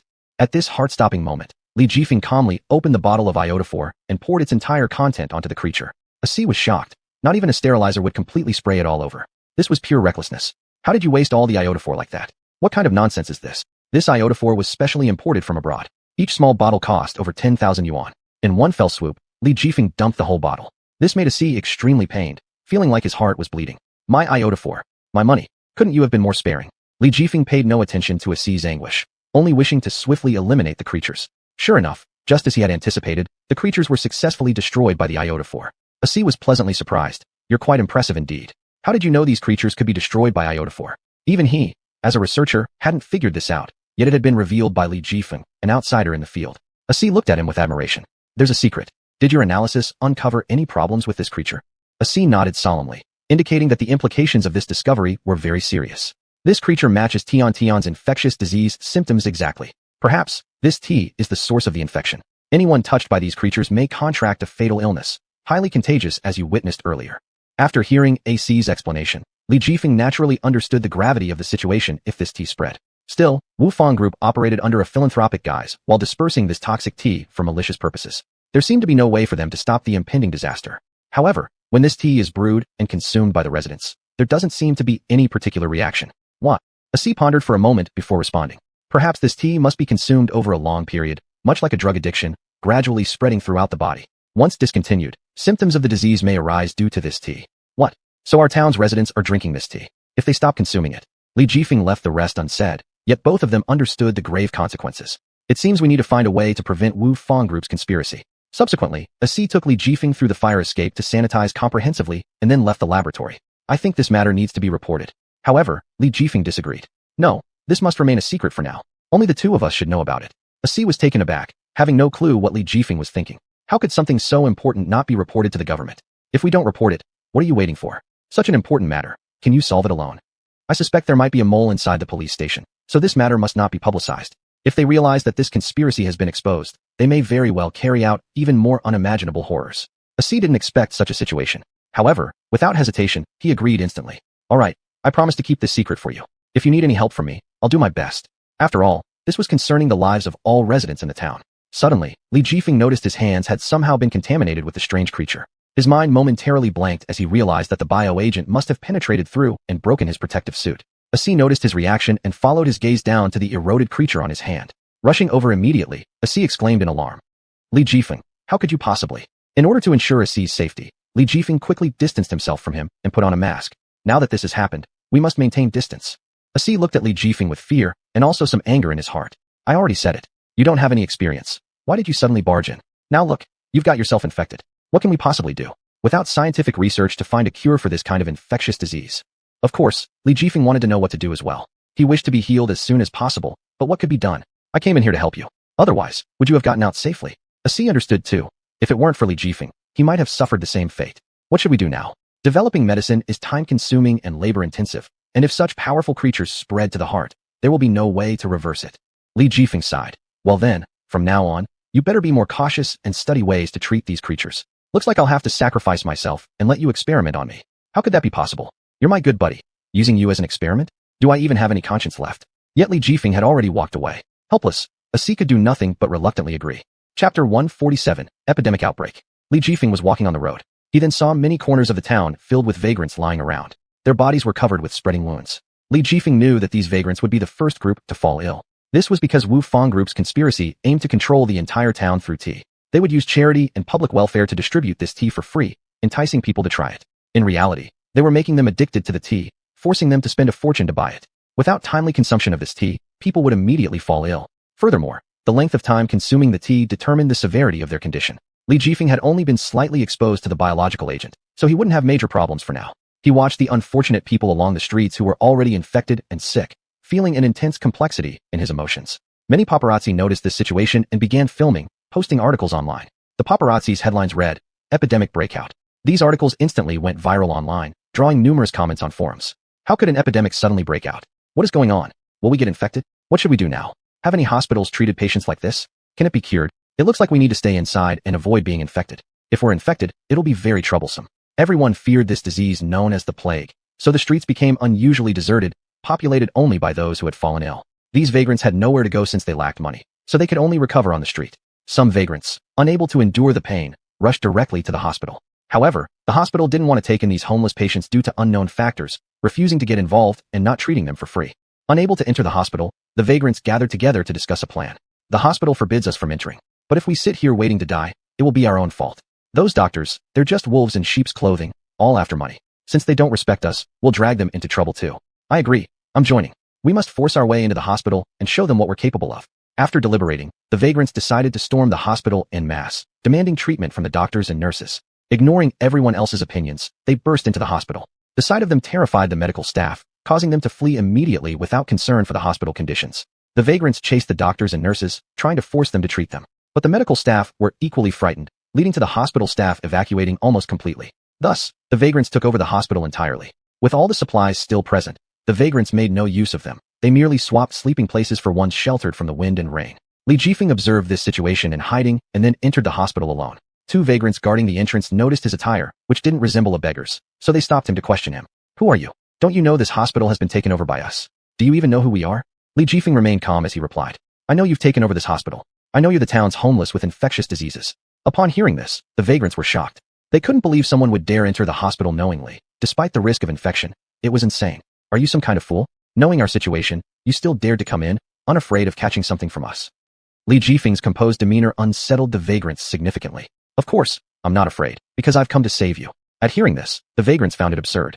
How could there still be someone in this world willing to help such people willingly, knowing the risks of infection? All others avoided, despised, and feared them, so Li Jifeng's sudden appearance threw the vagrants into confusion. Did you say that right? You came to help us. Having endured countless experiences and seen various individuals, the vagrants deeply doubted Li Jifeng's intentions. They suspected he pretended kindness but actually wanted to mock or play tricks on them, another form of entertainment from the wealthy. Therefore, the vagrants didn't trust Li Jifeng at all, rejecting him outright and attempting to drive him away. We don't believe you. Leave our base immediately. We only welcome vagrants. As these people were about to drive Li Jifeng away, he made a swift turn and slipped into the hospital lobby. I can genuinely help you, if only you trust me. I'm not playing any tricks on you. The vagrants began to hesitate upon seeing this. Li Jifeng continued. Even though you've taken over the entire hospital, do you really know how to use this equipment? These words struck a chord with the vagrants. Indeed, they had no idea how to operate such things. Even after taking control of the whole hospital, they didn't know what to do. It was just a place for them to stay out of the wind and rain. So, are you saying that you know how to use these facilities? Absolutely. I can assist and treat you all. I can't guarantee full recovery, but I will do my best to alleviate your conditions. At this point, the majority of the vagrants were moved and wanted to keep Li Jifeng. However, a small faction remained extremely resistant to his presence. There's no way we're letting you in. Stay out of our hospital. Why? I think he's a good person. He wouldn't fool us like that. Haven't you realized? Everyone holds ill intentions towards us. How could anyone just be kind to us without an ulterior motive? Suddenly, a little girl among the vagrants fainted. Her mother screamed in agony. My child. What's wrong with you? Is there anyone here who can save my child? Everyone panicked and looked down helplessly, as they had no means to help the child. Just then, Li Jifeng stepped forward without hesitation, showing no disdain for the fact that the little girl was a vagrant. He took out a vial of reagent from his belongings, ready to make her drink it. Seeing this, the little girl's mother instantly stopped him. What are you doing? What is that? Don't randomly give things to my child. Chapter 148, Gaining Recognition. Everyone thought there was something wrong with the reagent and looked up, wanting to stop it. Your reagent is definitely toxic. Are you trying to harm us intentionally? Don't let the child drink it. Get out of here immediately. Did you hear what we said? If you don't leave, we will be rude and directly infect you. You rich people deserve a beating. We do not welcome you here. If you keep doing this, don't blame us for turning hostile. After warning him, the vagrants prepared to push Li Jifeng together. They wanted Li Jifeng to leave quickly and not approach the child. But Li Jifeng ignored everyone's objections and dodged the crowd. He directly gave the reagent to the little girl. These vagrants did not hold back either. They forcefully pushed Li Jifeng down to the ground and struck him with a punch. They injected the venomous blood directly into Li Jifeng's arm. Li Jifeng grimaced, hissing in pain, feeling that the prick was excruciating. He didn't expect them to really act like this. I'll make sure you suffer too if you try to harm the child. Everyone was filled with a vengeful mindset, wanting to fight Li Jifeng to the death. Unknown to them, Li Jifeng had already been infected, so this had no effect on him. When the little girl's mother saw her daughter consume the reagent, she went berserk, grabbing Li Jifeng's collar. Hysterical, acting like a madwoman, she wanted Li Jifeng to take responsibility. You bastard, you won't even spare such a young child. Are you still human? Li Jifeng, beaten and bruised all over, had nothing left to explain. Seeing this, the crowd became even angrier and started striking Li Jifeng again. Unexpectedly, the next second, the little girl magically woke up and appeared to be in a better state than before.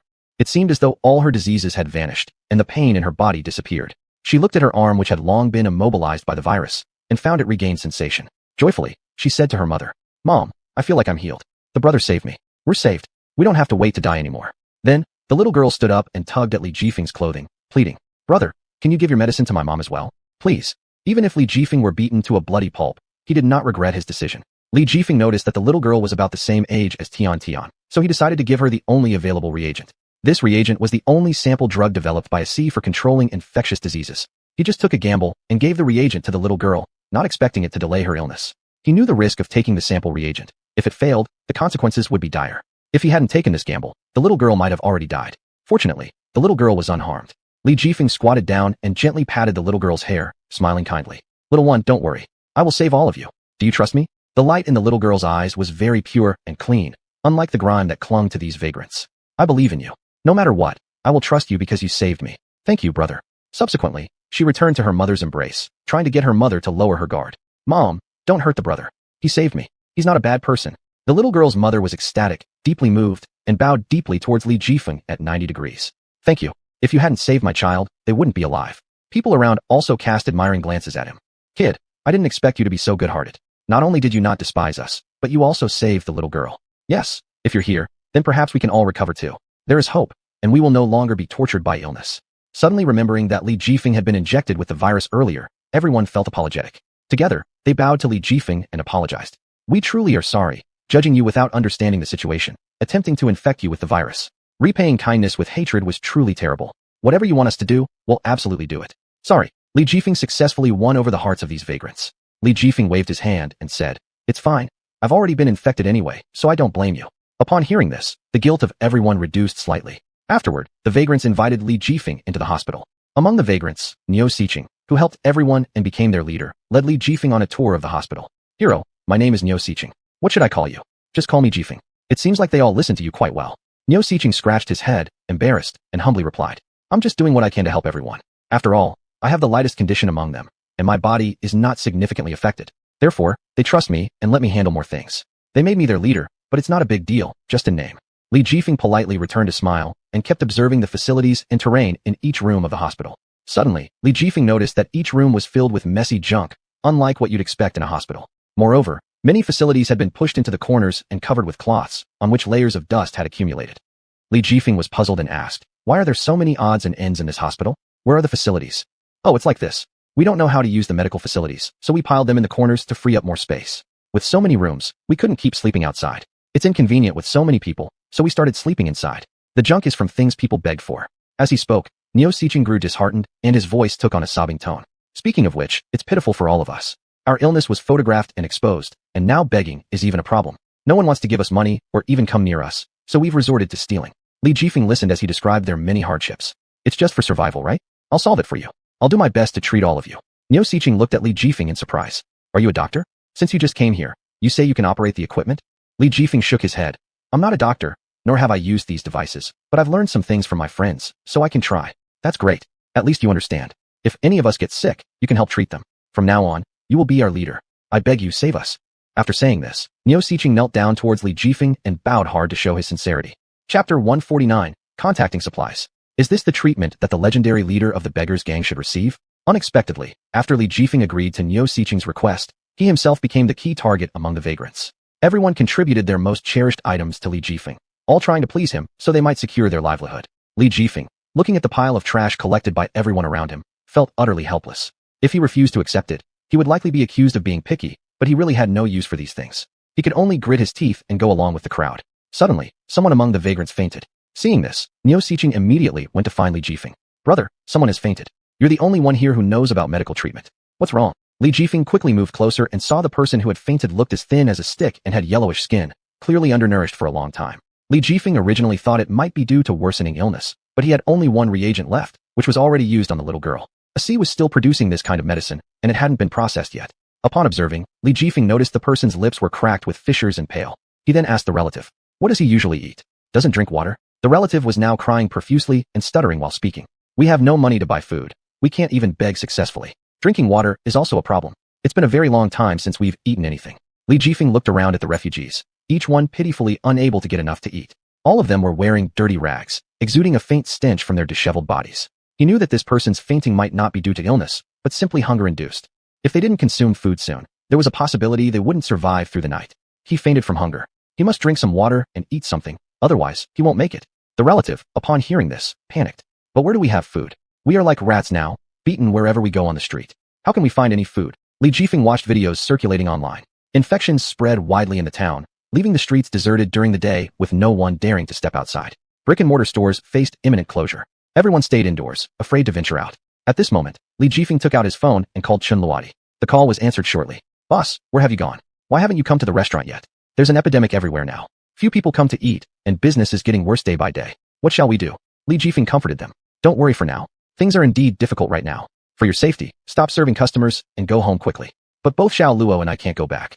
It's dangerous outside with infected people wanting to eat in our restaurant, but we refuse them politely. We can't leave the place either. Li Jifeng understood. After all, it was chaos outside. Venturing out at such times would be equivalent to courting death. You stay inside the shop. Your salaries will still be paid by me. Do you still have food and water in the shop? This is quite sufficient. Enough for us two for probably 2 years. Fortunately, boss bought so much flour, and we can make plenty of noodles. Water is also abundant. Then prepare some food. I'll head over later. Just put it outside the door, I won't enter. You're coming to the shop?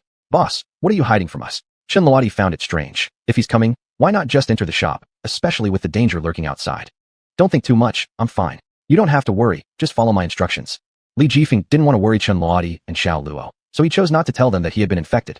Alright, Xiao Luo and I will prepare right away. After hanging up the phone, Li Jifeng wanted to contact Li Yunluo. He dialed her number, and she answered quickly. Hey, cousin, why did you just call now? Are you missing me? Where have you gone? Have you been staying home properly? With the severe epidemic, don't wander around, got it? I forgot to tell you. I'm on the train preparing to go back. The situation at your place is too serious, so my mom told me to hurry back. That's good. Just stay safe. Call me if you need help. Let me know when you arrive. Yes, cousin, you take care too. Afterward, Li Jifeng hung up the phone. With no concerns left at home, Li Jifeng felt more at ease. Because the condition was extremely severe, the train strictly controlled passenger numbers, prohibiting anyone visibly sick from boarding. This was to prevent spreading the disease further and limited its transmission within the town. Li Jifeng instructed everyone. Don't worry, I'll be back soon. Seeing Li Jifeng about to leave, everyone wondered if he would run away this time and not come back for them. However, they couldn't restrict Li Jifeng to just stay there either. Then, Li Jifeng left, with everyone watching him go, feeling reluctant. Everyone started talking. Say, will he come back? Or will he abandon us and leave? He owes no duty to take care of us anyway. The disease is so serious. I'd have fled long ago if it were me. But he has promised to be our leader. How can he break his word and simply ignore us like this? Hearing the various remarks from the crowd, The little girl got angry and stood up to speak on behalf of Li Jifeng. You all stop talking. Brother isn't that kind of person. If he says he'll come back, then he certainly will. You're just wind-blown grasses, bending whichever way the wind blows. The crowd was indignant and retorted to the little girl. What are you saying? He hasn't done much yet. Just because he saved you, you stick up for him. Haven't seen him pull out more medicine to help the rest of us, have we? Yeah, it seems he's here to toy with us. I think it's right to spread the disease to him. The little girl was infuriated by the crowd. Even her mother was scolding her, telling her not to talk nonsense.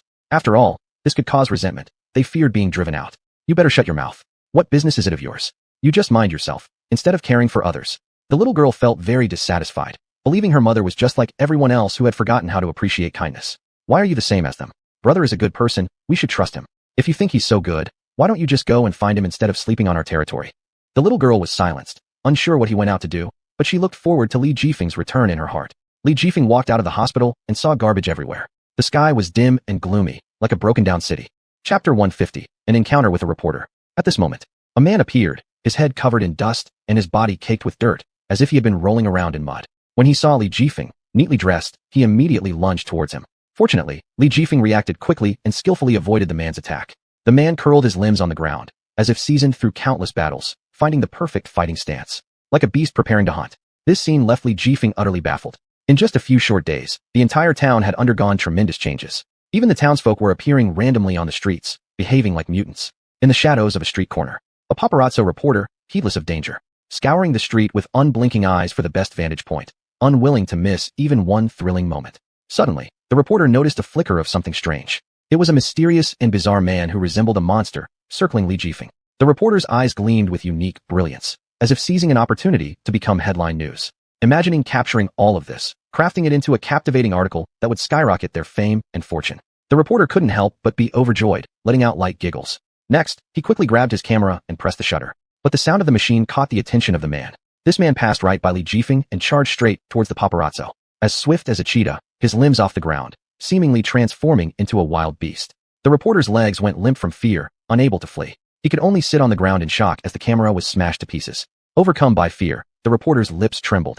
Monster. It's like some kind of mutated monster. Just as the man was about to attack the reporter, Li Jifeng firmly grabbed the man's clothes. Unable to run, the man turned to Li Jifeng behind him and emitted low growls as a warning. Li Jifeng casually pulled out his belt and nimbly tied the man up. With hands and feet bound, the man could only struggle helplessly on the ground like a worm. Li Jifeng walked toward the reporter, extending a hand to help him up. To the reporter, it felt as if they were seeing the only hope in the town, someone radiant with light. This sight successfully captured the reporter's heart. The reporter shyly glanced away, placing their hand on Li Jifeng's. Pulled forcefully by Li Jifeng, the reporter stood up. Thank you. The streets are so dangerous. Why are you still out here? Where's your home? I'll take you back. I'm not from here. I came specifically after hearing about what happened here, intending to write some articles. Not only unlucky, but also very stupid. Li Jifeng looked at the reporter as if they were a fool. Giving up your life just to write some articles? The transformed residents of the town have now lost all autonomy, becoming monsters beyond redemption. This is the worst outcome after prolonged sickness. Looking at the innocent expression on the reporter's face, Li Jifeng gave a cold laugh. But this wasn't his concern. After all, they weren't familiar with each other. All entrances to here have been sealed off. How did you manage to get in? Li Jifeng couldn't help but scrutinize the reporter. The reporter replied, I didn't take a train or plane, nor drive on highways. I came by a back road in my car. Li Jifeng gave another cold laugh, never imagining that this woman had such courage. Not only had she come to write articles, but she had come alone. And she told him these things, a complete stranger. An idea sparked in Li Jifeng's mind. He stepped closer to the reporter, forcing them against the wall, then smashing a fist next to the reporter's head, staring at the reporter with a devilish look, raising a single hand to the woman's chin, as if about to kiss her the next second. Do you really trust me? Are you not afraid of what I might do to you? Although the reporter felt a bit nervous inside, they still chose to believe in Li Jifeng. I'm not afraid. You saved me, so you're a good person. Li Jifeng raised an eyebrow. This was the same thing the little girl among the vagrants had said. For a fleeting moment, Li Jifeng lost interest in teasing the reporter, so he let them go. All right, I'll add my 2 cents. This place isn't where you should be. Go back. But, before the reporter could speak, Li Jifeng had already left, not sticking around any longer. The reporter, unfamiliar with the town and chaos and knowing no one but Li Jifeng, decided to follow quietly behind Li Jifeng, secretly tailing him. Walking down the road, Li Jifeng realized the woman had been following him all along, causing the corners of his mouth to involuntarily curl upward. His pace quickened, and the reporter behind him hurried their steps as well. Li Jifeng intentionally looped around twice, trying to shake off the reporter. But unexpectedly, the reporter followed once again. Li Jifeng hid in a doorway on the side. The reporter ran over, looking around everywhere, but there was no sign of Li Jifeng. An anxious mutter escaped. This is bad. I've lost him. Suddenly, Two hands emerged from behind the reporter and snatched them up. The reporter let out a shrill scream, believing they were being kidnapped by one of the monsters. Huddled in the corner, trembling all over, the reporter pleaded, "I'm sorry, I shouldn't have come. Please don't hurt me. I'm just an innocent reporter." Seeing this pitiful state, Li Jifeng felt he'd overestimated the reporter's courage. He couldn't help but laugh in derision. "I thought you had guts, but it turns out you're so easily scared." On hearing the familiar voice, the reporter looked up to see Li Jifeng. Wiping away tears quickly, the reporter asked curiously, "Didn't you ditch me? Why are you here again? You've been tracking me all along. It's only fair that I ask you why you're following me." Realizing her intentions had been exposed, the reporter stammered out an answer. "Well, I wanted to accompany you. After all, you're the only person I know who could protect me. We aren't close. Why are you so sure I'll protect you?" "By instinct. You're a good person. Reporters always trust women's instincts. They never go wrong." Li Jifeng found this theory ridiculous.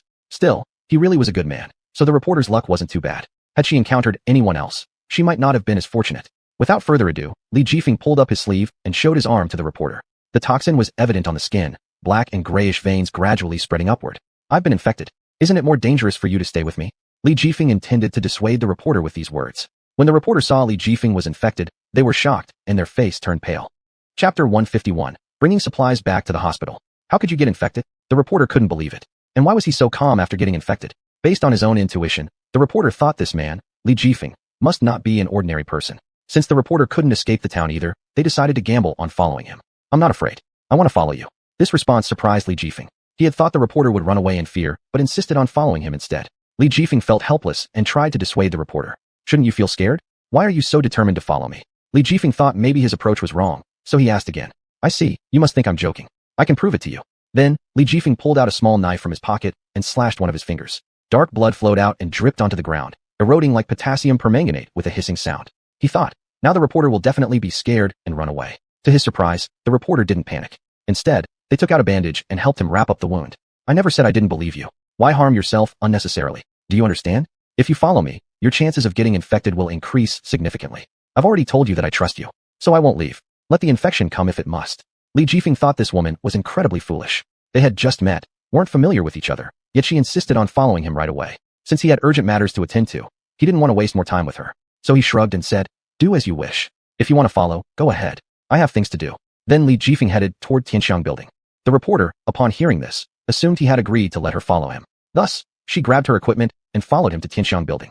The doors of Tianxiang building were tightly shut, and Xuanhuan and Xiao Luo had already prepared the supplies behind the door. The aroma of the food wafted out of Tianxiang building and spread through the streets. Li Jifeng worried that this smell might attract more mutated residents. Therefore, he wanted to quickly take the supplies back to the hospital. Xuanhuan saw the boss coming and immediately cooperated with Xiao Luo to place the items at the entrance. After all, Li Jifeng was already infected, so they shouldn't make any contact with him. But when Li Jifeng arrived and saw the pile of supplies on the ground, there was simply too much for him to carry everything in one trip. If he came back again, the risks would greatly increase. Thus, he needed to carry everything at once. While he was pondering over the problem, a large group of mutated residents started approaching. They shuffled toward Tianxiang building like zombies. Xuanhuan observed the situation nearby through the surveillance camera and immediately knocked on the glass door to warn Li Jifeng. "Boss, leave quickly. Too many mutated residents are rushing here." Li Jifeng knew there was no choice. He could only take what he could manage. Thus, he picked several essential foods, noodles, pre-cooked dishes, and some water. At this moment, the reporter stepped forward to help him carry the remaining food. She pulled out a big jute sack from her pocket and placed all the items inside the sack. "This way, we can carry even more stuff, right?"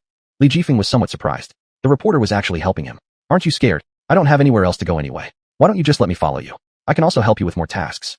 He realized how crucial having one more partner was during these special times. Since the reporter could help him carry the remaining food, Li Jifeng implicitly accepted her following him. Suddenly, a large wave of mutated residents began showing up. Upon seeing the two of them still at the restaurant's entrance, they rushed over. "Run fast. They're catching up." Li Jifeng and the reporter carried the huge sack of food and sprinted as fast as they could. Ignoring all trivialities, dodging the mutant residents, they hurried back to the hospital. When they reached the hospital's entrance, it was sealed off. The reporter felt confused.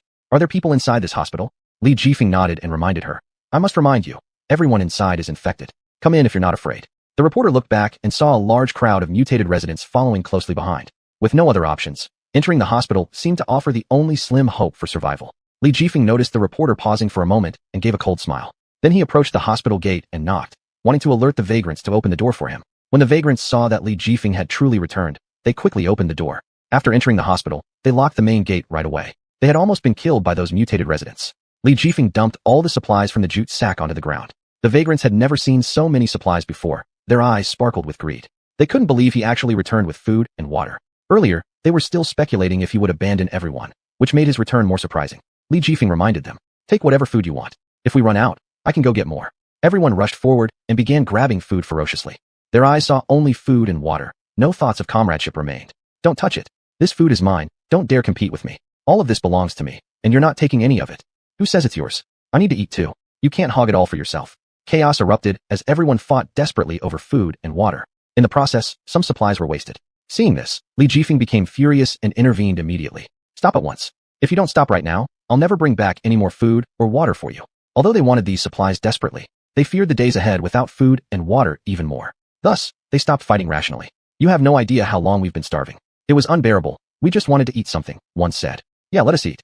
"Well, thank you for it." Instead of letting them fight further, Li Jifeng placed the supplies behind himself. "All these supplies are meant for you, but you mustn't waste them. Have you forgotten how tough life was when there was nothing to eat or drink?"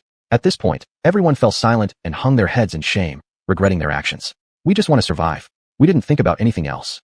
Chapter 152, The Food Struggle. "I know you all want to survive, and I want to help you. But we are a team." Li Jifeng looked around, and seeing everyone was silent, he continued speaking. "When we have food, we should unite rather than fight amongst ourselves. Those who understand this, come line up to receive food and water from me. If you're unsure, then leave the hospital." After hearing Li Jifeng's speech, it stirred up the last bit of conscience left in the homeless people. So they no longer forcefully monopolized the food. Instead, they listened to Li Jifeng's arrangement, forming an orderly queue to wait for supplies. Li Jifeng added, "Let those most in need of food and water go first. Those who can wait a little longer go to the back." Then everyone lined up accordingly. Seeing how obedient the homeless were, Li Jifeng felt greatly consoled. This gave him confidence that he could save them. The first person to receive food was the one who had fainted from hunger. He was dragged over by his relatives. Li Jifeng personally soaked cotton swabs with water and gently wiped the lips of the man. In just a few moments, the man woke up, having fainted due to severe dehydration. Then Li Jifeng selected some nutrient-rich food and handed it to him. He was so hungry that his eyes blurred, bloodshot, and protruding. He grabbed the food and started stuffing it into his mouth furiously. Li Jifeng gave him a bottle of water as well. He ate too quickly and nearly choked. Li Jifeng gently patted his back. "Don't rush, there's more after you finish." The man's mouth was full of food, but seeing how Li Jifeng treated him kindly, he managed to squeeze out a few words. "Thank you. No problem, eat slowly." Next was an old man who no longer had teeth strong enough to chew. But Li Jifeng heard the growling coming from the old man's stomach. So he came up with a solution, grinding some food into liquid form for the old man to consume. Because the old man was starving, anything that could fill his belly would be devoured. Soon everyone received sufficient food and water, resting on the ground after eating and drinking their fill. Then a reporter brought a bottle of water and a sandwich, handing it to Li Jifeng. "Everyone has been distributed supplies already. You should eat something." Li Jifeng took the water and sandwich. "You should also eat. Thank you for your hard work. In the future, stay at the hospital. I will arrange a separate room for you." "Thank you." Li Jifeng was about to take a bite from the sandwich in his hand. Unexpectedly, he noticed the girl who had taken the reagent earlier, her stomach growling but not consuming any food. Upon realizing this, Li Jifeng approached her, crouching down beside the little girl. He placed his sandwich and bottle of water next to her. "Everyone is here to get food. Why don't you? When you're hungry, you should eat. Dieting isn't good." Li Jifeng joked lightly, trying to protect the little girl's self-esteem. The little girl refused Li Jifeng's offer, pushing the sandwich slightly closer to him, appearing somewhat disheartened. "I don't want it. Thank you. Why won't you eat it? Is it because you don't like it? There are other tasty options. Come with me, and we'll pick together." "No, I don't want to bother you, brother." Li Jifeng instantly saw that the little girl had something on her mind. So Li Jifeng pulled out a small piece of paper from his pocket, folding it into the shape of a star, and placed it in the little girl's hand. The little girl was shocked looking at the star in her palm. She couldn't understand why Li Jifeng would give her this. What is this? Logically, every child would have played with this kind of thing during their childhood. When Li Jifeng realized that this little girl had never played with such things, he felt deeply moved. This is called origami. It folds paper into a star, also known as a lucky star. This star carries hopes and blessings, and will bring you good luck. The little girl curiously examined the star, finding it incredibly magical within her limited experience. She liked the star very much, as if it had given her hope. "Brother, thank you. I thought I wouldn't make it, but it's you who gave me hope. If you really want to thank me, then hurry and eat this food and live well. After your condition improves, come back to repay me." Li Jifeng pushed the sandwich and water toward the little girl again, urging her to eat everything. The little girl was deeply moved. Taking the sandwich, she started biting into it eagerly. A sweetness and softness she had never tasted before instantly blossomed in her mouth. Since she started begging, the little girl had never eaten anything as delicious as this. She also never imagined that she would receive his help under such circumstances. As the little girl ate, tears streamed down her face. She resolved that in the future, she must repay this older brother. After everything was properly arranged, Li Jifeng gave many instructions to the homeless. "I hope everyone can be self-reliant, so I plan to assign work to all of you. If you don't complete your tasks, you won't deserve to receive food." This was Li Jifeng's attempt to inspire a change in the mindset of these homeless people. aiming to truly lead them to overcome this adversity. Since all the resources were brought by Li Jifeng and there were no other options, everyone had to comply with his arrangements. Alright then, we'll divide into 5 groups, for people per group. Each group will decide their own roles. Group 1, please store the food in the storage room. Group 2 and 3, clean up all the rooms on the second floor. Group 4, assist groups 2 and 3 to move all medical equipment to the largest meeting room on the 3rd floor. Group 5, stand guard at each entrance of the hospital to prevent mutated humans from coming in. Li Jifeng assigned tasks clearly, and everyone quickly got to work. However, Group 4 expressed great dissatisfaction, sitting on the ground and refusing to work. Li Jifeng noticed their behavior and came over to inquire. Why aren't you following the assigned work? The members of Group 4 were all burly men, fully capable with hands and feet, but they had chosen to beg even at such a young age. They weren't willing to do even this small task. Why should we do such heavy labor? Moving things all the way to the big meeting room on the 3rd floor is totally unfair. It's simple, we just don't want to move stuff. Try kicking us out if you dare. Don't think you can order us around either. If you want to do this heavy lifting, you do it yourself. We're not interested. Your lousy food? We don't care for it anyway. Chapter 153, causing an internal strife. Everyone sat on the ground acting unreasonably, and their loud arguing voices kept coming. If things continued like this, Li Jifeng believed that it would attract all the mutated residents nearby. He wanted to stop them from continuing to create chaos. Keep shouting like this, and none of us will survive. However, Group 4 completely ignored his warning and fiercely threw things on the ground. They paid no attention at all to the fact that Li Jifeng had given them food and water just now. They were prepared to fight to the death. We don't care about you guys. If we have to keep doing manual labor endlessly, there's no point in living. We'd rather die. That's right. If we're going to die, we might as well take you down with us. We can't die without making a statement. The commotion also drew over partners from other groups. Seeing that Group 4 didn't care about others' feelings. Among these 5 groups, only Group 4 consisted of tough men. Everyone was afraid of being beaten up by these 4 big men, so no one dared to stand up for Li Jifeng. Seeing everyone act like this, Group 4 became even more outrageous. They even thought of taking over the place. At this moment, however, the little girl bravely stood up, her frail figure protecting Li Jifeng behind her. This was something none of those present expected. Her eyes filled with hostility. She seemed to have already made the decision to speak out for Li Jifeng. You shameless people, why do you bully my brother? He gives you food and drink, and yet you rebel against him? The little girl scornfully made a face at Group 4. After being shown contempt by the little girl, how could these adults save face? Although they were angry, they restrained themselves. Then they came directly and started pinching the little girl's face mockingly. You brat, how dare you mock us? Aren't you even fully grown yet? Probably one punch from us, and you won't be able to get back up again. The little girl's face swelled painfully, but she did not succumb to the bullying by Group 4. Ouch! No matter what, you cannot bully a partner. This thoroughly ignited the fury of Group 4. They intended to give the little girl a taste of discipline. They wanted to show everyone who was in charge here. One of the big men felt discontent with the little girl's actions. Thus, he wanted to take action. The little girl's frail body trembled uncontrollably. She wanted to escape, but the big man easily grabbed her collar and lifted her off the ground. As the little girl struggled, she found herself completely unable to match the strength of the big man. She reprimanded loudly. Hurry up and let me go. What do you want to do? The big man directly threw the little girl out, causing her to fall by the wall. When thrown hard onto the ground, the little girl's brain buzzed for a moment before she passed out. Witnessing this, the little girl's mother rushed forward, intending to fight them. You wicked people, what have you done to my daughter? I will fight you with this old life of mine. With clumsy limbs, the little girl's mother was insignificant to the big men. Directly, they kicked her aside. The big men arrogantly warned them. Let's see if anyone dares to try again. Whoever wants to argue should come and fight with me. If no one stands up, then we'll be the leaders here, and everything we say counts. Everyone grew cautious and quickly fled to the second floor to hide, fearing they would be implicated. They kept far away. However, Li Jifeng did not leave. With icy eyes, he stared at the big men, as if piercing them with a glance. The big men disliked the look in Li Jifeng's eyes. We've been sick of your showing off for a long time, and I don't believe 4 of us still can't beat you alone.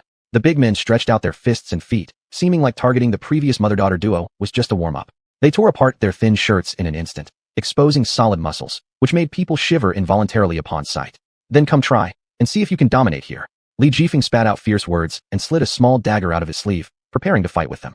The big men thought Li Jifeng's physique was so weak that he must be no match for them.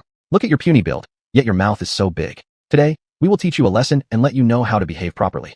The big men directly rushed over, encircling Li Jifeng in the middle. Their intention was to render him incapable of fighting back. Li Jifeng didn't flinch at all. Together, the big men lunged at him with punches and kicks. Like lightning, Li Jifeng swiftly dodged them.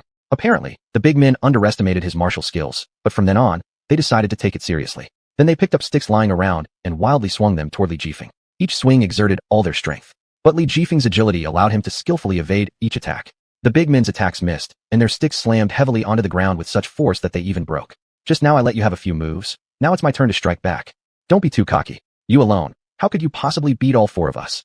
A confident smile flickered on Li Jifeng's lips, and his feet moved as if greased, weaving swiftly between the big men. He was so fast that the big men couldn't make out his movements at all. The big men were stunned. What kind of speed is this? Are you even human? Too fast. We can't see where he is. Unable to sit idly by, they threw themselves into battle, surrounding Li Jifeng from all sides without holding back. So what if you're fast? You're no match for us. Just watch what happens. But alas, they couldn't lay a finger on Li Jifeng. It was like trying to catch the wind. No, this isn't a speed a normal person can achieve. It's just too fast, we can't land a hit. Then came Li Jifeng's relentless counterattack, sweeping through them like a tide, pushing them back step by step. Before long, they were utterly defeated, covered in wounds. They were quickly driven out the door. Only then did they realize the gravity of the situation. Recognizing that they stood no chance against him, they began desperately begging for mercy. Kneeling before Li Jifeng, they dropped their weapons and knocked fervently on the hospital door while pleading. We were wrong. Please let us go. We won't do anything bad again. We'll carry things for you. Please, we are no match for you. Spare us. Li Jifeng gave a cold laugh. If only they had thought of this sooner. I may forgive you, but will the mother and daughter forgive you? As long as you forgive us, we will behave ourselves completely. Li Jifeng thought to himself, they truly were a bunch of cowards who backed down at the first sign of trouble. Yet, he wouldn't let these villains off so easily. Chapter 154, Rescuing the Little Girl. As they watched, all the mutated people around were attracted to them. The big men were utterly panicked, and it was unimaginable what would happen if they were caught by the group of mutated people. They desperately knocked on the hospital gate, disguising themselves as pitiful people asking Li Jifeng for help. Please let us in. We won't cause any more trouble. We'll help you move things. Hurry up and open the door. Those mutated people are coming over. We don't want to die yet. But since Li Jifeng had driven them out of the hospital, he never intended to let them back in. He treated them just as they had treated his companions before. If you can make this mother and daughter forgive you, I'll let you in. The big men hesitated obviously, for it was impossible for the mother and daughter to forgive them. Just at the next moment, these burly men were surrounded by a group of mutants. The mutants approached slowly, instantly triggering their panic. They lost all rationality and attempted to break through the hospital gate with their bodies. However, inside the gate, Li Jifeng had already ordered the homeless people to block the entrance. It was impossible to be forced open. With screams, the big men immediately apologized to the mother and daughter and begged for their forgiveness. Mother and daughter, please, let us in. We really know we were wrong. Forgive us. However, the little girl remained unconscious. Her mother's eyes were filled with hatred, wanting nothing more than to erase their existence from the world. She was unwilling to forgive them and would not let them in, wanting to see them torn apart piece by the mutants. Li Jifeng explained regretfully to the big men. It's not that I don't let you in, but the mother and daughter haven't forgiven you, so you are truly regretful. It seemed as though their world had collapsed in an instant. The big men collapsed onto the ground, preparing to face cruel reality. The mutants surged in, tearing them to pieces in no time. Blood splattered outside the hospital gate, shocking everyone indoors. Everyone inside thought about obeying Li Jifeng's orders, fearing that disobeying his arrangements would lead to the same fate as the big men. Seeing how terrified everyone was, Li Jifeng comforted them. If you're not satisfied with my arrangement, we can have a good discussion. But if you treat your companions like they did, don't blame me for being unforgiving. This is their end. Li Jifeng's words carried great weight, so everyone was willing to follow his arrangement. Then Li Jifeng quietly walked to the little girl's side, gently stroking her nostrils with his fingertips, discovering she still had a faint breath. The little girl's mother anxiously inquired, fear filling her heart. How is she? Is there any hope to save her? She is my only daughter. If she's gone, what am I supposed to do? Li Jifeng consoled the mother of the little girl with a gentle voice. He told her daughter was still alive, requiring only treatment to wake up without serious problems. He wanted the mother not to worry too much, and he would do his best to save the little girl's life. Don't worry, your daughter will be fine after some treatment.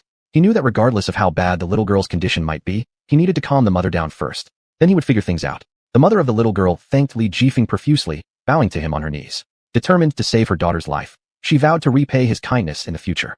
I am extremely grateful to you for saving my daughter twice. We will remember this favor for the rest of our lives. Li Jifeng also felt sorry for the little girl's mother, so he personally helped her up. Don't worry, leave this to me. You go rest over there and adjust your mindset.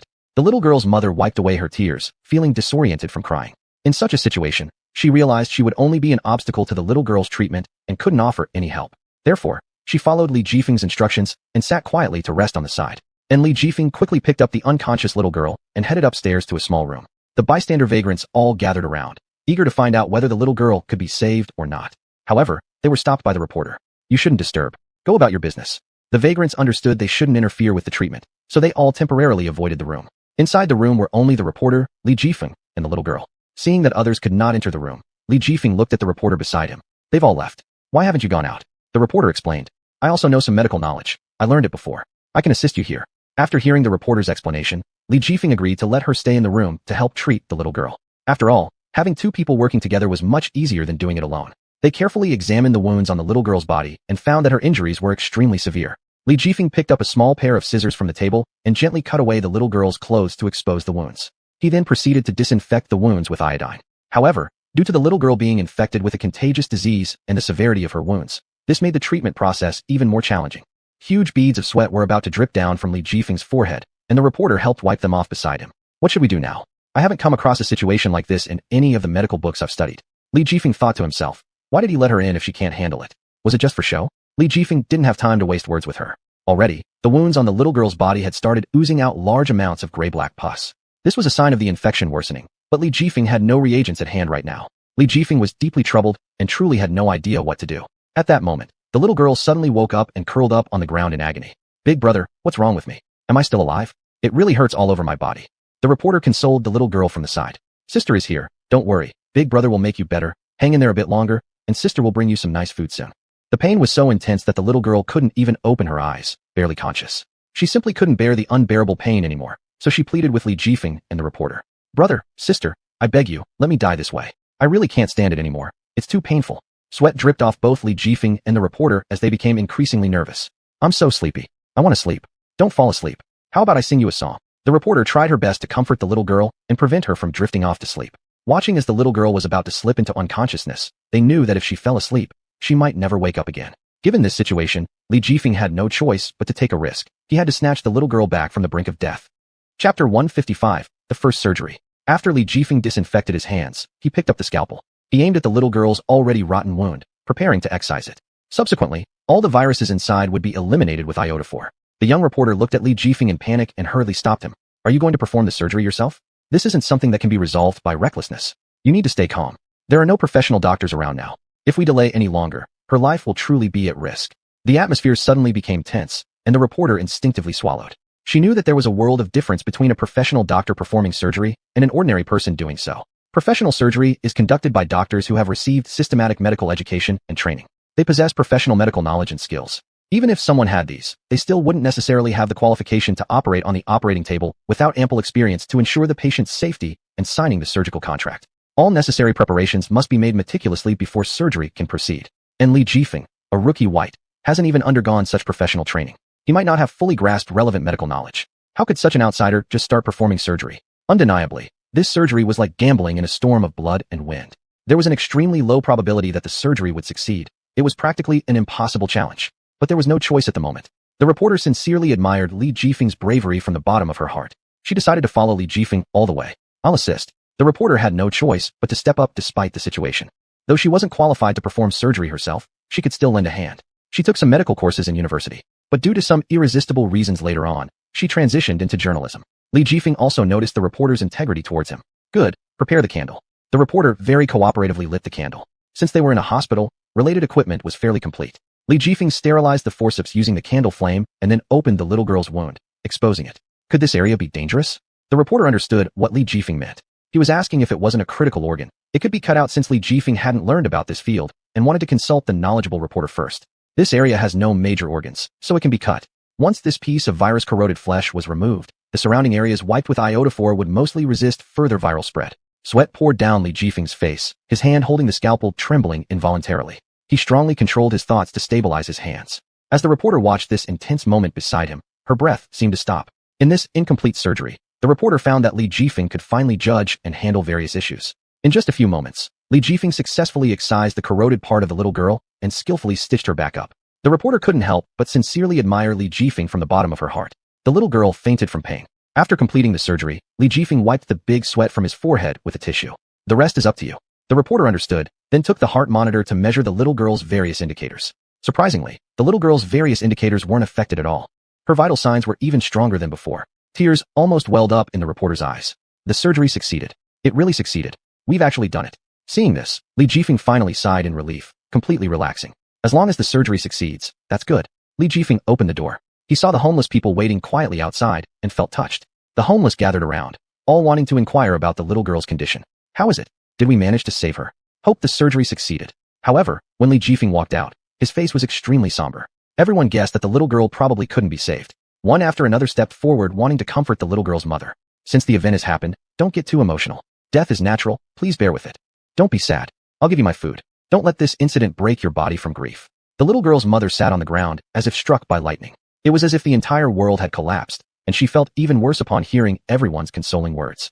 Then, the little girl's mother suddenly thought of something and went crazy, scrambling up from the ground. She rushed at Li Jifeng, grabbing his collar with a fierce look, as if she wanted to take him down with her. It's all your fault that my daughter is dead. Quickly pay for what you've done. Give my daughter back to me. Before Li Jifeng could utter a word, already exhausted from the surgery, he was violently shaken by the little girl's mother and almost fell over.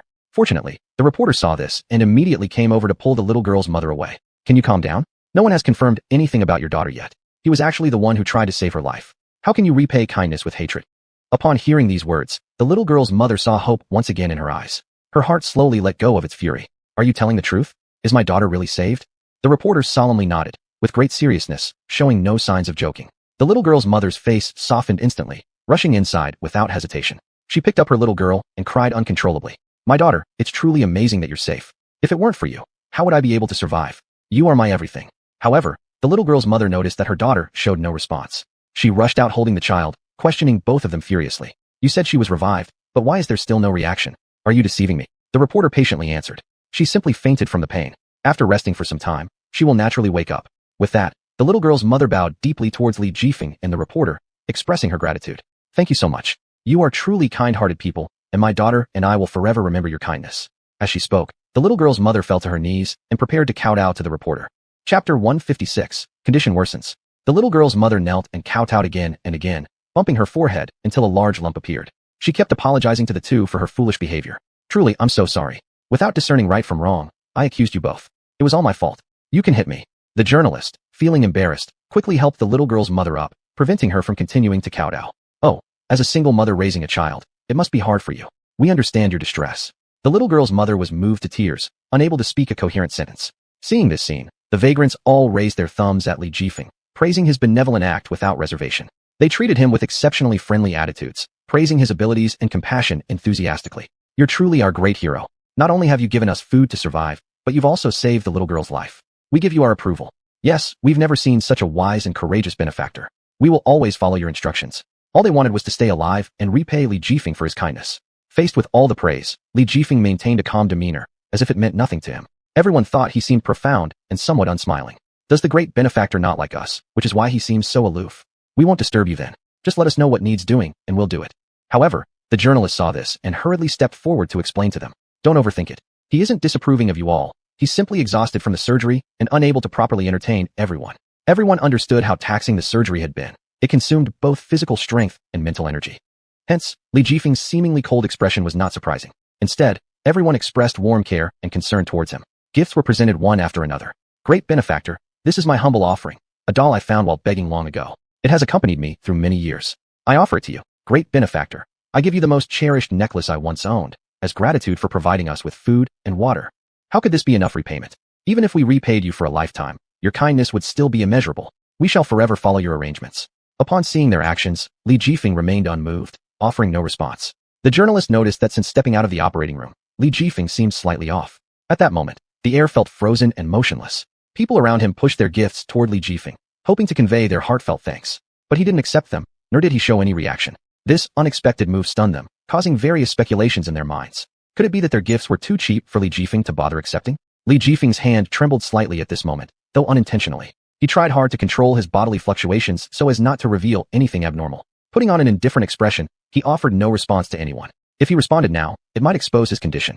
He well knew that the virus was slowly spreading to his internal organs. If he didn't address it immediately, he might really collapse. Nevertheless, the journalist noticed his change and quickly stepped in front of him. She took the gifts on his behalf, thanking the donors for him. He appreciates your shared hearts deeply, so I'll take these on his behalf.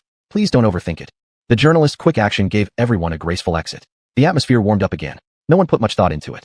No worries, these are just our tokens of appreciation. Even if you don't accept them, it doesn't matter. We won't hold it against you. Also, thank you for not rejecting us, these homeless people, and for specially protecting us here. The journalist smiled politely. Seeing Li Jifeng behind her almost unable to stand, she decided immediately to find an excuse to dismiss everyone. If everyone wants to help, then let me reorganize tasks among you all. Let's divide the work into groups. Naturally, the vagrants had no objections. So, the journalist reassigned tasks. With 4 fewer people, we're now split into 4 groups, still 4 people per group. This time, the gate will be guarded by rotation in terms of shifts. The workload will also rotate daily, one group today, the next tomorrow, and so forth. Everyone thought this was very reasonable, so they all expressed their approval. This way, it's not only fair, but everyone gets to work, and everyone can take turns doing the easiest or the toughest jobs. Afterward, the little girl's mother settled her daughter and came over alone, determination in her eyes. The journalist had thought the little girl's mother would ask for more help, but instead, she made a surprising request. Everyone is working, and I also want to contribute my share. The journalist saw something new in front of her, the strength that comes with motherhood. But you don't have to work. Just taking care of your daughter is enough. After all, her daughter was left without anyone else to look after her. What could a weak-old mother possibly do? No, I want to help you all. Even if I can't handle heavy tasks, I can still help out with small things, like distributing food and water or running errands for them. Alright, since that's the case, then let's add you to the team. After all, one more person means more strength. If you can run errands for them, that's also a form of support. The little girl's mother was extremely grateful for the opportunity given to her. Thank you for giving me this chance. I will work hard and won't hold any of you back. Everyone was satisfied with the arrangement, so they dispersed to start their work. After everyone left, Li Jifeng couldn't hold on any longer and collapsed on the ground. His lips were pale. It was obvious he wasn't feeling well. The journalist hurriedly helped Li Jifeng up, using her body to support his weight. To her surprise, she felt that Li Jifeng's body was burning with fever. Hey, what's wrong? Why are you burning up? Are you okay? Do you need some fever medicine? Worried expressions filled the journalist's face as she feared Li Jifeng might be unwell. Suddenly, another thought struck her, and her expression changed drastically. Chapter 157, Confession. The reporter remembered that Li Jifeng had been infected. So, she inquired about his condition. How are you feeling? Has the infectious disease worsened again? Li Jifeng nodded. Yes, I don't want everyone to know how serious it's gotten. If they find out I don't have much time left, it might cause panic among them. Even if I take countless doses of fever reducers, they're useless against my illness. Li Jifeng then reflected that their resistance against the contagion these past few times had largely depended on luck. If not for this luck, the young girl might not have made it this far either. The reporter understood. Dealing with this new strain of the infectious disease was no easy task. She thought Li Jifeng had already done everything possible. Others likely wouldn't reach Li Jifeng's level of sacrifice and effort. I understand, but what about you? Now that your condition is so severe, without treatment, you won't last long. Li Jifeng shook his head. He didn't know what to do either, and his face showed signs of deep worry. Just one day at a time, I suppose. With all the strength he could muster, he pushed away the reporter and steadied himself. Don't worry about me. You should be busy as well. Li Jifeng forced himself to stand and walked alone into the restroom. Looking into the mirror, he was shocked to see black cracks appearing on his face. He realized that the virus had invaded deeply. If he continued letting it go unchecked, he'd surely become a monster like the others. Li Jifeng turned on the faucet and began frantically washing the cracks on his face, hoping to scrub them away. But it did nothing. In frustration and desperation, he slammed the sink hard, splashing water around. He thought to himself, why? After doing so many good deeds, why had it come to this? Was this the end for him? Closing his eyes, his mind replayed scenes of the little girl begging him for help. If he hadn't saved her, it would have haunted him forever. He didn't dare close his eyes, fearing dreams where everyone died because of him. He couldn't let things go on like this. He needed to do something, anything, to save those around him. But what could he possibly do now? As he was lost in despair, a hand suddenly patted him on the shoulder. Reacting with alertness, Li Jifeng grabbed the hand, ready to throw whoever it was over his shoulder, but quickly realized it was the reporter. The reporter saw his tension and immediately panicked, calling out to calm him down. It's me, don't be afraid. It's you? Why are you here? Didn't I tell you to go back to work? The reporter nonchalantly moved to the sink beside Li Jifeng, turned on the faucet, and washed her hands. I'm just washing my hands. Do you think you're the only one who can use this restroom? Realizing he'd been too suspicious, Li Jifeng stayed silent. Oh, is that so? So, earlier, did you see everything? The reporter knew Li Jifeng referred to his previous state of distress and gently hummed an affirmative response. Li Jifeng sighed heavily, realizing he'd been found out. Please don't tell anyone. I don't want them to fall into despair. The reporter was puzzled. Li Jifeng clearly could have run away on his own.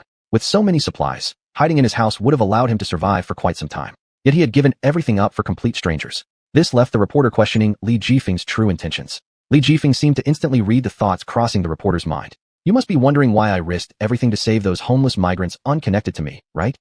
And why I put my life on the line just to ensure their safety. Startled by the question, the reporter adjusted her lipstick briefly before directly asking her doubt. I am curious, are there things you're searching for on them? Li Jifeng shook his head. She tried another guess. Then, is it that you're using them as leverage? That's why you risked your life to protect them. Li Jifeng shook his head again. Confused, the reporter responded. I'm not you, how would I know? If you don't want to talk about it, that's fine too. Preparing to leave, Li Jifeng spoke up. It's because they are residents of this town. I want to ensure the safety of every resident here. Upon hearing these words, the reporter's pupils contracted sharply. She felt Li Jifeng wanted to protect the entire town. But how could one man possibly achieve that? Forget it. Take care of yourself first.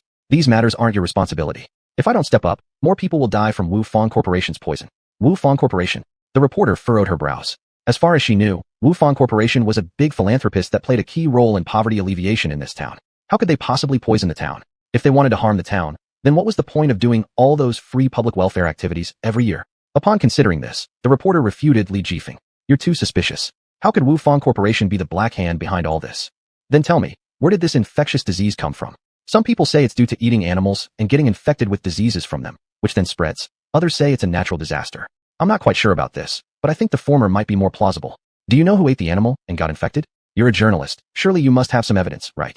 The reporter shook her head. This was just hearsay. Most of their journalistic community hadn't found solid evidence yet. Many of them were merely promoting fake articles for publicity. Even though we don't have any evidence, what proof do you have to say that Wu Fang Corporation is the big villain who spread poison? In the next moment, Li Jifeng took out his police badge. I am a policeman. During an operation, we investigated inside the Wu Fang Corporation and found that the tea they distribute for free is grown with human blood, the root cause of this infectious disease. Hearing this explosive news, the reporter felt that Li Jifeng's line of thought was too far-fetched. But seeing how earnestly Li Jifeng was speaking, she almost believed him. How could Wu Fang Corporation undergo such a dramatic change? Isn't your badge a forgery? Rashly claiming that Wu Fang Corporation is evil will set you against the public. The reporter wasn't from the town, so she wasn't very interested in their affairs. But if this were true, and she had the evidence to expose it, this would be huge breaking news. She'd become famous. Unfortunately, the reporter believed it must be false. Such things only existed in TV dramas. Then, she reached out to touch Li Jifeng's forehead, feeling it very carefully. Seeing this, Li Jifeng exclaimed in surprise, wanting to step back. What are you doing? Chapter 158. Looking forward to your guidance in the future. Do you want me to check if you're delirious from a fever? The reporter touched Li Jifeng's forehead and felt that it was indeed a bit hot. With a strange look, the reporter scrutinized Li Jifeng. Talking nonsense like this definitely means you're delirious from a fever. The expression on the reporter's face appeared very firm, believing that Li Jifeng had lost his wits due to some infectious disease. It must be that you stole the credentials from somewhere. These aren't yours, right? What deep grudge do you have with Wu Fang Group? This was definitely not just ordinary enmity. To impose a death sentence capriciously seemed quite extreme. Li Jifeng forcefully slapped away the reporter's hand, looking at her very seriously. He completely displayed his credentials for the reporter to see. The reporter still didn't believe it, taking them over to inspect carefully. Sure enough, the person depicted on the credentials was none other than Li Jifeng himself. Moreover, there was a dedicated seal of the Public Security Bureau on the credentials, something impossible to forge. Instantly, the reporter was shocked, gaping at Li Jifeng in disbelief. She had never expected that such an accomplished individual was by her side, without her realizing it. In an instant, she thought of clinging to Li Jifeng's legs. This officer must have gone through numerous reviews to obtain such credentials. The reporter cast admiring glances at Li Jifeng. You are a police officer. I truly haven't misjudged you. I said it before, you're a good person, and now, there's no way around it. With you around, regardless of what dangers may arise, as long as Uncle Policeman is here, I'm safe. Li Jifeng tried to reclaim his evidence from the reporter, but the reporter clutched the credentials tightly in her hand. Reluctant to part with them, the reporter finally allowed Li Jifeng to retrieve them. Just because I am a cop, you trust me so much? Maybe I'm actually a spy sent by the Wu Fang Group. I trust you. Still, my statement holds. A woman's intuition is incredibly accurate. Li Jifeng locked his gaze onto the reporter. Suddenly, the reporter realized how many times she had offended Li Jifeng. Immediately, she felt somewhat embarrassed. Twisting her small lock of hair nervously, she muttered anxiously. If only you were really a policeman, please don't take my previous words to heart. Have you now come to believe what I've been saying? Who would have thought that people like Wu Fang Group exist? The reporter sighed, as she had previously planned to work for Wu Fang Group to give publicity to their company. Luckily, she hadn't managed to act on the opportunity. Otherwise, she might have become an accomplice. Li Jifeng saved her, and with such a special identity too. Wu Fang Group being the culprit was indisputable. Though the reporter understood this event, she wondered why Li Jifeng would disclose such crucial secrets to her. If she revealed them, wouldn't it expose confidential information? Her heart was rather restless and thrilled, tentatively asking Li Jifeng, do you know, this big news, once disclosed, will have extraordinary influence. But, if I say it, exposing the secret, aren't you worried? I know. The reason I told you is because I want you to expose this matter. Only with your position can we prevent residents from drinking the tea. Me stopping this? The reporter was once again stunned. She was merely a common little reporter. Every day, she scoured around for interesting trivial articles, dreaming about becoming famous one day. She had never imagined that one day she could undertake something so meaningful. But the reporter hesitated. After all, actions like these carry pros and cons. If she did a good deed and her name spread far and wide, she'd feel temporarily satisfied. But offending someone she dared not oppose could result in the worst nightmare of her life. But, I'm just a reporter. Do I really have that much power? Why did you specifically choose me? Do you trust me? Aren't you afraid I'll inform Wu Fang Group? Why had Li Jifeng chosen her precisely, and not some other reporter? This left the reporter puzzled beyond comprehension. Besides, if Wu Fang Group catches me, the consequences would be unimaginable. The members of Wu Fang Group looked like ferocious deities. If caught, escaping would be far from easy. Once targeted by Wu Fang Group, her life would inevitably be spent evading their pursuit. Li Jifeng did not force the reporter to necessarily assist him, but he narrated things about the town. Do you know what this town used to be like? The reporter shook her head. She had never even heard of this town before. It was only recently, due to this major infectious disease incident making headlines online, that she came to know about its existence. Tell me, I'm curious. Haven't seen what your town used to look like. Once upon a time, this was a beautiful town, lush mountains and clear water. There was no Wu Fang Group back then. Every villager was extremely kind. They were all very good-hearted. Regardless of blood relations, they formed one big family and did not suspect others. A family like this was exploited by villains, turning into what it is now. Look at those innocent villagers who have been transformed into half-human, half-ghost beings because of Yinshan Ji. Don't you feel anything about it? At this point, the reporter also felt a deep emotion inside her heart. Perhaps if she were the same as she used to be, she would have immediately rejected Li Jifeng's request, unwilling to bring trouble upon herself. But after all these days of interacting with everyone here, including Li Jifeng, she had experienced the unity among these people, their kindness and selflessness. The characters of all the people left an indelible impression on the reporter, engraved deeply in her heart. Seeing the reporter's hesitation, Li Jifeng continued to speak. If we can't stop Wu Fang Group from committing more wrongdoings, and the infectious disease spreads out of the town, your hometown will suffer too. The reporter believed that what Li Jifeng said made perfect sense. If the source isn't stopped, her hometown will inevitably be affected as well, and at that time, there will be no room for choice. Her family, relatives, and the people she cares about could all be harmed by Wu Fang Group. The reporter resolutely stated, I've decided. I will join you in resisting Wu Fang Group. Can I help you with something? Good. From now on, you're my brother. I will protect you. Follow me, and I promise you won't be wronged. This was the first time someone had said such touching words to her. The reporter found herself somewhat attracted to Li Jifeng, but she didn't show it on her face. Li Jifeng asked, We've been together for so long, but I still don't know your name or where you're from. The reporter solemnly introduced herself. My name is Delarir, and I'm from Xinjiang.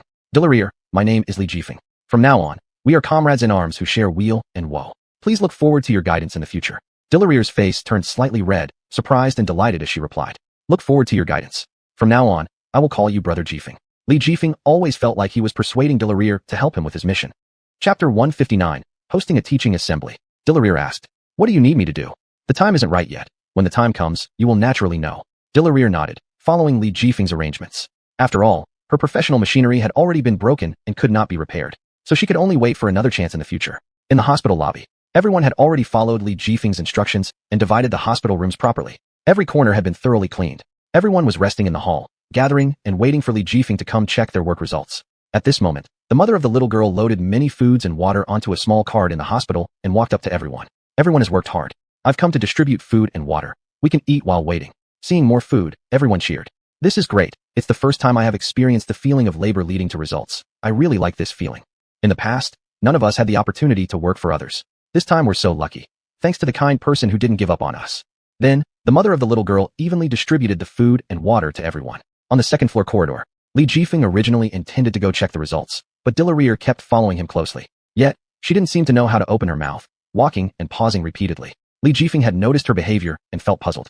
As Delarir kept following him, Li Jifeng became uncomfortable and immediately stopped his steps, turning around to ask Delarir, What's wrong with you? If you have something to say, just spit it out. Why keep following me?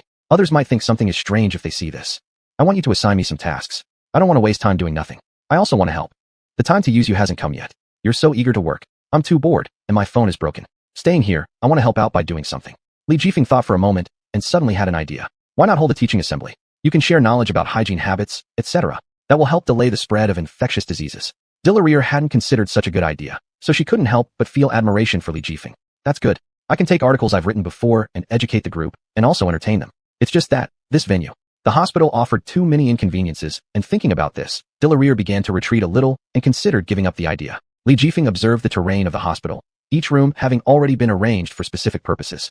There wasn't extra space for Delarir to host her teaching session, but Li Jifeng thought the best place would be the hall. Let's just hold it in the hall then. We can gather everyone together, making it convenient for you to educate. That's a great idea. Let's do it. I'll go now. Everyone will definitely find it interesting.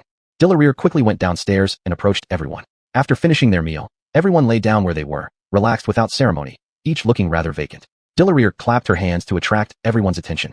I have an announcement to make.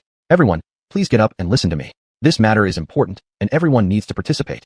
Everyone was curious about what it could possibly be, sitting up one after another, focusing their gazes on Delarir.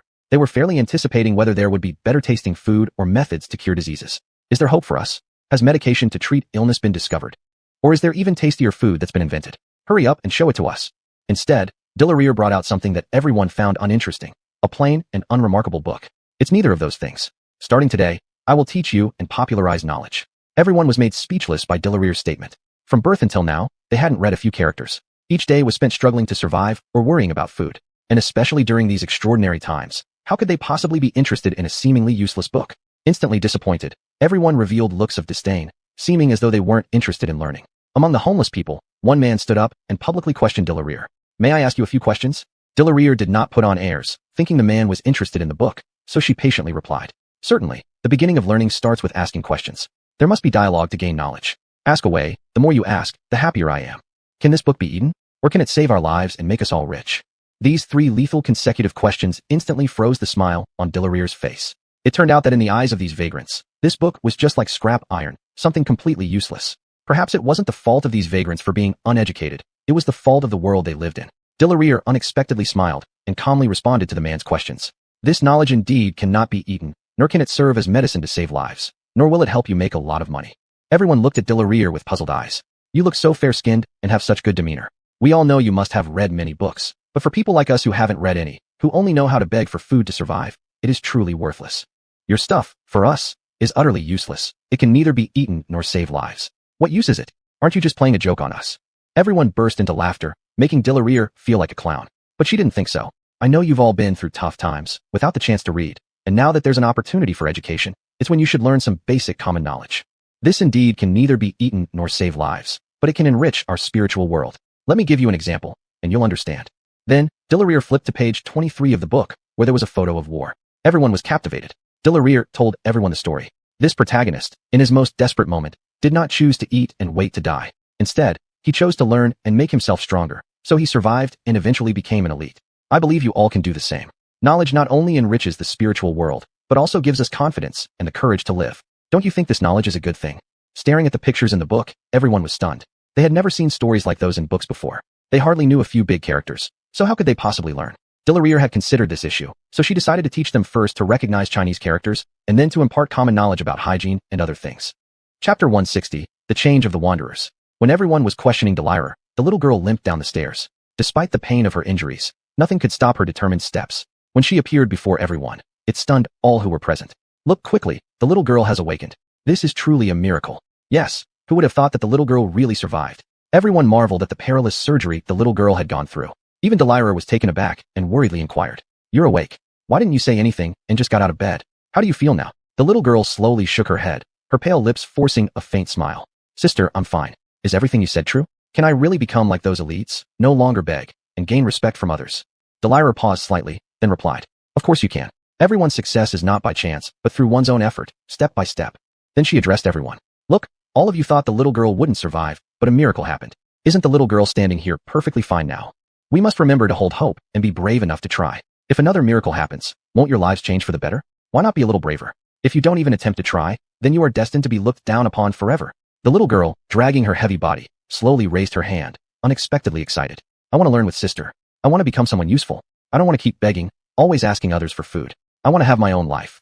Delarier was deeply moved, never expecting a child so young to understand such truths. As such, these groups of vagrants were left to wander, solely dependent on begging to survive. They seemed lazy and unambitious, casting aside their potential to ignite any progress. Seeing them incited fear. They had forsaken their initial resolve and only sought comfort in idleness, refusing to strive forward. Their ignorance extended this far, barely clinging to existence while complaining about circumstances without self-reliance. In such dreams of despair, there was no interest or direction. It is not terrible for a person to be poor or to fail. What's truly terrifying is when a person lacks ambition and cannot change no matter what. That's when one becomes truly despised. After Delarier's ingenious persuasion, the wandering folk were all brimming with confidence, passionately raising their hands. This symbolized their desire to alter their destinies, leaving behind their beggar's lifestyle.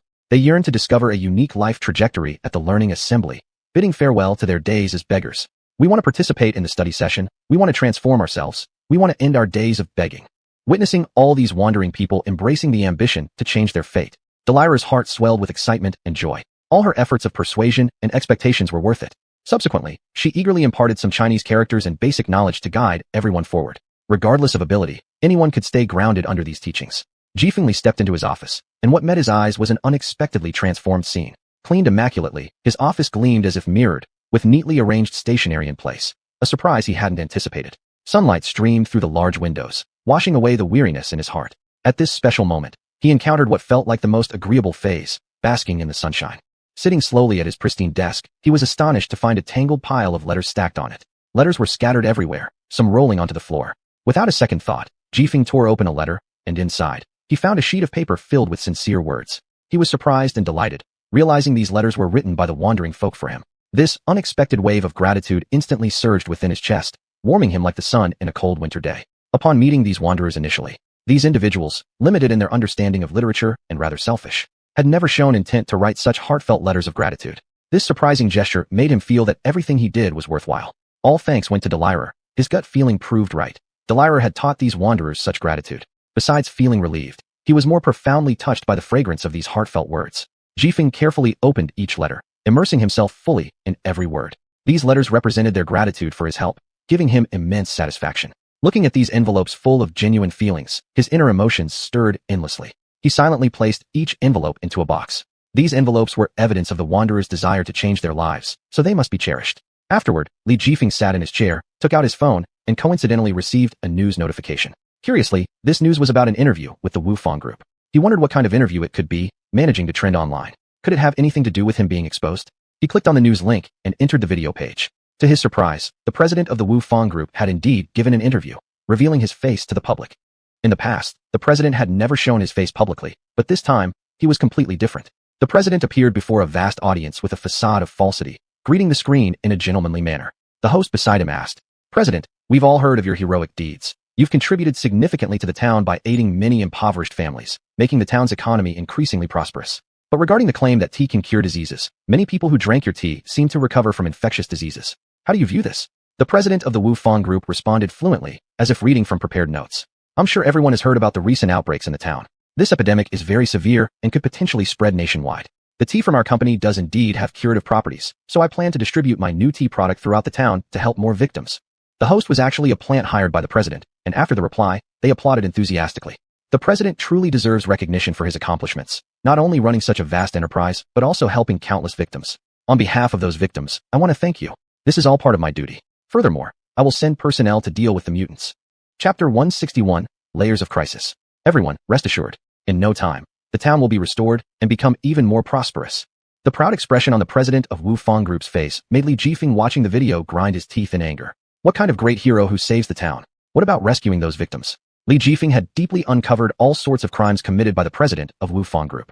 He treated all the pure and innocent people with deceitful intentions. All the disasters that occurred in this town were orchestrated by him behind the scenes. However, he pretended to be a hypocritical figure in front of everyone, which filled Li Jifeng with utter disgust. Li Jifeng clenched his fists and heavily banged on the table. He determined that he must reveal the president's false facade and make him pay the appropriate price. Suddenly, a man rushed into Li Jifeng's office. His appearance was full of panic, looking exhausted, panting heavily, and his heart full of anxiety. This man was so urgent that he fell on the office floor. His entire body was covered in blood, leaving many red stains on the floor as he struggled. It seemed as if someone was closely following him, causing the man to be flustered and at a loss. Upon seeing the state of the man, Li Jifeng was completely confused. "What happened? Why are you so flustered? Don't rush, take your time." Li Jifeng helped the man up and examined his wounds, fortunately finding them not too severe. "There's been an incident." Nevertheless, the man was so anxious but couldn't clearly articulate what had happened for a moment. Breathing heavily, the man would swallow compulsively while speaking halfway. He urged Li Jifeng, "Quickly go to the main gate. Something major has happened." Suddenly, Li Jifeng became keenly aware of the severity of the problem. Without hesitation, disregarding everything else, he decisively sprinted towards the entrance gate. Unbeknownst to him, he faced a chaotic scene. Everyone was jam-packed at the door. It seemed as though outside there was a force ready to burst through the gate and enter. Without delay, upon moving closer, he found out that the gate was being violently pounded by some strange mutants trying to break into the hospital interior. Delirer also participated in this effort, using all her strength to block the gate.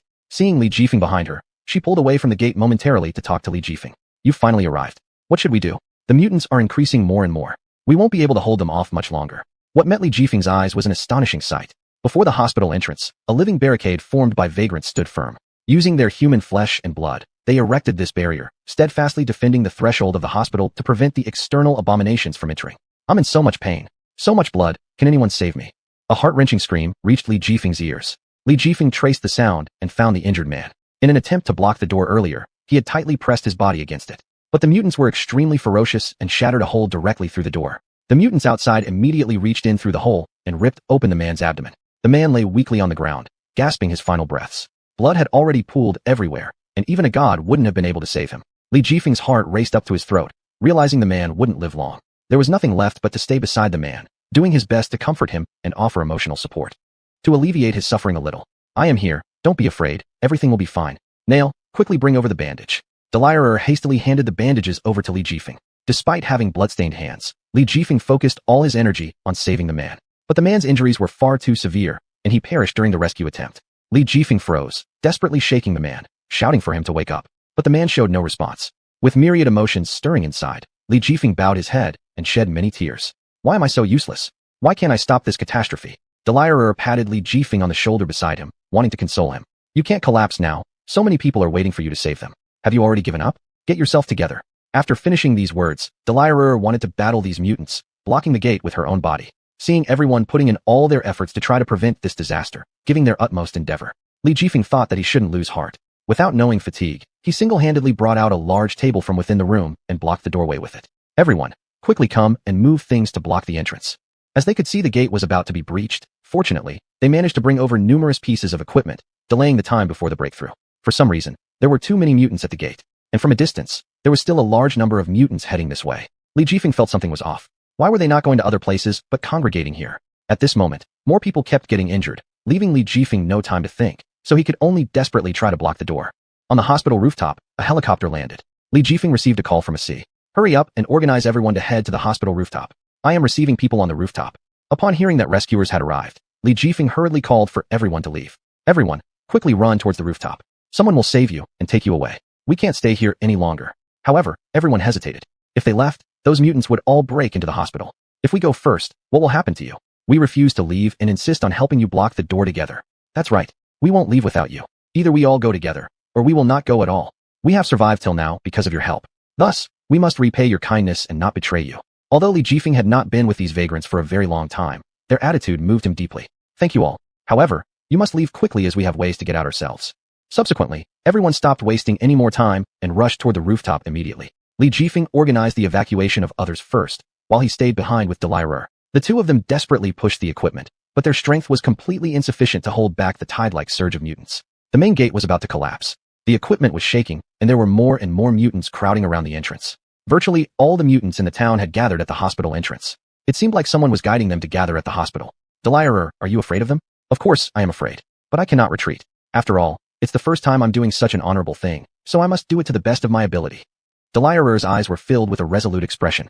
Great. I'll count to 3, and then we'll dash toward the rooftop as fast as we can. Don't look back. Chapter 162, The Human Rope. Delirer's bravery also earned her the admiration of Li Jifeng. If an accident happened this time, he would always remember Delirer's heroic deed. Delirer knew that this was not a drill. If they were too slow, they could very likely be caught by these mutants. At this heart-stopping moment, Li Jifeng began to count down.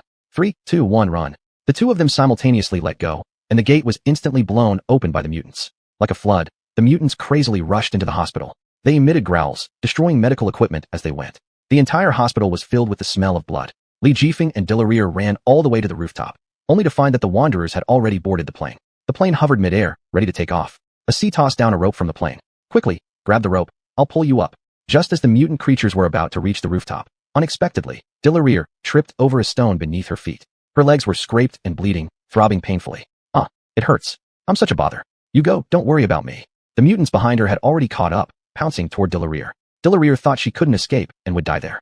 Li Jifeng extended a helping hand, hoisting Delirer up on his shoulder and delivering a kick that sent the mutant crashing to the ground. If we're leaving, we leave together. I won't leave a beauty like you here for them. Besides, you still owe me something. Delirer hesitated momentarily, making eye contact with Li Jifeng, her face reddening and her heart rate accelerating. Li Jifeng leaped into the air, grabbing the rope as the plane took off quickly. In midair, Li Jifeng pushed Delirer into the plane first before climbing in himself. But the rope couldn't withstand the use by so many people. Just as Li Jifeng was about to board the plane, the rope began to break. Holding onto the rope, Li Jifeng's body started slipping downwards, unable to reach the edge of the plane. Delirer lay sprawled on the plane, looking at Li Jifeng's perilous situation, worried. Li Jifeng, don't move around. I'll figure out a way to save you. If the rope was pulled any harder, it might cause Li Jifeng to fall. At this dangerous moment, Delirer appealed for help to the people on the plane. Does anyone have another rope? Quick, take it out to save someone. However, no one stepped forward. We were all in such a rush. Who had the time to take extra ropes? But doesn't this plane have a spare rope? Delirer was almost crying in anxiety, seeking help from a C. Are you Li Jifeng's friend? How can you watch your friend in danger without offering an extra rope? A C sighed helplessly. I do want to save him, but there simply isn't any other rope. What can we do? Delirer burst into tears because she didn't want anything to happen to Li Jifeng. Li Jifeng hung from the rope, which was teetering dangerously. A single movement could make him fall. Even his breathing was restrained as he dared not breathe too heavily. The plane slowed down for fear of Li Jifeng falling. Looking down at the vast emptiness below, Li Jifeng felt dizzy and instinctively closed his eyes. The wandering refugees were trying to console Li Jifeng. Don't be afraid. We're finding ways to rescue you. Don't look down. Just hold tight to the rope. Don't move around. Delareer came up with an idea, suddenly inspired. Can everyone give me a hand? Only all of you can save Li Jifeng. Everyone expressed doubts. With nothing in their hands, how could they possibly save Li Jifeng? What should we do? We don't know what to do. We have no tools. We can't do anything either. Wiping away her tears, Delareer explained to everyone. Everybody can form a human pyramid by grabbing the person in front's hand, creating a human rope. This way, Li Jifeng has a chance to survive. Everyone found this method unbelievable. If something went wrong, everyone's lives might be at risk. How is this possible? If our hands slip, we might all fall down. What then? This is too dangerous. And how exactly do we stack ourselves? Delareer clarified. The second person grabs the first person's legs tightly, the third person grabs the second's legs, and so forth until we can pull Li Jifeng up. Seeing that everyone hesitated, unsure whether to do it or not, Delareer became angry, thinking these people are still hesitant despite Li Jifeng having saved them. Have you forgotten that Li Jifeng saved all of you, and now when you're asked for some help, you hesitate? Do you have any conscience left? If we keep delaying, Li Jifeng will fall. Can you all just give a straightforward answer? A C stepped up first, saying, I'll be the first person. After saying that, a C tightly tied the belt to the plane's door and jumped down. Seeing this, everyone hesitated no longer. They wanted to save Li Jifeng. So one after another, they formed a human chain, descending step by step from the plane. Seeing everyone come out of the plane, Li Jifeng was both astonished and confused. Hey, what are you doing? Go back quickly. This is far too dangerous. But no one paid any attention to Li Jifeng. Soon enough, they formed a human rope in the air. At this moment, the rope Li Jifeng was holding suddenly snapped. Fortunately, Li Jifeng managed to grab onto the hand of the person above him just in time to avoid falling. Li Jifeng watched as the rope fell into the abyss below, leaving not a trace behind. Then slowly, they began to climb back onto the plane. They successfully brought Li Jifeng back on board, and everyone survived. Exhausted, Li Jifeng collapsed on the ground, panting heavily. It felt like a dream, yet he was still alive. He looked at the wandering refugees beside him, never expecting them to be the ones who saved his life. He was indeed grateful for the choice he'd made before. Thank you all for risking your lives to save me. Li Jifeng bowed deeply to show his gratitude. Everyone just laughed it off. It's fine as long as none of us got hurt. We should thank you for all your help. We just followed your arrangements. Actually, we owe a lot to this young lady. Everyone turned their gazes toward Delareer simultaneously. Li Jifeng knew this idea came from Delareer. He said casually to her, Thanks, I didn't expect you'd help me again. Recalling earlier, when Li Jifeng didn't want this little journalist following him and spoke rudely to her, he now felt rather embarrassed. Delareer's face was covered with mud mixed with blood, but she smiled as if it were nothing. Wow, I didn't expect to hear these words from your mouth. You really shocked me. Li Jifeng looked at Delareer, teasing him, and immediately regretted thanking her. Chapter 163, Worsening Condition. They soon arrived at C's lab. Everyone disembarked from the plane and made their way into the laboratory. Various instruments, flashing lights, and sharp sounds created an atmosphere of tension.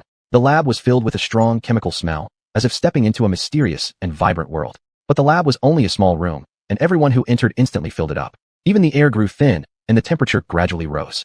Li Jifeng thought the place too small, giving C a puzzled look. Your place isn't enough for all of us to stay in. Maybe we should find another location.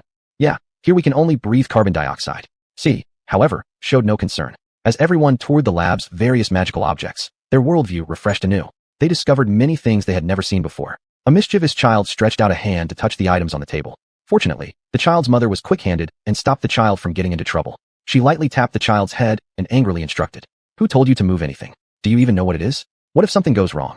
The child, being ignorant, could only look at his mother innocently without uttering a sound.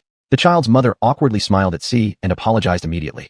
I'm sorry, my kid is too mischievous. I've already scolded him, please don't take it to heart. After all, C wasn't very familiar with them, only letting them in face-savingly because of Li Jifeng. If this caused C to get angry and kick them out, that would be disastrous. The child's mother was rather anxious. However, C paid no mind to this matter. It's fine. Dangerous items are all stored away. No need to worry. The child's mother quickly nudged her son and signaled. Haven't you thanked him yet? He's already forgiven you. With tears almost welling up in his eyes, the child could only obediently follow orders. Thank you, uncle, for forgiving me. C waved a hand and affectionately patted the child's head, stopping the mother from punishing him further. He then pulled a candy from his pocket and gave it to the child, soothing. Good boy, don't cry, it's all right. The child took the candy and comforted the wounded feelings he felt earlier. Then, C moved the table beside the entrance aside and said to Li Jifeng, Lend me your dagger. Li Jifeng, confused, asked, What are you doing? Are you going to carve up the floor with my dagger? Are you okay? Just hand it over. Why so many words? Though perplexed by C's actions, Li Jifeng still handed over the dagger. TCH, here you go? Like I'm so stingy. Following this, C skillfully used the dagger to pry open the floorboard, revealing a set of stairs underneath. Li Jifeng was astonished and asked, How is there a staircase under this floor? Underneath is a shelter, everyone go down there. There's a lot more space below. No one expected to find such a massive shelter hidden underground. Everyone lined up and descended the stairs. C led the way, pushing open heavy iron doors, entering the shelter. All around was dark, illuminated only by weak beams of light. Carefully, everyone felt their way along the walls, adapting to the strange environment. When the lights were turned on, they illuminated the entire area. Everyone's gaze focused on a spacious and bright hall. Inside the hall were simple tables, chairs, and numerous beds, making it look like a temporary rest area. Everyone sighed in relief, finding some solace. C then took a button from his pocket, pressing it, causing the walls to tremble. Soon after, the walls opened like book pages, displaying rows of large cabinets stocked with food. Everyone looked in surprise at the shelves brimming with supplies, approaching to inspect them closely. C explained, smiling. This is the emergency food reserve I prepared beforehand. It will support us for some time.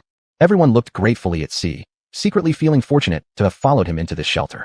The shelter seemed fully equipped, leaving Li Jifeng amazed as he walked over and put his arm around C's shoulder. Not bad. I didn't expect this from you. Tell me, how did you predict all this? C grinned confidently. This shelter was originally created during my previous experiments on earthquake and collapse prevention, but I didn't think it would actually come in handy. Li Jifeng hadn't anticipated that they owed their escape to this calamity, thanks to C. Still, even with a temporary safe haven, an unexpected infectious disease spreading across the whole town kept eroding the confidence of the nomads. Fear and unease began to overwhelm them. After all, no matter how much supplies we hoard, there will come a day when they are all consumed. When will this infectious disease come to an end? An atmosphere of panic shrouds every corner of the town, making the nomads feel the fear and see no end to it. Even the children are crying loudly, as if complaining about how cruel this world is to them. Everyone has lost confidence, fearing that they won't survive. Li Jifeng stepped forward to speak, hoping to give everyone some reassurance. I know you're all afraid of the infectious disease. The more at such a time, the more we must unite and strive, not give up easily. Perhaps if we just keep going, we can get through this special period. Everyone understands what Li Jifeng says and tries their best to adapt to life here. Suddenly, Li Jifeng feels the rapid spread of the virus and his heart suddenly aches. He suddenly feels as though his heart has paused for a moment, stiffening his whole body, with a chill running through him. Then, darkness envelopes his vision and he collapses without deviation. Delirer witnesses Li Jifeng's fall and emits a shrill scream in panic. Even the others are shocked by this scene, unaware of what has happened without warning. Delirer quickly rushes forward, nervously checking Li Jifeng's pulse and breathing, but to no avail. Li Jifeng, how are you? Wake up quickly. Delirer attempts to save Li Jifeng's life. With great effort, she performs CPR and mouth-to-mouth resuscitation, her movements proficient and extremely precise. Her hands firmly press on Li Jifeng's chest while her breath gently blends with his lips. But alas, despite Delirer trying again and again, there is no effect. Li Jifeng, I won't let you die. Wake up now. Can you hear me? But Li Jifeng remains unresponsive. At this point, a C walks over. Let me try. I've recently developed some medicine that should be effective against the infectious disease, so I came to meet you. Chapter 164. Eliminating the infectious disease. A C held a bottle of reagent medicine in her hand, carefully delivering it into Li Jifeng's mouth. The next second, Li Jifeng gradually woke up. Li Jifeng, who had just regained consciousness, was extremely weak. His lips turned pale, as if a single cough would expel phlegm. His fragile state seemed like a delicate piece of paper that could crumble at the slightest touch. Seeing everyone gathered around him, he was utterly confused. What happened? Why are you all surrounding me? Delirer burst into tears with happiness, though the tears hadn't dried from her eyes yet. She eagerly hugged Li Jifeng as though she had gained something precious back and couldn't bear to let go. You're finally awake. Do you know how scared I was? I thought you weren't going to make it. Li Jifeng was still dazed and didn't remember anything that had just happened. He calmly patted Delirer's back, seemingly thinking he had merely fainted. Fool, did you not realize how important you are to me? Delirer's face turned red like a crimson evening sky. She disliked what Li Jifeng had said. Unable to resist, she lightly slapped his chest. However, Li Jifeng had just woken up and his body was still weak. The hit nearly made him faint again. Clutching his chest, he felt severe pain and squeezed his eyes shut. Seeing this scene, Delirer's heart ached, so she quickly supported Li Jifeng, worried about any mishaps. I'm sorry, I didn't mean to hurt you. Why did you say those things? I feel so embarrassed. I won't say them anymore. Just look at me. I need to rest already. You almost made me faint again. Shouldn't you compensate me? Of course, I will take care of you during this time. I'm truly sorry. Rest assured, I'll make sure you recover. A slight smile appeared on Li Jifeng's lips as he realized his plan was proceeding smoothly. Delirer was willing to personally take care of him, which had been hard for him over this period. Finally, he could rest and enjoy being taken care of by others. Then he acted as if heavily injured, speaking feebly. Then, please help me stand. Thank you. Subsequently, Delirer hurriedly helped Li Jifeng up. He felt her soft hands, as if they were made of cotton. Just as the two were about to leave, a C came over. Observing Li Jifeng's appearance, a C felt something strange. This medicine was supposed to cure instantly, but unexpectedly, it didn't seem very effective on Li Jifeng. Li Jifeng, how do you feel? Is the medicine working? Li Jifeng glanced at Delirer beside him, whose eyes were filled with concern. He waved his hand to ask her to step aside. Go to the side first. I need to talk to a C about something. Delirer didn't think much of it, just believing that even in such a serious condition, Li Jifeng needed to discuss important matters, making her admire him even more. After Delirer left, Li Jifeng and a C went upstairs to the laboratory. A C was preparing to examine Li Jifeng's body, but was surprised when Li Jifeng seemed completely different after walking upstairs compared to before. Li Jifeng straightened his posture, appearing strong and healthy without any signs of weakness. This greatly shocked to see. How exactly are you feeling now? Looking at you now, there doesn't seem to be any problem. That was deliberately staged for dowry. By the way, your medicine is quite potent. After taking it, I don't feel unwell anymore. Li Jifeng lifted his shirt and found there were no marks on his arms, perfectly clean. Did you develop a cure for infectious diseases? Why have all the symptoms disappeared from my body? Yes, it seems my developed medicine has been successful. The infection inside you should have been completely eliminated. You're now just like a normal person.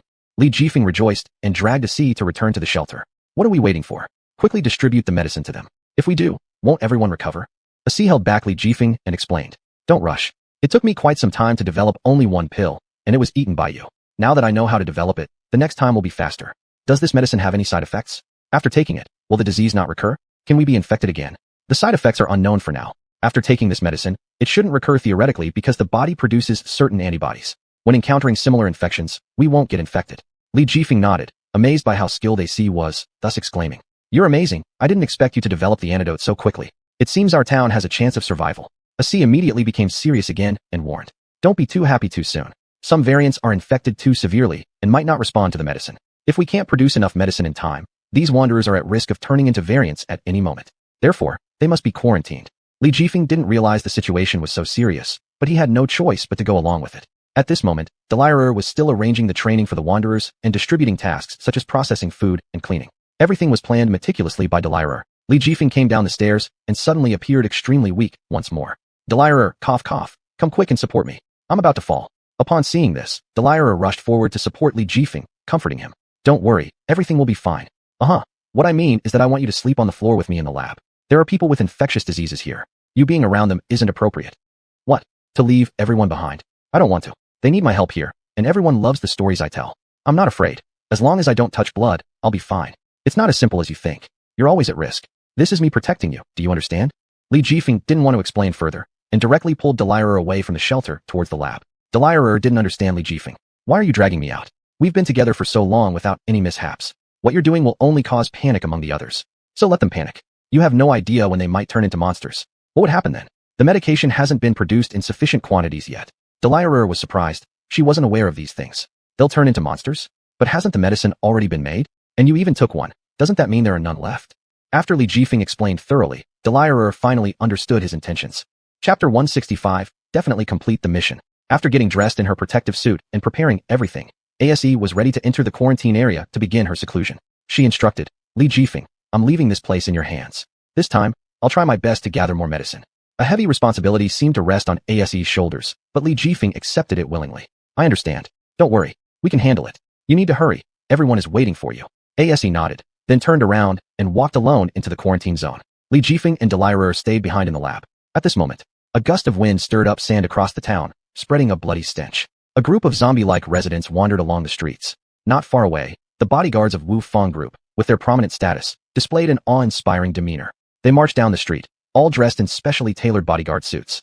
Equipped with electric batons, they reacted without hesitation whenever encountering a mutant, repeatedly eliminating mutant residents without mercy. These were the people led by Huang Mingho, the newly appointed manager of Wu Fang Group. They acted like merciless demons, killing indiscriminately, with piles of corpses lying everywhere along the street. Yet, their hearts remained calm, and their faces expressionless. It seemed as if they had become accustomed to these scenes, completely unfazed. As if these events had already occurred numerous times in their careers, leaving them entirely unbothered. A little girl trembled in fear, crouching in the dark corner of an alley. She used a dilapidated table to shield herself, afraid of being discovered. The little girl hadn't eaten a full meal in a long time and hadn't slept well once. Having endured such suffering for so long, she couldn't help but break down in tears from fright. Her cries caught Huang Mingho's attention. He raised his arm high, signaling his subordinates to stop and search carefully for the source of the crying. It's coming from this alley. Go and check. Yes. The bodyguards of Wu Fang Group rushed into the alley, searching thoroughly for the source of the sound. Upon hearing footsteps, the little girl tried her best to suppress her sobs. Despite her efforts, one of Wu Fang Group's bodyguards spotted the little girl trembling behind the table. He suddenly grabbed the leg of the table and effortlessly tossed the old piece of furniture to the ground. Worn out by time, the table lay in ruins after his violent act. Meanwhile, the small girl froze in place before this towering man, her eyes filled with deep terror. Without much effort, the bodyguard easily grabbed the collar of the little girl and lifted her off the ground. He casually threw her at Huang Mingho, as though discarding something trivial. The little girl fell painfully to the ground, unable to stand. Huang Mingho exuded a handsome posture, removing his sunglasses to reveal sharp, knife-like eyes. He carefully observed the little girl. Seeing this fearsome figure for the first time, The little girl shuddered with coldness even before he spoke. Before Huang Mingho could say a word, she struggled to get up and knelt, begging piteously. Uncle, please let me go. I don't have any disease. The frail little girl continuously knocked her head on the ground, her tender forehead covered with blood marks. Yet, she didn't stop, hoping that her desperate pleas would earn her forgiveness from the terrifying figure. However, Huang Mingho showed no trace of compassion towards the little girl. To him, she was merely an insignificant existence. Watching her prostrate herself like a worm amused him greatly. Lift your head and let me look at you. The little girl couldn't overcome her inner fear and dared not meet his gaze. Shaking violently, she curled her tiny frame on the ground. This extinguished Huang Mingho's interest, filling his eyes with intense malice. She has a contagious disease. Kill her. No. Uncle, please, I'm not sick, let me go. The little girl was dragged away by the bodyguard for execution, and only her heart-wrenching cries lingered in the air. When the bodyguard returned, he was soaked in blood. He approached Huang Mingho. He handed over a mysterious black box to him. Huang Mingho gently slapped his face a few times and grinned seductively. Good job. Only when all the bodyguards had wiped out everyone on the street did they return to xuanhuan group. In the hall, the glass curtain wall on the high walls reflected dazzling lights, as if unfolding a spectacular painting. Huang Mingho confidently strode through the hall. But once he entered the president's office, his demeanor changed instantly. Slightly bowing his head with a smile, he hoped to express respect toward the president. Quickly walking forward, he extended his hand actively, shaking hands with the president, just like an obedient puppy. President, I've specially brought you a little token of my appreciation. I hope you'll accept it kindly. Subsequently, Huang Mingho gave a mysterious glance and signaled to the bodyguard behind him. The bodyguard immediately understood his intentions and presented the mysterious black box to the president. With great curiosity, the president opened the box, unsure of its contents. However, upon seeing what was inside, the president's face instantly lit up with immense joy. This mysterious item perfectly suited the president's taste. His expression revealed satisfaction and fulfillment. I didn't know you were so capable and still remember this rule. Huang Mingho flattered the president with sweet words without end. Mr. President, it's my duty. Your liking is most important. Nevertheless, the president did not offer a smile, maintaining a dignified and serious demeanor. By the president's feet lay a cute little dog resting quietly. It had been constantly showing affection, as if eager to share happy moments with the president. The president reached out to stroke the dog's fur. Look at this puppy constantly showing affection near me. If it keeps pleasing me, it will get some bones. But if it can't even please me and stays by my side, what good is it? Don't you think? Huang Mingho grasped the underlying meaning and forced a stiff smile. Mr. President, rest assured, this time I will definitely make Li Jifeng die in this operation and absolutely won't let you down. The president of xuanhuan Group was inwardly appreciative and found Huang Mingho's words satisfying. Yet, he maintained an air of pride, as if standing alone in the cold heights, unreachable by others. If you can accomplish this, I will let you become the vice president of the group. Upon hearing this huge enticement, ambition gleamed in Huang Mingho's eyes. The president added, but if you fail, there will be corresponding punishment. Huang Mingho quickly agreed. Rest assured, I will never disgrace the mission. Chapter 166, Saving the Town from Peril. After several days of seclusion, Asi finally managed to produce a full large bottle of medicine. This was all due to Asi's hard work in researching and developing this drug. Asi immediately took the medicine bottle and left the quarantine area. Despite having huge black eye circles, he still did so willingly and happily. I have finally refined it. Li Jifeng, the townspeople will be saved. Upon hearing this, Li Jifeng and Delilah both rushed over to examine the medicine bottle in Asi's hand. Did you really refine it? But can such a small pill really be effective against the infectious disease? I tried that pill earlier, and its effects were quite good. However, everyone's constitution is different, so we're not sure if it will work for others. As the two were doubting, Asi fell ill from exhaustion after making the drug. Li Jifeng quickly helped Asi onto the bed to rest, looking at him with concern. Asi, what's wrong with you? Are you alright? Asi felt feverish, weak all over, as if his body had been drained. Perhaps I've been too exhausted these past few days, researching nonstop day and night. There are risks with this drug, but we have nothing to lose. Li Jifeng was deeply worried about Asi's health. He had been staying up late every night until his body couldn't take it anymore. Later, Asi handed the medicine bottle to Li Jifeng and instructed him. It's up to you now. I can't hold on any longer. Li Jifeng understood and then turned to instruct Delilah. You stay behind to take care of Asi. Make sure nothing happens to him, got it? Delilah nodded and replied. This small task, I can handle well. Subsequently, Li Jifeng hurriedly went down the stairs, opened the iron door, and saw the homeless people living in an orderly manner. Most were still persistently studying. Li Jifeng clapped his hands, drawing everyone's attention. Everyone, Asi has already developed the medicine to treat the infectious disease. As long as everyone takes it, they will recover. These words instantly caused a commotion. Is this true? Can it really treat the infectious disease? You're not fooling around with us, right? Can this illness even be treated? If it can, then this is great news for us. Li Jifeng said very seriously. That's correct, you really are saved. Those who receive the medicine from me can leave the shelter. What should have been a moment of joy was met with hesitation. Li Jifeng noticed everyone's disheartened mood and asked aloud. There's medicine to save your lives, why don't you hurry to get it? Do you want to die here? The homeless were not thinking like that. Each looked downcast, unsure how to articulate their feelings. However, if they didn't explain soon, they might be driven out of the shelter. Thus, they all spoke up. We don't want to leave this place. We don't want to return to our begging lives. We don't want to lack food or a place to live. We find it pleasant here. If we could stay here forever, we'd rather not take the medicine. What does it matter if we have the infectious disease? Li Jifeng hadn't anticipated that everyone would think this way. If he forcibly expelled them, the homeless wouldn't survive either. You must take this medicine to survive, he said firmly. Then Li Jifeng distributed the medicines one by one to the homeless.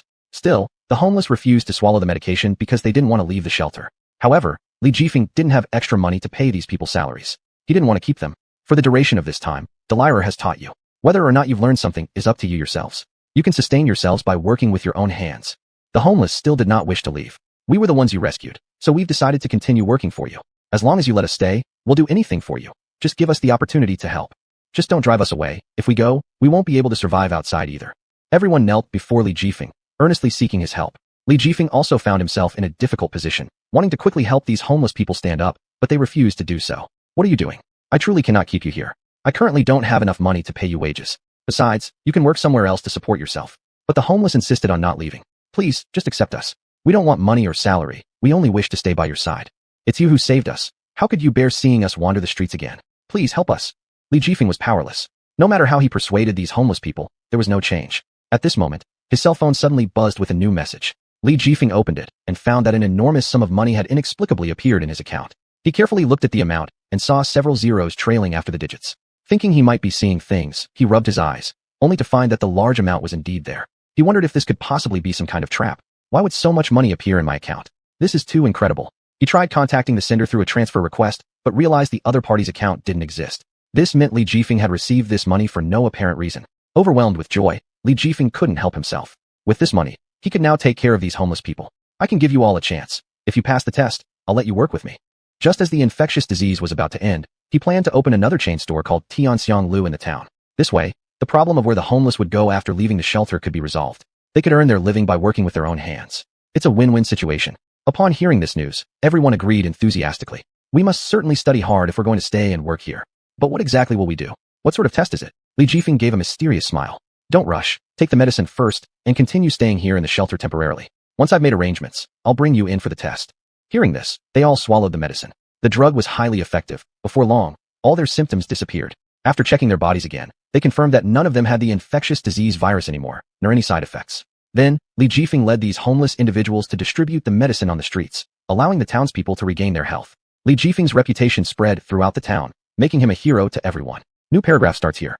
Chapter 167, The First Kitchen Helper. Rise with the sun, rest with its set. Time flows on. The town, having undergone reconstruction, finally returned to its tranquil and bustling normalcy. In the streets and alleys, crowds came and went continuously. Small vendors moved through among colorful hats and clothes, making for a lively scene. The sky was a deep blue, the sun hung high, casting down its scorching light. People's expressions were refreshed as they reclaimed their healthy appearance, all displaying joyful smiles as they walked. The shadow of the epidemic had passed, and the healthy sunshine bathed the land. Tianxiang Tower reopened its doors, filled with activity. This was due to Li Jifeng's heroic deeds being passed by word of mouth throughout the town. People kept streaming into Tianxiang Tower in droves, seeking various culinary delights, hoping to catch a glimpse of Li Jifeng's figure. Chun Luodi and Xiao Luo were busy inside Tianxiang Tower taking care of numerous guests, but couldn't manage everything on their own. Chun Luodi decided to find some skilled kitchen helpers. Xiao Luo, you help watch the shop for now. I'll go look for some help, otherwise, we might have to limit our services if things keep going this way. Xiao Luo understood, showing a radiant smile. It's all thanks to the boss. The boss's glorious stories are spoken about everywhere in the streets and lanes, which is why business is so booming. Leaving Tianxiang Tower, Chun Luodi headed to her old workplace, an unremarkable little cake shop. When she entered the cake shop, it was empty, yet the cakes inside the display cabinets were neatly arranged, emitting a sweet and tempting aroma. Although obviously no customers had visited, the shopkeeper heard footsteps at the entrance and hurriedly came out from behind the counter to greet the visitor with enthusiasm, hoping to serve the customer well. But he didn't expect to see his old acquaintance, Chun Luodi. He never imagined that his companion would come back to visit him, leaving him deeply moved. Chun Luodi, why are you back? Did you apologize to the boss and want to return to work? Chun Luodi shook her head resolutely. I didn't do anything wrong, and I certainly won't apologize to the boss. This time, I'm here for you. How are things going for you recently? The pastry chef sighed. Apologizing to the boss, would it remove even a single ounce of meat from you? You're still so stubborn. If you just apologized, you could come back and make cakes with me. Don't you miss those wonderful times we spent together? In fact, I've already found another job as the head chef in a high-end restaurant. Upon hearing these words, the pastry chef was utterly shocked. He almost couldn't believe that Chun Luodi had managed to enter a high-end restaurant and become the head chef. Yet, in this society, how could someone without proper education or experience suddenly transform into a masterful cook? Moreover, one wouldn't even get a chance like that. The pastry chef thought that perhaps Xuanhuan was pretending for the sake of face-saving. As if seeing through the disguise of ancient poetry, he thought he saw through her true self. Don't obsess over saving face anymore. I can help you apologize to the boss. If you're willing to come back, we can continue working together toward our dreams like before. Besides, how could a high-end restaurant possibly recognize people like us who lack enough experience and education? However, Xuanhuan looked determined. Certainly. This time, I've come to take you with me. I can offer you double your current salary. What do you say? Will you come with me? You're joking again. How could this be possible? You should quickly think about apologizing to the boss and come back to work with me. Xuanhuan didn't want to explain further because even if she said more, the pastry chef would only regard it as a joke. Thus, she took out a photo taken when she was the head chef at Tianxiang Tower and showed it to him. Unexpectedly, the photo clearly showed that she was indeed the head chef. And the pastry chef looked up at Xuanhuan with astonished eyes. I never imagined that you've truly become a head chef. Congratulations. You're truly remarkable. Confidence shone on Xuanhuan's face. What do you think? Do you believe me now? Can you come with me? However, the pastry chef didn't let go of Xuanhuan easily. He turned and entered the kitchen, bringing out a basket of failed breads, placing them in front of Xuanhuan. This left Xuanhuan profoundly confused. Why did you bring out so many half-finished breads? As long as you eat all the bread in this basket and tell me why each piece failed, I'll go with you. But if you can't explain why these pieces failed, then you're not the good partner I used to know. After careful observation, Xuanhuan noticed the playful expression on the pastry chef's face. She immediately realized that he was deliberately teasing her, probably because it had been such a long time since they last met. She became somewhat unhappy. All right, if I can tell you the issues with all of them, will you come with me? That's a given. Xuanhuan had originally thought that the pastry chef wasn't someone to be easily convinced. So she resolutely began tasting bread after bread from the basket. Even he couldn't comprehend his own actions. Perhaps he just wanted to give Xuanhuan a bit of a challenge, to let her know that he wasn't easy to handle. What he didn't expect was that she actually started eating a piece of bread, enjoying it thoroughly. This piece of bread clearly has too much starch. It's a bit hard. The pastry chef couldn't help but marvel at her insight. His eyes lit up as if struck by sudden understanding, immediately identifying the problem. After some deep reflection, a flash of inspiration crossed his mind. And this one. He handed another piece of bread to Xuanhuan, inviting her to taste it. Xuanhuan quickly swallowed the rest of the bread she had tasted earlier in 2 or 3 bites before picking up another piece and starting to savor it. This bread has too much sugar. It's too sweet. This bread wasn't baked for the right amount of time. It's overdone and quite unpleasant to eat. As more pieces of bread were devoured, the pastry chef could only stare, dumbfounded. Grabbing her hand urgently to stop her from eating any further as the last piece remained, he said, "Don't eat anymore. I'll go with you, all right? I beg you not to keep eating." He was afraid Xuanhuan would burst her stomach. But Xuanhuan wouldn't stop. Instead, she worked even harder and gulped down the entire loaf. "I won. Can you come with me now? Even if you hadn't eaten all that, I'd still go with you. I forgive you for what happened before. Then hurry up and take off that apron and come with me. Right now? Isn't that a little rushed? I've won, so stop talking nonsense and come with me already." And thus, Xuanhuan took the pastry chef away from the unremarkable little cake shop. He became the first kitchen helper at Tianxiang Tower. Chapter 168. Reunion of Good Brothers. Subsequently, Xuanhuan squatted by the roadside. Not long after, a big brother pushing a cart to sell roasted cold noodles appeared. Xuanhuan was the first one to patronize the big brother's business of roasted cold noodles. Xuanhuan wore sunglasses and a mask, so the big brother thought this person was pretty strange. But he was just another customer buying his roasted cold noodles, nothing much to think about. "Would you like roasted cold noodles? 10 yuan per serving. 1 serving, please. Add a sausage." "All right, wait a moment. I'll prepare it for you right away." Even though the big brother was covered in tattoos all over his body, he remained very cheerful and friendly. The big brother picked up the spatula and quickly laid out the pre-prepared cold noodles on the pan. He drizzled oil over it, letting the cold noodles fry thoroughly. Then he added an egg rich in nutrients, evenly spread over the cold noodles. Once cooked through, he brushed on the secret sauce, placed greens and sausage on top, and then rolled it up. Thus, the roasted cold noodles were prepared. Xuanhuan took the roasted cold noodles and immediately pulled off the mask to eat. The big brother thought Xuanhuan looked somewhat familiar and kept glancing at her as if inspecting. Xuanhuan didn't leave, but stayed to eat right in front of the stall. The big brother felt curious. Why would someone stay here after buying instead of leaving and eating? "Sister, could you step aside? I still need to do business. You can go sit on that stool over there and eat." But Xuanhuan didn't respond, just kept eating while blocking the stall front. How was the big brother supposed to continue doing business? Suddenly losing his temper, the big brother stepped out and questioned. "Hey, comrade, I'm talking to you. Do you hear me? You're delaying my business." Xuanhuan directly removed the sunglasses, which made the big brother pause for a second. "Xuanhuan, why did you come looking for me? Long time no see. I was just wondering who it was. Turns out it's you." Xuanhuan patted the big brother's shoulder and asked, "How are things going recently?" The big brother sighed and showed his little cart. "It's just like this, you can see. I sell roasted cold noodles now. You used to work with me in the cake shop. Never expected you'd switch jobs selling roasted cold noodles so quickly. Aren't we all just living for life? Not working would be fine. There are people in my family waiting for me to support them. The last time you went to jail protecting me, I've been thinking of you ever since. Now I found you. Work with me, okay?" The big brother was shocked. not expecting Chen Luodi to still remember those things, feeling somewhat heartbroken. I didn't expect you to remember. It's been so many years. Those events have passed. That won't do. You've helped me before, and now that I'm doing well, I should definitely support you. But how will you support me? Surely you can't return to the cake shop. Given your character, you'd never apologize to the boss. Why should I apologize to him? I haven't done anything wrong. Now I am the head chef at Xianglu. Quite powerful actually. Come with me. It's better than selling roasted cold noodles here. Staying here is burying your talent. The big brother was incredibly shocked, almost not hearing clearly what Chen Luodi just said. Xianglu is the most popular restaurant in the town, and its owner Li Jifeng is a great hero in the town. If you could enter Xianglu to work, it wouldn't only bring fame and profit, but mentioning it would also make you proud. The big brother inspected Chen Luodi with a suspicious eye, having no trust in her words. You wouldn't have done something bad, right?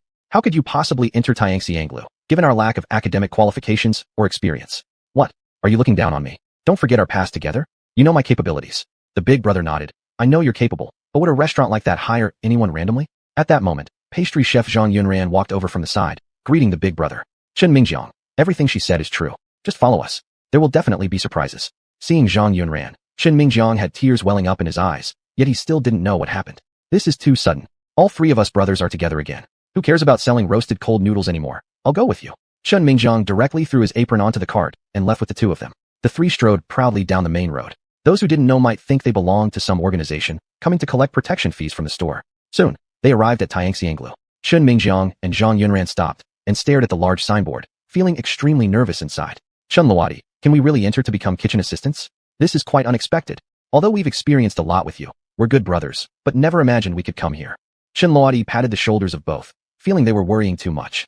Didn't you two always fantasize about one day entering a big restaurant as chefs and running the kitchen yourselves? Now that it's possible, why are you hesitating to go in? The two immediately straightened their chests, pretending not to care. Who's scared? If we're going in, then let's just do it. Who's afraid of who? They quickly entered Xianglu. Chen Luodi saw Li Jifeng in the store. She then introduced her two brothers-in-arms to Li Jifeng. Boss, these are the kitchen assistants I've brought. They've been cooking with me all along.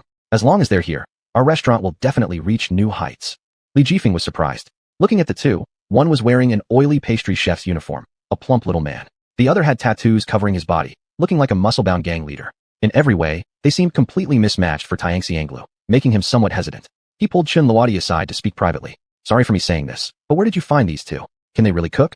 They don't even look like they'd be familiar with our restaurant's cuisine. Chen Luodi glanced at the two. They were still observing the environment inside the restaurant.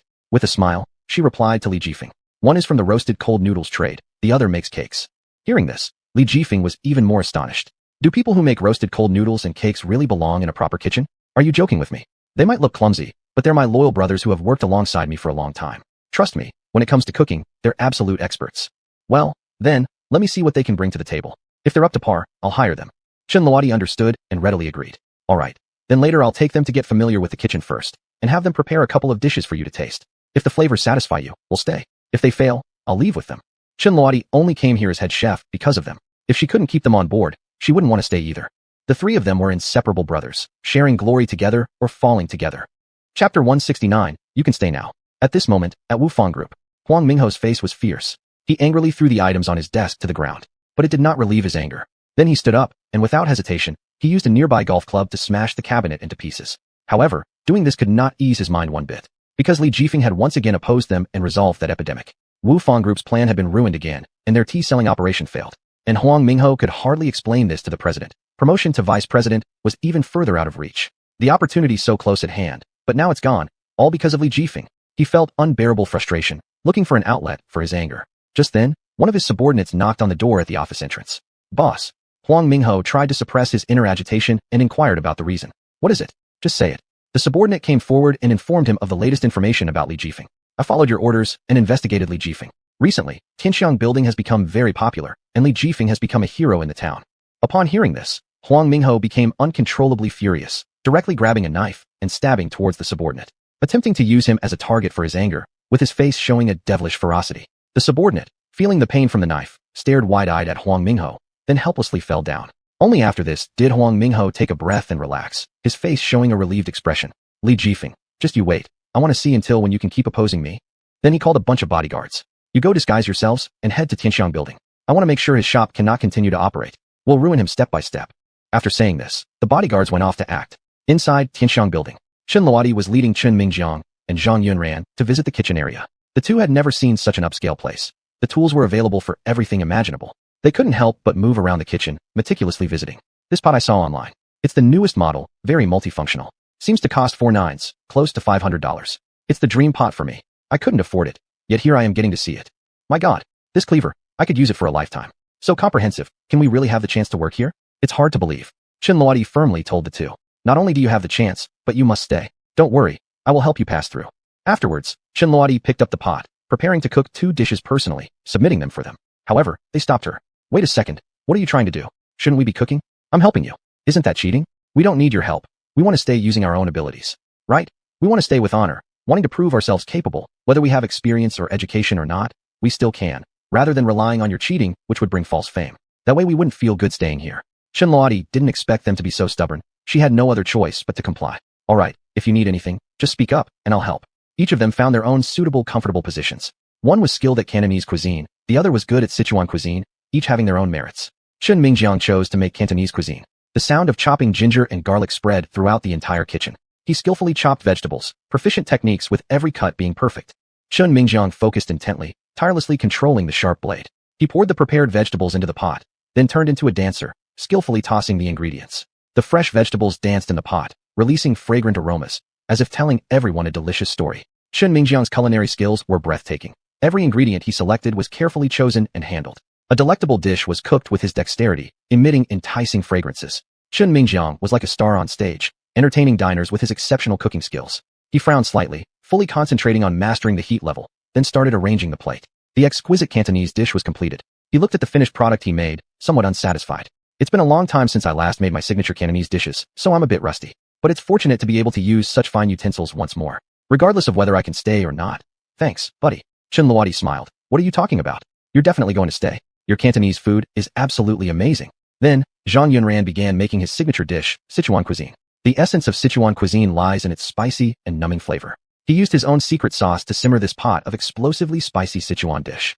Zhang Yunran skillfully placed the spicy Sichuan dish in front of Xuanhuan. Smiling faintly, he said, "This is my unique cooking method and seasoning. I hope more people can taste the authentic Sichuan flavor I make in the future." Xuanhuan could see how passionate he was about cooking just by observing his fluency. Even if it were in an unremarkable cake shop, he would often try making Sichuan dishes. You haven't slacked off on practicing, have you? You're still so proficient. That's been noticed by you. Now that we're done, let's quickly offer our dishes for the boss to taste. Then, the 3 of them carried the dishes and came before Li Jifeng. Boss, come and give it a try. Li Jifeng observed that the colors of these 2 dishes were very appetizing, greatly stimulating one's appetite. Picking up the chopsticks, he first sampled the Sichuan dish, where the explosive numbing spiciness erupted inside his mouth. A sense of joy welled up from his heart, experiencing the bliss of life without spice being unsatisfactory. Following that, Li Jifeng took a sip of water to rinse his mouth, and then tasted the Cantonese cuisine. The fresh aroma left his entire brain in a tranquil state. This was no ordinary dish. This was the delicacy for the tongue. Amidst everyone's anticipation, Li Jifeng put down his chopsticks and began his evaluation. I think what you've made is excellent. Stay at Tianxiang Building. I'll start you on an internship wage, and once you've adapted after a month, you'll transition to the formal employee salary. Upon hearing this, Chen Mingjiang and Zhang Yunran were so thrilled they nearly jumped for joy, their hands flailing with excitement. They actually got to stay at Tianxiang Building, which was tremendous news. Even without pay, they would still want to remain here. Not to mention receiving such generous remuneration, they felt incredibly lucky. Together, they bowed toward Li Jifeng and said, "Thank you, boss, we will do our best." At this moment, 2 men dressed in polo shirts entered the restaurant. Little Luo went forward as usual to serve them. However, unexpectedly, Little Luo was utterly shocked by these 2 men the next second. Chapter 170, Deliberately Picking Fights. The 2 customers ordered every dish on the menu. They then violently threw the menu onto the table with great irritation. "Hurry up and serve the dishes, what are you standing there for? I'll complain about you if you don't hurry." She smiled and greeted the 2 customers who approached her in a gentle tone. She slightly nodded her head and bent over slightly to show respect as she served them politely. "May I ask how many people are at our table?" After saying that, Xiao Luo poured the 2 customers some hot tea. She kindly advised them to remain calm while ordering food. But these 2 customers didn't appreciate her advice at all. "It's just the 2 of us. How dare you look down on us because we're few and won't let us eat? Do you want to discriminate against us?" Xiao Luo lightly waved her hand. She didn't mean it that way. She was merely trying to think for the benefit of the 2 customers. She then gently explained to the 2 guests, "I just think that with only 2 of you at the table, there's no way you can eat this much food, and it's not worth wasting so much money, isn't it?" The 2 customers immediately became emotionally agitated and harshly smashed their cups on the floor. With ferocious faces, they tightly glared at the waitress in front of them. "We will order as much as we want. It's none of your business. Do we have to get your permission to only take 1 bite from each dish? Are you going to forbid us even in a big restaurant like this? Can you really cook or not?" If you can't, why open a restaurant? Just for fun. Do you have the skills to cook or not? Answer me clearly. Xiao Luo was temporarily panicked and didn't know how to respond. Facing these two particularly irascible customers, she felt perplexed as to what she should say. After all, in her eyes, the customer is always God. In order to alleviate the anger of these two customers, she decided to compromise to soothe their anger. I will immediately arrange for the kitchen to prepare the dishes for you two. Please have a sip of tea and do not rush. After her departure, the two customers finally calmed down and sat on the chairs. With legs crossed carelessly, they had a fierce expression on their faces. It seemed less like they were looking forward to the fine meals and more like they were plotting something sinister. Will what we're doing now go unnoticed? What's there to fear? We have the general manager backing us up, so why be afraid of them? Kitchen. Xiao Luo handed the menu to Xuanhuan and entrusted him. Sister, sure. There are two customers wanting to stir-fry an entire book's worth of dishes. Can we do it now? Xuanhuan's eyes revealed disbelief after hearing the words. Two people eating this entire book? Are you sure the customers didn't make a mistake? I also found it strange, and I tried to dissuade them, but they insisted on ordering them and almost wanted to wreck the place. I had no choice, so I made them wait. Since the customer has already said it, we should try our best to meet the needs of the customer. Xuanhuan counted the stored food and found that there were enough ingredients. Brothers, we've got a big order. We need to quickly start frying a whole book's worth of dishes. Zhang Yunran and Chun Ming would join forces with Xuanhuan to flawlessly prepare all the dishes. Subsequently, they brought these dishes to the two distinguished guests together. However, the table wasn't large enough to accommodate such a vast number of plates. Xiao Luo fetched a spare large table from the warehouse and connected it with the indoor tables.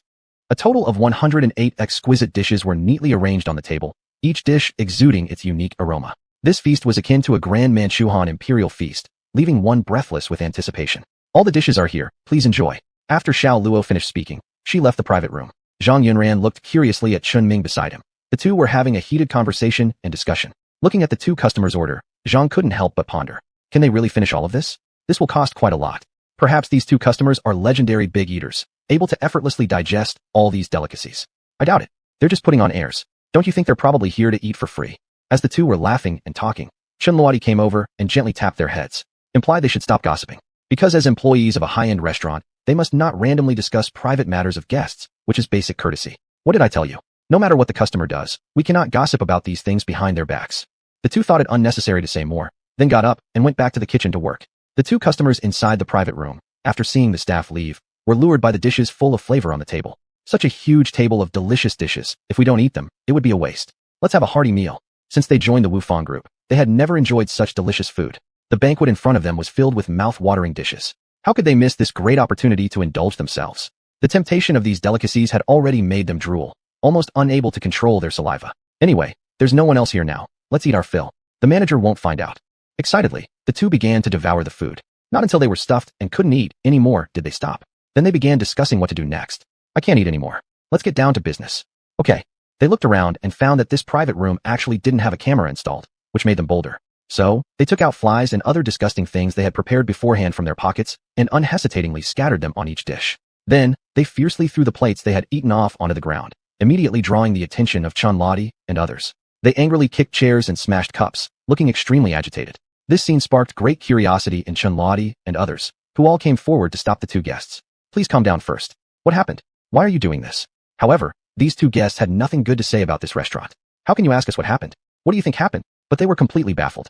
Sir, was it because our service was inadequate? We can offer you the biggest discount. Don't be angry. Coming to our restaurant is mainly for happiness and a good taste experience. But they showed no signs of stopping. Instead, they fished out the flies from the plates of food and showed them to Xuanhuan and others. I found such disgusting things in your restaurant.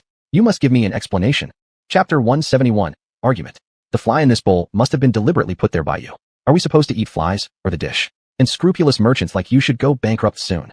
Two customers were arguing with each other inside a private room. They feigned excessive sensitivity, putting on an elaborate double act. It seemed they were ready to fight to the death with the staff at Tianxiang Tower. They had concocted a conspiracy to defame the restaurant over this trivial matter, aiming to shut it down. This was part of Huang Mingho's plan. Xiao Luo widened her eyes in surprise upon discovering that these two customers were falsely accusing them of having issues with their dishes. The dishes were obviously so clean. They had conducted detailed checks before serving, paying meticulous attention and ensuring no accidents occurred. What Xiao Luo couldn't accept was that these customers had eaten more than half of the carefully prepared delicacies and then claimed they found a fly. Xiao Luo, emotional, raised her voice at the customers. Apparently, you didn't order this table full of dishes to support us, but to cause trouble. You say the flies are due to our hygiene problems. Do you have any evidence? Besides, you've almost finished such a large table of food. If there really was a problem, why didn't you mention it earlier? Who do you think you're fooling? This upset the two customers. What's your attitude about? We came here to eat, not to be lectured. Why are you shouting? We are here to spend money. Why are you yelling at us? Chen Luodi examined the fully laid out feast, but unexpectedly noticed flies buzzing among the dishes. Yet, their dishes had been meticulously prepared, and the kitchen's cleanliness was impeccable. How could this possibly happen? At that moment, she immediately realized that these two customers were up to something unusual. Their purpose wasn't for tasting fine cuisine, but for causing trouble. She refrained from directly expressing her thoughts, but began with apologies instead. Customers, please calm down and listen to me. She understood that confronting the customers would lead to nothing but loss for the restaurant's reputation. Therefore, she did not react impulsively, but rather thought calmly about appropriate countermeasures. She also stopped Xiao Luo from reacting rashly towards the two customers. Don't panic. Calm down. I'll handle this situation. Having received advice from Poem's sister, she paused momentarily after contemplating, stopping further arguments with the two customers. Because prolonging the argument would serve no purpose and might even harm the entire restaurant's reputation because of her. Chen Luodi then consoled the two customers. If what my colleague just said has offended you, please don't take it to heart. If the issue is our restaurant's fault, we will certainly bear full responsibility. You can rest assured about that. The expressions of the two honored guests eased slightly. With such attentive service, they finally felt the proper hospitality expected from the restaurant. This is the attitude you should have. Tell us what to do next since we've encountered something disgusting in our meal. Surely, you have to compensate us. Just give us the money, then close down and walk away. Don't continue to harm customers like us. Suddenly, Chen Luodi shifted her gaze sharply. Listen, if this incident is not related to our restaurant, you might need to come with me to the police station for some tea drinking. Upon hearing the mention of the police station, the expressions of the two customers wavered. They dared not make bold statements anymore. Their gazes crossed, as if discussing whether they should continue with the defamation. If their scheme were uncovered, they would definitely fall into the hands of the police. Moreover, without completing the task, their manager might not bail them out from the police station. There was even a possibility of facing punishment from Wufang Group. By that time, they might truly face serious repercussions. Thus, they hesitated, unsure whether they should further defame the restaurant. Seeing through their facial expressions, Chen Luodi detected fear deep within their hearts. So, she decided to use a more elegant way to guide them, hoping they might reveal their true intentions. Did the fly accidentally get into the dish when we cooked, or did we intentionally serve you flies? Hearing this, the two customers could not help but press their lips together, showing a hint of helplessness on their faces. Wasn't this question too strange? However, they weren't fooled by Chen Luodi's clever words. How did the fly get in? We wouldn't know. Exactly, we don't want to waste words. Quickly compensate us, or we will smash your shop. Since the two of you are unwilling to cooperate, I will have to ask the police to arbitrate. Upon hearing about involving the police, these two customers frowned more deeply, seemingly losing interest in further negotiations. Chen Luodi was fully aware that if they chose to continue stalling, it would be to no personal benefit for them either. Xiao Luo, however, watching from the side, grew very angry. Sister Sure, I see that they just came here to cause trouble. We might as well kick them out directly. As soon as those words were spoken, it gave the two customers a perfect opportunity to leverage. They became infuriated, conceiving violent thoughts, and grabbed nearby chairs to throw at the waitstaff. Fortunately, Chen Luodi was quick-witted and quickly pulled Xiao Luo aside, preventing her from getting hurt. The ferocious actions of these two customers terrified Xiao Luo, prompting her to hide behind Chen Luodi, seeking refuge from any further threats by the customers. With Chen Luodi standing guard in front of Xiao Luo, she warned the two customers. What do you think you're doing? Let me tell you that it's not wise to make a move in broad daylight. Believe me or not, I'll call the police now. Realizing the situation was deteriorating further, the two customers decided to take bold action. They resolutely pulled out an unsophisticated dagger from their coat pockets, intending to use it to threaten everyone. However, they hesitated and dared not make decisive moves. Submit yourselves immediately, or don't blame us for being impolite. Shut down the restaurant immediately, and do not receive guests anymore. With a mixture of fear and tension, Chen Luodi tried to cater to the two bodyguards from Wufang Group. Understanding her anxious mood, she made a quick decision to accept. She wished to de-escalate the tense atmosphere gently first, gain their trust, and buy time for reinforcements. This way, they could have enough time until help arrived.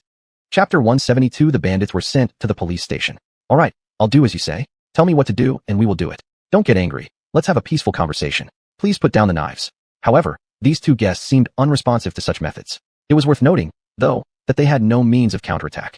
If a real fight were to break out, it would likely end with little chance of victory for them. Therefore, Chen Luodi and others could only try their best to delay them. I understand now, you don't want us to close the restaurant? We'll close it immediately, just don't get too upset. Afterward, Chen Luodi quickly led everyone away from the restaurant. Under the supervision of two bodyguards from Wufang Group, Chen Luodi decided to close the restaurant. Then, they immediately grabbed Chen Luodi tightly. She was extraordinarily nervous, her entire body trembling with an overwhelming sense of panic. In the face of all this, Xiao Luo felt completely at a loss and fell into chaos. She had never experienced being held hostage, so she momentarily lost her reason and judgment. Despite her attempts to remain calm, she still felt fear and unease deep within. Sister Sure has been captured. What should we do? Zhang Yunran and Chen Mingjiang kept their minds clear and immediately decided to take out their smartphones to call emergency services. However, this intention was forcefully stopped by the bodyguards from Wufang Group. Let's see who dares to call the police. If anyone calls, No one here is leaving alive. Do you still want your friend to live? If you don't care about his life, then go ahead and call. Upon hearing these words, they dared not act rashly. Their goal was to try to soothe these triggered bodyguards. Who are you? What do you really want? If it's about not having money to settle the bill, it doesn't matter. You can leave right now. We won't talk about it anymore. Consider this meal on us. Hurry up and release our friend. If the police get involved, you'll regret it. Think carefully. Yet, there was no way back for them. If they released the sole hostage, they would be arrested by the police. They were far from that foolish. Not a chance. Now, you destroy the Tianxiang building's signboard for us, and then let us leave here. Once we've left, we'll naturally free your friend. Otherwise, no one will leave here, no one will survive. The group had already lost hope in further persuasion and could only comply with the instructions from these two bodyguards sent by Wu Fang Group. Thus, together, they took down the Tianxiang building's signboard and smashed it violently onto the ground, then slashed it to pieces with knives. Faced with this scene, the Wu Fang Group's bodyguards finally revealed satisfied smiles, successfully completing their mission. Now, they could return and claim their substantial rewards, perhaps even receiving a higher position and more salary. They couldn't help but start imagining praise from their leaders. Thinking about it, their hearts were filled with immense relief. However, this spectacle drew many onlookers who watched from a distance, afraid to approach, worried they might accidentally become victims of the two bodyguards' aggression. We've smashed the signboard, so now you can release our friend, right? Yet, the two kidnappers didn't release the hostage but instead embraced her and quietly withdrew from the scene. This act threw them into complete disarray. Immediately after, they called Li Jifeng without hesitation, hoping for assistance. Boss, Chen Luodi has been kidnapped. Come quickly to save her. Upon receiving this terrible news, Li Jifeng rushed to the restaurant, finding it in ruins.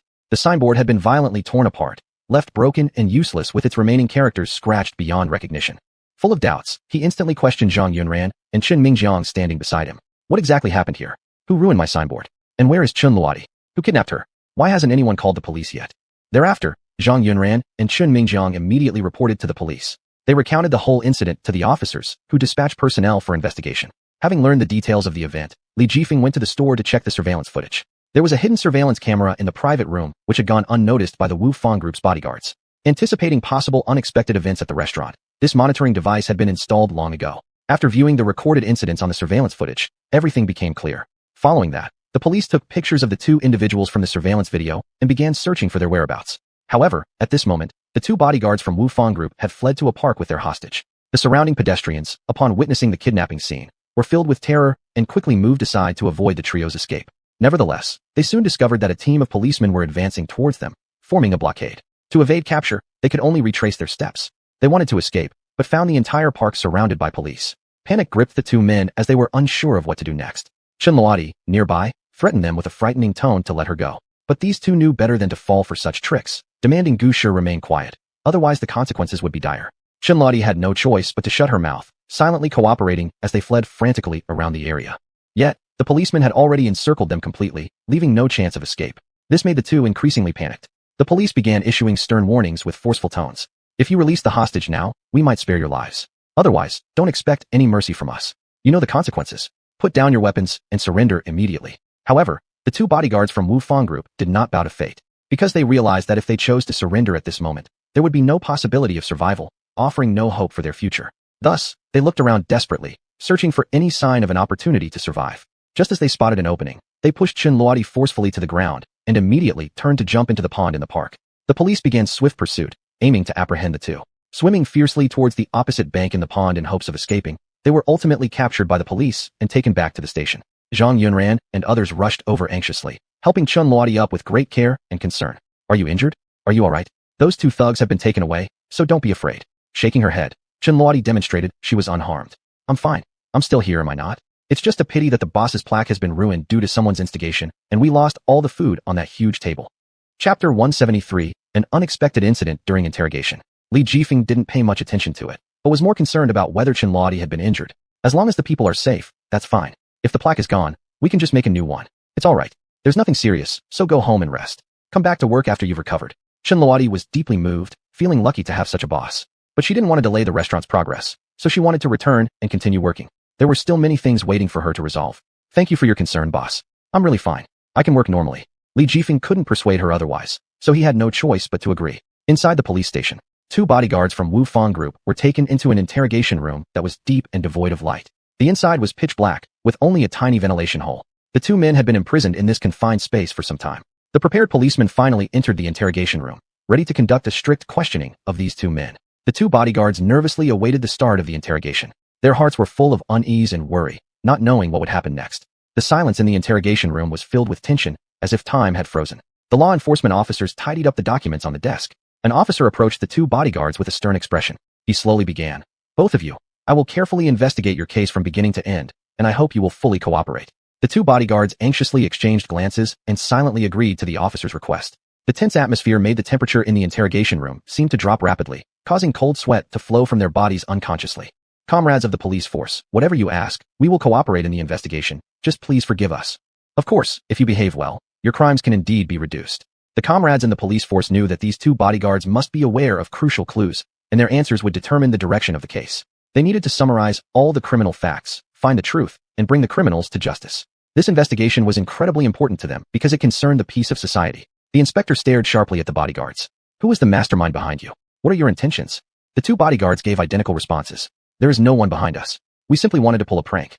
We don't have money, but ordered so much food. Naturally, we couldn't avoid paying.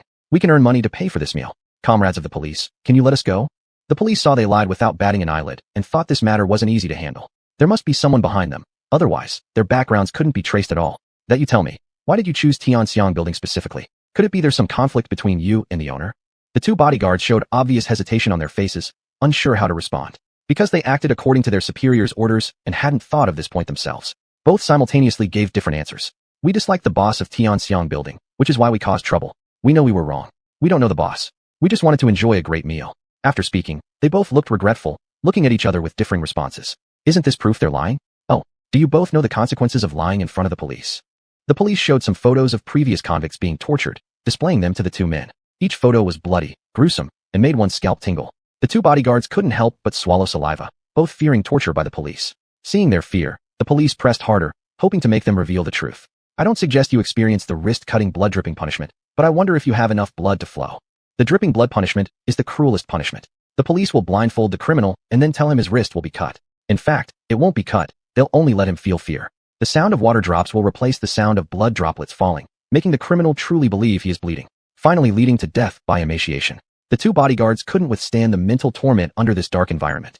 Unable to bear it any longer, they revealed everything they knew, with absolutely no reservation. "Comrade of the police, we've spoken. It's actually the manager of Wu Fong Group who instructed us." "Oh, the general manager of Wu Fong Group." "Yes, the general manager and Li Jifeng must have deep-seated hatred. So he ordered us to create havoc to prevent Tianxiang building from continuing. We didn't hurt anyone's life. We just wanted to accomplish our task. We really don't know anything else. This kind of confidential matter would never be told to us, the ones at the very bottom." The police believed they were telling the truth. Their statements were logical, and their facial expressions remained normal.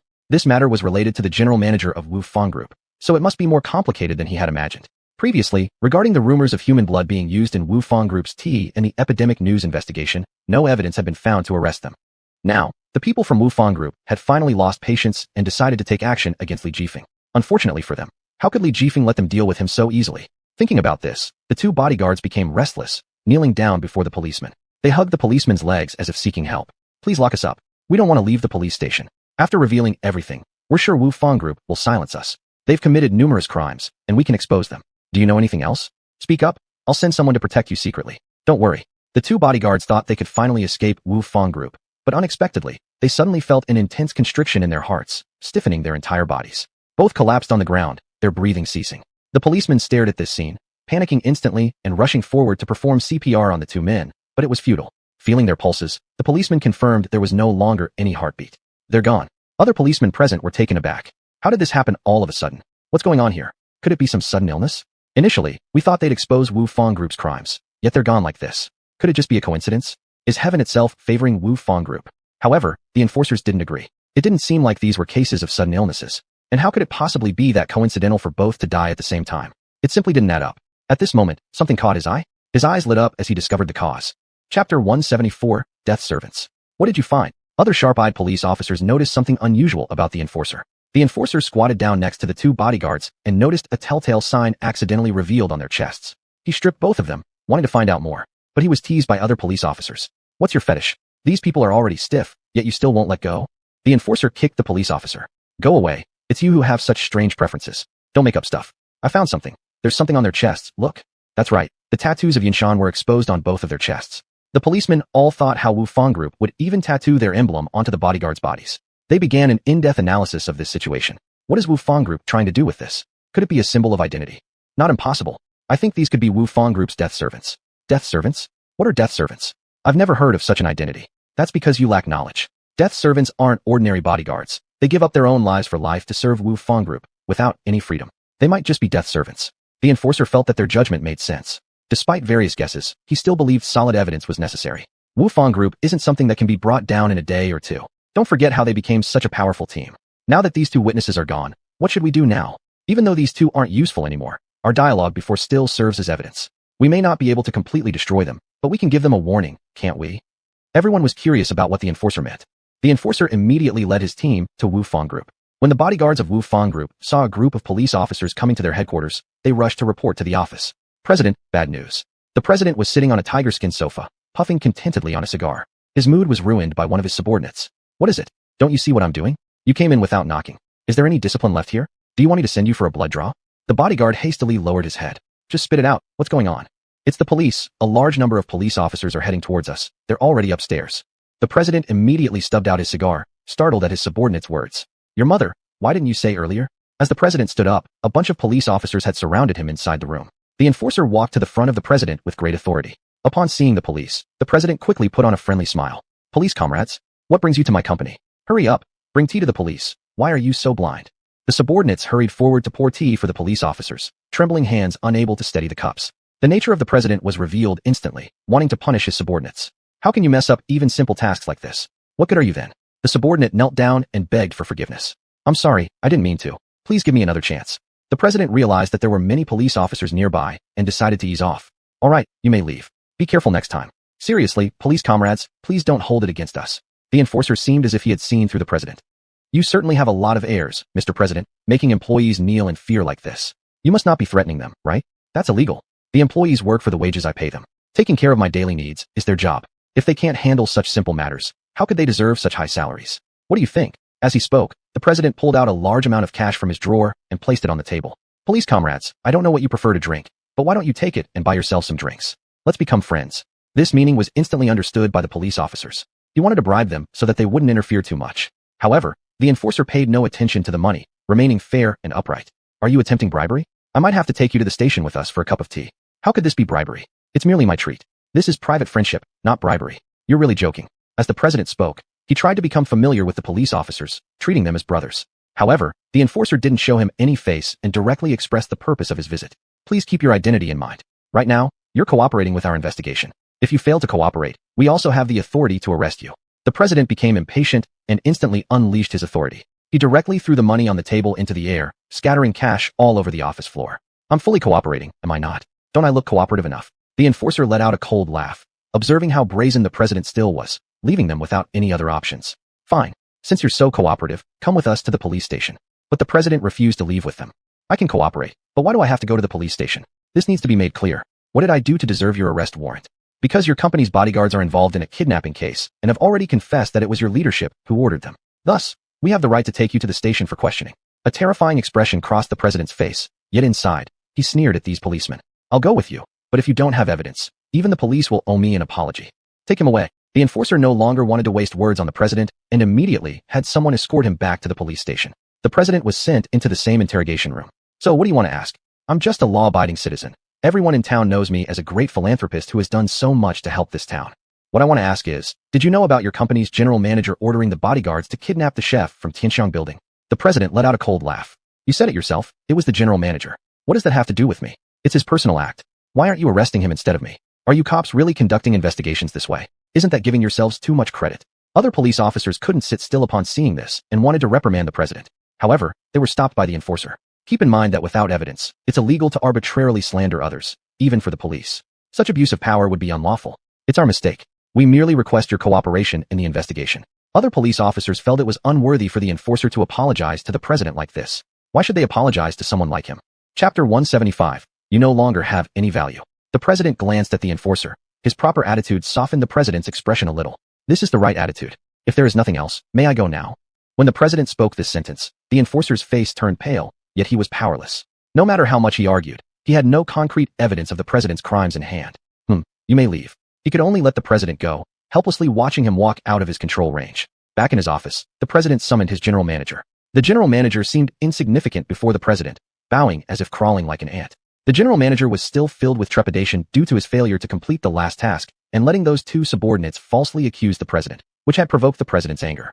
Thus, the general manager was anxious and fearful.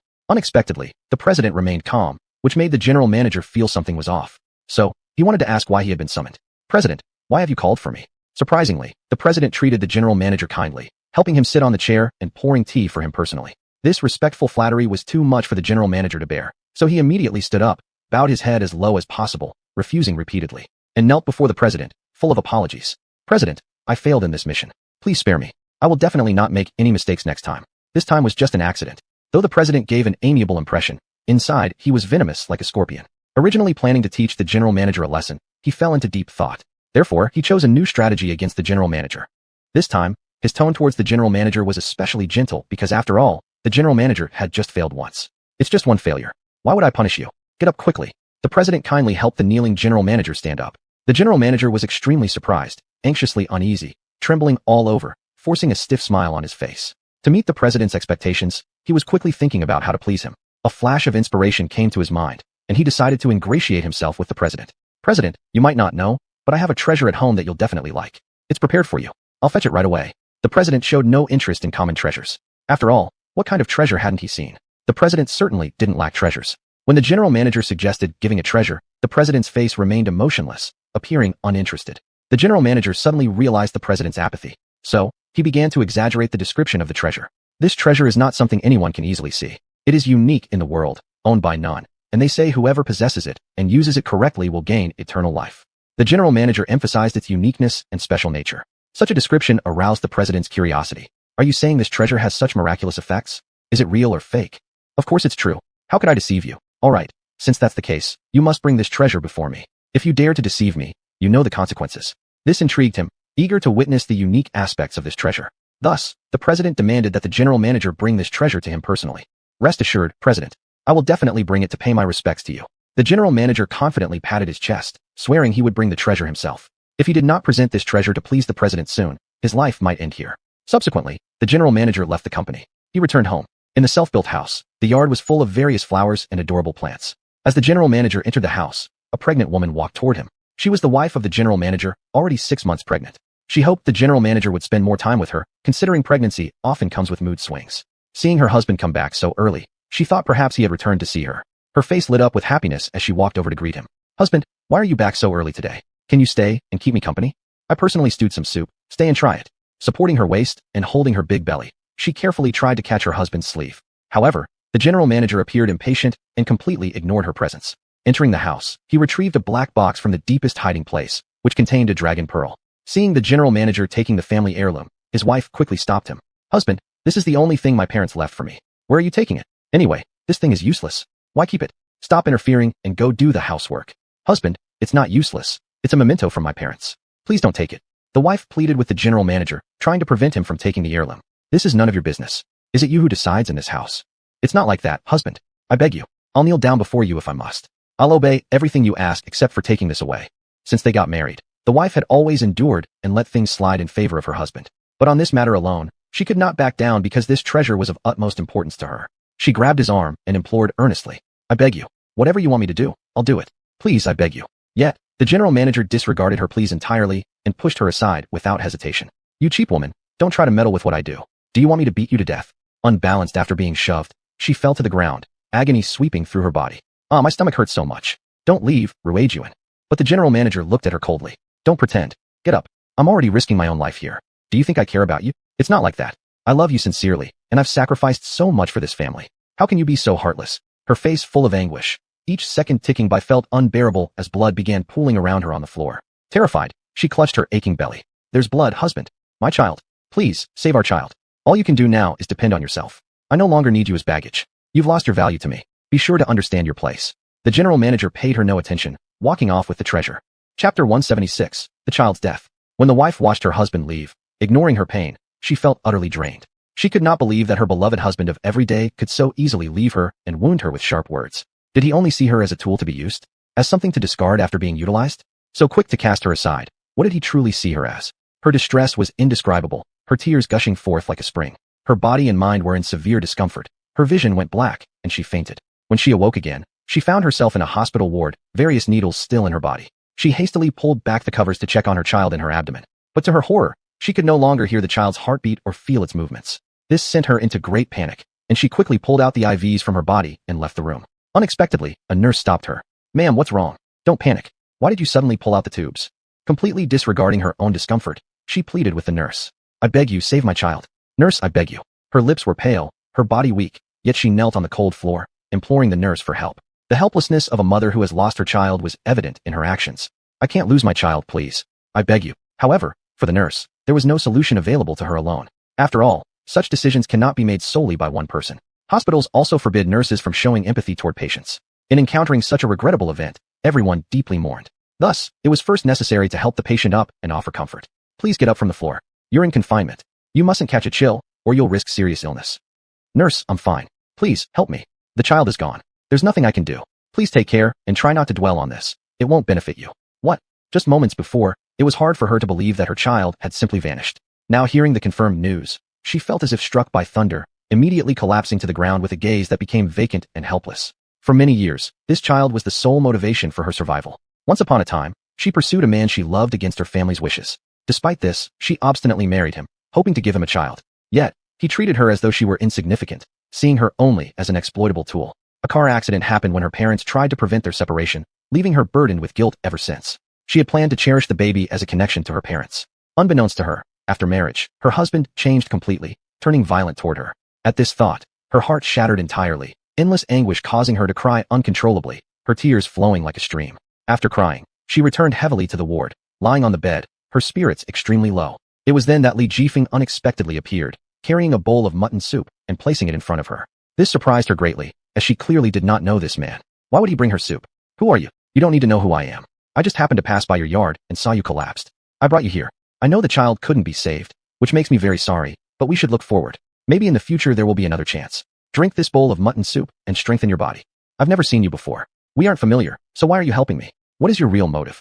Having been hurt by a man, she dared not trust anyone anymore. Perhaps this was also due to the aftermath of being hurt by her husband. "I haven't considered this. After all, a life is at stake. How could I possibly stand idly by?" The woman paused momentarily, surprised to find that even a stranger could show her kindness, even bringing her a bowl of mutton soup. Yet, the man she loved deeply had never shown her such consideration, while now she received it from a stranger. This caused her immense heartache within. "Thank you for your help. Whatever reward you seek, I will do my best to give it to you. I haven't paid your hospital fees yet. If you feel better later, you can go settle them. You don't owe me anything. How much is this bowl of mutton soup?" "I'll pay you. The bowl of mutton soup doesn't cost much, and seeing you so sad, I'll just waive the fee. People should look forward. Maybe lucky things will happen, like how I offered you this bowl of mutton soup, isn't it?" "I understand, thank you. Can you leave your contact information? I would still like to repay you after I'm discharged from the hospital." "No need. Really, there's no need to repay me. It was just an act of kindness. As long as you're all right now, I'll take my leave. I have things to do." Then, he left the hospital. But the woman was determined to find this man who had helped her after she was discharged. Li Jifeng had just walked out of the hospital when he ran into Lu Yu. Lu Yu stepped forward and affectionately embraced Li Jifeng's shoulder, creating a sense of intimacy between them. However, their embrace seemed a little unusual for two gentlemen, so Li Jifeng deftly slipped away from Lu Yu's grasp. Lu Yu looked at him in surprise, wondering why he was leaving the hospital, concerned if he might be sick. "Brother, how come you're coming out of the hospital? Are you sick?" "I'm not sick, I just helped someone. Nothing serious." "You saved someone? You sure are such a great benefactor. All sorts of bizarre events keep happening to you. So, what about you? Why are you at the hospital?" Lu Yu's eyes seemed to shine with a mysterious light, as though they concealed secrets too profound to express. Faced with this question, he revealed nothing, only slowly leading Li Jifeng away from the scene. They arrived at the entrance of a 4S store where a dazzling array of vehicles were on display, all types present. The saleswomen were equally charming and stunning. Li Jifeng gazed at everything with a trace of bewilderment, confusion filling his heart. He couldn't help but wonder why Lu Yu had brought him to this car dealership. He realized he could use a new car, maybe one that would suit him while here. "Why did you bring me here? Are you planning to buy a car?" Chapter 177, Car Viewing. "Am I not allowed to just come in and look around if I don't buy a car? Who made this rule?" "What? Good brother, you won't even let me look at cars with you anymore. Are you still my good brother?" All right, I'll go in with you, okay. That's more like it, my good brother. Let's go in and take a look. Maybe we'll find something suitable." In the conversation, Lu Yu supported Li Jifeng's shoulder as they stepped into the 4S store. However, they unexpectedly encountered disdain from one of the store's salespeople. A sudden doubt arose in their hearts. How could they be treated with such disdain, as if ignored completely? Their appearances clearly didn't draw any attention from the other party. And Lu Yu had a thought. It might be because their appearance lacked a sense of occasion, leading them to be mistakenly judged as financially strained individuals. They didn't dwell on it. Faced with this situation, the sales young lady was not in a hurry to warmly welcome these two customers. However, the moment Lu Yu entered the store, his eyes fixed on an eye-catching black Land Rover. He was drawn to the car's exterior. The black body showcased profound elegance, while its fresh gleam outlined a unique charm. He hurriedly approached, intently examining the vehicle with all his focus. It wasn't just because of its functions and performance, but because the car perfectly matched his expectations. This car is too impressive. If I ever owned a car like this, I'd probably wake up laughing in my dreams. Do you like it? Of course, it's something every man dreams about. Haven't you heard the saying, a woman has a slender waist, a man drives a Land Rover? Do you understand that? Li Jifeng seemed to have no particular liking for this black Land Rover. Instead, he preferred sporty supercars or high-end business vehicles. Deep down, this ordinary Land Rover did not stir any ripples within him. Therefore, he stood expressionlessly by the side, watching the enthusiasm Lu Yu poured into the car. Though puzzled internally, he chose to remain silent without uttering a word. If you like it, then just buy it. It's just a Land Rover. Glancing upward, a deep sense of surprise surged within Lu Yu. His eyes drifted over the Land Rover parked beside Li Jifeng. Inside, he couldn't help but wonder, could it really be just a car? Priced at a staggering 1 million, this cost was certainly not beyond his reach. Still, after years of hard work saving money, he was unwilling to spend it all on just one car. He begrudged spending his hard-earned fortune entirely on it. Thus, he merely wanted to take a look and couldn't bring himself to purchase it. But beside him, that graceful saleswoman quietly observed. Consequently, he had to adjust his words, trying to save face. I'll come back another day to buy it. It's just a Land Rover. I didn't bring enough money today when I went out. Li Jifeng seemed to pierce through Lu Yu's thoughts at a glance, but remained silent. Meanwhile, an elegant woman, a salesperson, gracefully approached. With a stunning figure, she wore a fitted wrap dress. Her thick wavy hair paired with a bright red lip enhanced her tall stature, seemingly unreachable. Her high heels clicked as she walked elegantly, as if she were an unattainable landscape. Facing Li Jifeng and Lu Yu, she wore an expression full of disdain, as if mocking them internally for not being able to afford such an expensive Land Rover. Her hands crossed over her chest, exuding arrogance. She seemed to ponder how to mock the two men, her tone tinged with a hint of mockery. Hey, you two, if you're not going to buy, then leave already. Don't pollute our air here.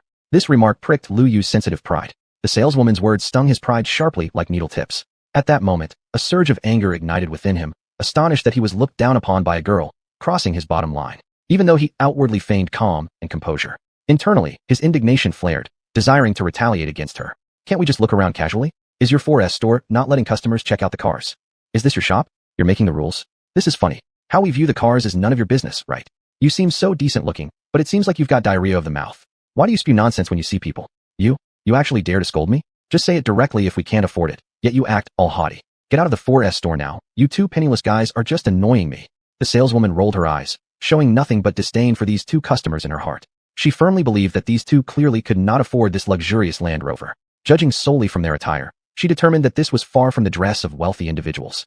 Do you guys know how much this Land Rover costs? It's definitely not something ordinary people like you can afford. It's a full 1 million. Poor guys like you could work your entire lives and still not be able to afford it. Maybe the price has scared you off, huh? Now get out of here. How dare you speak to us like that? Whether we buy or not is none of your business. Furthermore, who says we can't afford it? Who do you think you're talking to? I'm talking to the two of you poor rats. Stop wasting my time, okay? Leave now. I don't want to see your penniless faces. You, and what? If you can really afford it, then why don't you pay right now? What are you waiting for? Just pretending to be someone you're not.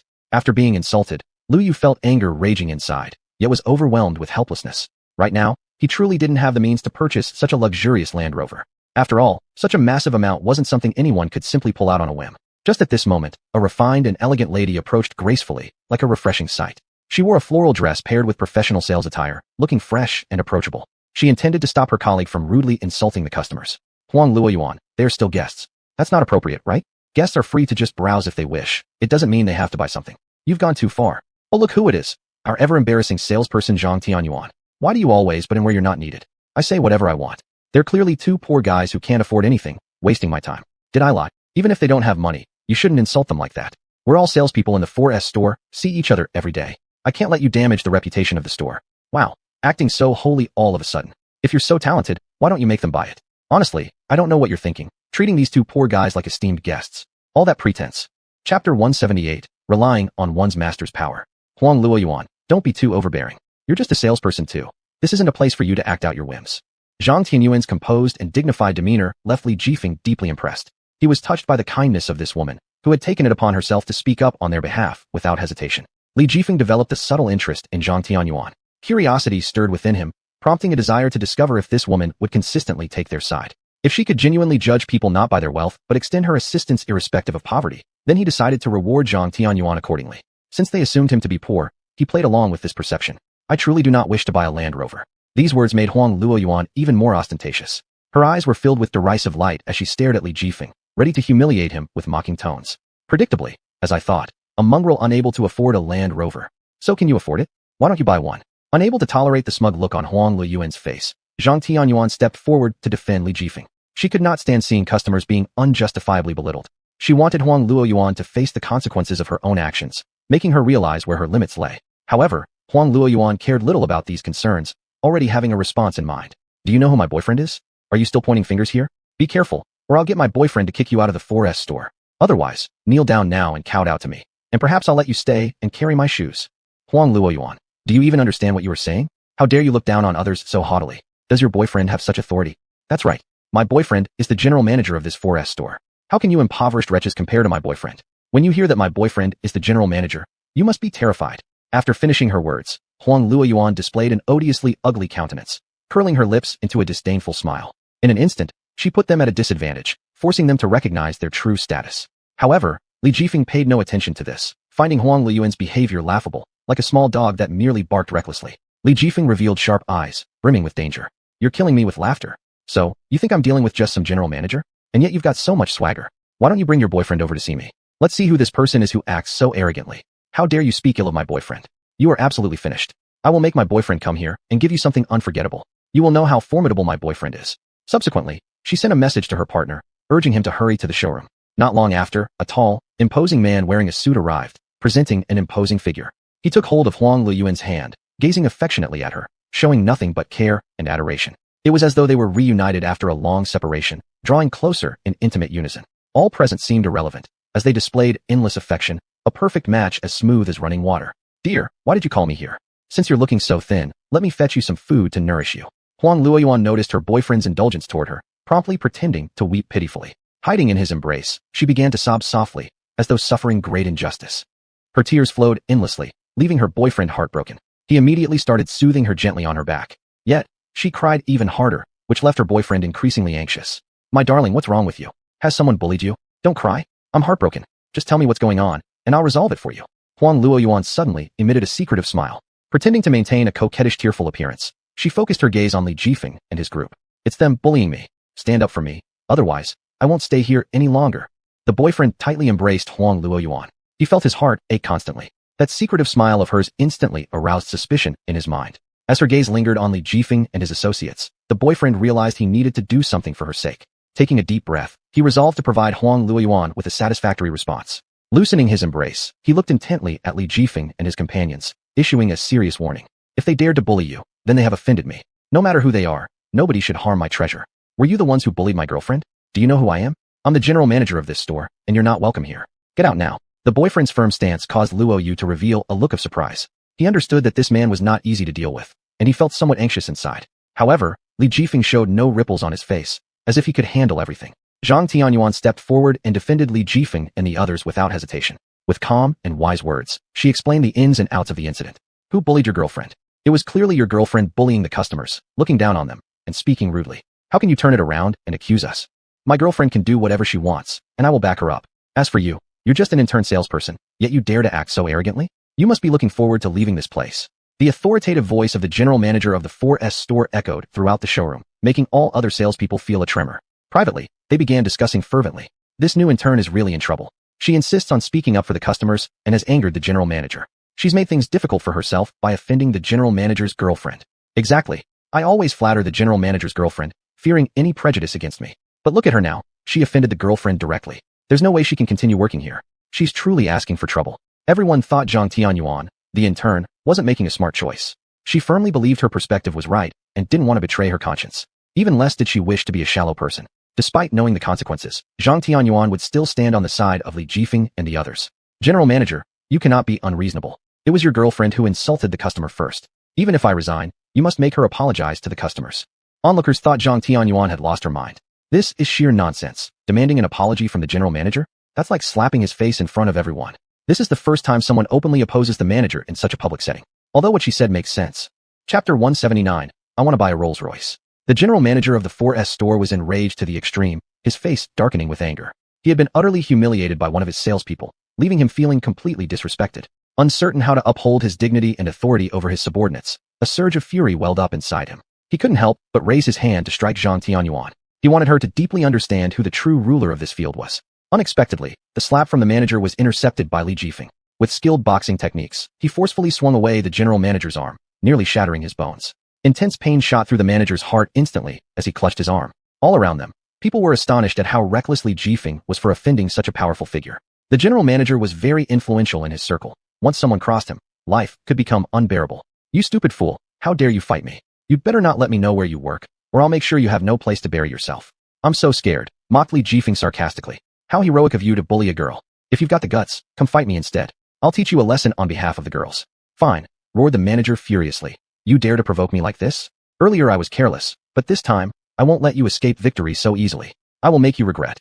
With gritted teeth, the manager threw a heavy punch toward Li Jifeng. Li Jifeng nimbly dodged it and smirked slightly, a cunning gleam flashing in his eyes. Turning to him, he said smugly, "I see that's all you've got. With such weak skills, you should go home and drink milk." While the manager wasn't paying attention, Li Jifeng delivered a strong blow from behind. A powerful kick struck the manager's back, causing him to collapse painfully onto the ground. It was clear the manager was powerless against Li Jifeng. Huang Luoyuan, upon seeing her beloved boyfriend beaten down, rushed forward to support him. Her eyes filled with concern as she stared anxiously at her lover, fearful he might suffer even greater injury. "Are you okay, darling? Does it hurt? I'm so worried about you." Then, she shouted angrily at Li Jifeng. "You poor bastard, how dare you hit my boyfriend? Security, quickly drive them out of here." At this moment, a group of towering security guards arrived, each determined and serious. They all understood that the manager's orders were crucial, so they obeyed unconditionally, prepared to drive out Li Jifeng and his group. Even Zhang Tianyuan was tightly gripped by the security.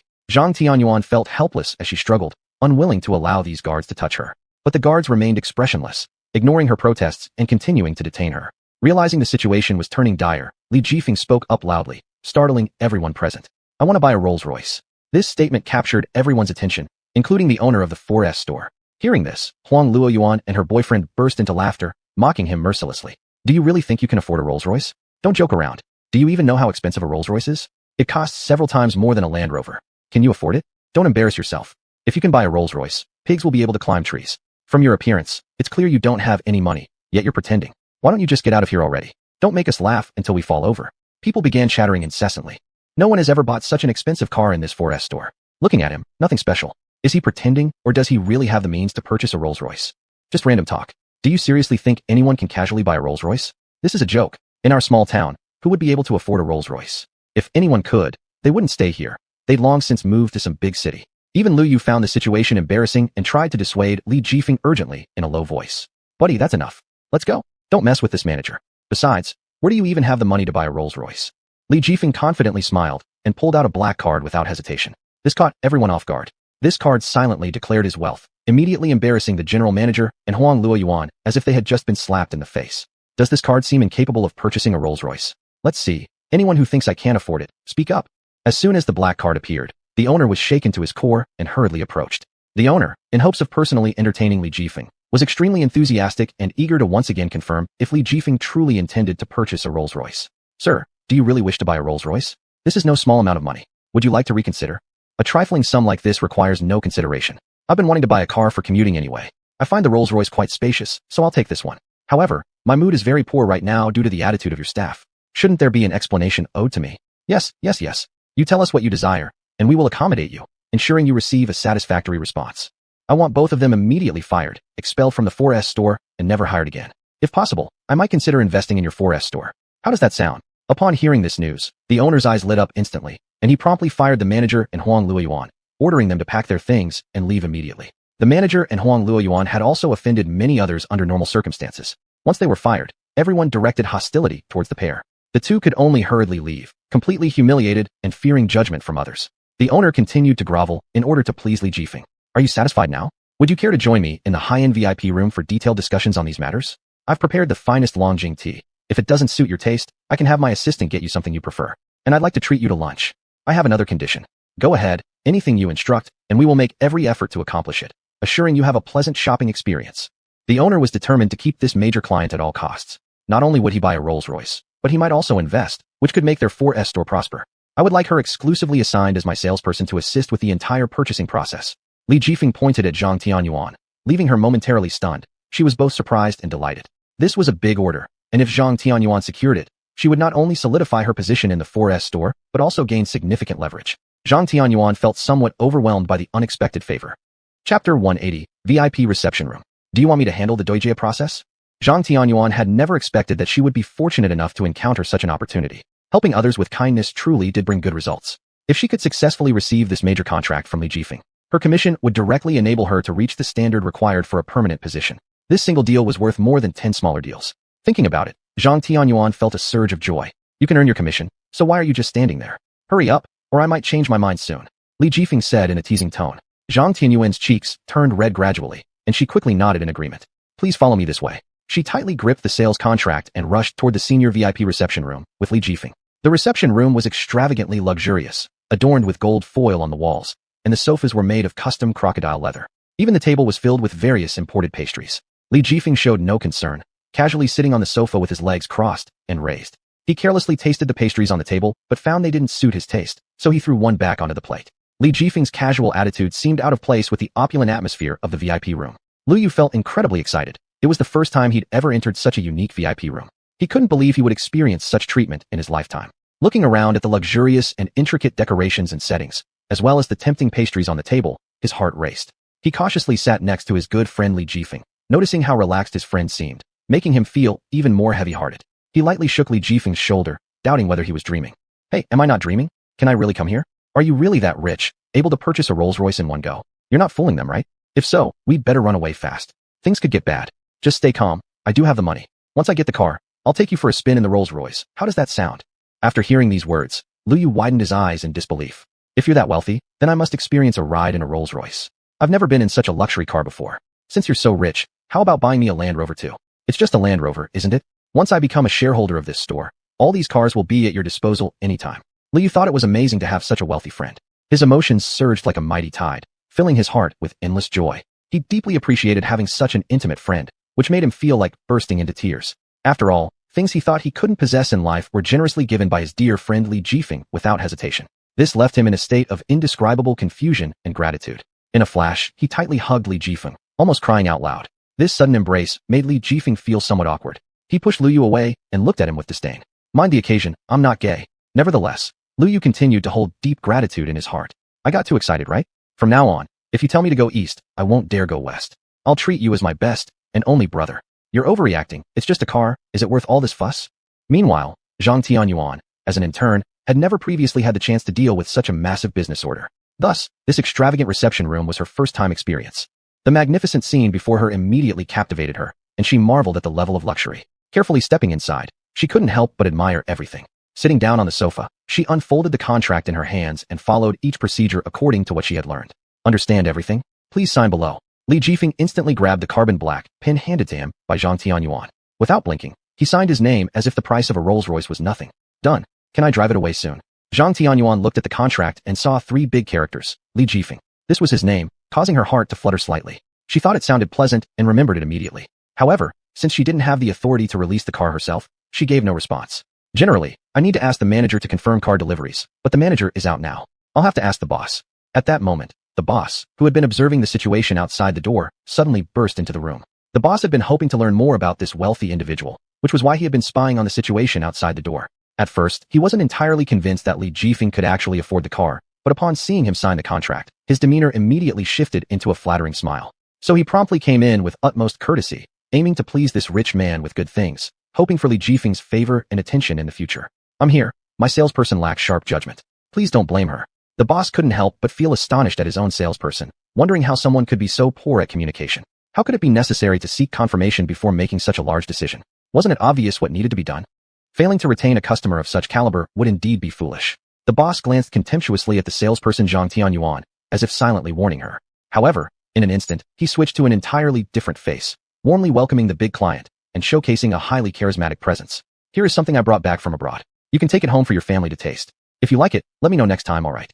On the surface, the boss wore a radiant smile, appearing kind and approachable. Yet deep down, he hesitated slightly about handing over such an excellent item for the customer to sample. He believed his act of generosity would surely keep this wealthy client firmly under control. Filled with pride and self-confidence, he thought he'd made quite an impression. Despite not having the exact model available at the moment, he still wanted to please the extravagant client through other means. But all these tricks meant nothing to Li Jifeng. He just wanted to pick up the car and leave as quickly as possible since he had many other things to handle. Thus, he bluntly told the boss, "Boss, please bring out the car for me. I want to drive it away right now. I and my best friend are going to take it out for a spin." Upon hearing this, the boss's expression noticeably changed. Chapter 181. Becoming a shareholder of the 4S store.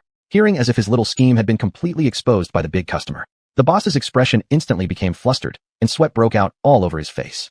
Anxiously, he tried another way to please the customer, but it was clear that this approach was already useless. Seeing that there were no in-stock cars available in his store, his mood turned extremely gloomy. He feared that if Li Jifeng became unhappy, he would not make the purchase. Just at this moment, Zhang Tianyuan stepped forward and bluntly told the customer, "Brotherly, we don't have any in-stock cars right now. We might need to wait for a few days." The boss fell into a panic immediately. He never expected this salesperson to be so foolish as to straightforwardly say these words. Before he could come up with an excellent excuse to respond, the issue had already been revealed. He realized that doing this would definitely offend the big customer. Dissatisfied, he gave this meddlesome salesperson a glare, deeply feeling she spoke without thinking. The boss had no choice but to go along with what the salesperson said and honestly state the truth. "There are no cars in stock right now. How about you waiting a few days?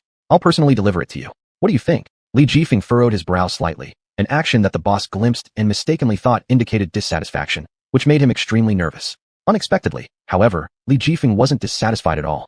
"You guys don't have any in-stock cars. Why didn't you tell me earlier? You're wasting my time. When there is stock, just deliver it to this address." Afterward, Li Jifeng suddenly picked up a piece of paper and wrote down his home address. Then he placed it on the table casually. The boss replied humbly with a bow. "All right, I will definitely send it personally and bring 2 bottles of good wine as compensation." As Li Jifeng was about to leave, the boss urgently stopped him, which made Li Jifeng curious. How could the boss let such a wealthy customer slip away? Nervously pulling out another contract, he attempted to get Li Jifeng to sign it. "What are you trying to do? I've already transferred the full payment to you." "No, you misunderstood. When you were in the hall, didn't you say you wanted to invest in our store? I just went to prepare the contract for you. Sign it. It's no trouble." Li Jifeng couldn't help but let out a cold laugh. He didn't expect the boss to trace back so meticulously, remembering his previous words. The sincere attitude of the boss before him prompted him to pick up the contract beside him and carefully examine every single word. The contract actually documented all kinds of advantages one could obtain after investing. If he signed this contract, he would become a shareholder of this 4S store, enjoying free driving rights to all the cars here. Faced with such tempting benefits, an investment of several million yuan meant nothing to him, so he signed his name without hesitation. This scene filled the boss with joy upon receiving the contract, almost jumping with excitement. However, the big customer was still present, so he quickly controlled his excitement and maintained composure. "I've signed the contract, can I leave now?" "Of course. I must send you back with a luxury car." "That's unnecessary, we can leave ourselves." Li Jifeng took Lu Yu and was about to leave the 4S store when he suddenly remembered something, stopping and turning around to look at Zhang Tianyuan, saying to the boss, "Since I am going to be a shareholder of this store, I should have the right to promote or demote employees, right?" "Of course.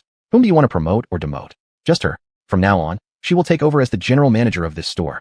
"Fine, as long as you're happy. Whoever becomes the general manager is fine." After finishing speaking, Li Jifeng left. The boss approached Zhang Tianyuan. He observed how much Li Jifeng favored Zhang Tianyuan. In his heart, he praised Zhang Tianyuan because she was the only one who could be directly promoted by the shareholder to become general manager. From this, it could be seen that her relationship with the shareholder was extraordinary. Therefore, he must pay close attention to Zhang Tianyuan so that he would have more opportunities to interact with Li Jifeng. "Since the shareholder has spoken, you should pack up your things right now and move to the general manager's office.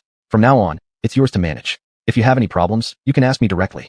Zhang Tianyuan stared at the boss's flattering expression. She couldn't help but sigh over these people who were obsessed with money and sought only profit. There was a time when they bullied and humiliated her alone. All dirty and tiring work was hers and hers alone. But now that she had become general manager under the direct promotion of the shareholder, these people treated her attentively and thoroughly. This change was entirely thanks to Li Jifeng, which made Zhang Tianyuan feel extremely fond of him. After the boss left, other salespeople rushed forward, hoping to flatter Zhang Tianyuan. Yuan, sister, we were all immature before and said things we shouldn't have. Please don't take it to heart. Be magnanimous and don't compare yourself with us. Yes, we've specially prepared some gifts for you to make you happy. We're not sure if you'll like them, but we bought them just by looking around. I've specially prepared these imported cosmetics for you. I'm not sure what you like, so this is what I could offer. Please take care of me in the future." Everyone knew that colleagues were scrambling to buy valuable gifts, most likely to please Zhang Tianyuan. Even though Zhang Tianyuan understood the reasons behind this, knowing the gifts were not given sincerely, but merely based on her changed status, she didn't place much importance on these gifts. However, in order to maintain a good relationship with these colleagues, she accepted the gifts and showed a pleased expression. "Then I'd bother all of you sisters. In the future, I will treat this general manager's position seriously and treat everyone fairly. Is that acceptable? All of you are my sisters. We work under the same roof. There's no need to be formal. If there are any mistakes at work in the future, I hope the elders can teach me. After all, I'm still new and don't know much about this role. The title of general manager is just a name." Each listener was filled with joy on their faces, displaying bright smiles. marveling at this thoughtful treatment. Therefore, while secretly grinning, they unanimously believed Zhang Tianyuan was approachable and hoped to build a good relationship with her. That's wonderful. We'll be good sisters from now on and share happiness together. If there's anything unclear, we'll try our best to let you know. Don't worry. And if there's anything in the future, just command us. Chapter 182. The Treatment of a General Manager. The next day, Zhang Tianyuan arrived at the 4S store early in the morning. As usual, she habitually headed to her salesperson position. Suddenly, she saw that there was nothing on her usual spot, thinking someone was playing a prank by taking away her things. Then it dawned on her that she was already the general manager now, so this could no longer be her seat. Thus, she stood up from her old post and went back to her new office as if nothing had happened. When Zhang Tianyuan stepped into the office, the sight before her eyes delighted her greatly. A warm-hearted sales sister was meticulously cleaning her office for her. She had polished the floor of this office until it shone like a mirror, making it look entirely renewed. Every corner was spotlessly clean, and even the files on the desk were wiped clean. To Zhang Tianyuan, such a scene was a pleasant surprise indeed. She had never encountered anyone cleaning her workstation for her. This was the first time. Seeing Zhang Tianyuan come to work, the sales sister immediately came forward warmly and greeted her actively. Sister Yuan came. I thought you would have to come to work early in the morning, which is already very tiring. So, I came here to clean your office so that when you see it without any dust, your mood won't be ruined. Have I cleaned it to your satisfaction? Zhang Tianyuan saw this sister who used to never pay attention to her, and today found it quite curious, actually taking the initiative to flatter her. But out of politeness, she responded warmly. Thank you. It's really kind of you to clean my office for me. Thank you, of course, I'm satisfied. You can leave now. I'll call you if there's anything. Similarly, Zhang Tianyuan was not accustomed to being treated with such zeal. Yet her heart was bubbling with excitement despite her difficulty adapting. However, after the sales sister named Yuan left her office, she could then enjoy this independent workspace. Looking around, her office no longer required her own cleaning, all taken care of by others. Every inch here was immaculate, tidy, and orderly. Every item here belonged solely to her. Her heart soared with pleasure as she sat on her chair, unable to describe her delight. Zhang Tianyuan turned on her computer and noticed the contract concerning Li Jifeng from yesterday still needed 2 more copies. Therefore, she eagerly took the relevant manuscript, deciding to personally go to the hall to make copies. Since it was her first day as a manager, she wanted to seriously handle every detail of the work. She wanted to be hands-on. However, just as Zhang Tianyuan stepped out of the office door, she suddenly saw an enthusiastic salesman walking over. Without a word, the salesman guessed what she was about to do next. He cheerfully took the contract from Zhang Tianyuan's hands, his face beaming with a bright smile. Sister Yuan, let me help you print it. You're already very busy handling everything, so leave these small things to me. You just relax. I can do this myself. Actually, there's no need for you to help me print. Before Zhang Tianyuan could refuse, the other party had already hurried away with her contract. Then another salesman carrying a cup of coffee approached Zhang Tianyuan and handed the coffee to Zhang Tianyuan, continuing with great enthusiasm. Yuan, I brought you some coffee. Drink it while it's hot. It doesn't taste the same when it cools down. Do you want anything to eat? I can bring it for you at noon. Zhang Tianyuan looked at the cappuccino in her hand, feeling somewhat overwhelmed. How did they know she liked drinking cappuccino? It turned out that to please her, these salespeople had probed into her preferences thoroughly. Thank you. You've gone to a lot of trouble. She symbolically took a sip of the coffee, deeply moved in her heart. In the past, when she was an intern, she was always the one who fetched coffee for others. Now, it was others fetching coffee for her. Moreover, the person was extraordinarily friendly. There's nothing to it. It's all I should do. If the manager wants to drink, I can bring it daily for you as long as you don't deduct my bonus at the end of the month. All right, I understand. Go ahead and get busy. Indeed, as long as one's status was strong enough, everyone around treated one kindly. If one was insignificant, the people around would all become devils trying to harm you. She was momentarily stunned, unexpectedly realizing that now serving as a general manager, she was receiving such preferential treatment. Compared to the little intern whom people could easily command to run errands, such treatment was simply worlds apart. She knew full well that it was only because of Li Jifeng that she could sit in this position enjoying such benefits. With his care, it allowed her the opportunity to rise to her current status. She thought of finding Li Jifeng tonight and personally expressing her gratitude. After all, he had helped her a great deal without her even noticing. Perhaps he didn't care much for it, but she still wanted to show her appreciation, which was a sign of her uprightness. Zhang Tianyuan found the phone number he left on the contract and called it with some unease. She suddenly felt nervous, unsure what to say once the call was answered. Thinking that the call wouldn't be picked up, unexpectedly, it was answered quickly. From the other end came Li Jifeng's deep, charming voice. Hello? May I know who's calling? This is Zhang Tianyuan, the general manager of the 4S store. You specifically requested me to attend to you when you visited last time to purchase a Rolls-Royce. Do you remember? Oh, it's you. Yes, I remember. Your name is Zhang Tianyuan, right? Quite a pretty young lady. How did you get my number? My name is Zhang Tianyuan. I didn't expect you would remember me. I saw your number on the contract. It might be a bit impolite to call you out of nowhere. If you're busy, we can talk about it later. I have nothing going on right now. Is there anything I can help you with? Has the Rolls-Royce arrived? It's faster than expected. If so, you can bring it over to me right away. The car hasn't been delivered yet. The reason I called is just to thank you for helping me before. Without you, I might have been driven out of the 4S store. Would you have time for dinner? Let me treat you. You think too much. The position as the general manager is what you deserved. There's no need to repay me. Didn't you help me as well? I helped you. Zhang Tianyuan felt confused. She couldn't recall when she helped this big shot. Yes, despite not knowing whether you'd stay or leave, you still helped me back then. You even spoke on my behalf. I clearly remember every word you said. Chapter 183, Troubled by the Mall Clerk. Zhang Tianyuan, upon recollection, seemed to remember that particular incident. But all of those actions were merely what she should have done as a salesperson. She had only stood up for justice, unwilling to see Li Jifeng bullied. That time, I was just doing my duty as a salesperson. I can't accept such great assistance from you. I say you deserve it. And if everyone were as kind as you, this world would be so much better. I need salespeople like you with integrity. There's no need for you to say more. You just do your job. Then I'll meet you in the evening. Let me take you out for dinner and discuss the store's upcoming event. Are you available? All right. You choose the place, and I'll be there. Great. Let's meet at the Swan restaurant. I'll book a private room and wait for you. After the call ended, Zhang Tianyuan started handling all the relevant matters regarding the store's car exhibition event. She worked busily on her computer, trying to create a perfect plan for the car exhibition. Time flew by, and before she knew it, night had fallen. She had completed the plan for this car exhibition on schedule and looked forward to Li Jifeng praising it. Glancing at the clock, she realized it was almost time for her date with Li Jifeng. She picked up a mirror, examining her somewhat weary face after a day of work. Noticing her slightly bloated figure, she realized she couldn't look disheveled when having dinner with Li Jifeng. So, she decided to go shopping for a suitable outfit, get some makeup done, and then head out to dine with Li Jifeng. Zhang Tianyuan quickly set off for the mall. Looking at the dazzling array of products, she suddenly didn't know which one would suit her. As she felt overwhelmed, a light blue dress caught her eye in a luxury brand store. She imagined herself wearing this dress and thought it would be stunning. Without hesitation, she walked into the store, feeling certain that this was the right choice for her.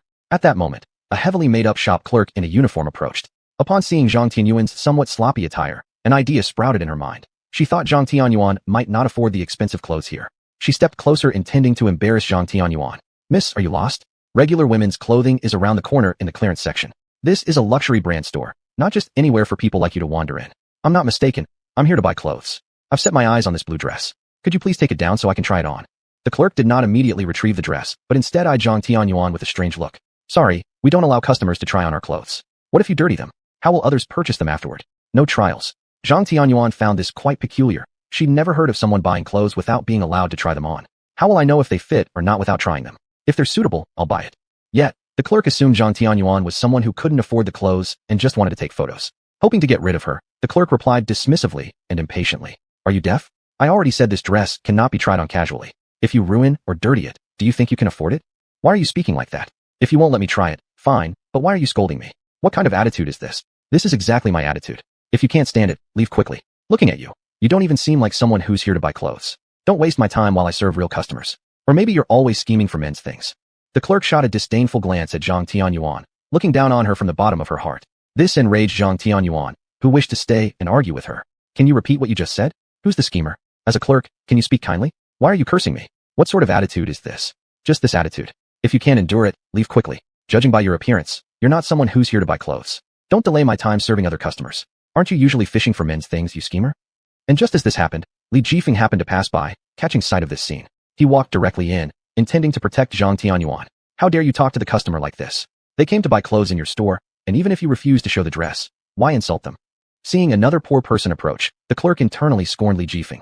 With a disrespectful tone, she retorted against Li Jifeng. What's it to you? This isn't where you should be. It's a women's clothing store. Go away, sir. Men are not welcome here. Blind, aren't you? Li Jifeng was inexplicably reprimanded by the salesperson, and he really wanted to see what gave her the right to be so arrogant. Call your manager out. I'd like to see how they train their staff to treat customers this rudely. It's clear you don't want to keep your job. However, the salesperson was not about to let him speak with her manager and maintained a haughty look on her face. Is our manager someone you can just see whenever you want? If you know what's good for you, leave now. Otherwise, I'll have my husband throw you out. Who exactly is your husband? Bring him out here, so I can take a look at who would be so bold as to oppose me. As if a little nobody like you could even talk big. Bring him on. Just wait until my husband beats you up. Then, the salesperson called over her husband. I'm the owner of this store, and I want to know who's bullying my darling. Oh, it's you, poor little guy? Get down on your knees and apologize to my darling right now, or neither of you will leave here today. The salesperson looked smugly triumphant from behind her husband. You hear that? My husband demands that you kneel before us. If you lick his shoes clean today, I might forgive you. Upon hearing that the man was the owner of the store, Zhang Tianyuan grew a bit worried. She didn't want her own issues to drag Li Jifeng into trouble. So, she tried to stop Li Jifeng, whispering beside him. Don't provoke them any further. It's just a piece of clothing, no big deal. Let's just drop it. I'm not upset about it anyway. But this was no longer an issue where they could simply walk away. The salesperson's husband ripped open his shirt right in front of them, exposing his well-built muscles, intending to intimidate them. None of you are leaving here today. You'd better kneel down and lick my wife's shoes clean, or I'm going to give you both a proper lesson. and the salesperson deliberately extended her shoe, looking utterly insolent. Chapter 184, No Eyes for the Mountain. You're going too far. Zhang Tianyuan stood among the crowd, angrily shouting at them. However, the server remained unmoved, as if looking down on her like a trivial insect. Her words were full of sharp and biting sarcasm. The extremely acidic and harsh gaze seemed to pierce Zhang Tianyuan, leaving her feeling completely torn apart. Geek, so what if we're targeting you? What can you do to me? You'd better start begging nicely, or my boyfriend will show you something ugly. If you don't listen to me today, none of you will leave here. We'll teach you a lesson. In front of them, the server's husband boasted about his solid muscles, as if one punch from him would be enough to defeat them. Yet, at this critical moment, Li Jifeng calmly took out his phone and made a call. Where are you? Come to the mall. I need your help to resolve this. All right, big brother, how dare someone provoke you? They're asking for trouble. Let me see who these people are. I'm coming right away. The server had an indifferent look on her face, with a flash of mockery in her mind. She disdainfully scrutinized Li Jifeng and Zhang Tianyuan, feeling a bit amused. Could he possibly summon reinforcements with just a phone call? What could they possibly do to them? This thought passed through her mind like a fleeting dream, provoking a mocking laugh. Hey, what act are you putting on? Calling for backup? Do you know who my boyfriend is? He's a person you cannot afford to offend. The server lifted her head confidently, stating her claim with an air of superiority. Beside her, her husband waited expectantly for Li Jifeng to embarrass himself. You think you can call for help? I think you're just pretending. Lick my shoes. Did you hear that? Are you deaf? The server's husband grew enraged by their audacity and quickly stepped toward Li Jifeng, trying to grip his hand tightly. But Li Jifeng stood firm as a mountain, unable to be moved despite all the strength used against him. The server's husband found it very strange. Despite being usually strong, why couldn't he budge Li Jifeng? He stared at Li Jifeng's slender figure, convinced it must be a mere illusion. So, he tried 2 more times, but still could not shake Li Jifeng. He wondered how Li Jifeng could have more strength than him. He was known as a strong man in his circle. He couldn't believe anyone was stronger than him. How come you're so strong? Have you taken some drugs? The server's husband looked utterly confused. Li Jifeng didn't feel the need to explain much to such a person. Just because I'm stronger, so what? I don't want to deal with you. Seeing Li Jifeng ignoring him, the server's husband's fiery temper surged.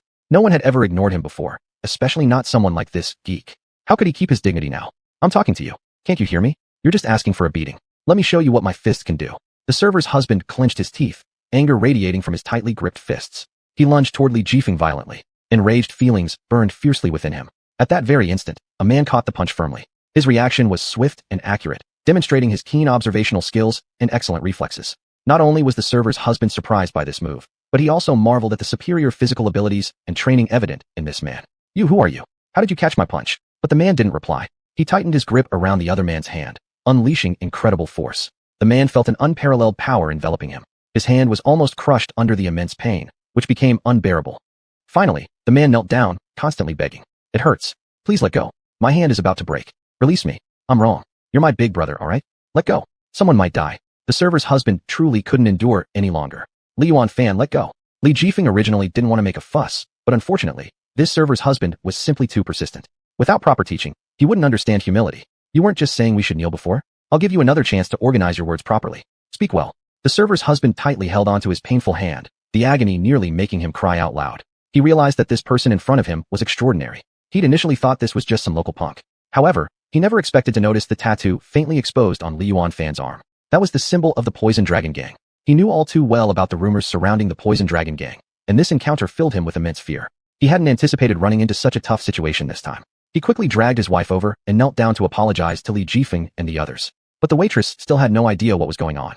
Thinking her husband was being too weak, she immediately shoved him away. She was ready to confront Li Jifeng herself. What are you doing kneeling to him? I don't believe in all this nonsense. How dare someone bully us in broad daylight? Do they want to get arrested by the police? Xuanhuan. Li Jifeng irritably called out his name. Then, Xuanhuan clapped his hand, and a swarm of people rushed in from outside. These were all members of the Poison Dragon Gang, eager to see who dared to cause trouble for their boss. This scene instantly left everyone present stunned. They couldn't believe they'd run into the Poison Dragon Gang. The waitress was so terrified that she couldn't utter a word. She stood trembling on the spot, frozen in fear.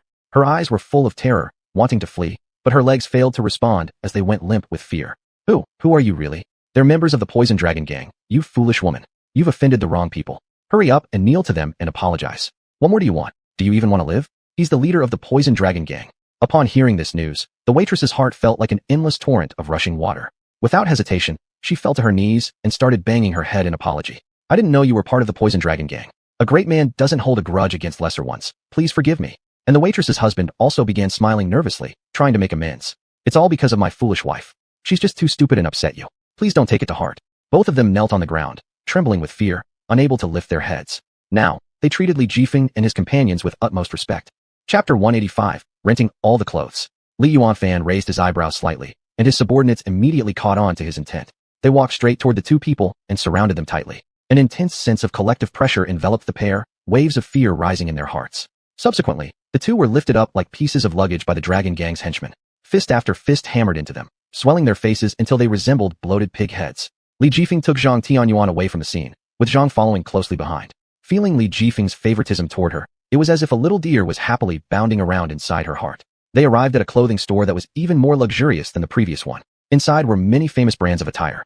Zhang Tianyuan asked curiously, full of interest, "Why are we here?" However, Li Jifeng did not respond. He just picked out a few items of clothing and handed them to the shop assistant. The shop assistant mistakenly thought he wanted to buy those two pieces. "Sir, you truly have an excellent eye for quality. We have a discount promotion running in the store right now. I'll package these for you." Unexpectedly, Li Jifeng contradicted this assumption. "Besides these, package all the clothes. Charge it to this card." As soon as the words left his mouth, the shop assistant froze in surprise, staring intently at Li Jifeng, who was wearing cloth shoes and an ordinary short-sleeved shirt. She marveled at how rich he must be, so generous with such lavish expenditure. It was truly exhilarating. The shop assistant quickly took the card from Li Jifeng. "Yes, sir. Your wife is truly fortunate. You are indeed very considerate toward your wife. Please wait a moment while we pack everything for you." Then she proceeded to carefully pack all the clothing. When Zhang Tianyuan heard the shop assistant refer to them as a couple, her heart started racing, making her somewhat flustered. She wanted to explain that they weren't that kind of relationship, but the shop assistant had already left. Despite this, there was a secret satisfaction in her heart, her feelings for Li Jifeng continuing to grow. She quietly admired Li Jifeng's charming profile and secretly rejoiced. However, it turned out that Li Jifeng had noticed her subtle gaze. Don't take what the shop assistant said to heart. It's fine. Could it be that Li Jifeng had proactively spoken to her? Was he concerned about her feelings? With this thought, Zhang Tianyuan felt an excited surge in her heart. Yet, she didn't show it outwardly and then posed her query to Li Jifeng with curiosity. "Are you buying all these clothes to give to your girlfriend?" "It's not about girlfriends. There's going to be a car exhibition, so hand out these clothes to the models. Don't let the car show start without the models having decent clothes." Understood. By the way, I've written 3 plans for the car exhibition. Shouldn't we go over them to see which one works best?" "Sure."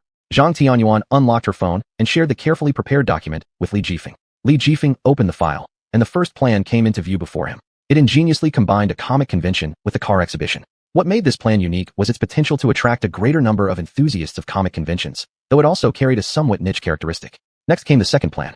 It proposed hiring a group of beautiful women as the highlight of the car exhibition, drawing a larger audience. This would not only attract individuals fond of beautiful women with economic power, but also require a substantial amount of capital investment. Finally, the third plan. It focused on traditional business models, presenting the car exhibition in a conventional format.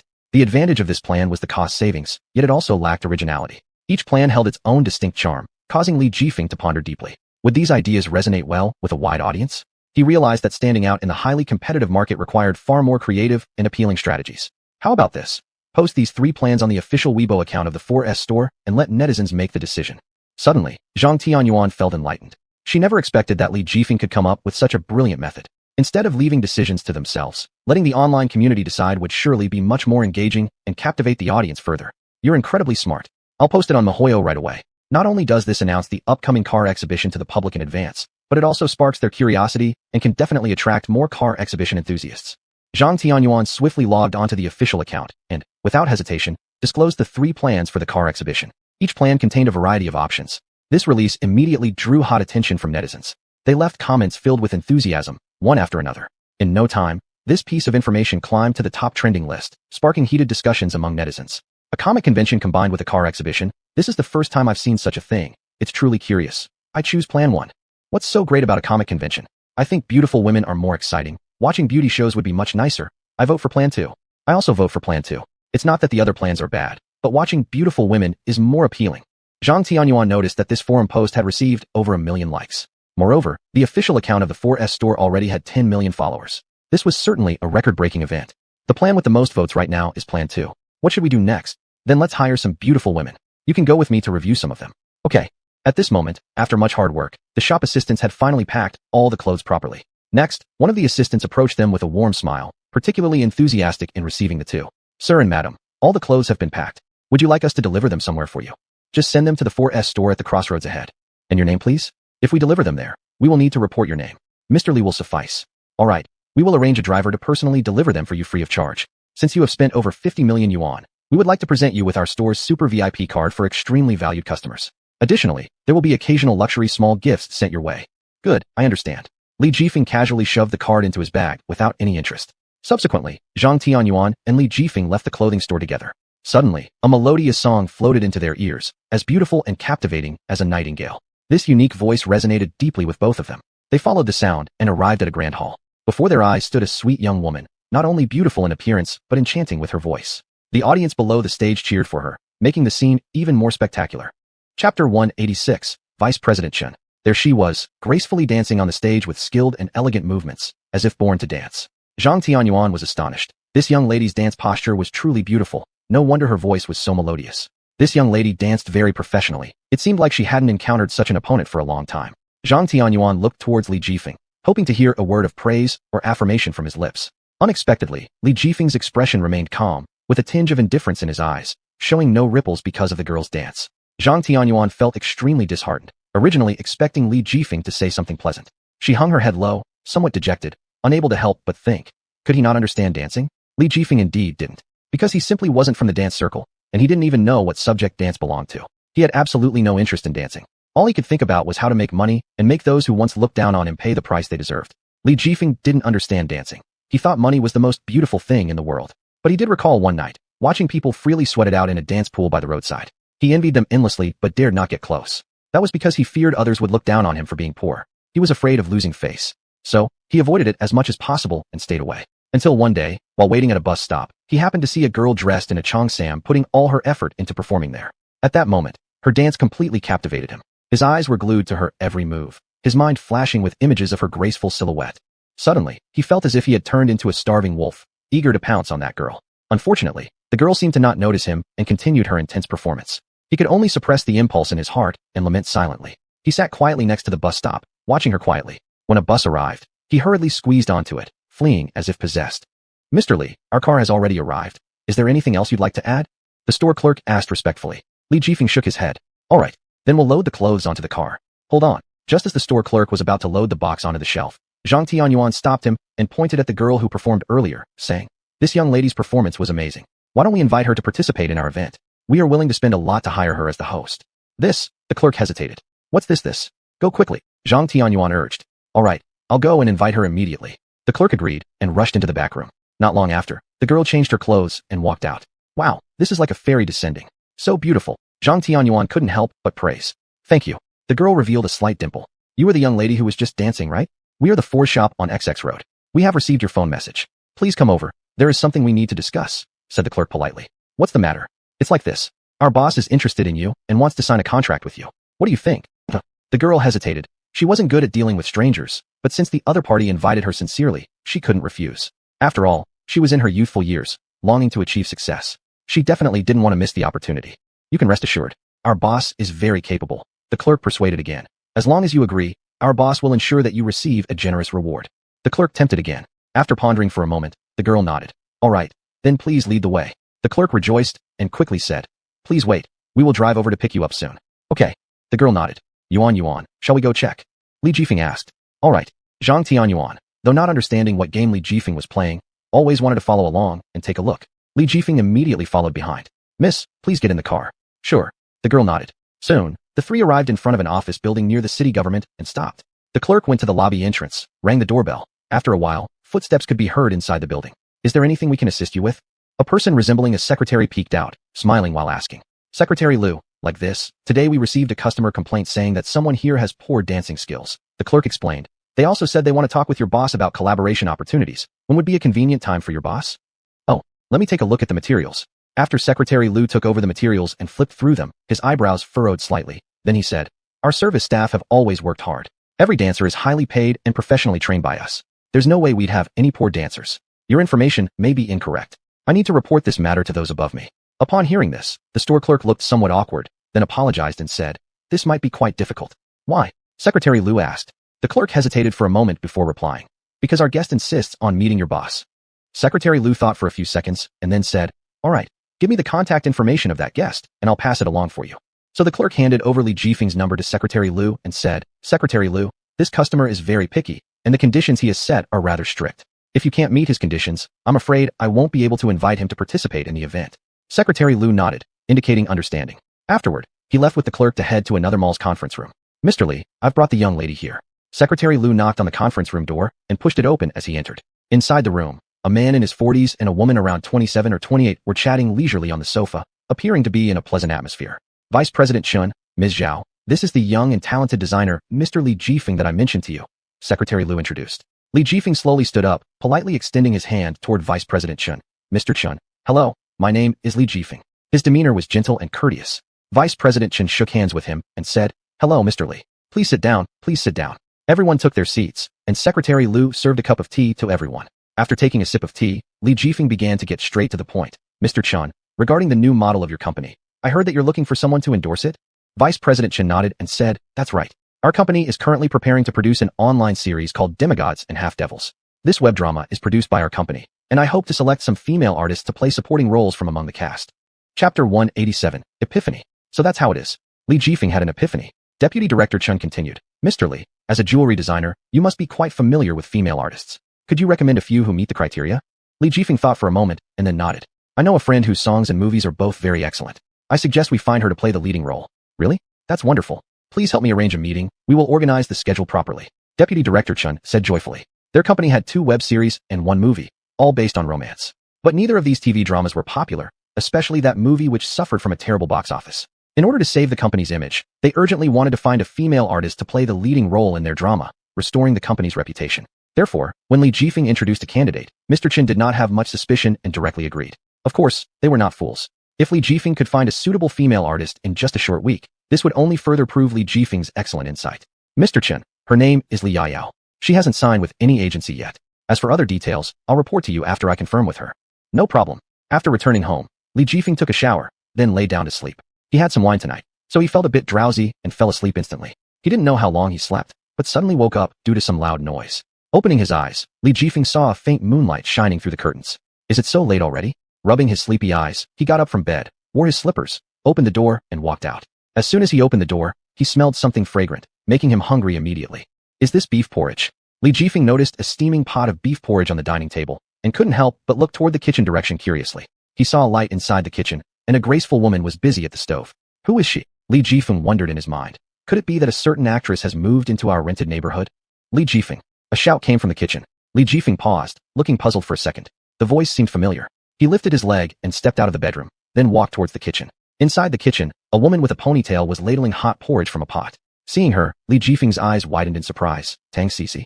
Tang Cici turned her head, glanced at him indifferently, and replied, Mr. Li still remembers me, huh? After saying that, Tang Cici placed the bowl on the table and went to get chopsticks. Instead of leaving, Li Jifeng approached her and scrutinized her closely, asking, Miss Tang, what are you doing at my place this late at night? Tang Cici sniffed coldly. You're a client introduced by my mom. Is it not allowed for me to visit? So, you've already met my parents? Li Jifeng asked in astonishment. Tang Cici nodded. My parents are very easygoing people. Whether or not you agree to endorse our products, you'll still receive benefits. Li Jifeng thought for a moment. At this time, Tang Cici took out another set of bowls and chopsticks. Eat quickly, or it will lose its flavor. Li Jifeng didn't start eating immediately, but stared at her for quite some time. Tang Cici felt confused under his gaze, frowned slightly, and asked, Why do you keep staring at me like this? You're really pretty, Li Jifeng frankly admitted. Tang Cici pouted and ignored him, sitting directly at the table to eat. Li Jifeng grinned and sat beside her, watching her eat while complimenting the taste, praising Tang Cici's cooking for being irresistible, and wishing he could devour everything. Although Tang Cici wasn't pleased, she endured it. After all, the person here was offering help. Even if somewhat sick, she couldn't possibly kick him out, right? Li Jifeng watched Tang Cici enjoy her food with grace, thinking this beautiful woman ate in such an elegant manner, poised quietly, exhibiting classical beauty. After observing her for a while, he finally couldn't resist asking, So, what's your name? Tang Cici. I thought you had the surname Yang, haha. Li Jifeng joked. I figured a beautiful girl like you wouldn't stoop to using a fake name. Didn't expect you to fool me. Tang Cici gave him a sidelong glance, ignoring him. Li Jifeng didn't get angry. He touched his stomach and said, I'm full. I'll go back to rest. Saying that, he left the dining room. Watching him leave, Tang Cici only then withdrew her gaze and continued to eat. Instead of returning directly to his bedroom, Li Jifeng sat down on the open ground outside the courtyard, tilting his neck to look at the night sky, muttering, Strange, why did I feel my heartbeat accelerate just now? Could it be that I've really developed an interest in Tang Cici? He shook his head with self-deprecating laughter and then took out his phone to play games. After an unknown period of time, his phone suddenly vibrated, indicating a message had arrived. Li Jifeng casually opened it, glanced at it, and his expression drastically changed. Where are you? The message was from Lin Yazi. I'm taking a walk outside. Li Jifeng replied briefly. Lin Yazi. I'll come find you now. Wait for me. Li Jifeng hesitated for a moment, but agreed. Not long after, Li Jifeng saw Lin Yazi speeding towards him on a red motorcycle. Li Jifeng hurriedly stood up to greet her. Lin Yazi stopped the motorcycle, took off her helmet and threw it to Li Jifeng. Hurry up and get on. What are you doing? Li Jifeng asked. Come with me. Lin Yazi said firmly without room for negotiation. Li Jifeng shrugged helplessly, climbed onto the motorcycle, and after sitting steadily, asked, Where are we going? You'll know when we get there. With that, Lin Yazi sped off. Half an hour later, Li Jifeng and Lin Yazi arrived in front of an old building in the suburbs. Why did you bring me here? Li Jifeng got off the motorcycle and suspiciously asked. Lin Yazi pointed upstairs. Go knock on the door first. Li Jifeng hesitated for a moment, then walked toward the stairs and knocked on the door. Very soon, footsteps were heard from inside. Click. The door opened. What met Li Jifeng's eyes was a boy around 20 years old wearing a baseball cap. Li Jifeng was a little startled. May I ask who you are? I am xuanhuan. The youth wearing the baseball cap removed his hat and courteously extended his right hand to Li Jifeng. Li Jifeng shook hands with him and asked, Are you someone introduced by Miss Tang Cici? Xuanhuan nodded and then stepped aside, gesturing for Li Jifeng to enter the house. After walking into the room, Li Jifeng discovered a middle-aged couple sitting on the living room sofa. Chapter 188, Signing the Contract. The middle-aged man looked to be in his 40s or 50s, with a goatee beard. He wore a gray-brown cotton jacket and thick black-framed glasses, resembling a professor. The middle-aged woman was dressed in a light blue tracksuit, with her hair tied into a ponytail, giving her an elegant and neat appearance. Uncle, Aunt, hello. Li Jifeng greeted them with a smile. Are you brother Li Jifeng? Mr. Xuanhuan stood up and said cheerfully. Yes, it's me, Li Jifeng replied. Mr. Zhang Mingde, the father of Xuanhuan, worked as a sales director for an electrical appliance company, usually busy and rarely paying attention to political news. Therefore, yesterday when Tang Cici reported about the wedding of the century, he had not heard of it and did not know that Tang Cici was that national goddess. However, his wife, Mrs. Zhou Xiyun, was aware of this matter. You are much more handsome than in the pictures. I've been wanting to meet you. Mrs. Zhou Xiyun looked at Li Jifeng with a smiling expression, her tone full of goodwill. Thank you for your compliment, Aunt. Li Jifeng smiled. After a brief conversation, Mr. Zhang Mingde couldn't help but ask Li Jifeng about his requirements for his son, Xuanhuan. Li Jifeng thought for a moment. If it was just a matter of signing a contract for publicity, there should be no major issues, so he narrated his conditions to the other party. He assumed they would reject it since Xuanhuan was an actor, and it was fundamentally a mutually beneficial thing. But to his surprise, after much deliberation, Mr. Zhang Mingde eventually nodded in agreement. Li Jifeng was greatly astonished, somewhat doubting whether he had heard wrongly just now. Are you sure? Li Jifeng asked. Mr. Zhang Mingde nodded. My son has never filmed any advertisements or participated in any variety shows, but his singing is very pleasant, and his image perfectly matches our design style. Li Jifeng showed a pleased expression. If you agree, I will draft a contract for you right now, and we can sign it today. Mr. Zhang Mingde laughed. No need to rush.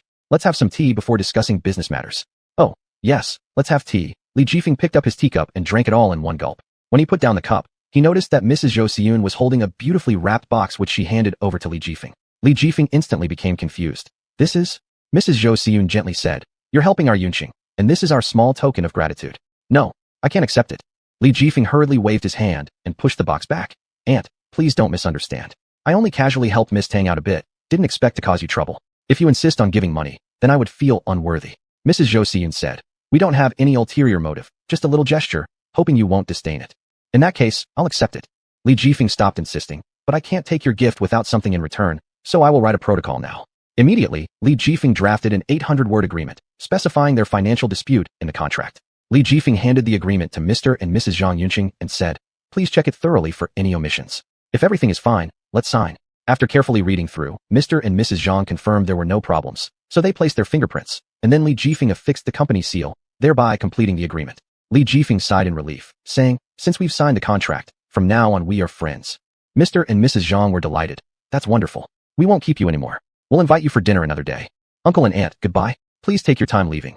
Li Jifeng respectfully escorted the couple to the door. After the Zhang couple left, Li Jifeng immediately took out his phone and dialed Tang Cici's number. The call was soon answered, and Tang Cici's voice came through. Hello, I'm Li Jifeng. Last night. Thanks to you. Otherwise the consequences would have been unimaginable, said Li Jifeng. Tang Cici responded. It was just a small effort. Thanks. After hanging up the phone, Li Jifeng took a deep breath. Finally done. Next up is meeting Lin Ruyu and Lin Yunyu. Lin Ruyu is Lin Yunyu's younger sister, her cousin. Li Jifeng had previously endorsed perfume for Lin Ruyu, which is how they met. As for Lin Yunyu, Li Jifeng wasn't unfamiliar with her either.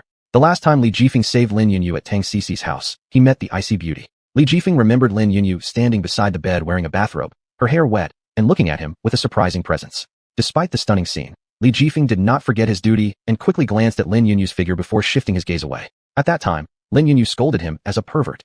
Shall we go to the hospital now? Li Jifeng shifted the topic and asked. Tang Cici gave a light hum and retorted. Who said that? You need to accompany me shopping for clothes. I.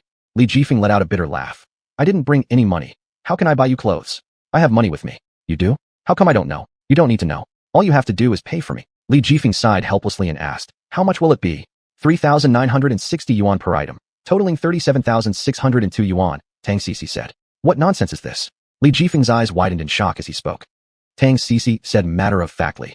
Didn't you tell me to bring money for you? Of course, I had to prepare it for you. Li Jifeng was dumbfounded, eventually crying out with a pained face after some time.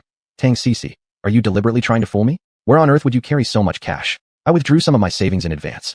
Tang Sisi, you're not lying to me, are you? Where did you get the money from? In the mall, Li Jifeng looked at Tang Sisi with knitted brows. Of course not. This money was entrusted to me by my grandparents before they passed away. I must use it to save Yun Chong, so I withdrew part of my savings earlier, Tang Sisi said. Li Jifeng doubted. Does your family really have a sick person? Tang Sisi nodded and said, absolutely. My grandfather was an old traditional Chinese medicine doctor. Most of the patients he treated were completely cured, allowing him to live up to 130 years old. Li Jifeng thought inwardly.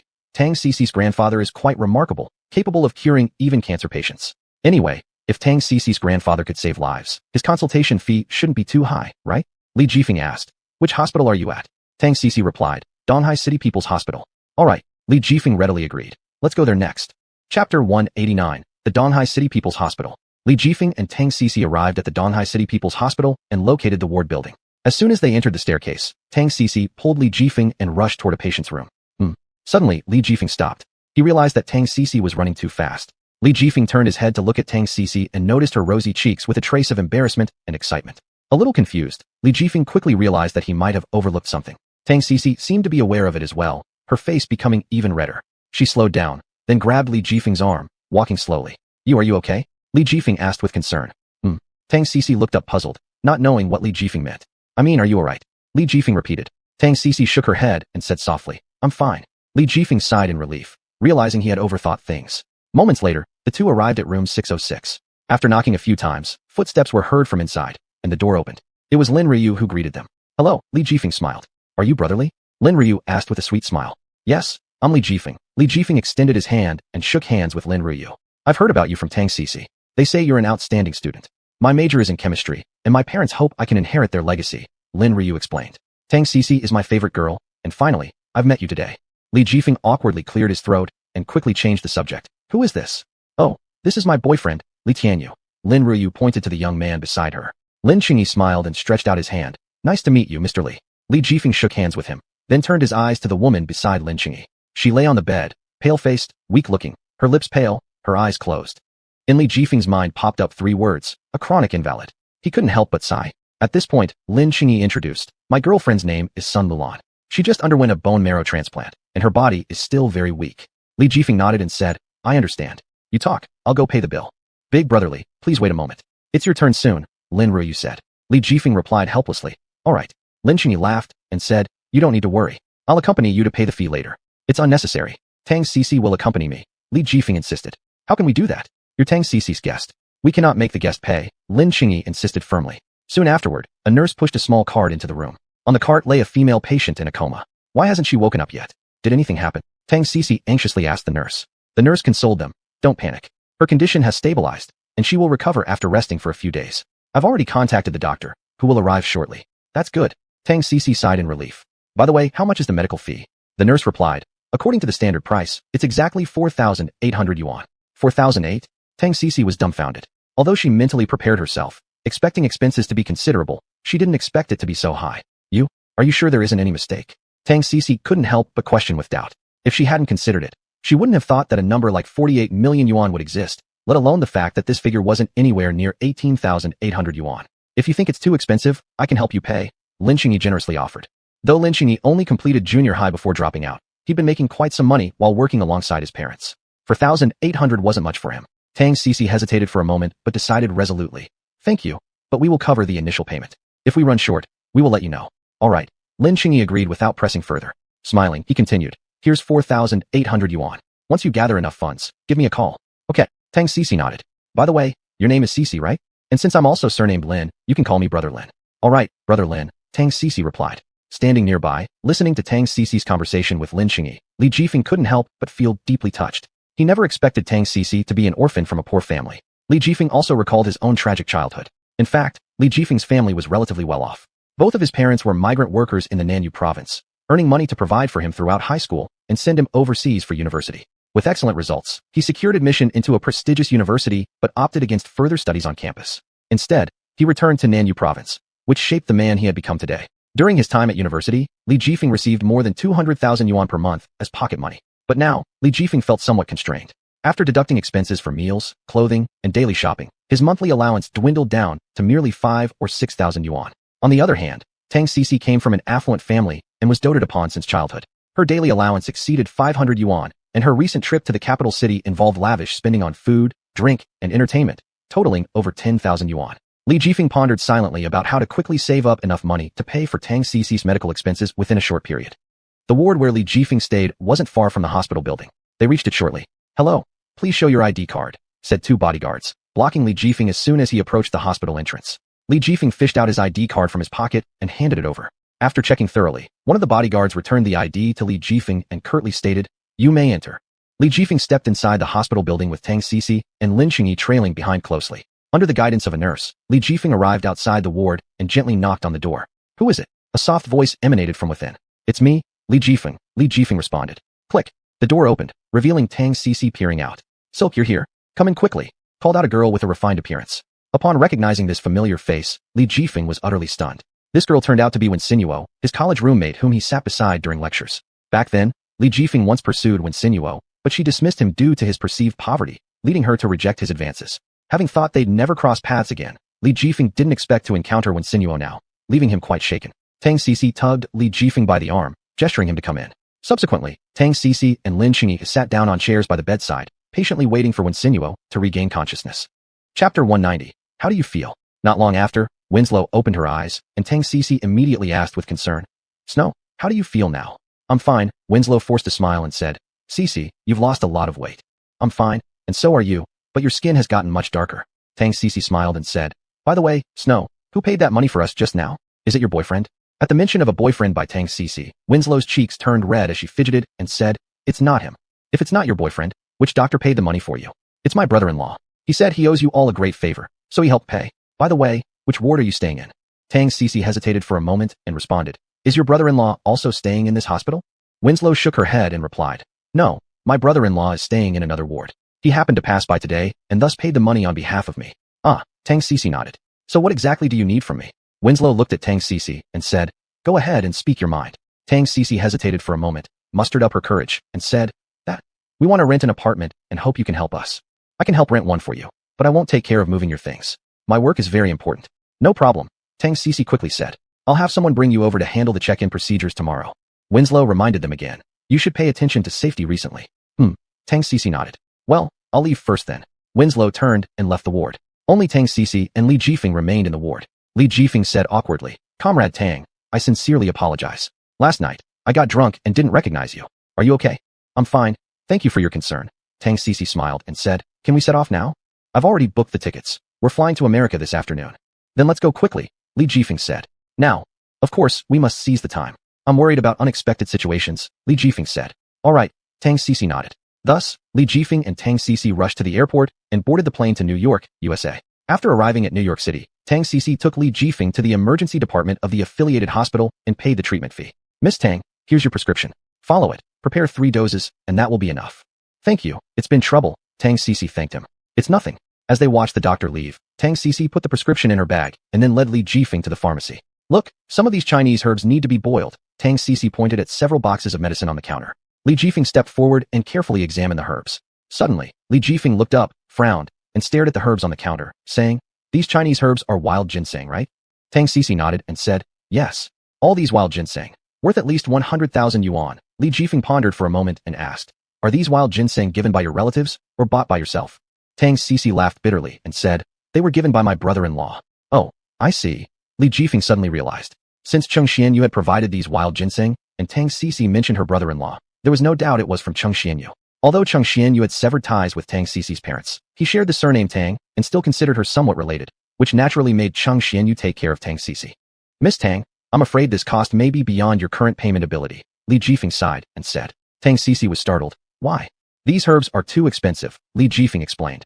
"In normal pricing, each herb would only cost around 200 to 300 yuan. However, now their prices have doubled. nearly reaching 500 yuan per herb.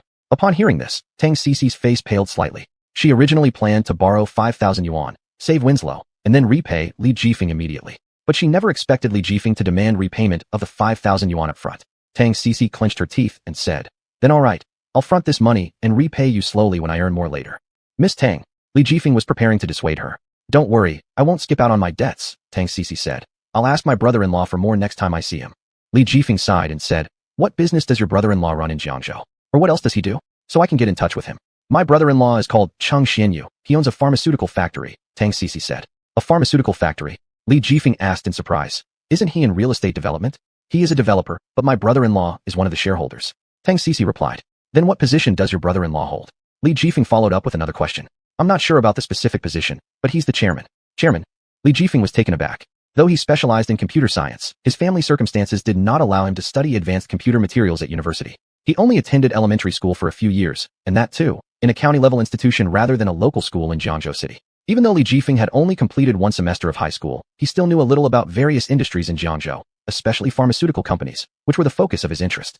Occasionally browsing online about Jiangzhou's pharmaceutical enterprises, Li Jifeng was quite familiar with their owners, even referring to Cheng Xianyu as the biggest tycoon in Jiangzhou. "That's right, my brother-in-law is indeed the chairman," Tang Cici confirmed. Li Jifeng thought to himself. This statement from Tang Cici wasn't false. Her brother-in-law was one of the founders of a manufacturing company under the Tang Group. After some contemplation, Li Jifeng said, "Is your brother-in-law very famous in Jiangzhou? Why do you suddenly ask that?"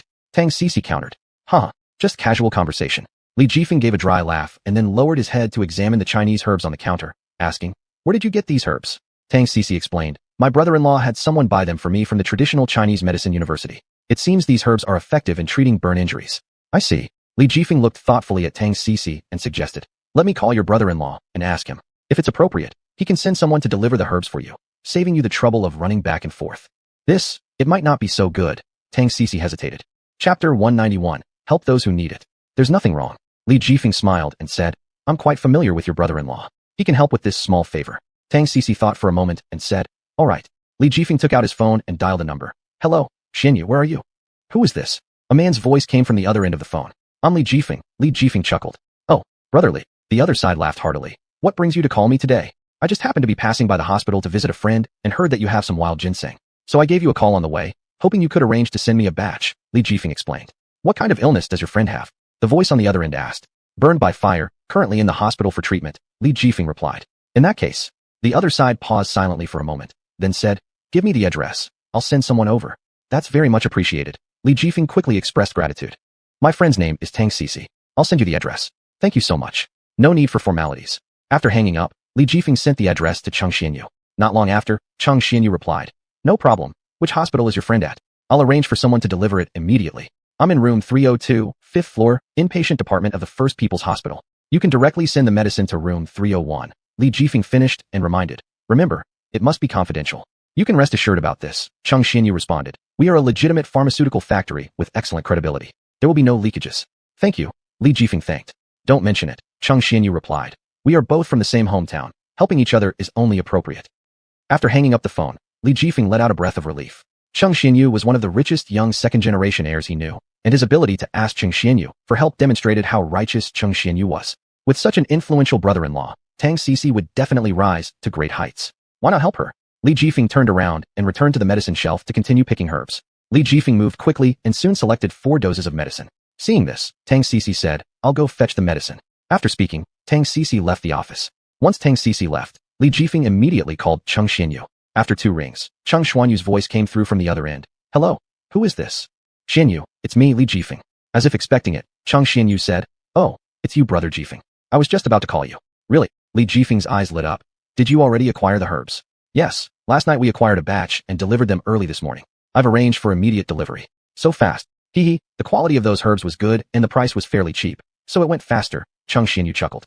"Still, I estimate I might sell only a third of this batch. The remaining 2/3, I'll have to keep for now." "Brother Xianyu, since that's the case, why don't you just buy all the remaining herbs outright? Saves time," Li Jifeng suggested. Cheng Xianyu hesitated, asking, "Jifeng, do you have plenty of wild ginseng then?" "I do." Li Jifeng didn't hide anything. Cheng Xianyu doubted. "Wouldn't that damage your reputation? After all, you paid to acquire these herbs." Li Jifeng smiled faintly, saying, "What effect could this possibly have? I'm doing this to help your friend. She's in the hospital treating burns. Do you expect her parents to pay for the medicine instead of you buying it for her? I offered because I don't want her parents to bear too much pressure. Otherwise, why would I help her out of nowhere? That's true. Chang Xianyu chuckled. So you really are helping her then? We're from the same place. It's appropriate that we help each other, Li Jifeng replied. All right, I'll take half of the batch, you keep the rest. Chang Xianyu continued. I'm a bit short on money right now. If you're willing to help, I'll remember this favor. Huh? Li Jifeng laughed. Do you and I even need to be so formal with each other? Then I won't be polite. I'll treat you to dinner another day. Sure, you pick the place. I'll be ready whenever, Li Jifeng joked back. After agreeing with Chang Xianyu, Li Jifeng returned to the office.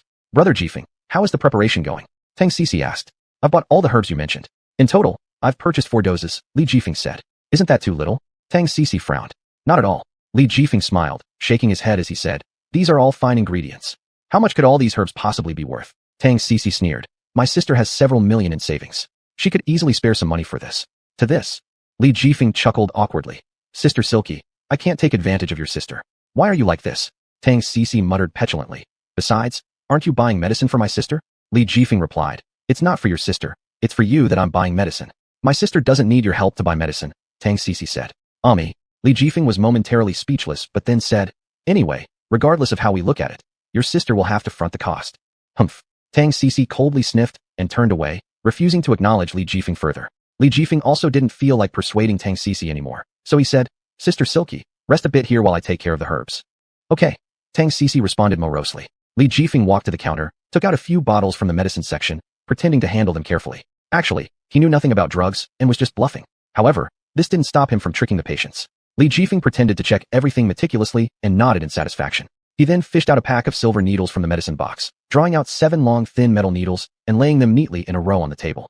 Next, Li Jifeng picked up a metal syringe and slowly injected the liquid from the syringe into the metal needles. After finishing, Li Jifeng reinserted the syringe back into its container. Subsequently, Li Jifeng left the emergency department and went to a nearby pharmacy where he bought a box of pain-relieving spray. Chapter 192, The Spray. Li Jifeng hurried back to the emergency department with the spray in hand. He approached the bedside, handed over the spray to Tang Cici who was unconscious on the bed, and then grabbed her left leg, lightly pricking into the outer side of her thigh. Hiss. Li Jifeng poured the spray onto the wound. Hiss.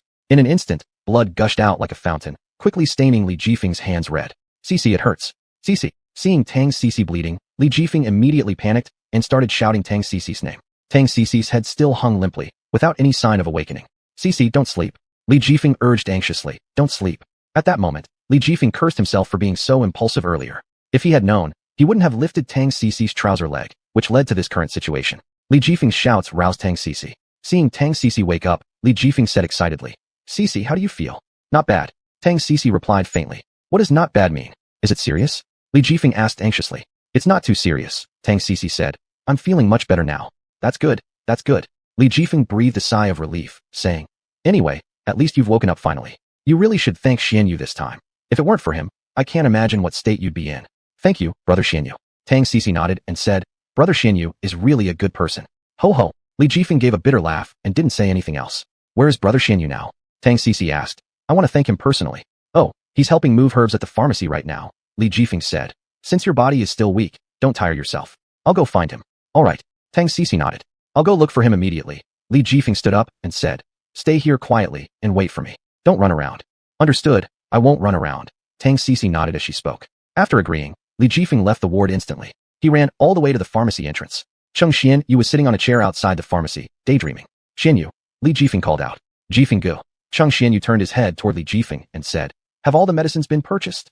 Li Jifeng nodded and said, all the medicines are in the car. Could you fetch them? Sure, I'll go right away. Cheng Xianyu answered immediately, standing up and heading towards the staircase. Seeing this, Li Jifeng rushed up immediately, accompanying Cheng Xianyu to the parking lot to retrieve the herbs. Then, the two of them drove off quickly in a pickup truck. Around 6 o'clock in the evening, Cheng Xianyu brought Tang Cici to the clinic by the pickup truck. Due to Tang Cici's fractured wrist, she could temporarily not get down, so they had no choice but to rest there tonight. After arriving at Cheng Xianyu's place, he parked the car in the garage and helped Tang Cici walk to the bedroom on the second floor. Worried about re-injuring Tang Cici's ankle, Cheng Xianyu helped her sit by the bed and said, you sit here for a while. I'll go get some water for you to bathe.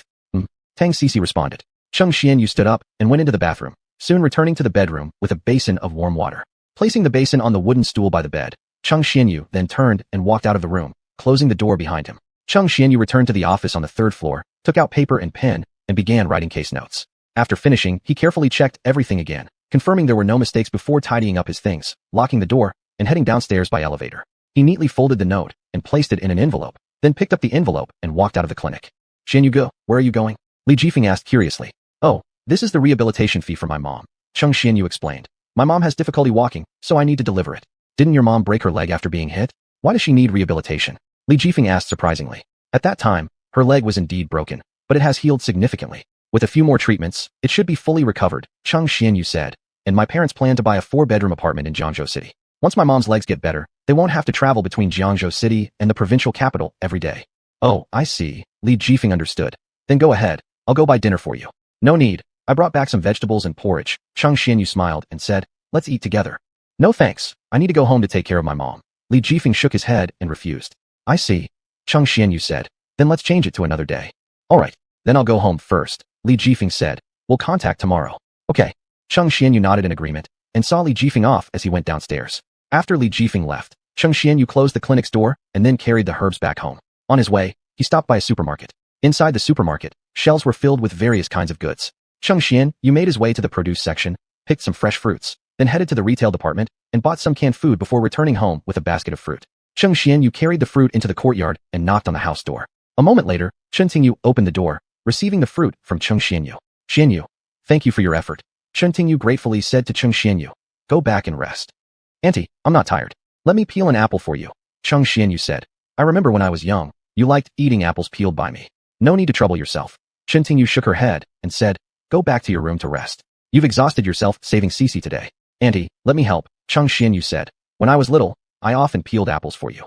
If that's so, then I won't refuse. Chen Tingyu smiled and said, come inside quickly. All right. Xuanhu replied. Xuanhu stepped into the house and walked to the kitchen, placing the apple on the counter beside the fridge. Xuanhu, where's Cici? Chen Tingyu asked. In her room. Xuanhu said. I'll go check on her. Chen Tingyu said and turned away from the kitchen, heading upstairs. Arriving at Tang Cici's bedroom door, Chen Tingyu knocked gently. Cici, it's Mom, open the door. Click. Upon hearing this, Tang Cici lifted her arm to open the door. Chapter 193, Recovery. Chen Tingyu poked her head into the room and then said to Tang Cici. Cici, just now Xuanhu sent you some fruit. Wash it, and I'll feed you. Okay. Tang Cici nodded and then climbed down from the bed. Be careful. Chen Tingyu quickly reached out and held Tang Cici, saying, your feet cannot touch the ground. Tang Cici blushed and lowered her head, muttering quietly. I'm such a big girl and still need my mom to carry me. It's so embarrassing. Chen Tingyu, upon hearing Tang Cici's grumble, couldn't help but laugh through tears. However, Chen Tingyu did understand Tang Cici's current feelings. After all, which girl doesn't wish to be as fresh and vibrant as a flower? If her legs were to fully recover, wouldn't that mean she could also wear high heels like other girls? Having arranged Tang Cici properly, Chen Tingyu instructed her to follow the doctor's methods and then left Tang Cici's room, returning to her own bedroom. Lying in bed, Tang Cici glanced at the gray sky outside the window. Xuanhu's parents had already departed without notice, while he stayed alone in this city, continuing to strive. Tang Cici suddenly felt that perhaps she shouldn't burden Xuanhu any longer. Thinking about this, Tang Cici took out her phone and dialed Li Jifeng's number. The phone rang for a moment, and then came Li Jifeng's voice, Cici. Jifeng brother, thank you for your care these days, Tang Cici said. I've decided that once my legs are completely healed, I will move out. What? Li Jifeng asked in surprise. Cici, what do you mean? I feel that I shouldn't live here anymore, Tang Cici said. I've been troubling you for so long, and I am really sorry. Do you want to move out? Li Jifeng hurriedly tried to dissuade her. Cici, please don't. Are your legs still hurting? Should I take leave to accompany you to the hospital for a checkup? No need. Tang Cici shook her head and said, the doctor said my legs are recovering well, and there's nothing wrong with them, so you don't need to worry about me. So, when do you plan to move out? Li Jifeng asked. At least give me some time to think of an excuse. I want to move out as soon as possible, Tang Cici said. Once my legs are completely healed, we'll talk. All right then, Li Jifeng sighed and said, Cici, if you're going to move out, you must tell me the reason. Otherwise, how can I explain to Xuanhu? It's because I'm too much of a bother living here. Tang Cici lowered her head and said, you two have been married for over 2 years, and me living here may affect your life as a couple, so. Cici, where are you getting these ideas? Li Jifeng said, you're my sister. Isn't it natural for me to take care of you? Besides, Xuanhu's work is very demanding, leaving no time for him to accompany us, and we actually hope you'd stay here with us. But, Tang Cici hesitated, saying, I'm afraid I'll be a burden to you. Nonsense, you're my own sister. How could you possibly be a burden? Li Jifeng smiled and said, stay here without any worry. Whether it's you or Xuanhu, none of you need to consider anything. Just focus on studying, playing, sleeping, and having fun. We'll handle the rest. Really? Tang Cici asked half in disbelief. Absolutely. Li Jifeng nodded firmly, then asked, where do you want to move? I want to rent a house in the county. Tang Cici thought for a bit and said, it's closer to our school and also near Xuanhu.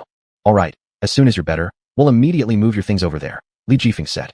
Thank you, Tang Sisi said. Dear girl, why are you being polite with me? Li Jifeng smiled and said, go to bed early, good night. Good night, brother Jifeng, Tang Sisi softly said, and then hung up the phone. Sitting on the bed lost in thought for a few minutes, Tang Sisi buried her face in the pillow, a sweet smile appearing at the corner of her mouth. The next morning, as the first ray of sunlight hit Tang Sisi's face, she slowly opened her eyes. Even though she had suffered from insomnia the previous night, Tang Sisi was feeling surprisingly energetic. How strange, I don't feel tired at all. Tang Sisi was startled, then sat up from the bed. She cautiously moved her right leg and discovered that apart from a slight ache, everything else seemed perfectly fine. After washing up simply and changing into a set of clean clothes, Tang Sisi pushed open the door and walked out. As she went downstairs and entered the dining room, she saw Li Jifeng preparing breakfast. Sisi is awake? Come, have a bowl of congee. Li Jifeng was holding a steaming bowl of plain rice porridge and handed it to Tang Sisi. Tang Sisi took the porridge and sipped a little. It indeed tasted good. Seeing this, Li Jifeng smiled and asked, how's it? Delicious, right? Yeah, it smells great. Tang Sisi nodded. If you like it, I'll cook it for you every day from now on. Li Jifeng affectionately ruffled Tang Sisi's hair. Tang Sisi blushed slightly and lowered her head, gently biting her lips as she quietly drank the porridge. Li Jifeng chuckled at the sight and said, what? Still shy? Tang Sisi let out a slight humph and complained, Jifeng brother, you're getting more naughty. Li Jifeng burst into laughter and said, boys should marry when they grow up, girls too. We're already at the age of talking about marriage, so why is it bad if I tease you? Ugh, I'm not talking to you anymore. Tang Sisi tapped her foot and turned away. I won't tease you anymore. Li Jifeng waved his hand and said, I'll go get you an egg. With that, Li Jifeng stood up and went to the kitchen to cook an egg for Tang Sisi. A moment later, Li Jifeng had finished frying the egg and brought it over to Tang Sisi. Eat some eggs for extra nutrition, Li Jifeng said. Okay, Tang Sisi softly replied. Li Jifeng sat by the table, watching Tang Sisi eat the egg he had cooked. Suddenly, he said, Sisi, you're really beautiful. Tang Sisi's face flushed with a light blush as she quietly replied, you're handsome too. Hee hee, Li Jifeng laughed and said, alright, I've got to go now. Li Jifeng left after realizing he still had important matters ahead. There was no time to linger here any longer. The World Cup was approaching soon. Relying on memories from his previous life, he had already placed bets on several teams, and once again would earn handsomely. After Li Jifeng left, Tang Sisi remained seated by the dining table, finishing her breakfast before picking up her little bag and stepping out of the door. Chapter 194, Data. It was Friday, and the streets were crowded with people. Tang Sisi had just walked out of the apartment complex's main gate when she encountered Tang Yuni. At the sight of Tang Sisi, Tang Yuni clearly paused for a moment. One cannot deny that Tang Sisi had truly become more beautiful. If the original Tang Sisi could be described as having an ordinary appearance, then after Li Jifeng's treatment, Tang Sisi's skin became radiant and smooth. Her overall vitality improved significantly, making her look especially fresh and charming. Sis, Tang Sisi called out and walked toward Tang Yuni. Why did you come here? I came to find you, said Tang Yuni. I heard you were hospitalized, so I came to visit. Thank you, sis, Tang Sisi said softly. Sisi, since you're fine now, I'm relieved, Tang Yuni said. I'll go home today. You can move in with me after a while. Okay. Tang Sisi nodded and then looked up at Tang Yuni. What about you? Aren't you going back to the old house? Our parents are in the countryside, Tang Yuni explained. They said the air is better there, the environment is good, and they have villagers for company. Oh, Tang Sisi lightly responded, indicating understanding. Well, I should head back now, Tang Yuni said. Goodbye. Bye. Tang Sisi waved to Tang Yuni, watching as she boarded the bus and left. After Tang Yuni left, Tang Sisi slowly made her way towards the entrance of the affiliated hospital. After leaving the hospital, Tang Sisi stopped a taxi, gave the location of the Tang Group headquarters, and then closed her eyes. She needed to carefully consider her next plan, as this directly affected her parents' health, allowing no room for any negligence. In the afternoon, at the Wang Group president's office, Wang Tianle was sitting on the sofa, quietly flipping through documents, his brow slightly furrowed with concern. Knock, knock, knock. The sound of knocking on the door reached his ears. Come in. Wang Tianle put down the file he was holding. The door opened, and Secretary Lin Xuegu walked in, saying to Wang Tianle, Chairman, all the data about Tang Sisi you asked me to gather has been prepared. Wang Tianle extended his hand, saying, give it to me. Lin Xuegu stepped forward and handed over a document to Wang Tianle. Wang Tianle took the document and read through it meticulously. There was little information about Tang Sisi, just her name, family situation, and the high school she attended. I remember from the previous life that after finishing high school, she dropped out and later went to a junior college, Wang Tianle mumbled. But I think her academic performance was quite outstanding, much better than mine. Why didn't she finish schooling? Puzzled and unwilling to continue thinking further, Wang Tianle sighed, finding it regrettable that someone talented like Tang Sisi failed to complete high school. He exhaled deeply, placing the materials on the coffee table. Knock, knock, knock. An unexpected knock on the door echoed. Come in. Wang Tianle called out. Next, a young and pretty female secretary entered. The female secretary wore an OL uniform, flaunting a proud chest and a black skirt underneath, which accentuated her long and shapely legs, even more alluring. This visual impact was powerful enough to catch Wang Tianle's attention instantly. The female secretary approached Wang Tianle, handing him a stack of files and respectfully said, "Chairman, this is the data you requested." Wang Tianla nodded and said, "Put it there, I'll check it later." "Okay." The female secretary turned to leave. Miss Chun, come over here." Wang Tianla spoke up. Miss Chun, referred to by the female secretary, stopped and turned around, puzzled. "Sit down." Wang Tianla gestured. The female secretary hesitated briefly, but obediently sat beside Wang Tianla. "Do I remember correctly that you haven't been back long from your overseas study?" Wang Tianla questioned, focusing on the female secretary. A flicker of panic crossed the female secretary's face before calming down, answering, "Yes." Wang Tianla chuckled and asked, "Is your job stable?" "It's all right," the female secretary replied. "I'm still working currently, but it's just part-time." "Part-time? Are you actually a part-time secretary?" Wang Tianla asked incredulously. The female secretary nodded, saying, "Sort of part-time. But this kind of part-time work, I think isn't necessary. If I lack a secretary, I will hire you." Wang Tianla slapped the desk. "Not only can you get promoted, but I will also arrange jobs for your family." Upon hearing this, the female secretary smiled and bowed gratefully. "Thank you, Chairman." No need to be polite." Wang Tianla smiled and waved his hand. "Mr. Chairman, I will take my leave then." The female secretary smiled sweetly. Wang Tianla smiled and nodded, then continued to review the documents. The female secretary slightly bent her waist, exited the room, and gently closed the door behind her. After the female secretary left, Wang Tianla relaxed his body and leaned back on the chair. This female secretary was indeed beautiful, and she knew very well how to use her charm to attract men. A woman like this was absolutely a temptress in bed. Wang Tianla had also been involved with this secretary before. At that time, they were in a hotel resort suite. The secretary initially pretended to be modest, refusing to engage with Wang Tianla, but Wang Tianla would not let such a golden opportunity slip away, and eventually succeeded in winning her over. Recalling that night's intimate scenes now, Wang Tianla couldn't help but feel myriad emotions. He and this secretary had been married for almost 4 years. Though their feelings for each other weren't particularly deep, his fondness for her was undeniable. Yet it seemed that this female secretary always harbored some resistance towards him. However, precisely because of this, Wang Tianla became even more indulgent towards this female secretary. He knew that he was too domineering, too violent, and even somewhat tyrannical with her, which was the root cause of her defiance. Wang Tianla shook his head, feeling somewhat troubled by this. Perhaps I should switch to a gentler approach? At this moment, a knock on the door echoed, and then a female assistant walked in. "Mr. Chairman, here is the data you requested." The female assistant respectfully stood in front of Wang Tianla and handed over the data with both hands. "Put it there," Wang Tianla said. "I'll look at it later." The female assistant nodded, placed the data aside, and then turned around to leave. "Xiaozhong, wait a moment," Wang Tianla called out to stop the female assistant. "What's the matter, Mr. Chairman?" the female assistant inquired. "There's a charity banquet tomorrow evening. Help me pick out clothes," Wang Tianla instructed. "You'll accompany me as well." Chapter 195, Picking You Up. The female assistant nodded. "All right." Jingle jingle. At exactly 5 in the afternoon, the mobile phone rang, and Lu Yuyu pressed the answer button. "Hey, Yue, I'll be there in a second." The voice of Lu Tianwen came through the phone. Lu Tianwen is the younger brother of the second Sir of the Lu family, Lu Tianhai, and also the nephew of the second Madam of the Lu family. Lu Tianwen is 26 years old and works at Huaran Group in Jiangzhou City. "All right, I'll go out to meet you immediately," Lu Yuyu said with a smile, and quickly tidied up after hanging up. "Little Li, let's go." After packing up, Lu Yuyu picked up her bag and headed downstairs. Just as she reached the bottom floor, she saw Lu Tianwen's car parked by the side of the road. "Yue." Lu Tianwen opened the driver's side window and waved at Lu Yuyu. Upon seeing this, Lu Yuyu hurried over. As soon as Lu Yuyu approached the car, she saw the passenger side door open and a robust, handsome young man step down. Lu Tianwen pointed at the young man behind him and said, "This is Su Tianluo, a new employee at my company. My name is Lu Yuyu." Lu Yuyu smiled as she shook hands with the young man. "Nice to meet you," the young man replied cheerfully. "It's an honor to meet you, Miss Lu." "Let's get into the car first," said Lu Yuyu. Su Tianluo gallantly opened the passenger door for Lu Yuyu. Lu Yuyu sat inside. Afterward, Su Tianluo closed the passenger door, walked to the driver's seat, opened it, and sat in. The car was started and smoothly slid forward, quickly departing from the office building. On the way, Lu Yuyu and Su Tianluo laughed and talked animatedly. As the car approached a red light crossing, suddenly 3 vehicles darted in front, 1 Cadillac and 2 Porsche 911s. 2 of these vehicles occupied parking spaces on either side at the front intersection. To their left, a BMW X5 approached and stopped parallel to them in the middle of the road. The driver's side window of the Cadillac lowered, revealing a handsome face of a young man. This young man glanced forward, smirked slightly at the corner of his mouth, and then extended his right hand with a gesture inviting the BMW X6 to move to the right. Without delay, the drivers of the Cadillac and the Porsche 911 adjusted their vehicles, clearing the path across the road to the opposite side. "Thank you," the polite owner of the BMW X6 said before stepping on the gas and zooming forward.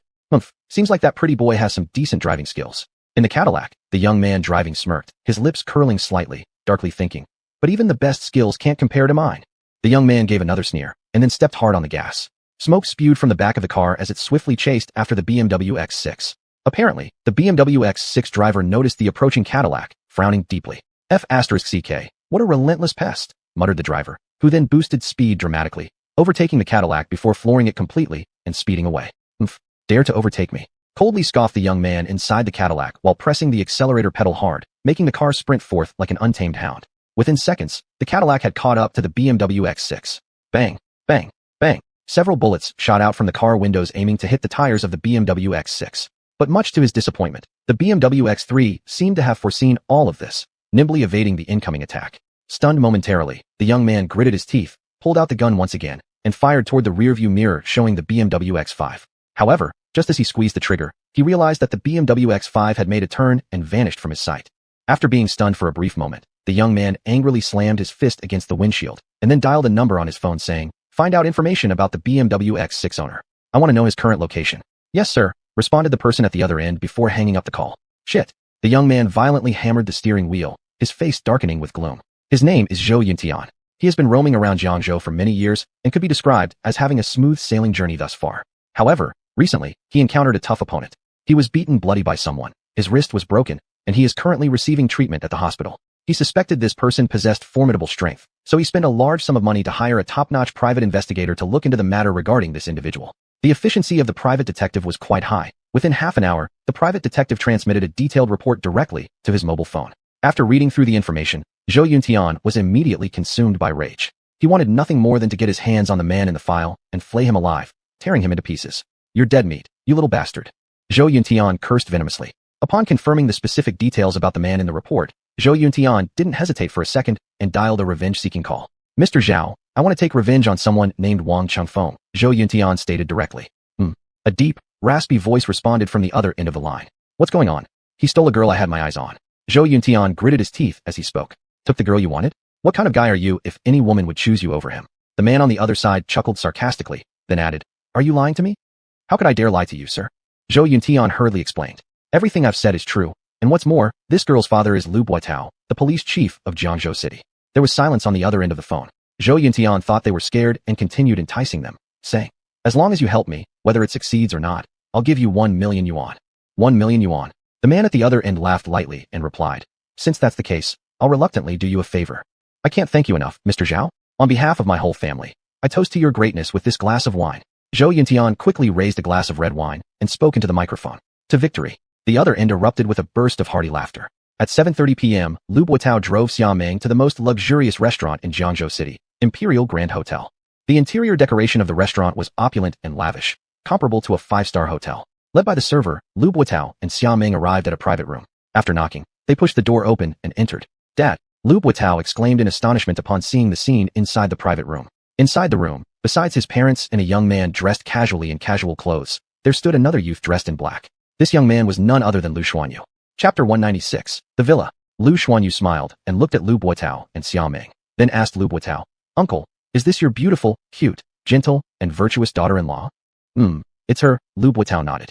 Although he was somewhat troubled by his son, he was still his flesh and blood. Therefore, he treated Lu Xuanyu quite warmly, especially when he found out that the boy still had a sense of filial piety. "Big brother Xuanyu, hello."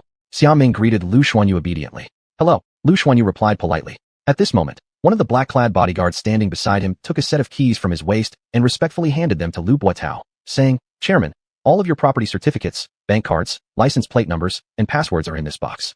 Please keep them safe." "So many things, where should I put them?" Lu Buotao took the keys and bank card but frowned while asking. "Chairman, this is your dedicated parking space, and this villa also belongs to you," the bodyguard answered. "Just leave it here, I'll come back for it later," Lu Buotao said. "Okay." After handing over the box to Lu Buotao, the bodyguard retreated and closed the door of the lounge. The moment the bodyguard left, the door of the lounge was pushed open, and a man around 20 years old, with handsome features, walked in with a radiant smile on his face. "Dad, I'm late." Seeing this man, Lu Buotao furrowed his brows instantly. "Didn't you have class today? How did you end up coming here?" "There was an impromptu gathering at school, and although I didn't want to attend, I couldn't refuse my classmates' warm invitations, so I'm here eating dinner." Lu Xuanyu shrugged and grinned, saying, But what?" Lu Buotao asked sternly. "As soon as I saw Big Brother Xuanyu, I really didn't expect this. It turns out Big Brother Xuanyu and I are classmates." Lu Xuanyu hadn't finished speaking when Xia Meng interrupted excitedly.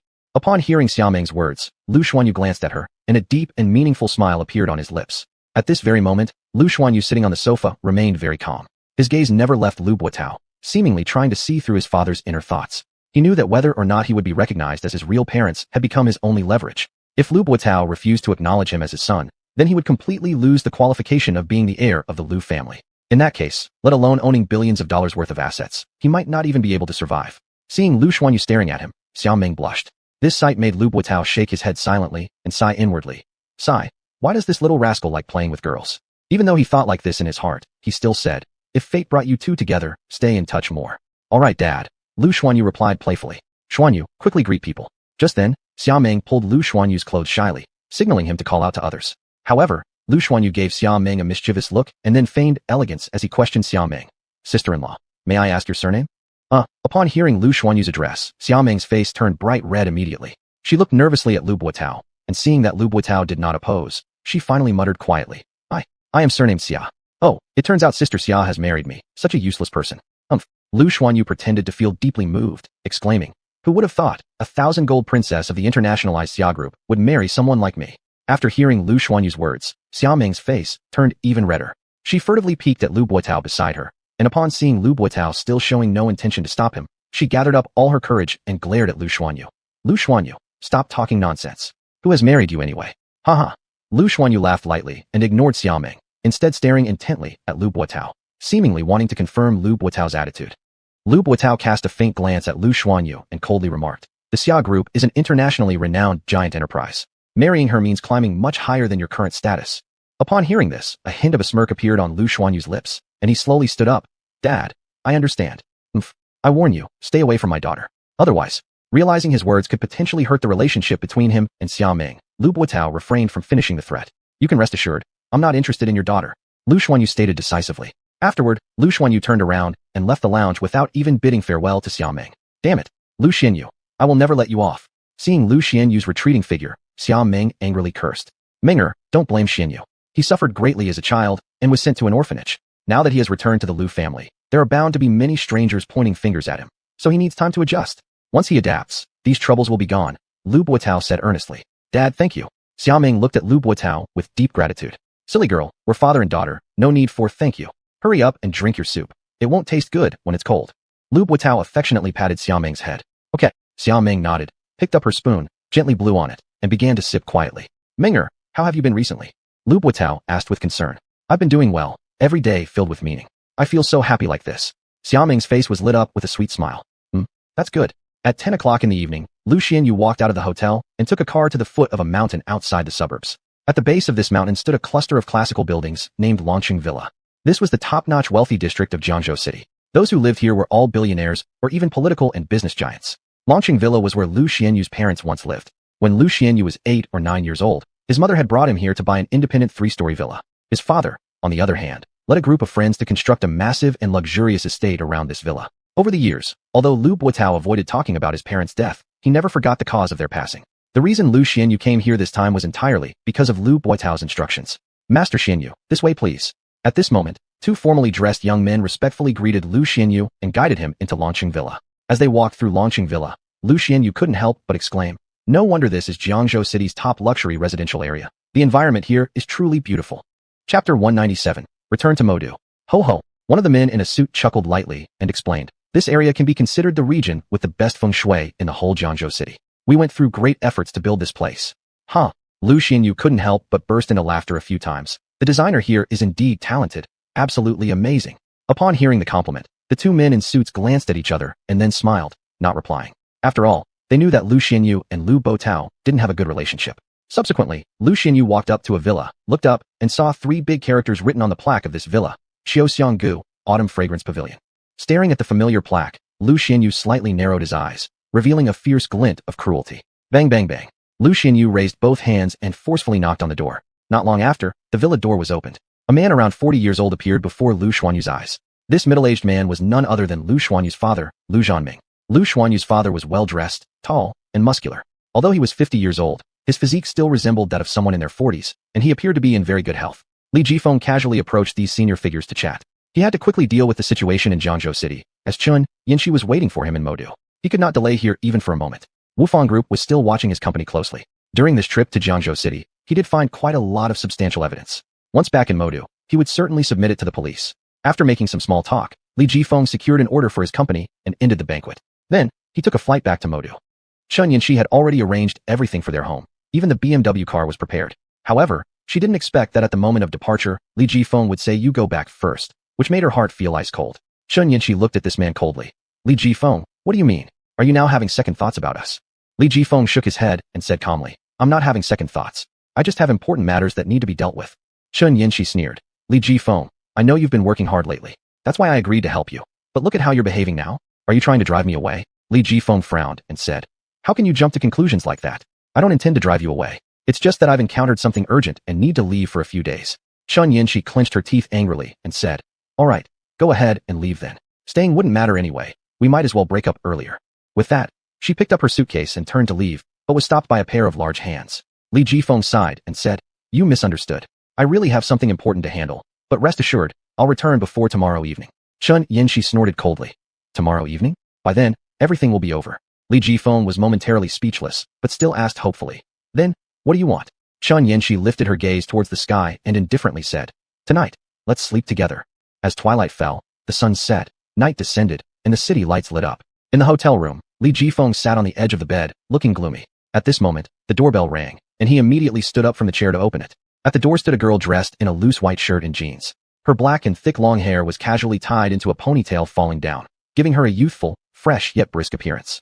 She was Chun Yinshi, the daughter of the Qin family, one of the leading esports families in Modu. Chun Yinshi solemnly walked into the room. She glanced around and eventually fixed her gaze on Li Jifeng. Squinting her beautiful eyes slightly, she questioned sarcastically, why haven't you contacted me for so long? Is it because you found a new lover? After hearing this, Li Jifeng instantly felt anger surging inside his chest. What on earth was going through this woman's mind to think such foul thoughts about him?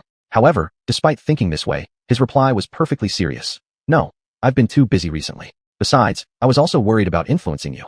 Hearing this, Chun Yinshi couldn't help but laugh. Haha, worried about influencing me? Afraid I won't forgive you, aren't you? Taking a deep breath, Li Jifeng tried his best to suppress the rising anger within him and patiently explained. Qinshi, I know you've suffered a lot recently. Your father has been trying to prevent our union and even forcing us to get engaged. But please believe me, I am absolutely loyal to you. These days I've been constantly gathering evidence. I assure you, it won't take long before your father admits to accepting our relationship. Your promise is nothing but a worthless commitment to me. Qinshi scoffed coldly. She plopped down onto the couch, crossing her legs in a relaxed yet elegant posture.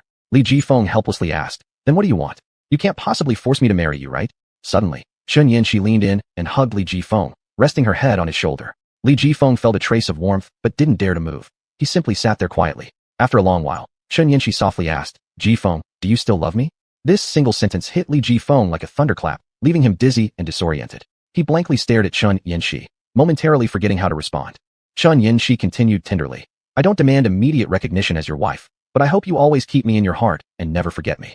Otherwise, I'll do whatever it takes, even kill you if necessary. Clatter. With trembling fingers, Li Jifeng picked up the teacup from the table, only for it to fall and spill tea over the carpet with a crisp sound. Chun Yinshi slowly took out a tissue and wiped off the tea stains from Li Jifeng's clothes, speaking gently. Jifeng, don't worry. Since I've accepted you, I won't abandon you. You are forever my only choice. She looked up at Li Jifeng, enunciating each word firmly. I only hope that you remember every word I just said. Li Jifeng stood there frozen like a wooden chicken. Opening his mouth, no words came out for a long time. He could only stare blankly at Chun Yinshi. He hadn't expected such suddenness from her. Bewildered by the situation, he was unsure how to handle it. Chun Yinshi stood up, tidied her disheveled hair and dress, turned, and walked to the window, looking down at the shimmering city lights below. A cold smile curved her lips. She muttered softly, Jifeng, don't worry about me clinging on to you. Although you're wealthy and influential, your family background doesn't match the Qin family. Our Qin family may not be as grand as the Qin family in Modu, but we are still an aristocratic household. Chapter 198. Am I worthy? Do you think such an identity is worthy of me? The only reason I agreed to marry you was because of your money. You should understand that. Every word of Chun Yinshi was as sharp as a blade, piercing Li Jifeng's chest with blood and pain. I understand. Good, then I'm leaving. Let's part ways forever. With that, Chun Yinshi left in her high heels without even glancing back at Li Jifeng. Her steps were firm and decisive. Li Jifeng slumped onto the sofa, feeling suffocated as if something was blocking his chest. In the 2 weeks after Chun Yinshi left, Li Jifeng was constantly investigating what happened years ago. He discovered many traces. Years ago, old Master Chu had sent people to secretly harm Jiang Mansnow, but he ultimately failed as his plan was exposed by Jiang Mansnow. Not only did Jiang Mansnow counterattack cleverly, she caused heavy damage to the Qin family, almost pushing them to retire from their influence. And due to this incident, old Master Chu was mentally confused for several years, later dying during emergency hospital treatment. The mastermind behind all this was also implicated, sentenced to prison, and probably executed already. The more Li Jifeng thought about it, the more frightened he became. If he had noticed everything just in time, he would never have known what had truly happened all those years ago. Even worse, he had foolishly been deceived for so long. Li Jifeng slammed his head, filled with regret. He had acted too impulsively back then without considering the consequences. Now reflecting on it, it felt like a terrible nightmare that had already happened and couldn't be reversed. Ding dong. The doorbell rang. Li Jifeng went over and opened the door, finding two men standing outside. Hello, this is the invitation Mr. Li asked us to deliver. One of the men handed him an invitation. Li Jifeng suspiciously accepted the invitation and opened it. Inside, he found a wedding invitation. He was immediately stunned, full of questions. We'll take our leave now, Mr. Li. The two men politely bid farewell and quickly left. Holding the invitation, Li Jifeng was overwhelmed with conflicting emotions. He was still pondering whether or not he should confront Chen Yanqi. After all, he didn't particularly like her character. But he never expected that this day would come so soon, and right after Chen Yanqi confessed her feelings to him. Chen Yanqi had quietly arranged their future behind his back, without his knowledge. Was it deliberate? Or was she simply trying to get revenge on him? Or perhaps, she was testing him. Li Jifeng shook his head, throwing the invitation into the trash bin. He really didn't know what to do. Buzz buzz. At this moment, his pocket vibrated. Li Jifeng took out his phone and saw that it was Susan calling. He pressed the answer button. Hello, Miss Sue. An anxious voice came from the other end. Brother G, my mom has stomachache tonight. I need to rush home. You. After hesitating for a while, Li Jifeng said, go home first. Once I handle the case in the company, we'll make a date for dinner and discuss the contract details. Thank you, Brother G. After hanging up, Li Jifeng fell back into deep thought. After thinking for a long time, he decided to ignore Chen Yanqi's feelings and directly reveal everything to her. Given how she kept challenging him, he was already extremely annoyed. Li Jifeng grabbed the car keys and rushed downstairs. He sped off in his usual Maybach. On the road, Li Jifeng called Chen Yanqi and invited her to a villa located in the suburbs. This villa was purchased by Chen Yanqi herself, worth tens of millions, clearly demonstrating her family's wealth. When Chen Yanqi stepped into the villa, her eyes slightly widened as she looked around the spacious and comfortable residence, revealing an appreciative expression. She glanced around the villa once before turning to stare coldly at Li Jifeng and asked indifferently, Jifeng, is this the villa you bought for me? Li Jifeng nodded and said, yes. You sure spend a lot. Chen Yanqi smiled briefly in praise, then her tone turned mocking. Unfortunately, no matter how expensive this villa is, you can't possibly afford to give it to me. Furrowing his eyebrows, Li Jifeng felt quite displeased inside, but remained calm nonetheless. He replied mildly, Qianqi, we've known each other for so many years, and you are well aware of my temperament. I, Li Jifeng, am absolutely not someone who craves fame and fortune, nor am I someone who latches onto the powerful. Therefore, I hope we can treat each other sincerely. Do you understand what I mean? Hee. So you mean you look down on me, right? Chen Yanqi said with a cold snort. I know you look down on me, but don't forget that everything you have today is thanks to the Chun family's help. Otherwise, do you think you would be where you are now? Moreover, I have never lacked for food or clothing thanks to you. What gives you the right to look down on me? Do you believe me if I say I can find a lawyer and sue you right now? I absolutely believe you have the ability to sue me, but I will also hire a lawyer to sue you back, and I will make sure you lose everything. Li Jifeng narrowed his eyes, his expression icy. You? Chen Yanqi widened her eyes in anger and shouted furiously. Mr. Wang, I warn you, better not piss me off, or else, I'll make sure you end up with no place to bury your body. With that, Chen Yanqi angrily stormed away, leaving behind a proud back to Li Jifeng. Li Jifeng stood in the spacious villa, recalling Chen Yanqi's earlier arrogant demeanor, and suddenly felt an intense discomfort in his heart. He pulled out a cigarette and took a few puffs, trying hard to suppress the bitterness in his heart. He took a deep breath, then took out his phone, found Chen Yanqi's number, and pressed the call button. Soon, Chen Yanqi's phone rang. Li Jifeng stared at the phone screen as his heartbeat gradually quickened. Beep. Beep dash. The phone rang for a long time before it was picked up. Through the receiver came Chen Yanqi's slightly weary voice. Jifeng, what's wrong? Let's talk, Li Jifeng softly said, his tone very gentle. Chen Yanqi paused for a second, then immediately recovered. Oh, what do you want to talk about? Can you come over? All right, let's meet at your company. Send me the address on WeChat, and I'll be there soon. Okay. Half an hour later, Chen Yanqi arrived at the entrance of Xuanhuan, looking up at the magnificent building before her. This skyscraper occupied a vast area, with an overall dazzling European-style design, luxurious yet understated. Hello, are you here to see Mr. Li? The aunt in the guardhouse warmly greeted her and asked for her purpose. Chen Yanqi smiled sweetly and said, My name is Chen Yanqi. I'm a friend of your general manager Li. Please inform him that I've arrived. Chapter 199. Your wings have grown strong. Please wait a moment, the aunt said, then immediately dialed the internal line and reported Chen Yanqi's name. A moment later, she told Chen Yanqi, Miss Chu, our Mr. Li invites you to come in. Chen Yanqi politely replied, Thank you. After that, she picked up her bag, held her head high, and confidently walked inside. She didn't take the elevator. Instead, she chose to walk up to the 22nd floor. This floor was where Li Jifeng's office was located as well as his resting and dining areas. Chen Yanqi stood outside the CEO's office door and knocked gently. Come in. A deep male voice sounded from inside the room. She opened the door and went in, discovering that the light wasn't on, making it hard to see clearly. Snap! Chen Yanqi closed the door behind her. She slowly walked to the side of the sofa, took off her sunglasses, and noticed the bottle of red wine on the coffee table. A sarcastic smile tugged at the corner of her mouth. Li Jifeng, you dare to secretly drink wine behind my back? Your wings have grown strong indeed. Chun Yinshi placed her sunglasses on the table, sat elegantly, and took a sip from the glass of red wine on the table. Li Jifeng was sitting in a chair with his legs propped up on the edge of the desk. He raised his head and looked at Chun Yinshi, disgust evident in his eyes. Chun Yinshi smirked slightly, then used her slender fingers to caress the wine glass, enjoying its fine taste leisurely. Without saying a word, she acted like a mistress observing her boyfriend, scrutinizing him as if he were her pet dog. Eventually, Li Jifeng could no longer hold back. He gritted his teeth and interrogated. Chun Yinshi, what exactly do you want? Why are you controlling me? Upon hearing this, Chun Yinshi charmingly brushed a strand of hair falling beside her ear and flirtatiously said, because I love you. Li Jifeng growled, I don't love you. Is that so? Chun Yinshi suddenly turned her face icy cold. I just want to ask you, have you ever loved me? If you loved me, why won't you marry me? Li Jifeng hesitated for a moment before arguing back. Marry you? Marry who? Me, of course. Are you crazy? You're my sister. How can I possibly marry you? I'm already 27 years old. You're younger than me by 6 years, but I'm actually 8 years older than you. I'm an old ox eating young grass, which is something you should be happy about. Ho ho, do we really need to clarify who's the old ox and who's the young grass? Chun Yinshi coquettishly smiled and said, don't you worry about whether my father agrees or not. Once you expand your current company, my father will definitely agree to us being together. Li Jifeng naturally knew that in order to win the beautiful woman, he needed to please his potential father-in-law. Although he now had startup capital, to make money, he still had to rely on stocks. He had invested in several stocks that he previously researched. Some did not only fail to bring profits, but even dropped in value. Investors advised him not to continue investing, but he didn't listen, putting his money into pig farming and new energy cars by buying several stocks. He even began preparing to open a pharmaceutical factory, ideally one that could produce masks. His bizarre series of actions confused even Wu Fang Group, his competitor, who exclaimed that Li Jifeng had gone mad. Chun Yinshi charmingly laughed and said, do you fear that my father won't approve? Once you grow your current company large enough, my father will certainly accept our relationship. Li Jifeng naturally knew that in order to secure the beautiful woman, he had to please the father-in-law. Although he already had startup capital, to earn more money, he still needed stocks. He had invested in several stocks he researched before. Some failed to make profit and fell significantly in value. Those investors urged him not to proceed further, yet he insisted on investing in pig farming and new energy cars by purchasing several stocks. He even planned to start a pharmaceutical factory, ideally one that could manufacture masks. This strange sequence of moves made even his rival Wu Fang Group bewildered, loudly calling Li Jifeng insane.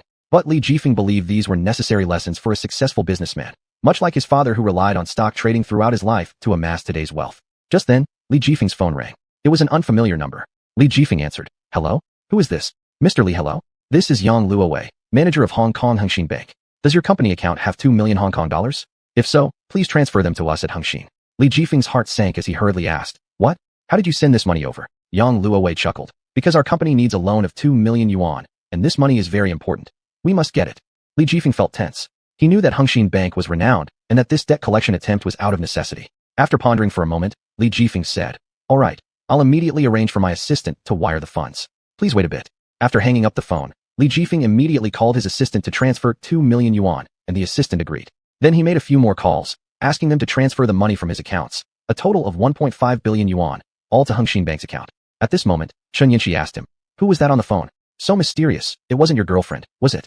Li Jifeng shook his head and said, no, it's not my girlfriend. It's something related to work. Oh, so it's work-related then? You must be working so hard. Do take care of yourself. Chun Yinshi said gently, her eyes curving into a crescent moon shape. Li Jifeng nodded, suddenly thinking of something, and said to her, do you know where I can find a house for sale? I want to buy a villa to live in. I think staying in hotels is really unbearable. Chun Yinshi replied, a villa? I know there's one for sale in the eastern suburbs of the southern district. If you're in a hurry, I can take you there to check it out, and if the price is right, we can buy it. Thank you so much, you're truly my wonderful wife. Excitedly, Li Jifeng hugged her and kissed her. He, of course, knew what this wife entailed. Her father was the deputy manager of Hengxin Bank. Marrying her would mean attaching himself to Hengxin Bank, allowing his career to grow even faster. The two embraced as they walked out of the office. As Chun Yinshi led the way toward the parking lot, she said, let me take you to look at that villa first. But you need to think carefully, buying a villa isn't easy. My father is the deputy manager, but he only makes 3 or 400 million yuan annually. No problem, don't worry, I can afford it. Li Jifeng reassured her while holding her close. It didn't take long for them to arrive at an exclusive villa on the eastern outskirts of the city. This is the place. My father mentioned he once bought it for over 2.6 million yuan. Now, I'll take you here to see it, but you should make sure before deciding. I've already thought about it. With such a beautiful courtyard, not living here would be a waste. Li Jifeng took her hand and walked into the yard. A refreshing sensation greeted them as they entered, the villa occupying nearly 100 square meters with exquisite and elegant decorations. The lush trees shaded the garden, where flowers and plants flourished. Chapter 200, Acquisition. Wow, it's so beautiful. Hehe, I'm glad you like it. Let's go inside. Yes. After entering the living room, Xuanhuan rested on the couch for a while, and then instructed Li Jifeng to properly arrange the main bedroom and bathroom in the villa. Li Jifeng looked at the pink and purplish-red tones throughout the house and couldn't help but ask, Qinshi, when are we going to have our wedding night? Xuanhuan smiled sweetly and said, I'm not yet married and can't be considered your wife. It would be better if we sleep separately. Li Jifeng hesitated for a moment, then chuckled awkwardly and said, all right then, but I will work hard to marry you soon.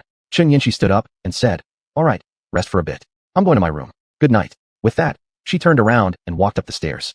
Li Jifeng watched her graceful silhouette and swallowed involuntarily, inwardly cursing himself for being an animal who almost lost control just now. However, this girl was indeed very pretty. Li Jifeng tossed and turned in bed all night without sleeping, with images of Xuanhuan's seductive body and charming face flashing repeatedly in his mind. He wanted nothing more than to climb onto her bed right now and ravage her, but he managed to restrain himself. The next morning, after getting up, washing up, and enjoying a sumptuous breakfast made by Xuanhuan, Li Jifeng drove her to the airport.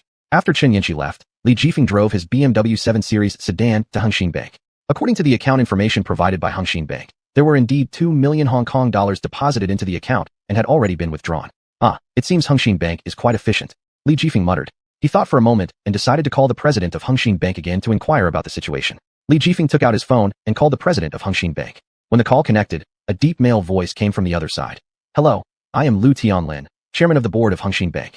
Whom do you want to speak to? Li Jifeng hurriedly said. Hello, Chairman Lu. I am Li Jifeng. I need to talk to you. I hope you can give me 5 minutes. The other side paused for a moment and replied. All right, 5 minutes should be sufficient. 5 minutes later, Li Jifeng arrived at the top floor of the Hengxin Bank Tower.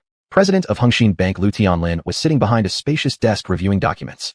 Upon seeing Li Jifeng, he gestured for Li Jifeng to sit on the sofa nearby while he went to the coffee table and poured a cup of tea to hand to Li Jifeng. Have some water. Thank you. You're welcome. What brings you here? Lu Tianlin asked calmly. Li Jifeng took the teacup, drank a sip of water, and then raised his head to say, it's like this. I want to borrow 20 million Hong Kong dollars. What do you need 20 million for? Lu Tianlin asked in surprise. Li Jifeng told him his plan. Lu Tianlin responded, your idea is good, but if the bank refuses, it will be troublesome. You must consider carefully. Li Jifeng waved his hand and said, I've thought it through. This money is used to acquire a building materials company. My goal is to build a super large building materials company. Otherwise, I wouldn't take out a loan. Oh, then I won't stop you. Lu Tianlin smiled. Chairman Lu, thank you for supporting me. Here is 50,000 Hong Kong dollars, and I'll repay the remaining amount gradually. Li Jifeng placed a bank card in front of Lu Tianlin. Lu Tianlin laughed and said, this isn't necessary. I'm merely introducing you to the leadership of the bank. Haha, refusing to accept it means looking down on me. We will be friends from now on. Li Jifeng deliberately displayed his enthusiasm. Lu Tianlin also accepted it happily. After leaving Hengxin Bank, Li Jifeng drove to the headquarters of Huaxing Construction Company, located in the center of Beijing. The boss of Huaxing Group, Li Tianma, was a man around 50 years old, wearing expensive Western-style suits, sporting a gold wire-frame glasses, courteous and debonair. Li Jifeng knocked on the door of the president's office. Knock, knock, knock. Come in. Li Jifeng pushed the door open and entered, seeing a handsome young man around 30 leaning back in the boss's chair, eyes closed as if meditating. His nose was straight, his eyebrows dark as ink, and his lips tightly shut. Upon hearing the sound, the young man opened his eyes and glanced at Li Jifeng. Hello, President Li. I am Li Jifeng. Li Tianma sat upright, looked at Li Jifeng, and shook hands briefly before saying, hello. I have come unannounced today to discuss with you the acquisition of Huaxing Construction. Li Jifeng said with a smile. Oh, why would you want to acquire Huaxing Construction? How much is it worth? Li Tianma asked. Huaxing Construction has a total investment of 20 million US dollars and is valued at 200 million Hong Kong dollars. I am willing to offer 200 million Hong Kong dollars to acquire it.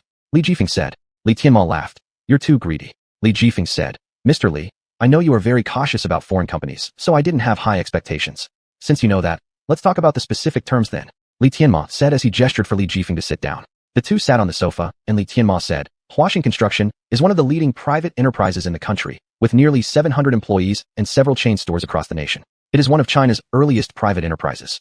Our company has complete equipment and excellent technology, especially in construction technology, which is top-notch both domestically and internationally. We have dedicated engineers, our own R&D department, and specialized construction teams. Our company has undertaken several major international projects. I believe you should be aware of this. Li Jifeng nodded and said, I do. I've also heard that Huaxing Construction is one of the world's top 500 companies and holds significant influence in global construction industries. These reasons prompted me to want to acquire Huaxing Construction, right? You're correct. Huaxing Construction is indeed one of the best construction equipment companies domestically and a professional enterprise in construction work, Li Tianma continued. But I heard that the company has already filed for bankruptcy protection. If I want to acquire it, how long would it take before it goes bankrupt? That I can't predict, but I believe if the government intervenes, the bankruptcy crisis could be resolved within half a year. In that case, could you help me contact some government leaders? Li Jifeng asked. That's no problem. Tomorrow, I'll have my secretary send you the acquisition report, and we will also dispatch a vice president to Nanyang City to assist you in handling Huaxing Construction's affairs. All right. 2 days later, Li Jifeng and Chun Luoyu arrived at Huaxing Construction with their lawyers. Chapter 201, Negotiation Victory. Chun Luoyu nodded and said, that makes sense. I agree with your opinion. Let's go have lunch first. Half a year later, Chun Luoyu's negotiations with Shengtai Group finally ended in victory. Shengtai Group agreed to sell its Shengtai Tower and to transfer 75% of the shares to Shengtai Group, while retaining 69% as the company's fixed shares. This outcome greatly pleased Shengtai Group. The day after the acquisition was completed, Li Jifeng took the people from Shengtai Group to the new office building, where a celebratory cocktail party was held within the new company. Many media journalists were invited to attend. Li Jifeng held a glass of red wine and walked over to the media reporters, toasted with everyone, and took a sip before saying, today our company has acquired Huaxing Construction, an internationally renowned large construction company. This is a major breakthrough. We hope all of you will help us promote and create momentum. Our company will officially register and establish Huaxing Investment Company Limited in 3 months. Li Jifeng briefly introduced the purpose of founding Huaxing Investment Company and the acquisition method. He concluded by saying, now we are in the 21st century, and everyone holds resources in their hands. Only if we grasp these resources well can our company grow stronger. Otherwise, our company will never have a chance to rise. After hearing this speech, everyone immediately became enthusiastic and raised their glasses for a toast. After the dinner that evening, Li Jifeng and Chun Luoyu returned home. Luoyu, prepare the materials tomorrow morning, and I'll arrange someone to contact you, Li Jifeng said. Okay, Chairman. The next day, just as Chun Luoyu woke up, the phone rang. Hello, who is it? It's me, Manager Chun. Do you have time? I'd like to invite you to dinner. We've already decided to officially take over Huaxing Construction in 3 days. You're treating us today, and we'll receive it tomorrow. There was silence on the other end for several seconds before they replied. Okay, Manager Chun, see you in 3 days. After hanging up, Chun Luoyu revealed a cunning smile at the corner of his mouth. Huaxing Construction, I'll make you kneel and sing Conquest. After washing up, Chun Luoyu went to the hotel restaurant. Li Jifeng was already waiting there. Seeing Chun Luoyu, Li Jifeng said, I've reserved a private room. Let's have dinner first, then I'll show you around the company. All right. When the two reached the restaurant, Li Jifeng said, Manager Chun, Huaxing Construction is a small factory. I want to buy its shares, valuing around 10 billion Hong Kong dollars. So small? Asked Chun Luoyu. Yeah. How do you plan to proceed? I intend to sell this factory and use it to pay off debts or transfer it to another company. We can gain a net profit of 3.4%. Fine, you decide. Great, it's settled so amicably. Chun Luoyu laughed and said, I think this project suits me.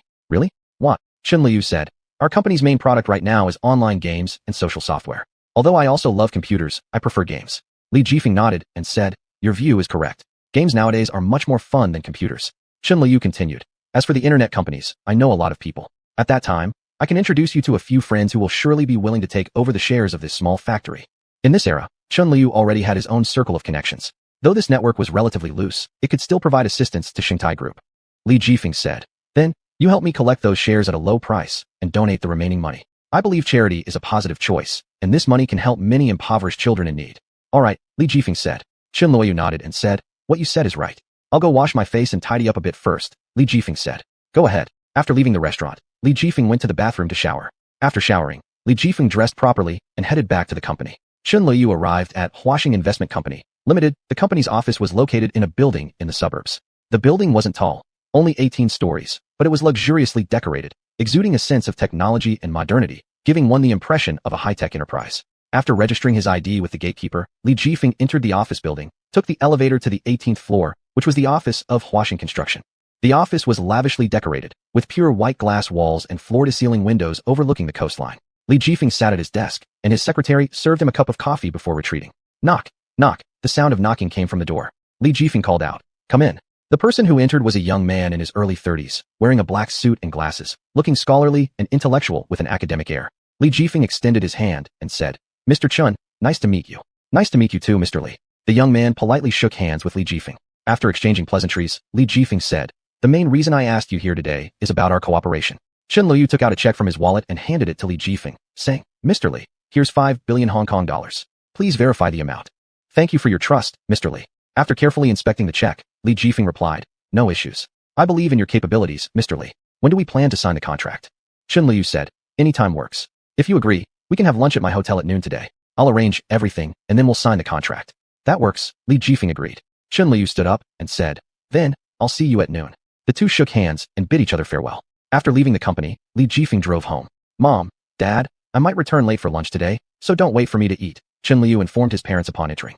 Sure, drive carefully, Mrs. Chen said. Chen Liu acknowledged her words before leaving home. Arriving at an upscale Cantonese restaurant, Chen Liu gave his name, and a waiter led him to the reserved private room.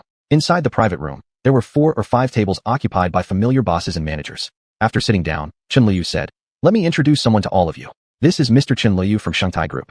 From now on, we're sister companies. We will share happiness, difficulties, and benefits together. Mr. Chen, nice to meet you. I'm Lu Chenglong, pleasure to meet you. Mr. Chen, hello. My name is Wu Guoro. Mr. Chen, nice to meet you. Chapter 202. Please save me." After Chen Liu shook hands with everyone and chatted for a while with the bosses of various companies, about half an hour later, Li Jifeng arrived at the restaurant and was led to the private room by a server. Li Jifeng and Chen Liu toasted each other. After drinking 3 bottles of Mao Tai, the atmosphere became increasingly amicable. After having their fill of food and drink, Chen Liu said, "President Chen, I should send you home to rest first." "All right, then I'll go first." Li Jifeng nodded. After sending Li Jifeng home, Chen Liu returned home, spending the entire afternoon there. In the evening, he began cooking dinner. After finishing the meal, he started washing the dishes. After dinner, Chen Liu lay on the sofa watching TV. Suddenly, his phone rang. He answered it. "Hello, who's this?" A woman's pleasant, gentle voice came from the other side of the line. "Big brother Liu, it's me, Xuanhuan. Do you need something?" Chen Liu asked. Xuanhuan said, "Big brother Liu, please save me, I beg you." "What happened?" "A group of hoodlums came tonight and threatened me. They said if I don't prepare 1 million yuan by tomorrow morning, they will cut me to death. What should I do?" "Big brother Liu, can you help me solve this problem? I really don't want to die. Who told you to go out recklessly? If you didn't leave your place, how would they find you?" Chen Liu reproached her. "I was afraid of encountering bad people if I stayed home, so I left secretly," Chen Wenwen explained. "Where are you now? I'll come find you. I'm in Nanluo Guxiang. Can you come pick me up?" "Yes, I'll be there right away." 20 minutes later, Chen Liu drove to Nanluo Guxiang, as Chen Wenwen described. In the parking lot, Chen Liu found Chen Wenwen and said, "Get in the car." Chen Wenwen opened the door and got inside, saying, "Big brother Liu, please drive slower." Chen Liu gently stepped on the gas, slowly driving out of the underground garage. An hour later, Chen Liu arrived at Nanluo Guxiang. "President Chen, it's here." Chen Wenwen pointed at a 4-story building in front of them and said, "This is the rich residential area of Nanluo Guxiang, on the top floor. Let's go in." "Yeah, okay." Chen Liu nodded. At that moment, Chen Wenwen's mobile phone started ringing. Ding-ling, ding-ling. She picked it up, and without looking, she said, "Hello." Seeing such a familiar gesture, Chen Liu furrowed his brows. Chen Wenwen seemed not to notice the change in Chen Liu's expression. Not knowing what had been said on the other end, she continued on the phone. "Ah, it's you. Rest assured about this cooperation. I'll make sure it happens soon." "What did you say?" "The cooperation is over. Why?" Chen Wenwen asked. The cold tone from the other end irritated Chen Wenwen, and she said, "Don't forget what you just promised me. I hope you mean what you say." Whatever was said on the other end went unanswered by Chen Wenwen, and she hung up directly before turning to Chen Liu and saying, "Get out of the car." After getting out of the car, Chen Wenwen said to Chen Liu, "Big brother Liu, don't be angry. I was just too nervous." "Hee, I understand," Chen Liu smiled. "Actually, I'm also worried." Chen Wenwen was surprised when she heard this. "You're also scared?" "Not scared, but I want to solve this problem quickly. I still want to earn more money." Chen Wenwen rolled her eyes. Clearly, she didn't believe Chen Liu's words, but Chen Liu didn't bother to explain further, and simply walked straight into the building. Chen Wenwen followed Chen Liu into the building. The lighting in the building was somewhat dim, and Chen Liu said, "Sit down for a minute." Chen Wenwen nodded. Chen Liu turned on the lights, and the room lit up instantly.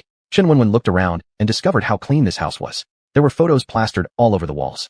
After flipping through a few randomly, she realized they were all pictures of herself. Confused, she looked at Chen Liu and asked, "Did you take all these?" "Yes," Chen Liu replied. Chen Wenwen's face flushed red slightly, pouting as she said, "Disgusting. Who let you take these?" Chen Liu shrugged and said, "Since I've already taken them, it is what it is." Pouting even more, Chen Wenwen asked, "Why do you keep these photos here?" "Because I like them," Chen Liu said. Chen Wenwen gave him a sidelong glance and said with a humph, "Vanity." Chen Liu laughed heartily and said, "Let's go. We should leave." Chen Wenwen asked, "Where are we going?" "Just follow me," said Chen Liu, pulling Chen Wenwen towards the outside. Chen Wenwen followed Chen Liu downstairs, curiously asking, "Big brother Liu, aren't we supposed to deal with those thugs?" "I've come to save you. Don't worry, with me around, you'll be safe," Chen Liu said. "Brother Liu, thank you," Chen Wenwen said. "Don't mention it. I'll take you to the hospital first for a checkup and buy some medicine." Chen Liu finished speaking and took Chen Wenwen to a private hospital where she had a gynecological examination.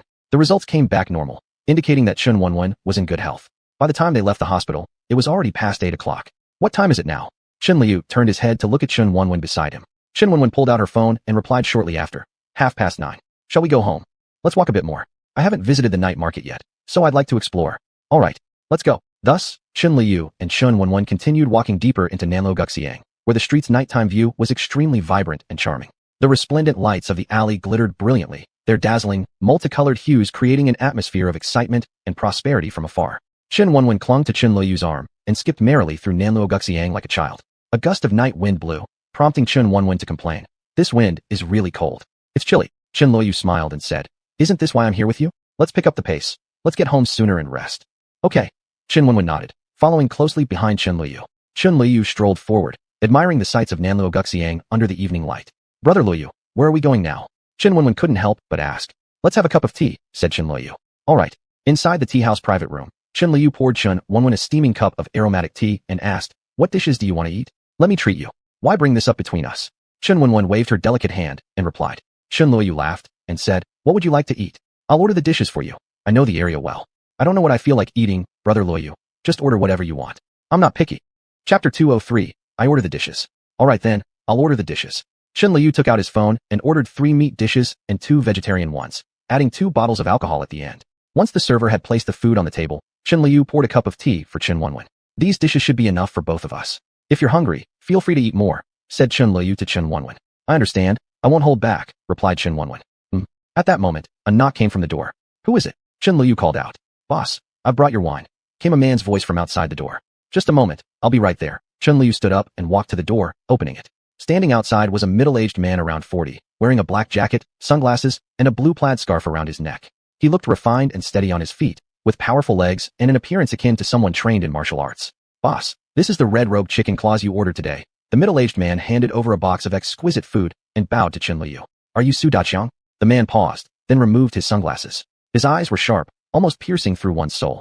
Yes, it's me. Boss, how may I assist you? Said Su Daqiang as he looked at Chen Liyu. Come in. Su Daqiang entered the private room and glanced around. When his eyes landed on Xuanhuan, he froze momentarily. He thought there would be others besides Chen Liyu, but unexpectedly, there was only a woman, and not just any woman. She was extremely beautiful. Her every smile or frown was breathtakingly radiant. Seeing Su Daqiang's stunned expression, Chen Liyu laughed, scolding him. Look at your cowardice, even staring at my girlfriend.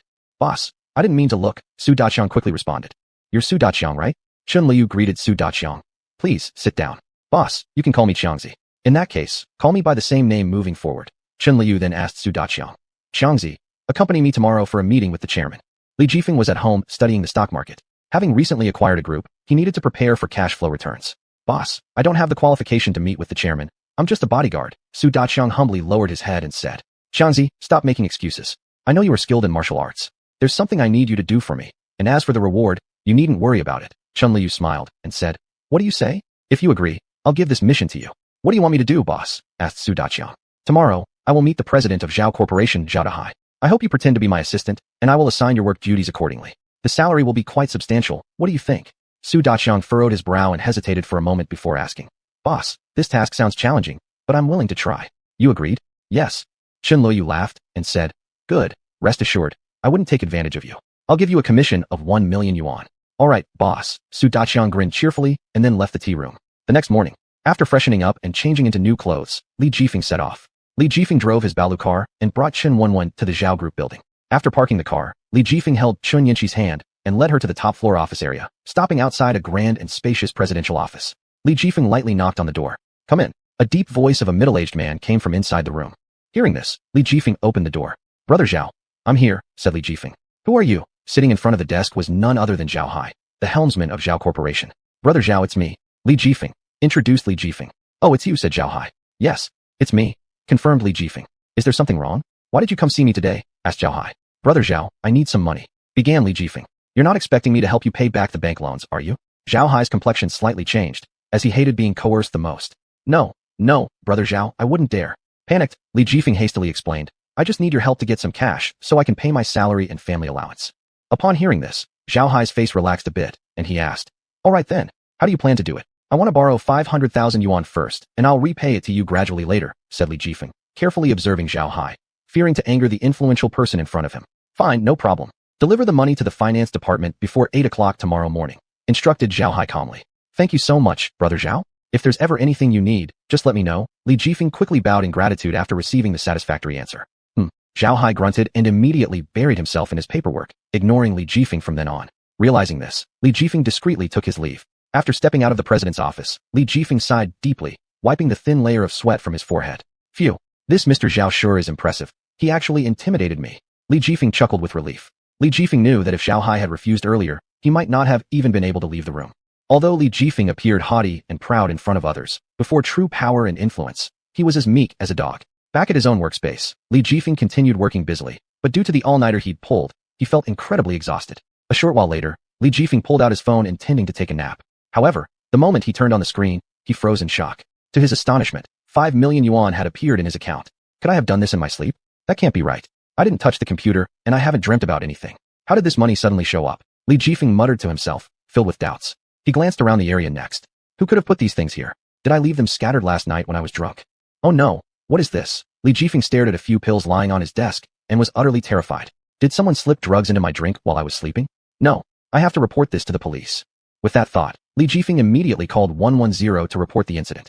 Upon receiving the call, the duty police officers at the station quickly arrived at Li Jifeng's company. After a brief inquiry, the officers discovered that the matter had nothing to do with Li Jifeng. In fact, it seemed like he'd been falsely accused for no reason. Chapter 204, Moving to the Suburbs. The police officers believed that since Li Jifeng was a victim, he would definitely be retaliated against. To ensure his safety, they provided him with protection. Moreover, under the protection of the police station, Li Jifeng gradually forgot about the incident. After returning from the police station, Li Jifeng led his wife, Chen Yinxi, to move out, relocating to the suburbs. After purchasing a house, the couple also rented a 3-bedroom apartment nearby. Jifeng, why did you park the car over there? Chen Yinxi asked in surprise as she looked at the distant bailed motor car. Haha, our car is too old. Parking it there will affect the city's appearance. Li Jifeng smiled and said, besides, I want to find out where we can buy a new car around here. Li Jifeng knew that Chen Yinxi enjoyed jogging and fitness, so he decided to accompany her for a walk. Thus, Li Jifeng drove Chen Yinxi to a bustling commercial area. Let's eat lunch before shopping. We're almost at the restaurant. Li Jifeng suggested. Okay. Chen Yinxi nodded gently. So, the two got out of the car and walked towards a restaurant on the side of the road. After entering the restaurant, they chose a corner seat by the window. It's quite lively around here. Look, there's an internet cafe across the street. Chen Yinxi pointed to the opposite internet cafe and said, indeed lively. Li Jifeng looked over casually and noticed the cafe playing promotional videos for Tang Dynasty Flying Swordsman. You like reading martial arts novels, too? Chen Yinxi laughed. No, I only like action movies. Li Jifeng chuckled. Haha, Chen Yinxi laughed. After having lunch, Li Jifeng pulled Chen Yinxi out of the restaurant. Jifeng, it seems there isn't any 4S store selling cars around here. Chen Yinxi frowned and said, not in a rush, let's wander around first. Li Jifeng smiled. We're not in a hurry right now. The two strolled along the street. After some time, they arrived at a specialty car dealership. Jifeng, why did you bring me here? Chen Yinxi asked curiously. I'm planning to buy a car here, Li Jifeng said. You want to buy a car? Chen Yinxi exclaimed in shock. Li Jifeng nodded and said, what kind of car would you like? How about Audi A8? Chen Yinxi asked. Audi A8 seems pretty good. Not expensive, good performance, and fuel efficient. I think it's also great. Let's go check it out. Chen Yinxi said excitedly. Sure. Li Jifeng and Chen Yinxi went to the sales area and began looking at cars. The salespeople were busy with their tasks. Li Jifeng browsed for a while but couldn't make up his mind. However, Chen Yinxi fell in love with a Maserati sports car. Madam, you sure have excellent taste. The salesperson greeted with a smile. Is this car good? Chen Yinxi smiled and asked. This is our brand's new model, the latest Maserati. It costs about 5 million yuan. The salesperson replied with a broad smile. 5 million. Yes, Mississippi. This model is a global limited edition. Only 3 are left domestically. Then, let me try. Chen Yinxi hesitated for a long time before speaking, considering that 5 million wasn't a small amount. All right, the salesperson responded with a delighted smile.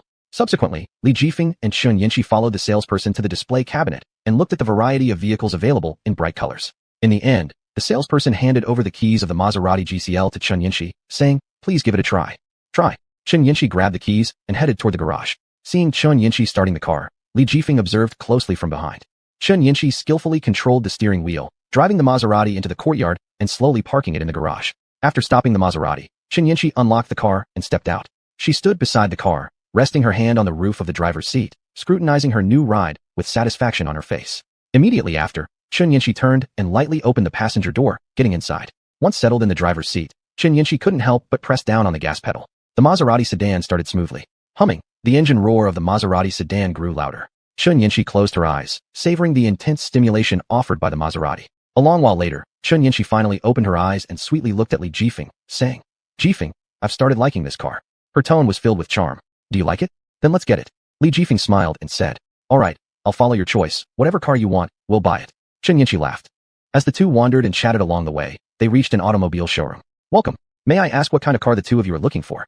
The shop assistant politely greeted them. Please help me push the car model over here. Li Jifeng smiled and said, And also bring some matching parts and engine assembly components. I need them all. All right, please wait a moment. The shop assistant politely nodded and then stepped back. Not long after, the shop assistant pushed over a row of car models. These car models were beautifully designed, tall in stature, dressed in black and white striped uniforms, with employee ID cards hanging from their chests, and wearing black framed glasses. May I ask what type of car the two of you are looking for? The shop assistant courteously asked. I want this one, please package it for me. Chen Yinshi pointed at a red Ferrari convertible sports car and said to Li Jifeng. Li Jifeng looked at the car Chen Yinshi had pointed to. Although its design was relatively sleek, this car seemed to have no particularly dazzling features. Li Jifeng couldn't help but feel a little disappointed as he said, this car probably won't match my wife. Haha. Chen Yinshi burst out laughing. You're so annoying, always cracking jokes. Chen Yinshi gave Li Jifeng an exasperated look. I'm not making this up. Look, the car emblem is broken. Li Jifeng poked at the hole in the car emblem with his index finger. Chen Yinshi glanced down and indeed saw what Li Jifeng described. Then I'll choose another one. Chen Yinshi pouted and said, then pushed the convertible Ferrari aside and selected a white BMW Z4. Miss, the price of this car is 15 million yuan, the salesperson reminded. 18 million? That's too expensive. Chen Yinshi shook her head and said, though this car was very stylish, pretty, and cool, deep down she liked it a lot. She dared not go for such an extravagant purchase because she simply couldn't afford such an expensive car. Miss, 18 million isn't expensive, the shop assistant remarked. Li Jifeng then patted Chen Yinshi's shoulder gently and encouraged her. Dear, buy this car. I support you. Chen Yinshi felt helpless and could only grit her teeth and say, that's it then, let's buy it. Chapter 205, Buying a Car. Li Jifeng immediately took out his bank card and handed it to the salesperson. Card successfully charged. Congratulations, miss. The salesperson happily said. Thank you. Li Jifeng nodded and put away the bank card. I'm going to look at other cars. Chen Yinshi said this and then walked out again. Wife, wait for me. Li Jifeng hurriedly chased after her, holding Chen Yinshi as they walked side by side towards the exhibition hall. In Chen Yinshi's beautiful eyes, there was a glimmer of happiness. At this moment, she felt that everything in the world had become more enticing. Husband, what kind of car do you like? Chen Yinshi hugged Li Jifeng from the side and teased him. Chen Yinshi rarely called Li Jifeng husband. Usually, she just called him by name. But at this moment, Chen Yinshi was completely immersed in love and had unconsciously changed her address to husband, even altering her usual terms. Haha, I want to buy a Hummer. Li Jifeng smiled. Hummer, ah, that is indeed very powerful. Chen Yinshi nodded in agreement and asked, then, can you drive it? Don't worry, I will definitely be able to drive it. Such matters won't pose any difficulty to me. Li Jifeng smiled slightly. He studied mechanical technology in military academy, and it was military science. In this regard, Li Jifeng was absolutely confident. Then we'll drive the Hummer today, Chen Yinshi said. But, we have to wait until I get my driver's license. I've never touched a car before. Li Jifeng patted Chen Yinshi's head, indulgently smiling, and said, silly girl. After browsing around some more, Chen Yinshi suddenly remembered something and said to Li Jifeng, Jifeng, I seem to remember that you also know how to ride a motorcycle? Yes, why? Li Jifeng asked curiously. Why don't we give it a try tonight? Chen Yinshi asked expectantly. Fine. Li Jifeng agreed readily with a nod. They found a quiet corner where Chen Yinshi affectionately held Li Jifeng's arm and sat on the motorcycle. I'll teach you how to ride, Li Jifeng said with a smile. Okay. Chen Yinshi vigorously nodded her head and moved closer to Li Jifeng. Hold on tight. Li Jifeng gave a gentle shout, and then he stomped his feet on the ground, gripping the handlebars, turning the key, and the motorcycle instantly zoomed off. Haha. Chen Yinshi laughed joyfully. So cool. Seeing this, Li Jifeng couldn't help but smile, which softened his otherwise tough expression. The motorcycle circled the city for a while and finally stopped at an open lawn in the suburbs. Wow, the scenery here is so great. Chen Yinshi lay down on the grass, gazing up at the azure sky and breathing deeply of the fresh air. If you like it, we can stay longer, Li Jifeng smiled. Sure. Chen Yinshi nodded earnestly and rested her head on Li Jifeng's chest. All right, wife, did you notice? This place is perfect for dating, Li Jifeng suddenly asked. Do you mean we could go on dates here? Chen Yinshi looked surprised, raising her head to ask Li Jifeng. That's right. Don't you think you'd like coming here with me on holiday? Li Jifeng laughed. Uh-huh. Chen Yinshi seriously nodded her head. I am willing. Haha. Li Jifeng laughed. Let's go buy some fruits and drinks first. Chen Yinshi happily nodded in agreement. Afterwards, the two left this little town and returned to the city. After lunch, they went back to the hotel, rested for half an hour, and then decided to leave the hotel. At this moment, Chen Yinshi suddenly walked out of the room and said to Li Jifeng, Jifeng, follow me for a second. Li Jifeng didn't understand, but still followed along. When they arrived at the top floor of the hotel, Li Jifeng finally understood why Chen Yinshi had brought him here. Chinshi, what are you doing? Li Jifeng asked confusedly. At this time, Chen Yinshi opened the elevator door and grinned, saying, come on in. This is the luxury suite. Li Jifeng widened his eyes. You. Shoo. Chen Yinshi quickly made a shushing gesture. Don't let it slip out. Did you secretly book it? Li Jifeng asked. Not really. Chen Yinshi playfully stuck out her tongue. Chen Yinshi and Li Jifeng entered the luxury presidential suite of the hotel, then locked the door behind them. She turned around, tiptoed up, and gave Li Jifeng a light kiss on the lips, making a small smacking sound, before blushing and running away. I'm going to. Li Jifeng was stunned, not expecting Chen Yinshi to take the initiative to kiss him. He couldn't help but ponder silently. Could it be that this girl, touched by me, didn't know how to repay me, and decided to offer herself as a token of gratitude? Hee, my charm is really big. Ouch. Just as he was feeling smug, he accidentally bumped into the nearby table. Bang. Pained, Li Jifeng grimaced, muttering curses. This lousy table. Hearing the commotion, Chun Yinshi hurried over with concern and asked, Are you okay? Li Jifeng rubbed his bruised forehead and said bitterly, Do I look like I'm okay to you, wife? Chun Yinshi couldn't help but smile at the sight. Your forehead's swollen, Chun Yinshi observed, looking at the lump on Li Jifeng's forehead. SSS. Li Jifeng drew in another sharp breath of cold air and said, It's no big deal. How can you ride a bike in this condition? Chun Yinshi looked worriedly at Li Jifeng. Li Jifeng waved his hand and said, No problem. Don't we still have the motorcycle? But can this motorcycle even be ridden? Chun Yinshi questioned curiously. Li Jifeng nodded confidently and said, Don't worry. It'll be fine. Why don't we go for a drive then? Chun Yinshi smiled broadly and proposed. A drive? Sure. Li Jifeng agreed without hesitation. Thus, they both got ready and prepared to set off on the motorcycle. Li Jifeng stood in front of the hotel and revved up the motorcycle's engine. Roar! The motorcycle immediately emitted a deafening roar and, like a loose wild dog, sped off toward the distance. Throughout their journey, Li Jifeng carried Chun Yinshi at high speed through the woods, basking in the warmth of the autumn sun. It wasn't until dusk that Li Jifeng rode the motorcycle back into the city. In the city, Li Jifeng found a cafe with a tranquil and elegant environment to park. Then holding hands, they walked inside. Madam, give me a cappuccino, Li Jifeng ordered from the waiter. All right, just a moment please. The waiter nodded slightly before leaving. Brother Jifeng, would you like to try the dessert I ordered? Chun Yinshi asked. Chapter 206, No Interest. I don't need any. I have no interest in sweets, and I like sweet desserts even less. Li Jifeng shook his head and declined. Is that so? Chun Yinshi pouted her mouth and muttered. Soon, the dessert was served. Li Jifeng picked up a spoon and scooped a piece of cream cake into Chun Yinshi's small mouth. It's delicious. Chun Yinshi closed her eyes happily, revealing a satisfied expression. Hee. Li Jifeng also laughed. After the two finished their meal, they began to tour the famous tourist attractions in Bangkok. The two strolled while chatting amid the beautiful night scenery. Brother Jifeng, do you think this place is beautiful? Chun Yinshi asked. It's beautiful, very pretty.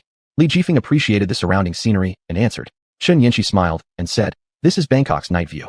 Do you know? I grew up here since childhood and am very familiar with it.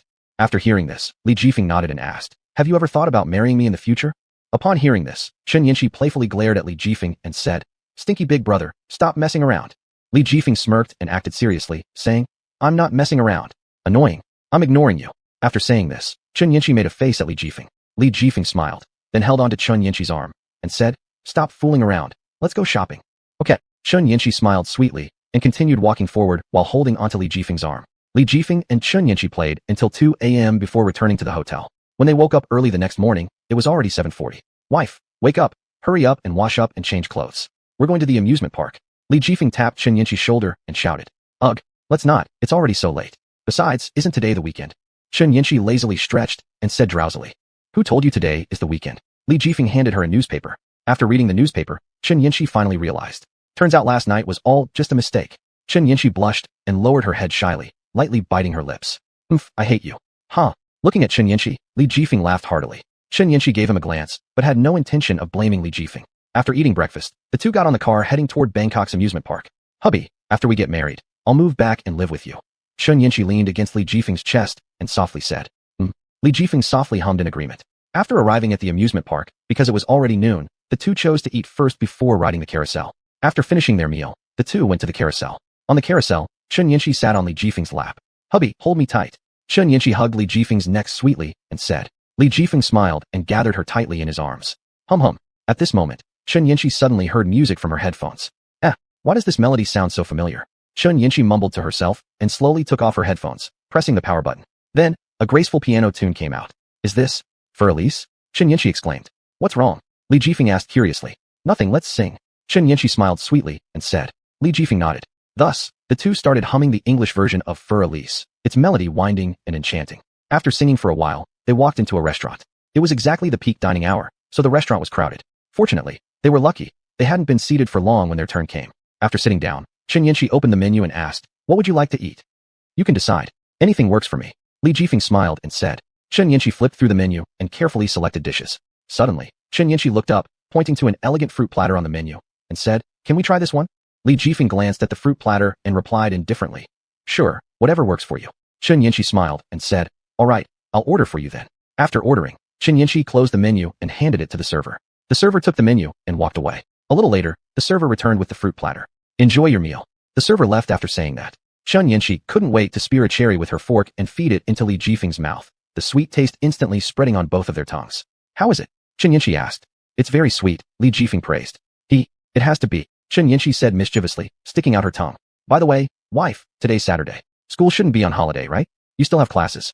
Li Jifeng questioned. Chun Yinshi helplessly shrugged her shoulders and said, there's nothing I can do. The college leaders want me to attend some training program. It's so frustrating. Li Jifeng frowned slightly. Training program? Have the college leaders lost their minds? Why make a girl attend such a program? Chun Yinshi helplessly shook her head and said, well, there's no way around it. I never expected that the leadership would arrange for me to participate in the training program. Li Jifeng nodded. Then how long will you be attending?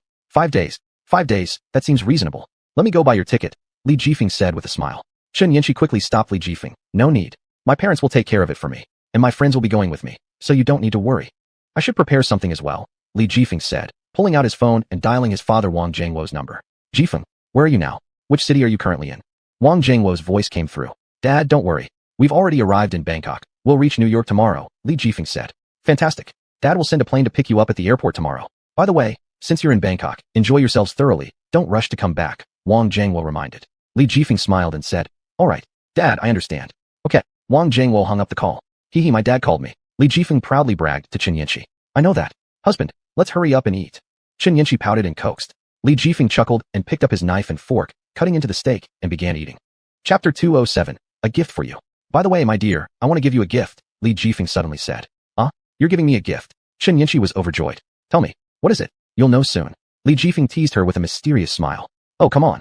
Please tell me, Chun Yinshi pouted and said in a coquettish tone. Ha. Li Jifeng smiled and pinched Chun Yinshi's chubby cheeks as he said, I bought us a set of matching pajamas. Wah. Chun Yinshi was thrilled. Thank you, honey, Chun Yinshi said. Silly. Why are you thanking me? Li Jifeng affectionately stroked Chun Yinshi's head.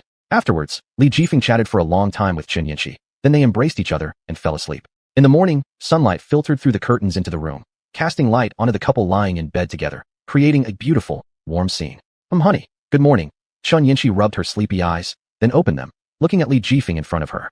Li Jifeng slowly opened his drowsy eyes and revealed a radiant smile. Good morning, my darling. Morning. Chun Yinshi gently pursed her lips, then leaned closer and gave Li Jifeng a kiss on his lips. Li Jifeng immediately felt a surge of heat throughout his body and couldn't resist flipping her beneath him. After making out in bed for a while, they got up, put on their pajamas, and finished washing up. After finishing their morning routines, the two left the inn and found a hotel restaurant for breakfast. Since neither liked Western food, they ordered a bowl of chicken soup dumplings. As they sipped their savory dumpling soup, Li Jifeng glanced with amusement at Chun Yinshi beside him. At this moment, Chun Yinshi was focused on eating the dumplings, her serious expression captivating Li Jifeng even more. Chun Yinshi had long lashes that curved like butterfly wings, fluttering gently. Her well-proportioned nose looked delicate like jade, and there were a few crumbs dusted on it. Her pink lips were as alluring as rose petals, making one yearn for a taste. A speck of soup stuck on the corner of Chun Yinshi's mouth. She extended her red, soft tongue and lightly licked it off, enhancing the allure of her crimson lips. Seeing this, Li Jifeng swallowed his saliva. Chun Yinshi noticed Li Jifeng's gaze, blushed slightly, and lowered her little head, her mouth moving as she chewed the dumplings inside. Li Jifeng chuckled, then picked up a dumpling with his chopsticks, blew on it to cool it down, and placed it near Chun Yinshi's mouth. Chun Yinshi was momentarily surprised, but then opened her sensual little mouth and bit the dumpling on Li Jifeng's chopsticks. After finishing the dumplings, Li Jifeng served a bowl of porridge for Chun Yinshi and then one for himself, enjoying the delicious food. Feeling full and content after their meal, Li Jifeng deeply drew in the dense foggy air and said, that feels so good. Chun Yinshi giggled and nodded lightly. By the way, baby, how long do you plan to stay here? Li Jifeng curiously asked. About 5 days. My professor is hospitalized due to illness, Chun Yinshi replied. Originally, I planned to consult with you and then visit her together. Oh, I see now. Li Jifeng understood. Then hurry up and eat. We still have a journey ahead. Chun Yinshi smiled and continued to eat her breakfast. After breakfast, Li Jifeng took Chun Yinshi straight to the airport. Once at the airport, the two sat quietly in the waiting room for their flight. Suddenly, the announcement in the waiting hall sounded. Dear passengers, your XX flight will be boarding shortly. Please prepare for boarding. Upon hearing the broadcast, Li Jifeng stood up immediately. Dear, it's time to board. Okay, Chun Yinshi grinned, nodding and standing up to walk toward the boarding gate alongside Li Jifeng. Hey, isn't that Li Wan? As soon as they boarded the plane headed for New York, Chun Yinshi saw Li Wan sitting by the window seat and exclaimed in surprise.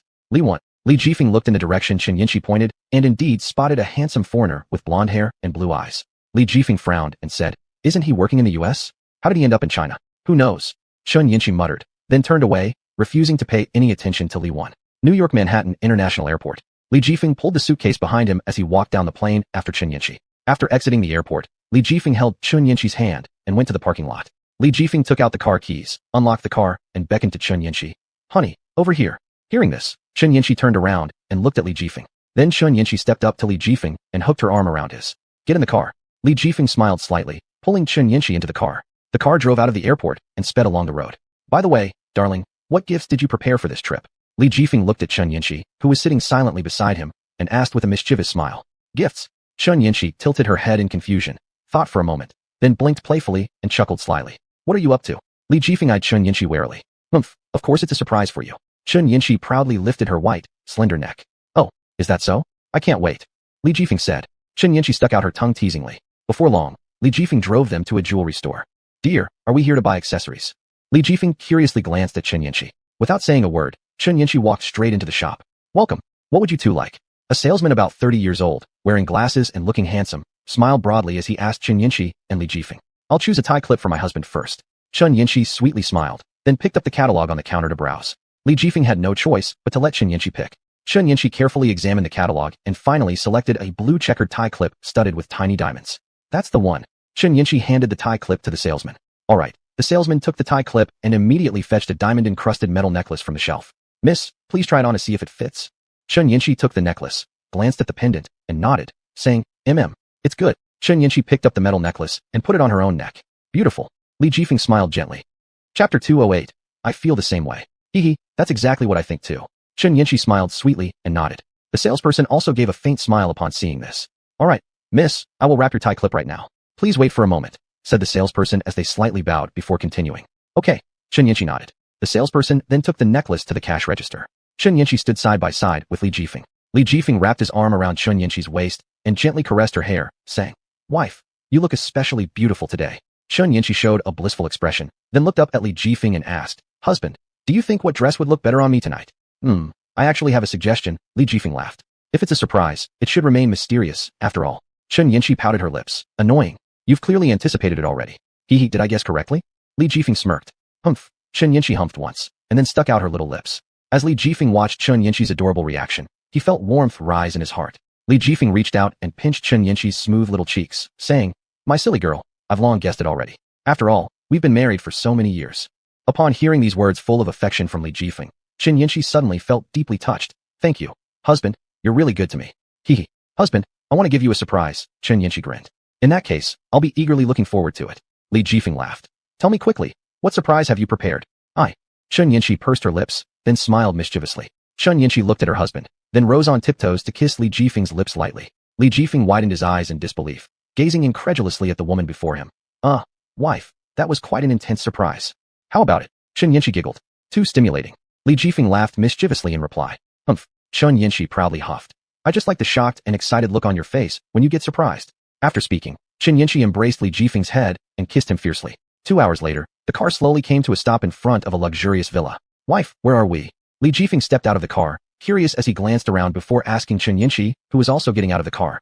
Here you go, Chun Yinshi replied with a smile. Is this our new house?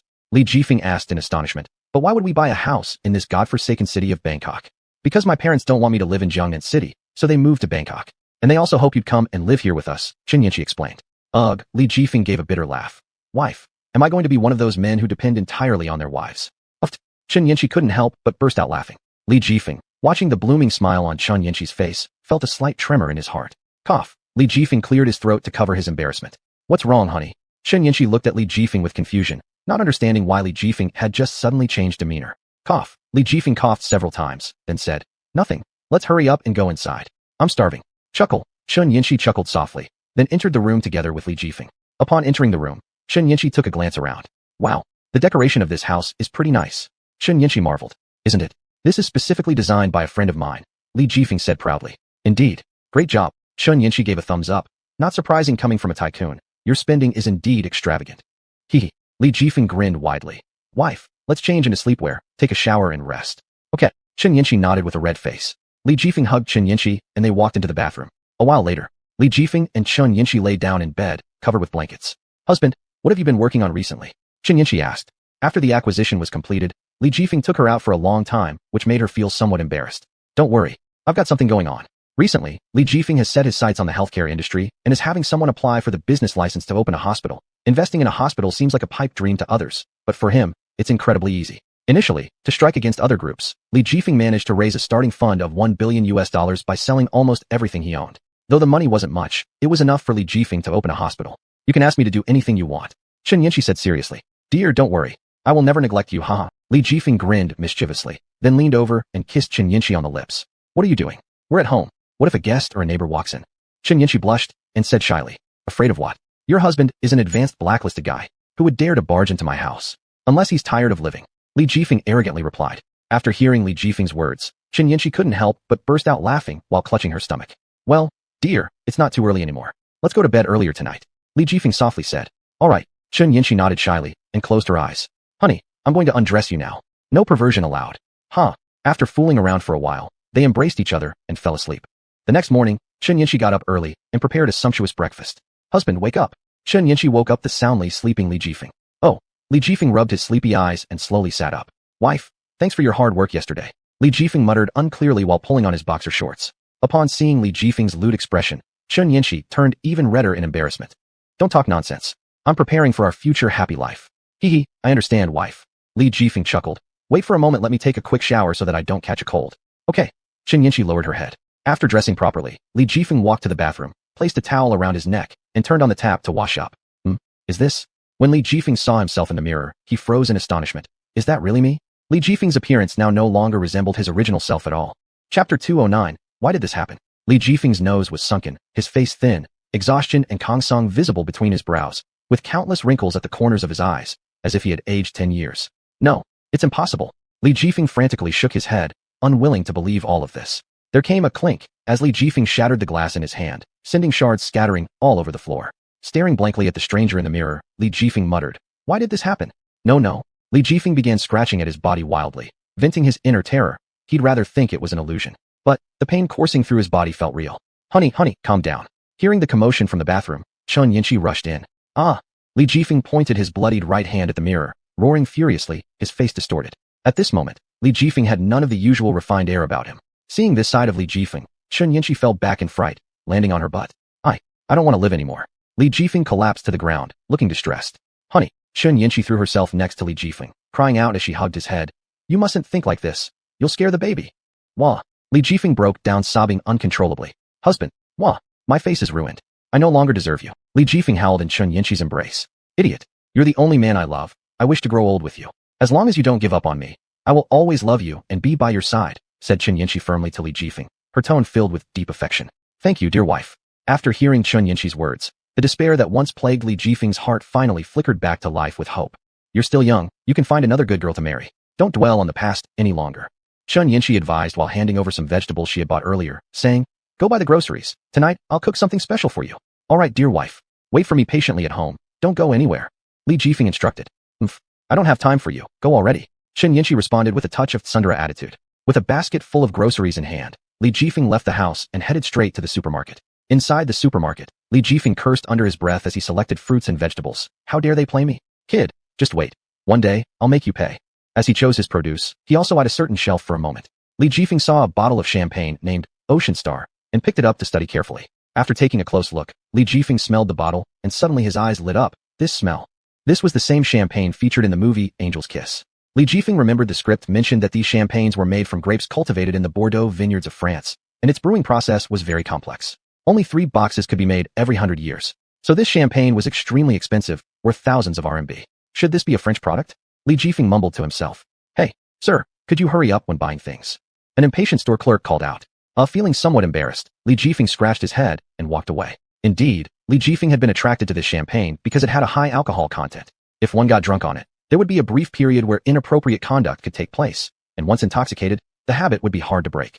But Li Jifeng didn't plan to purchase it. Instead, he wanted to test another type of champagne. He subsequently searched through all the champagnes in the entire store, but couldn't find one suitable enough. In the end, Li Jifeng sighed helplessly. Boss, how much for this one? Li Jifeng picked up the Ocean Star champagne from the counter. 1 bottle of Lafite 82. That'll be 56,800 yuan altogether. The female owner announced the price, smiling. Sure, let's do card. Li Jifeng took out his bank card and handed it over cheerfully. Please wait a moment. The shop owner took the card and swiped it. Ding dong. A pleasant chime rang out, signaling Li Jifeng's successful payment. Dear wife, I'm back. Let's cook. Li Jifeng entered the kitchen happily holding the champagne, intending to put it in the fridge. Okay, Chen Yinshi replied. The dinner was simple, 2 meat dishes and 1 vegetable dish, yet the taste was excellent. After dinner, Li Jifeng took the initiative to clean up the dishes. Honey, I'm going to take the kid to the hospital for a checkup tomorrow. Are you coming with me? Chen Yanqi asked. Sure, dear. Li Jifeng grinned as he replied. My honey is such a good boy. Chen Yanqi happily hugged Li Jifeng. By the way, honey, why has your skin gotten whiter? Is it because of your weight loss? Chen Yanqi asked curiously. Nothing serious. I exercised a bit today and got darker. Li Jifeng explained. If you're working out on your own, don't overdo it. Make sure to balance work and rest. Okay, got it, my love. Well then, I'll go take a shower. The next morning, Chen Yanqi went to the hospital with her child for a medical checkup. With nothing better to do, Li Jifeng went shopping at the supermarket and bought a bottle of champagne to bring home. Wife, look, I brought the champagne back for you. Why don't you try it? Li Jifeng proudly handed a bottle of red wine to Chen Yanqi. Wow, honey, this wine smells so good. Chen Yanqi exclaimed. Do you like it? Li Jifeng smiled and asked. I love it. Chen Yanqi excitedly wrapped her arms around Li Jifeng's neck and planted a big kiss on his cheek. Mwah. Cough, cough. Li Jifeng awkwardly cleared his throat. Dear, you're making me feel a little overwhelmed. You're being silly. Chen Yanqi shyly pushed Li Jifeng away. Ha! Li Jifeng burst into laughter. Honey, it's time for dinner. Chen Yanqi coaxed. All right. Li Jifeng nodded and was about to pick up the plate to serve himself some food. Hold on. Chen Yanqi suddenly stopped him. What's wrong, wife? Li Jifeng looked puzzled at what was happening. Chapter 210. Oh, you're so naughty. Husband, have you forgotten something? Chen Yanqi playfully blinked her eyes, her face flushed red. Li Jifeng suddenly realized, and then approached Chen Yanqi with a mischievous smile, saying, Dear, what do you want to do? Husband, you're so naughty. How dare you tease me? Chen Yanqi said shyly. Chuckles. Li Jifeng laughed softly for a moment, then moved his lips towards Chen Yanqi's pink lips. Chen Yanqi wrapped her arms around Li Jifeng's neck, starting to respond. After a long while, the two parted, Chen Yanqi breathing heavily, her face flushed. Li Jifeng then affectionately stroked Chen Yanqi's hair, gently saying, Wife, let's continue. No more fooling around, go take a shower first. Chen Yanqi coquettishly said, then loosened her arms, sat beside the dining table, and started eating breakfast. As you wish. Li Jifeng stood up, took off his clothes, and walked into the bathroom. Bang! The bathroom door closed. A moment later, the sound of splashing water was heard. This damn guy, he always spends half an hour in the shower. Chen Yanqi grumbled, and then speeded up her eating. Strange. There seems to be twice as much food today compared to usual. Seeing the extra 2 fried eggs, 2 cucumbers, and 2 eggs in the pot, Chen Yanqi couldn't help but mutter. Could it be that my husband made this outside? Chen Yanqi frowned and asked. Not possible. With his clumsy skills, there's no way he could pull it off. It must be someone who passed by the supermarket and helped bring it back, right? After pondering for a bit, Chen Yanqi shook her head and said, That's true. My husband is so dim-witted. How could he possibly understand the scientific principles of this world? Chen Yanqi hummed lightly. All right, stop thinking about it. I'd better finish breakfast first. Chen Yanqi picked up her fork and started eating breakfast.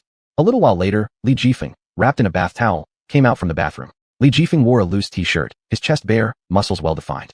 Of course, what was even more eye-catching was Li Jifeng's athletic physique, full of explosive strength. Wife, you're so beautiful. Li Jifeng pounced onto Chen Yanqi, beginning to kiss her. Ouch. Slow down. My stomach hurts. Chen Yanqi quickly pushed Li Jifeng away after being kissed for a while. What? Li Jifeng was surprised upon hearing this. I find it quite strange too, Chen Yanqi said while holding her stomach. Upon hearing this, Li Jifeng immediately supported Chen Yanqi and worriedly asked, Dear, how is your stomach? Are you uncomfortable? Husband, it's nothing serious. I think it's probably because we did it too many times last night, causing me some abdominal pain today. Chen Yanqi comforted him. All right, then rest for a bit. Li Jifeng helped Chen Yanqi lie down on the bed, and then went to the pharmacy to buy some ointment to apply on Chen Yanqi. Wife, are you feeling any better? Li Jifeng asked. Yes, much better. Thank you, husband. Chen Yanqi said, touched. Stupid girl. Why are we being formal between us, as a couple? Li Jifeng affectionately pinched Chen Yanqi's delicate nose, and said. A week later, Chen Yanqi was 3 months pregnant. Wife, I'm going to the restroom. Chen Yanqi, who was sleeping in the bedroom, suddenly opened her eyes and called out to Li Jifeng, who was cooking in the kitchen. Go ahead. I'll be done soon. Li Jifeng replied without lifting his head. Husband, stop what you're doing first. Let me use the restroom. Chen Yanqi cooed. Okay, Li Jifeng responded. Wife, wait. Let me accompany you. Li Jifeng put down the spatula in his hand and ran towards the restroom. Snort. Seeing this, Chen Yanqi burst out laughing. Stupid girl. Li Jifeng fondly said. Husband, this is for you. Chen Yanqi pulled out a delicate gift box and shoved it into Li Jifeng's hands. What's this? Li Jifeng opened the gift box and saw a diamond ring inside. Husband, this morning, my mom called me. Chen Yanqi smiled. Is that so? What did mother-in-law say? Li Jifeng curiously asked. She told me that if you don't want to get married, there's nothing she can do, but urged us to have a child soon since she wants to become a grandma. Chen Yanqi said sweetly. After hearing this, Li Jifeng burst into laughter, feeling warm inside. Husband, why are you laughing? Did I say something wrong? Chen Yanqi pouted and asked. No. Li Jifeng shook his head and laughed. Then why are you laughing? Chen Yanqi continued asking. Because I'm happy. You're so considerate, and also pretty. I am truly blessed. Saying this, Li Jifeng placed a deep kiss on Chen Yanqi's lips. Chen Yinxi's face turned shy after being kissed, and she lowered her head. Ding dong, ding dong, ding dong, ding dong. Right at this moment, the doorbell rang from downstairs. Li Jifeng stopped kissing Chen Yinxi and then turned to go downstairs to open the door. Who is it? Li Jifeng asked while opening the door. Mr. Li? Hello, I'm Wu Jiangwo, a traffic police officer in this area. Here are your house keys. I just happened to pass by here today, so I brought your keys over. The visitor was a man of about 27 or 28 years old, with a handsome appearance, tall and slim stature, short hair, neat and clean cut. Oh, thank you so much. Li Jifeng said appreciatively. No problem. It's on my way anyway. Wu Jiangwo smiled. In that case, I won't be polite with you then. Li Jifeng said as he reached out to take the keys, but failed to get them and had to awkwardly pull his hand back. Is this your car? Li Jifeng asked. Yes. Do you think it suits? If not, we can switch for another one. Wu Jiangwo nodded and drove his car in. It's fine, no issues. Li Jifeng quickly scanned the car and found that this Audi A6L, though a bit pricey, was quite suitable for his current status. Under the current circumstances, he dared not drive too luxurious a car, for fear of drawing attention from others. All right, then I'll leave first, Wu Jiangwo said, preparing to depart. Would you like a cup of coffee? After hesitating for a moment, Li Jifeng said. Sure. I was going to buy coffee anyway. You wait a minute while I park the car properly, and then I'll go. Wu Jiangwo replied. All right, Li Jifeng answered. 5 minutes later, inside a cafe, Li Jifeng held the coffee cup and chatted with Chen Yinxi. Husband, how old are you this year? 29. Hehe. I am 6 years younger than you. I am 21 years old this year. Chapter 211, Dreams. 21 years old already? That's amazing. Hehe. Not quite amazing yet. What about your parents? They're both overseas. Oh, sorry to hear that. Li Jifeng apologized. It's all right. I'm used to it by now.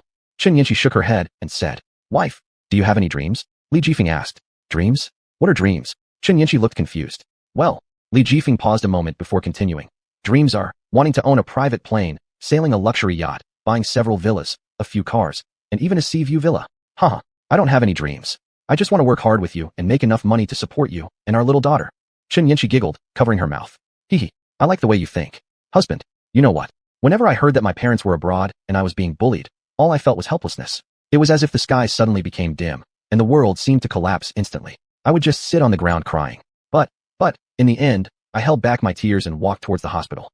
I watched the patients lying in the hospital, looking at the white walls, and suddenly a sense of mission arose within me. I decided to spend the rest of my life taking care of those in need, even if it means sacrificing myself for them without hesitation. I want to become someone great like my grandfather. I want to contribute to humanity's prosperity. It's not only about protecting the people I love, but I want to protect all of humanity. Husband, I'm so tired. Wife, keep going. Everything will get better in the future. Li Jifeng held Chen Yinxi tightly and consoled her softly. Husband, I love you. I love you too. Husband, wife. The two embraced passionately, savoring each other's warmth. After a long while, the next day, Li Jifeng arrived at the company. Mr. Chairman, your negotiation with the Zhaohe Group is scheduled for 3 o'clock this afternoon, the secretary reminded him. Li Jifeng, rubbing his temples, replied. All right. He hadn't rested well last night, and his headache was unbearable. Over the years, he had worked tirelessly to ensure the Li family wasn't mistreated by others, but he still couldn't escape the torment of that nightmare. Every time he thought about how in the dream he sent his own daughter off to that bastard's bed, his heart ached intensely, feeling like it was shattered into pieces. He had never regretted something more deeply than he did now. Unfortunately, time cannot be reversed. He sighed silently, gazing out the window at the blue sky and white clouds, hoping that his daughter would find happiness in the future. Just as Li Jifeng was about to leave the office, he received a call. Surprised for a moment, he then broke into a smile and said, Old Li, why are you calling me suddenly? Li Luoqing laughed and said, I heard you're having difficulties recently, so I thought I'd give you a hand. Touched, Li Jifeng said, Thank you so much, Old Li. I really don't know how to repay you. Don't be so polite. Li Luoqing laughed and scolded lightly. What kind of relationship do we have anyway? Do you need funds right now? If you do, I can transfer 50 million immediately. No. Thanks, Old Li. Li Jifeng quickly refused. TSK, you young men are just too polite. All right then, I'll hang up now. Don't forget to send the money later. Got it. After putting down the phone, Li Jifeng told his secretary, notify the finance department to transfer 50 million to Mr. Li immediately. Understood. Half an hour later. Ring ring, the SMS alert sounded on his phone. Li Jifeng hurriedly opened the text and sure enough, received the bank transfer notification. Thrilled, he took the phone to the restroom and dialed Li Luoqing's number, choking up slightly as he said, Old Li, I could kiss you. You're truly my savior. How can you be so good? Li Luoqing chuckled. Don't go saying such things to me. Who cares between us? Your problem is my problem. This 50 million is just peanuts, don't mention it. If you encounter difficulties again, come find me. Li Jifeng, moved, replied, I understand, Old Li. You've been truly extraordinary to me. In my lifetime, I must reciprocate tenfold. Cut the nonsense. Let's get straight to discussing the details of our cooperation. Okay, let's talk further after work. Got it. After work, the two headed toward a cafe located in the center of the city to meet. Old Li, let's get straight to the point, Li Jifeng said eagerly. Okay, our product is ready. And we plan to invest 1 billion yuan in promotion. 1 billion yuan. Yes, Li Luocheng nodded. This way, your company can obtain a 10% share. 100%. Yes, 100%. Here's the contract. Li Luocheng handed him a contract. Li Jifeng carefully read through the contract. It clearly stipulated that if the new product was launched, he would receive 10% of the shares. Surprised, he asked, "Old Li, why are you giving me so much?" "Because I think your plan is great." Li Luocheng smiled faintly, but his eyes darted away slightly. "In that case, I won't refuse it then." Li Jifeng wasn't overly sentimental. "Don't celebrate too early. There's something else I want to clarify with you." "Go ahead and say it." "You should know that I have business dealings with the Zhaohe Group. The Zhaohe Group wants to purchase your company's products. But due to my reasons, the Zhaohe Group has been hesitant to pay. So I must help you secure this funding." "No problem. In that case, I owe you even more." Li Luocheng shook his head. "We're brothers, why bother with such trivialities? I just hope we can benefit mutually." Li Jifeng said. "Old Li, you really impressed me by being willing to allocate 1 billion yuan to help me through this tough time." "I'm speechless." Li Luocheng patted his shoulder and said, "Isn't this how I help you? Since I've helped you so much this time, shouldn't you treat me to a meal?" "Of course, no issue." Li Jifeng met Li Luocheng at a restaurant. "Come on, let's eat." Li Jifeng gestured for the waiter to serve the dishes. "Hold on, you haven't introduced this young lady yet." Li Luocheng pointed at the girl standing beside them and asked, "Oh, she's called Lin Tianbing. She's a friend of mine." Li Luocheng nodded and said, "Tianbing, this is my friend Li Jifeng. You can call him Big Brother Jifeng." Li Jifeng gave her a polite smile and extended his right hand, saying, "Nice to meet you." Lin Tianbing glanced at his outstretched hand, but didn't fully shake it. Instead, she lightly touched his hand and quickly released it. "I'm used to doing it this way. Sorry." Lin Tianbing apologized with a sheepish expression. Chapter 212. "Isn't it just that you want to cooperate with me?" Li Jifeng awkwardly retracted his hand. Never mind. Bing Bing is a very unique girl. Let's have a drink first, and try the signature cocktail of this hotel." Lin Tianbing nodded slightly. Li Jifeng raised his glass of red wine and said, "Come on, I toast to you." Li Luocheng also picked up his glass. Li Jifeng drank it all at once. Lin Tianbing also finished her drink. Another one. Lin Tianbing refilled her glass of red wine. Li Jifeng said, "Good, refreshing." The two drained their glasses again. "One more." Li Jifeng raised his glass again. Lin Tianbing followed suit. "Another." After several consecutive rounds, Li Luocheng, slightly drunk, said, "Li Jifeng, you're so happy today. Let's continue drinking. Come on, drink. One more. One more." The three kept drinking while chatting. After finishing a bottle of whiskey, Li Luocheng, heavily intoxicated, leaned back in his chair, breathing heavily. "You can't handle it anymore. Take a break." Li Luocheng waved his hand and said, "I'm fine. Let's have a couple more sips." With those words, Li Luocheng picked up his glass again. "All right." Li Jifeng did not stop him. They continued chatting and drinking. Li Jifeng asked, "By the way, what was it you wanted to say to me?" Li Luocheng, cheeks flushed red, said, "Do you know what I've been considering these days?" Li Jifeng, puzzled, said, "Isn't it just about cooperating with me?" "That's correct. I've been considering the issue of a partner. I always thought you'd be the most suitable choice. I think you're extremely talented, have vision, are decisive, and take your work seriously and meticulously. You're a qualified manager." Li Jifeng laughed and said, "Don't exaggerate like that. Stop teasing me." Li Luocheng waved his hand, earnestly saying, "I'm not teasing you. I'm being factual. Though I cannot guarantee that I will make the company as big every time, I believe you can do better than me. I can't handle that responsibility. I only want to protect the business I worked hard to create and earn money peacefully. I don't ask for anything else." Li Jifeng said, "Are you afraid I'll use you?" Li Luocheng furrowed his eyebrows, seemingly dissatisfied with his response. Li Jifeng quickly explained, "Of course not. I trust you completely." "Well then, why wouldn't you? How could I harm you? And everything I said earlier is truly from my heart," Li Luocheng sincerely said. After pausing for a moment, Li Jifeng said, "Since you've said that, I agree with you. We can join forces." Li Luocheng showed a relieved smile, saying, "Good brother, with your strong support, I believe we will soon get through this difficult period." "I believe it too. Not just getting through difficulties, I plan to expand my business territory. At that time, both parties will benefit mutually." "Oh, what aspect of business do you plan to expand into?" "Our company primarily focuses on real estate. So which project do you plan to invest in?" Li Luocheng said, "International housing prices are getting higher and higher, yet domestically it's still a situation where every inch of land is worth its weight in gold. I plan to develop residential properties in Southeast Asia, creating a comprehensive complex of buildings." Li Jifeng said, "It sounds good, but in practice, it's probably not an easy task." Li Luocheng said, "I already have a preliminary idea, but it needs further argumentation, and that's where I'll need your help." Li Jifeng said, "Rest assured." After the banquet ended, Li Jifeng drove Lin Tianbing back to school. On the way back to the dormitory, Lin Tianbing suddenly said, "Thank you, Li Jifeng." Thank me." "Yes. Don't you feel like we were very much like a married couple today?" Li Jifeng was speechless for half a while before he realized. "Huh? You really love to joke around." Lin Tianbing shot him a glance and said, "Who's joking with you? I'm serious. You're really handsome." Li Jifeng scratched his head awkwardly. "You haven't told me what kind of work you actually do." Lin Tianbing curiously asked. Li Jifeng sighed. "Don't even mention it. I run a network company. Now I'm preparing to register and establish an e-commerce platform." Lin Tianbing, surprised, asked, e-commerce platform? Are you involved in food delivery services? Li Jifeng shook his head. Of course not, it's online games. You play esports? Yeah. Aren't you afraid of being banned? My skills aren't refined enough, so being banned isn't a big deal. Li Jifeng shrugged, helplessly saying. Then don't you have no future then? Li Jifeng chuckled. Why do you keep hoping I won't have a future? Do you dislike me? No. Why do you always have this expression then? Tianbing Lin said in a low voice. I'm just worried about you. What if you fail? Jifeng Li took a deep breath. It doesn't matter. I've already tried my best, and will do my utmost. Regardless of winning or losing, I'll persevere. Jingle, Jifeng Li's phone rang. He took out his mobile phone and saw a short message from Haiyang Chun. Jifeng Li quickly replied. Hello? Yang. What's the matter? Haiyang Chun, we're waiting for you at the school gate. We'll be there soon. Hurry up and come over. Jifeng Li, I'm drinking with clients now and can't leave temporarily. You guys go back first, and I'll call you back tomorrow morning at 8. Haiyang Chun, don't fool around, come back quickly. We've been waiting for you for a long time. Jifeng Li hesitated for a moment, but eventually gave in. After hanging up the phone, Jifeng Li said, Sorry, Mr. Li, I have to go. Yeah, drive carefully. Luo Li chuckled as he reminded him. Okay, Jifeng Li hurriedly left. Watching his departing figure, Luo Li murmured, Li Jifeng, I hope you can pass this evaluation smoothly. Jifeng Li rushed to the company entrance where a black car was parked, and beside it stood 5 or 6 boys, smoking while sitting by the car. Why did you come? As Jifeng Li approached, he asked, We've waited for you for such a long time. Why are you so slow? Haiyang Chun complained. You told me to hurry up, but this late, don't I need to change clothes? Haiyang Chun rolled his eyes. Nonsense. Isn't it because I wanted to see you sooner? Are all of you employees of our company? I'm from the planning department, and these few are my assistants. Wow, so you're the head of the planning department. No wonder you reached the position of vice editor-in-chief at such a young age.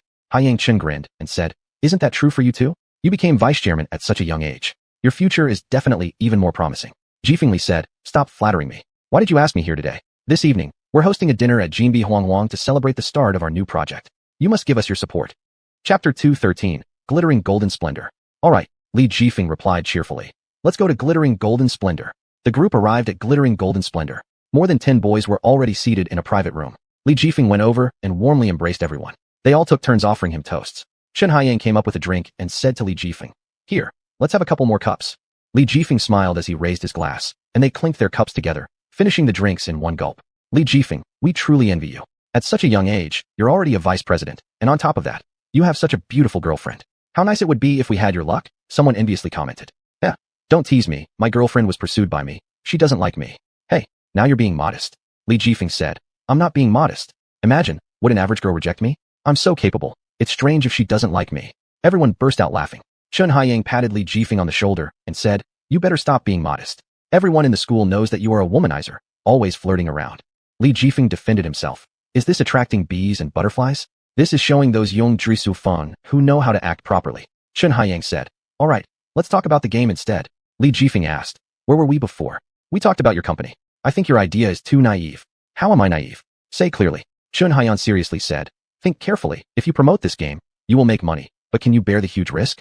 Although our game has not been launched yet, we have done sufficient publicity preparations, and our company also has a strong background.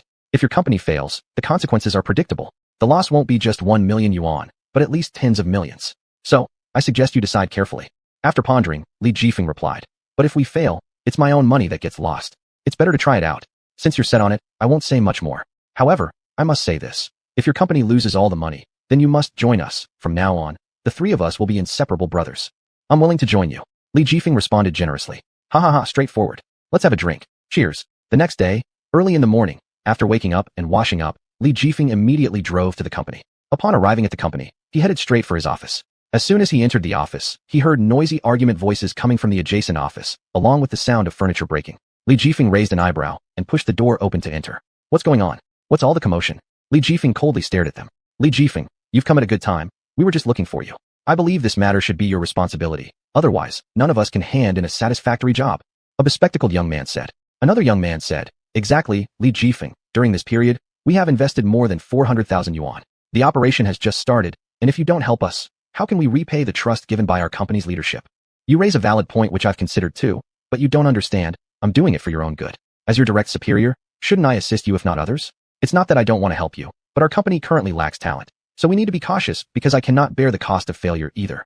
Li Jifeng frowned and said, Don't worry, I have a way. Having said that, he left the office. This time he brought a team, all professional gamers. Brothers, this mission is extremely arduous, so I hope each of you can give it your all. Li Jifeng looked around at everyone seriously and said, Boss, rest assured, we guarantee to complete the task.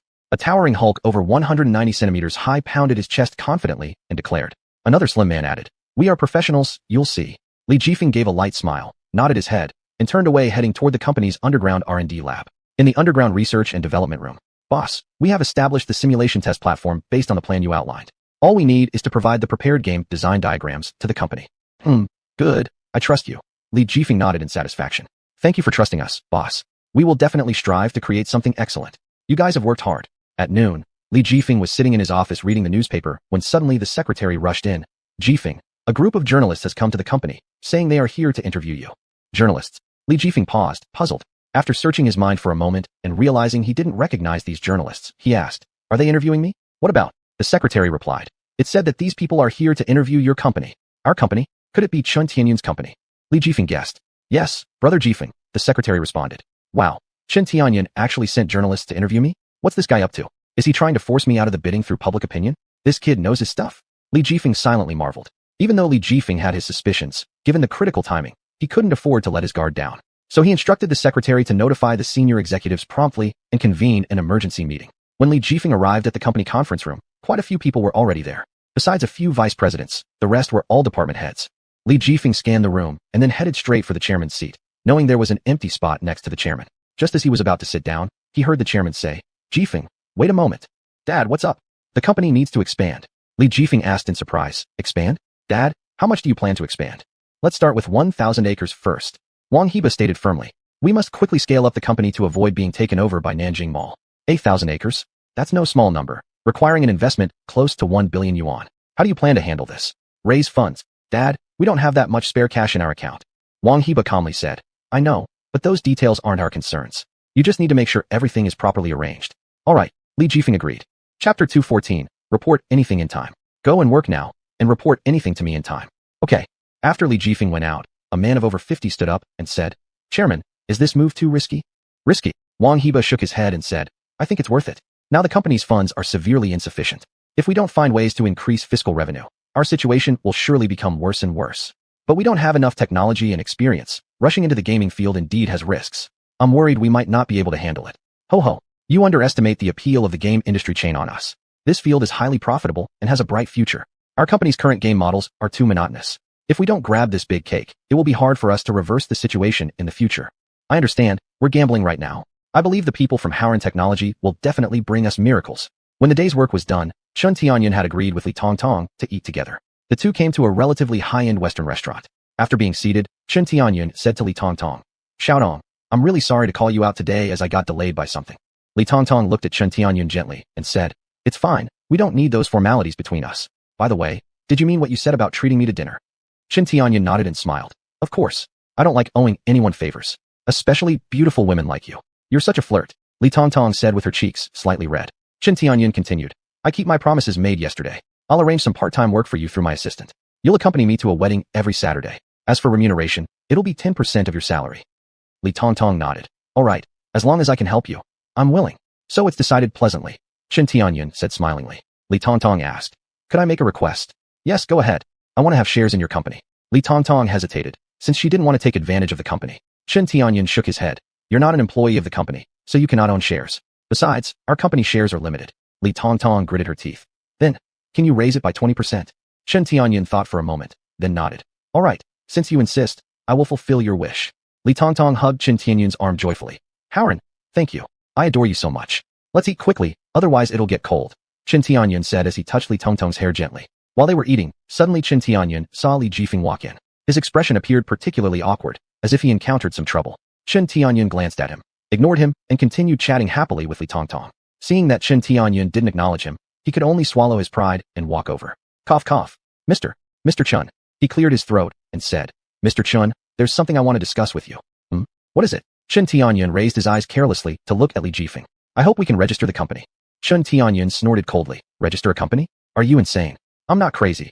Our company must be established soon. Otherwise, Jingling Mall will crush our little workshops soon." Li Jifeng explained. "You're talking nonsense. Mr. Chun, I'm telling the truth. The current momentum of Jingling Mall is very strong. If we don't accelerate our development, after Jingling Mall rises, we might be phased out. If it was another company, I would consider your suggestion.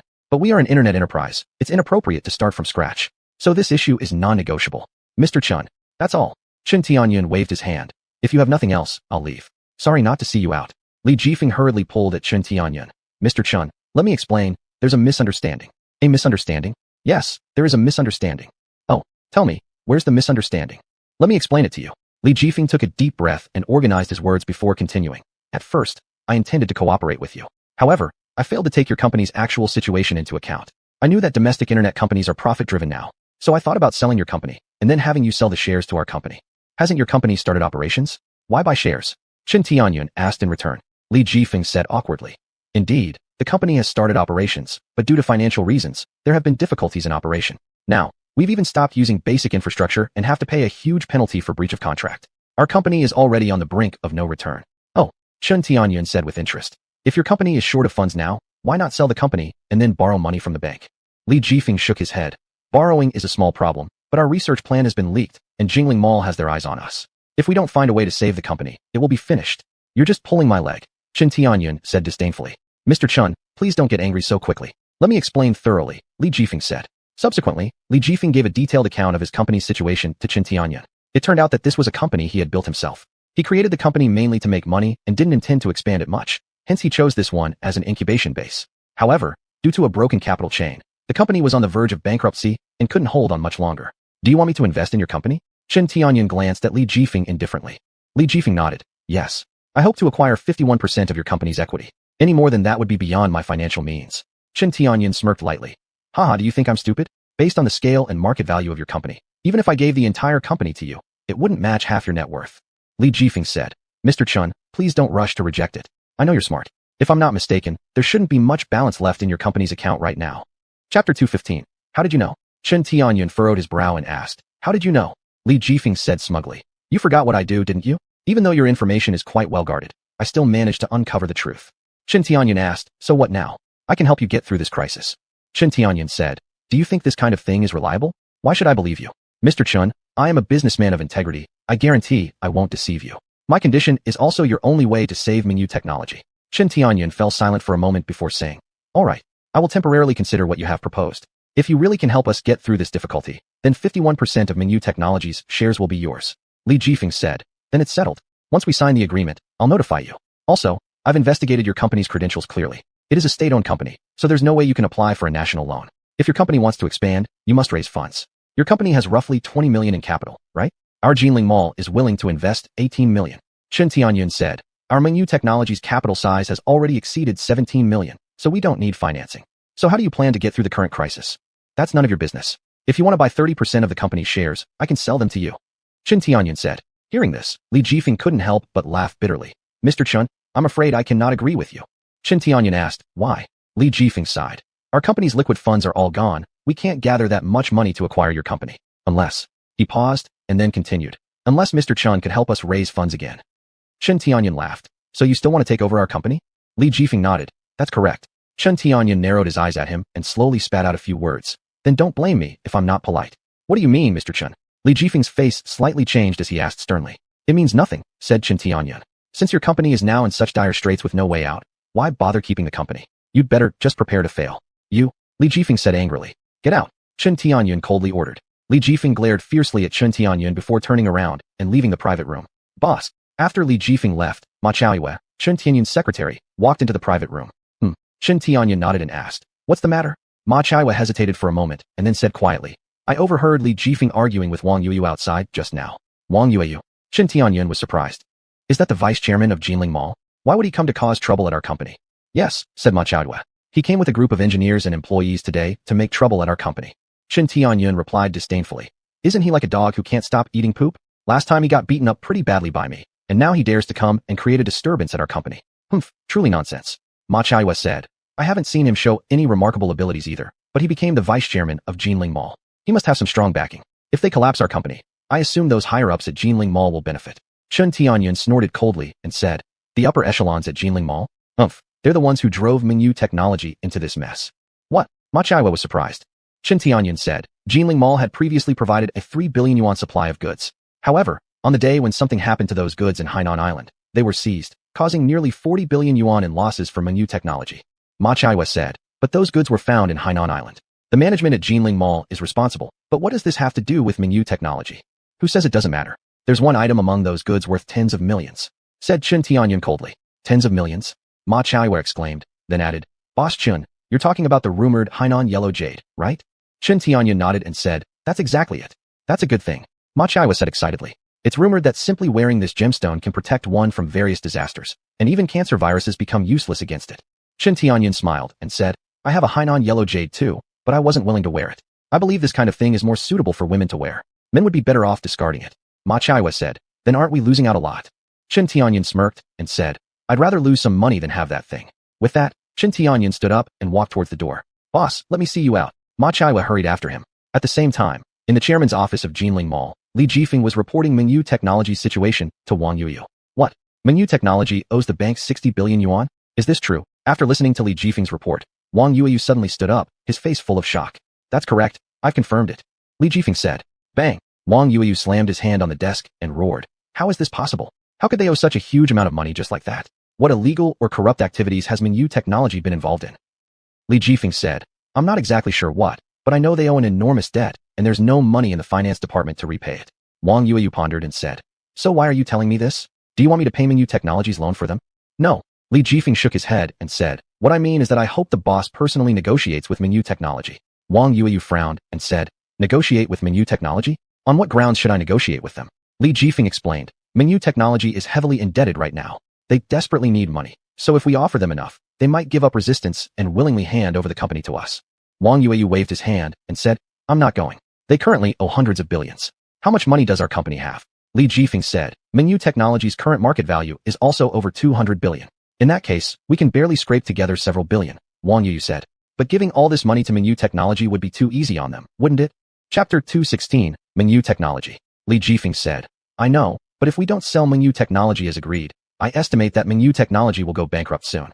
At that point, they won't just fail to pay us back, they'll also default on their debt. By then, not only will they continue occupying market share, but they may even threaten our lives and property. Wang Yuyu showed a conflicted expression, seemingly weighing the pros and cons. Seeing this, Li Jifeng pressed his advantage, saying, Boss, right now Mingyu Technology is like a wild horse that's broken free. It might slip out of our control at any moment. Instead of standing by and doing nothing, we should destroy it completely. I understand. After hesitating for a long time, Wang Yuyu finally nodded. Relieved, Li Jifeng said, I'll prepare the relevant materials right away. Around 9 o'clock in the evening, Chen Tianyun came out from Mingyu Technology. Mr. Chun, as he walked to the parking garage, Chen Tianyun met Lu Luoka. Chen Tianyun glanced at him and asked coldly, what are you doing here? Lu Luoka replied, Mr. Chun, I came to ask for your help. Oh, what kind of help? Chen Tianyun asked curiously.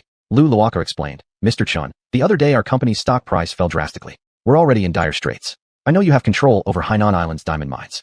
I'd like to request if you could invest more capital into our company. We can offer you double the return. If this works, I can sign an equity transfer agreement right away and transfer my shares to you. What did you say? Chen Tianyun frowned at Lu Luoka. Though he had intended to acquire Mingyu Technology, he didn't want to do so through external help.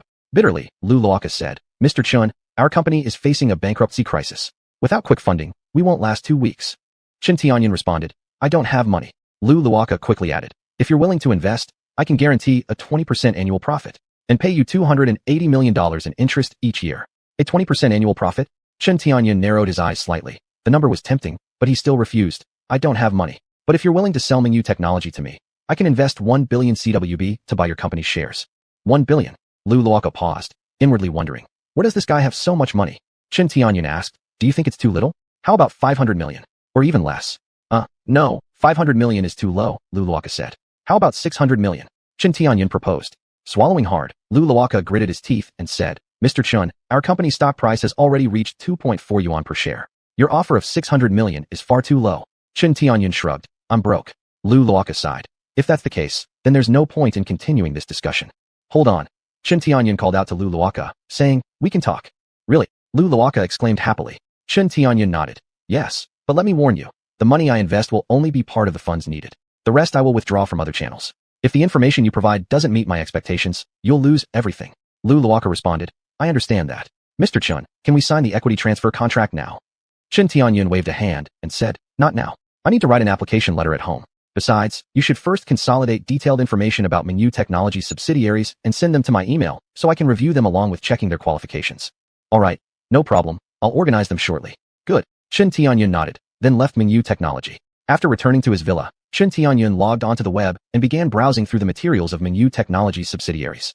In this world, although Mingyu Technology wasn't as large as in his original world, it was still a leading enterprise in Huaxia, China. Its main businesses, besides high-end luxury goods, jewelry, computer hardware and software, communication equipment, etc., also involved film entertainment and gaming, offering comprehensive services.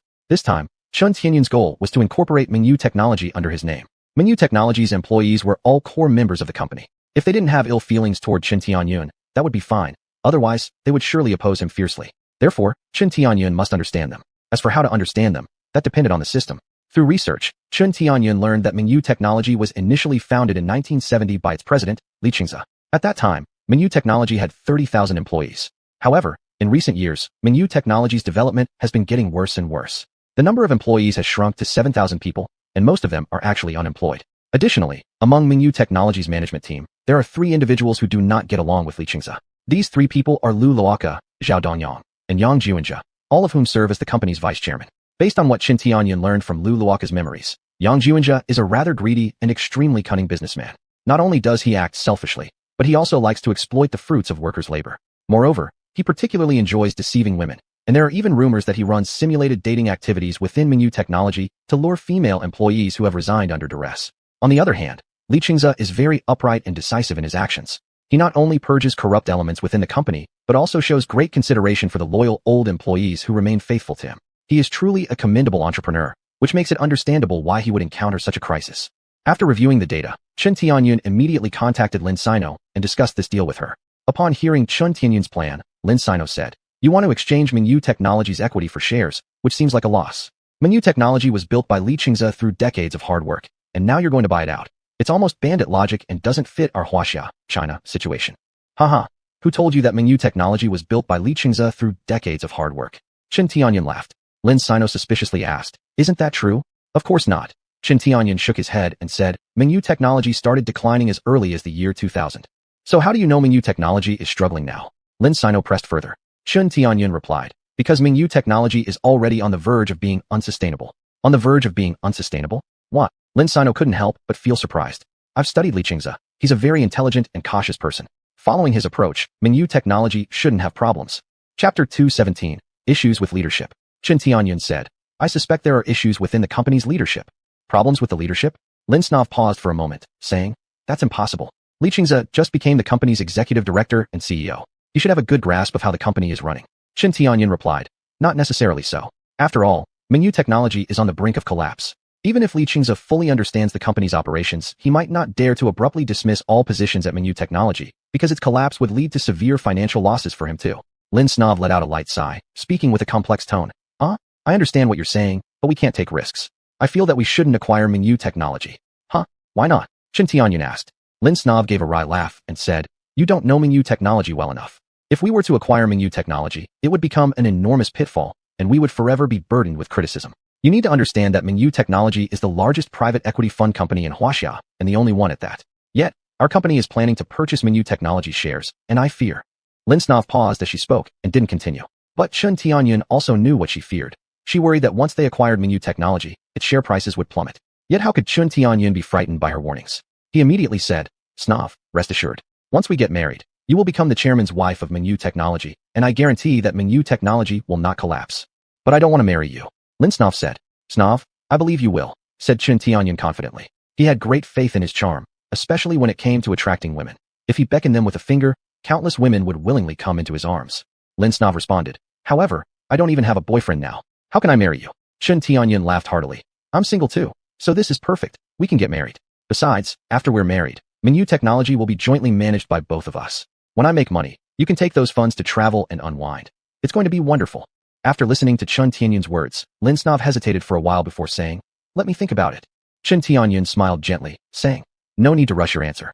Take a vacation during this time, and after the Lantern Festival, we'll discuss again."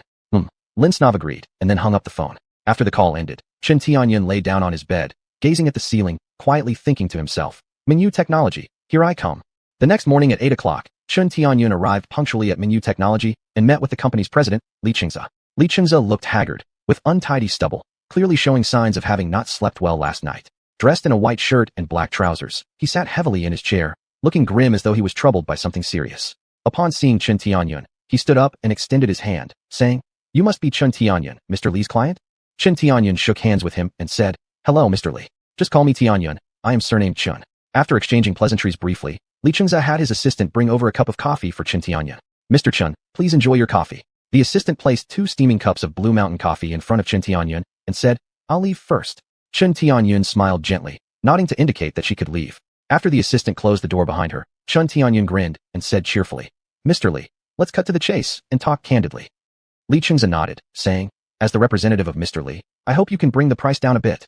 Chen Tianyun shrugged and said, Sorry, Mr. Li, I actually hope you can lower the price as well. Li Chengze frowned and asked, Why? Chen Tianyun chuckled mischievously, saying, It's simple. Your Mingyu technology is too bad. If the price comes down, I can make more profit. Li Chengze stared at Chen Tianyun wide-eyed, speechless for a long while, then finally said, Mr. Chen truly likes to joke around. How is Mingyu technology performing poorly? Chen Tianyun snorted derisively. How is it performing poorly? Your company is practically bankrupt. Am I wrong? Li Chengze said, Mr. Chen, while I won't deny some truth in what you say, these matters are confidential company secrets which I cannot disclose. Chen Tianyun shrugged and said, Since you're unwilling to tell me, I won't pressure you. Anyway, I already know that Mingyu technology is a lucrative target, and sooner or later, I'll take my share. But don't blame me for not warning you. Your company's falling stock prices now will mean higher market value in the future, because all your shares have already been sold out. Once I acquire Mingyu technology, there will be no loss on my part. Li Chengze coldly snorted, without responding. Chen Tianyun continued, Mr. Li, you invited me here today mainly to discuss the acquisition of Mingyu technology, but I noticed that you seem reluctant to hand over Mingyu technology to your employees. Why is that? Li Chengze replied, It's true. I do not want Mingyu technology to be managed by its employees. Reason? Chen Tianyun asked. Li Chengze explained, You must know the situation at Mingyu technology better than me right now. The cash flow chain of Mingyu technology has completely broken down. Moreover, due to shareholder dividends, if we fail to secure funding soon, Mingyu technology might very well fall into an irreversible abyss. I believe you understand this principle too, right? Chen Tianyun smiled, saying, Mr. Li, I not only understand this, but I also know that Mingyu technology holds great potential. In the future, Mingyu technology scale could almost rival Huawei's. Why would I reject such a profitable opportunity? Li Chengze countered, You say Mingyu technology has potential, but potential aside, money is still necessary. Chen Tianyun grinned, saying, Our company currently possesses $100 billion in liquid assets. If Mingyu technology were to align with me, its market value might even surpass $1 trillion in the future. Exceeding $1 trillion? Upon hearing this figure, Li Chengze immediately stood up from his seat, his expression animated as he asked, Chen Tianyun, you cannot throw around statements like that recklessly. Does your company truly have that much money? Chen Tianyun gave a faint smile and said, Mr. Li, do I look like someone who makes jokes? Li Chengze stared intently at Chen Tianyun for several seconds, then slowly shook his head and replied, Yes, you do. Haha, there you go. Chen Tianyun laughed and said, So, our company has ample financial resources to acquire Mingyu technology.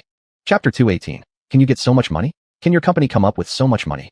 Li Chengze still didn't believe it. Chen Tianyun said, Yes, Mr. Li, you just need to tell me whether you will do this deal or not. Li Chengze was silent for a long time and finally nodded, saying, I agree to transfer Mingyu technology to you, but I hope that Mingyu technology under your leadership can achieve even greater success. Then let's wish our cooperation a happy one. Chen Tianyun smiled and took a sip of coffee. Mr. Chun, at such a young age, you already possess a net worth of over $100 billion. I truly admire you. Sitting in the office, Li Chengze praised Chen Tianyun. Chen Tianyun waved his hand humbly, saying, No, Mr. Li is exaggerating. My wealth isn't worth mentioning at all. Li Chengze said, Hee, I see you're still quite humble. Hee. Chen Tianyun laughed, then changed the subject by asking, By the way, when I came in just now, I saw quite a few luxury cars parked outside Mingyu Technology's entrance. Does Mingyu Technology currently have sufficient capital to turn things around? Li Chengze sighed and said, Alas, there are some small problems with the funds. I plan to go to the bank tomorrow to take out a loan. Chen Tianyun patted Li Chengze on the shoulder and said, Mr. Li, don't be too disheartened. Although the current situation of your company is somewhat terrible, I believe that based on Mingyu Technology's current state, we will quickly turn losses into profits. Borrowing money, Mingyu Technology, unless it goes bankrupt, there is no possibility of borrowing. Li Chengze bitterly smiled and said, Mingyu Technology has accumulated too much debt in recent years. I don't dare to seek a bank loan. Chen Tianyun said, In this world, is there something that you wouldn't dare to do? Li Chengze bitterly laughed and said, Yes. Chen Tianyun smiled faintly and said, Oh, what could make Mr. Li afraid? Tell me, perhaps I can help you solve it. Li Chengze took a deep breath and gathered the courage to say, I once owed 5 million yuan in debt. Because of poor company performance at the time, I was forced to pay off debts, so I mortgaged the company and raised 5 million yuan to repay the creditor. Chen Tianyun said, That indeed sounds tough. Li Chengze continued, Unfortunately, they turned around and denied any agreement, going to Mingyu Technology to cause trouble. Fortunately, Mingyu Technology's security team is strong and drove them away, but I estimate that Mingyu Technology's reputation has suffered significantly. Chen Tianyun asked, Does Mingyu Technology still have security guards now? Li Chengza nodded and said, yes, there are 27 of them, all retired professional bodyguards. Chen Tianyan laughed and said, 27 professional bodyguards. This is an extremely powerful lineup. Mingyu Technology is really making an effort. Li Chengza said, actually, it's unavoidable. The company's condition is getting worse and worse, so I had to dispatch all the security guards for patrols. After all, some media likes to write inaccurate things nowadays. Mr. Li, you are correct. This matter must not be taken lightly. Otherwise, our company's image will be ruined. Chen Tianyan seriously said. Li Chengza said, Mr. Chen, do you plan to buy Mingyu Technology? I certainly intend to acquire it. Chen Tianyan nodded. Li Chengza hesitated for a moment, asking, then how much investment does Mr. Chen plan to put in to acquire Mingyu Technology? Chen Tianyan shook 3 fingers, saying, 300 million. 300 million US dollars. Li Chengza was startled. Being one of Mingyu Technology's owners himself, he naturally knew how much annual revenue Mingyu Technology generated. Now Chen Tianyan casually mentioned 300 million US dollars. How could he not be shocked? Chen Tianyan chuckled faintly. Mr. Li, Mingyu Technology's current situation is indeed very bad, but I believe that with its continuous expansion, Mingyu Technology's revenue will surely rise steadily. And I think Mingyu Technology is absolutely worth 300 million US dollars. But Mingyu Technology owes so much debt right now. I'm worried your money will be wasted, Li Chengza said. If you really want to buy Mingyu Technology, I suggest you raise 200 million US dollars first. Chen Tianyan shook his head. I think Mingyu Technology is worth at least 400 million US dollars. Li Chengza was stunned. 400 million US dollars. Even if Mingyu Technology's market value reached 80 billion US dollars, it wouldn't be worth that much. It seemed like Chen Tianyan had seen through Li Chengza's thoughts, saying, Mr. Li, aside from discussing the acquisition matter with you, I also came here to negotiate with you about the promotion and publicity plan for new products. Mingyu Technology has electronic sports games. I plan to launch a game similar to League of Legends, xuanhuan, and Island Paradise. What do you think about how this game should be operated? Mr. Chen, forgive my impertinence, but are you planning to make money through game sales? Li Chengza hesitated and asked.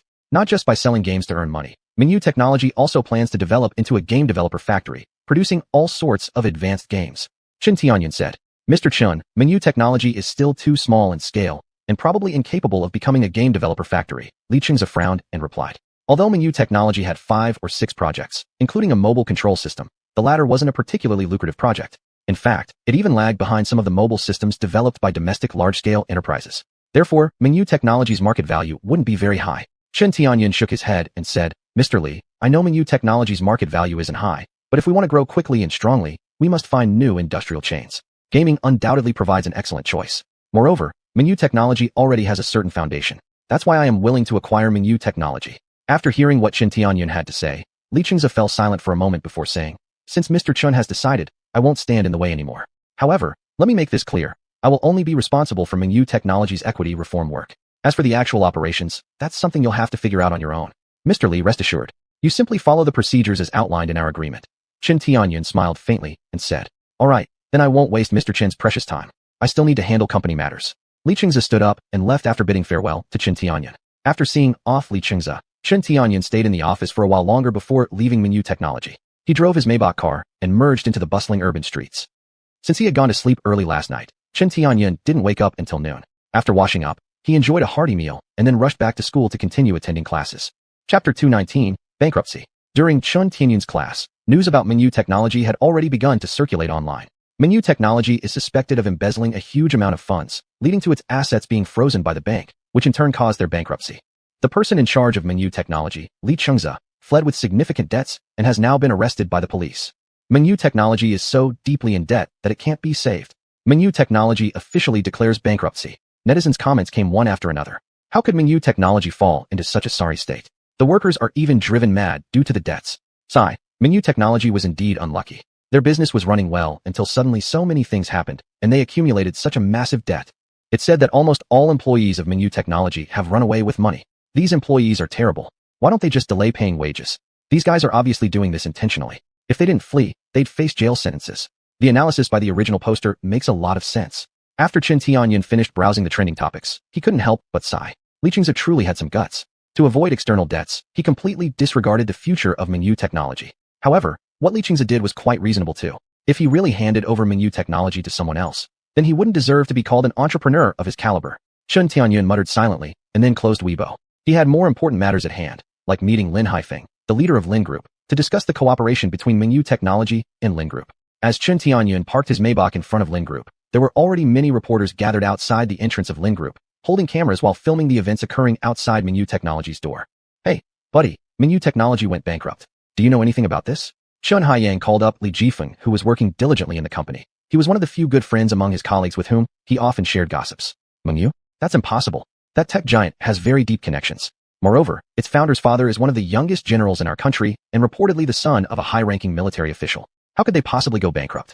It must be a rumor. Li Jifeng initially responded in shock, refusing to believe such nonsense because it was simply inconceivable for such a powerful entity to go bankrupt. However, upon hearing from his colleague, Xuanhuan, that Mingyu Technology had actually gone bankrupt and ceased operations, Li Jifeng fell silent, as it indeed made no sense. Although Mingyu Technology was mysterious and dominant, it hadn't offended anyone. Furthermore, according to his knowledge, Mingyu Technology owned hundreds of subsidiaries, generating revenue in the billions annually, or even more. Claiming bankruptcy sounded bizarre. I also think this doesn't sound like fake news. If it were true, I should have received notice as well. After pondering, Xuanhuan replied, "All right, help me keep an eye on the situation. See what happened with Mingyu. If there's any way to help, you must tell me. We're in the same boat. You don't want Mingyu Technology to fail, right?" Li Jifeng told Xuanhuan. In fact, he started believing part of it because only this explanation seemed plausible. "Don't worry. And remember, we're all employees of Mingyu. I will not do anything against Mingyu's interests." With a heavy tone, Xuanhuan promised since he knew how serious this matter was. "Okay, I'll hang up. Bye-bye. Bye." After hanging up the phone, Li Jifeng sat idly in his office, lost in thought. Though he verbally declared he wouldn't do anything harmful to the company, inside, he was wavering. After all, he was just a regular employee. If given a chance to enter Mingyu Technology's upper management, who would willingly give up such a superior living environment and remain struggling at the bottom rungs of society? But he realized he was merely an ordinary worker whose monthly basic salary plus bonus barely reached 3,000 yuan, and even if promoted, it would still be around 5,000 per month. Therefore, he needed to quickly elevate his position and income and find a proper job. Otherwise, his future would be troubling indeed. What should I do? Li Jifeng felt anxious. Ding dong. Suddenly, a text message sound rang out. He glanced down at his phone screen to see a strange number sending him a message. "If you want what you desire, meet at the small forest by the seaside at 9 o'clock tomorrow night." Apart from a simple line of text, there was no other information in the message, but it made Li Jifeng feel horrified. Although he didn't know who the owner of this number was, his intuition told him that the sender of this message had ill intentions or that there was some enmity between them. He quickly picked up the landline on the desk and dialed the number. "Hey, Brother Lu, it's xuanhuan. Are you free today? I'd like to invite you for drinks." "Yeah, that's right. It's about the favor I asked you for last time. I'm free today. Would you honor me with your presence?" "All right, no problem. Let's meet at our usual spot at 12:30. After hanging up the phone, Li Jifeng exhaled deeply. He had just called Brother Lu, wanting to meet him for a drink and vent his troubles while hoping to learn more details about Mingyu Technology's bankruptcy from him. Unfortunately, the other party declined and only agreed to meet at 12:30. But Li Jifeng didn't dare to be negligent. He immediately stood up, straightened his clothes, and hurriedly walked toward the door. He arrived at the parking lot, got into a Mercedes-Benz S600, and left the company, heading directly to an abandoned factory in the suburbs according to the address he gave Brother Lu earlier. On the way, Li Jifeng sent a text message to his mother, telling her that he would go out for dinner with friends tonight and might return late.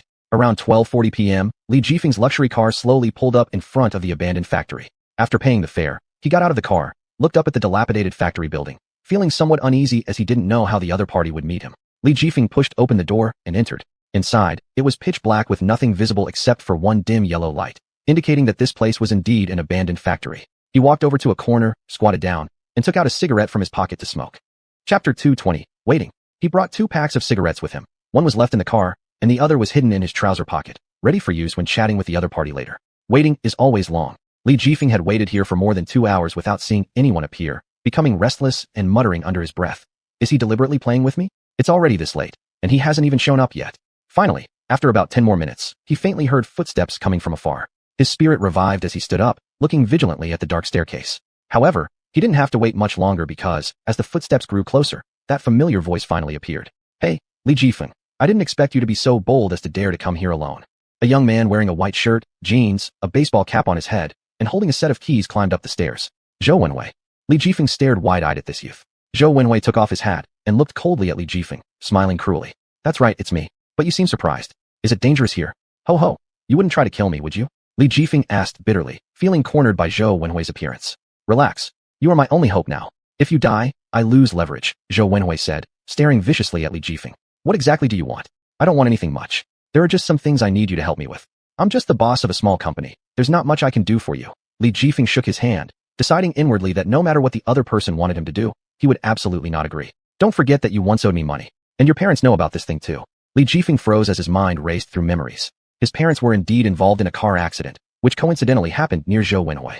At the time, Zhou Wenhui saved his mother, and Li Jifeng was very grateful. He offered to repay Zhou Wenhui, but then Zhou Wenhui demanded an exorbitant reward of 30,000 yuan. With little money at the time, Li Jifeng ended up borrowing another 50,000 yuan from Zhou Wenhui to barely pay back the large sum, resulting in his mother's death due to illness.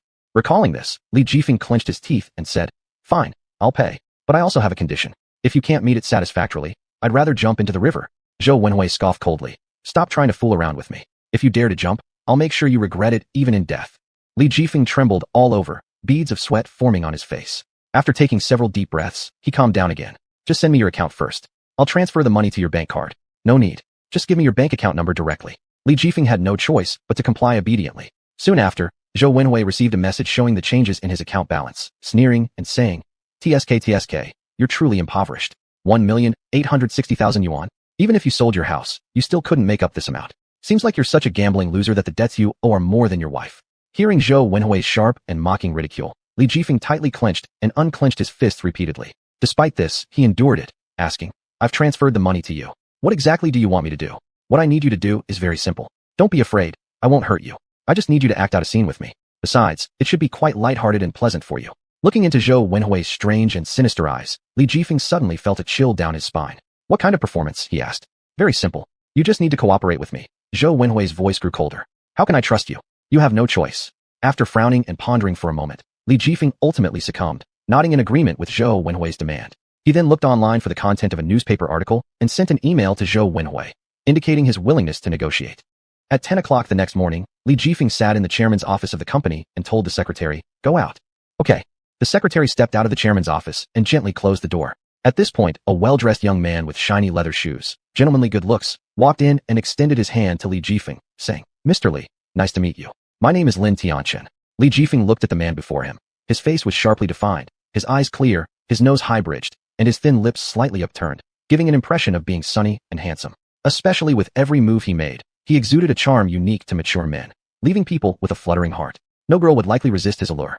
Even though Li Jifeng already had a wife, and their daughter was nearly 2 years old, he couldn't help but be awestruck by Lin Tianchen. Extending his hand promptly, he smiled and said, "I'm Li Jifeng, nice to meet you." After introducing themselves, both took their seats accordingly. Li Jifeng handed Lin Tianchen a cup of tea and asked, "When do we start?" Lin Tianchen laughed, saying, "Mr. Li, don't be nervous. I invited you here today to discuss a potential cooperation opportunity." With suspicion, Li Jifeng scrutinized Lin Tianchen for a while, but only found his gaze candid and pure, deep and tranquil like a lake. He cautiously probed, "May I know what Mr. Lin intends to discuss with me?" "You don't have to address me so formally. Call me Lin Tianchen or Brother Chen directly," Lin Tianchen explained. "Here's the thing. Our Lin family business now involves the financial sector. Given the gloomy situation in international capital markets right now, I hope your group joins under the Lin family group as shareholders, providing a 10% annual dividend to the Lin group." "Oh, I understand what concerns Mr. Li has. You're definitely worried that your current heavy debt will make it impossible to afford such dividends, aren't you?" Lin Tianchen lightly smiled. "Let me assure you on this point. The Lin Group offers double the dividends compared to regular companies, and as long as your company follows the rules and regulations set by the Lin Group, no salaries, bonuses, or benefits will be withheld. This is also a form of compensation from the Lin family to your whole family." Upon hearing this, Li Jifeng couldn't help but feel drawn. After all, the current household debt was massive, and his salary had been delayed for almost a year now. If things continued like this, paying rent would soon become unfeasible. More importantly, under the protection of the Lin Group, bank debts could be avoided, saving him from his present embarrassment. Chapter 221. Investigated me already. Li Jifeng remained silent for a moment, then looked up and asked, "Lin Group wants to cooperate with our group. Surely you've already investigated me. You should know our current situation. Since Mr. Lin mentioned compensation, I would like to know specifically how much the Lin Group can offer." "How much do you owe the bank?" Lin Tianchen countered. "Over 360 million. Li Jifeng sighed in response. Lin Tianchen nodded. "Then we'll give you that amount of money. Furthermore, from now on, Wang Group and Lin Group will be allies." Seeing Li Jifeng still frowning, Lin Tianchen continued, "I know you're heavily in debt right now, and the bank could pressure you at any time. Your family is struggling. Your father is lying in the hospital and urgently needs funds for treatment. So this money isn't just to solve your problems, but to completely free you from these difficulties." Who are you?" Li Jifeng asked cautiously. Lin Tianchen pulled out a document and pushed it towards Li Jifeng, saying, "Who I am doesn't matter. All you need to do is sign, and your family will immediately receive a 5 billion loan. Your troubles will be resolved within 3 days, I guarantee it." "What's this?" Li Jifeng questioned, flipping through the document. Once he understood the content, he couldn't help but inhale sharply. This was an equity transfer agreement stipulating that Wang Group and Lin Group each held 30% shares. Lin Tianchen was named as Wang Group's largest shareholder. Furthermore, because Lin Group was founded by Lin Tianchen, All its decisions gave Wang Group priority voting rights. After reading the agreement, Li Jifeng fully believed what Lin Tianxian had said. Lin Tianxian's earlier words sparked hope within him. He excitedly asked, "Can you really give Wang Group 1.5 billion in dividends?" Lin Tianxian shook his head, saying, "Of course not." Hearing this, Li Jifeng was startled and questioned, "Then what does this mean?"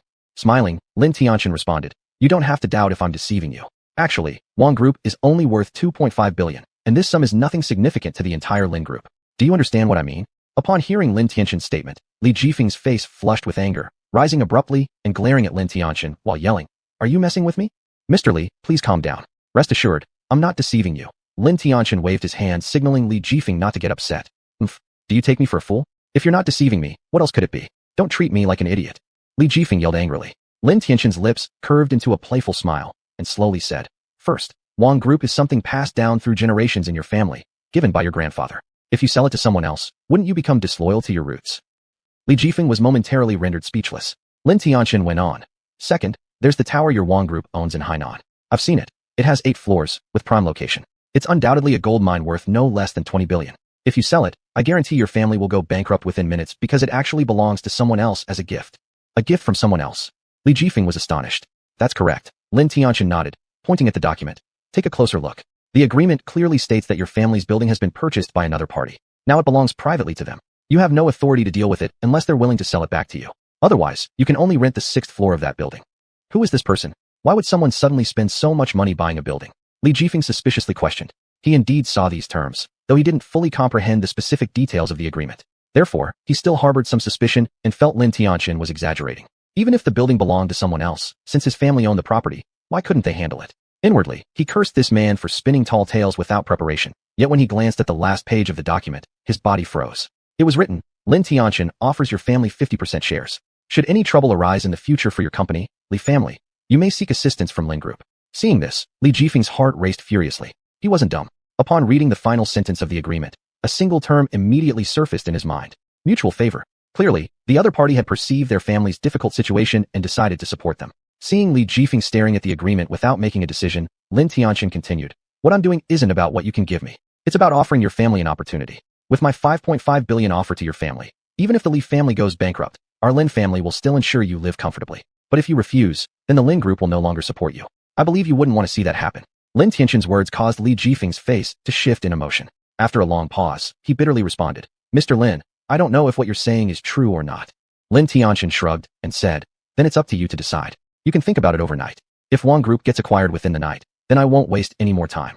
After speaking, Lin Tianxian got up and walked over to the wine cabinet, poured himself a cup of tea, sat on the sofa, and slowly sipped it with calmness.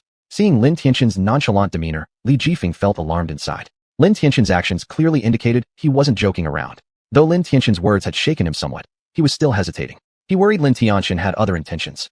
If he really sold Lin Group to Lin Tianxian and later found out Lin Tianxian had actually crushed Wang Group, how heartbroken would his parents be? Thinking about this, Li Jifeng looked at the paper in his hand, feeling deeply conflicted. However, he couldn't bear to sell the commercial building, or worse yet, the entire skyscraper. Lin Tianxian didn't rush him and remained silently seated. A while later, Li Jifeng seemed to make a resolution as he abruptly slammed his hand on the table, standing up coldly and saying, "All right, Lin Tianxian, since you want to buy it, prepare the money, and come find me early tomorrow." After that, he rushed off, seemingly fearing Lin Tianxian might change his mind, or perhaps eager to contact someone immediately. Lin Tianxian didn't stop him and waited until the man disappeared completely. In these times, apparently not everyone can succeed. Not even this guy seems free of Zhaoxing Xinli. Wishful thinking. Lin Tianxian mumbled to himself. Chapter 222. Do you believe in fate? He knew that the effect of what he said today would be far stronger than giving 100,000 yuan, because after all, the other party was currently in dire need of money. "Lin Tianxian, why are you doing this?" Wang Xiaoxiao walked in, asking curiously. She had just been chatting with her father when she suddenly heard a knock on the door. Upon opening it, she saw Lin Tianxian knocking at the Li family's hall door and overheard their conversation. Driven by curiosity, she listened secretly. It turned out that this guy had come to discuss cooperation with her father. Upon hearing this, she almost couldn't believe her ears. In her mind, Lin Tianxian was a penniless man. How could he suddenly say something like this? Could it be that Lin Tianxian was also involved in real estate development? Impossible. His age was about the same as hers, and he hadn't even worked before. Where would he get the money to buy Wang Corporation? Besides, even if he were the boss of a real estate company, why would he negotiate with the Li family for such matters? Did they deserve it? You have always said that if you want to change your fate, you must strive hard to climb up the ladder. This world is forever one of the strong preying on the weak. Your family is now in trouble, so I give you a hand. What's so strange about that? Lin Tianqian glanced at Wang Xiaoxiao and smiled. Don't worry. I'm helping the Li family without expecting any return. I've looked into the Li family's background. Your father is in technology development. If his company hadn't run into problems, then in the future, I might need Wang Corporation's technical support. If he fails, then he'll be of no use to me. I'm helping the Li family simply because your father doesn't seem too disagreeable to me. It has nothing to do with your family. Wang Xiaoxiao blushed, lowering her voice slightly. Thank you. She felt secretly annoyed, thinking that Lin Tianqian's words were too direct.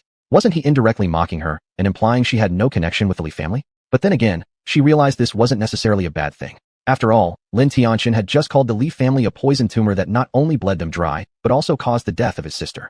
Since Lin Tianqian wanted to cut ties with the Li family, naturally, there wouldn't be any relationship between him and the Lis. And helping the Li family overcome their crisis made everything twice effective. Her respect for Lin Tianqian grew further. What are you thanking me for? I help your family because I find you interesting.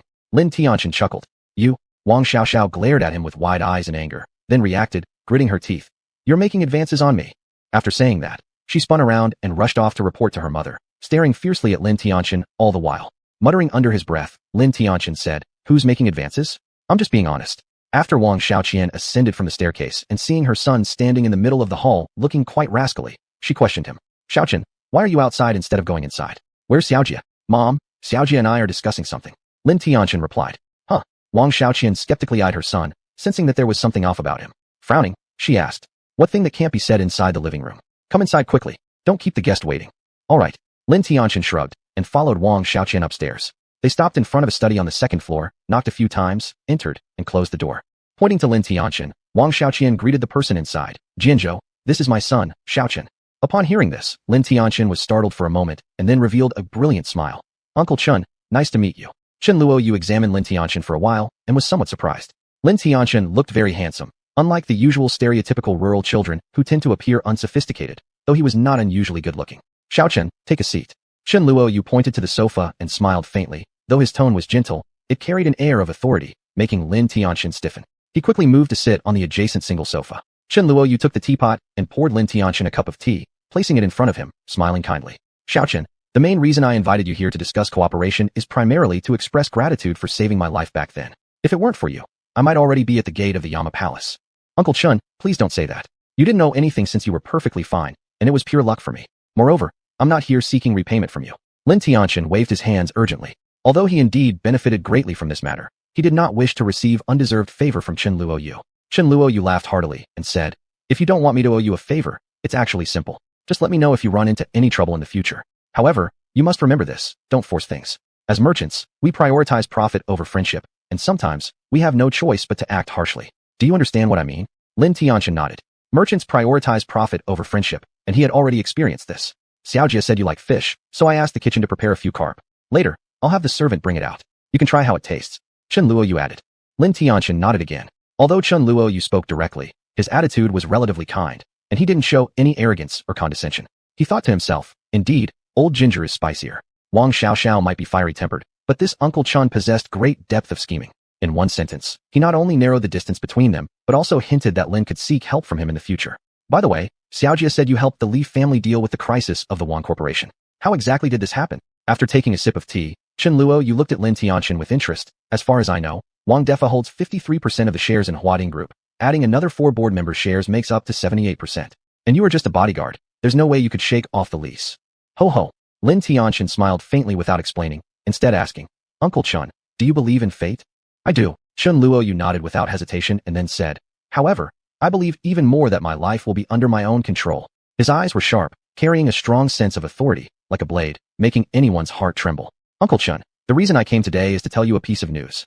Lin Tianqian glanced at Chen Luoyu and slowly said, In less than half a month, I will replace Wang Defa's position. Oh, Chen Jianzhou was surprised and asked, What confidence do you base this on? Lin Tianqian said, Of course I have my confidence, but I feel that Uncle Chun might not want to hear about it. Chen Luoyu frowned and pondered for a moment before saying, Tell me anyway. Lin Tianqian said, First of all, I signed a contract with Wang Defa. Chapter 223, Wang Group changes ownership. I am responsible for helping the Li family get through this crisis, and in return, he will hand over the Wang Group to me. However, he demands that I give him 10% of the annual profits as compensation, and this part of the profit, he will take it 20% above market price. Lin Tianqian continued, 20%? So, doesn't this guy make a profit? Chen Luoyu was astonished. Though he knew his son and daughter-in-law were deceiving him, deep down he still harbored a glimmer of hope that perhaps his son could bring a turnaround for the Li family. At this moment, he suddenly realized that his hopes were dashed. His son was here to threaten him, demanding 20% of the profits. Lin Tianchen nodded and said, he does indeed make a profit. But, Uncle Chun, I have my own conditions. Chun Jianzhou furrowed his brows. What conditions? I want to be the chairman of the board. Upon hearing these words, Chun Jianzhou was stunned. After a brief moment, he laughed and said, you mean you want to be the chairman of our company? Yes. Lin Tianchen looked at him seriously and said, if you think it's possible, then please sell all your shares to me. As long as you agree, the Li family's problem will be resolved immediately. Lin Tianchen's words were filled with confidence, as if he already had a plan. Chun Jianzhou scrutinized Lin Tianchen for a few moments, then shook his head and said, Xiaochen, you're still too inexperienced. I don't understand what you're relying on, but let me tell you, there is no way I'm selling the company to you. Moreover, even if I wanted to sell the company to you, the other shareholders would never agree. Why do you think others would agree? Lin Tianchen countered. Because the Li family's crisis cannot possibly be resolved, and it will become many times worse than before. It's even possible that the Wang Group could completely collapse. Chun Jianzhou coldly snorted. Lin Tianchen's expression slightly changed as he asked, why? Chun Jianzhou glanced at him, indifferently replying, how should I know why? Do you think I'm a god? Seeing that Lin Tianchen seemed shocked by what he had said, his mood improved somewhat, and he said, in short, whoever provides the money to acquire equity, the result will be the same. The Li family can't get through this crisis. Instead, it will only worsen. If that's the case, then there's nothing we can do. Lin Tianchen sighed and said, I'll switch my terms. I need 8% of the shares you hold. If you agree, then I'll leave immediately. Ha, 8%. Are you dreaming? Do you know what 8% means? Do you think the Wang Group is like cabbage by the roadside that you can buy anytime? Since you won't agree, then I apologize, but I can't help with this. After I go back and discuss with my mom, I'll decide whether to continue helping her treatment. After all, she doesn't know your true nature yet. Lin Tianchen stood up and walked toward the door. Xiaochen, wait. Chun Jianzhou suddenly called out to him. Lin Tianchen stopped, but did not turn around. His silhouette appeared somewhat desolate as he said, Uncle Chun, I know that the conditions I proposed are quite difficult to meet. However, you also know my mother's current condition. If she isn't treated in time, I fear she won't last long. I have no choice. I agree. Chun Jianzhou fell silent for a moment, then gritted his teeth and said, really? Lin Tianchen asked joyfully. Of course. I just said, as long as you can help the Li family through this crisis, I will give you 95% of the company's shares. Right now, the shares I possess amount to over 40 billion. What's 8% to me? Lin Tianchen breathed a sigh of relief, turned around, and looked at Chun Jianzhou with a bright smile. Thank you, Uncle Chun. Chun Jianzhou looked at Lin Tianchen's face and felt a fleeting sense of nostalgia, as if he had been transported back 30 years. Once upon a time, he too had been as naive as Lin Tianchen, but no matter what difficulties he encountered, he always pressed forward resolutely. Back then, he was brave, passionate, fearless, and unafraid of storms, willing to face death even in the most perilous situations. Chun Jianzhou smiled and said, don't mention it. Uncle Chun, if there's an opportunity, I actually hope that you might find a woman as gentle and considerate as your wife to accompany you. Lin Tianchen finished speaking and pulled out a card from his pocket, placing it on the table and smiling. The password to this card is your birthday. This. Chun Jianzhou picked up the bank card, looking at Lin Tianchen in confusion. Xiaochen, what's inside this card? Lin Tianchen chuckled and said, why don't you guess? He knew that Chun Jianzhou would definitely open the card since there was a full 10 million inside. Chun Jianzhou thought for a moment and said, could it be that there's a million yuan inside? Are you preparing this as my private stash of money? Lin Tianchen rolled his eyes. Chun Jianzhou bitterly smiled and said, if it's not private money, then it's probably just a sum of cash. But this is way too little. At most, it wouldn't exceed 2 million yuan. Such an amount wouldn't even be enough to support my daughter. After speaking, he opened the card and took one look before freezing like a wooden chicken. How about it, Uncle Chun, isn't it a lot? Lin Tianchen looked at him with a grin, a teasing tone in his voice. Shit, 100,000? You're fooling me, right? Chun Jianzhou widened his eyes and couldn't help but curse under his breath. Immediately after, his expression froze, and his breathing became rapid. There was a full 100,000 on the bank card. He had lived for over 70 years, and this was the first time he'd ever seen so much money. He had originally assumed that Lin Tianchen merely wanted to humiliate him with money, but now it seemed otherwise. Taking several deep breaths, he looked at Lin Tianchen seriously and asked, Xiaochen, are you sure this card is a gift for me? Yes. Lin Tianchen nodded seriously. I accept your offer. I will transfer all 6% of my shares to you. After finishing his statement, Chun Jianzhou hesitated and added, however, you cannot interfere in any company operations, and you must revive the Wang Group as soon as possible. I guarantee it. Moreover, I will help the Li family through this crisis, but I hope Aunt Chin will also come out and discuss matters with us. Lin Tianchen nodded. All right, then it's settled. A cunning smile curled up the corner of Lin Tianchen's lips. After dinner, Lin Tianchen and Yi were taking a walk in the courtyard while Lu Yu sat beside them watching TV. Although she wasn't particularly interested, she enjoyed the atmosphere. Over these few days, Yi had been pulling her along every day, teaching her various things. Lin Tianchen would then take turns explaining some basic knowledge to her. Lu Yu had a strong learning ability, and in just a few short days, she could already be considered a half-expert in terms of wielding power. However, she was still far from being considered a master since she had only just started. Chapter 224, Moonxi City. After hearing Lin Tianxin's description, Liu became increasingly excited about her future business battles. She had a premonition that being by Lin Tianxin's side would make her upcoming commercial career far more fascinating than it was now. The two chatted for a while in the courtyard when Lin Tianxin suddenly said, "By the way, Ollie, I'll be staying in Moonxi City for a while. When you have time, feel free to come and play with me." "Okay." Liu nodded obediently, not knowing why she felt that Lin Tianxin's attitude toward her seemed to have changed somewhat. Perhaps it was because Lin Tianxin had saved her yesterday. She muttered to herself. In the evening, while Lin Tianxin was washing dishes in the kitchen, Liu came running in and smiled sweetly at him, saying, "Big brother Lin Tianxin, my dad asked me to sleep early today so I can go back to school tomorrow." Lin Tianxin nodded with a smile and said, "Go ahead, rest well." "All right." Liu nodded and then suddenly added, "Big brother Lin Tianxin, tomorrow is the weekend, I don't have class. Can I go shopping with you?" Upon hearing this, Lin Tianxin hesitated slightly. He had many things to do recently and also wanted to take advantage of these few days to spend some quality time with his mother. He shook his head and declined, "No need. Tomorrow, I have plans to meet your mom, so I won't have time to accompany you." Liu's face fell, dejectedly saying, "Okay." It was only then that Lin Tianxin realized he had slipped up and chuckled awkwardly, saying, "Actually, I'd also like to meet Uncle and Auntie." "Really?" Liu's eyes lit up. "Really?" Lin Tianxin nodded. He knew that if he didn't visit Su Lanying, she would surely lose sleep. In her current state, even if she could fall asleep, she would be plagued by nightmares. "Hee, let's go together then." Liu laughed but then frowned as she recalled something, saying, "However, my parents are both overseas. I'm not sure when they will return." Lin Tianxin quickly replied, "It's fine, we can go find them first."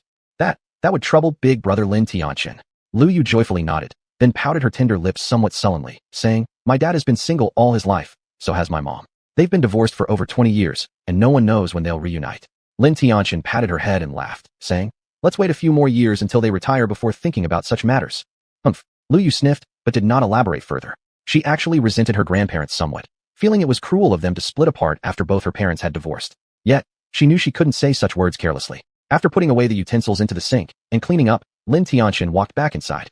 As Liu watched Lin Tianxin walk away, she suddenly felt her heart race, her cheeks flushed. Back in the room, Lin Tianxin lay down on the bed, took out his phone, and called Chunlele. He planned to head to the capital city tomorrow. This trip, he intended to revive Wang Family Corporation and seize control of Chen Jinzhou's company. This matter could not be delayed. Swift action was needed. Chunlele was evidently quite surprised by Lin Tianxin's sudden call, responding coquettishly, "What? Are you missing me now?" Listening to her playful tone, Lin Tianxin suddenly felt rather flustered all over and coughed lightly before asking, "Where are you?" "In the capital city," Chunlele replied. "I know. I mean, which hotel are you staying in?" Lin Tianxin retorted somewhat irritably.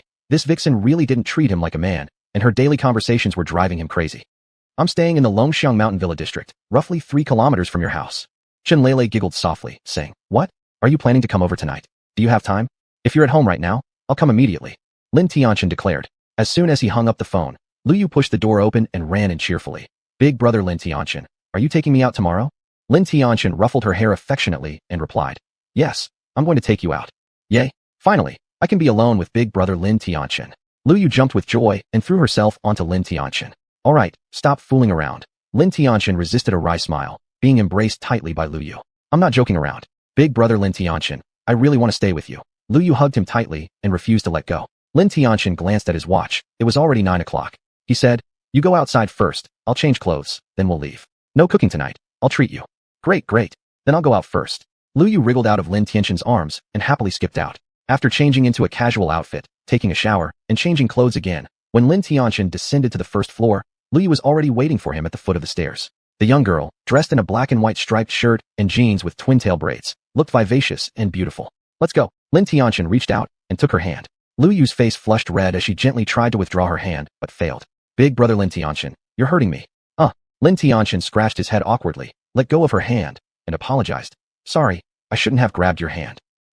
Big brother Lin Tianxin, you're so annoying." Liu playfully rolled her eyes and walked toward the door, still limping slightly. This worried Lin Tianxin. "Liu, let me check your foot." "No need." Liu waved her hands dismissively. "I'm fine. My dad is an excellent doctor. He said I have a miraculous bone structure with great martial arts potential. I believe I'll recover very soon." She wasn't lying. Lately, besides eating, she had spent most of her time soaking in medicinal baths, which indeed yielded great results. Her injuries were fully healed now. Otherwise, she wouldn't dare leave home. Lin Tianxin also knew that what Liu said made sense, yet he still felt guilty deep down. If he had been firmer earlier, Liu might not have even kept her leg. She might have been disabled at the very least. "Big brother Lin Tianxin, shall we go to your place, or mine?" Liu asked. She hesitated, unsure whether they should go to Lin Tianxin's house or hers first. If they went to Lin Tianxin's place, she would have to stay there. and though she yearned for Lin Tianqin's company, she understood it was impossible. But if they went to her place, she could enjoy more time playing with Lin Tianqin. She cherished this feeling of being with him. To my place, my wife hasn't finished her holiday yet, so we'll go to your place first. Then I'll ask her to come with you. Lin Tianqin thought for a moment before replying. Great. Lu Yu nodded quickly, secretly envying Lin Tianqin's wife, while muttering under her breath. Idiot. Who wants to hang out with your wife anyway? Half an hour later, the car pulled up in front of Villa number 8 at Daijinghao. Chapter 225, Cloud Mist Manor. This villa is the 5th property in the Cloud Mist Manor, which now belongs to Lin Tianqin, and his neighbor is Li Jifeng. Li Jifeng hasn't been idle at home recently. The game he's been developing with xuanhuan is about to be launched online. These days, he has been actively seeking investment banks. Once the funds are in place, the game will definitely make a huge splash. Of course, if it were possible to use the reputation of Cloud Mist Manor to promote the game, that would be ideal. After all, many wealthy people choose to live in Cloud Mist Manor. Publicizing the fact that one owns property here can attract even more customers to consume. Ding dong. The doorbell rang, and Li Jifeng immediately opened the door to see a tall, beautiful woman standing at the entrance. You? He looked astonished at the black stocking-clad beauty before him, as he couldn't remember who she was. Before he could ask what was going on, the woman had already walked inside. She headed straight for the sofa, picked up the remote control, pressed a few buttons, and the television screen lit up, showing a scene. It was the balcony of Li Jifeng's house. Ah! The woman suddenly let out a scream, her eyes fixed on the window edge as if she saw something terrifying. She crossed her arms and crouched into a ball, trembling all over. Help! Please, don't kill me. What do you want? Her reaction startled Li Jifeng, and he frowned and said, Hey, what are you doing? After saying this, he went to the balcony and looked down but saw nothing, leaving him puzzled. Who are you? He asked the woman again, but she continued to cower on the floor, looking terrified. Shit. Are you faking madness? You know my temper. Stop pretending to be dumb and get out of here. Or else, don't blame me for being unfriendly. Li Jifeng sneered, and then stepped on the woman, causing her pain. Unable to endure, she wailed and burst into tears, pleading. Master, spare me. I'll never dare to do it again. Ho ho, Li Jifeng coldly laughed. You weren't like that when you were pretending to be insane earlier. I don't know you. Get lost as soon as possible. Don't blame me if I'm not polite. He raised his foot to shove the woman and push her out, but this time the woman did not dodge. It seemed as though she had accepted her fate. Li Jifeng's lips curled downward. He didn't know whose crazy person had sent this actress. Clearly, they were targeting the launch of their game, attempting to cause trouble. The reason he hadn't used brute force just now was twofold. First, tangling with this woman would only bring trouble upon himself. There was also a chance she might try to extort a substantial amount of money from him. While he wasn't lacking in resources, such situations were bothersome. Second, this woman had an appealing appearance. Although her clothes were dirty, her good looks couldn't be obscured. A beating would be a waste. Perhaps in the future, she could be useful to him in some way. Lady, how much did your boss pay you? I'll offer double. If that's not enough, quadruple, or name your price. Pang. Just at that moment, the villa's door was violently slammed open, and 2 figures rushed inside. Li Jifeng paused for a second, and by the time he turned around, his face was filled with malevolence and savagery, shouting angrily. Damn it. Who dared barge into my room? Do you think I won't break your legs and throw you in the river to feed the fish? Then, he noticed their police uniforms and instantly understood the situation. These 2 were patrol policemen. For the police, such minor cases were usually too trivial to deal with. However, today, they personally showed up, implying that this matter was far from simple. Thinking about this, his heart quaked, murmuring inwardly if perhaps the incident had come to light despite his careful handling. He was preparing to bluff when one of them already pointed at him and roared angrily. Asshole! How dare you assault law enforcement officers? Your death is deserved. Come with us. What right do you have to arrest me? Have I broken any laws? I haven't touched you at all. Are you crazy? Are you really police officers or accomplices? Li Jifeng's face changed continuously as he eyed the 2 policemen with suspicion, thinking these people must have gone mad to impersonate even the police. Your excuses are useless. Let's go and find out the truth. The other policeman sneered and then looked toward the trembling beauty. Miss, can you tell us why you're here? Upon hearing the inquiry, the beauty glanced at Li Jifeng and tremulously said, He kidnapped me and brought me here. Police uncle, please save me. Woo. Hearing this, the 2 policemen's faces darkened, and their gazes towards Li Jifeng were full of disdain. Damn it. You're talking nonsense. When did I kidnap you? I advise you not to accuse the innocent. Otherwise, I'll make you pay dearly. Li Jifeng burst into rage, pointing his finger at the woman's nose threateningly. Upon hearing Li Jifeng's words, the beauty became even more afraid and hastily said, Woo. I don't dare anymore. I shouldn't have falsely accused you. I'm sorry, Woo. You? Li Jifeng's face turned red with anger. He felt like a foolish clown being toyed around, feeling utterly humiliated and wanting to tear this wretched woman to pieces. After taking a few deep breaths to suppress his anger, he coldly told the 2 policemen, Don't let her deceive you. She came knocking on my door in the middle of the night, and I don't even know who she is. After hearing his words, the beauty quickly shook her head, saying, Woo. No, it was you who insisted that I come over. I am the younger sister of your friend. We're just ordinary friends, but you were the one who forced me here. Woo. I'm scared. After finishing her sentence, tears poured down her face nonstop. Damn, what a great actress. Do you really think I'll believe you? I tell you, I will never forgive you for this. Li Jifeng was furious inside, thinking how this tramp could make such baseless accusations despite coming over herself and accuse him of abduction. We'll see if this matter is settled or not. The two policemen exchanged a glance, coldly snorted, and were about to take Li Jifeng away. Li Jifeng's face was ashen gray, unwillingly muttering, "Do you guys even know who I am? My name is Li Jifeng." As soon as those words left his mouth, the two policemen's expressions changed with a hint of pity in their eyes. "Uncle Policeman, I haven't done any of these things. I've been quietly staying at home. How could I possibly do what he says? My house has surveillance cameras. Just check them, and I have nothing to hide." Li Jifeng angrily said. "Humph. Surveillance? Do you think what you've done is unknown to me? Still trying to deny it? I'll make you admit willingly right now." Chapter 226. Li Jifeng suspected of multiple crimes. The leading police officer gave a cold snort, took out his walkie-talkie, and shouted, "Attention, comrades. There is a man named Li Jifeng suspected of kidnapping, coercion, intentional harm, theft, fraud, and several other crimes. Please proceed to the scene immediately for support and ensure the safety of the victims." The walkie-talkie quickly relayed back a message, and after giving a couple more instructions, the leading police officer hung up. "Young fellow, I want to see how you can still be so arrogant now." After hearing the police officer's words, Li Jifeng disdainfully looked at him. "I'm telling you, if you don't admit your guilt today, I will make sure you spend your whole life in jail." He glared proudly at Li Jifeng. Li Jifeng, however, sneered with no sign of fear. Upon seeing this, the leading policeman coldly smiled and said, "Fine, since you won't own up, let's go back and conduct an investigation first. I want to see what tricks you can still pull off. Let's go." Li Jifeng followed the two policemen arrogantly out of the door. After the two policemen escorted Li Jifeng down, they left the woman standing there, looking bewildered. She had just heard them mention Susiki, and Li Jifeng seemed very intimidated by her. She suddenly remembered that ever since Li Jifeng moved here, every time she came, strange things would always happen, and these incidents all seemed related to Li Jifeng. Could it be he was the mastermind behind it all? Thinking about this, chills began to run through her body, and she couldn't help but tremble uncontrollably. "Captain, we've clarified this guy's identity information." A police officer approached the leader quietly, handing over a set of documents. "Oh." The leader frowned slightly as he took the documents and started reading. Name, Li Jifeng. Age, 22, unmarried. This guy was actually a playboy, which came as quite a surprise. He carefully examined the files, and the more he read, the more serious his expression became. By the time he reached the end of the documents, his complexion had completely changed. "Are you sure?" He paused for a moment before asking. "Absolutely sure." The police officer confirmed. "This file has been verified. It indeed belongs to Li Jifeng." Moreover, he admitted these violations in the company and also talked about a lot of other matters. For example, using his position to embezzle public funds. What? This time it was the captain's turn to be shocked. Li Jifeng felt that the rival company was truly ruthless, trying to pin everything on him. Fortunately, not long afterward, Xuanhuan arrived with evidence to rescue him. After leaving the police station, Li Jifeng rushed straight to the company to promote the game data, determined to bring down the rival company. But just as he got to the company, he received a call from his mother. "Hey, what's going on with you? How come there's such a scandal? They are talking about your romance rumors with a female celebrity online, saying how much you've done for her. I wonder where the reporters get this news." Listening to his mother's endless nagging, Li Jifeng furrowed his brows in annoyance. His mood worsened, and his tone became increasingly rude. "All right, don't talk about this anymore. Quickly hire a media relations company to handle it. Otherwise, the company's stock prices will definitely plummet. Do you want the company to go bankrupt? Right now, the most important thing is to clear your name." Motherly shouted loudly. "Clear what? Clear what?" Li Jifeng roared in anger, then realizing he had lost his composure, calmed himself and told the phone, "Don't worry, once I deal with this crisis, our family will rise again." After hanging up the call, he stared at the computer screen, which displayed the game screen of Super Warrior. His fingers lightly tapped on the keyboard, and his face darkened severely. This post was published at 8 o'clock in the morning. In just a few dozen minutes, the views have exceeded 1 million. Although it hasn't been topped on the hot search list yet, it has already caused a small sensation. Moreover, this thread still ranked second to last on Weibo's hot search list, yet it has attracted more and more casual internet users joining the discussion.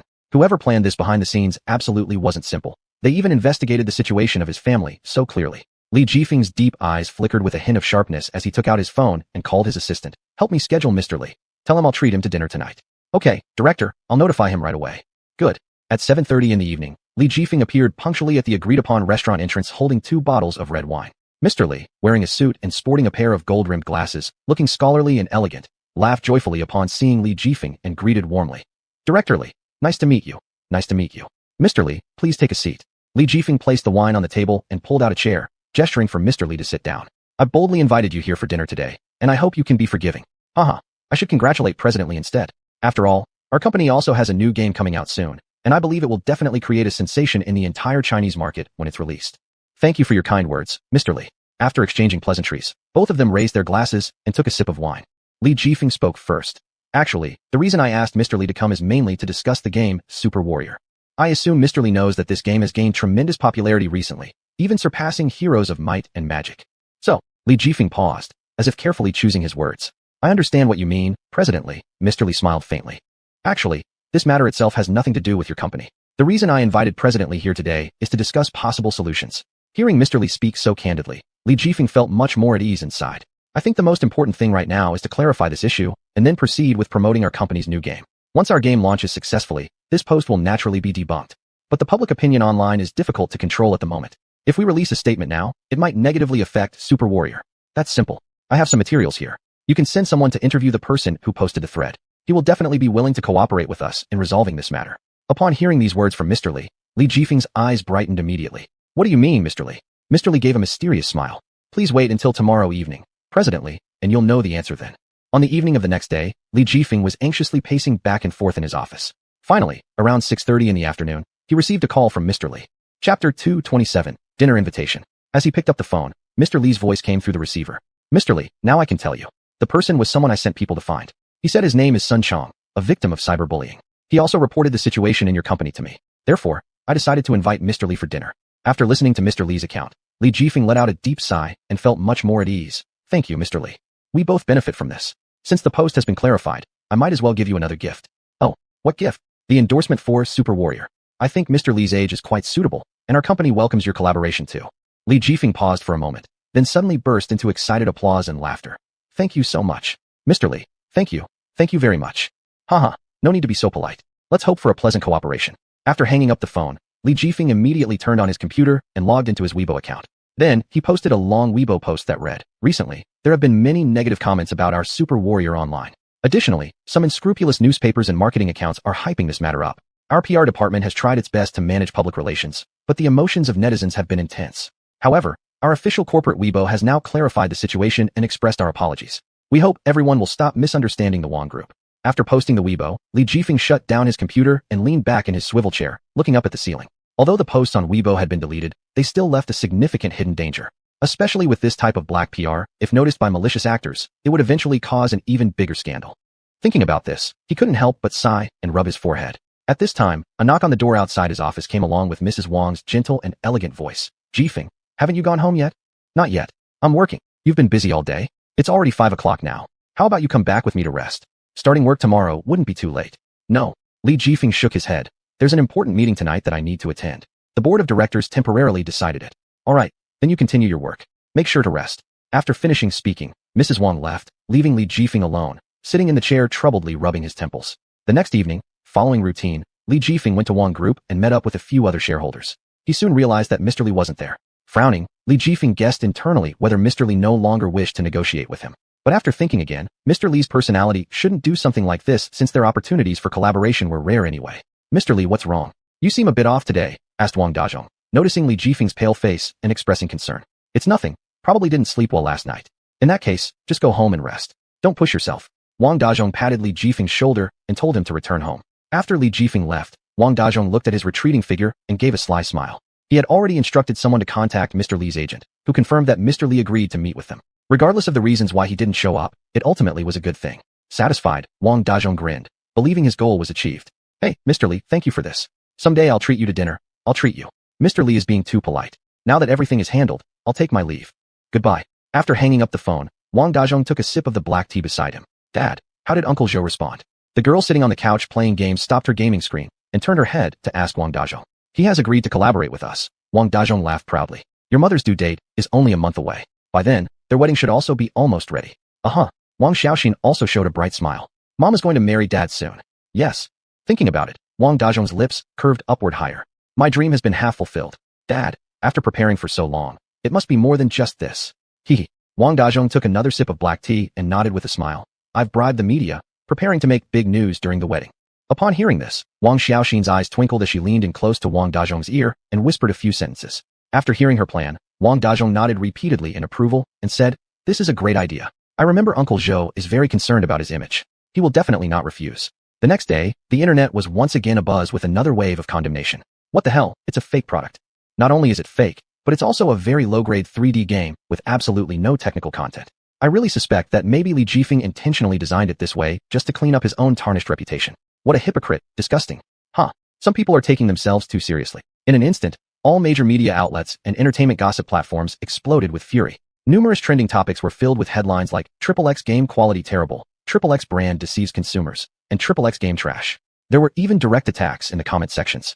This game has zero innovation, and players don't like it at all. Fans of Li Jifeng, remove this game right away or I'll demand my money back within minutes.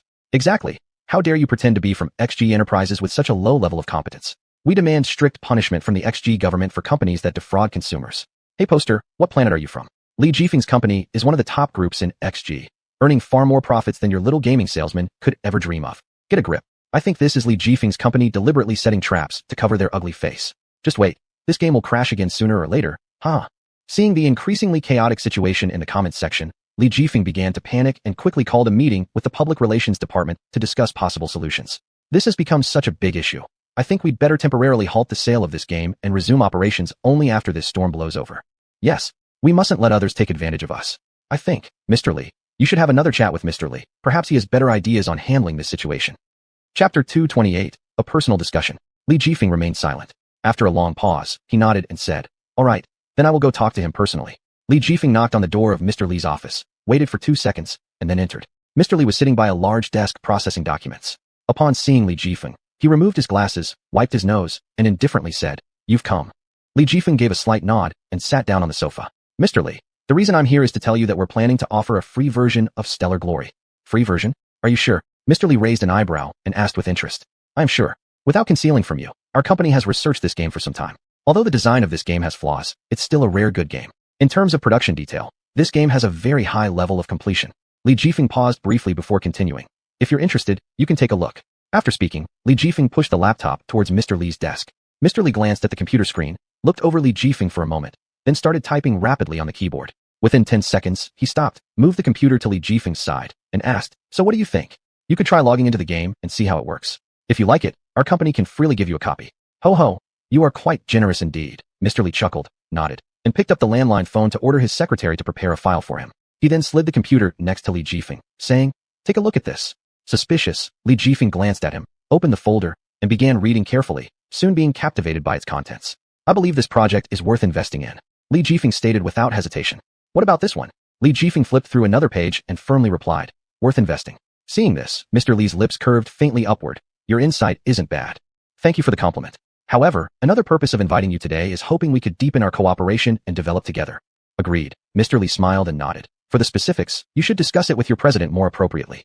"Understood. I'll arrange the cooperation with your company as soon as possible." Li Jifeng stood up and bowed respectfully to Mr. Li. Mr. Li waved his hand. "Work hard. Your future is boundless." Borrowing your words, Mr. Li.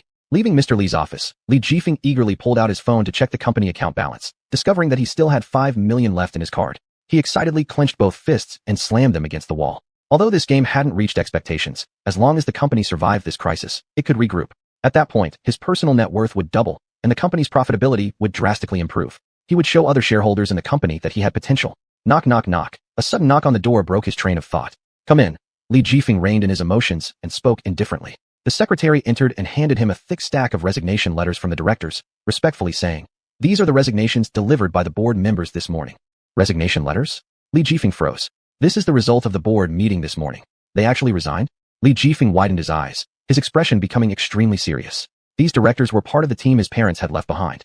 He spent a great deal of time and money pulling them to his side to make the company flourish, and now they were all gone? If they leave, who will manage the company? And if they leave, wouldn't the industry he had worked so hard for years just be handed over to someone else? "These are contracts signed last night," the secretary continued, taking out 3 documents from her bag and placing them in front of Li Jifeng. "Please review them." Li Jifeng scanned the 3 contracts and was shocked even after reading only halfway through. It was clear that these 3 contracts carried highly favorable conditions. If Li Jifeng agreed to any one of their demands, then the control of the family company would be his. They were crazy, offering such favorable conditions to him. Seeing Li Jifeng's uncertain expression, the secretary couldn't help but ask, "Mr. Li, is there any issue?" Li Jifeng shook his head. "No issues. I've read through these 3 contracts already. I will consider this matter, and please let those shareholders know on my behalf." "All right."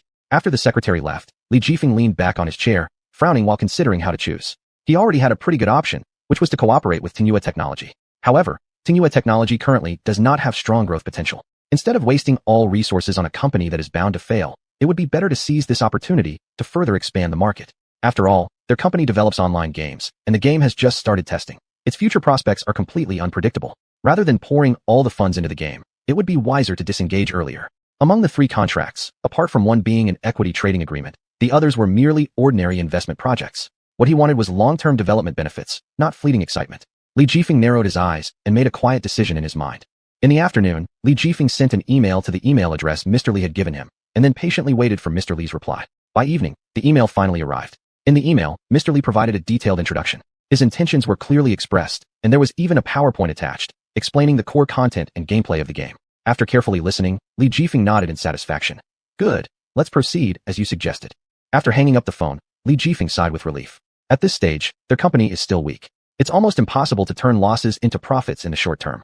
Given that, instead of continuing to accumulate losses, why not cooperate with a trustworthy group, which might even yield some profit?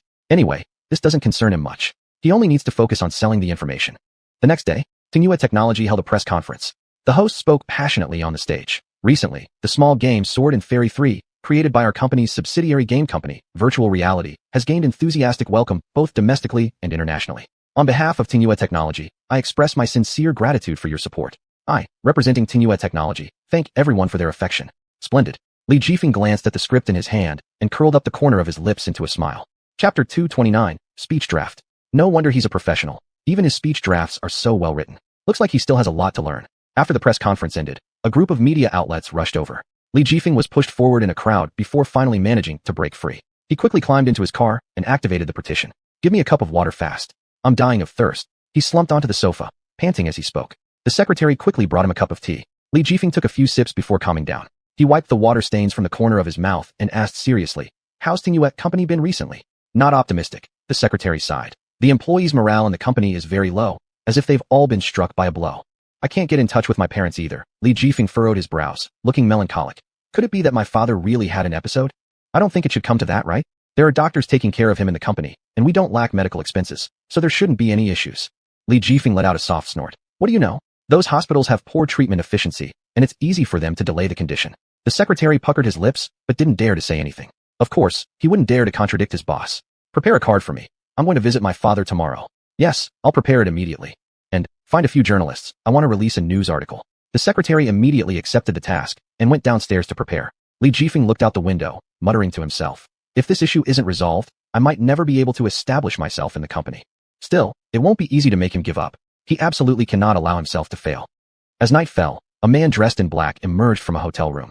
With the keys in hand, he hurriedly walked to the parking lot, unlocked the car, and sped away at high speed. Racing forward, the man headed straight to a villa in the city center. Ding dong. The doorbell rang clearly in the silent night, but no one came to open the door for him. The man stood at the doorway, patiently pressing the doorbell again. Ding dong ding dong. Bang. The man's fingers froze for a moment, clenching tightly into a fist, his eyes deep and cold. After a brief pause, he took a deep breath, kicked the security door lightly, and then turned to leave. The next day, a message was published in the newspaper. Tingyue Technology announced that Tingyue Technology would hold a new product launch event in 2 days, hoping guests participating in the activity could attend and celebrate together. Looking at the bold print on the newspaper, Li Jifeng curled his lips into a cold smirk. He knew Mr. Li wouldn't go back on his word, and indeed, not 5 minutes had passed when he sent the invitation letter. Li Jifeng glanced at the invitation letter in his hand, his heart filled with burning hatred. Clenching his teeth, he cursed under his breath and pulled out his phone to call his assistant. Hello? Mr. Li. Assistant Xiao Lu quickly answered the call. Li Jifeng said solemnly. Xiao Lu, prepare some gifts to deliver to Villa XX tomorrow. All right, Mr. Li. Xiao Lu was momentarily confused before quickly replying. I'll buy them right away. After hanging up the phone, Li Jifeng's face remained dark with gloom. He slammed the steering wheel hard and stepped on the gas, driving toward the company. While driving, he skimmed through this year's financial report. This year, the company suffered severe losses, leaving only a few million on its books, and their reputation was worse than ever. Although Tingyue Company was considered a fairly powerful company domestically in China, its global ranking was still at the bottom. If the company continued like this, it probably wouldn't be long before bankruptcy or closure. The more Li Jifeng thought about it, the angrier he became. He abruptly tore off his seatbelt, opened the car door and got out, heading towards the company's lobby. He had just taken a step when suddenly he heard the sound of an approaching car engine behind him. He turned around to see a luxury car speeding towards him at breakneck speed. Li Jifeng's face changed in an instant. Panicking, he quickly retreated to the side. Bang! The car stopped smoothly in front of Li Jifeng. Terrified, Li Jifeng's legs trembled uncontrollably, nearly causing him to fall to the ground. The driver's side door opened, and a man wearing a baseball cap, sunglasses, and a mask jumped out. He walked directly to Li Jifeng, removed his sunglasses, stared at him, and said coldly, I advise you to cooperate, otherwise I can't guarantee what I might do. Li Jifeng stared blankly at him. You. The man mourned sharply. Don't waste time talking nonsense. As he spoke, he grabbed Li Jifeng's arm, dragging him to the roadside. He then kicked away a stone post blocking the way and shoved him into the car. Subsequently, he sat in the driver's seat and started accelerating wildly. Li Jifeng was absolutely terrified. He widened his eyes and screamed, "Let me out of the car. I won't go. You have to go even if you don't want to." The man said coldly, "Not only you, but your parents must also attend." After saying that, he slammed on the brakes abruptly. The screeching sound of brakes echoed through the street, frightening away the pedestrians nearby. Li Jifeng was thrown to the front seat by inertia, then tumbled down along with the seat, ending up sprawled awkwardly on the floor. The man got out of the car and squatted in front of Li Jifeng, grabbing his collar, and said coldly, "I'll give you half an hour to pack your things, otherwise, I will kidnap you." "No, how dare you?" Li Jifeng roared furiously, his eyes bloodshot. The man stared at him fearlessly. "Try me." Li Jifeng's pupils constricted, and he slowly relaxed. His head hung low as he admitted dejectedly, "You win." The man then tossed him back into the car and drove off. On the other hand, at Lingxiao Cosmetics headquarters, Lin Tianqi looked at the invitation on the desk and furrowed her elegant eyebrows. She didn't want to go, but she had already signed a contract with Tingyue Technology. If she refused to participate in the new product launch event, Tingyue Technology would surely not let her off easily. Moreover, she did not wish to offend Tingyue Group. Lin Tianqi massaged her temples in irritation, inwardly blaming the responsible person in charge at Tingyue Company. Why did they choose this moment to hold the product launch?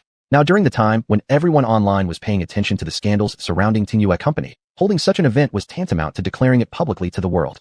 However, since Tingyue Technology had made the announcement, there was nothing Lin Tianqi could do to stop it. With this thought, Lin Tianqi stood up, picked up her bag, and left the office. Inside the Wang family group president's office, Wang Darren sat behind his desk revising documents. He suddenly heard a knock on the door and looked up to call out, "Come in." Assistant Xiao Chun entered with a serious expression. "Chairman, the invitation from Tingyue Technology." Chapter 2:30 Wang Darren.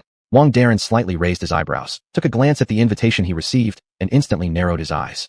He threw the invitation aside and gave a faint order. "I understand. Cancel the shareholders' meeting this afternoon." "Yes, I'll take care of it right away." The assistant bowed respectfully and then turned to leave. That afternoon, all major media outlets rushed to report on this news. In no time, Tingyue Technology once again became the focus. Tingyue Technology's official website also released new information at this time, announcing that a new product launch event would be held at 9 o'clock in the morning tomorrow at the company, welcoming the arrival of journalists and media friends. Once the new product launch event was announced, it immediately sparked an intense wave of discussion. Tingyue Technology, this veteran company, had been labeled by the media for 3 consecutive years as a tumor in the industry. However, the company's annual turnover has always been very impressive, which is a result many peers cannot surpass. Therefore, its new product launch naturally attracted the attention of a large number of media outlets. Of course, there were not a few journalists who harbored doubts about Tingyue. The employees of Tingyue were extremely excited and invigorated. Such a scene was rarely seen within the company. After all, Tingyue was the leader in the industry, and no one dared to mess with the people from Tingyue. Li Jifeng arrived at the office early in the morning, looking at the invitation letter on his desk, his eyes emitting fierce hatred. Bang! He violently tore the invitation in his hand. His handsome face contorted as he gritted his teeth and said, "Wang Jianfeng, I will never reconcile with you." At 6:30 in the afternoon, Tingyue Technology held a press conference. Lin Tianqi changed her clothes, applied light makeup, and gently lifted her skirt as she slowly walked into the venue. There were many people in the venue, and reporters were holding their photographic equipment, taking pictures, flashes illuminating brightly everywhere. Tingyue Technology's new product launch event was held in the largest banquet hall in Jiangxing, accommodating approximately 4,000 people, creating an unprecedentedly grand scene. The host went on stage to explain, and the launch event officially began. "Dear guests, dear media friends, good evening." The host spoke and then gestured for everyone to quiet down. He continued, "Tingyue Technology has invited elites from various fields today, hoping everyone will show strong support." Everyone clapped, the venue filled with excitement and enthusiasm. At this moment, the host said, "Next, please welcome Mr. Li Jifeng, the founder of Tingyue Technology, to the stage." With thunderous applause, a young man dressed in a gray-white shirt and black slacks slowly walked up from behind. His demeanor was calm and elegant, with deep and sharp facial features and a high nose bridge. "Whoa, he is really so handsome." Girls in the audience couldn't help but murmur excitedly. Lin Tianqi's gaze fell on the man, revealing admiration in her eyes. Li Jifeng stood in the center of the stage, smiling as he looked around the entire venue. Then, with a clear and melodious voice, he spoke, making everyone involuntarily entranced. "Thank you all for taking the time to attend Tingyue Company's new product launch event. First, on behalf of Tingyue Technology, I thank all of you. Second, thank you all for your support of Tingyue Technology's new products." People in the audience nodded in agreement. "Next, let us jointly admire Tingyue Technology's new product." Li Jifeng spoke, nodding towards the secretary next to him. An assistant then carried a tray onto the stage. A square blue cloth covered the tray. The assistant unveiled the cloth, revealing a crystal-clear, exquisitely designed mobile phone. This new mobile phone adopts the latest technology developed by Tingyue Technology, enabling barrier-free communication functions, and it also possesses all the functions of a smartphone, simple and easy to use. Li Jifeng introduced. Now, let's see the results. He pressed the mobile phone button, and instantly dozens of pages appeared on the screen, showing call recording functions and some unread messages, emails, and even microblogging, Tiaba social networking apps. Li Jifeng smiled and said, although social platforms have already developed significantly, they still suffer from many problems. For example, some people like to send prank text messages or brag about possessing certain miraculous functions or flaunting wealth. I believe that such behavior is actually quite stupid because it holds no meaning. After all, social platforms remain social platforms. Regardless of how much they evolve, they are ultimately just that. Our phones are communication tools used to transmit signals. Therefore, having communication software should suffice. We shouldn't pursue special features nor flaunt wealth unnecessarily, because doing so disrupts the original joy. I think it is unhealthy behavior. This drew waves of approving applause from the audience. At this point, chaos arose from the crowd. Someone in the audience suddenly asked, Mr. Li, when you say this function is called communication, who named this feature? That's right, who named it? Another reporter chimed in. The reporters, who had been quiet until now, all raised their microphones, throwing questions at Li Jifeng. Li Jifeng smiled gently and replied, it was Miss Chen Yinxi who came up with the name. As soon as he said this, another wave of exclamations erupted from the crowd. Wow, it was actually young Mistress Wang who named it. She's really amazing. Young Mistress Wang truly deserves her reputation as the only daughter of the Li family. She's incredible. No wonder this phone is so expensive and limited edition. Among the audience, Lin Tianxi heard the compliments for Chen Yinxi and couldn't help but sneer. Young Mistress Wang? What a hypocrite. For some unknown reason, the image of that cold and detached man surfaced in her mind. That man was the truly remarkable one. After Li Jifeng finished speaking, the new product launch officially began. First, the company's contracted artists Lu Yuqing and Sun Jiejia took to the stage to give speeches. Sun Jiejia spoke eloquently on the stage, vividly recounting the rise of Tingyue technology and her own story with Li Jifeng. She embellished their tale into a fairy tale romance, turning herself into Li Jifeng's first love. Our new product is Tingyue Technology's Love Phone. Standing gracefully on stage, Lu Yuqing smiled and then picked up the microphone to explain her ideas and concepts. Tingyue Technology is one of the leading internet companies in the country. In our company, our products are conceptual creations that transcend traditional limits. We're not just confined to making phones. We can also create TV programs, computer games, game cards, DVDs, audio files, documents, and even expand into automotive technology fields. In short, we will introduce an entire series of entirely different products, giving everyone a sense of the unique charm these products possess, distinct from other phones on the market. Chapter 231, Product Launch. After Lu Yuqing finished speaking, the host went back up and asked Li Jifeng a few questions about the product before Li Jifeng finally walked onto the stage. Li Jifeng smiled as he scanned the entire room, then said, I know all of you here want to see our company's new product. So, let's get straight to the point. Our new product is called the Love Phone. After Li Jifeng finished speaking, sparse applause arose from the audience. Many people were watching with amused attitudes, never expecting Li Jifeng to elaborate so much. The media reporters sitting below all stared at Li Jifeng, eagerly anticipating him revealing the answer. Li Jifeng continued, this phone has numerous features. It has many advantages. For example, it can search for information in real time around it, track and position, connect to satellite networks. It also possesses super strong defensive capabilities that can withstand the shockwaves from explosive blasts. Its speed is incredible, capable of flying over half the globe and carrying several missiles to attack enemies. Intense applause erupted from the crowd below. On stage, the reporters could hardly contain their excitement to see what the Love Phone looked like. Li Jifeng paused, then raised his hand, signaling for everyone to quiet down. He grinned and said, I believe our journalist friends seated here are already eagerly wanting to try it out. Am I right? The journalists burst into laughter. Li Jifeng continued, since all of you are so eager, we won't waste words. I now officially announce that our company's new product sales plan has officially started. A roar of excitement immediately spread among those below, everyone discussing animatedly. Tingyue Technology's new product is really going on sale? This is great.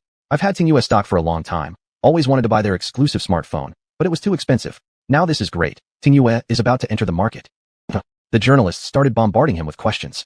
President Wang, when do you plan to start selling? How do you plan on conducting promotional activities? Li Jifeng smiled as he explained, our Love Phone will officially be available in 3 days. As for how we conduct promotions, we will of course cast a wide net. After saying this, Li Jifeng pulled out a piece of white paper filled with numbers from his pocket and handed each reporter one. Then, he pulled a black card from his chest pocket and gave it to a female reporter, instructing her, please take some photos.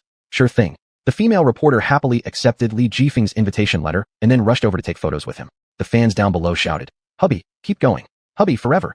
Li Jifeng bowed slightly as a sign of respect, then turned and left the stage. Chen Yinxi was backstage, organizing materials. Seeing her brother return, she quickly moved forward. Brother, you were so handsome up there just now. How did you know this product would sell crazily? Chen Yinxi smiled broadly as she looked at Li Jifeng. Because this product was designed and created by me. Li Jifeng replied. Chen Yinxi widened her eyes. Brother, it turns out you're the one who made it. Then today I've really hit the jackpot. You've definitely hit the jackpot. Li Jifeng touched his sister's cheek gently. At this moment, Sun Jejia approached. Hey, our new product hasn't even hit the market yet. How do you know it'll definitely make money? Li Jifeng raised an eyebrow, glancing at Sun Jejia slyly, and then said, you guess. After saying that, Li Jifeng left, leaving Sun Jejia stunned. At this time, an assistant nearby quietly reminded Sun Jejia, don't forget, your task is to interview the new chairman of Tingyue Group. Upon hearing this, Sun Jejia's face instantly lit up with a fawning smile. She stuck out her tongue towards Li Jifeng's retreating figure, then twisted her slender waist and followed after him. Li Jifeng returned to his office. As soon as he sat down, he couldn't help but take out his phone, looking at those familiar phone numbers. His heart began to race uncontrollably with nervousness. He held his phone, hesitating to press the call button. He was uncertain, worried that his actions might get him scolded by his parents. Yet deep inside, there surged a longing, a desire for warmth from familial love. All these years, apart from his grandfather, no one truly cared about or loved him, including his only biological parents, Wang Jijun couple. He had countless times fantasized about if, one day, his parents could give up their gambling and drinking habits, they could become like other parents, caring for and spending time with him. That would be wonderful. Li Jifeng sighed and ultimately decided to dial the number. Dial tone, dial tone, dial tone. The phone kept ringing, but no one answered. Li Jifeng frowned. Could it be that mom and dad dislike the products I've designed? Or have they already found out about my relationship with Lin Xuegu? He couldn't help but chuckle bitterly, thinking. For so many years, he had always avoided this question, trying not to bring it up, hoping that his parents would never find out about this matter. However, today, he decided to confess to his parents and seek their support so that he could be with Lin Xuegu. Taking a deep breath, he dialed his father's phone number again. The phone rang twice, then the line connected. A cacophony of noise came from the other end, followed by his mother yelling, "What is it? Mom, where are you now?" Li Jifeng asked in a hushed tone. An angry shout erupted from the other side. "I'm outside." "Why do you ask?" Li Jifeng quickly said, "I'm nearby." His mother paused for a moment, then suddenly shouted in surprise, "Aren't you supposed to be with Siki?" "Yes, Mom, where are you?" Li Jifeng inquired. His mother remained silent for a moment before saying, "Uncle Sun and I are having dinner outside. Don't worry about me. I'll go home by myself tonight." Startled, Li Jifeng asked, "Uncle Sun? Is he there too?" "Yeah," his mother said. "Stop looking for me. Go on a date with your wife already. Don't keep her waiting too long." In Li Jifeng's mind, Lin Xuegu's lovely face flashed through his thoughts, causing a faint smile to appear on his lips. "All right, take your time," he replied. After hanging up, Li Jifeng stuffed his phone into his pocket, stood up, and said to Sun Jejia, "Let's go. I'll take you shopping for clothes." Sun Jejia was overjoyed. "Thank you, Brother Jifeng." They stepped out of the door, got into the car, and drove toward the mall. News of Li Jifeng taking Sun Jejia shopping soon spread throughout the entire Xuanhuan Group headquarters. Upon hearing this, Chen Yanxi became extremely upset, stomping her feet in anger. She thought to herself, how detestable this man was, completely disregarding her feelings. Humph, flaunting their affection in public like that. Absolutely infuriating. Chapter 232, How to Buy These Things. In the evening, it was quitting time. Li Jifeng came out of the staff elevator carrying a pile of shopping bags and walked straight into the lift. Chen Yanxi followed closely behind. She saw what was in Li Jifeng's shopping bags and was immediately stunned. "Wow, you bought so many things. Are you moving?" "Not moving, celebrating the official release of the new product." "But why not announce it online? I want something more convincing." Then, are all these for me?" Chen Yanxi looked at Li Jifeng's shopping bags expectantly, almost drooling. Li Jifeng coughed lightly and handed her the items. "For you." Chen Yanxi's eyes sparkled as she tore open the gift box eagerly. Li Jifeng said, "Don't rush to unwrap them yet. I haven't paid for them." Chen Yanxi rolled her eyes, tossing the shopping bag onto the coffee table, and complained, "Brother Jifeng, you're too stingy. You won't even spend $100 on gifts for your girlfriend." Li Jifeng laughed. "Do you still remember that I am your brother?" Chen Yanxi pouted. "I know. In your heart, money matters more than people." Li Jifeng said, "Try on the clothes I got you. See if the size fits. If not, I'll switch stores tomorrow." Chen Yanxi waved her hands immediately. "Absolutely no. I'm wearing this one. Only this one." Li Jifeng smirked. "All right." The next day, after dressing up carefully, Chen Yanxi went downstairs and waited for Li Jifeng to pick her up. She sat in the cafe for quite some time, until the sun gradually set, but Li Jifeng still hadn't appeared. Impatiently, Chen Yanxi grabbed her hair and thought, "Is he deliberately playing with me?" She took out her phone and sent a text message to Li Jifeng. "Brother Jifeng, when are you coming? I'm hungry and want to eat. I'm waiting for you in the cafe downstairs from the company." Just as she prepared to put down her phone, she received a WeChat message. "Jifeng brother, coming soon." Chen Yanxi immediately cheered up, quickly standing up and running out of the cafe. In a private room on the second floor, Lin Xuegu quietly leaned against the window, looking at Chen Yanxi walking slowly under the sunset outside. Her skin was snow white, her jet black hair flowing over her shoulders. With clear and beautiful features, although still somewhat youthful and naive, she had already shown signs of a stunning beauty. Lin Xuegu was secretly impressed. No wonder she's the campus flower graduated from a prestigious university. She's really pretty. When she raised her eyes, she saw a car stop by the roadside, and Li Jifeng got out of it. He wore a well-tailored casual suit, his demeanor lazy. He saw Lin Xuegu staring at him from the cafe window. She gave him a smile, then turned around and walked toward the restroom. Li Jifeng watched her graceful silhouette disappear before taking steps toward the cafe. Pushing the glass door open, he entered, finding Chun Yinshi sipping a cup of coffee while reading a magazine, completely unaware of his presence. He walked straight to her table, pulled out a chair, and sat down. Surprised, Chun Yinshi closed her magazine and lifted her eyes to look at him. Brother Jifeng, how did you come here? Do you think I enjoy coming? Chun Yinshi blinked. If you didn't like coming, why force me to invite you? Li Jifeng stretched his arm and rested it on the table edge, pulling her into his embrace gently. Because I love seeing you, Chong Sam. Chun Yinshi's face turned red like an apple. Don't fool around, my dad is there. What's there to fear? We aren't dating. Li Jifeng moved closer, his breath caressing her neck, causing a tingling sensation. His large hand slid inside the collar of her Chong Sam. She shyly closed her eyes. Li Jifeng kissed her. After a long moment, Li Jifeng let her go. Let me fasten your buttons. Chun Yinshi obediently nodded. Li Jifeng buttoned her dress one by one, then embraced her slim waist, whispering in her ear, I missed you, darling. Chun Yinshi bit her lower lip, remaining silent. She missed him too. I'm taking you somewhere you'll definitely like. Where? You'll see when we get there. Then, they drove off. Halfway through their journey, Chun Yinshi couldn't help but ask, exactly where are you taking me? Li Jifeng smiled slightly. Secret. TSK. By a quiet and deserted hillside, Li Jifeng let Chun Yinshi out and pointed to a distant peak, saying, Look, that mountain is called Yunxiao Mountain. Snow covers its peak all year round. It's said that whoever can climb to the top of this mountain can pluck clouds. Chun Yinshi looked at the towering, cloud-piercing mountain in front of her and was slightly taken aback. Li Jifeng said, The scenery here is beautiful. I remember, when we were little, our favorite place to come was here. We would always climb to the top of the mountain and then sit there, feeling the cold wind. Now, I'll take you there. After hearing this, a warm current welled up in Chun Yinshi's heart. She nodded her head and agreed. All right. Li Jifeng grinned. I'll help you up. I'll carry you if needed. Okay. Li Jifeng bent over, letting Chun Yinshi climb onto his back before racing toward the peak. Chun Yinshi rested against his broad, warm back, breathing in his familiar scent and feeling an overwhelming sense of happiness. Her tears quietly slid down. Halfway up the mountain, Li Jifeng put Chun Yinshi down. Chun Yinshi wiped away her tears and asked, Are you not tired? Li Jifeng shook his head. I'm used to it. He took Chun Yinshi's hand and continued forward. I remember, when we first came here, we would climb to the summit every night to look at the stars and the moon. Chun Yinshi recounted, her voice trembling slightly. We watched the sunrise every day. And we rode horses, caught fish, and swam on the grassland together. I remember we also visited the waterfall and glacier. Suddenly, Li Jifeng stopped walking. Chun Yinshi curiously asked, What's wrong? We'll stop here. Why? The air here is pretty nice. Li Jifeng smiled and said, Look over there. Chun Yinshi followed his gaze. In the distance, lush mountains rolled like waves, layer upon layer. She stared for a while, but couldn't figure out why they had stopped. What is over there? Look more carefully. What am I supposed to be looking for? Do you see 2 trees over there? Chun Yinshi looked in the direction Li Jifeng pointed, and indeed saw 2 robust banyan trees with lush foliage. She suddenly understood his intentions. Li Jifeng gently squeezed her hand and said, Today, instead of watching the sunrise, I want to look at you. Chun Yinshi's cheeks flushed red as she lowered her head shyly, teasing him. Who wants to look at you? Not me. Well, then maybe I'll just admire you. Chun Yinshi glared at him, but couldn't hide the sweet rhythm of her heartbeat. Chapter 233, Love Affection. She pursed her lips and said softly, Jifeng, you're not allowed to be reckless. If you touch me inappropriately, I'll get mad. Li Jifeng raised an eyebrow and teased. Where did I touch? Chun Yinshi's face turned bright red as she gave Li Jifeng a hard pinch. You are so bad.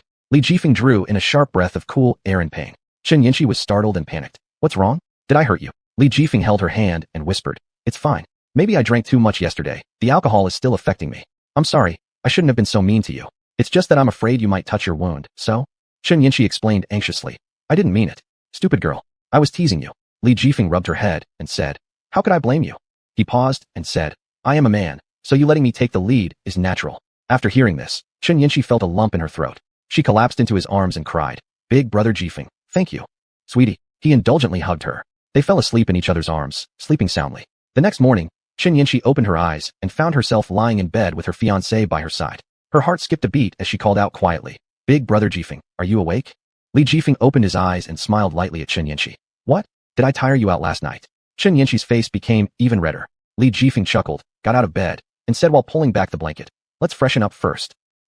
During breakfast, Li Jifeng served her some dishes and said, I'll drop you home after this, then I need to report back to work.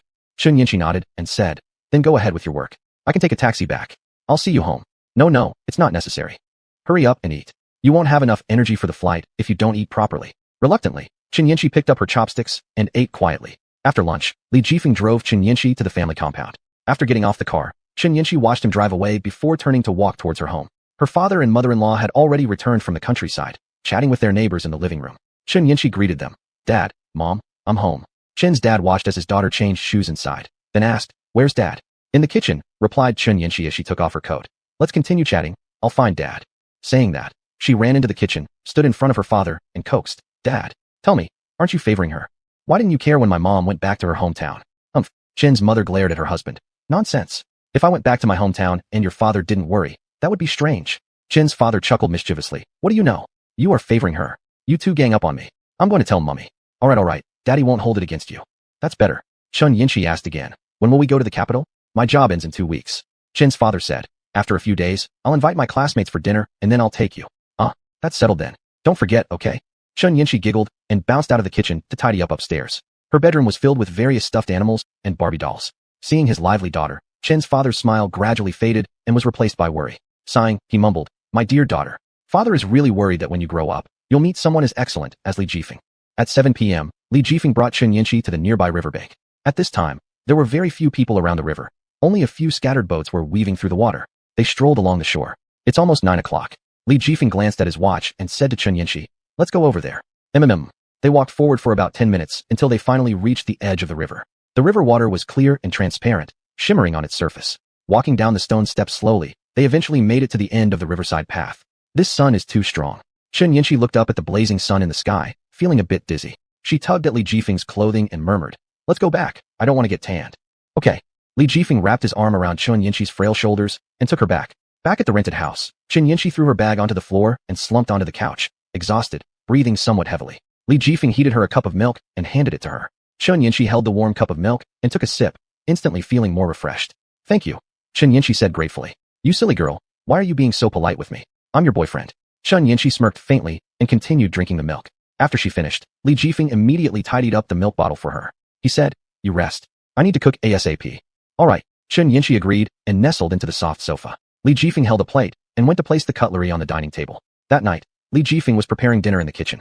Xuanhuan came out from the bedroom, leaning against the doorframe, and said, Jifeng, let me make soup for you. It's Mid-Autumn Festival today. Li Jifeng turned around and flashed her a brilliant smile. Thank you for your hard work. It's my duty, Xuanhuan said shyly. She turned her head and headed to the bathroom, washing up quickly before taking a shower. Then, she changed into a newly bought dress, applied her skincare products, and tidied up her hair and makeup. By the time she emerged from the bathroom, Li Jifeng had already served the food onto the dining table and kept some aside for her. He said, Come over and eat quickly. Xuanhuan walked over and said, It smells so good. Li Jifeng served her a bowl of rice and said, Taste it and see how it is. If you like it, I'll cook a few more dishes for you. No need, it's enough. Eat while it's hot. Li Jifeng urged her to eat. Seeing this, Xuanhuan had no choice but to pick up her chopsticks and start eating. Li Jifeng also picked up his chopsticks. The two ate silently without any words exchanged. Afterward, Li Jifeng stood up to wash the dishes and clean the kitchen thoroughly. Meanwhile, Xuanhuan was watching TV dramas in the living room. They spent a beautiful and warm day together here. The next day, Xuanhuan returned to the capital city to celebrate the festival at home. After the festival, she went back to work. She visited the recording studio at the Beijing Conservatory of Music, finishing the production of the album, I Wish to Be the Girl Behind You. It was then produced into CDs by the sound engineer. When Xuanhuan returned home, it was already late at night. Her mother had fallen asleep, while her father was still watching TV on the living room couch. Seeing her return, he asked with concern, Are you back? Did everything go smoothly today? Xuanhuan slightly shook her head and replied, Everything went pretty well. Her father, concerned, asked, Did you get hurt? Chapter 234, Smooth. Xuanhuan let out a soft laugh and said, Dad, what are you thinking about? I'm not a kid anymore. Chen's father gave an awkward laugh and asked, By the way, have you met that Professor Li your mom introduced to you? How is he? I've met him already. What did he say? Xuanhuan shrugged and said, He's very busy and has no time. Alas, these young people nowadays all have big egos. But never mind, Dad will find you someone better. Dad, all right, I won't say anything more. After returning to her room for a shower, Xuanhuan soaked in a hot bath, which made her feel much more relaxed. Just as she had dried off her body, she heard a knock on the door. Hastily wrapping herself in a bathrobe, she opened the door to see her father standing outside with a smile. Her mother also came out upon hearing the sound. Dad, Xuanhuan asked in surprise. How did you know I was here? With a beaming expression, Chen's father said, Your dad has many tricks up his sleeve. Let me in quickly. I want to take a look at your room. Her mother added nearby, Yanxi, hurry up and let your dad in. Okay. Xuanhuan stepped aside, allowing her father to enter the room. Inside the room, Chen's father moved around, observing the layout and style. The room was beautifully decorated with numerous artistic photographs taken by Xuanhuan herself, along with posters covering the walls, various comics sketched out, photo books, and animated films scattered throughout. Chen's father praised, You little girls sure are talented. I remember when I was young, your room used to be quite shabby and messy, but now it's arranged well. Smiling, Xuanhuan explained, At first, we were poor, right? You're truly my good daughter, her father remarked, inheriting my genes. Spare us the boasting.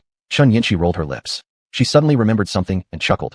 Dad, do you still remember, when you were young, during every holiday you'd buy fireworks to celebrate, and set them off all day long? Staring blankly, her father replied. Oh yeah, this memory is quite vivid to me. After some thought, he said, do you want to buy fireworks? I'll go buy them. Besides, I'll walk around the street and buy some gifts to give out. As he spoke, he got up and left. Chun Yinchi looked at his retreating figure and smirked privately. This old man is pretty gullible. Slightly mentioning fun memories from childhood makes him so happy. After Chen's father stepped out, he headed to the mall.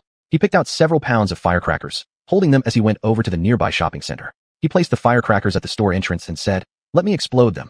The boss took a look at him and asked, Uncle, are you sure? I'm sure. All right. The boss pulled out money promptly, ignited the firecrackers, and tossed them to Chen's father. Chen's father laughed heartily, grabbing the firecrackers and running far away. Boom. After a series of explosion sounds, he departed satisfied. Li Jifeng returned to the company to handle official duties. His workload for today was very heavy. He needed to review a contract. The contract stated, Huaxia Telecom would purchase the domestic car upgrade plan for 360 million yuan. However, due to lack of funds, all upgrades could not be completed yet. According to the resolution of the board of directors, they hoped that Huawei Computer Group could provide a loan of 200 million yuan. Currently, Huawei Computer Group happened to have 2 billion yuan of idle funds available. After contemplating for a while, Li Jifeng picked up his pen and wrote the approval document. After signing it and stamping it, he handed it over to the assistant secretary. Subsequently, he continued looking at the stock data charts rolling on the computer screen. Li Jifeng frowned and sighed, staring at groups of numbers without blinking. Patter, patter, patter. The computer emitted crisp tapping sounds. A young woman approached and sat next to Li Jifeng's office chair. Wearing a light blue short-sleeved shirt, black pants, and leather shoes, her appearance was delicate and her demeanor graceful. Her face wore a faint smile, clearly in good spirits. What's wrong? Encountering any difficulties? The young woman inquired. Nothing. Li Jifeng raised his head, looked at her, and said, why do you have time to chat with me? I just happened to pass by your company and decided to drop in. The young woman said cheerfully. How's your work going lately? Are you busy? Not bad. I mainly focus on technology research and development. Not too tiring, Li Jifeng replied. Why did you suddenly think of asking me? Just nothing special, casual chat. The young woman smiled. Her name was Chun Weiwei, Li Jifeng's direct superior. Although Chun Weiwei was Li Jifeng's boss, she was rather approachable. Due to her amiable personality, she got along well with everyone, especially taking care of her subordinates. Chun Weiwei seemed to have thought of something and said, I went on a business trip to Northeast China the other day and heard a piece of news. I'm not sure if it's a rumor or not. What? Li Jifeng looked at her curiously. There's a man in Northeast China named Zhao Ritian. He's engaged in the real estate industry there and was recently reported for embezzlement. The case has already been registered for investigation, and it should be clarified soon. Chun Weiwei spoke slowly. Li Jifeng fell silent for a moment, lowering his head as he mumbled. Embezzlement. It must be false. Someone like him. How could he embezzle public funds? We'll have to wait for the special investigation team to figure it out, Chun Weiwei said. As the director of Huawei Computer Group, what do you think? I think. Li Jifeng hesitated for a second, then looked up at Chun Weiwei and laughed, saying, you probably wouldn't believe it either. Huh. He smiled bitterly, feeling conflicting emotions. I've been pondering this matter these days. The more I think about it, the more I feel it's likely fake. Zhao Ritian would never embezzle funds. If he dared to embezzle, I'd admire him for it. But it's unnecessary. His mind was full of contradictions, even doubting himself. Was he too sensitive, overthinking things? Li Jifeng massaged his forehead, troubled. Are you thinking that Zhao Ritian wouldn't embezzle public funds? Chun Weiwei suddenly asked. Huh? Yes, how did you know? Li Jifeng asked in surprise. Because I'm friends with Zhao Ritian. Li Jifeng was speechless. Chun Weiwei smiled and said, I've known him for several years. We were classmates from elementary school to middle school. Back then, we got along well and often played together. Later, he studied abroad, and I went to university in America too. You went abroad too? Li Jifeng was more surprised than ever. Yes, I studied in the United States, Chun Weiwei replied. So impressive. You actually studied in the US. Li Jifeng looked at her admiringly. Chun Weiwei said, I graduated from Cambridge University in the UK. Chapter 235, Envy. And also a PhD student. Went to the US to pursue a master's degree after graduating with an undergraduate degree. You are simply amazing, Li Jifeng said sincerely. Chun Wei smiled and said, your words sound a bit sour, don't they? No. Li Jifeng shook his head and said, I just envy you. You can also study abroad in the US. I'd never do that. Li Jifeng said, our Huawei AI computer focuses on smart devices, so it's the best choice to install smart devices on the flagship machines of the Huawei AI Group. Unfortunately, I'm just an ordinary employee at Huawei AI Group. My salary isn't enough to cover the cost of studying abroad. I'll help you figure something out. Chun Wei smiled and said, thank you. Don't mention it. Chun Wei smiled again and said, if I can be of help, I would be honored. Li Jifeng hesitated for a moment, mustering up his courage, and said, Ms. Chun, could you lend me some money? Money. Chun Wei smiled. How much do you need? 200,000. Li Jifeng replied. After hearing this, Chun Wei's expression changed slightly, then she smiled and said, this really isn't much. What do you want to do with it? Li Jifeng quickly said, I want to invest in a website and need startup capital. Investing in a website. Chun Wei paused for a second, then waved her hand and said, "No problem. I have 500,000 here. I'll transfer it to you." 500,000. Li Jingfeng was shocked. "What's wrong? Do you think it's too much? You're also my employee. Why not take my private savings?" No, it's too much. I can't accept it. Take it if I say so. But this. If you continue to be polite, I might lose my temper." Li Jingfeng awkwardly scratched his head. He hesitated for a long time and finally said, "This investment has risks. I'm afraid of suffering losses." "That's okay." Xuanhuan responded without hesitation. "Profit is yours. Losses are mine. No worries. Anyway, I have money to spend, but I can't finish spending all of it." Li Jingfeng opened his mouth several times, wanting to say something but holding back, eventually saying, "I owe it for now. I will definitely repay you in the future." "Good." Xuanhuan nodded. Li Jingfeng smiled and thought to himself, "No matter what you say, it won't work. Is there anything else?" Xuanhuan asked. Li Jingfeng shook his head and said, "Nothing." "All right." Xuanhuan nodded and walked away from the office. Li Jingfeng sat dazedly for a while, pulled out his phone and dialed Li Jiamin's number. Li Jiamin was in the bathroom of the hotel suite taking a shower at that time. He had just finished washing and was about to rinse off. When the phone rang, Li Jiamin wiped his body dry, put on his pajamas, and picked up the phone by the bedside table. Seeing it was Li Jingfeng's call, he immediately answered. "Hello, old Wang. Where are you right now?" Li Jingfeng asked. "I am in Nanjing. What's the matter?" "Nothing," Li Jingfeng replied. "Just asking, have you been doing well recently?" "Pretty good," Li Jiamin replied. "How about you treat me to some drinks tonight?" "Sure. I was worried I didn't have friends to keep me company. If you are willing to come, I'd be very glad. Let's agree on a place, see each other tonight." "Okay." After hanging up the phone, Li Jingfeng let out a long breath. His fingers swiftly tapped on the keyboard, composing an email. The title of the email was New Project at Huawei, and its content read, "I would like to apply for entrepreneurship funds of 200,000 yuan. It's not about making much money. I mainly want to prove my strength and insight." After finishing writing, he sent the email. After doing that, Li Jingfeng rested in the chair for a while before continuing his work. While working, he was thinking about his future plans. According to current trends, the competition in the internet industry over the next 2 to 3 years would far exceed that of PC platforms. How to leverage his technical advantages and capture market share was the key thing he considered. Additionally, at Huawei, Li Jingfeng had already become accustomed to using the distributor model, but he was not satisfied with solely relying on distributors. He wanted to rely on his own efforts to fight for success as well. It was a very difficult path because Huawei Computer's technical reserve in the PC field wasn't robust. Aside from hardware, there were significant deficiencies in areas such as software, search engines, games, etc. Huawei Computer's game sector had already been phased out. Currently, Huawei Computer's Paradise gaming platform was its most core function, boasting the world's largest ranking game library. Next came Huawei Computer's social platform, King Opponents. Huawei Computers had hundreds of millions of registered users on their social platforms, which continued to steadily grow. This achievement was impressive, yet it could not change the plight of Huawei Computers, because Huawei Computers made substantial investments in research and development for PC platforms. On the PC side, it requires a large number of specialized products.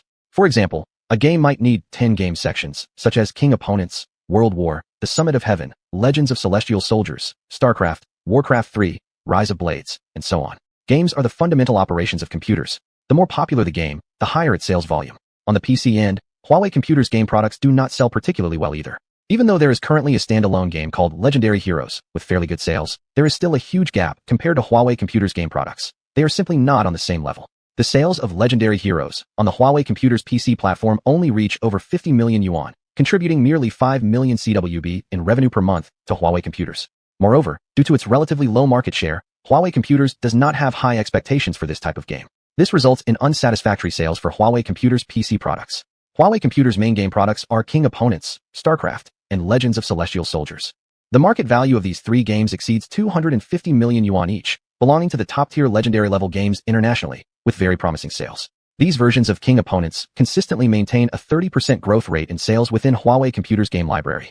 The market share of StarCraft is even more astonishing, maintaining a 40% growth rate in sales in the game library.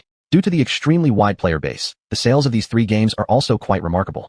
Huawei Computer's game products focus on 3 games: Legendary Heroes, The Summit of Heaven, and Legends of Celestial Soldiers.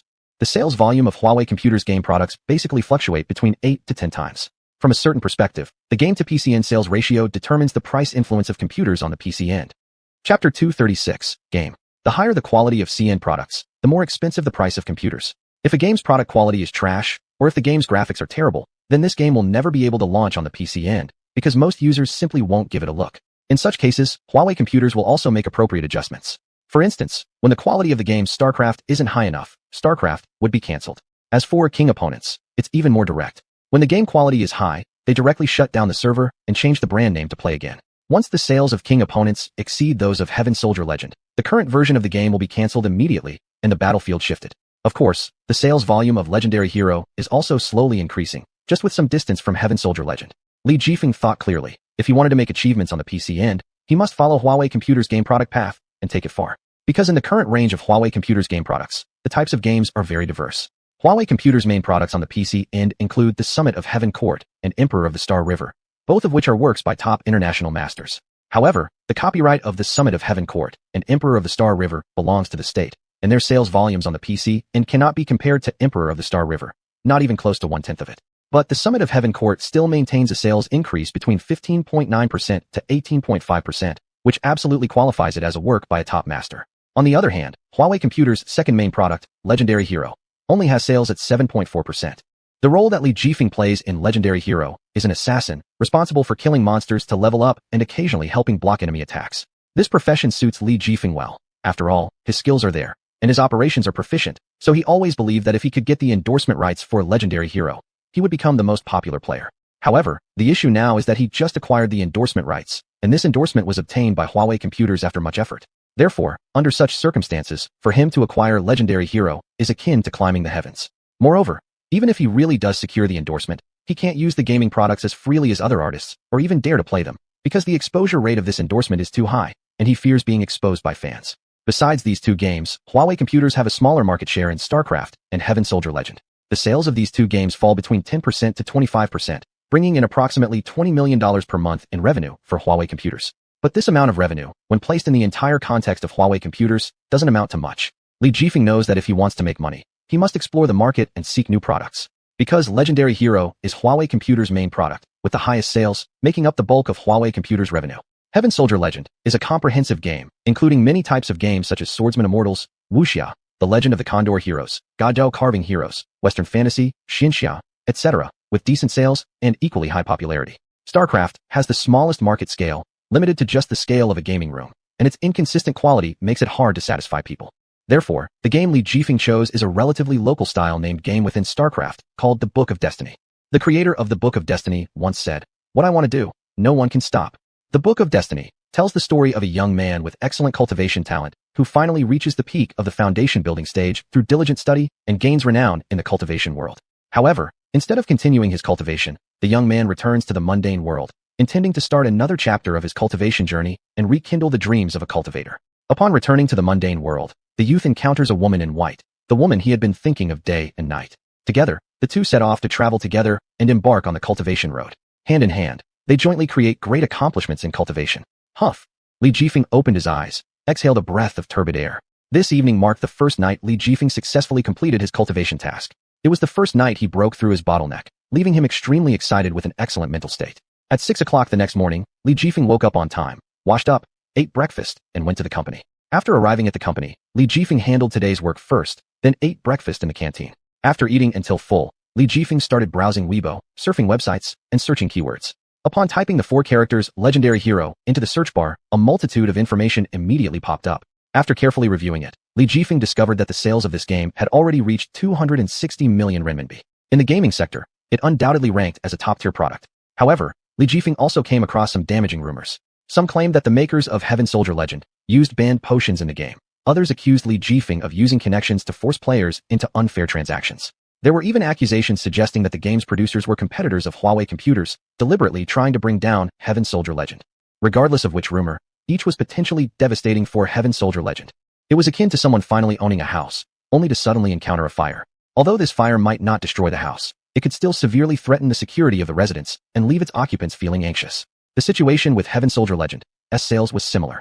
Initially, Li Jifeng had hoped to rely on the success of Heaven Soldier Legend to turn things around. But now, it was clear his plans were destined to fail. Still, Li Jifeng wasn't disheartened by this setback. He had a broad-minded attitude and wouldn't dwell on failure. He believed that through hard work, he would eventually make a comeback. Suddenly startled, Li Jifeng stared at the game icon on the screen, lost in thought. My gosh, how could I have forgotten such a fun game?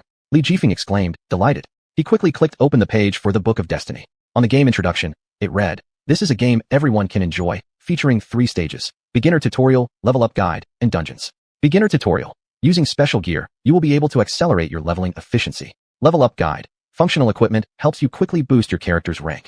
Chapter 237, Newbie Tutorial. Tutorial for the Fubon dungeon. After a player dies in the dungeon, They will resurrect within 30 seconds and receive 1 gold coin, which can be used to purchase auxiliary equipment or directly upgrade gear.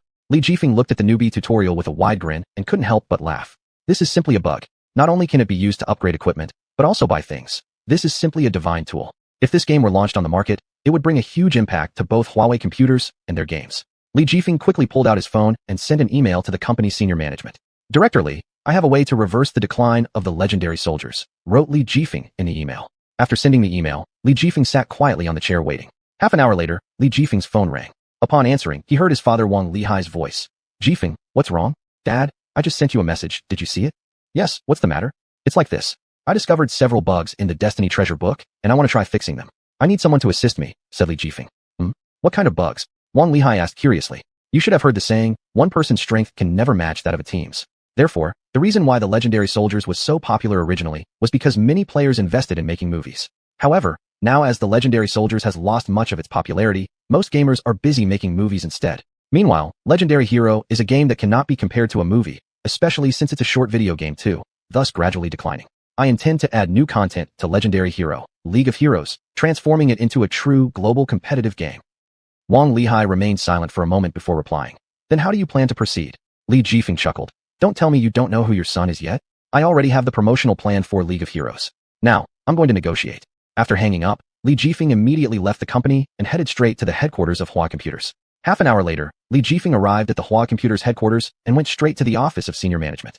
Entering the company, Li Jifeng saw a girl wearing a black professional suit sitting on the couch reviewing a document. She looked up, seeing Li Jifeng come in, and smiled warmly. Hello, may I ask who you're looking for?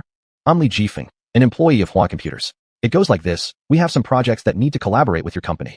After briefly explaining his intentions, Li Jifeng handed her a USB drive. You can insert this into your laptop and click the image here. Okay. The girl nodded lightly, then reached out to take the USB drive. Thank you. Li Jifeng smiled but didn't say anything, turning to leave after a polite goodbye. Upon exiting the president's office, Li Jifeng went straight to the president's secretary's room. Li Jifeng's arrival caused a stir in the secretary's office, a group of beautiful girls surrounding him, asking questions all at once. Brother Jifeng, why did you suddenly come over? Is there something urgent? Shall we discuss work first? Wait a second, let me finish this first. Amidst the admiration of these beauties, Li Jifeng smiled happily, fully enjoying it.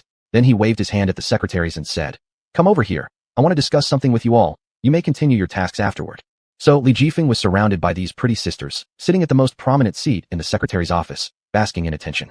Li Jifeng lounged back with one leg crossed over the other, sipping coffee leisurely while gazing out the window at the thriving scenery outside. Unknown how much time had passed, Li Jifeng's mobile phone started ringing. He pulled out his phone, pressed the speaker button, and a familiar yet strange voice came through. Brother Jifeng, what are you doing? Li Jifeng frowned, judging by the tone. This person seemed to know him, but Li Jifeng truly couldn't recall who it was. Who are you? I'm your elder brother-in-law. The person spoke lightly, continuing. Today, I was occupied with some matters and couldn't attend your press conference. Sorry about that. It's alright. I didn't invite any guests either, replied Li Jifeng. The other party laughed heartily. Alright, let's skip the small talk. I have serious business to discuss with you. What is it? I've heard you plan to develop this game Legendary Hero. Yes. This game is indeed in a sorry state now, so I plan to help you bring it back.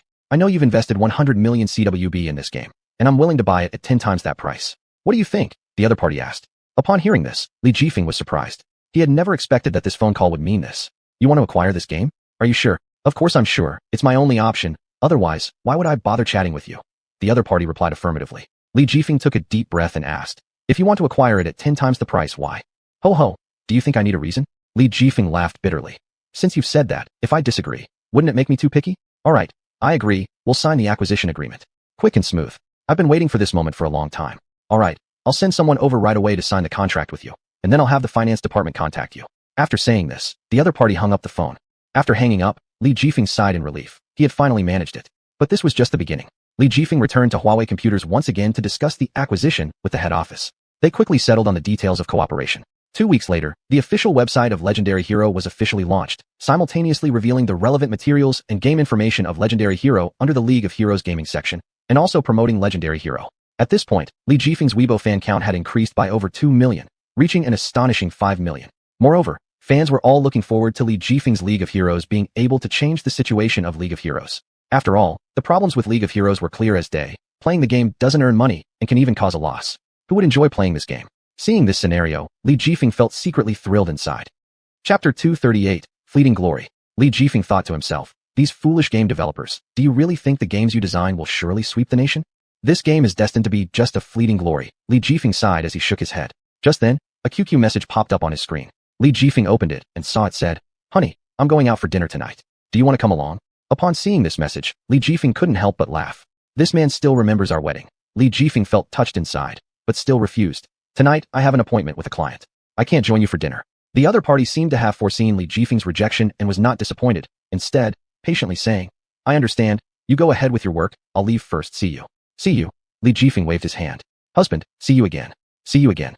After ending the communication, Li Jifeng put down his phone with a satisfied smile on his face. In the evening, in a private room of one of the hotels under the Huawei Group, Li Jifeng was sitting across from a youth around 30 years old, wearing golden-rimmed glasses, a suit, and a tie at the dining table. Li Jifeng said, "Brotherly, your entire outfit is quite ostentatious, huh? TSK. This suit looks expensive." "This is nothing. My dad sent me here to work at Huawei and handle some things for him. He also prepared this deliberately, so I wouldn't be bored. But I actually hope to stay here forever. Right now I'm just eating and drinking away here." "So it seems your father wasted all these years raising you. What's wrong with that? I enjoy it." While the two were chatting, the waiters kept bringing dishes up one after another. Li Jifeng picked up his chopsticks to start eating and said, "Brotherly, there must be something important you're looking for today, right?" Li Haiwen said, "My father let me come talk to you about game matters. It's rumored that this game has a very promising market future. You need to seize this opportunity and make Legendary Hero into a world-class gaming giant. I believe, with my ability, I will certainly help you achieve that." Li Jifeng coldly snorted in his heart. So it's indeed for this reason. But on the surface, he remained unperturbed, saying, "I will do my best, but I want to ask you this. Can you truly guarantee that this game won't incur losses?" "Of course." "Oh, I believe in Brother Li's abilities. When are we signing the contract?" "Tomorrow." "All right, shall we draft a contract tonight? Do you agree?" "Agreed." After finishing dinner, Li Haiwen left, and Li Jifeng quickly hailed a taxi to the company to retrieve his bank card, then rushed off to buy gaming equipment. Since time was tight, Li Jifeng didn't bother selecting anything fancy, simply replacing his old broken computer with a new one. When switching the computer, the store clerk at the factory looked down on him, muttering, "This broken computer dares to sell for more than 2 million yuan. What a ripoff." Li Jifeng ignored her and promptly replaced the new computer in the shortest possible time, then dismantled the original computer, throwing it into the trash can. The next day, Li Jifeng came early to Huawei Group and signed a contract with Li Haiwen, formally transferring $10 billion to him, while paying 10% of the profits as compensation, leaving the remaining 80% as dividends for the game operator. After the contract signing was complete, Li Jifeng reported the matter to the company and was subsequently invited by Li Haiwen to lunch. "Li Jifeng, this restaurant has great taste. Let me take you to try it out." "Good, if Brother Li is treating, we definitely must go." Li Jifeng nodded, then walked side by side with him toward the restaurant entrance. "By the way, Jifeng, the real reason I asked you here is because a friend wants to discuss a cooperation deal with you." Li Haiwen suddenly said, "Cooperation? Brother Li, didn't you already get the money? Why talk about cooperation again?" Li Haiwen awkwardly replied, "Although I borrowed the money from the bank, it does affect my income, so I must find a way to earn some cash." After Li Haiwen finished speaking, he fell silent. Could it be because of the game issue? "Brother Li, do you want me to help?" Li Jifeng asked. Not surprising for a smart person. "Yes, I want your help. I hope you continue endorsing Legendary Hero," Li Haiwen said. Li Jifeng raised his eyebrows and pretended to be puzzled, asking, "Why? I am no longer the broadcaster for the Legendary Hero game company." "Listen, you don't need to know how I got this information. The point is, I know that you're a shareholder in the Legendary Hero game company, and I happen to know some people in the industry. If I introduce you to my company, then you won't have to worry about the game issues anymore," Li Haiwen explained. Upon hearing these words, Li Jifeng furrowed his brow. He was no fool. Li Haiwen spoke with such confidence that he must not only know some game developers, but probably also has control over the core technology of the Legendary Hero game. At this moment, Li Jifeng suddenly felt a bit hesitant. Seeing this, Li Haiwen urgently persuaded him. "Jifeng, think carefully. My side is a specialized game company, but what about you? You are just the game planner. In this way, you don't have to worry about the quality or sales of the game at all. Just do as required, and that's it. Besides, your salary would be quite high. Plus there would be bonuses. Why not seize this opportunity?" "Yes, why not?" Li Jifeng thought for a moment and said, "All right, since you put it this way, I'll accept your invitation. But let me make it clear up front. This cooperation must be mutually beneficial. We need to jointly develop the game company and help each other." "No problem, of course," Li Haiwen grinned. At 5:30 in the afternoon, Li Jifeng returned to the company. The moment he entered the office, he immediately took out his phone and made a call. "Hey, Mr. Li, you finally decided to call me back?" came the tired voice of Chun Luofan from the other end of the line. Hearing Chun Luofan's voice, Li Jifeng couldn't help but curse amiably. I almost forgot that I called you several times last night, and you didn't pick up. Now I can't even sleep properly." Chun Luofan chuckled sheepishly. "Mr. Li, I've been shooting lately, too busy to catch a break. I called you so many times too, wanting to tell you that our production has wrapped up, and we estimate it will officially finish next week." Upon hearing this, Li Jifeng hurriedly asked, "That fast?" Chapter 239, This Fast. Our production team has already finished filming, and I should take a rest, xuanhuan said. Li Jifeng immediately expressed his discontent. Hey, a fan, how can you wrap up so fast? Can you wait for me a little longer? Anyway, I still want you to help promote Legendary Hero. Regarding this, xuanhuan naturally refused and said, Mr. Li, I've just received the director's order to finish up quickly, so I can't delay this time. I gotta go now. After saying that, he hung up the phone, leaving Li Jifeng stunned in place. For several seconds, Li Jifeng finally came back to his senses. He muttered, this son of a turtle, I only gave him 5 million yuan, and he turned around and doesn't recognize me anymore. Li Jifeng felt cheated. Oh no, I can't let this slide. Suddenly, it seemed like he remembered something, so he took out his phone and logged into his Weibo account. Sure enough, after logging onto Weibo, Li Jifeng saw that his private message box was filled with numerous messages, all from fans. Some asked if he had any recent difficulties and whether he needed their assistance. Others inquired where he posted the prediction thread for Legendary Hero. Some also asked when he would start updating and when there would be a new version. In short, every comment on his Weibo posts was about Legendary Hero. These fans were mostly attracted due to Li Jifeng's fame rather than being diehard fans. If he didn't have fame, then those core fans wouldn't likely follow him. This made Li Jifeng feel deeply consoled as he enjoyed the feeling of fans admiring and liking him. Then, Li Jifeng reviewed each private message on his Weibo to make sure he didn't miss anything before beginning to edit the content he intended to post on his Weibo. Soon after finishing writing, he clicked send, and the Weibo post was sent out. Ring. The moment he sent the Weibo post, the system notification tone rang. Instantly, Li Jifeng opened his phone and checked the Weibo comments, indeed finding that the comment section exploded with countless fans tagging him.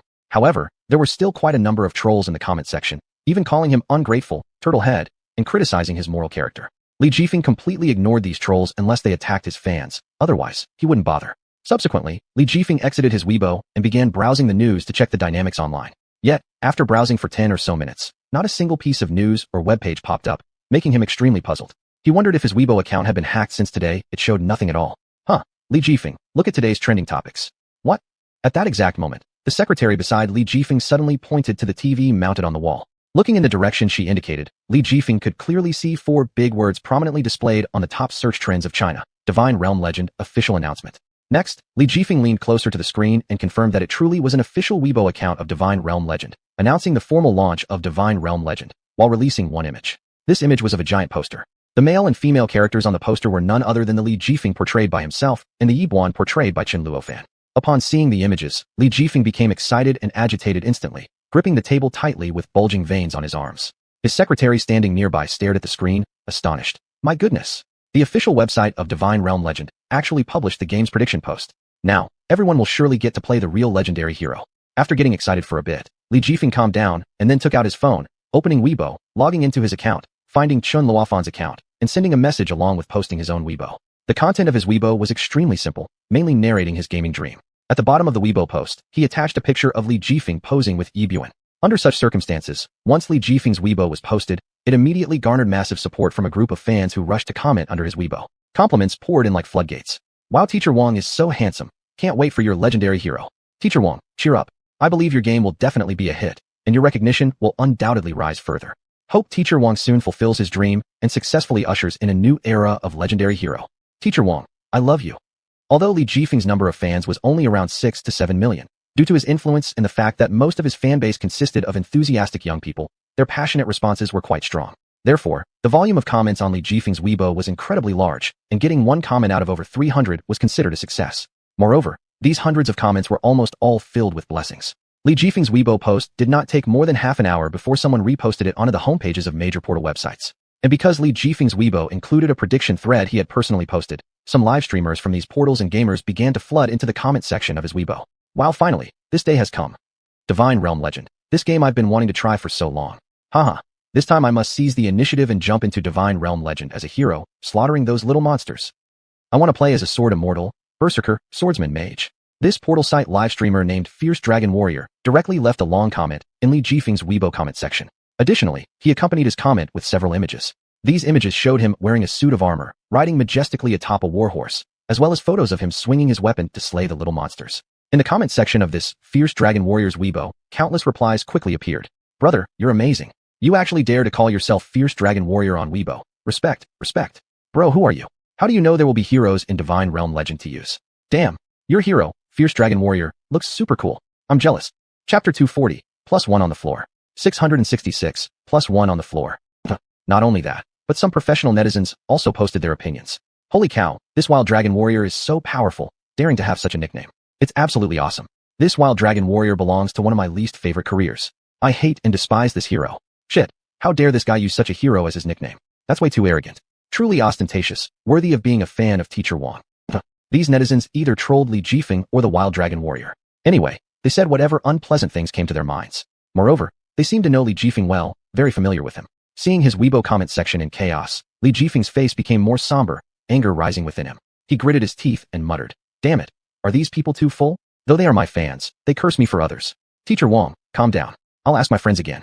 They should be clear about which fans these people are." Seeing Li Jifeng upset, the secretary consoled him and spoke. Li Jifeng let out a cold snort. Following that, he continued scrolling through his Weibo comments, preparing to find answers from his fans. Unexpectedly, at this moment, a comment caught his attention. This commenting fan said, "Brothers, you've all misunderstood. I'm not a fan of Li Jifeng. I'm a fan of Chun Luofan and Yi Buan." After posting this Weibo, the fan also added Yi Buan. What? Who is Chun Luofan? Chun Luofan. This name rings a bell. Anyway, since you're a fan of Chun Luofan, you must be one of Chun Luofan's diehard supporters. We're all Chun Luofan's fans. Yes, everyone stop cursing Li Jifeng. We're all Chun Luofan's fans. We shouldn't argue among ourselves. After posting this comment, this fan of Chun Luofan left the Weibo comment section and no longer paid attention to Li Jifeng's Weibo.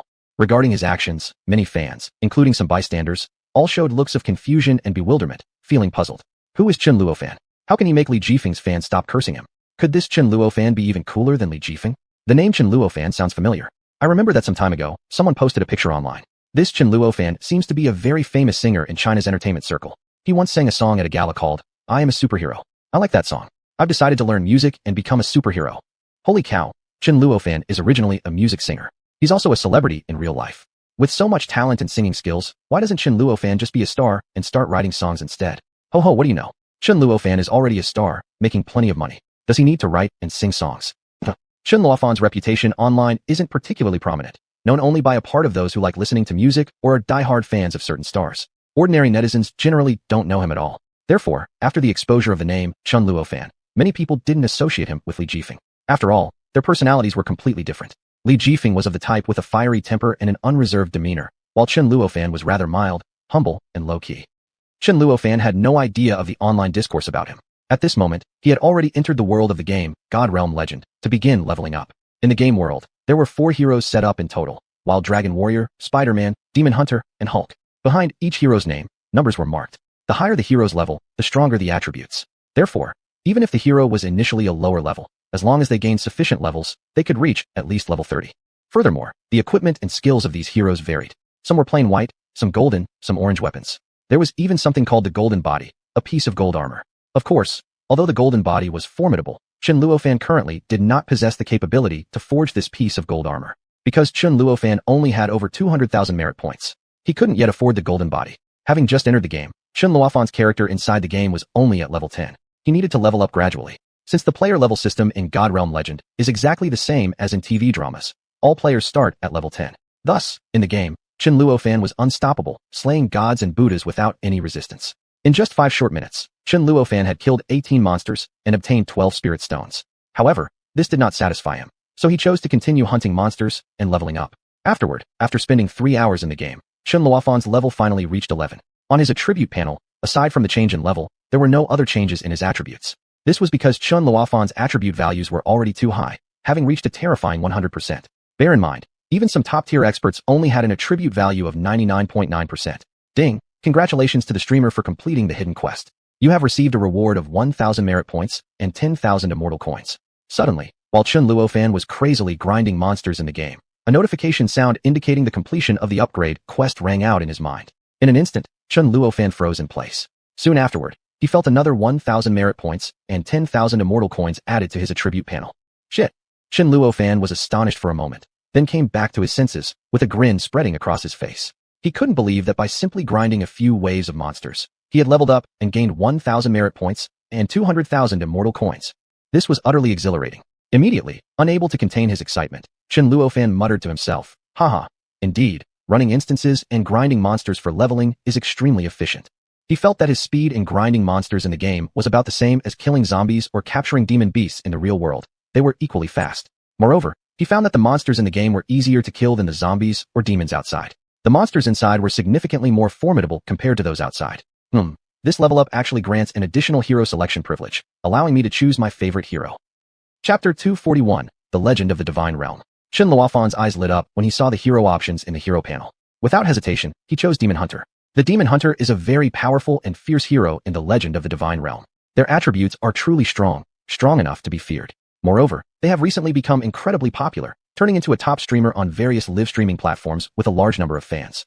Additionally, their appearance is also very attractive, being handsome and sunny, truly the ideal romantic partner in girls' dreams. Many girls like him immensely.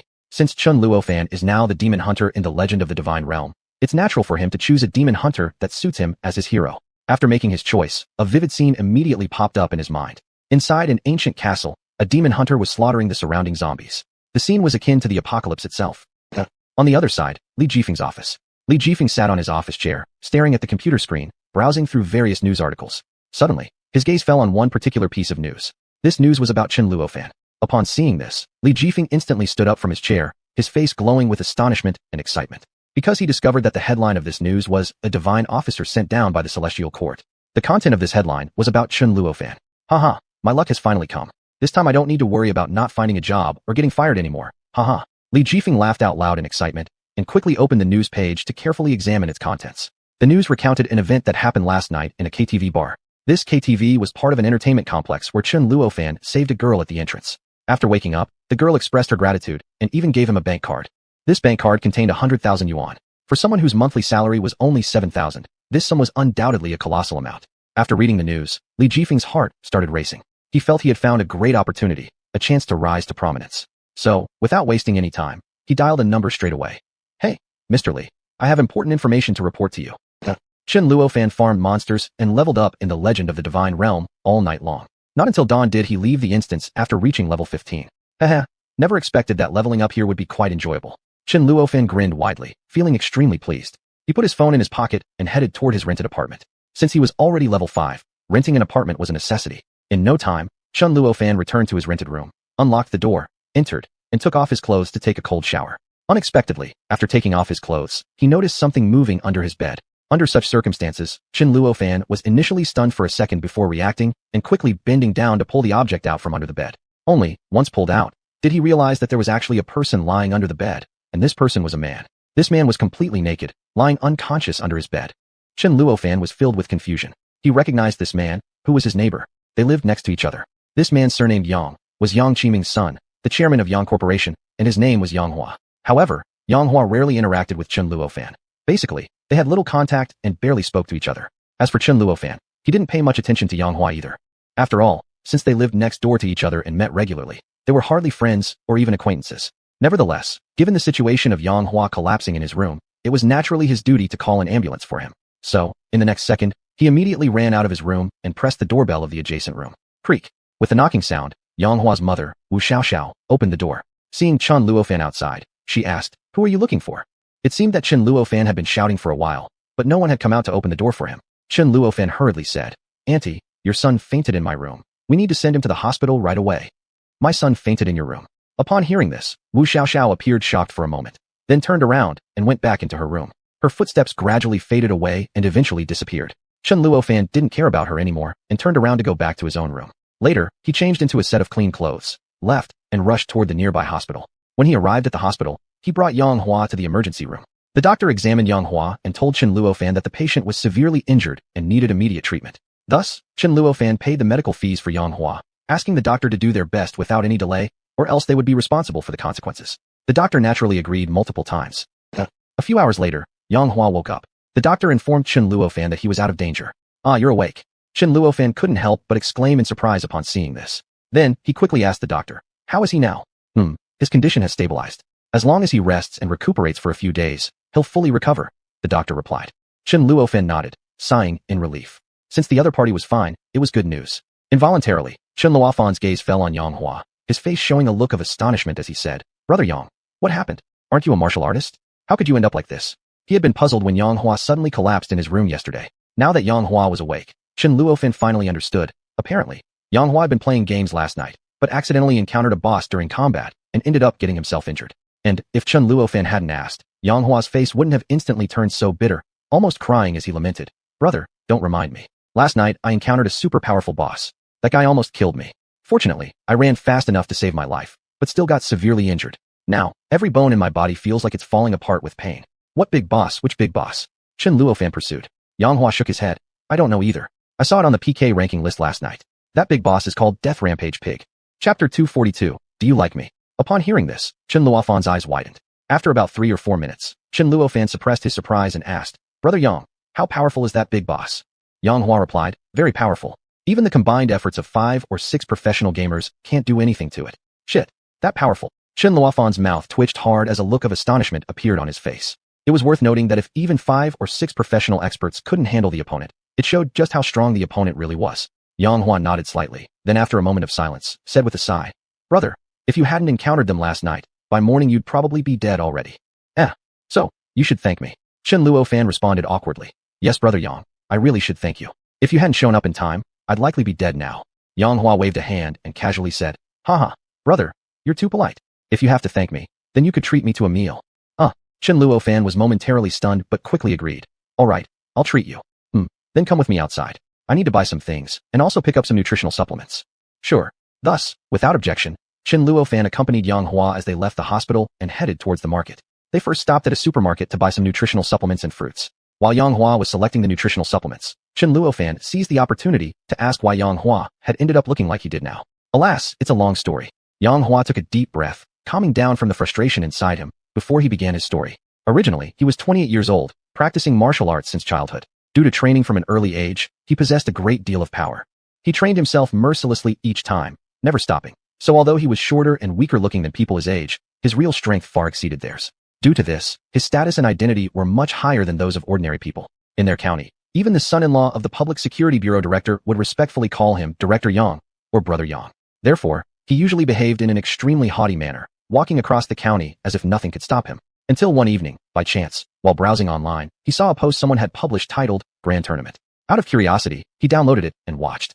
Little did he expect that upon entering the game via this tournament, he found there was a huge monster within it that was incredibly powerful. Within an hour, even with 5 or 6 professional players working together, all were killed off by the beast. Eventually, the creature only spent 2 minutes finishing them all off. Moreover, after killing them, instead of leaving, it stayed behind.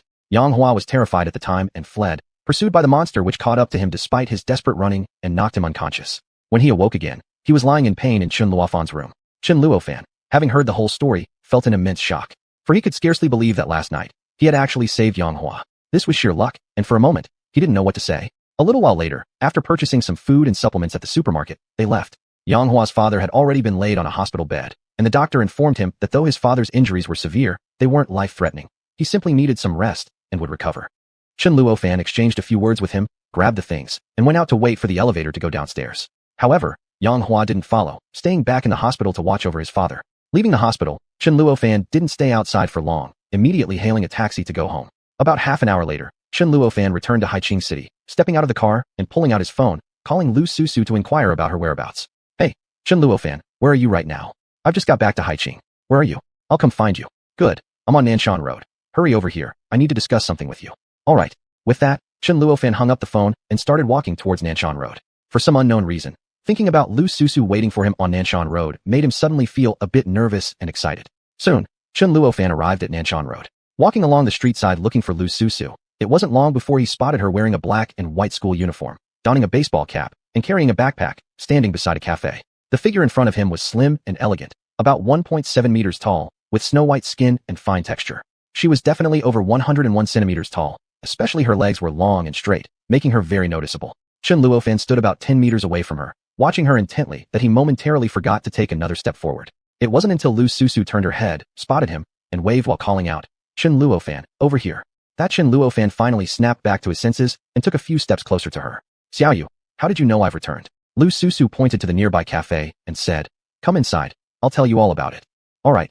Chen Luofan nodded without hesitation and walked towards the cafe. Once inside the cafe, Chen Luofan found a seat and sat down while Lu Susu took off her backpack, placing it on the table before sitting opposite to him. She stared at Chen Luofan and asked, Chen Luofan, what kind of job are you doing now? Without concealing anything, Chen Luofan answered truthfully. I'm working as a bodyguard for a rich lady to earn money for living expenses. Lu Susu then inquired further. So how much have you earned? Is it enough? I get about 1,000 yuan a month right now. Chen Luofan replied. My mom lives in my hometown, and so does my dad. Oh, Lu Susu responded rather casually. Chen Luofan looked at her, unable to resist asking, Xiaoyu, why do you suddenly care so much about me? What do you think? Lu Susu tilted her mouth slightly, feigning coquetry as she said, I'm such a good and simple girl. Since I've allowed you to live at my house, naturally, I need to take care of you. Chen Luofan remained speechless for a moment. After a short pause, Lu Susu asked again, what was it that you just asked me? Cough, cough. I asked you, why do you suddenly inquire whether my income is enough? Could it be that you like me? Chen Luofan blurted out the question. He had harbored this doubt since they were on the plane earlier, but hadn't mustered the courage to ask. Until now, he couldn't help himself anymore. What nonsense are you talking about? Lu Susu retorted angrily.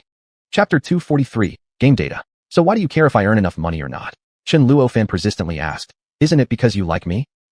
Lu Susu was suddenly at a loss for words. After being silent for several seconds, she said, I'm just asking, alright? Stop blabbering and take your medicine. Have a drink of water and get some rest. With that, she got up and picked up the paper cup filled with water from the table and handed it to Chen Luofan. Upon seeing this, Chen Luofan didn't rush to take the cup but continued staring at Lu Susu as he asked, Xiaoyu, I'm asking again solemnly, do you really not like me? Lu Susu shook her head. I don't. Then why are you so nice to me? Could it be that we've known each other for so long, yet I don't even know your name? My name is Lu Susu. Why didn't you tell me earlier? Chen Luofan questioned. Lu Susu smirked and said, why should I tell you? Are we that close? We're barely friends, that's all. We are friends, the best kind. Chen Luofan firmly stated. Xiaoyu, we've already slept together. What else could we be besides the best friends? Whoosh. After hearing this, Lu Susu's face turned red in an instant. Her heart started pounding violently, as if it wanted to leap out of her chest. The next moment, she shot Chen Luofan a fierce glare and growled lowly.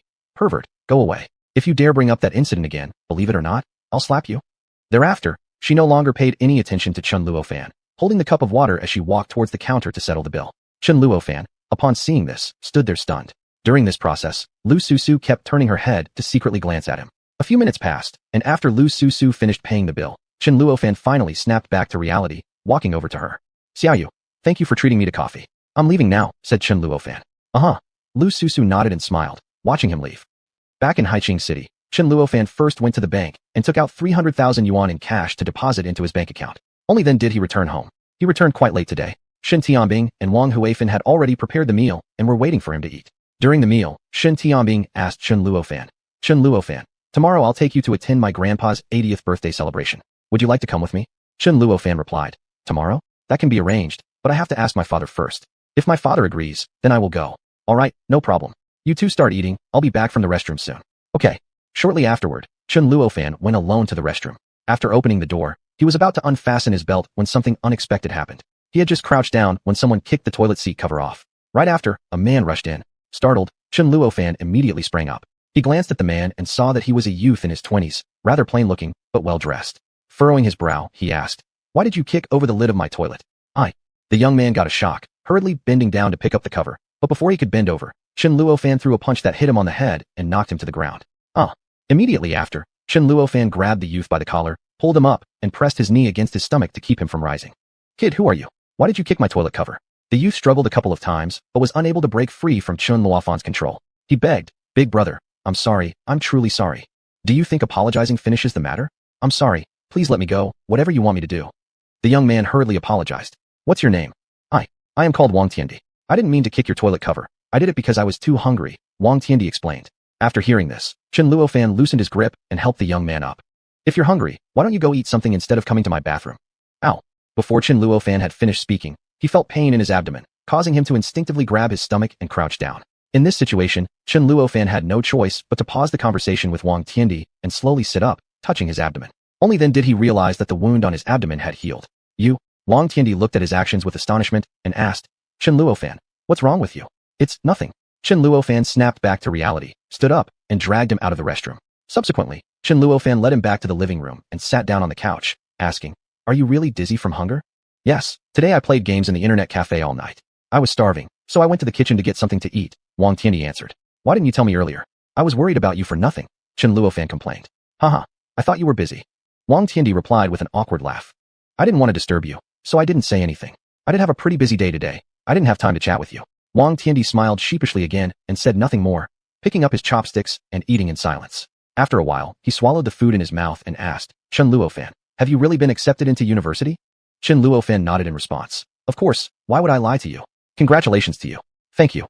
After finishing their meal and chatting for a while, Chen Luofan excused himself and left to go to work. It was the weekend, and Chen Luofan had no classes, so he threw himself into work as soon as he returned to the company. Not until close to noon, When Wu Wenming called him to inform that there would be a business trip to M City in the afternoon, did Chen Luofan stop working and begin organizing the materials and documents on his desk, preparing to go home. Just then, someone suddenly knocked on his office door. "Come in," Chen Luofan called out. In a moment, a beautiful young woman pushed the door open. She wore professional attire, light makeup, and black-rimmed glasses, appearing very elegant. Upon seeing Chen Luofan, she immediately put on a polite smile and approached, saying, "Hello, Assistant Chen. My name is Zhang Retian. I'm here to help you handle your official duties today." Chen Luofan immediately recognized her as the young man he met earlier that morning. Although she introduced herself as Zhang Retian and was undeniably pretty, compared to Xinyu and Wu Wenming, she still fell short. So despite being surprised by her purpose, Chen Luofan responded courteously, "Oh, I understand. Thank you." Zhang Retian smiled and said, "No problem. It's my job after all." She paused for a moment and added, "By the way, Assistant Chen, our CEO has requested you visit her office." Chapter 244, What to Do at a Dinner Gathering.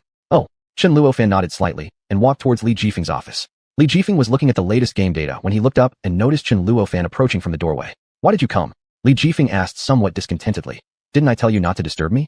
Do you know how busy I am today?" Chen Luofan hadn't expected to be blamed. He explained, "Boss, sorry about that.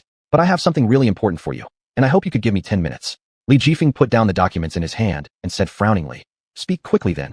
I'm very busy." Seeing Li Jifeng had agreed to spare 5 minutes, Chen Luofan hurriedly pulled out a draft he'd already prepared and handed it over, respectfully saying, "This is my proposal. Please help me review it." After flipping through it casually, Li Jifeng's face immediately turned grim. Chen Luofan timidly inquired, "Brotherly, how does this look?" Closing the file, Li Jifeng snorted coldly. "How many times have I reminded you to focus on the development of the gaming industry and prioritize the quality of games? But what do you always focus on? Trivial things like ads, game trailers, or endorsement events. Do you think such trivial pursuits are nourishing? Are they marketable?" As the other person's tone grew more impassioned, Chen Luofan patiently explained, "Brotherly, it's not about making money. I simply enjoy researching games." Li Jifeng criticized ruthlessly, simply, "Haha, who will believe that? I truly feel this way. Enough, I don't want to discuss your boring creative philosophy with you anymore." With a wave of his hand, Li Jifeng bluntly said, "I've gone through this proposal. It doesn't have any highlights at all. It's garbage. Just wait for the notification." After speaking, he stood up, preparing to leave. Seeing this, Chen Luofan hurriedly pulled him aside, begging, "Brotherly, can you check it one more time? Maybe there's still room for improvement." However, his pulling didn't matter as much as accidentally knocking the laptop on Li Jifeng's desk. Bang! Instantly, the computer fell to the floor. The power disconnected, and the screen went black. Li Jifeng didn't even glance at Chen Luofan, angrily scolding, "Chen Luofan, are you trying to deliberately provoke me?" Stunned, Chen Luofan defended himself. "Brotherly, it wasn't intentional. Get out." Li Jifeng shouted fiercely and raised his hand to slap Chen Luofan. Thinking fast, Chen Luofan grabbed the other person's arm and said, "Brotherly, calm down first. I have a few pictures here." Speaking, he pulled out a USB drive he'd brought and inserted it into the computer interface. Soon, the computer screen came back to life. When Li Jifeng saw clearly what was on the computer screen, his previously angry expression turned to bewilderment. Because the photos played by Chen Luofan were precisely the video clips secretly filmed last night. Chen Luofan seized the opportunity to say, "Brotherly, last night I secretly recorded crucial evidence. Decide whether to delete it after watching. Where's the evidence?" "Here," Chen Luofan said while unplugging the USB drive and handing it over, continuing to explain, "Brotherly, actually, this video wasn't taken by me, but by Li Jiejia's boyfriend. I just stumbled upon it accidentally." "You mean the woman in this video isn't Li Jiejia?" "Yes. If she's not Li Jiejia, then what's the situation with this video?" Li Jifeng asked, puzzled. Shrugging, Chen Luofan replied, "I'm not too clear either, but it seems that they two had a quarrel, or maybe they filmed each other while competing for affection." After pondering, Li Jifeng said, "All right, I'll tentatively trust you this time.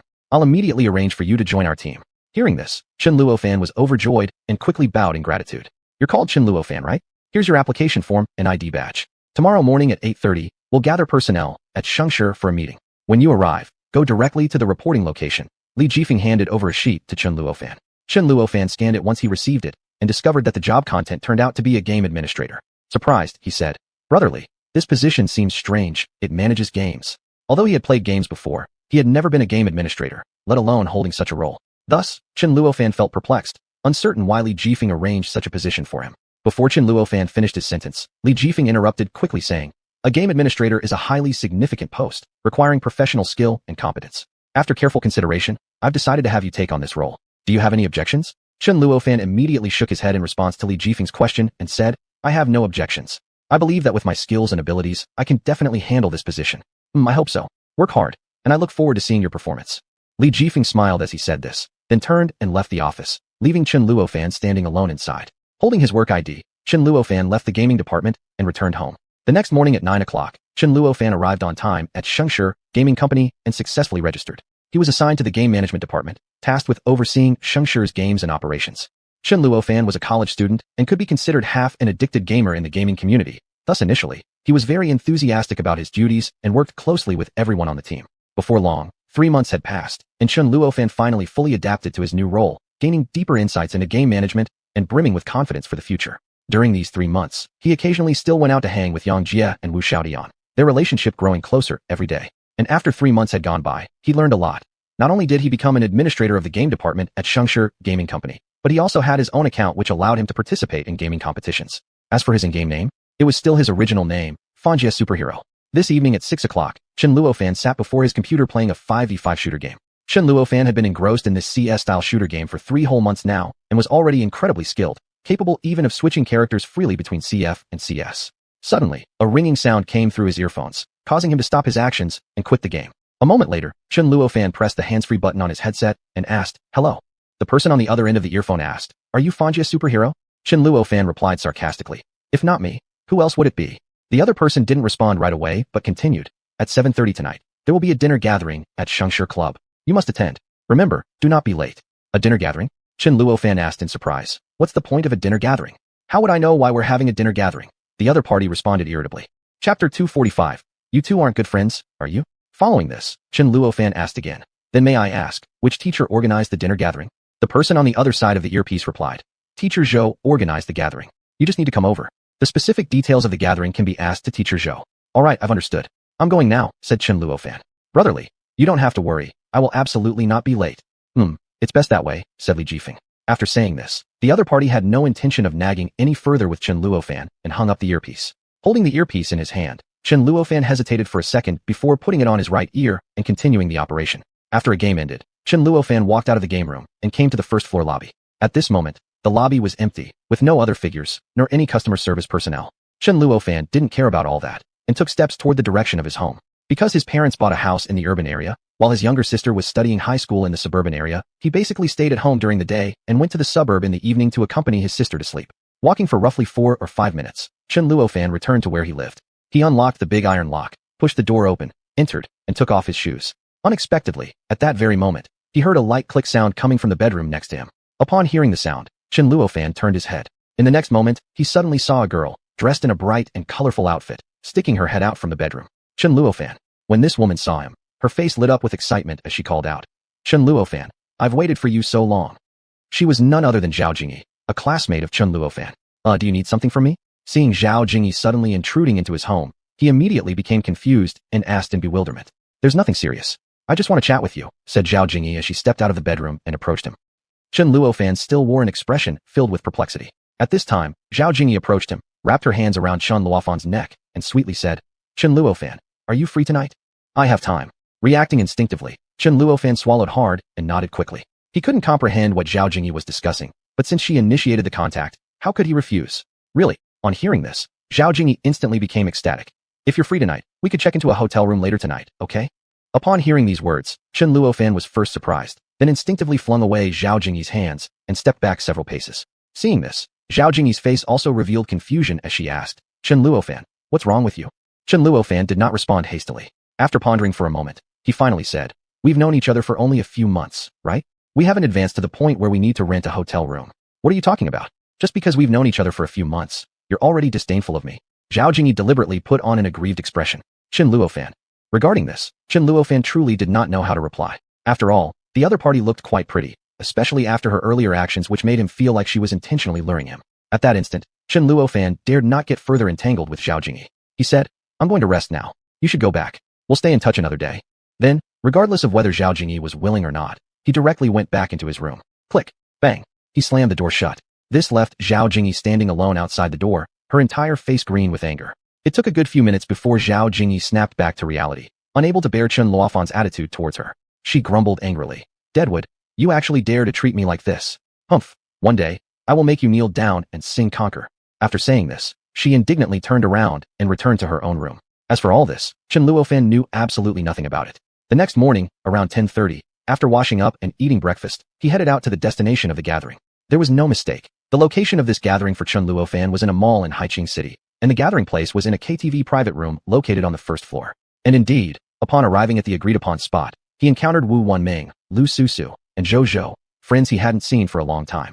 Besides these three people, Wu Wanming and Lu Susu's parents were also present, including Shun Tianbing and Su Xinji. Upon seeing Chen Luofan come in, Wu Wanming spoke first, saying, "Chen Luofan, we've been waiting for you for half an hour." Lu Susu echoed in agreement. "That's right, if you didn't show up soon, we would have almost starved ourselves." Chen Luofan chuckled and said, "Sorry, I went to bed too late last night, so I woke up a little late. I promise it won't happen again." Shin Tianbing asked, "Chen Luofan, your parents didn't come along. They're in Jiangzhou City. They have something to do today, so they couldn't make it." Shin Tianbing nodded understandingly. "Oh, then you guys order the dishes first. Once we finish ordering, the dishes will be served soon." "All right, thank you, big sister Bing. Thank you, Xiaoyu. You don't need to thank us." Chen Luofan, Wu Wanming, and Lu Susu sat together on the sofa and started ordering dishes. However, because they arrived earlier, the dishes hadn't been served yet, so they began chatting. After chatting for a while, Chen Luofan suddenly asked, "Xiaoyu, what did you do this summer vacation?" Lu Susu replied, "I was studying." Xiaoyu, what were you studying?" Lu Susu puckered her lips and intentionally sighed as if burdened. "Alas, I am attending the best university in Huaxia, the capital university. I study there, working my butt off every day." Upon hearing this, Chen Luofan immediately widened his eyes in astonishment, stunned as he exclaimed, "You're a sophomore at Capital University? No way." As far as he knew, though he didn't attend Capital University himself, his father mentioned that among all universities nationwide, Capital University ranked as one of the top. If Lu Susu was indeed a sophomore at Capital University, that meant her academic performance should be at least very impressive. Lu Susu remarked, "Why would it be impossible? Is it just you who can be a national level student?" In response, Chen Luofan sheepishly chuckled twice and stopped talking. After all, he was merely curious and had only intended to ask a question. Subsequently, Chen Luofan exchanged a few more words with her before falling silent and focusing entirely on battling the delicious food on the table. Soon, the dishes he ordered were gradually brought to the dining table, where everyone gathered around to start enjoying their meal. Unexpectedly, at this time, Lu Susu, sitting diagonally opposite Chen Luofan, suddenly blurted out a sentence. "Chen Luofan, I remember you have a friend named Wang Zixuan, right? Aren't you two good friends?" Chapter 246, Little Gift Giving. This. In an instant, Chen Luofan paused his eating, with a slightly unnatural expression on his face. "What's wrong?" "It's nothing. Nothing at all. It's fine." Chen Luofan shook his head and continued to eat. How the other party suddenly mentioned Wang Zixuan took him aback, unsure why they were asking such a question. But evidently, the more he acted this way, the more certain Wu Wanming, Lu Susu, and Shun Tianbing became of their own guesses. The two women exchanged glances and saw a hint of strange smiles on each other's faces. Chen Luofan didn't notice these things, lowering his head and continuing to eat. He couldn't help but think about his past life, where he once had interactions with Wang Zixuan. Wang Zixuan was classmates with Wu Wanming and even pursued her in university. Back then, Chen Luofan always had misgivings about this matter, because he was clear that Wang Zixuan's pursuit of Wu Wanming wasn't due to any feelings for her. Rather, he had set his sights on the influence and background of the Wu family. Even during the hardest times in his previous life, Wang Zixuan helped him by taking him around to work odd jobs, earning money for him to complete his 4 years of undergraduate studies and eventually secure a spot in graduate school. However, Chen Luofan never imagined that because of his breakup with Wu Wanming, Wang Zixuan would abandon her and instead choose to become engaged to her cousin, Wu Ziyou. From this, Chen Luofan thought about Wang Zixuan's current endgame and couldn't help but scoff inwardly. If he hadn't encountered Shen Yume and Wu Wanming back then, or if he had met someone else instead of Shen Tianbing, just an ordinary person, he might have ended up being bullied and humiliated as well. "Chen Luofan, why do you keep staring at me? Do I have flowers on my face?" Lu Susu, noticing his gaze fixed on her, asked with bewilderment. No. Just as Chen Luofan was about to say something, Li Jifeng's phone call came in. "Come to the company right now immediately." Li Jifeng's voice transmitted through the receiver. Their game, which had just been launched a week ago, had already surpassed the 1 billion mark, making this a critical moment. Chen Luofan had gone out to eat with young girls, greatly angering Li Jifeng. Li Jifeng believed that the success of this game launch would pave the way for the company's future, so he valued every single collaboration very much. "Mr. Li, Manager Zhang, your cooperation with Tianyu this time is truly fortunate amidst adversity." Not at all. We're also looking forward to further cooperation opportunities with Tianyu. With that, let's celebrate our smooth cooperation. After both parties signed the agreement and reached the cooperative intention, Li Jifeng immediately notified all department heads to attend the celebration event held at the Tianyu Group. The Tianyu Group, located in the center of S City, was the largest real estate developer in the city. Coincidentally, today was the new product release ceremony, so it was the perfect time to invite them to join the activity. Though Li Jifeng was merely the manager of the planning department, due to the special requirements from the boss of the Tianyu Group, they annually invited several outstanding companies to take part in these grand celebration activities. This time, Li Jifeng was leading all members of his public relations department to participate in the event. Upon arriving at the venue, he realized that besides them, there were quite a few other companies attending as well. Numerous media reporters had also arrived. Wow, such a huge occasion. As Li Jifeng stepped into the venue, he was astonished by the scene before his eyes. Such magnificence he had never anticipated. Manager Wang, you've come. We've been waiting for you. The responsible person greeted him warmly. What event has caused such a grand mobilization? Oh, it's like this. Our chairman said there will be important guests tonight, so the department heads were asked to arrive earlier to familiarize themselves with the environment. Oh, I see.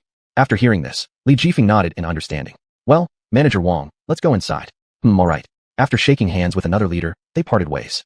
Li Jifeng followed the crowd into the venue. The release event organized by the Tianyu Group wasn't just a simple celebratory affair. It was more of a promotional campaign for their upcoming products.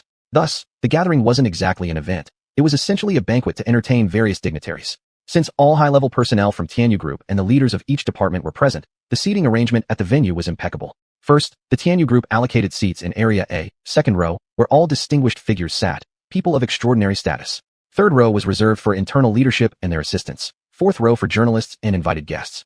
Fifth row was designated for media reporters and various dignitaries. Sixth row for the internal employees, and seventh row for ordinary staff members. Li Jifeng's seat was in the first row of Zone C. The public relations department he belonged to was one of the most powerful in the company, so his seating arrangement was also relatively close to the front. On either side of him in the first row were two chairs. One was for the deputy head of the public relations department, and the other was specifically reserved for the manager of the planning department. The two seats next to Li Jifeng were empty, presumably waiting for even more important figures to arrive. In front of him was a stage, on which there was a set of tables and chairs. Fruits, pastries, champagne, and fine wine were placed on the table, clearly prepared for the guests. Hey, that's strange. Why can't I see my parents around here? Li Jifeng scanned his surroundings, but found no sign of his parents, which left him quite perplexed. Under normal circumstances, an occasion like tonight would be something his father wouldn't miss. He'd surely bring his mother as well. After all, Tianyu Group was a leading industry player, and this could be a great opportunity to strengthen their connections. Moreover, his mother usually loved to dress up and apply makeup. She should not have skipped such an event tonight unless.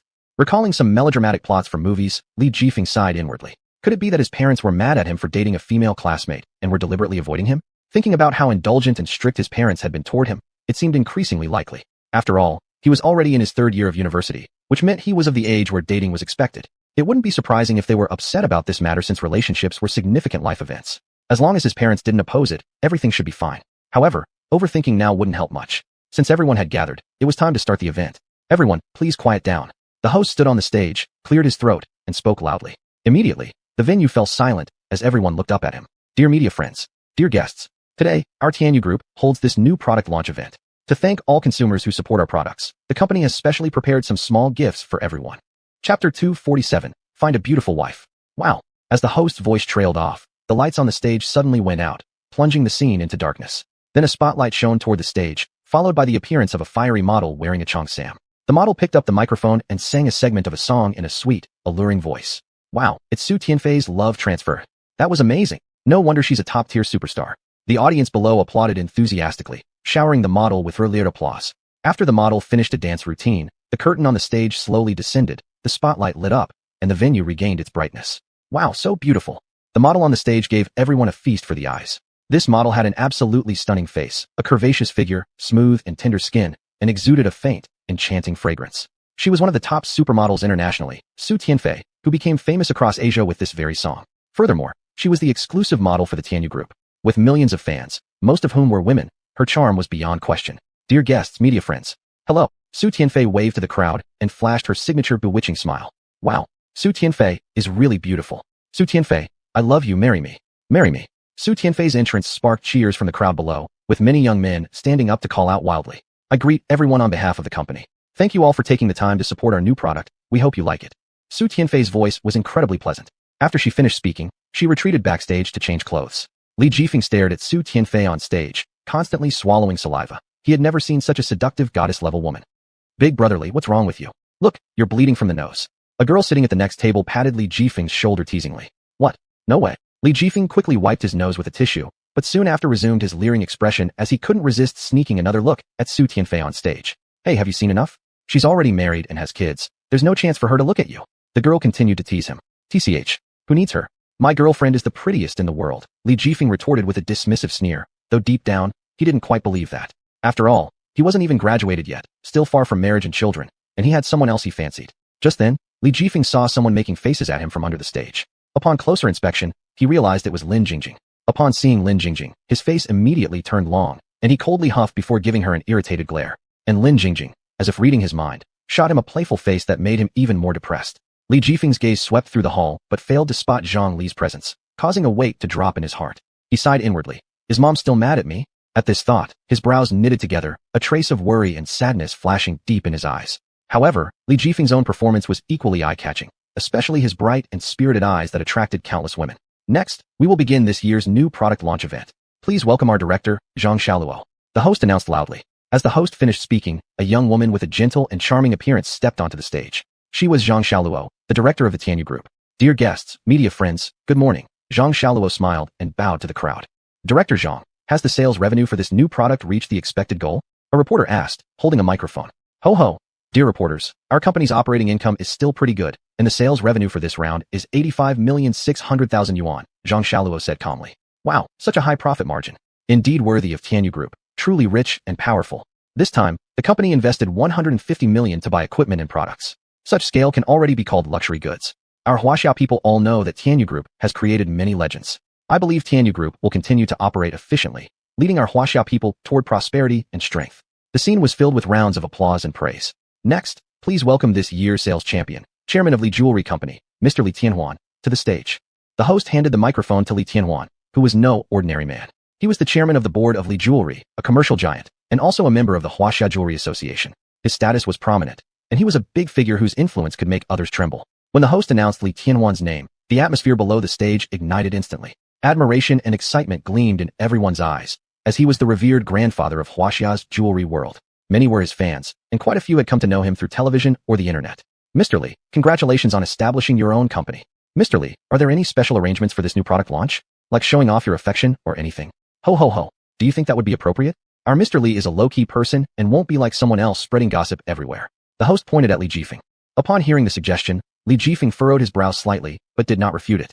Cough, cough. Li Tianhuan coughed twice, waving his hand awkwardly, saying, today is mainly about experts from all walks of life and media friends. I certainly wouldn't indulge in those fake displays. Well, now let me announce the sales champion of this year. Li Tianhuan paused for a moment, seeing Li Jifeng eagerly waiting for him to announce his name. On purpose, Li Tianhuan prolonged the suspense without rushing to reveal the answer. Li Jifeng. Upon hearing these three words, Li Jifeng froze, then abruptly lifted his head, eyes brimming with astonishment. Li Jifeng, congratulations to you. At this moment, all the guests and media present looked at Li Jifeng and offered their congratulations. Subsequently, they sent gifts to the organizing committee, while Li Jifeng gratefully thanked each one of them. Li Jifeng looked stupefied, as if dreaming, because everything had happened so suddenly that it left him unprepared. Most importantly, he hadn't prepared any entries. He had merely learned a little something at the last minute. However, Li Jifeng wasn't worried about not winning an award because he still had something more important to do, finding a beautiful wife. Chapter 248, Watch How I'll Deal With You. At this thought, his eyes gleamed with an intense light as he leered at Lin Jingjing. Lin Jingjing also noticed his gaze. She gave Li Jifeng a fierce glare and inwardly cursed. You brat, how dare you lust after my beauty? Even Li Jifeng was startled for a moment, thinking to himself, this woman is too fierce, looking at me like she could kill someone. Mr. Li Jifeng, would you be free tonight? We'd like to invite you to dinner to discuss tomorrow's award ceremony attendance. The host seized the opportunity to extend an invitation. Sure, then I will impose on your kindness and definitely show up on time tomorrow. Li Jifeng felt somewhat excited. Was this his lucky break? His heart was filled with joy. All right, our event concludes here successfully. Please take your time leaving, said the host politely before quickly stepping off the stage. Damn it, that kid Li Jifeng has such good luck. To have won such a big prize. Yeah, just look at his smug face. He's probably going to celebrate all night long. This guy really stepped in dog poop today? How could it be his turn? As Li Jifeng saw his colleagues' envious looks, he couldn't help but smirk triumphantly, as if mocking them. Li Jifeng left the lounge smoothly, leaving the scene behind, not knowing that not long after he walked away, a black Rolls-Royce Phantom slowly drove into Tianyu Group. When the car door opened, Li Tianhuan stepped out. Dad. When Li Tianhuan got out of the elevator and saw a young man standing in the hall, he called out with a smile. And when that young man saw his father, he ran up quickly, giving him a punch in the chest, and excitedly said, Dad, after these few years without seeing each other, you're becoming more handsome. You little brat, don't flatter me anymore, I'm old now. Could I possibly be as handsome as you? Li Tianhuan looked kindly at his son, touched by his short haircut, saying comfortingly, You've finally matured. This time your company achieved such wonderful sales performance, which makes me very proud. All thanks to your cultivation, the young man humbly replied. All these are what you deserve. By the way, you've been staying abroad all these days. Why did you come back today? Is there something important? Li Tianhuan asked curiously. To tell you the truth, Dad, I've negotiated a project over there and came rushing back. Oh, and who's your partner for this project? Li Tianhuan looked at his son with interest. This person is Li Jifeng. I've met him several times and I feel he'd make a good partner. After hearing his son's words, Li Tianhuan furrowed his brow in puzzlement. I've heard of him. But isn't he just a poor student? How could he become your partner? As for that, I'm not quite sure either. Maybe it's fate. Hearing his son's vague response, Li Tianhuan didn't probe further, saying, well, since you're back, I'm relieved. These past days were tiring for you. Let's have a drink together in a few days. All right, then I'll leave first. Good. Go ahead and busy yourself. After waving goodbye, the two fathers went their separate ways, and Li Tianhuan entered his room. Not long after sitting down, something suddenly came to his mind, and he called his secretary. Hey, help me investigate someone. Yes, Chairman. Shortly after hanging up the phone, a piece of information appeared before him. Li Jifeng, male, 23 years old, graduated from Jiangzhou University, previously worked as the sales manager of Tianyu Group, currently serves as the sales director of Tianyu Group. Li Jifeng, native of Jinling City, Jiangnan Province, family status unknown. Li Jifeng, male, 25 years old, Jiangzhou brand salesperson. Li Jifeng, graduate of Jiangnan University, current sales director of Tianyu Group, concurrently serves as vice president and spokesperson of Jiangzhou Jewelry Company. A stream of information kept appearing before Li Tianhuan. After reviewing it, he fell deep into thought. What is Li Jifeng's background? According to this information, Li Jifeng is from Jiangzhou, with unknown family circumstances, yet has become an excellent sales talent at Jiangzhou University through his own efforts, and even became a part-time jewelry salesman, becoming a jewelry designer, a rare talent with great potential. Haha, this Li Jifeng seems to indeed be a remarkable talent worth exploring. Thinking about this, Li Tianhuan immediately summoned his secretary to gather Li Jifeng's data as soon as possible. Okay, Chairman, I'll send people right away. Please wait a moment. Half an hour later, the secretary knocked on the door and walked in. Chairman, we've found out. Speak. Currently, Li Jifeng is an entrepreneur with ordinary family conditions and no particular background. All right, then arrange it for me. I want to treat Li Jifeng to dinner tonight and hope to reach a deeper level of cooperation with him. Yes. The secretary nodded and left. When Li Jifeng returned to the hotel in high spirits, he was so excited that he seemed like a satisfied cat, smiling sweetly at the corner of his mouth. Time seemed to be a cycle, bringing everything back to the starting point. Though tough, he must be grateful. Hee, didn't expect to meet my idol in this lifetime. It's simply amazing. Huh. Ouch, it hurts. While lying on the bed daydreaming about signing the contract, Li Jifeng suddenly felt an excruciating pain in his left arm. Damn, how could I forget to change the dressing again? This injury is too severe. If I don't change it soon, it might get ruined. Li Jifeng gritted his teeth and painfully moved towards the cabinet, rummaging through it to find a plastic bag. He pulled out the gauze and bandages, wrapping them carefully around his injured arm. After completing this task, he secured the other injured arm as well, before finally lying down comfortably on the bed, closing his eyes with a happy smile, slowly drifting off to sleep. In the night, while Li Jifeng was sleeping soundly but slightly groggy, he vaguely felt something itchy on his face. He opened his heavy eyelids and was astonished to see a furry little rabbit lying on his face, licking it continuously, making him feel quite ticklish. Hastily, he stretched out his hand to grab it. Squeak. But it skillfully dodged and continued to lick his cheeks, leaving Li Jifeng caught between laughter and irritation. Each time it licked his face, it lingered for 2 or 3 seconds, and then ran off somewhere else. Li Jifeng couldn't help but chuckle, saying amusedly, haha, you little guy are teasing me. Watch how I'll deal with you. Li Jifeng played with it for a while, spending the rest of the night in pleasant dreams. Chapter 249, Don't Flatter Me. When Li Tianhuan walked out of the elevator and saw a young man standing in the hall, he laughed and shouted. And upon seeing his father, the young man quickly ran up, punching him lightly on the chest, excitedly saying, Dad, after these years apart, you're getting more handsome. You little scamp, stop flattering me. I'm old already. How could I be as handsome as you? Li Tianhuan smiled kindly as he looked at his son, patting his short hair, then said with relief, You've finally matured. Your company has achieved such impressive sales results this time, and I'm very pleased. I have to thank you for your mentorship, the young man replied humbly. All of this is what you deserve. By the way, you've been abroad these days. Why did you just come back today? Was there something important? Li Tianhuan curiously asked. Dad, to be honest, I've already secured a deal on a project over there, so I hurried back. Oh, then who's the partner for this project of yours? Li Tianhuan looked interestingly at his son. This person is named Li Jifeng. I've had a few interactions with him, and I think he's a decent business partner. After hearing his son's words, Li Tianhuan frowned in puzzlement. I've heard of him, but isn't he just a poor student? How did he become your partner? Well, actually, I'm not entirely sure either. Maybe it's destiny. Upon hearing his son's vague answer, Li Tianhuan didn't pursue further inquiry, saying, All right, now that you're back, I feel reassured. You've worked hard during this period. Let's have a good drink together when we get some time. Sure, then I'll take my leave first. Good. Go ahead and handle your work. After waving goodbye, Li Tianhuan went into his own room. Not long after sitting down, he suddenly remembered something and dialed his secretary's number. Hello, help me look someone up. Yes, Mr. Chairman. Not long after hanging up, a piece of information caught his eye. Li Jifeng, male, 23 years old, graduated from Jiangzhou University, once served as sales department manager at Tianyu Group, currently sales director at Tianyu Group, family situation unknown. Piece by piece, information kept presenting itself before Li Tianhuan. After reading through it, he fell into deep thought. What background did this Li Jifeng truly possess? Based on this information, Li Jifeng was from Jiangzhou, his family status unclear, yet relying on his own efforts, he became an outstanding sales talent at Jiangzhou University. He even part-time sold jewelry, becoming a jewelry designer. A promising individual, a rare gem among talents. It seems this Li Jifeng really is talented and worth investigating further. Thinking about this, Li Tianhuan immediately summoned his secretary and told him to clarify Li Jifeng's data as soon as possible.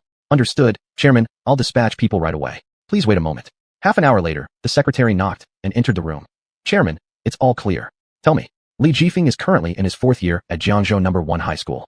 His family background is ordinary, no particular connections. His academic performance is average while at school, not particularly studious. Arrange a meeting for me. I want to invite Li Jifeng for dinner tonight to explore deeper cooperation possibilities. Understood. The secretary nodded and left. Li Tianhuan gazed at his mobile phone, muttering, this time, I want to see exactly who you are. Meanwhile, Li Jifeng had just ended a video call with his girlfriend when he received an invitation from Li Tianhuan. Li Jifeng originally wasn't planning to attend, as he didn't know what Li Tianhuan wanted, but when Li Tianhuan mentioned Jiangzhou No. 1 High School, Li Jifeng recalled a previous promise made to Lin Shui, so he chose to attend. Mr. Li, do you need anything from me? Li Jifeng still asked proactively before the appointment. Are you Li Jifeng? Li Tianhuan smiled slightly. Yes, and you are? Ho ho, I'm Li Tianhuan. This time I invited you to discuss a collaboration between our two companies. Ah, so it's you. Upon hearing Li Tianhuan's name, Li Jifeng instantly understood. So how about it? Have you considered it? Li Tianhuan asked. I think there's no real necessity for us to collaborate. We both lack academic credentials and abilities anyway. Li Jifeng politely declined. No, you're wrong. After hearing Li Jifeng's words, Li Tianhuan shook his head and laughed. Li Jifeng, you may not know this, but our two companies working together will generate a significant profit. Oh, is that so? Li Jifeng feigned surprise. I know you're reluctant to believe me, but we genuinely want to cooperate. After all, we're both lowly educated and lack abilities, yet in some ways, we can help each other. Then, fine, I'll give you a chance, but I will only provide the money. As for specific operations, I don't care about them. I'm only interested in the final result. If you win, I'll give you 10 million yuan. But if you lose, you have to compensate me with 5 million yuan. I hope this won't cause too much loss for Wang's group. How does that sound? After hearing Li Tianhuan's proposal, Li Jifeng inwardly rejoiced and quickly said, no problem, let's finalize it. When can we sign the contract? How about tonight? All right, I'll call ahead to reserve a private room. I'll be waiting for you at Jin Dynasty Hotel. Good. Subsequently, both parties hung up their phones. Uncle Zhou, did you urgently call me out because you need my help with something important? On the car ride, Li Jifeng couldn't help but ask curiously. Li Jifeng, I invited you today mainly to attend tonight's banquet. Tonight? But Uncle Zhou, tonight is my friend's gathering. I'm afraid I can't make it. Li Jifeng hesitated briefly before refusing politely. Li Jifeng, don't worry, it's just a simple business dinner, Li Tianhuan explained. I know you're a student and therefore don't like to appear in public. However, rest assured, Li Family Group has strict confidentiality measures, and paparazzi won't show up. It definitely won't affect your studies. Then thank you for your concern, Uncle Zhou. Li Jifeng gave a faint smile. You can relax. Today's feast is hosted by our Li family, so there won't be any reporters present. Then thanks again, Uncle Zhou. The car slowly departed from the Li family manor, heading towards the Li Family Corporation. Throughout the journey, Li Tianhuan's gaze remained on Li Jifeng with a gentle smile on his face. Chapter 250, Smile. Hey, this kid, even though he's a student from Jiangzhou City, looks much younger than me, Li Tianhuan sighed inwardly. A person's age is determined by their mind and experiences, but some people's appearances can't be hidden, like Li Tianhuan. In his view, Li Jifeng was the type whose age and experience matched, yet he looked much younger than himself. Li Tianhuan always thought that if Li Jifeng were older, he would definitely be his trusted right-hand man.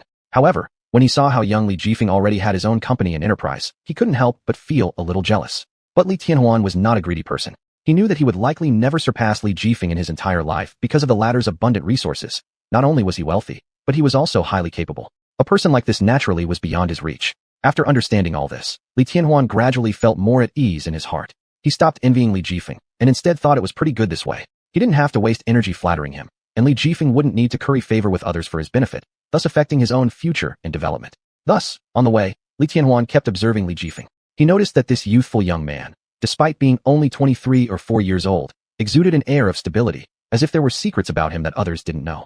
Generally speaking, boys of Li Jifeng's age are often engrossed in games and unwilling to work. But the Li Jifeng before him showed no interest in such things, and even had his own unique insights and ideas while working, leaving people astonished. And this youth was exactly the one Li Tianhuan wanted to recruit. Before long, the car stopped below the Li Group building. Li Jifeng, I'll see you off here. You have class this afternoon, so why don't we talk another day? All right. In that case, I'll head upstairs first. Wish you a pleasant dinner. Li Tianhuan smiled, waving his hand. Thank you, see you. Li Jifeng waved too, watching as Li Tianhuan took the elevator upstairs. As he watched Li Tianhuan disappear into the elevator, Li Jifeng turned and walked into the lobby. Welcome, welcome. How many guests are there? As soon as he entered the lobby, the server enthusiastically approached, smiling and looking at Li Jifeng. Clearly, she already knew who this handsome young man was. I've arranged a meal with someone else, so I won't stay long here. Could you please reserve 2 presidential suites for me? No problem. The server nodded, immediately handing over a card to Li Jifeng, saying with a smile, "Sir, this is the room fee for this month. Please keep it well. Thanks." After receiving the card, Li Jifeng paid and then headed toward the presidential suite. Upon entering the room, Li Jifeng hurriedly took off his formal suit and changed into a new set of clothes, preparing to take a shower. However, just as Li Jifeng finished undressing, he suddenly heard a series of footsteps from outside. Li Jifeng was startled and quickly ran back to the bed, hiding his clothes. Dong dong, the knocking sound rang out, followed by Li Tianhuan's voice. "Li Jifeng, can I come in?" "Of course. Hee. In that case, I'm coming in." Click. Immediately, the door opened, and Li Tianhuan walked in. At this moment, Li Tianhuan was wearing a gray suit with neatly combed hair, looking every bit like a successful individual. Naturally, Li Jifeng was sure that this wasn't the first time they met. Prior to this meeting, he had seen Li Tianhuan in one place, but Li Tianhuan hadn't spared him a glance back then. "Li Jifeng, what's wrong? You seem a bit unwell." Li Tianhuan deliberately pretended to show concern. "It's nothing, just a cold." "Oh, that's good. I thought someone might be bullying you." "How could that happen? With Uncle Zhou around, who would dare bully me?" Li Jifeng quickly flattered Li Tianhuan. This was within the Li family, so if he didn't do this, he suspected his days ahead would be very miserable. "Haha, that's good. You must be tired today, so let's rest for a while. We can go for our appointment later tonight, okay?" Li Tianhuan suggested with a smile. "Sure, sounds good." Li Jifeng nodded, leaning against the bed and closing his eyes to relax. Looking at the lazy pose of the youth lying in bed, Li Tianhuan felt delighted inside. He believed that the dinner that night would certainly be very enjoyable. The Li Group was Jinling's largest entertainment company, with countless artists under its wing. In Jinling, besides super conglomerates like the Li Group, there were also many emerging small families. However, these smaller families faced an awkward position in Jinling. Even though they possessed considerable industries, they ultimately relied on economics for sustenance. Thus, under the suppression of the Li Group, it was virtually impossible for them to grow and thrive. But this Li Jifeng was different. Despite his young age, he possessed extraordinary talent. He was personally nurtured by Li Tianhuan as a successor, and once he matured, Li Tianhuan would gain a powerful ally. At that point, he would be able to rule Jinling without restraint. Inside a luxurious office at the Li Group's headquarters skyscraper, an elderly man in his 50s or 60s sat on a sofa, dressed in a suit, holding a teacup in his hand. He took a gentle sip of tea. "Mr. Chairman, you called for me?" A middle-aged man sitting opposite the chairman asked respectfully. Mr. Lin, I have something to entrust to you. Please assist with it," said the elder with a calm smile. "What is it? Just tell me." Lin Huafeng replied. "Go investigate the records of a young man named Li Jifeng. Gather as much detail as possible," the elder instructed slowly. "Understood." Lin Huafeng nodded slightly after hearing this, yet countless thoughts flashed through his mind instantly. After pondering for quite some time, he still couldn't understand why the chairman had taken interest in Li Jifeng's affairs. Nevertheless, since the chairman gave the command, he was determined to complete the task properly. "Yes, Mr. Chairman, please rest assured. I guarantee that I will make sure this person's information is crystal clear and leave no room for disappointment," Lin Huafeng confidently promised. The elder nodded contentedly, then pulled out a contract from his pocket, handing it over to Lin Huafeng. "This is my equity authorization agreement. Help me finalize it and sign it afterward." "Yes, Mr. Chairman." Lin Huafeng respectfully accepted the agreement, opened it, and saw that it was written. "Lin Huafeng, you are my private secretary and advisor. You are entitled to 20% dividends annually." Chapter 251, Agreement. "But, I hope your ability can exceed my expectations for you. Otherwise, I will have to terminate this contract." Lin Huafeng looked at the agreement, his lips curling slightly. He didn't expect that the old man would trust him so much. This was more than the trust given to a son. And he hadn't expected that the old man would be such a big spender, directly granting shares to Lin Huafeng. This was truly too generous for Lin Huafeng. Of course, this was only relative to Lin Huafeng. For ordinary people, or even the chairman of the Li Group, it would not be attractive at all. What Lin Huafeng needed most right now was money. If there were enough funds, let alone the chairman of the Li Group, even the president or CEO would fall at his hands. At this thought, Lin Huafeng couldn't help but feel excited. Li Jifeng's home. After returning home, Li Jifeng fell asleep in bed immediately. That day, Li Jifeng was indeed exhausted. The next day, early morning, Li Jifeng woke up from a deep sleep, stretching lazily. He yawned widely and then rubbed his sleepy eyes, looking out the window at the sunshine, feeling warmth in his heart. "Truly beautiful," Li Jifeng muttered in admiration, then pulled back the quilt and walked to the window, gazing at the bright sky outside. Last night, he also had alcohol, thus becoming drunk, and slept soundly through the whole night. Now, he was spirited and felt full of energy all over his body. After glancing at the clock on the wall, Li Jifeng quickly dressed and went downstairs to the living room. At this moment, the Li family residence was still brightly lit, with servants busy making breakfast in the kitchen.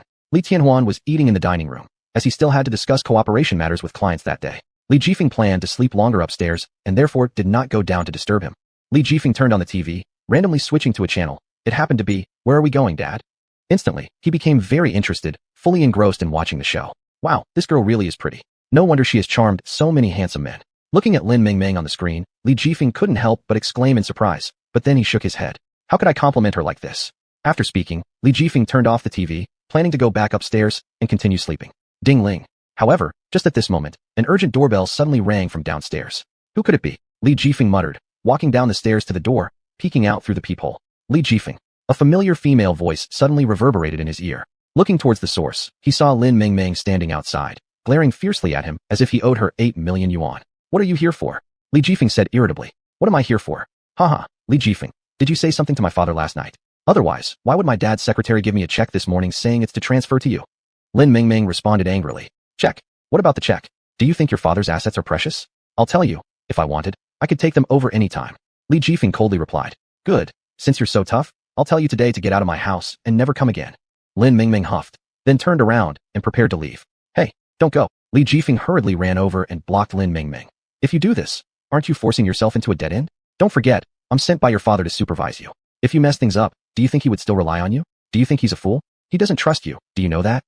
Li Jifeng spouted off a long series of words, making Lin Mingming roll her eyes repeatedly. So what? Anyway, I don't want to stay here anymore. Alright then, I'll show you something. Li Jifeng clenched his teeth and dragged Lin Mingming toward the door. What are we going to see? Lin Mingming questioned with curiosity. You'll know when we arrive. What is this? Lin Mingming looked at the building, confused. Li Jifeng glanced around. Seeing no one, he breathed a sigh of relief. Come with me. Li Jifeng pulled Lin Mingming to an elevator and pressed a button. Lin Mingming gave him a suspicious look before pressing the down key. After a short while, they arrived at level B1. This was the parking lot at -30 floors. Li Jifeng dragged Lin Mingming to a black car. This car is one I newly bought. I rarely drive it, so I'll just give it to you. Li Jifeng grinned mischievously. I don't care. Lin Mingming suddenly roared. Li Jifeng, I'm not your girlfriend, nor your toy. I have human rights and dignity. I know, but I just don't like you. You don't need to be angry over this matter, do you? Li Jifeng shrugged. You? Lin Mingming said furiously. Alright, you dare to look down on me, so you'd better wait. I'll make you regret it. Alright, stop making trouble. Get in the car quickly. I'm rushing to meet clients, and if I'm late, it will be disastrous. Saying this, Li Jifeng opened the door of the passenger seat and pushed Lin Mingming into the car. After Lin Mingming was forced to sit in the car, she glared at Li Jifeng with resentment on her face. I don't care. I demand compensation from you. This car is a limited edition Ferrari, so you must compensate me with a better one. Lin Mingming muttered. You girl, why are you so greedy? Li Jifeng paused for a moment, then sighed helplessly. My miss, whatever you want, I'll give it to you. As Li Jifeng said that, he started the car and drove toward the city center, soon arriving at the entrance of a luxury hotel. Looking at the magnificent hotel, there was a flicker of envy in Lin Mingming's eyes. It was a 5-star hotel, extremely expensive. Li Jifeng opened the car door, then led Lin Mingming into the hotel, walking to a presidential suite. The client this time is a major entrepreneur. It said his company operates within international fields. If you can cooperate with him, your career will rise many levels. I know your dream is to become a world-renowned fashion designer, and surely you want to achieve greatness. Watching Lin Mingming's expression, Li Jifeng smiled slightly and began guiding her. Hearing Li Jifeng's words, Lin Mingming's eyes lit up, but then dimmed again. Chapter 252. She should be given up. I do like designing, but I haven't even graduated from school yet. There's no way I can work. It doesn't matter. I can help you. I can provide you with a job. You can just enjoy being a young lady and adapt for a while. Li Jifeng said. What? Can you really do that? Lin Mingming widened her eyes, shocked beyond belief. She never expected Li Jifeng to say something like this. After all, she was only 16 years old, which already counted as an adult in their country. If Li Jifeng wanted to have a girlfriend, there would definitely be many young and vibrant girls willing to be his partner, so he could honor his family and rise to greatness. But Li Jifeng wanted her to be his personal secretary? This was too absurd. What do you think? Consider it. I can help you, and I guarantee I can provide you with the best design team. Whatever type of clothing you want, just ask, and I'll make sure you get it. Li Jifeng continued persuading her. Lin Mingming hesitated. The condition did indeed appeal to her. She could not only earn money but also realize her dream naturally. As long as she could marry into a wealthy family, she could free herself from the weight she currently suffered, and her parents wouldn't speak coldly to her anymore. They had only one precious daughter. If she married into a rich family, they would naturally shower her with affection. Alright, then, we have a deal.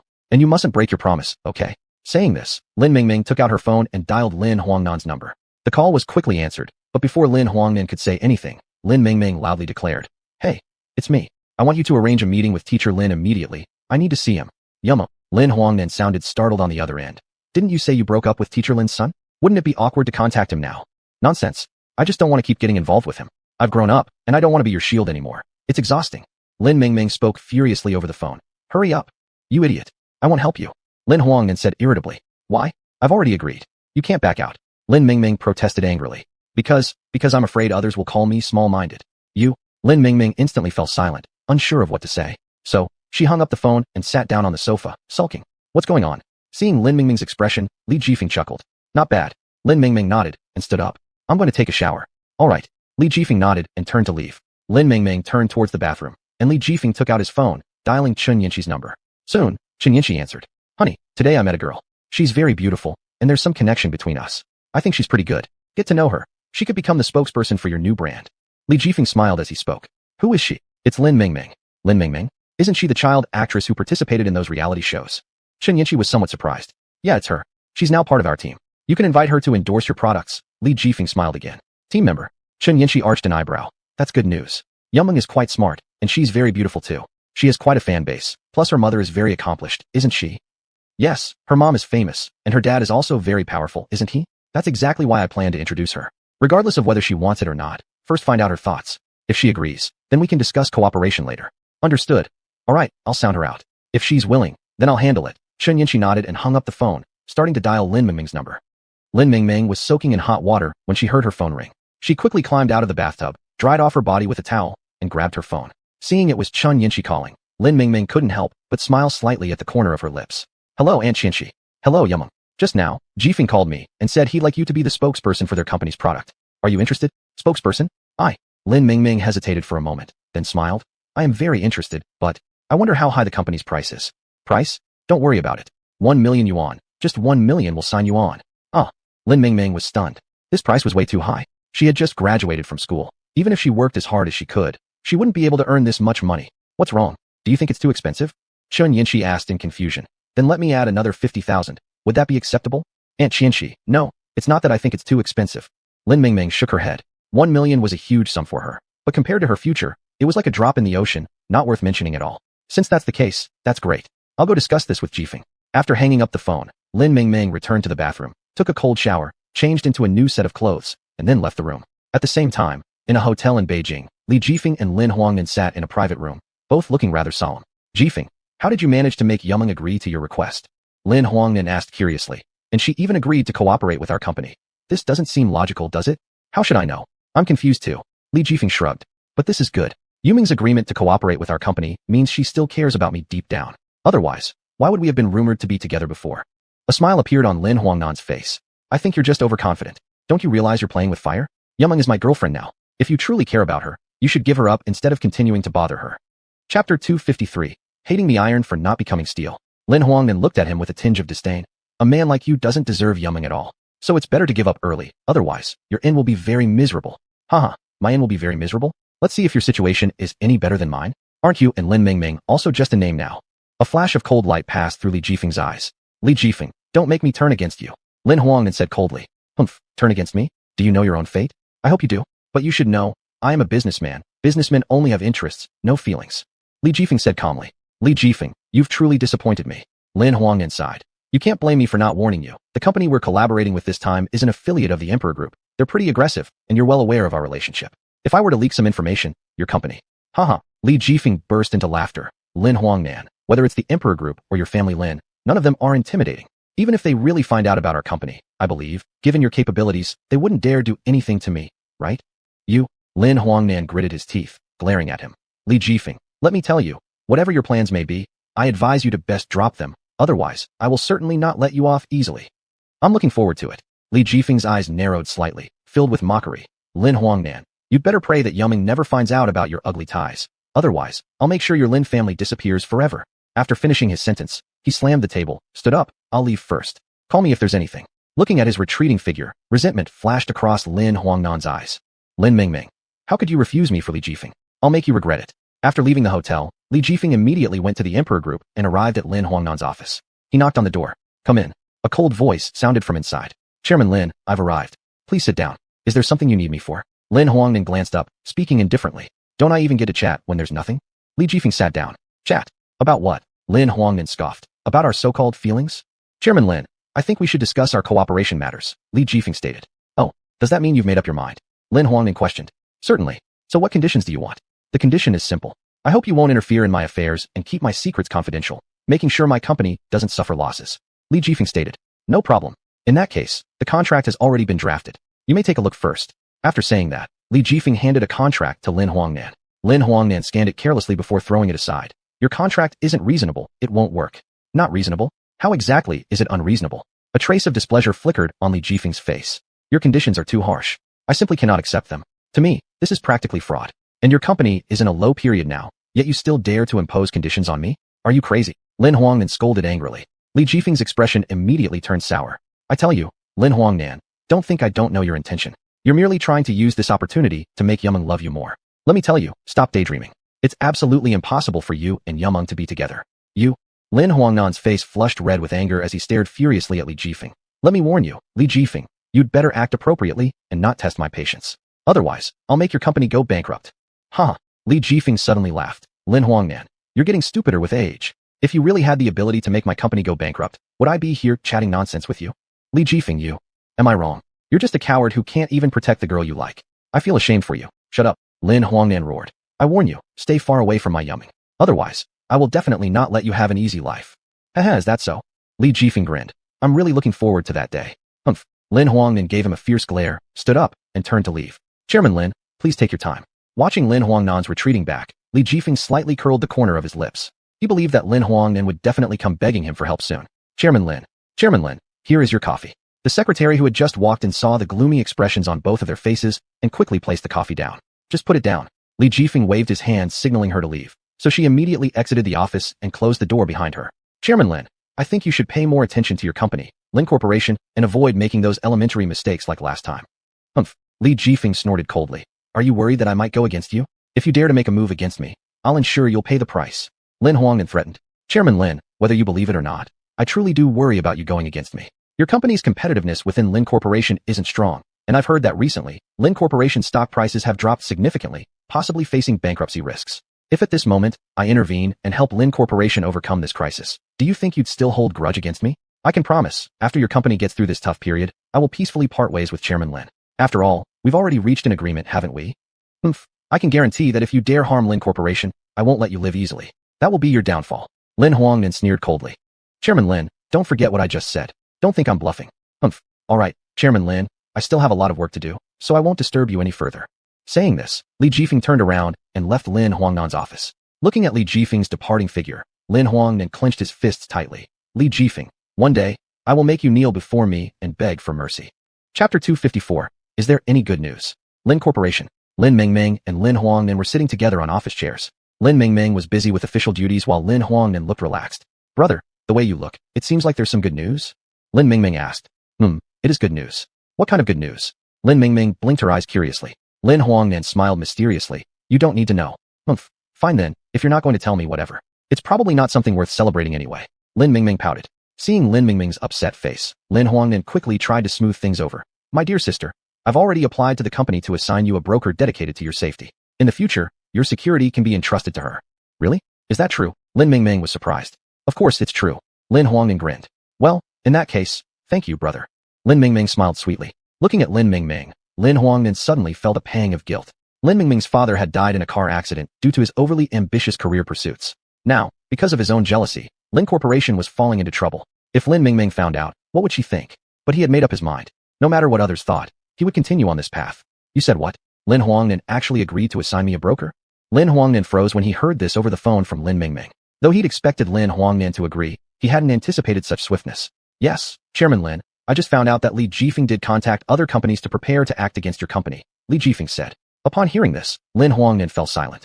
You rest assured, I will do my best to prevent Lin Corporation from collapsing and restore its former glory. However, as a result, Chairman Lin, you might have to. Li Jifeng, I appreciate your kindness, but I have made my decision clear. Regardless of how you try to dissuade me, I won't change my mind, Lin Huangnan said firmly. This matter depends on you now. I hope you succeed, and I also hope you can persuade father not to keep opposing Lin Corporation any longer. Li Jifeng sighed. Chairman Lin, I understand that you're doing this for Lin Corporation, but if you refuse me, Li Jifeng, I might be in a difficult position. Li Jifeng, I've made my decision. If you truly cannot stop Li Jifeng, I will find someone to acquire your company. Do you understand? What? Acquire my company? Chairman Lin, are you crazy? I'm still the eldest son of the Lin family. How could you possibly consider such a move? It's because I've been driven into a corner. My company can't last much longer. All right, I understand. I'll do my best to stop Li Jifeng. Li Jifeng helplessly hung up the phone. After hanging up, Li Jifeng's expression darkened immediately. At that moment, Lin Huangnan's assistant knocked on the door and entered. Mr. Li, you called? Li Jifeng took a deep breath. Go arrange a meeting with Director Zhang. Tell him I want to discuss cooperation matters. Sure. In less than half an hour, Li Jifeng had met with Director Zhang. Director Zhang, hello. sorry to bother you so abruptly, but I have some crucial business to discuss. Mr. Li, don't mention it. Please take a seat. Director Zhang smiled faintly. Thanks. Mr. Li, I heard you're here to talk about cooperation between our companies concerning Lin Corporation. Li Jifeng nodded. Exactly. So, may I ask what proposal you have in mind? Director Zhang questioned. The plan is that Mr. Lin Huangnan, the president of Lin Corporation, will invest more capital into Lin Corporation. Additionally, a new brokerage firm will be established. This new company is currently in planning, and they've already begun their moves against Lin Corporation. Oh, this certainly is cause for celebration. Director Zhang laughed. Yes, I believe it's a celebratory occasion too. Hence, I would like to invite you to our banquet and hope you can participate in this project. I doubt that's necessary, Director Zhang smiled. Even though Lin Corporation's situation isn't great right now, as long as we have Chairman Wang's support, I believe Lin Corporation will overcome this difficulty. I do have confidence in that. Not necessarily. Li Jifeng shook his head. Mr. Li, what do you mean by that? Director Zhang asked curiously. As far as I know, the bid this time is from an extremely large corporation. If you don't come, I might get eliminated, which would be a disgrace to me. I hope Director Zhang can give me this favor and we can attend together. If Lin Corporation can get through this tough spot, I will offer you 25% of the company's shares, Li Jifeng said. Upon hearing this, Director Zhang became visibly excited. Chairman Wang, I never expected that you held me in such high regard, to the point of being willing to give me 25% of the company's shares. I am truly honored. Indeed, Director Zhang must have realized that Li Jifeng has indeed been plotting against our company. Right now, all I can do is resolve this crisis. And as for those 25% shares, they're merely a token of my personal appreciation, Li Jifeng smiled. I see. This time, Director Zhang, you must help us Lin family overcome this hardship, Li Jifeng earnestly requested. All right, I'll do my best. But Chairman Lin, you should also know that this crisis is something I have little confidence in handling, Director Zhang said with some concern. I understand, but if you don't agree, it will be much harder to solve this crisis. Director Zhang thought about it for a moment and said, all right, I agree. However, I need to discuss this with our vice president. After all, this matter has significant implications for him too. That's understandable. I'll send someone to assist you, and I hope we can rely on your strength to help me get through this difficulty. Good. I'll go contact our vice president right away. After finishing, Director Zhang turned and left. Li Jifeng watched Director Zhang's retreating figure, his expression darkening into something terrifying. Chapter 255. Doom you to eternal suffering. Humph. Lin Huangnan. This time I will not only destroy your company, but also make you fall from the clouds to hell. Li Jifeng said with clenched teeth. On the third day, Lin Huangnan held a press conference, announcing that he would inject capital into the Lin Group and reorganize Lin's brokerage company into Lin's Entertainment Company, with the artists under Lin's banner serving as bosses of Lin's Entertainment Company. And this time, Lin Huangnan would also reveal his true identity. Dear media friends, hello, I am Lin Huangnan. Lin Huangnan stood on the stage, scanning around, then slowly said, today, I will announce my true identity to everyone. I am not only the chairman of the Lin Group, but also a pop star. My name is Dezhong Wei. What? Lin Huangnan is the song God Dezhong Wei in the US. This is impossible. Is this really true? The journalists below were shocked as they stared at Lin Huangnan. Most of the people present were famous musicians both domestically and internationally. Upon hearing the name Dezhong Wei, their faces filled with awe. You see, Dezhong Wei is the youngest domestic singing artist, and at the beginning of his career, he even won an international award. For such a figure to appear in Huaxia, and right before the eyes of these journalists, it left them stunned. Dezhong Wei, seeing the scene, smiled and said, Dear media friends, you can consider me just an ordinary singer, not a celebrity from the entertainment industry. I only hope that this matter brings benefits to all of you, and through this, let everyone know, whether it's the entertainment circle or the business world, there is a saying, a man cannot avoid being cut in the ways of life. As the saying goes, the tree wishes to be still but the wind does not cease. The child wishes to support his parents but they are no longer there. We need to learn to endure, otherwise we'll be defeated by our enemies, and by then, it'll be too late. I love hearing those words, right? I like listening to Dezhong Wei's words. Dezhong Wei's words immediately gained recognition from most of the media and audience members, which successfully won him the favor of some journalists and elevated his image further. Subsequently, Lin Huangnan continued to deliver several brilliant speeches. When Lin Huangnan finished speaking, it was already noon, and at that moment, Li Jifeng entered. Director Zhang, we should go for lunch. Li Jifeng said. All right, let's go. After the two went to a nearby hotel and ordered their meals, Li Jifeng took out an envelope and handed it to Director Zhang. Director Zhang, here's my business card with my personal number. If there's anything you need help with, feel free to contact me, or we could also collaborate. Thank you, President Li. If there's ever a time when our Lin Group needs to pitch in, we certainly won't hesitate. That's great, Li Jifeng smiled. Meanwhile, Dezhong Wei also received Li Jifeng's invitation to attend the gathering that evening, but he declined. Sorry, I have an appointment tonight, and I don't have time. Director Zhang, since that's the case, let's catch up another day. All right. After hanging up the phone, Dezhong Wei silently cursed Li Jifeng in his heart, truly cunning, using such despicable means. However, he had no choice but to temporarily play along while thinking up his own plans. Inside Lin Huangnan's villa, Dad, this is the detailed information about the company I just acquired, including some company insider information and its operational status. Sitting on the sofa, Lin Huangnan carefully read through a pile of materials in his hands. After finishing, he nodded approvingly, praising, Xian, you work quite efficiently, worthy of being the second heir of our Lin family. You've shown great determination. Dad, you flatter me. I wouldn't be able to maintain my position as president of Lin Group without your guidance. It's your teachings that made me achieve what I have today, Lin Huangnan responded modestly. You're my son, so naturally you must have your own abilities. However, remember, these documents cannot be leaked, understood? Or it will bring trouble, Lin Huangnan stated seriously. I understand, Dad. Don't worry, I won't disclose them. Lin Huangnan nodded, then asked again, how's the company doing? All is going smoothly, not only our company, but mine as well. Good, this money is my startup capital given to the company. I expect this time your company won't disappoint me. Yes, Dad, I promise I won't let you down. Lin Huangnan nodded in satisfaction.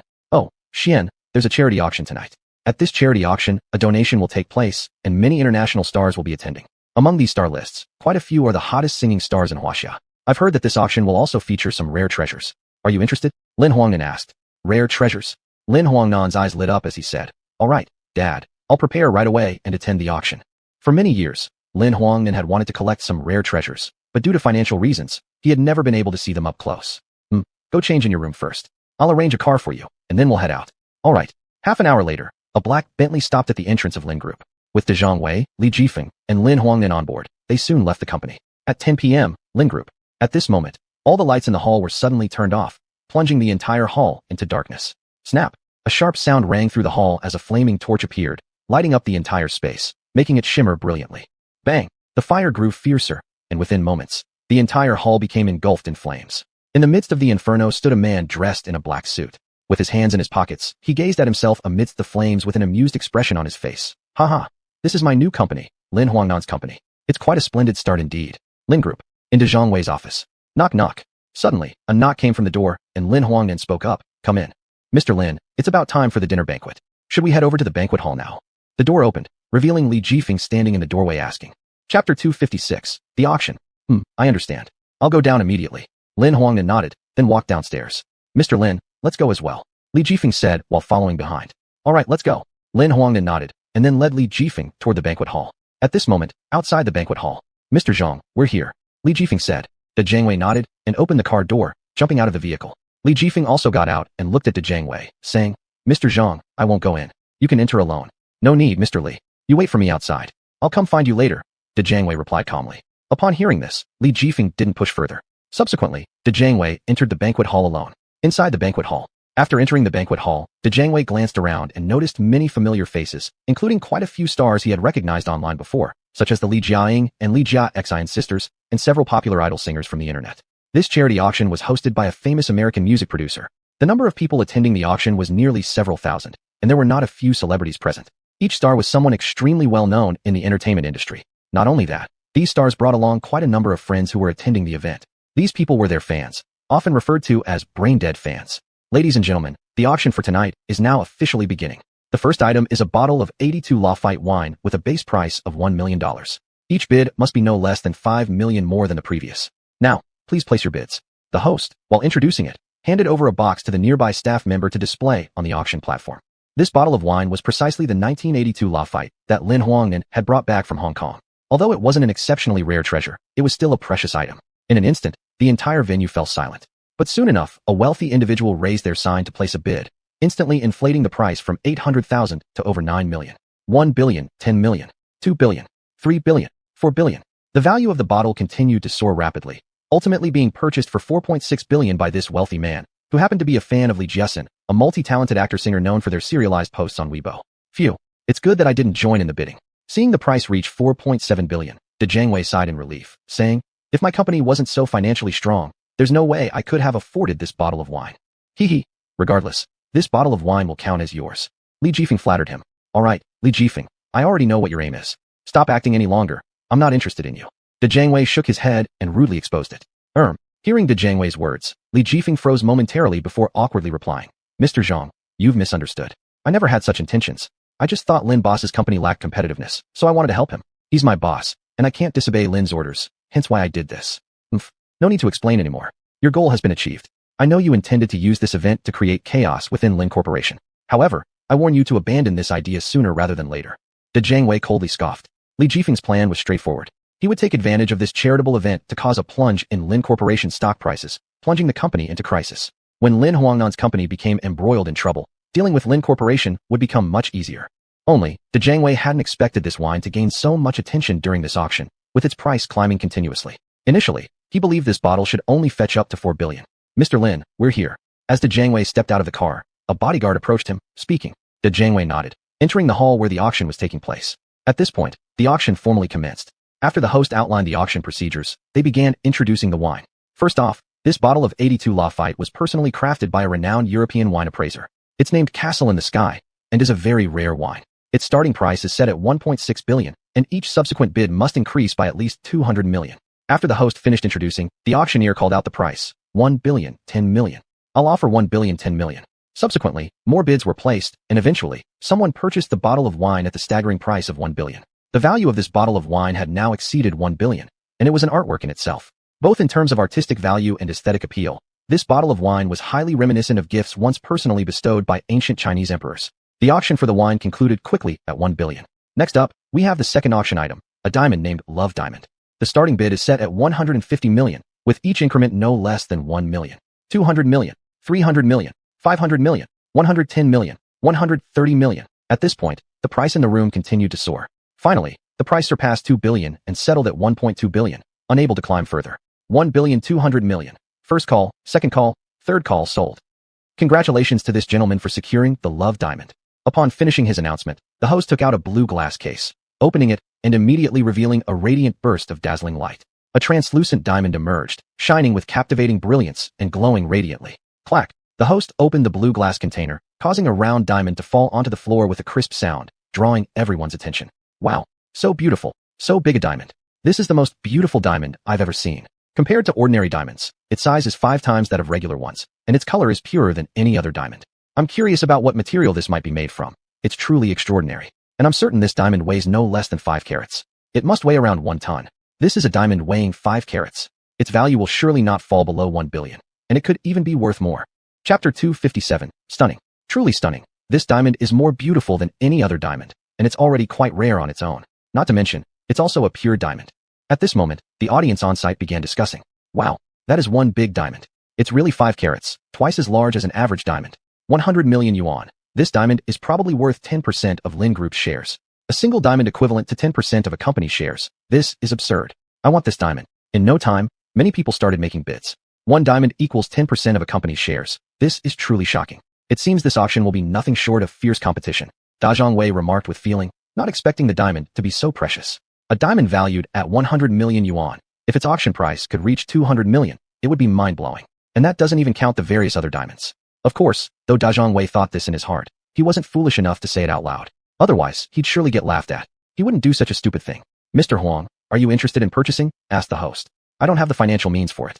However, I have a friend who is wealthy. If he needs it, I might be able to pass some along. Although my friend's net worth isn't too high, said Da Zhongwei indifferently. In that case, never mind. The host shrugged and smiled, saying, however, this diamond is indeed an extremely rare treasure, and I'm sure all of you are here because of it. I believe you understand how expensive this diamond is. It's much more valuable than ordinary diamonds. If it weren't purely a diamond, I'd estimate this gem alone would cost at least several $100 billion. Upon these words from the host, the entire venue instantly fell silent. Several $100 billion. It was nothing for an average person to comprehend. Even globally, it was extraordinarily rare, let alone this diamond being a pure one. Well then, this diamond has now officially been sold. The starting price is 250 million yuan. The host announced, 260 million yuan, 270 million yuan, 280 million yuan. The price continued to rise until it reached nearly 300 million yuan before finally slowing down. At this point, the host looked at Da Zhongwei. Mr. Huang, do you intend to continue bidding? If not, then this diamond belongs to this gentleman. After hearing the host's question, Da Zhongwei smiled faintly, shook his head, and said, I give up. In that case, I wish you luck with receiving your lucky card, the host said. Thank you. Da Zhongwei replied with a smile, then left the auction platform and went to Lin Huangnan's side. He handed her a black bank card and chuckled. There's 550 million yuan on this card. Take it first for now. If it's not enough, I'll find a way. Da Zhongwei had already mentioned earlier that there were 550 million yuan on the card. Lin Huangnan nodded, took the card, and smiled at Da Zhongwei. Mr. Huang, next comes our finale item for tonight. Please wait a moment, said the host. The host climbed onto the auction stage and declared, all right, I now announce the grand finale item for tonight.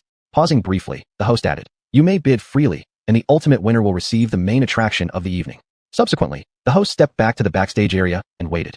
After the host departed, the atmosphere at the auction site once again became heated. People's eyes turned toward the giant diamond, greed and madness shining in their gazes.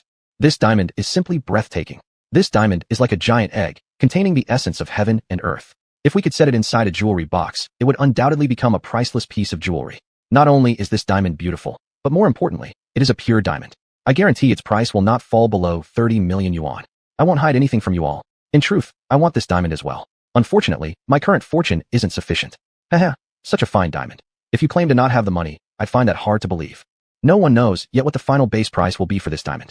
However, regardless of the base price, I am determined to obtain this diamond. 350 million, 400 million, 500 million, 600 million yuan, 700 million yuan, 100 million yuan. Not long after, the price had already climbed to a height of 1.95 billion yuan. 1.9 billion yuan. Is there any higher bid? The host smiled and asked, but inside, she was already a bit uneasy. After all, she was just a host. How could she have the qualification to bid on such valuable items? I have one more question. An elegant man in a black tuxedo slowly descended from the second floor. This man seems familiar, but I just can't remember where I've seen him. Seeing the black-clad man come down, Wei slightly furrowed his brow and murmured to himself, "May I ask, do you have any other questions?" The host smiled and said, "I think our auction house should provide a fair competitive opportunity rather than letting it be bought with money." Well, that is naturally impossible. The host chuckled awkwardly. "If so, then I'll give up." The black-clad man nodded and smiled. "All right, congratulations to you for winning today's Climax Award." "Thank you." "All right, then let's welcome the first auction item with the most enthusiastic applause, Star of the Night Sky." Subsequently, a staff member holding a small, exquisite brocade box slowly walked to the display cabinet. As soon as the brocade box was opened, a brilliant emerald appeared before everyone's eyes, shining like a radiant moon. This emerald emitted a green light, giving people a mysterious and unpredictable feeling. How did this emerald end up here? Yes, how come I didn't notice? This emerald is simply too perfect. My goodness, this is truly a work of art. Too perfect, no wonder it's called the Star of the Night Sky. It's indeed incredibly beautiful. Chapter 258, it's totally unsuitable for me. All the guests present, at the sight of the emerald, could not help but exclaim in amazement and endless praise. What a beauty, it's truly stunning. This emerald is really gorgeous. Wei also exclaimed. Lin Huangnan was equally amazed. This emerald is indeed beautiful, much more so than any other I've ever seen. Lin Huangnan inwardly praised. Whether it's jade or emerald, their grades are distinguished by the richness of their colors. The same applies to emeralds. Although Lin Huangnan owns an exquisite Emperor Green emerald, this Emperor Green pales in comparison to the green emerald before them. In terms of appearance, the green mist inside, or the surface luster, this green emerald can be considered top-notch. Lin Huangnan, it seems you like this green emerald quite a bit. So, why don't you let me have this emerald? Anyway, this diamond ring won't fit me anyway. Wei said to Lin Huangnan. Lin Huangnan was taken aback, not expecting Wei would willingly give him the diamond ring. The value of this diamond ring far exceeded that of this green emerald. No way, I can't take advantage of your generosity. Lin Huangnan laughed. Let me do this for you. If you don't mind, I'll give you a pigeon blood red diamond ring. I believe that ring will suit you much better. Saying this, Wei pointed to the pigeon blood red ring on Lin Huangnan's right ring finger. Hearing this, Lin Huangnan nodded. That's true, but it does trouble you a bit. After all, this pigeon blood red ring is worth tens of thousands of US dollars. Hee no problem. Wei grinned. The next two items were similarly rare and precious. However, in Wei's eyes, these things didn't compare to the value of a pigeon blood red diamond ring. The next item is our third piece, an antique. It's rumored to be a relic handed down by an ancient king. What specific kind of antique it is, I'm unclear. Starting bid, 80 million. The auctioneer's words instantly caused an uproar across the entire venue. My God, such an incredible antique.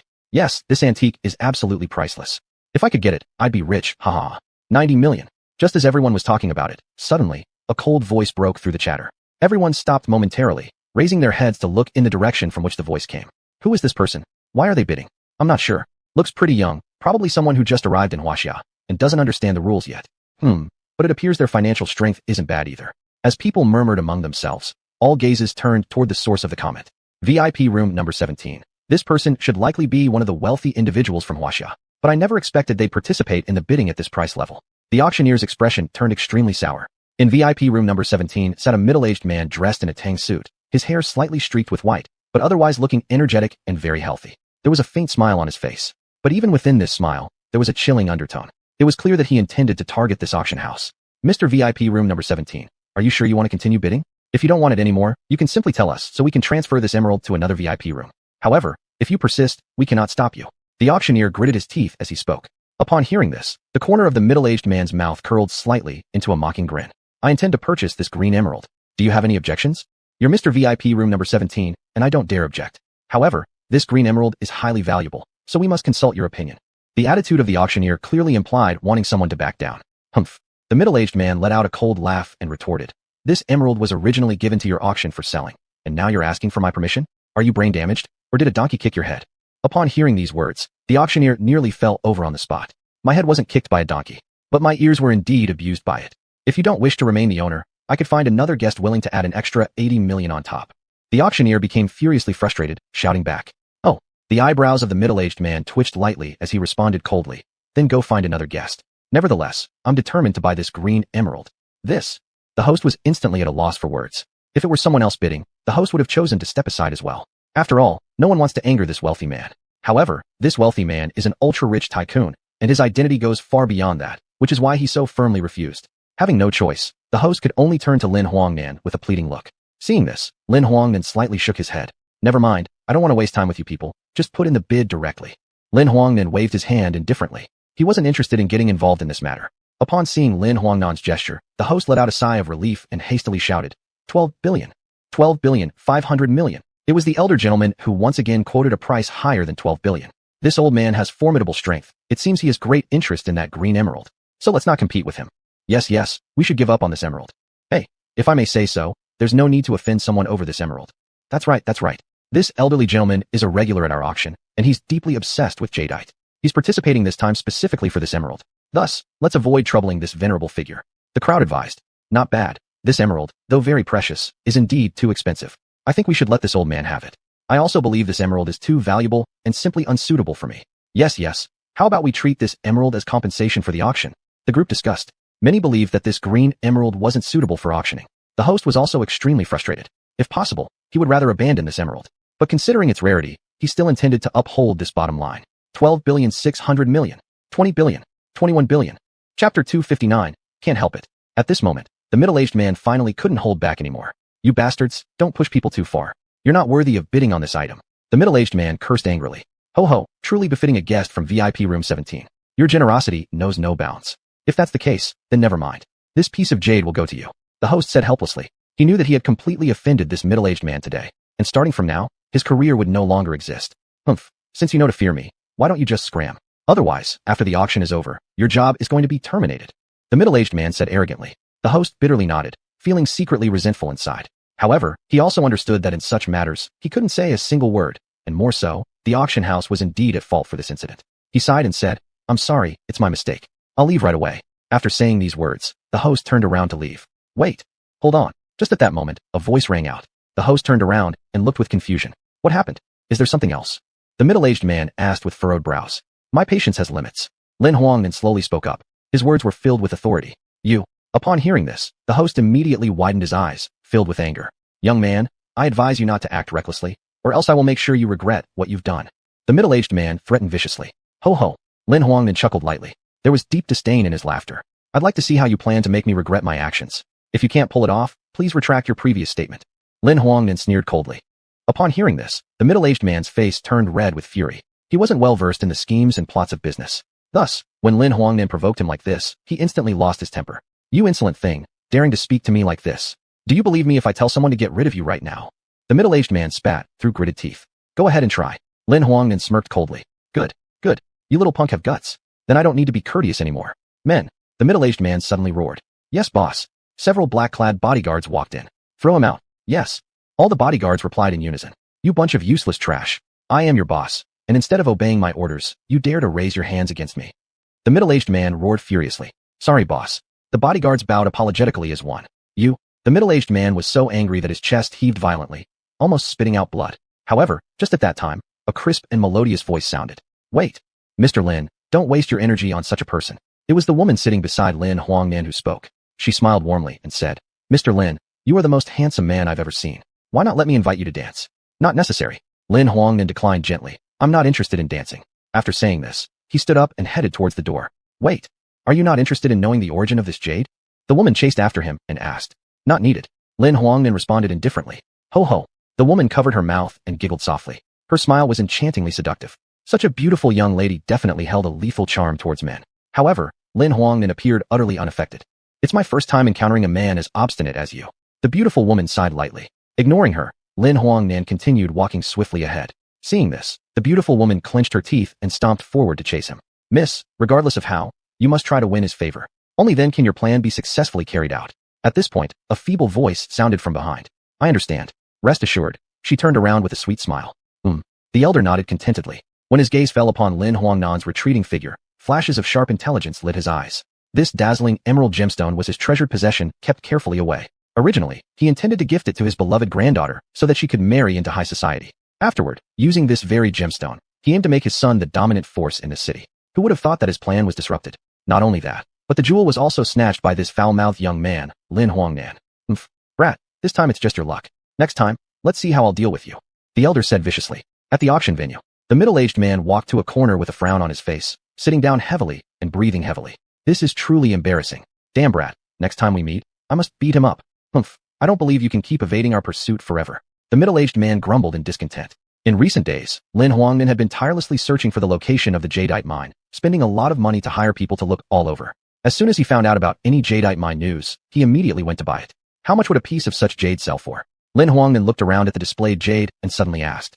Upon hearing this, everyone shook their heads. Little brother, although this is a piece of jadeite, it's not ordinary jadeite. Probably only our boss knows its origin. Indeed, our boss has a very special identity. If you want to know the origin of the jadeite, you can ask the boss personally. The people around began chiming in one after another. Hearing their words, Lin Huangnan narrowed his eyes slightly. Do you mean to say that I am not allowed to know? Lin Huangnan countered. Of course you can. Because it doesn't belong to anyone, nor does it belong to any organization. If you're willing to pay a price, perhaps, you may find out. The middle-aged man sneered, saying this. His tone was filled with sarcasm. Oh, hearing these words, Lin Huangnan suddenly became interested. He wanted to see just how powerful this person was, and what kind of background they had. I wonder what price I need to pay to find out. Lin Huangnan asked. The middle-aged man burst into laughter, full of mockery and disdain. I know you're definitely a martial arts expert. Let's go somewhere private and discuss further. The middle-aged man spoke up. Upon hearing his words, all those around revealed strange expressions in their eyes. A sense of foreboding rose within them. Chapter 260. Are you shy? They knew that the middle-aged man was probably about to stir up trouble again. However, this time, Lin Huangnan did not refuse but stood up and followed the middle-aged man away. Soon, the two arrived at the staircase of the auction house. We can talk right here. However, before we do, take off that rough material on your body first. The middle-aged man stared at Lin Huangnan and said calmly. After hearing this, Lin Huangnan did not move. What? Are you shy? The middle-aged man mocked. Are you afraid your body is too ugly and will scare others away? This statement immediately caused a roar of laughter. Lin Huangnan's expression darkened as he coldly laughed and said, Who are you calling ugly? You. The middle-aged man pointed at him and burst into laughter. But since you really look so ugly, let's change how we communicate. That means I'll let you see who's uglier, me or you. Having finished speaking, the middle-aged man launched a punch with a loud rush of wind following it straight for Lin Huangnan's head. With an indifferent expression, Lin Huangnan kicked out his leg. A vast power surged from his toe, swirling like a hurricane instantly enveloping his right foot, transforming it into a golden giant python. Crack, accompanied by a sound of something breaking. The middle-aged man's face was filled with shock, because Lin Huangnan had broken his arm, which was as thick as his wrist, with just one kick. A cry of agony came from his mouth. Bam! The next second, the middle-aged man fell heavily to the ground, clutching his arm and groaning in pain. My arm is broken. The middle-aged man shouted loudly. Correct, it's broken, completely broken. Lin Huangnan sneered. These hands of mine were given to me by my mother. How dare you destroy them? The middle-aged man roared furiously. Humph. Lin Huangnan smirked disdainfully. In that case, today I'll send you to the netherworld. After saying that, Lin Huangnan darted forward in a single step, rushing towards the middle-aged man. Boom! Their fists collided, and Lin Huangnan struck the man's chest with a heavy blow, producing a dull sound of collision. Instantly, a mouthful of blood spewed out from the middle-aged man. Puff, puff, puff. In the next moment, the middle-aged man spat out 3 consecutive mouthfuls of blood. His body flew backward, knocking down several tables. I refuse to accept this. The middle-aged man struggled to get up, his eyes bloodshot red. His palm tightly pressed against his chest, with drops of blood trickling down his hand onto the ground. Your hands are already useless. Lin Huangnan sneered, his figure flickering as he appeared in front of the middle-aged man once again, delivering another powerful punch. Boom! The middle-aged man was directly blasted away. I'm going to kill you. The middle-aged man got up again and roared angrily. But the next moment, he was sent flying again. Are your eyes blind? Lin Huangnan mocked. I'm going to kill you. I'm going to kill you. The middle-aged man screamed wildly. I say your eyes are blind. Lin Huangnan spoke coldly. At the next moment, he lifted his foot once again, delivering a fierce kick to the middle-aged man's stomach. Snap! All the ribs of the middle-aged man were snapped by his kick. His body soared through the air like a cannonball again. This time, the middle-aged man slammed onto the ground, producing a violent tremor. G.U.H. The middle-aged man spat out another mouthful of blood, his face turning deathly pale. He lay on the ground, struggling to support himself, looking like he might collapse at any moment, his eyes full of venomous hatred. You're a devil. The middle-aged man trembled and said. Yes, I am a devil. Since you've already figured it out, then you should know why I came here, right? Lin Huangnan slowly opened his mouth. No. The middle-aged man nodded. Speak. What's your gang of bastards' real intention? Lin Huangnan said coldly. Here, we are holding an auction. People who want to participate must first pay 1,000,000 yuan entry fee. After saying that, the middle-aged man lowered his head. Upon hearing this sentence, everyone around was stunned, their faces becoming bizarre. 1,000,000 yuan? Why don't you just go rob someone? It's simply a black market. The people around couldn't help but complain. Their faces were full of disdain. Everyone, please listen to my explanation. The middle-aged man hurriedly said. Explain? What's there to explain? Lin Huangnan gave a cold laugh and said, You people just want to deceive me because I'm handsome, making me spend money on your stuff, right? The face of the middle-aged man immediately tensed up. He opened his mouth, but was unable to answer. At this moment, a burst of laughter came from the surrounding crowd. These people began discussing amongst themselves. This guy is truly asking for trouble. I've already said it. This kind of rubbish isn't even worth our help. Only someone as stupid as you would think this thing's a treasure to show off with. It's not me boasting, but the stuff here goes far beyond one level of quality. That's right, every single item here is a fine piece. People around nodded in agreement. The middle-aged man's face turned dark green, yet he didn't dare to argue. He had experienced Lin Huangnan's formidable strength. If he were to further provoke Lin Huangnan, his life might really be at risk. So, Mr. Lin, you can take any material you need. The middle-aged man gritted his teeth and said, Oh, is that true? Lin Huangnan raised an eyebrow. Of course it's true. The middle-aged man ground out. If you can cure my injuries, I can hand over the entire auction house to you. Well then, what about these materials? Lin Huangnan pointed around him and asked. The middle-aged man hurriedly replied. We have the best herbs, top-grade elixirs, and even some rare ones that are extremely valuable. He pointed to the herbs on the side and began introducing them. The prices of these herbs range from thousands to even tens of thousands. Some herbs, although precious, did not reach the ultimate level of quality. Lin Huangnan paid no attention to them. His gaze fell on those herbs. Great. I need these things. I came this time specifically to buy these things. Can you make the decision? Lin Huangnan smiled and asked. Yes, certainly yes. The middle-aged man quickly nodded. Good. Lead the way now. Lin Huangnan grinned and said. All right, please follow me. The middle-aged man took a deep breath and then turned away. Chapter 261, Young Master Lin. Lin Huangnan followed closely behind and walked towards the first-floor hall with a crowd of people. After entering the hall, everyone's attention was focused on Lin Huangnan and the middle-aged man. Master Lin, this way please. The middle-aged man said respectfully. Lin Huangnan moved his steps and headed towards the stairs. Mr. Lin, we also have an even better gift here. I hope you will like it. The middle-aged man suddenly laughed. Upon hearing this, Lin Huangnan raised his eyebrows slightly. He stopped in his tracks, turned around, and looked at the middle-aged man. Oh, a better gift? Then bring it out for me to see. Let's take a look at what treasure it is. The middle-aged man nodded repeatedly while bending over, then quickly approached Lin Huangnan's side, presenting a jade box with respect. Inside the jade box lay a bead emitting 7-color light, exuding a mystical aura. This bead is called the 7-color stone, which I purchased for 150 million yuan. The function of this bead is growth enhancement. If Master Lin can refine it into something usable, he will certainly benefit greatly from it. Our treasures here are not limited to this 7-color soul stone. There are also other rare treasures. As long as you're willing to pay, we absolutely guarantee to satisfy all your needs. The middle-aged man spoke confidently, without a trace of hesitation. After finishing, he stared expectantly at Lin Huangnan. In his view, as long as Lin Huangnan was just another greedy young master, he wouldn't be able to resist the temptation. After all, every single item auctioned off during the auction was priceless. I want to know what exactly is the name of that bead? Lin Huangnan asked, smiling slyly. 7-color stone? Upon hearing this, the middle-aged man furrowed his brows slightly, replying, I'm not entirely sure about the name of this bead myself, because it's actually our own product. Li Jifeng, standing nearby observing, wondered whether Lin Huangnan, this fool, would believe what this master was saying. He hadn't come here idly. He was mainly here to secure the rights for mining high-quality jadeite. Following along to meet this master, Li Jifeng never expected him to start talking about some eerie nonsense. Utterly ridiculous. Now that the world-class swindler failed to deceive him, he turned his focus onto deceiving Lin Huangnan. Whether or not Lin Huangnan would spend 100 million yuan on a broken stone still remained unclear. Li Jifeng snorted inwardly, unsure how Lin Huangnan could even consider this deal, especially when the old pit jade was clearly very valuable. But yet, Lin Huangnan believed in the master's nonsense. So now, predictably, Lin Huangnan would lose money again. Mr. Lin, are you really going to buy that rock? A young man standing beside Lin Huangnan questioned. If so, 3 million is needed, and you'll have to make the trip personally. Lin Huangnan glanced at the young man before him, estimating the youth's age to be around 27 or 28. Although he had an acceptable appearance, his dress style appeared somewhat rustic, likely from a poor family background. Smiling kindly, Lin Huangnan responded, It's no problem. I'm not short of money anyway. Moreover, I think that rock is quite mysterious. Let's say, I'll just pretend I'm examining feng shui. Li Jifeng, standing to the side, sneered softly. Mentally, he cursed. You fool, such a big bargain has slipped through your fingers. Just wait until you eat your words later. Lin Huangnan gazed at the young man and inquired, And, does the master have any plans on how to proceed? At that moment, an old man of approximately 50 or 60 years approached from afar. Mr. Lin, do you really intend to purchase this stone? Lin Huangnan nodded, answering firmly, yes. All right, Mr. Lin, please wait a moment. The elder will immediately retrieve the item for you to examine, after which payment will be required. With those words, the elder left briefly but returned shortly afterward, carrying 2 boxes in his hands. Curiously, Lin Huangnan asked, what are these? These 2 boxes contain the raw material of the stone. We've removed all other materials, leaving only this stone and its skin in 2 different colors. Lin Huangnan nodded approvingly, thinking to himself, this master is truly skilled. He knows quite a bit about gemstones too. Unlike me who messed up trying to cut into it casually. It was truly embarrassing. Still, the rough material seemed rather exquisite, at least among the most beautiful ones he'd ever seen, and undoubtedly pricey as well. Mr. Lin, please extend your hand. Lin Huangnan extended his right hand.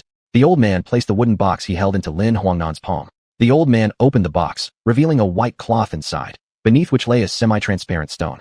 Out of curiosity, Lin Huangnan lightly touched the white cloth with his finger, sensing the warmth emanating from within.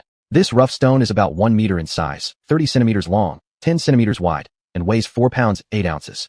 The more Lin Huangnan listened, the more astonished he became, because this stone was actually a standard ice-type gemstone material, which made it an incredibly valuable treasure.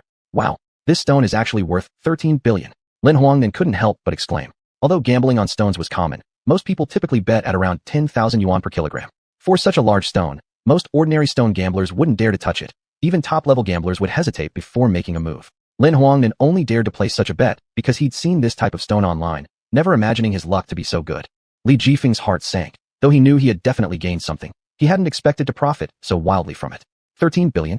Lin Huangnan was overjoyed inside but didn't hesitate as he pulled out his bank card and said, issue me a check for 13 billion, then sell me the stone. All right, Mr. Lin, please wait a moment. At this moment, another middle-aged man joined the conversation, saying, Mr. Lin, perhaps this stone will require more funds. How much? The middle-aged man replied, 30 million. What do you think? 30 million? Li Jifeng almost vomited blood. He cursed inwardly. Lin Huangnan, you fool. Don't you see this stone is nothing but junk? Fine, let's go with what you suggest. Lin Huangnan did not hesitate, pulling out his bank card again. Although Lin Huangnan did not know all the details of the stone, he realized it certainly wasn't worth 30 million yuan. It was clearly an intentional price hike aimed at extracting a bribe from him. But Lin Huangnan didn't resist since he found it rather clever. Lin Huangnan looked at the old man and asked, Boss, what types of rough materials do you have here? The old man answered, most are ordinary rough materials, but there are also some supreme quality ones. These premium materials are extremely expensive. Lin Huangnan nodded. Then introduce these premium rough materials to me. Chapter 262, The Old Man. The old man hesitated for a moment, then said, this kind of top-grade material is extremely rare. Even in the country, one doesn't appear every year. Nowadays, with intense market competition, this kind of material isn't cheap. If Mr. Lin needs it, I am willing to help you find some. In that case, I will bother you, sir. Lin Huangnan didn't refuse. Anyway, he wasn't in a rush, so he decided to secure this stone first. Soon, the old man led Lin Huangnan and Li Jifeng to walk towards the distance where there was a giant stone. This stone was about 5 meters high, over 10 meters long, and its surface shone with a green light, clearly indicating it was not an ordinary stone. Lin Huangnan carefully examined this stone and found that the surface had a thin layer of mist, suggesting this stone had some peculiarities. Lin Huangnan's eyes slightly narrowed, feeling somewhat surprised in his heart. He didn't expect to encounter such a strange stone in Myanmar. He decided he must get this stone. Mr. Lin, this stone is incredibly expensive. An ordinary stone can sell for up to 15,000 at most, but now this piece of rough material has increased in price to 20,000. The old man's voice was full of regret. Lin Huangnan smirked inwardly, realizing that the old man was deliberately inflating the price, trying to take advantage of him. Lin Huangnan smiled and said, 20,000? So be it, but the price of this stone must double because it's too rare. The old man paused and replied, 20,000? This stone is indeed precious, but Mr. Lin, this price might not be appropriate. After all, we only have one chance with such a stone. If we fail, we won't be able to buy another raw stone. Lin Huangnan shook his head and said calmly, Boss, are you trying to haggle further? The old man sighed helplessly and said, this stone is truly too rare, so I wanted to make more profit. If you insist, I will let go of it. The old man sighed inwardly, even though he didn't want to part with the stone, but had no choice. He just hoped that Lin Huangnan would soon sell the stone and return the remaining money. 20,000. Not a penny less. Lin Huangnan said sternly. The old man nodded awkwardly. All right, then it's 20,000. Li Jifeng remained silent on the side, also somewhat stunned. This stone's value was indeed considerable. If he could really acquire such a raw stone, it would be a profitable deal. Quickly, the staff brought the stone over, and the old man placed the stone on the table. Lin Huangnan looked at the stone and immediately felt a sense of familiarity. The shape of the stone resembled a black stone, but Lin Huangnan could feel that the quality of this stone was very special. There was a thin layer of mist on the surface which seemed like a protective membrane, preventing the surrounding heat. thus emanating a strong aura. Could this be the legendary jade? Lin Huangnin thought as he reached out his palm and placed it on the stone. Immediately, a glow appeared on the surface of the stone.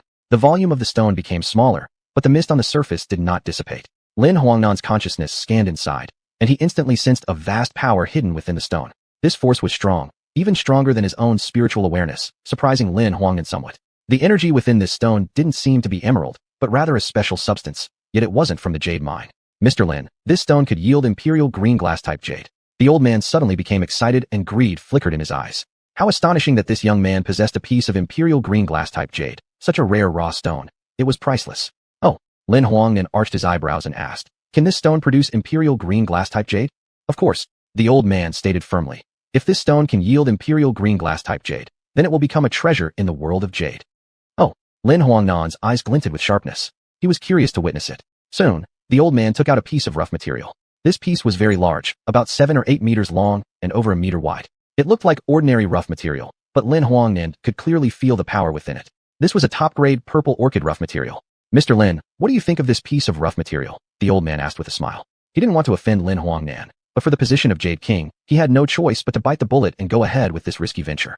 Not bad. This piece is an imperial green glass type. Lin Huangnin replied indifferently. How much can this rough material be sold for? 250,000. Upon hearing this, Lin Huangnan's eyes suddenly lit up. This price was already incredibly cheap. This imperial green glass type was worth 1.5 billion yuan, whereas if it were ordinary rough material, it would be at most 2 million yuan. However, the value of this stone was definitely over 2 million yuan. Lin Huangnan smiled and said, all right, as per your words, I will buy this rough material for 250,000. Mr. Lin, please consider carefully. Although this rough material isn't too heavy, the material of this stone is made from jade, which is extremely rare and very hard. The hardness of this rough material may even exceed that of diamonds, so these 250,000 may not suffice to purchase it. I'm aware of that. Lin Huangnan smiled and said, what I mean is, your price can allow me to add 10,000 more. That's my bottom line. Upon hearing this, the old man paused for a moment, then burst into laughter, saying, Mr. Lin, you really know how to joke around. To buy such a stone for 250,000 is nothing short of insulting the value of this stone. The old man's tone was full of disdain and mockery. Lin Huangnan just smiled upon hearing this without getting angry, replying, if that's the case, then I won't buy it. After finishing his sentence, Lin Huangnan turned around and prepared to leave. Mr. Lin, the old man hurriedly called out, is there something else? This stone is yours now. I've already brought down the price to its lowest point. You must not go back on your word. Rest assured, once I give my promise, I will never go back on it. I am not a child anymore. Moreover, how could I cheat someone like you who runs a business? Lin Huangnan shrugged, smiled, and said, just focus on doing your business properly. Mr. Lin, please wait a moment. The old man quickly shouted to stop him. I will use 3 days' time to polish this stone for you. Rest assured, there will be no delays. The imperial green glass will be unveiled tomorrow. Chapter 263, No Spiritual Energy Now. No need, let's do it tonight. Lin Huangnan thought for a moment and said, Lin Huangnan was now in urgent need of increasing the speed of making money. He had to break through to a public company as soon as possible. Only by reaching the level of a listed company could he dominate in Huaxia. So Lin Huangnan decided that tonight, he would unlock this stone. Mr. Lin, have you really decided to start tonight? Yes. But it's too rushed. The old man hesitated. You also saw that this stone material is emerald marrow. If we proceed like this, the energy inside the stone will be destroyed, and it will easily turn into waste. These things don't matter. What matters is I need this stone. Lin Huangnan said indifferently. Upon hearing Lin Huangnan's words, the old man felt a bit confused, not knowing why Lin Huangnan was so determined. You need this stone, but I have a piece of glass seed emperor green jade here. Would you like to buy it? The old man said. After hearing this, Lin Huangnan frowned slightly. He knew that there were definitely many irregularities in this gambling stone place, but still shook his head and said, I won't buy any more. Upon hearing Lin Huangnan's words, the old man sighed with relief. He had been worried that Lin Huangnan might purchase this raw material. Since its value was so high, it could sell for tens of billions even at auction, yet surprisingly, Lin Huangnan refused. Mr. Lin, if you are willing to wait, I'll surely polish the stone well tomorrow afternoon and deliver it to your home. The old man said. Good. Lin Huangnan nodded and said, tomorrow, send a car to pick me up. All right, Mr. Lin, I will arrange it immediately. Seeing that Lin Huangnan was about to leave, the old man hurriedly stopped him, saying, Mr. Lin, do you have other options? Yes. What? If this stone can be polished into a glass seed emperor green, then I want the transaction price of this rough material to be 6 million. How does that sound? Lin Huangnan said. 6 million. The old man was startled.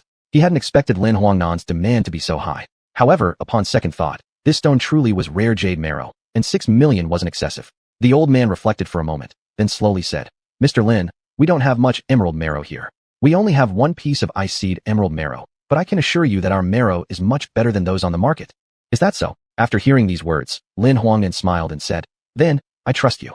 All right, since it's like this, then Mr. Lin, allow me to present you with a gift." As the old man spoke, he took a wooden box out from his chest pocket. The wooden box was carved with various patterns, appearing somewhat strange. "Mr. Lin, this jade bracelet is personally carved by me, made of white jade. It has beauty-enhancing, moisture-removing, insect-preventing, and demon-repelling effects. I hope Mr. Lin likes it." The old man handed the wooden box to Lin Huangnan as he spoke. "Thank you." Lin Huangnan accepted the wooden box, then stored it inside his storage ring. The next day, Lin Huangnan, riding in the elder's private car, headed toward the Myanmar Jade Bazaar. The car had barely come to a stop when Lin Huangnan saw a man dressed in a black suit standing by the roadside, seemingly waiting for someone. "Mr. Lin, this is our Jade Company's chairman, Chen Kai. He has deep knowledge of jade, and we hope he can be of help to Mr. Lin." Upon seeing the man, Lin Huangnan's face immediately turned cold. His face darkened, and a heavy aura of killing intent radiated from his body. Lin Huangnan had already guessed that the Jade Company certainly wouldn't limit itself to just Emerald Nero, given its massive influence in the jade market. But he never expected the Jade Company would set their sights on the woman beside him. Had Lin Huangnan not arrived in time, Su Qingqing would probably have been defiled by this group of beasts. Thinking about this, Lin Huangnan's expression became even colder. Lin Huangnan coldly scanned the man and said, "Chairman Shun, I believe you've got it wrong. Your company specializes in jade marrow, and all I have is a piece of glass seed emperor green jade. There's no comparison between them. I think such a deal is meaningless." "Mr. Lin, you've misunderstood," the old man quickly explained, saying, "We indeed only wish to exchange stones with Mr. Lin." "Oh." Lin Huangnan raised an eyebrow and asked, "Then let me hear what you intend to exchange with me." The old man's face turned awkward. He hesitated for a while before finally gritting his teeth and saying, "Mr. Lin, we indeed intend to exchange a jade marrow with you. But we need a piece of your flesh and blood." "Flesh and blood?" Lin Huangnan's eyebrows shot up as he asked, "Is there anything special about my flesh and blood?" The old man gave a wry smile and said, "Your flesh and blood contain a peculiar energy that is an extremely rare spiritual energy in the world. We want to use Mr. Lin's flesh and blood as experimental samples."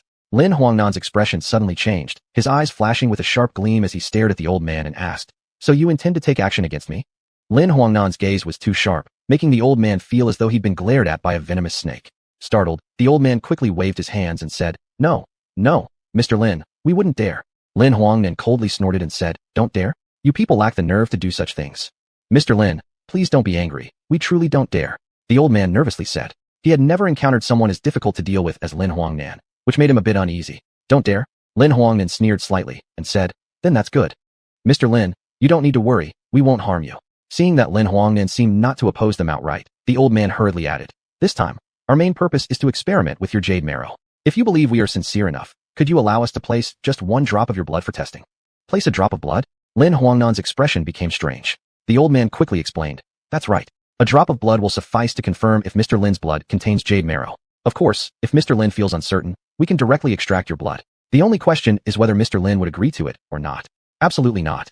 Lin Huangnan rejected without hesitation, saying, "There's nothing remarkable in my blood, so why should I let you take it?" The old man was momentarily stunned.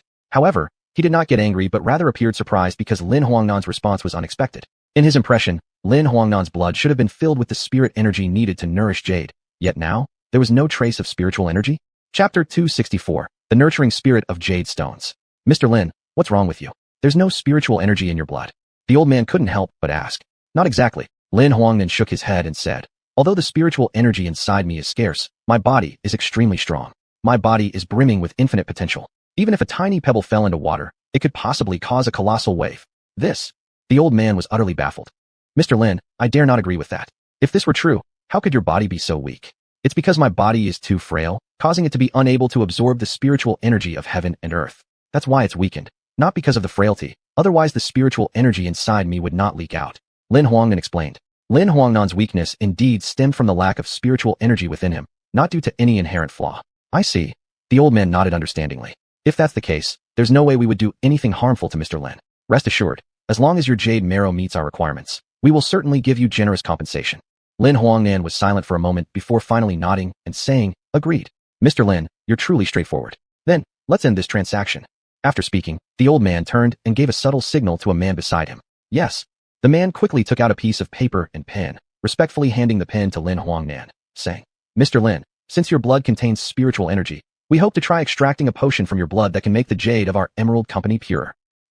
Lin Huangnan frowned slightly and said, "All right, but you must provide me with some materials so I can refine a potion that improves the quality of our jade marrow." The man nodded and said, "No problem. However, All potions from our Emerald Company are exclusively developed by us and cannot easily leak outside. Therefore, Mr. Lin, please understand. I see. Lin Huangnan's brow furrowed in deep thought. After a while, he suggested, then bring all your potions to the Jiangzhou Central Hospital. This would save me a lot of trouble. No problem. The man nodded again, adding after a brief pause. However, we only have around 100 bottles of potion, so every bottle has to undergo strict testing. Therefore, we require Mr. Lin to refine all 100 bottles within 3 days and ensure their quality. Otherwise, we may have to take drastic measures. Hearing the man's words, Lin Huangnan rolled his eyes involuntarily. Because his craft had been disabled, he could no longer cut jade. In this state, it was impossible for him to refine an emerald bracelet. But Lin Huangnan was no ordinary person. His mind harbored countless alchemical recipes. At this thought, a cruel smile curved on Lin Huangnan's lips. A plethora of alchemical recipes flashed through Lin Huangnan's mind. Here, there's a 10,000-year-old ginseng. Here is a 7 orifices linglong fruit. Here is a 1,000-year-old lingxi. Here is a 9-leaf snow lotus. Here is a Tianshan snow lotus. Here is a 5-colored golden lotus. No matter which type of magical herb or medicine, as long as Lin Huangnan could think of it, he could bring it forth to refine. Refining like this, I will definitely be able to produce an emerald bracelet better than the company's potion. Lin Huangnan silently thought to himself. Then, raising his head, his gaze landed on the old man. Uncle, I can agree to your request, but I have 2 conditions. What conditions? The old man asked. First, I need 1 bottle of each product from your emerald company. As for pricing, you said it, just as long as it's within my reach. Lin Huangnan said indifferently as he looked at the old man. The old man froze, his face changing slightly. He hadn't expected Lin Huangnan to propose such conditions. The value of these items far exceeded what was being offered here. If sold at that price, even a lifetime's worth of wealth wouldn't be enough to buy them all. Still, he didn't dare to anger Lin Huangnan. After hesitating for a long time, the old man gritted his teeth and said, Fine, I'll accept your condition, but you must quickly refine all 100 bottles of potion. Otherwise, I will have no choice but to forcibly reclaim them. Good. Lin Huangnan agreed without hesitation. This is your decision. Don't blame me for being ruthless. 2 days later, Lin Huangnan had prepared the 100 bottles of potion and handed them over to the people from Emerald Company. After obtaining the potions, they quickly left Jiangzhou City. Mr. Lin, do you really intend to give them these potions? The elder standing beside Lin Huangnan asked in confusion. What else should I do? Lin Huangnan replied with a smile. Do you want to refine them for them? No. The elder shook his head frantically and said urgently. Our Emerald Company survives on emeralds. We cannot possibly do anything that harms our interests. However, Mr. Lin, I can offer you a discount on these potions. All right. Lin Huangnan smiled and nodded. Good. Then I will send someone immediately to contact them and have them come over. The elder hurriedly instructed. Hold on. Lin Huangnan suddenly stopped him and said, I would like to ask, how many people and vehicles does your Emerald Company have? The elder was stunned, not understanding why Lin Huangnan was asking this, but still answered truthfully. Our total assets in Emerald Company amount to 2 billion. My private jet is parked at the international airport in Jiangzhou. Additionally, surrounding our company are several castles, each housing thousands of soldiers armed with heavy weapons. These soldiers have undergone special training, and their combat capabilities are extremely terrifying. Even if they attack, our most elite mercenary group may not be able to withstand them. Lin Huangnan nodded, now having an estimate. His current strength was far from enough to contend against this Emerald Company, so he must enhance his power as soon as possible. Lin Huangnan pulled out a palm-sized stone from his pocket. Mr. Lin, what's the use of this stone? This is an emerald, Lin Huangnan slowly explained. I plan to refine it into an emerald bracelet. Refine an emerald bracelet? The elder exclaimed in surprise. Cutters are not ordinary people. They are cutters with extremely high medical skills. How could someone so young possibly refine an emerald bracelet? Chapter 265, Old Jade Pit. Li Jifeng had his eyes on the old jade mine in Myanmar. He never expected that Lin Huangnan would be deceived by an old man into getting involved with gemstone gambling, saying it could lead to a promotion in his career. Li Jifeng didn't have X-ray vision, and he didn't participate in the gemstone gambling either. But since Lin Huangnan kept calling him, Li Jifeng went along without refusal. When they arrived at the scene, looking at the oddly shaped stones, Li Jifeng immediately felt overwhelmed. Yet something seemed magical. Li Jifeng was somehow able to accurately sense the veins inside the stones. And from his point of view, those stones were indeed jade, just that their color looked strange, almost like black charcoal, and they were so mixed up that it was hard to make out exactly what was inside them. Is this what you call the old pit? Asked Li Jifeng. Yes. Don't you believe me? Said Lin Huangnan. Let me tell you, the gemstone master is very skilled. He grew up in Myanmar and has seen a lot of jade. Oh, is that so? Li Jifeng replied dismissively. Don't disbelieve me, said Lin Huangnan. He has been studying gemstone gambling since childhood. Lin Huangnan added. I know you don't trust me, but this really is the old pit, and I've marked it already. There's no way he could deceive me. Lin Huangnan pulled a needle from his pocket and began slowly pointing at the pile of stones while placing some small beads intermittently. At first, Li Jifeng thought Lin Huangnan was just fooling around, but seeing Lin Huangnan's serious expression, he hesitated to interrupt. After making gestures for a long time, Lin Huangnan finally retracted his hand. How about that? Is it all right? It's okay, Li Jifeng replied indifferently. If you don't believe me, that's fine. I've already made the mark for you. said Lin Huangnan, completely unconcerned. I'll go take a look somewhere else then, said Li Jifeng as he started to leave. But Lin Huangnan stopped him. Wait, I still have more to say. What else do you want to say? Just spit it out. I've got other things to do. Li Jifeng frowned. You're not asking me to accompany you again with gambling, are you? No. This time, I'll show you the real old pit, shook his head Lin Huangnan. The real old pit. Li Jifeng was surprised for a moment and then laughed. Don't scare me. I know nothing about gemstone gambling. If not, I'll just go home and sleep.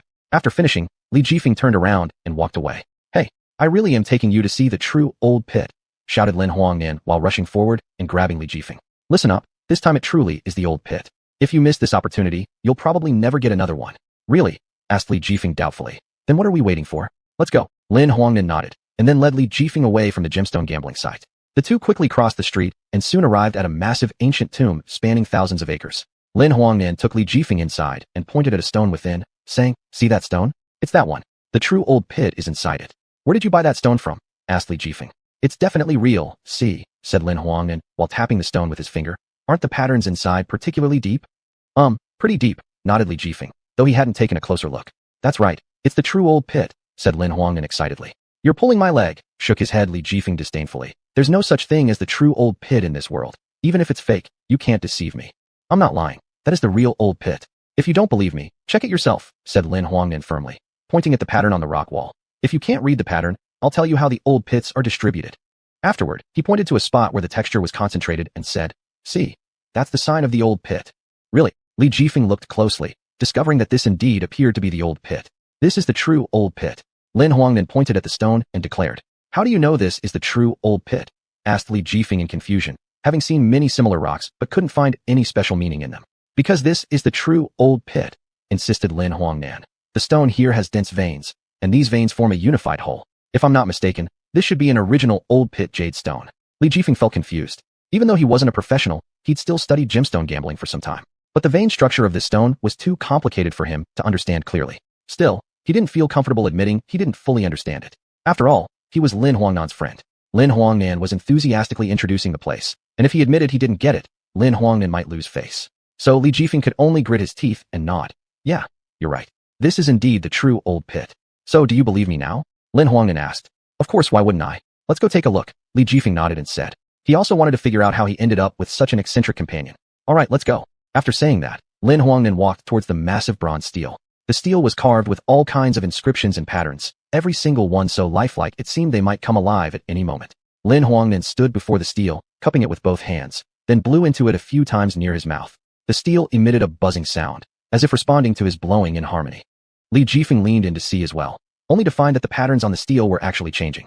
His eyes widened. What's going on? The patterns on the stele seemed to be moving. Haha. This is because I've infused my energy into the stele, Lin Huangnan said. Spiritual energy can alter matter, causing it to transform. Oh, that makes sense. That's too incredible. Are you some kind of superhuman? Li Jifeng exclaimed. No wonder you said this was the real old pit. Of course. Lin Huangnan chuckled. Let's go gamble on stones, said Li Jifeng, leading Lin Huangnan toward the gemstone gambling site. Lin Huangnan brought Li Jifeng to an open, uninhabited area, pointing to a distant mountain. Do you see? There's a cave over there. That's the old pit I mentioned. I know, but what does that have to do with gemstone gambling? Asked Li Jifeng. Of course it matters. This is the entrance to the old pit. Don't you see? There's the stone gate over there. Lin Huangnan gestured towards the other side, while pointing out a specific location. Do you see the large indentation over there? That's it. Li Jifeng nodded. Yes, I see it. But what does that have to do with gambling on stones? Chapter 266, The Real Old Pit. Because that's the real old pit, which is why I said it's the real old pit. There are many good things inside. If you can cut out genuine old pit jade, you'll get rich, Lin Huangnan said. Cut out old pit jade. Li Jifeng paused for a moment. He didn't dare to believe in such legends because this was simply impossible. He also knew Lin Huangnan would not deceive him, so he believed everything Lin Huangnan said was true. However, he did not believe that such a thing as an old pit really existed in the world. After all, how could there be so many old pits? He had only seen them on TV, and even those shows often exaggerated such things. If you don't believe me, go check it out yourself right now, Lin Huangnan urged. Never mind, I'm not going. Li Jifeng shook his head. All he wanted was for Lin Huangnan to hurry up and take him home. He truly didn't want to stay trapped here. What are you afraid of? I guarantee that if I win, you'll get rich, Lin Huangnan said. If you lose, you'll have to pay me money. You. Li Jifeng almost exploded with anger. He didn't expect Lin Huangnan to propose such a condition. It was outrageous. Do you dare to bet or not? Lin Huangnan asked impatiently. All right, I'll bet, but I won't give you any money. I'll follow you and do whatever you say. If I lose, I'll give you 10,000 yuan. Li Jifeng clenched his teeth and said, 10,000 yuan. That's too little. Lin Huangnan shook his head. Then what do you need? Li Jifeng coldly snorted. Anyway, he had already decided that, even if he lost, he would keep the money. At least 300 million. Lin Huang then held up 3 fingers and said, 300 million. Li Jifeng was instantly shocked. 300 million was like an astronomical sum for him. There was no way he could come up with it. So, do you want to bet or not? If you're too scared, I'll leave immediately. Lin Huang then said. Li Jifeng clenched his teeth and said, fine, you said it. If I lose, I'll give you 300 million. Good, let's start then. Lin Huang then put the stone tablet on the ground. Be careful, I'll go try first. After saying that, Li Jifeng stepped toward the stone tablet. As soon as he took a step, he suddenly felt himself become lighter, and then his entire body started flying. This sensation of flying made Li Jifeng jump in fright. It was midair after all, and at that moment, his legs were floating in the air, while his limbs and hands were hanging in midair, just like being in a plane. Terrified, Li Jifeng shouted frantically, help, help, there's a ghost, a ghost. But no one paid attention to his cries of help. Everyone around was already frozen in fear. I don't understand what's happening. Li Jifeng desperately grabbed hold of a nearby pillar and steadied himself. What's going on? He kept shouting, but no one around him answered. They continued to stare, stiff as statues, at the scene unfolding before them. Help! Ghosts! Ghosts! Li Jifeng yelled again. The moment he finished yelling, Lin Huang then walked over and said, stop shouting, it's useless. You're already dead and killed by me. I used magic on you earlier to make you disappear permanently, so you won't show up again. What? Li Jifeng's eyes widened in shock. He couldn't believe that he had died just like that. And worse, he had been killed by a much younger man who seemed weaker than him. This was completely unbelievable. How did you manage that? Li Jifeng asked resentfully. You don't need to know. In your next life, find a stronger master to learn from. Otherwise, sooner or later, someone else will kill you. Lin Huang then replied. Humph. Li Jifeng coldly scoffed, and then quickly ran into the cave. All he wanted now was to return, but he had no idea where the cave entrance was. Hey, where are you going? Lin Huang then shouted, but Li Jifeng ignored him completely. He hurried into the cave, terrified that the mysterious man in black might catch up with him. Li Jifeng ran with all his strength into the mountain cave. But when he just entered the cave, he suddenly noticed it had become much brighter. The previously dark and damp cave was now glowing with light. In front of Li Jifeng's eyes was a field of brightness, as if he had entered a celestial wonderland, which left his heart greatly stirred. There must be some treasure here, otherwise that man in black wouldn't have brought him to such a place. This time, I've hit the jackpot big time. Li Jifeng excitedly roared, and at that moment, he couldn't wait to run straight to that man in black to flaunt his luck. No, I can't go over there now. Regardless of whether he really has a chance or not, I have to pretend as if nothing is wrong and wait for the right moment. After saying this, Li Jifeng sat down where he was to rest.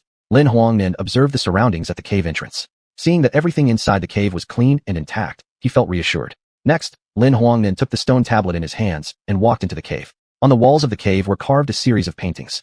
After carefully studying them, Lin Huang then realized this must be the same stone tablet he had seen earlier with the white-bearded old man. Lin Huang then approached the stone tablet and touched the carvings on it.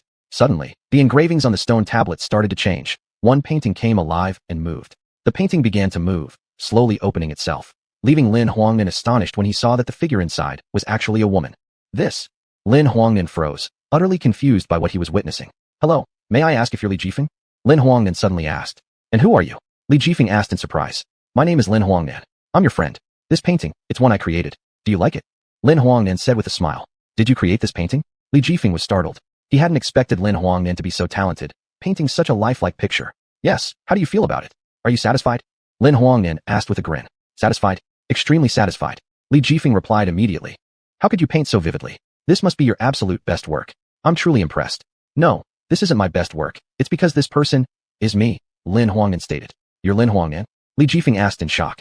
But how could you possibly be Lin Huang Nan? Well, that's my secret. But anyway, for now, I am Lin Huang Nan. Lin Huang Nan smiled mysteriously. Oh, I see. No wonder it seemed familiar. So you really are Lin Huang Nan. Li Jifeng exclaimed, understanding dawning on him. Chapter 267. Help me with a task. Lin Huang Nan looked at Li Jifeng. Since you're Lin Huang Nan now too, I hope you can help me with a task. What is it? Just say the word, and I will certainly get it done for you. Li Jifeng quickly responded. Lin Huang Nan said, You've drawn me as so handsome, so why don't you tell me your family's ancestral teachings? Ancestral teachings? Li Jifeng paused for a moment, then replied, That's no problem at all. Lin Huang Nan continued, I'll give you 5 million, or even 20 million, or more. All you have to do is tell me the ancestral teachings. Well, alright then. After pondering for a moment, Li Jifeng said, Though I am a member of the Li family, I have never been involved in any Li family affairs.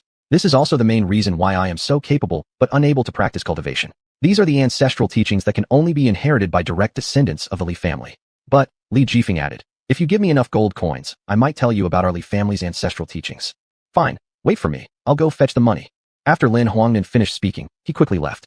Not long after, he returned with a package, handing it over to Li Jifeng. Why do you have something with you? Li Jifeng asked in surprise. Just check the package first. Lin Huangnan said.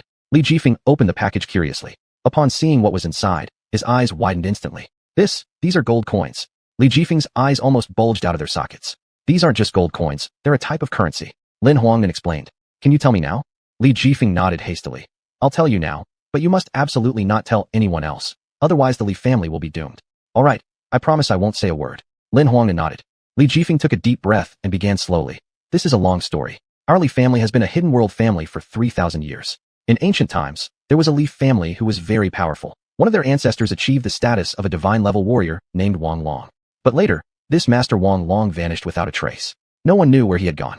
However, one day, a girl appeared in our house, and within a single night, the Li family transformed from a hidden family into a supersized one, accumulating countless riches. Yet, Li Jifeng sighed. Our Li family also had a rule. We must not divulge the secret externally.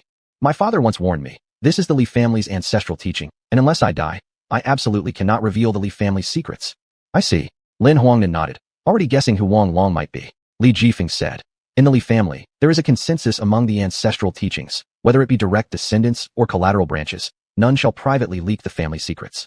So even if you find out something about the Li family, no one would know. I understand that. I am a man of my word. Lin Huangnan said. Your meaning is, you're no longer one of us in the Li family? Li Jifeng asked, surprised. Lin Huangnan nodded. That's fantastic. Li Jifeng happily patted his chest. How did you know my secret? Li Jifeng asked curiously. Because I am Lin Huangnan.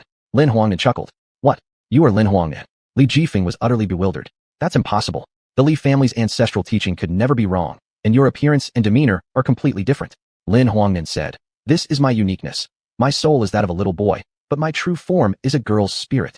What does this mean? But Li Jifeng didn't care about these matters much. He found them quite tiresome. All he wanted was to get the jade mine, return to his homeland, and revel in pleasure with Chen Yanxi. When Li Jifeng arrived at the entrance of the jade mine, he found it already crowded with people, almost everyone holding their own pieces of jade prepared for the bidding conference. Li Jifeng was puzzled. How do all these people know about this place? Li Jifeng approached a staff member guarding the jade and asked. The staff member replied, this was specially approved by our mayor, with people visiting daily. Moreover, this auction is personally hosted by our mayor. Li Jifeng became even more perplexed. Why had the mayor suddenly developed an interest in such things? After all, this was no small matter. What is the mayor's name? The staff member shook his head and said, I don't know that. My job is just to welcome you. Li Jifeng didn't ask any more questions and directly walked into the gate. Inside, there was a long corridor with various stone carvings placed on both sides. At the end of the corridor stood dozens of men and women in suits, their expressions solemn. All these people had come to participate in the bidding conference, and they were all wearing expensive suits. From the outside, Li Jifeng seemed unremarkable, but he knew that these people were all high-ranking officials and elites in the jade industry. If he could cooperate with them, it would definitely be beneficial for his future development. Li Jifeng stepped forward and respectfully bowed to one of them. Hello, my name is Li Jifeng. May I ask, are you? The man smiled and said, you're the newly emerging jade merchant Li Jifeng, aren't you? Haha, hello. My last name is Liu, and I am the secretary of the mayor's office. Li Jifeng immediately understood that this Secretary Liu was the mayor mentioned earlier by the staff member. Secretary Liu smiled and asked, I heard that you've come to participate in this jade bidding conference. Are you interested? Li Jifeng hurriedly replied. Of course I'm interested.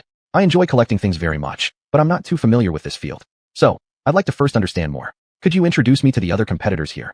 Secretary Liu smiled and said, you're an intelligent person, so I'll be straightforward. The competitors this time are from a well-known domestic and international jewelry company. This jewelry company is quite renowned in the jade trade, and everyone in our industry respects them. Li Jifeng asked, are they planning to bid this time? No. As far as I know, they don't intend to bid. Instead, they want to collaborate with us to host an auction. Furrowing his brow, Li Jifeng asked, then what do they plan to offer in exchange? They say they will barter goods for jade. Barter goods for jade? Chapter 268, Jade. Yes, they said as long as we have jade, they are willing to barter. So, how much do we need to prepare for this bartering? This time they intend to exchange jade for $100 billion. $100 billion. Upon hearing this, Li Jifeng sucked in a sharp breath. The image of that $100 billion immediately flashed in his mind, and in an instant, Li Jifeng felt a wave of heat all over his body. Though Li Jifeng was not a jade expert, he knew very well the enormous concept of $100 billion. This sum could allow him to do anything. Li Jifeng hurriedly asked, so what should we prepare? Secretary Liu replied, all these things require you to gather them together. Li Jifeng nodded and said, all right, no problem. Secretary Liu added, also, you cannot mention this matter to anyone else. Li Jifeng quickly assured, rest assured, I will absolutely not disclose this.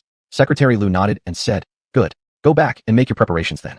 I'll also be attending this auction, and I believe you will bring us excellent results. Li Jifeng agreed with a nod, and then turned to leave. Li Jifeng was unclear about the prices of these jades. He had only heard that this jade mine was worth tens of millions, and furthermore, there were quite a number of rare emeralds within this jade mine. However, Li Jifeng dared not act rashly because Secretary Liu was right.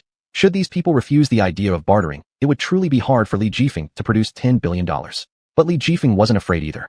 After all, with the quality of his jade here, he believed nothing in this world could outmatch jade, especially since he possessed the jade spirit pearl. These jades couldn't even compare. On his way back to the car, Li Jifeng cursed in his heart. Shit, $1 billion. How am I supposed to come up with it? Li Jifeng also realized that what he needed most at the moment was time. He must transport all the jade back to the jade base so he could slowly accumulate all the necessary funds. As Li Jifeng continued pondering over these matters, his heart began pounding furiously. He couldn't wait any longer to meet the so-called mayor.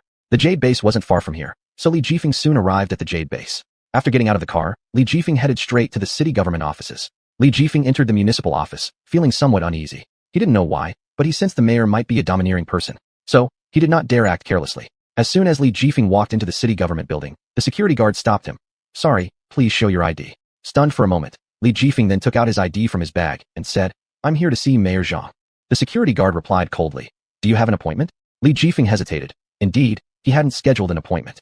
He stammered, I really have an urgent matter. The security guard said curtly, sorry, without an appointment, no one can go in. Li Jifeng pleaded, I truly have an urgent matter. I'll swear my life on it. I'm not lying to you. The security guard scoffed. What do you have to pledge with? Do you have something to guarantee with? Can you put forth $1 billion? Have you done so? Taken aback, Li Jifeng responded, I honestly don't have that kind of money, but I can borrow it, and I believe I can gather enough funds. The security guard chuckled scornfully and said, do you think you're someone special? Can you borrow $1 billion? I can try. Try? All right, let's see then. Let's see how you intend to try. The security guard gave a cold snort. After some thought, Li Jifeng addressed the security guard. Could we possibly find a quieter place? Would that work? The security guard looked at Li Jifeng and said, all right, it's not too far anyway, follow me. They came to a small meeting room.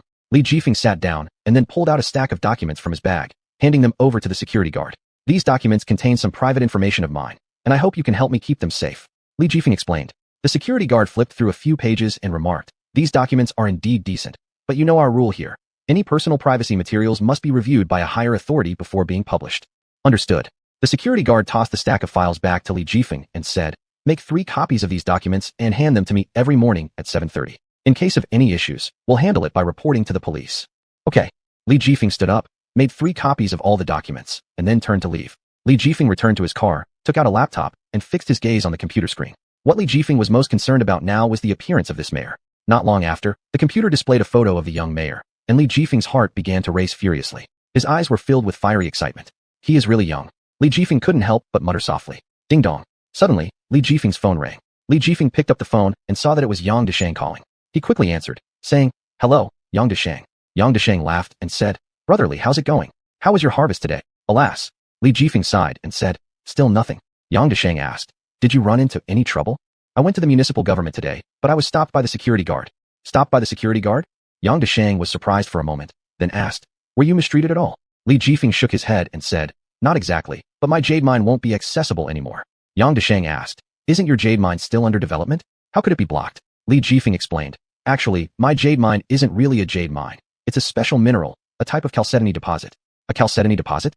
Hearing this, Yang Deshang immediately froze in surprise. A chalcedony deposit was an extremely valuable kind of mineral. If Li Jifeng's chalcedony deposit was indeed what he claimed, wouldn't that mean Li Jifeng owned a super rare resource? Li Jifeng said, I went to the municipal government today, but the security guard stopped me, so I had no choice but to temporarily store my chalcedony deposit at the municipal office.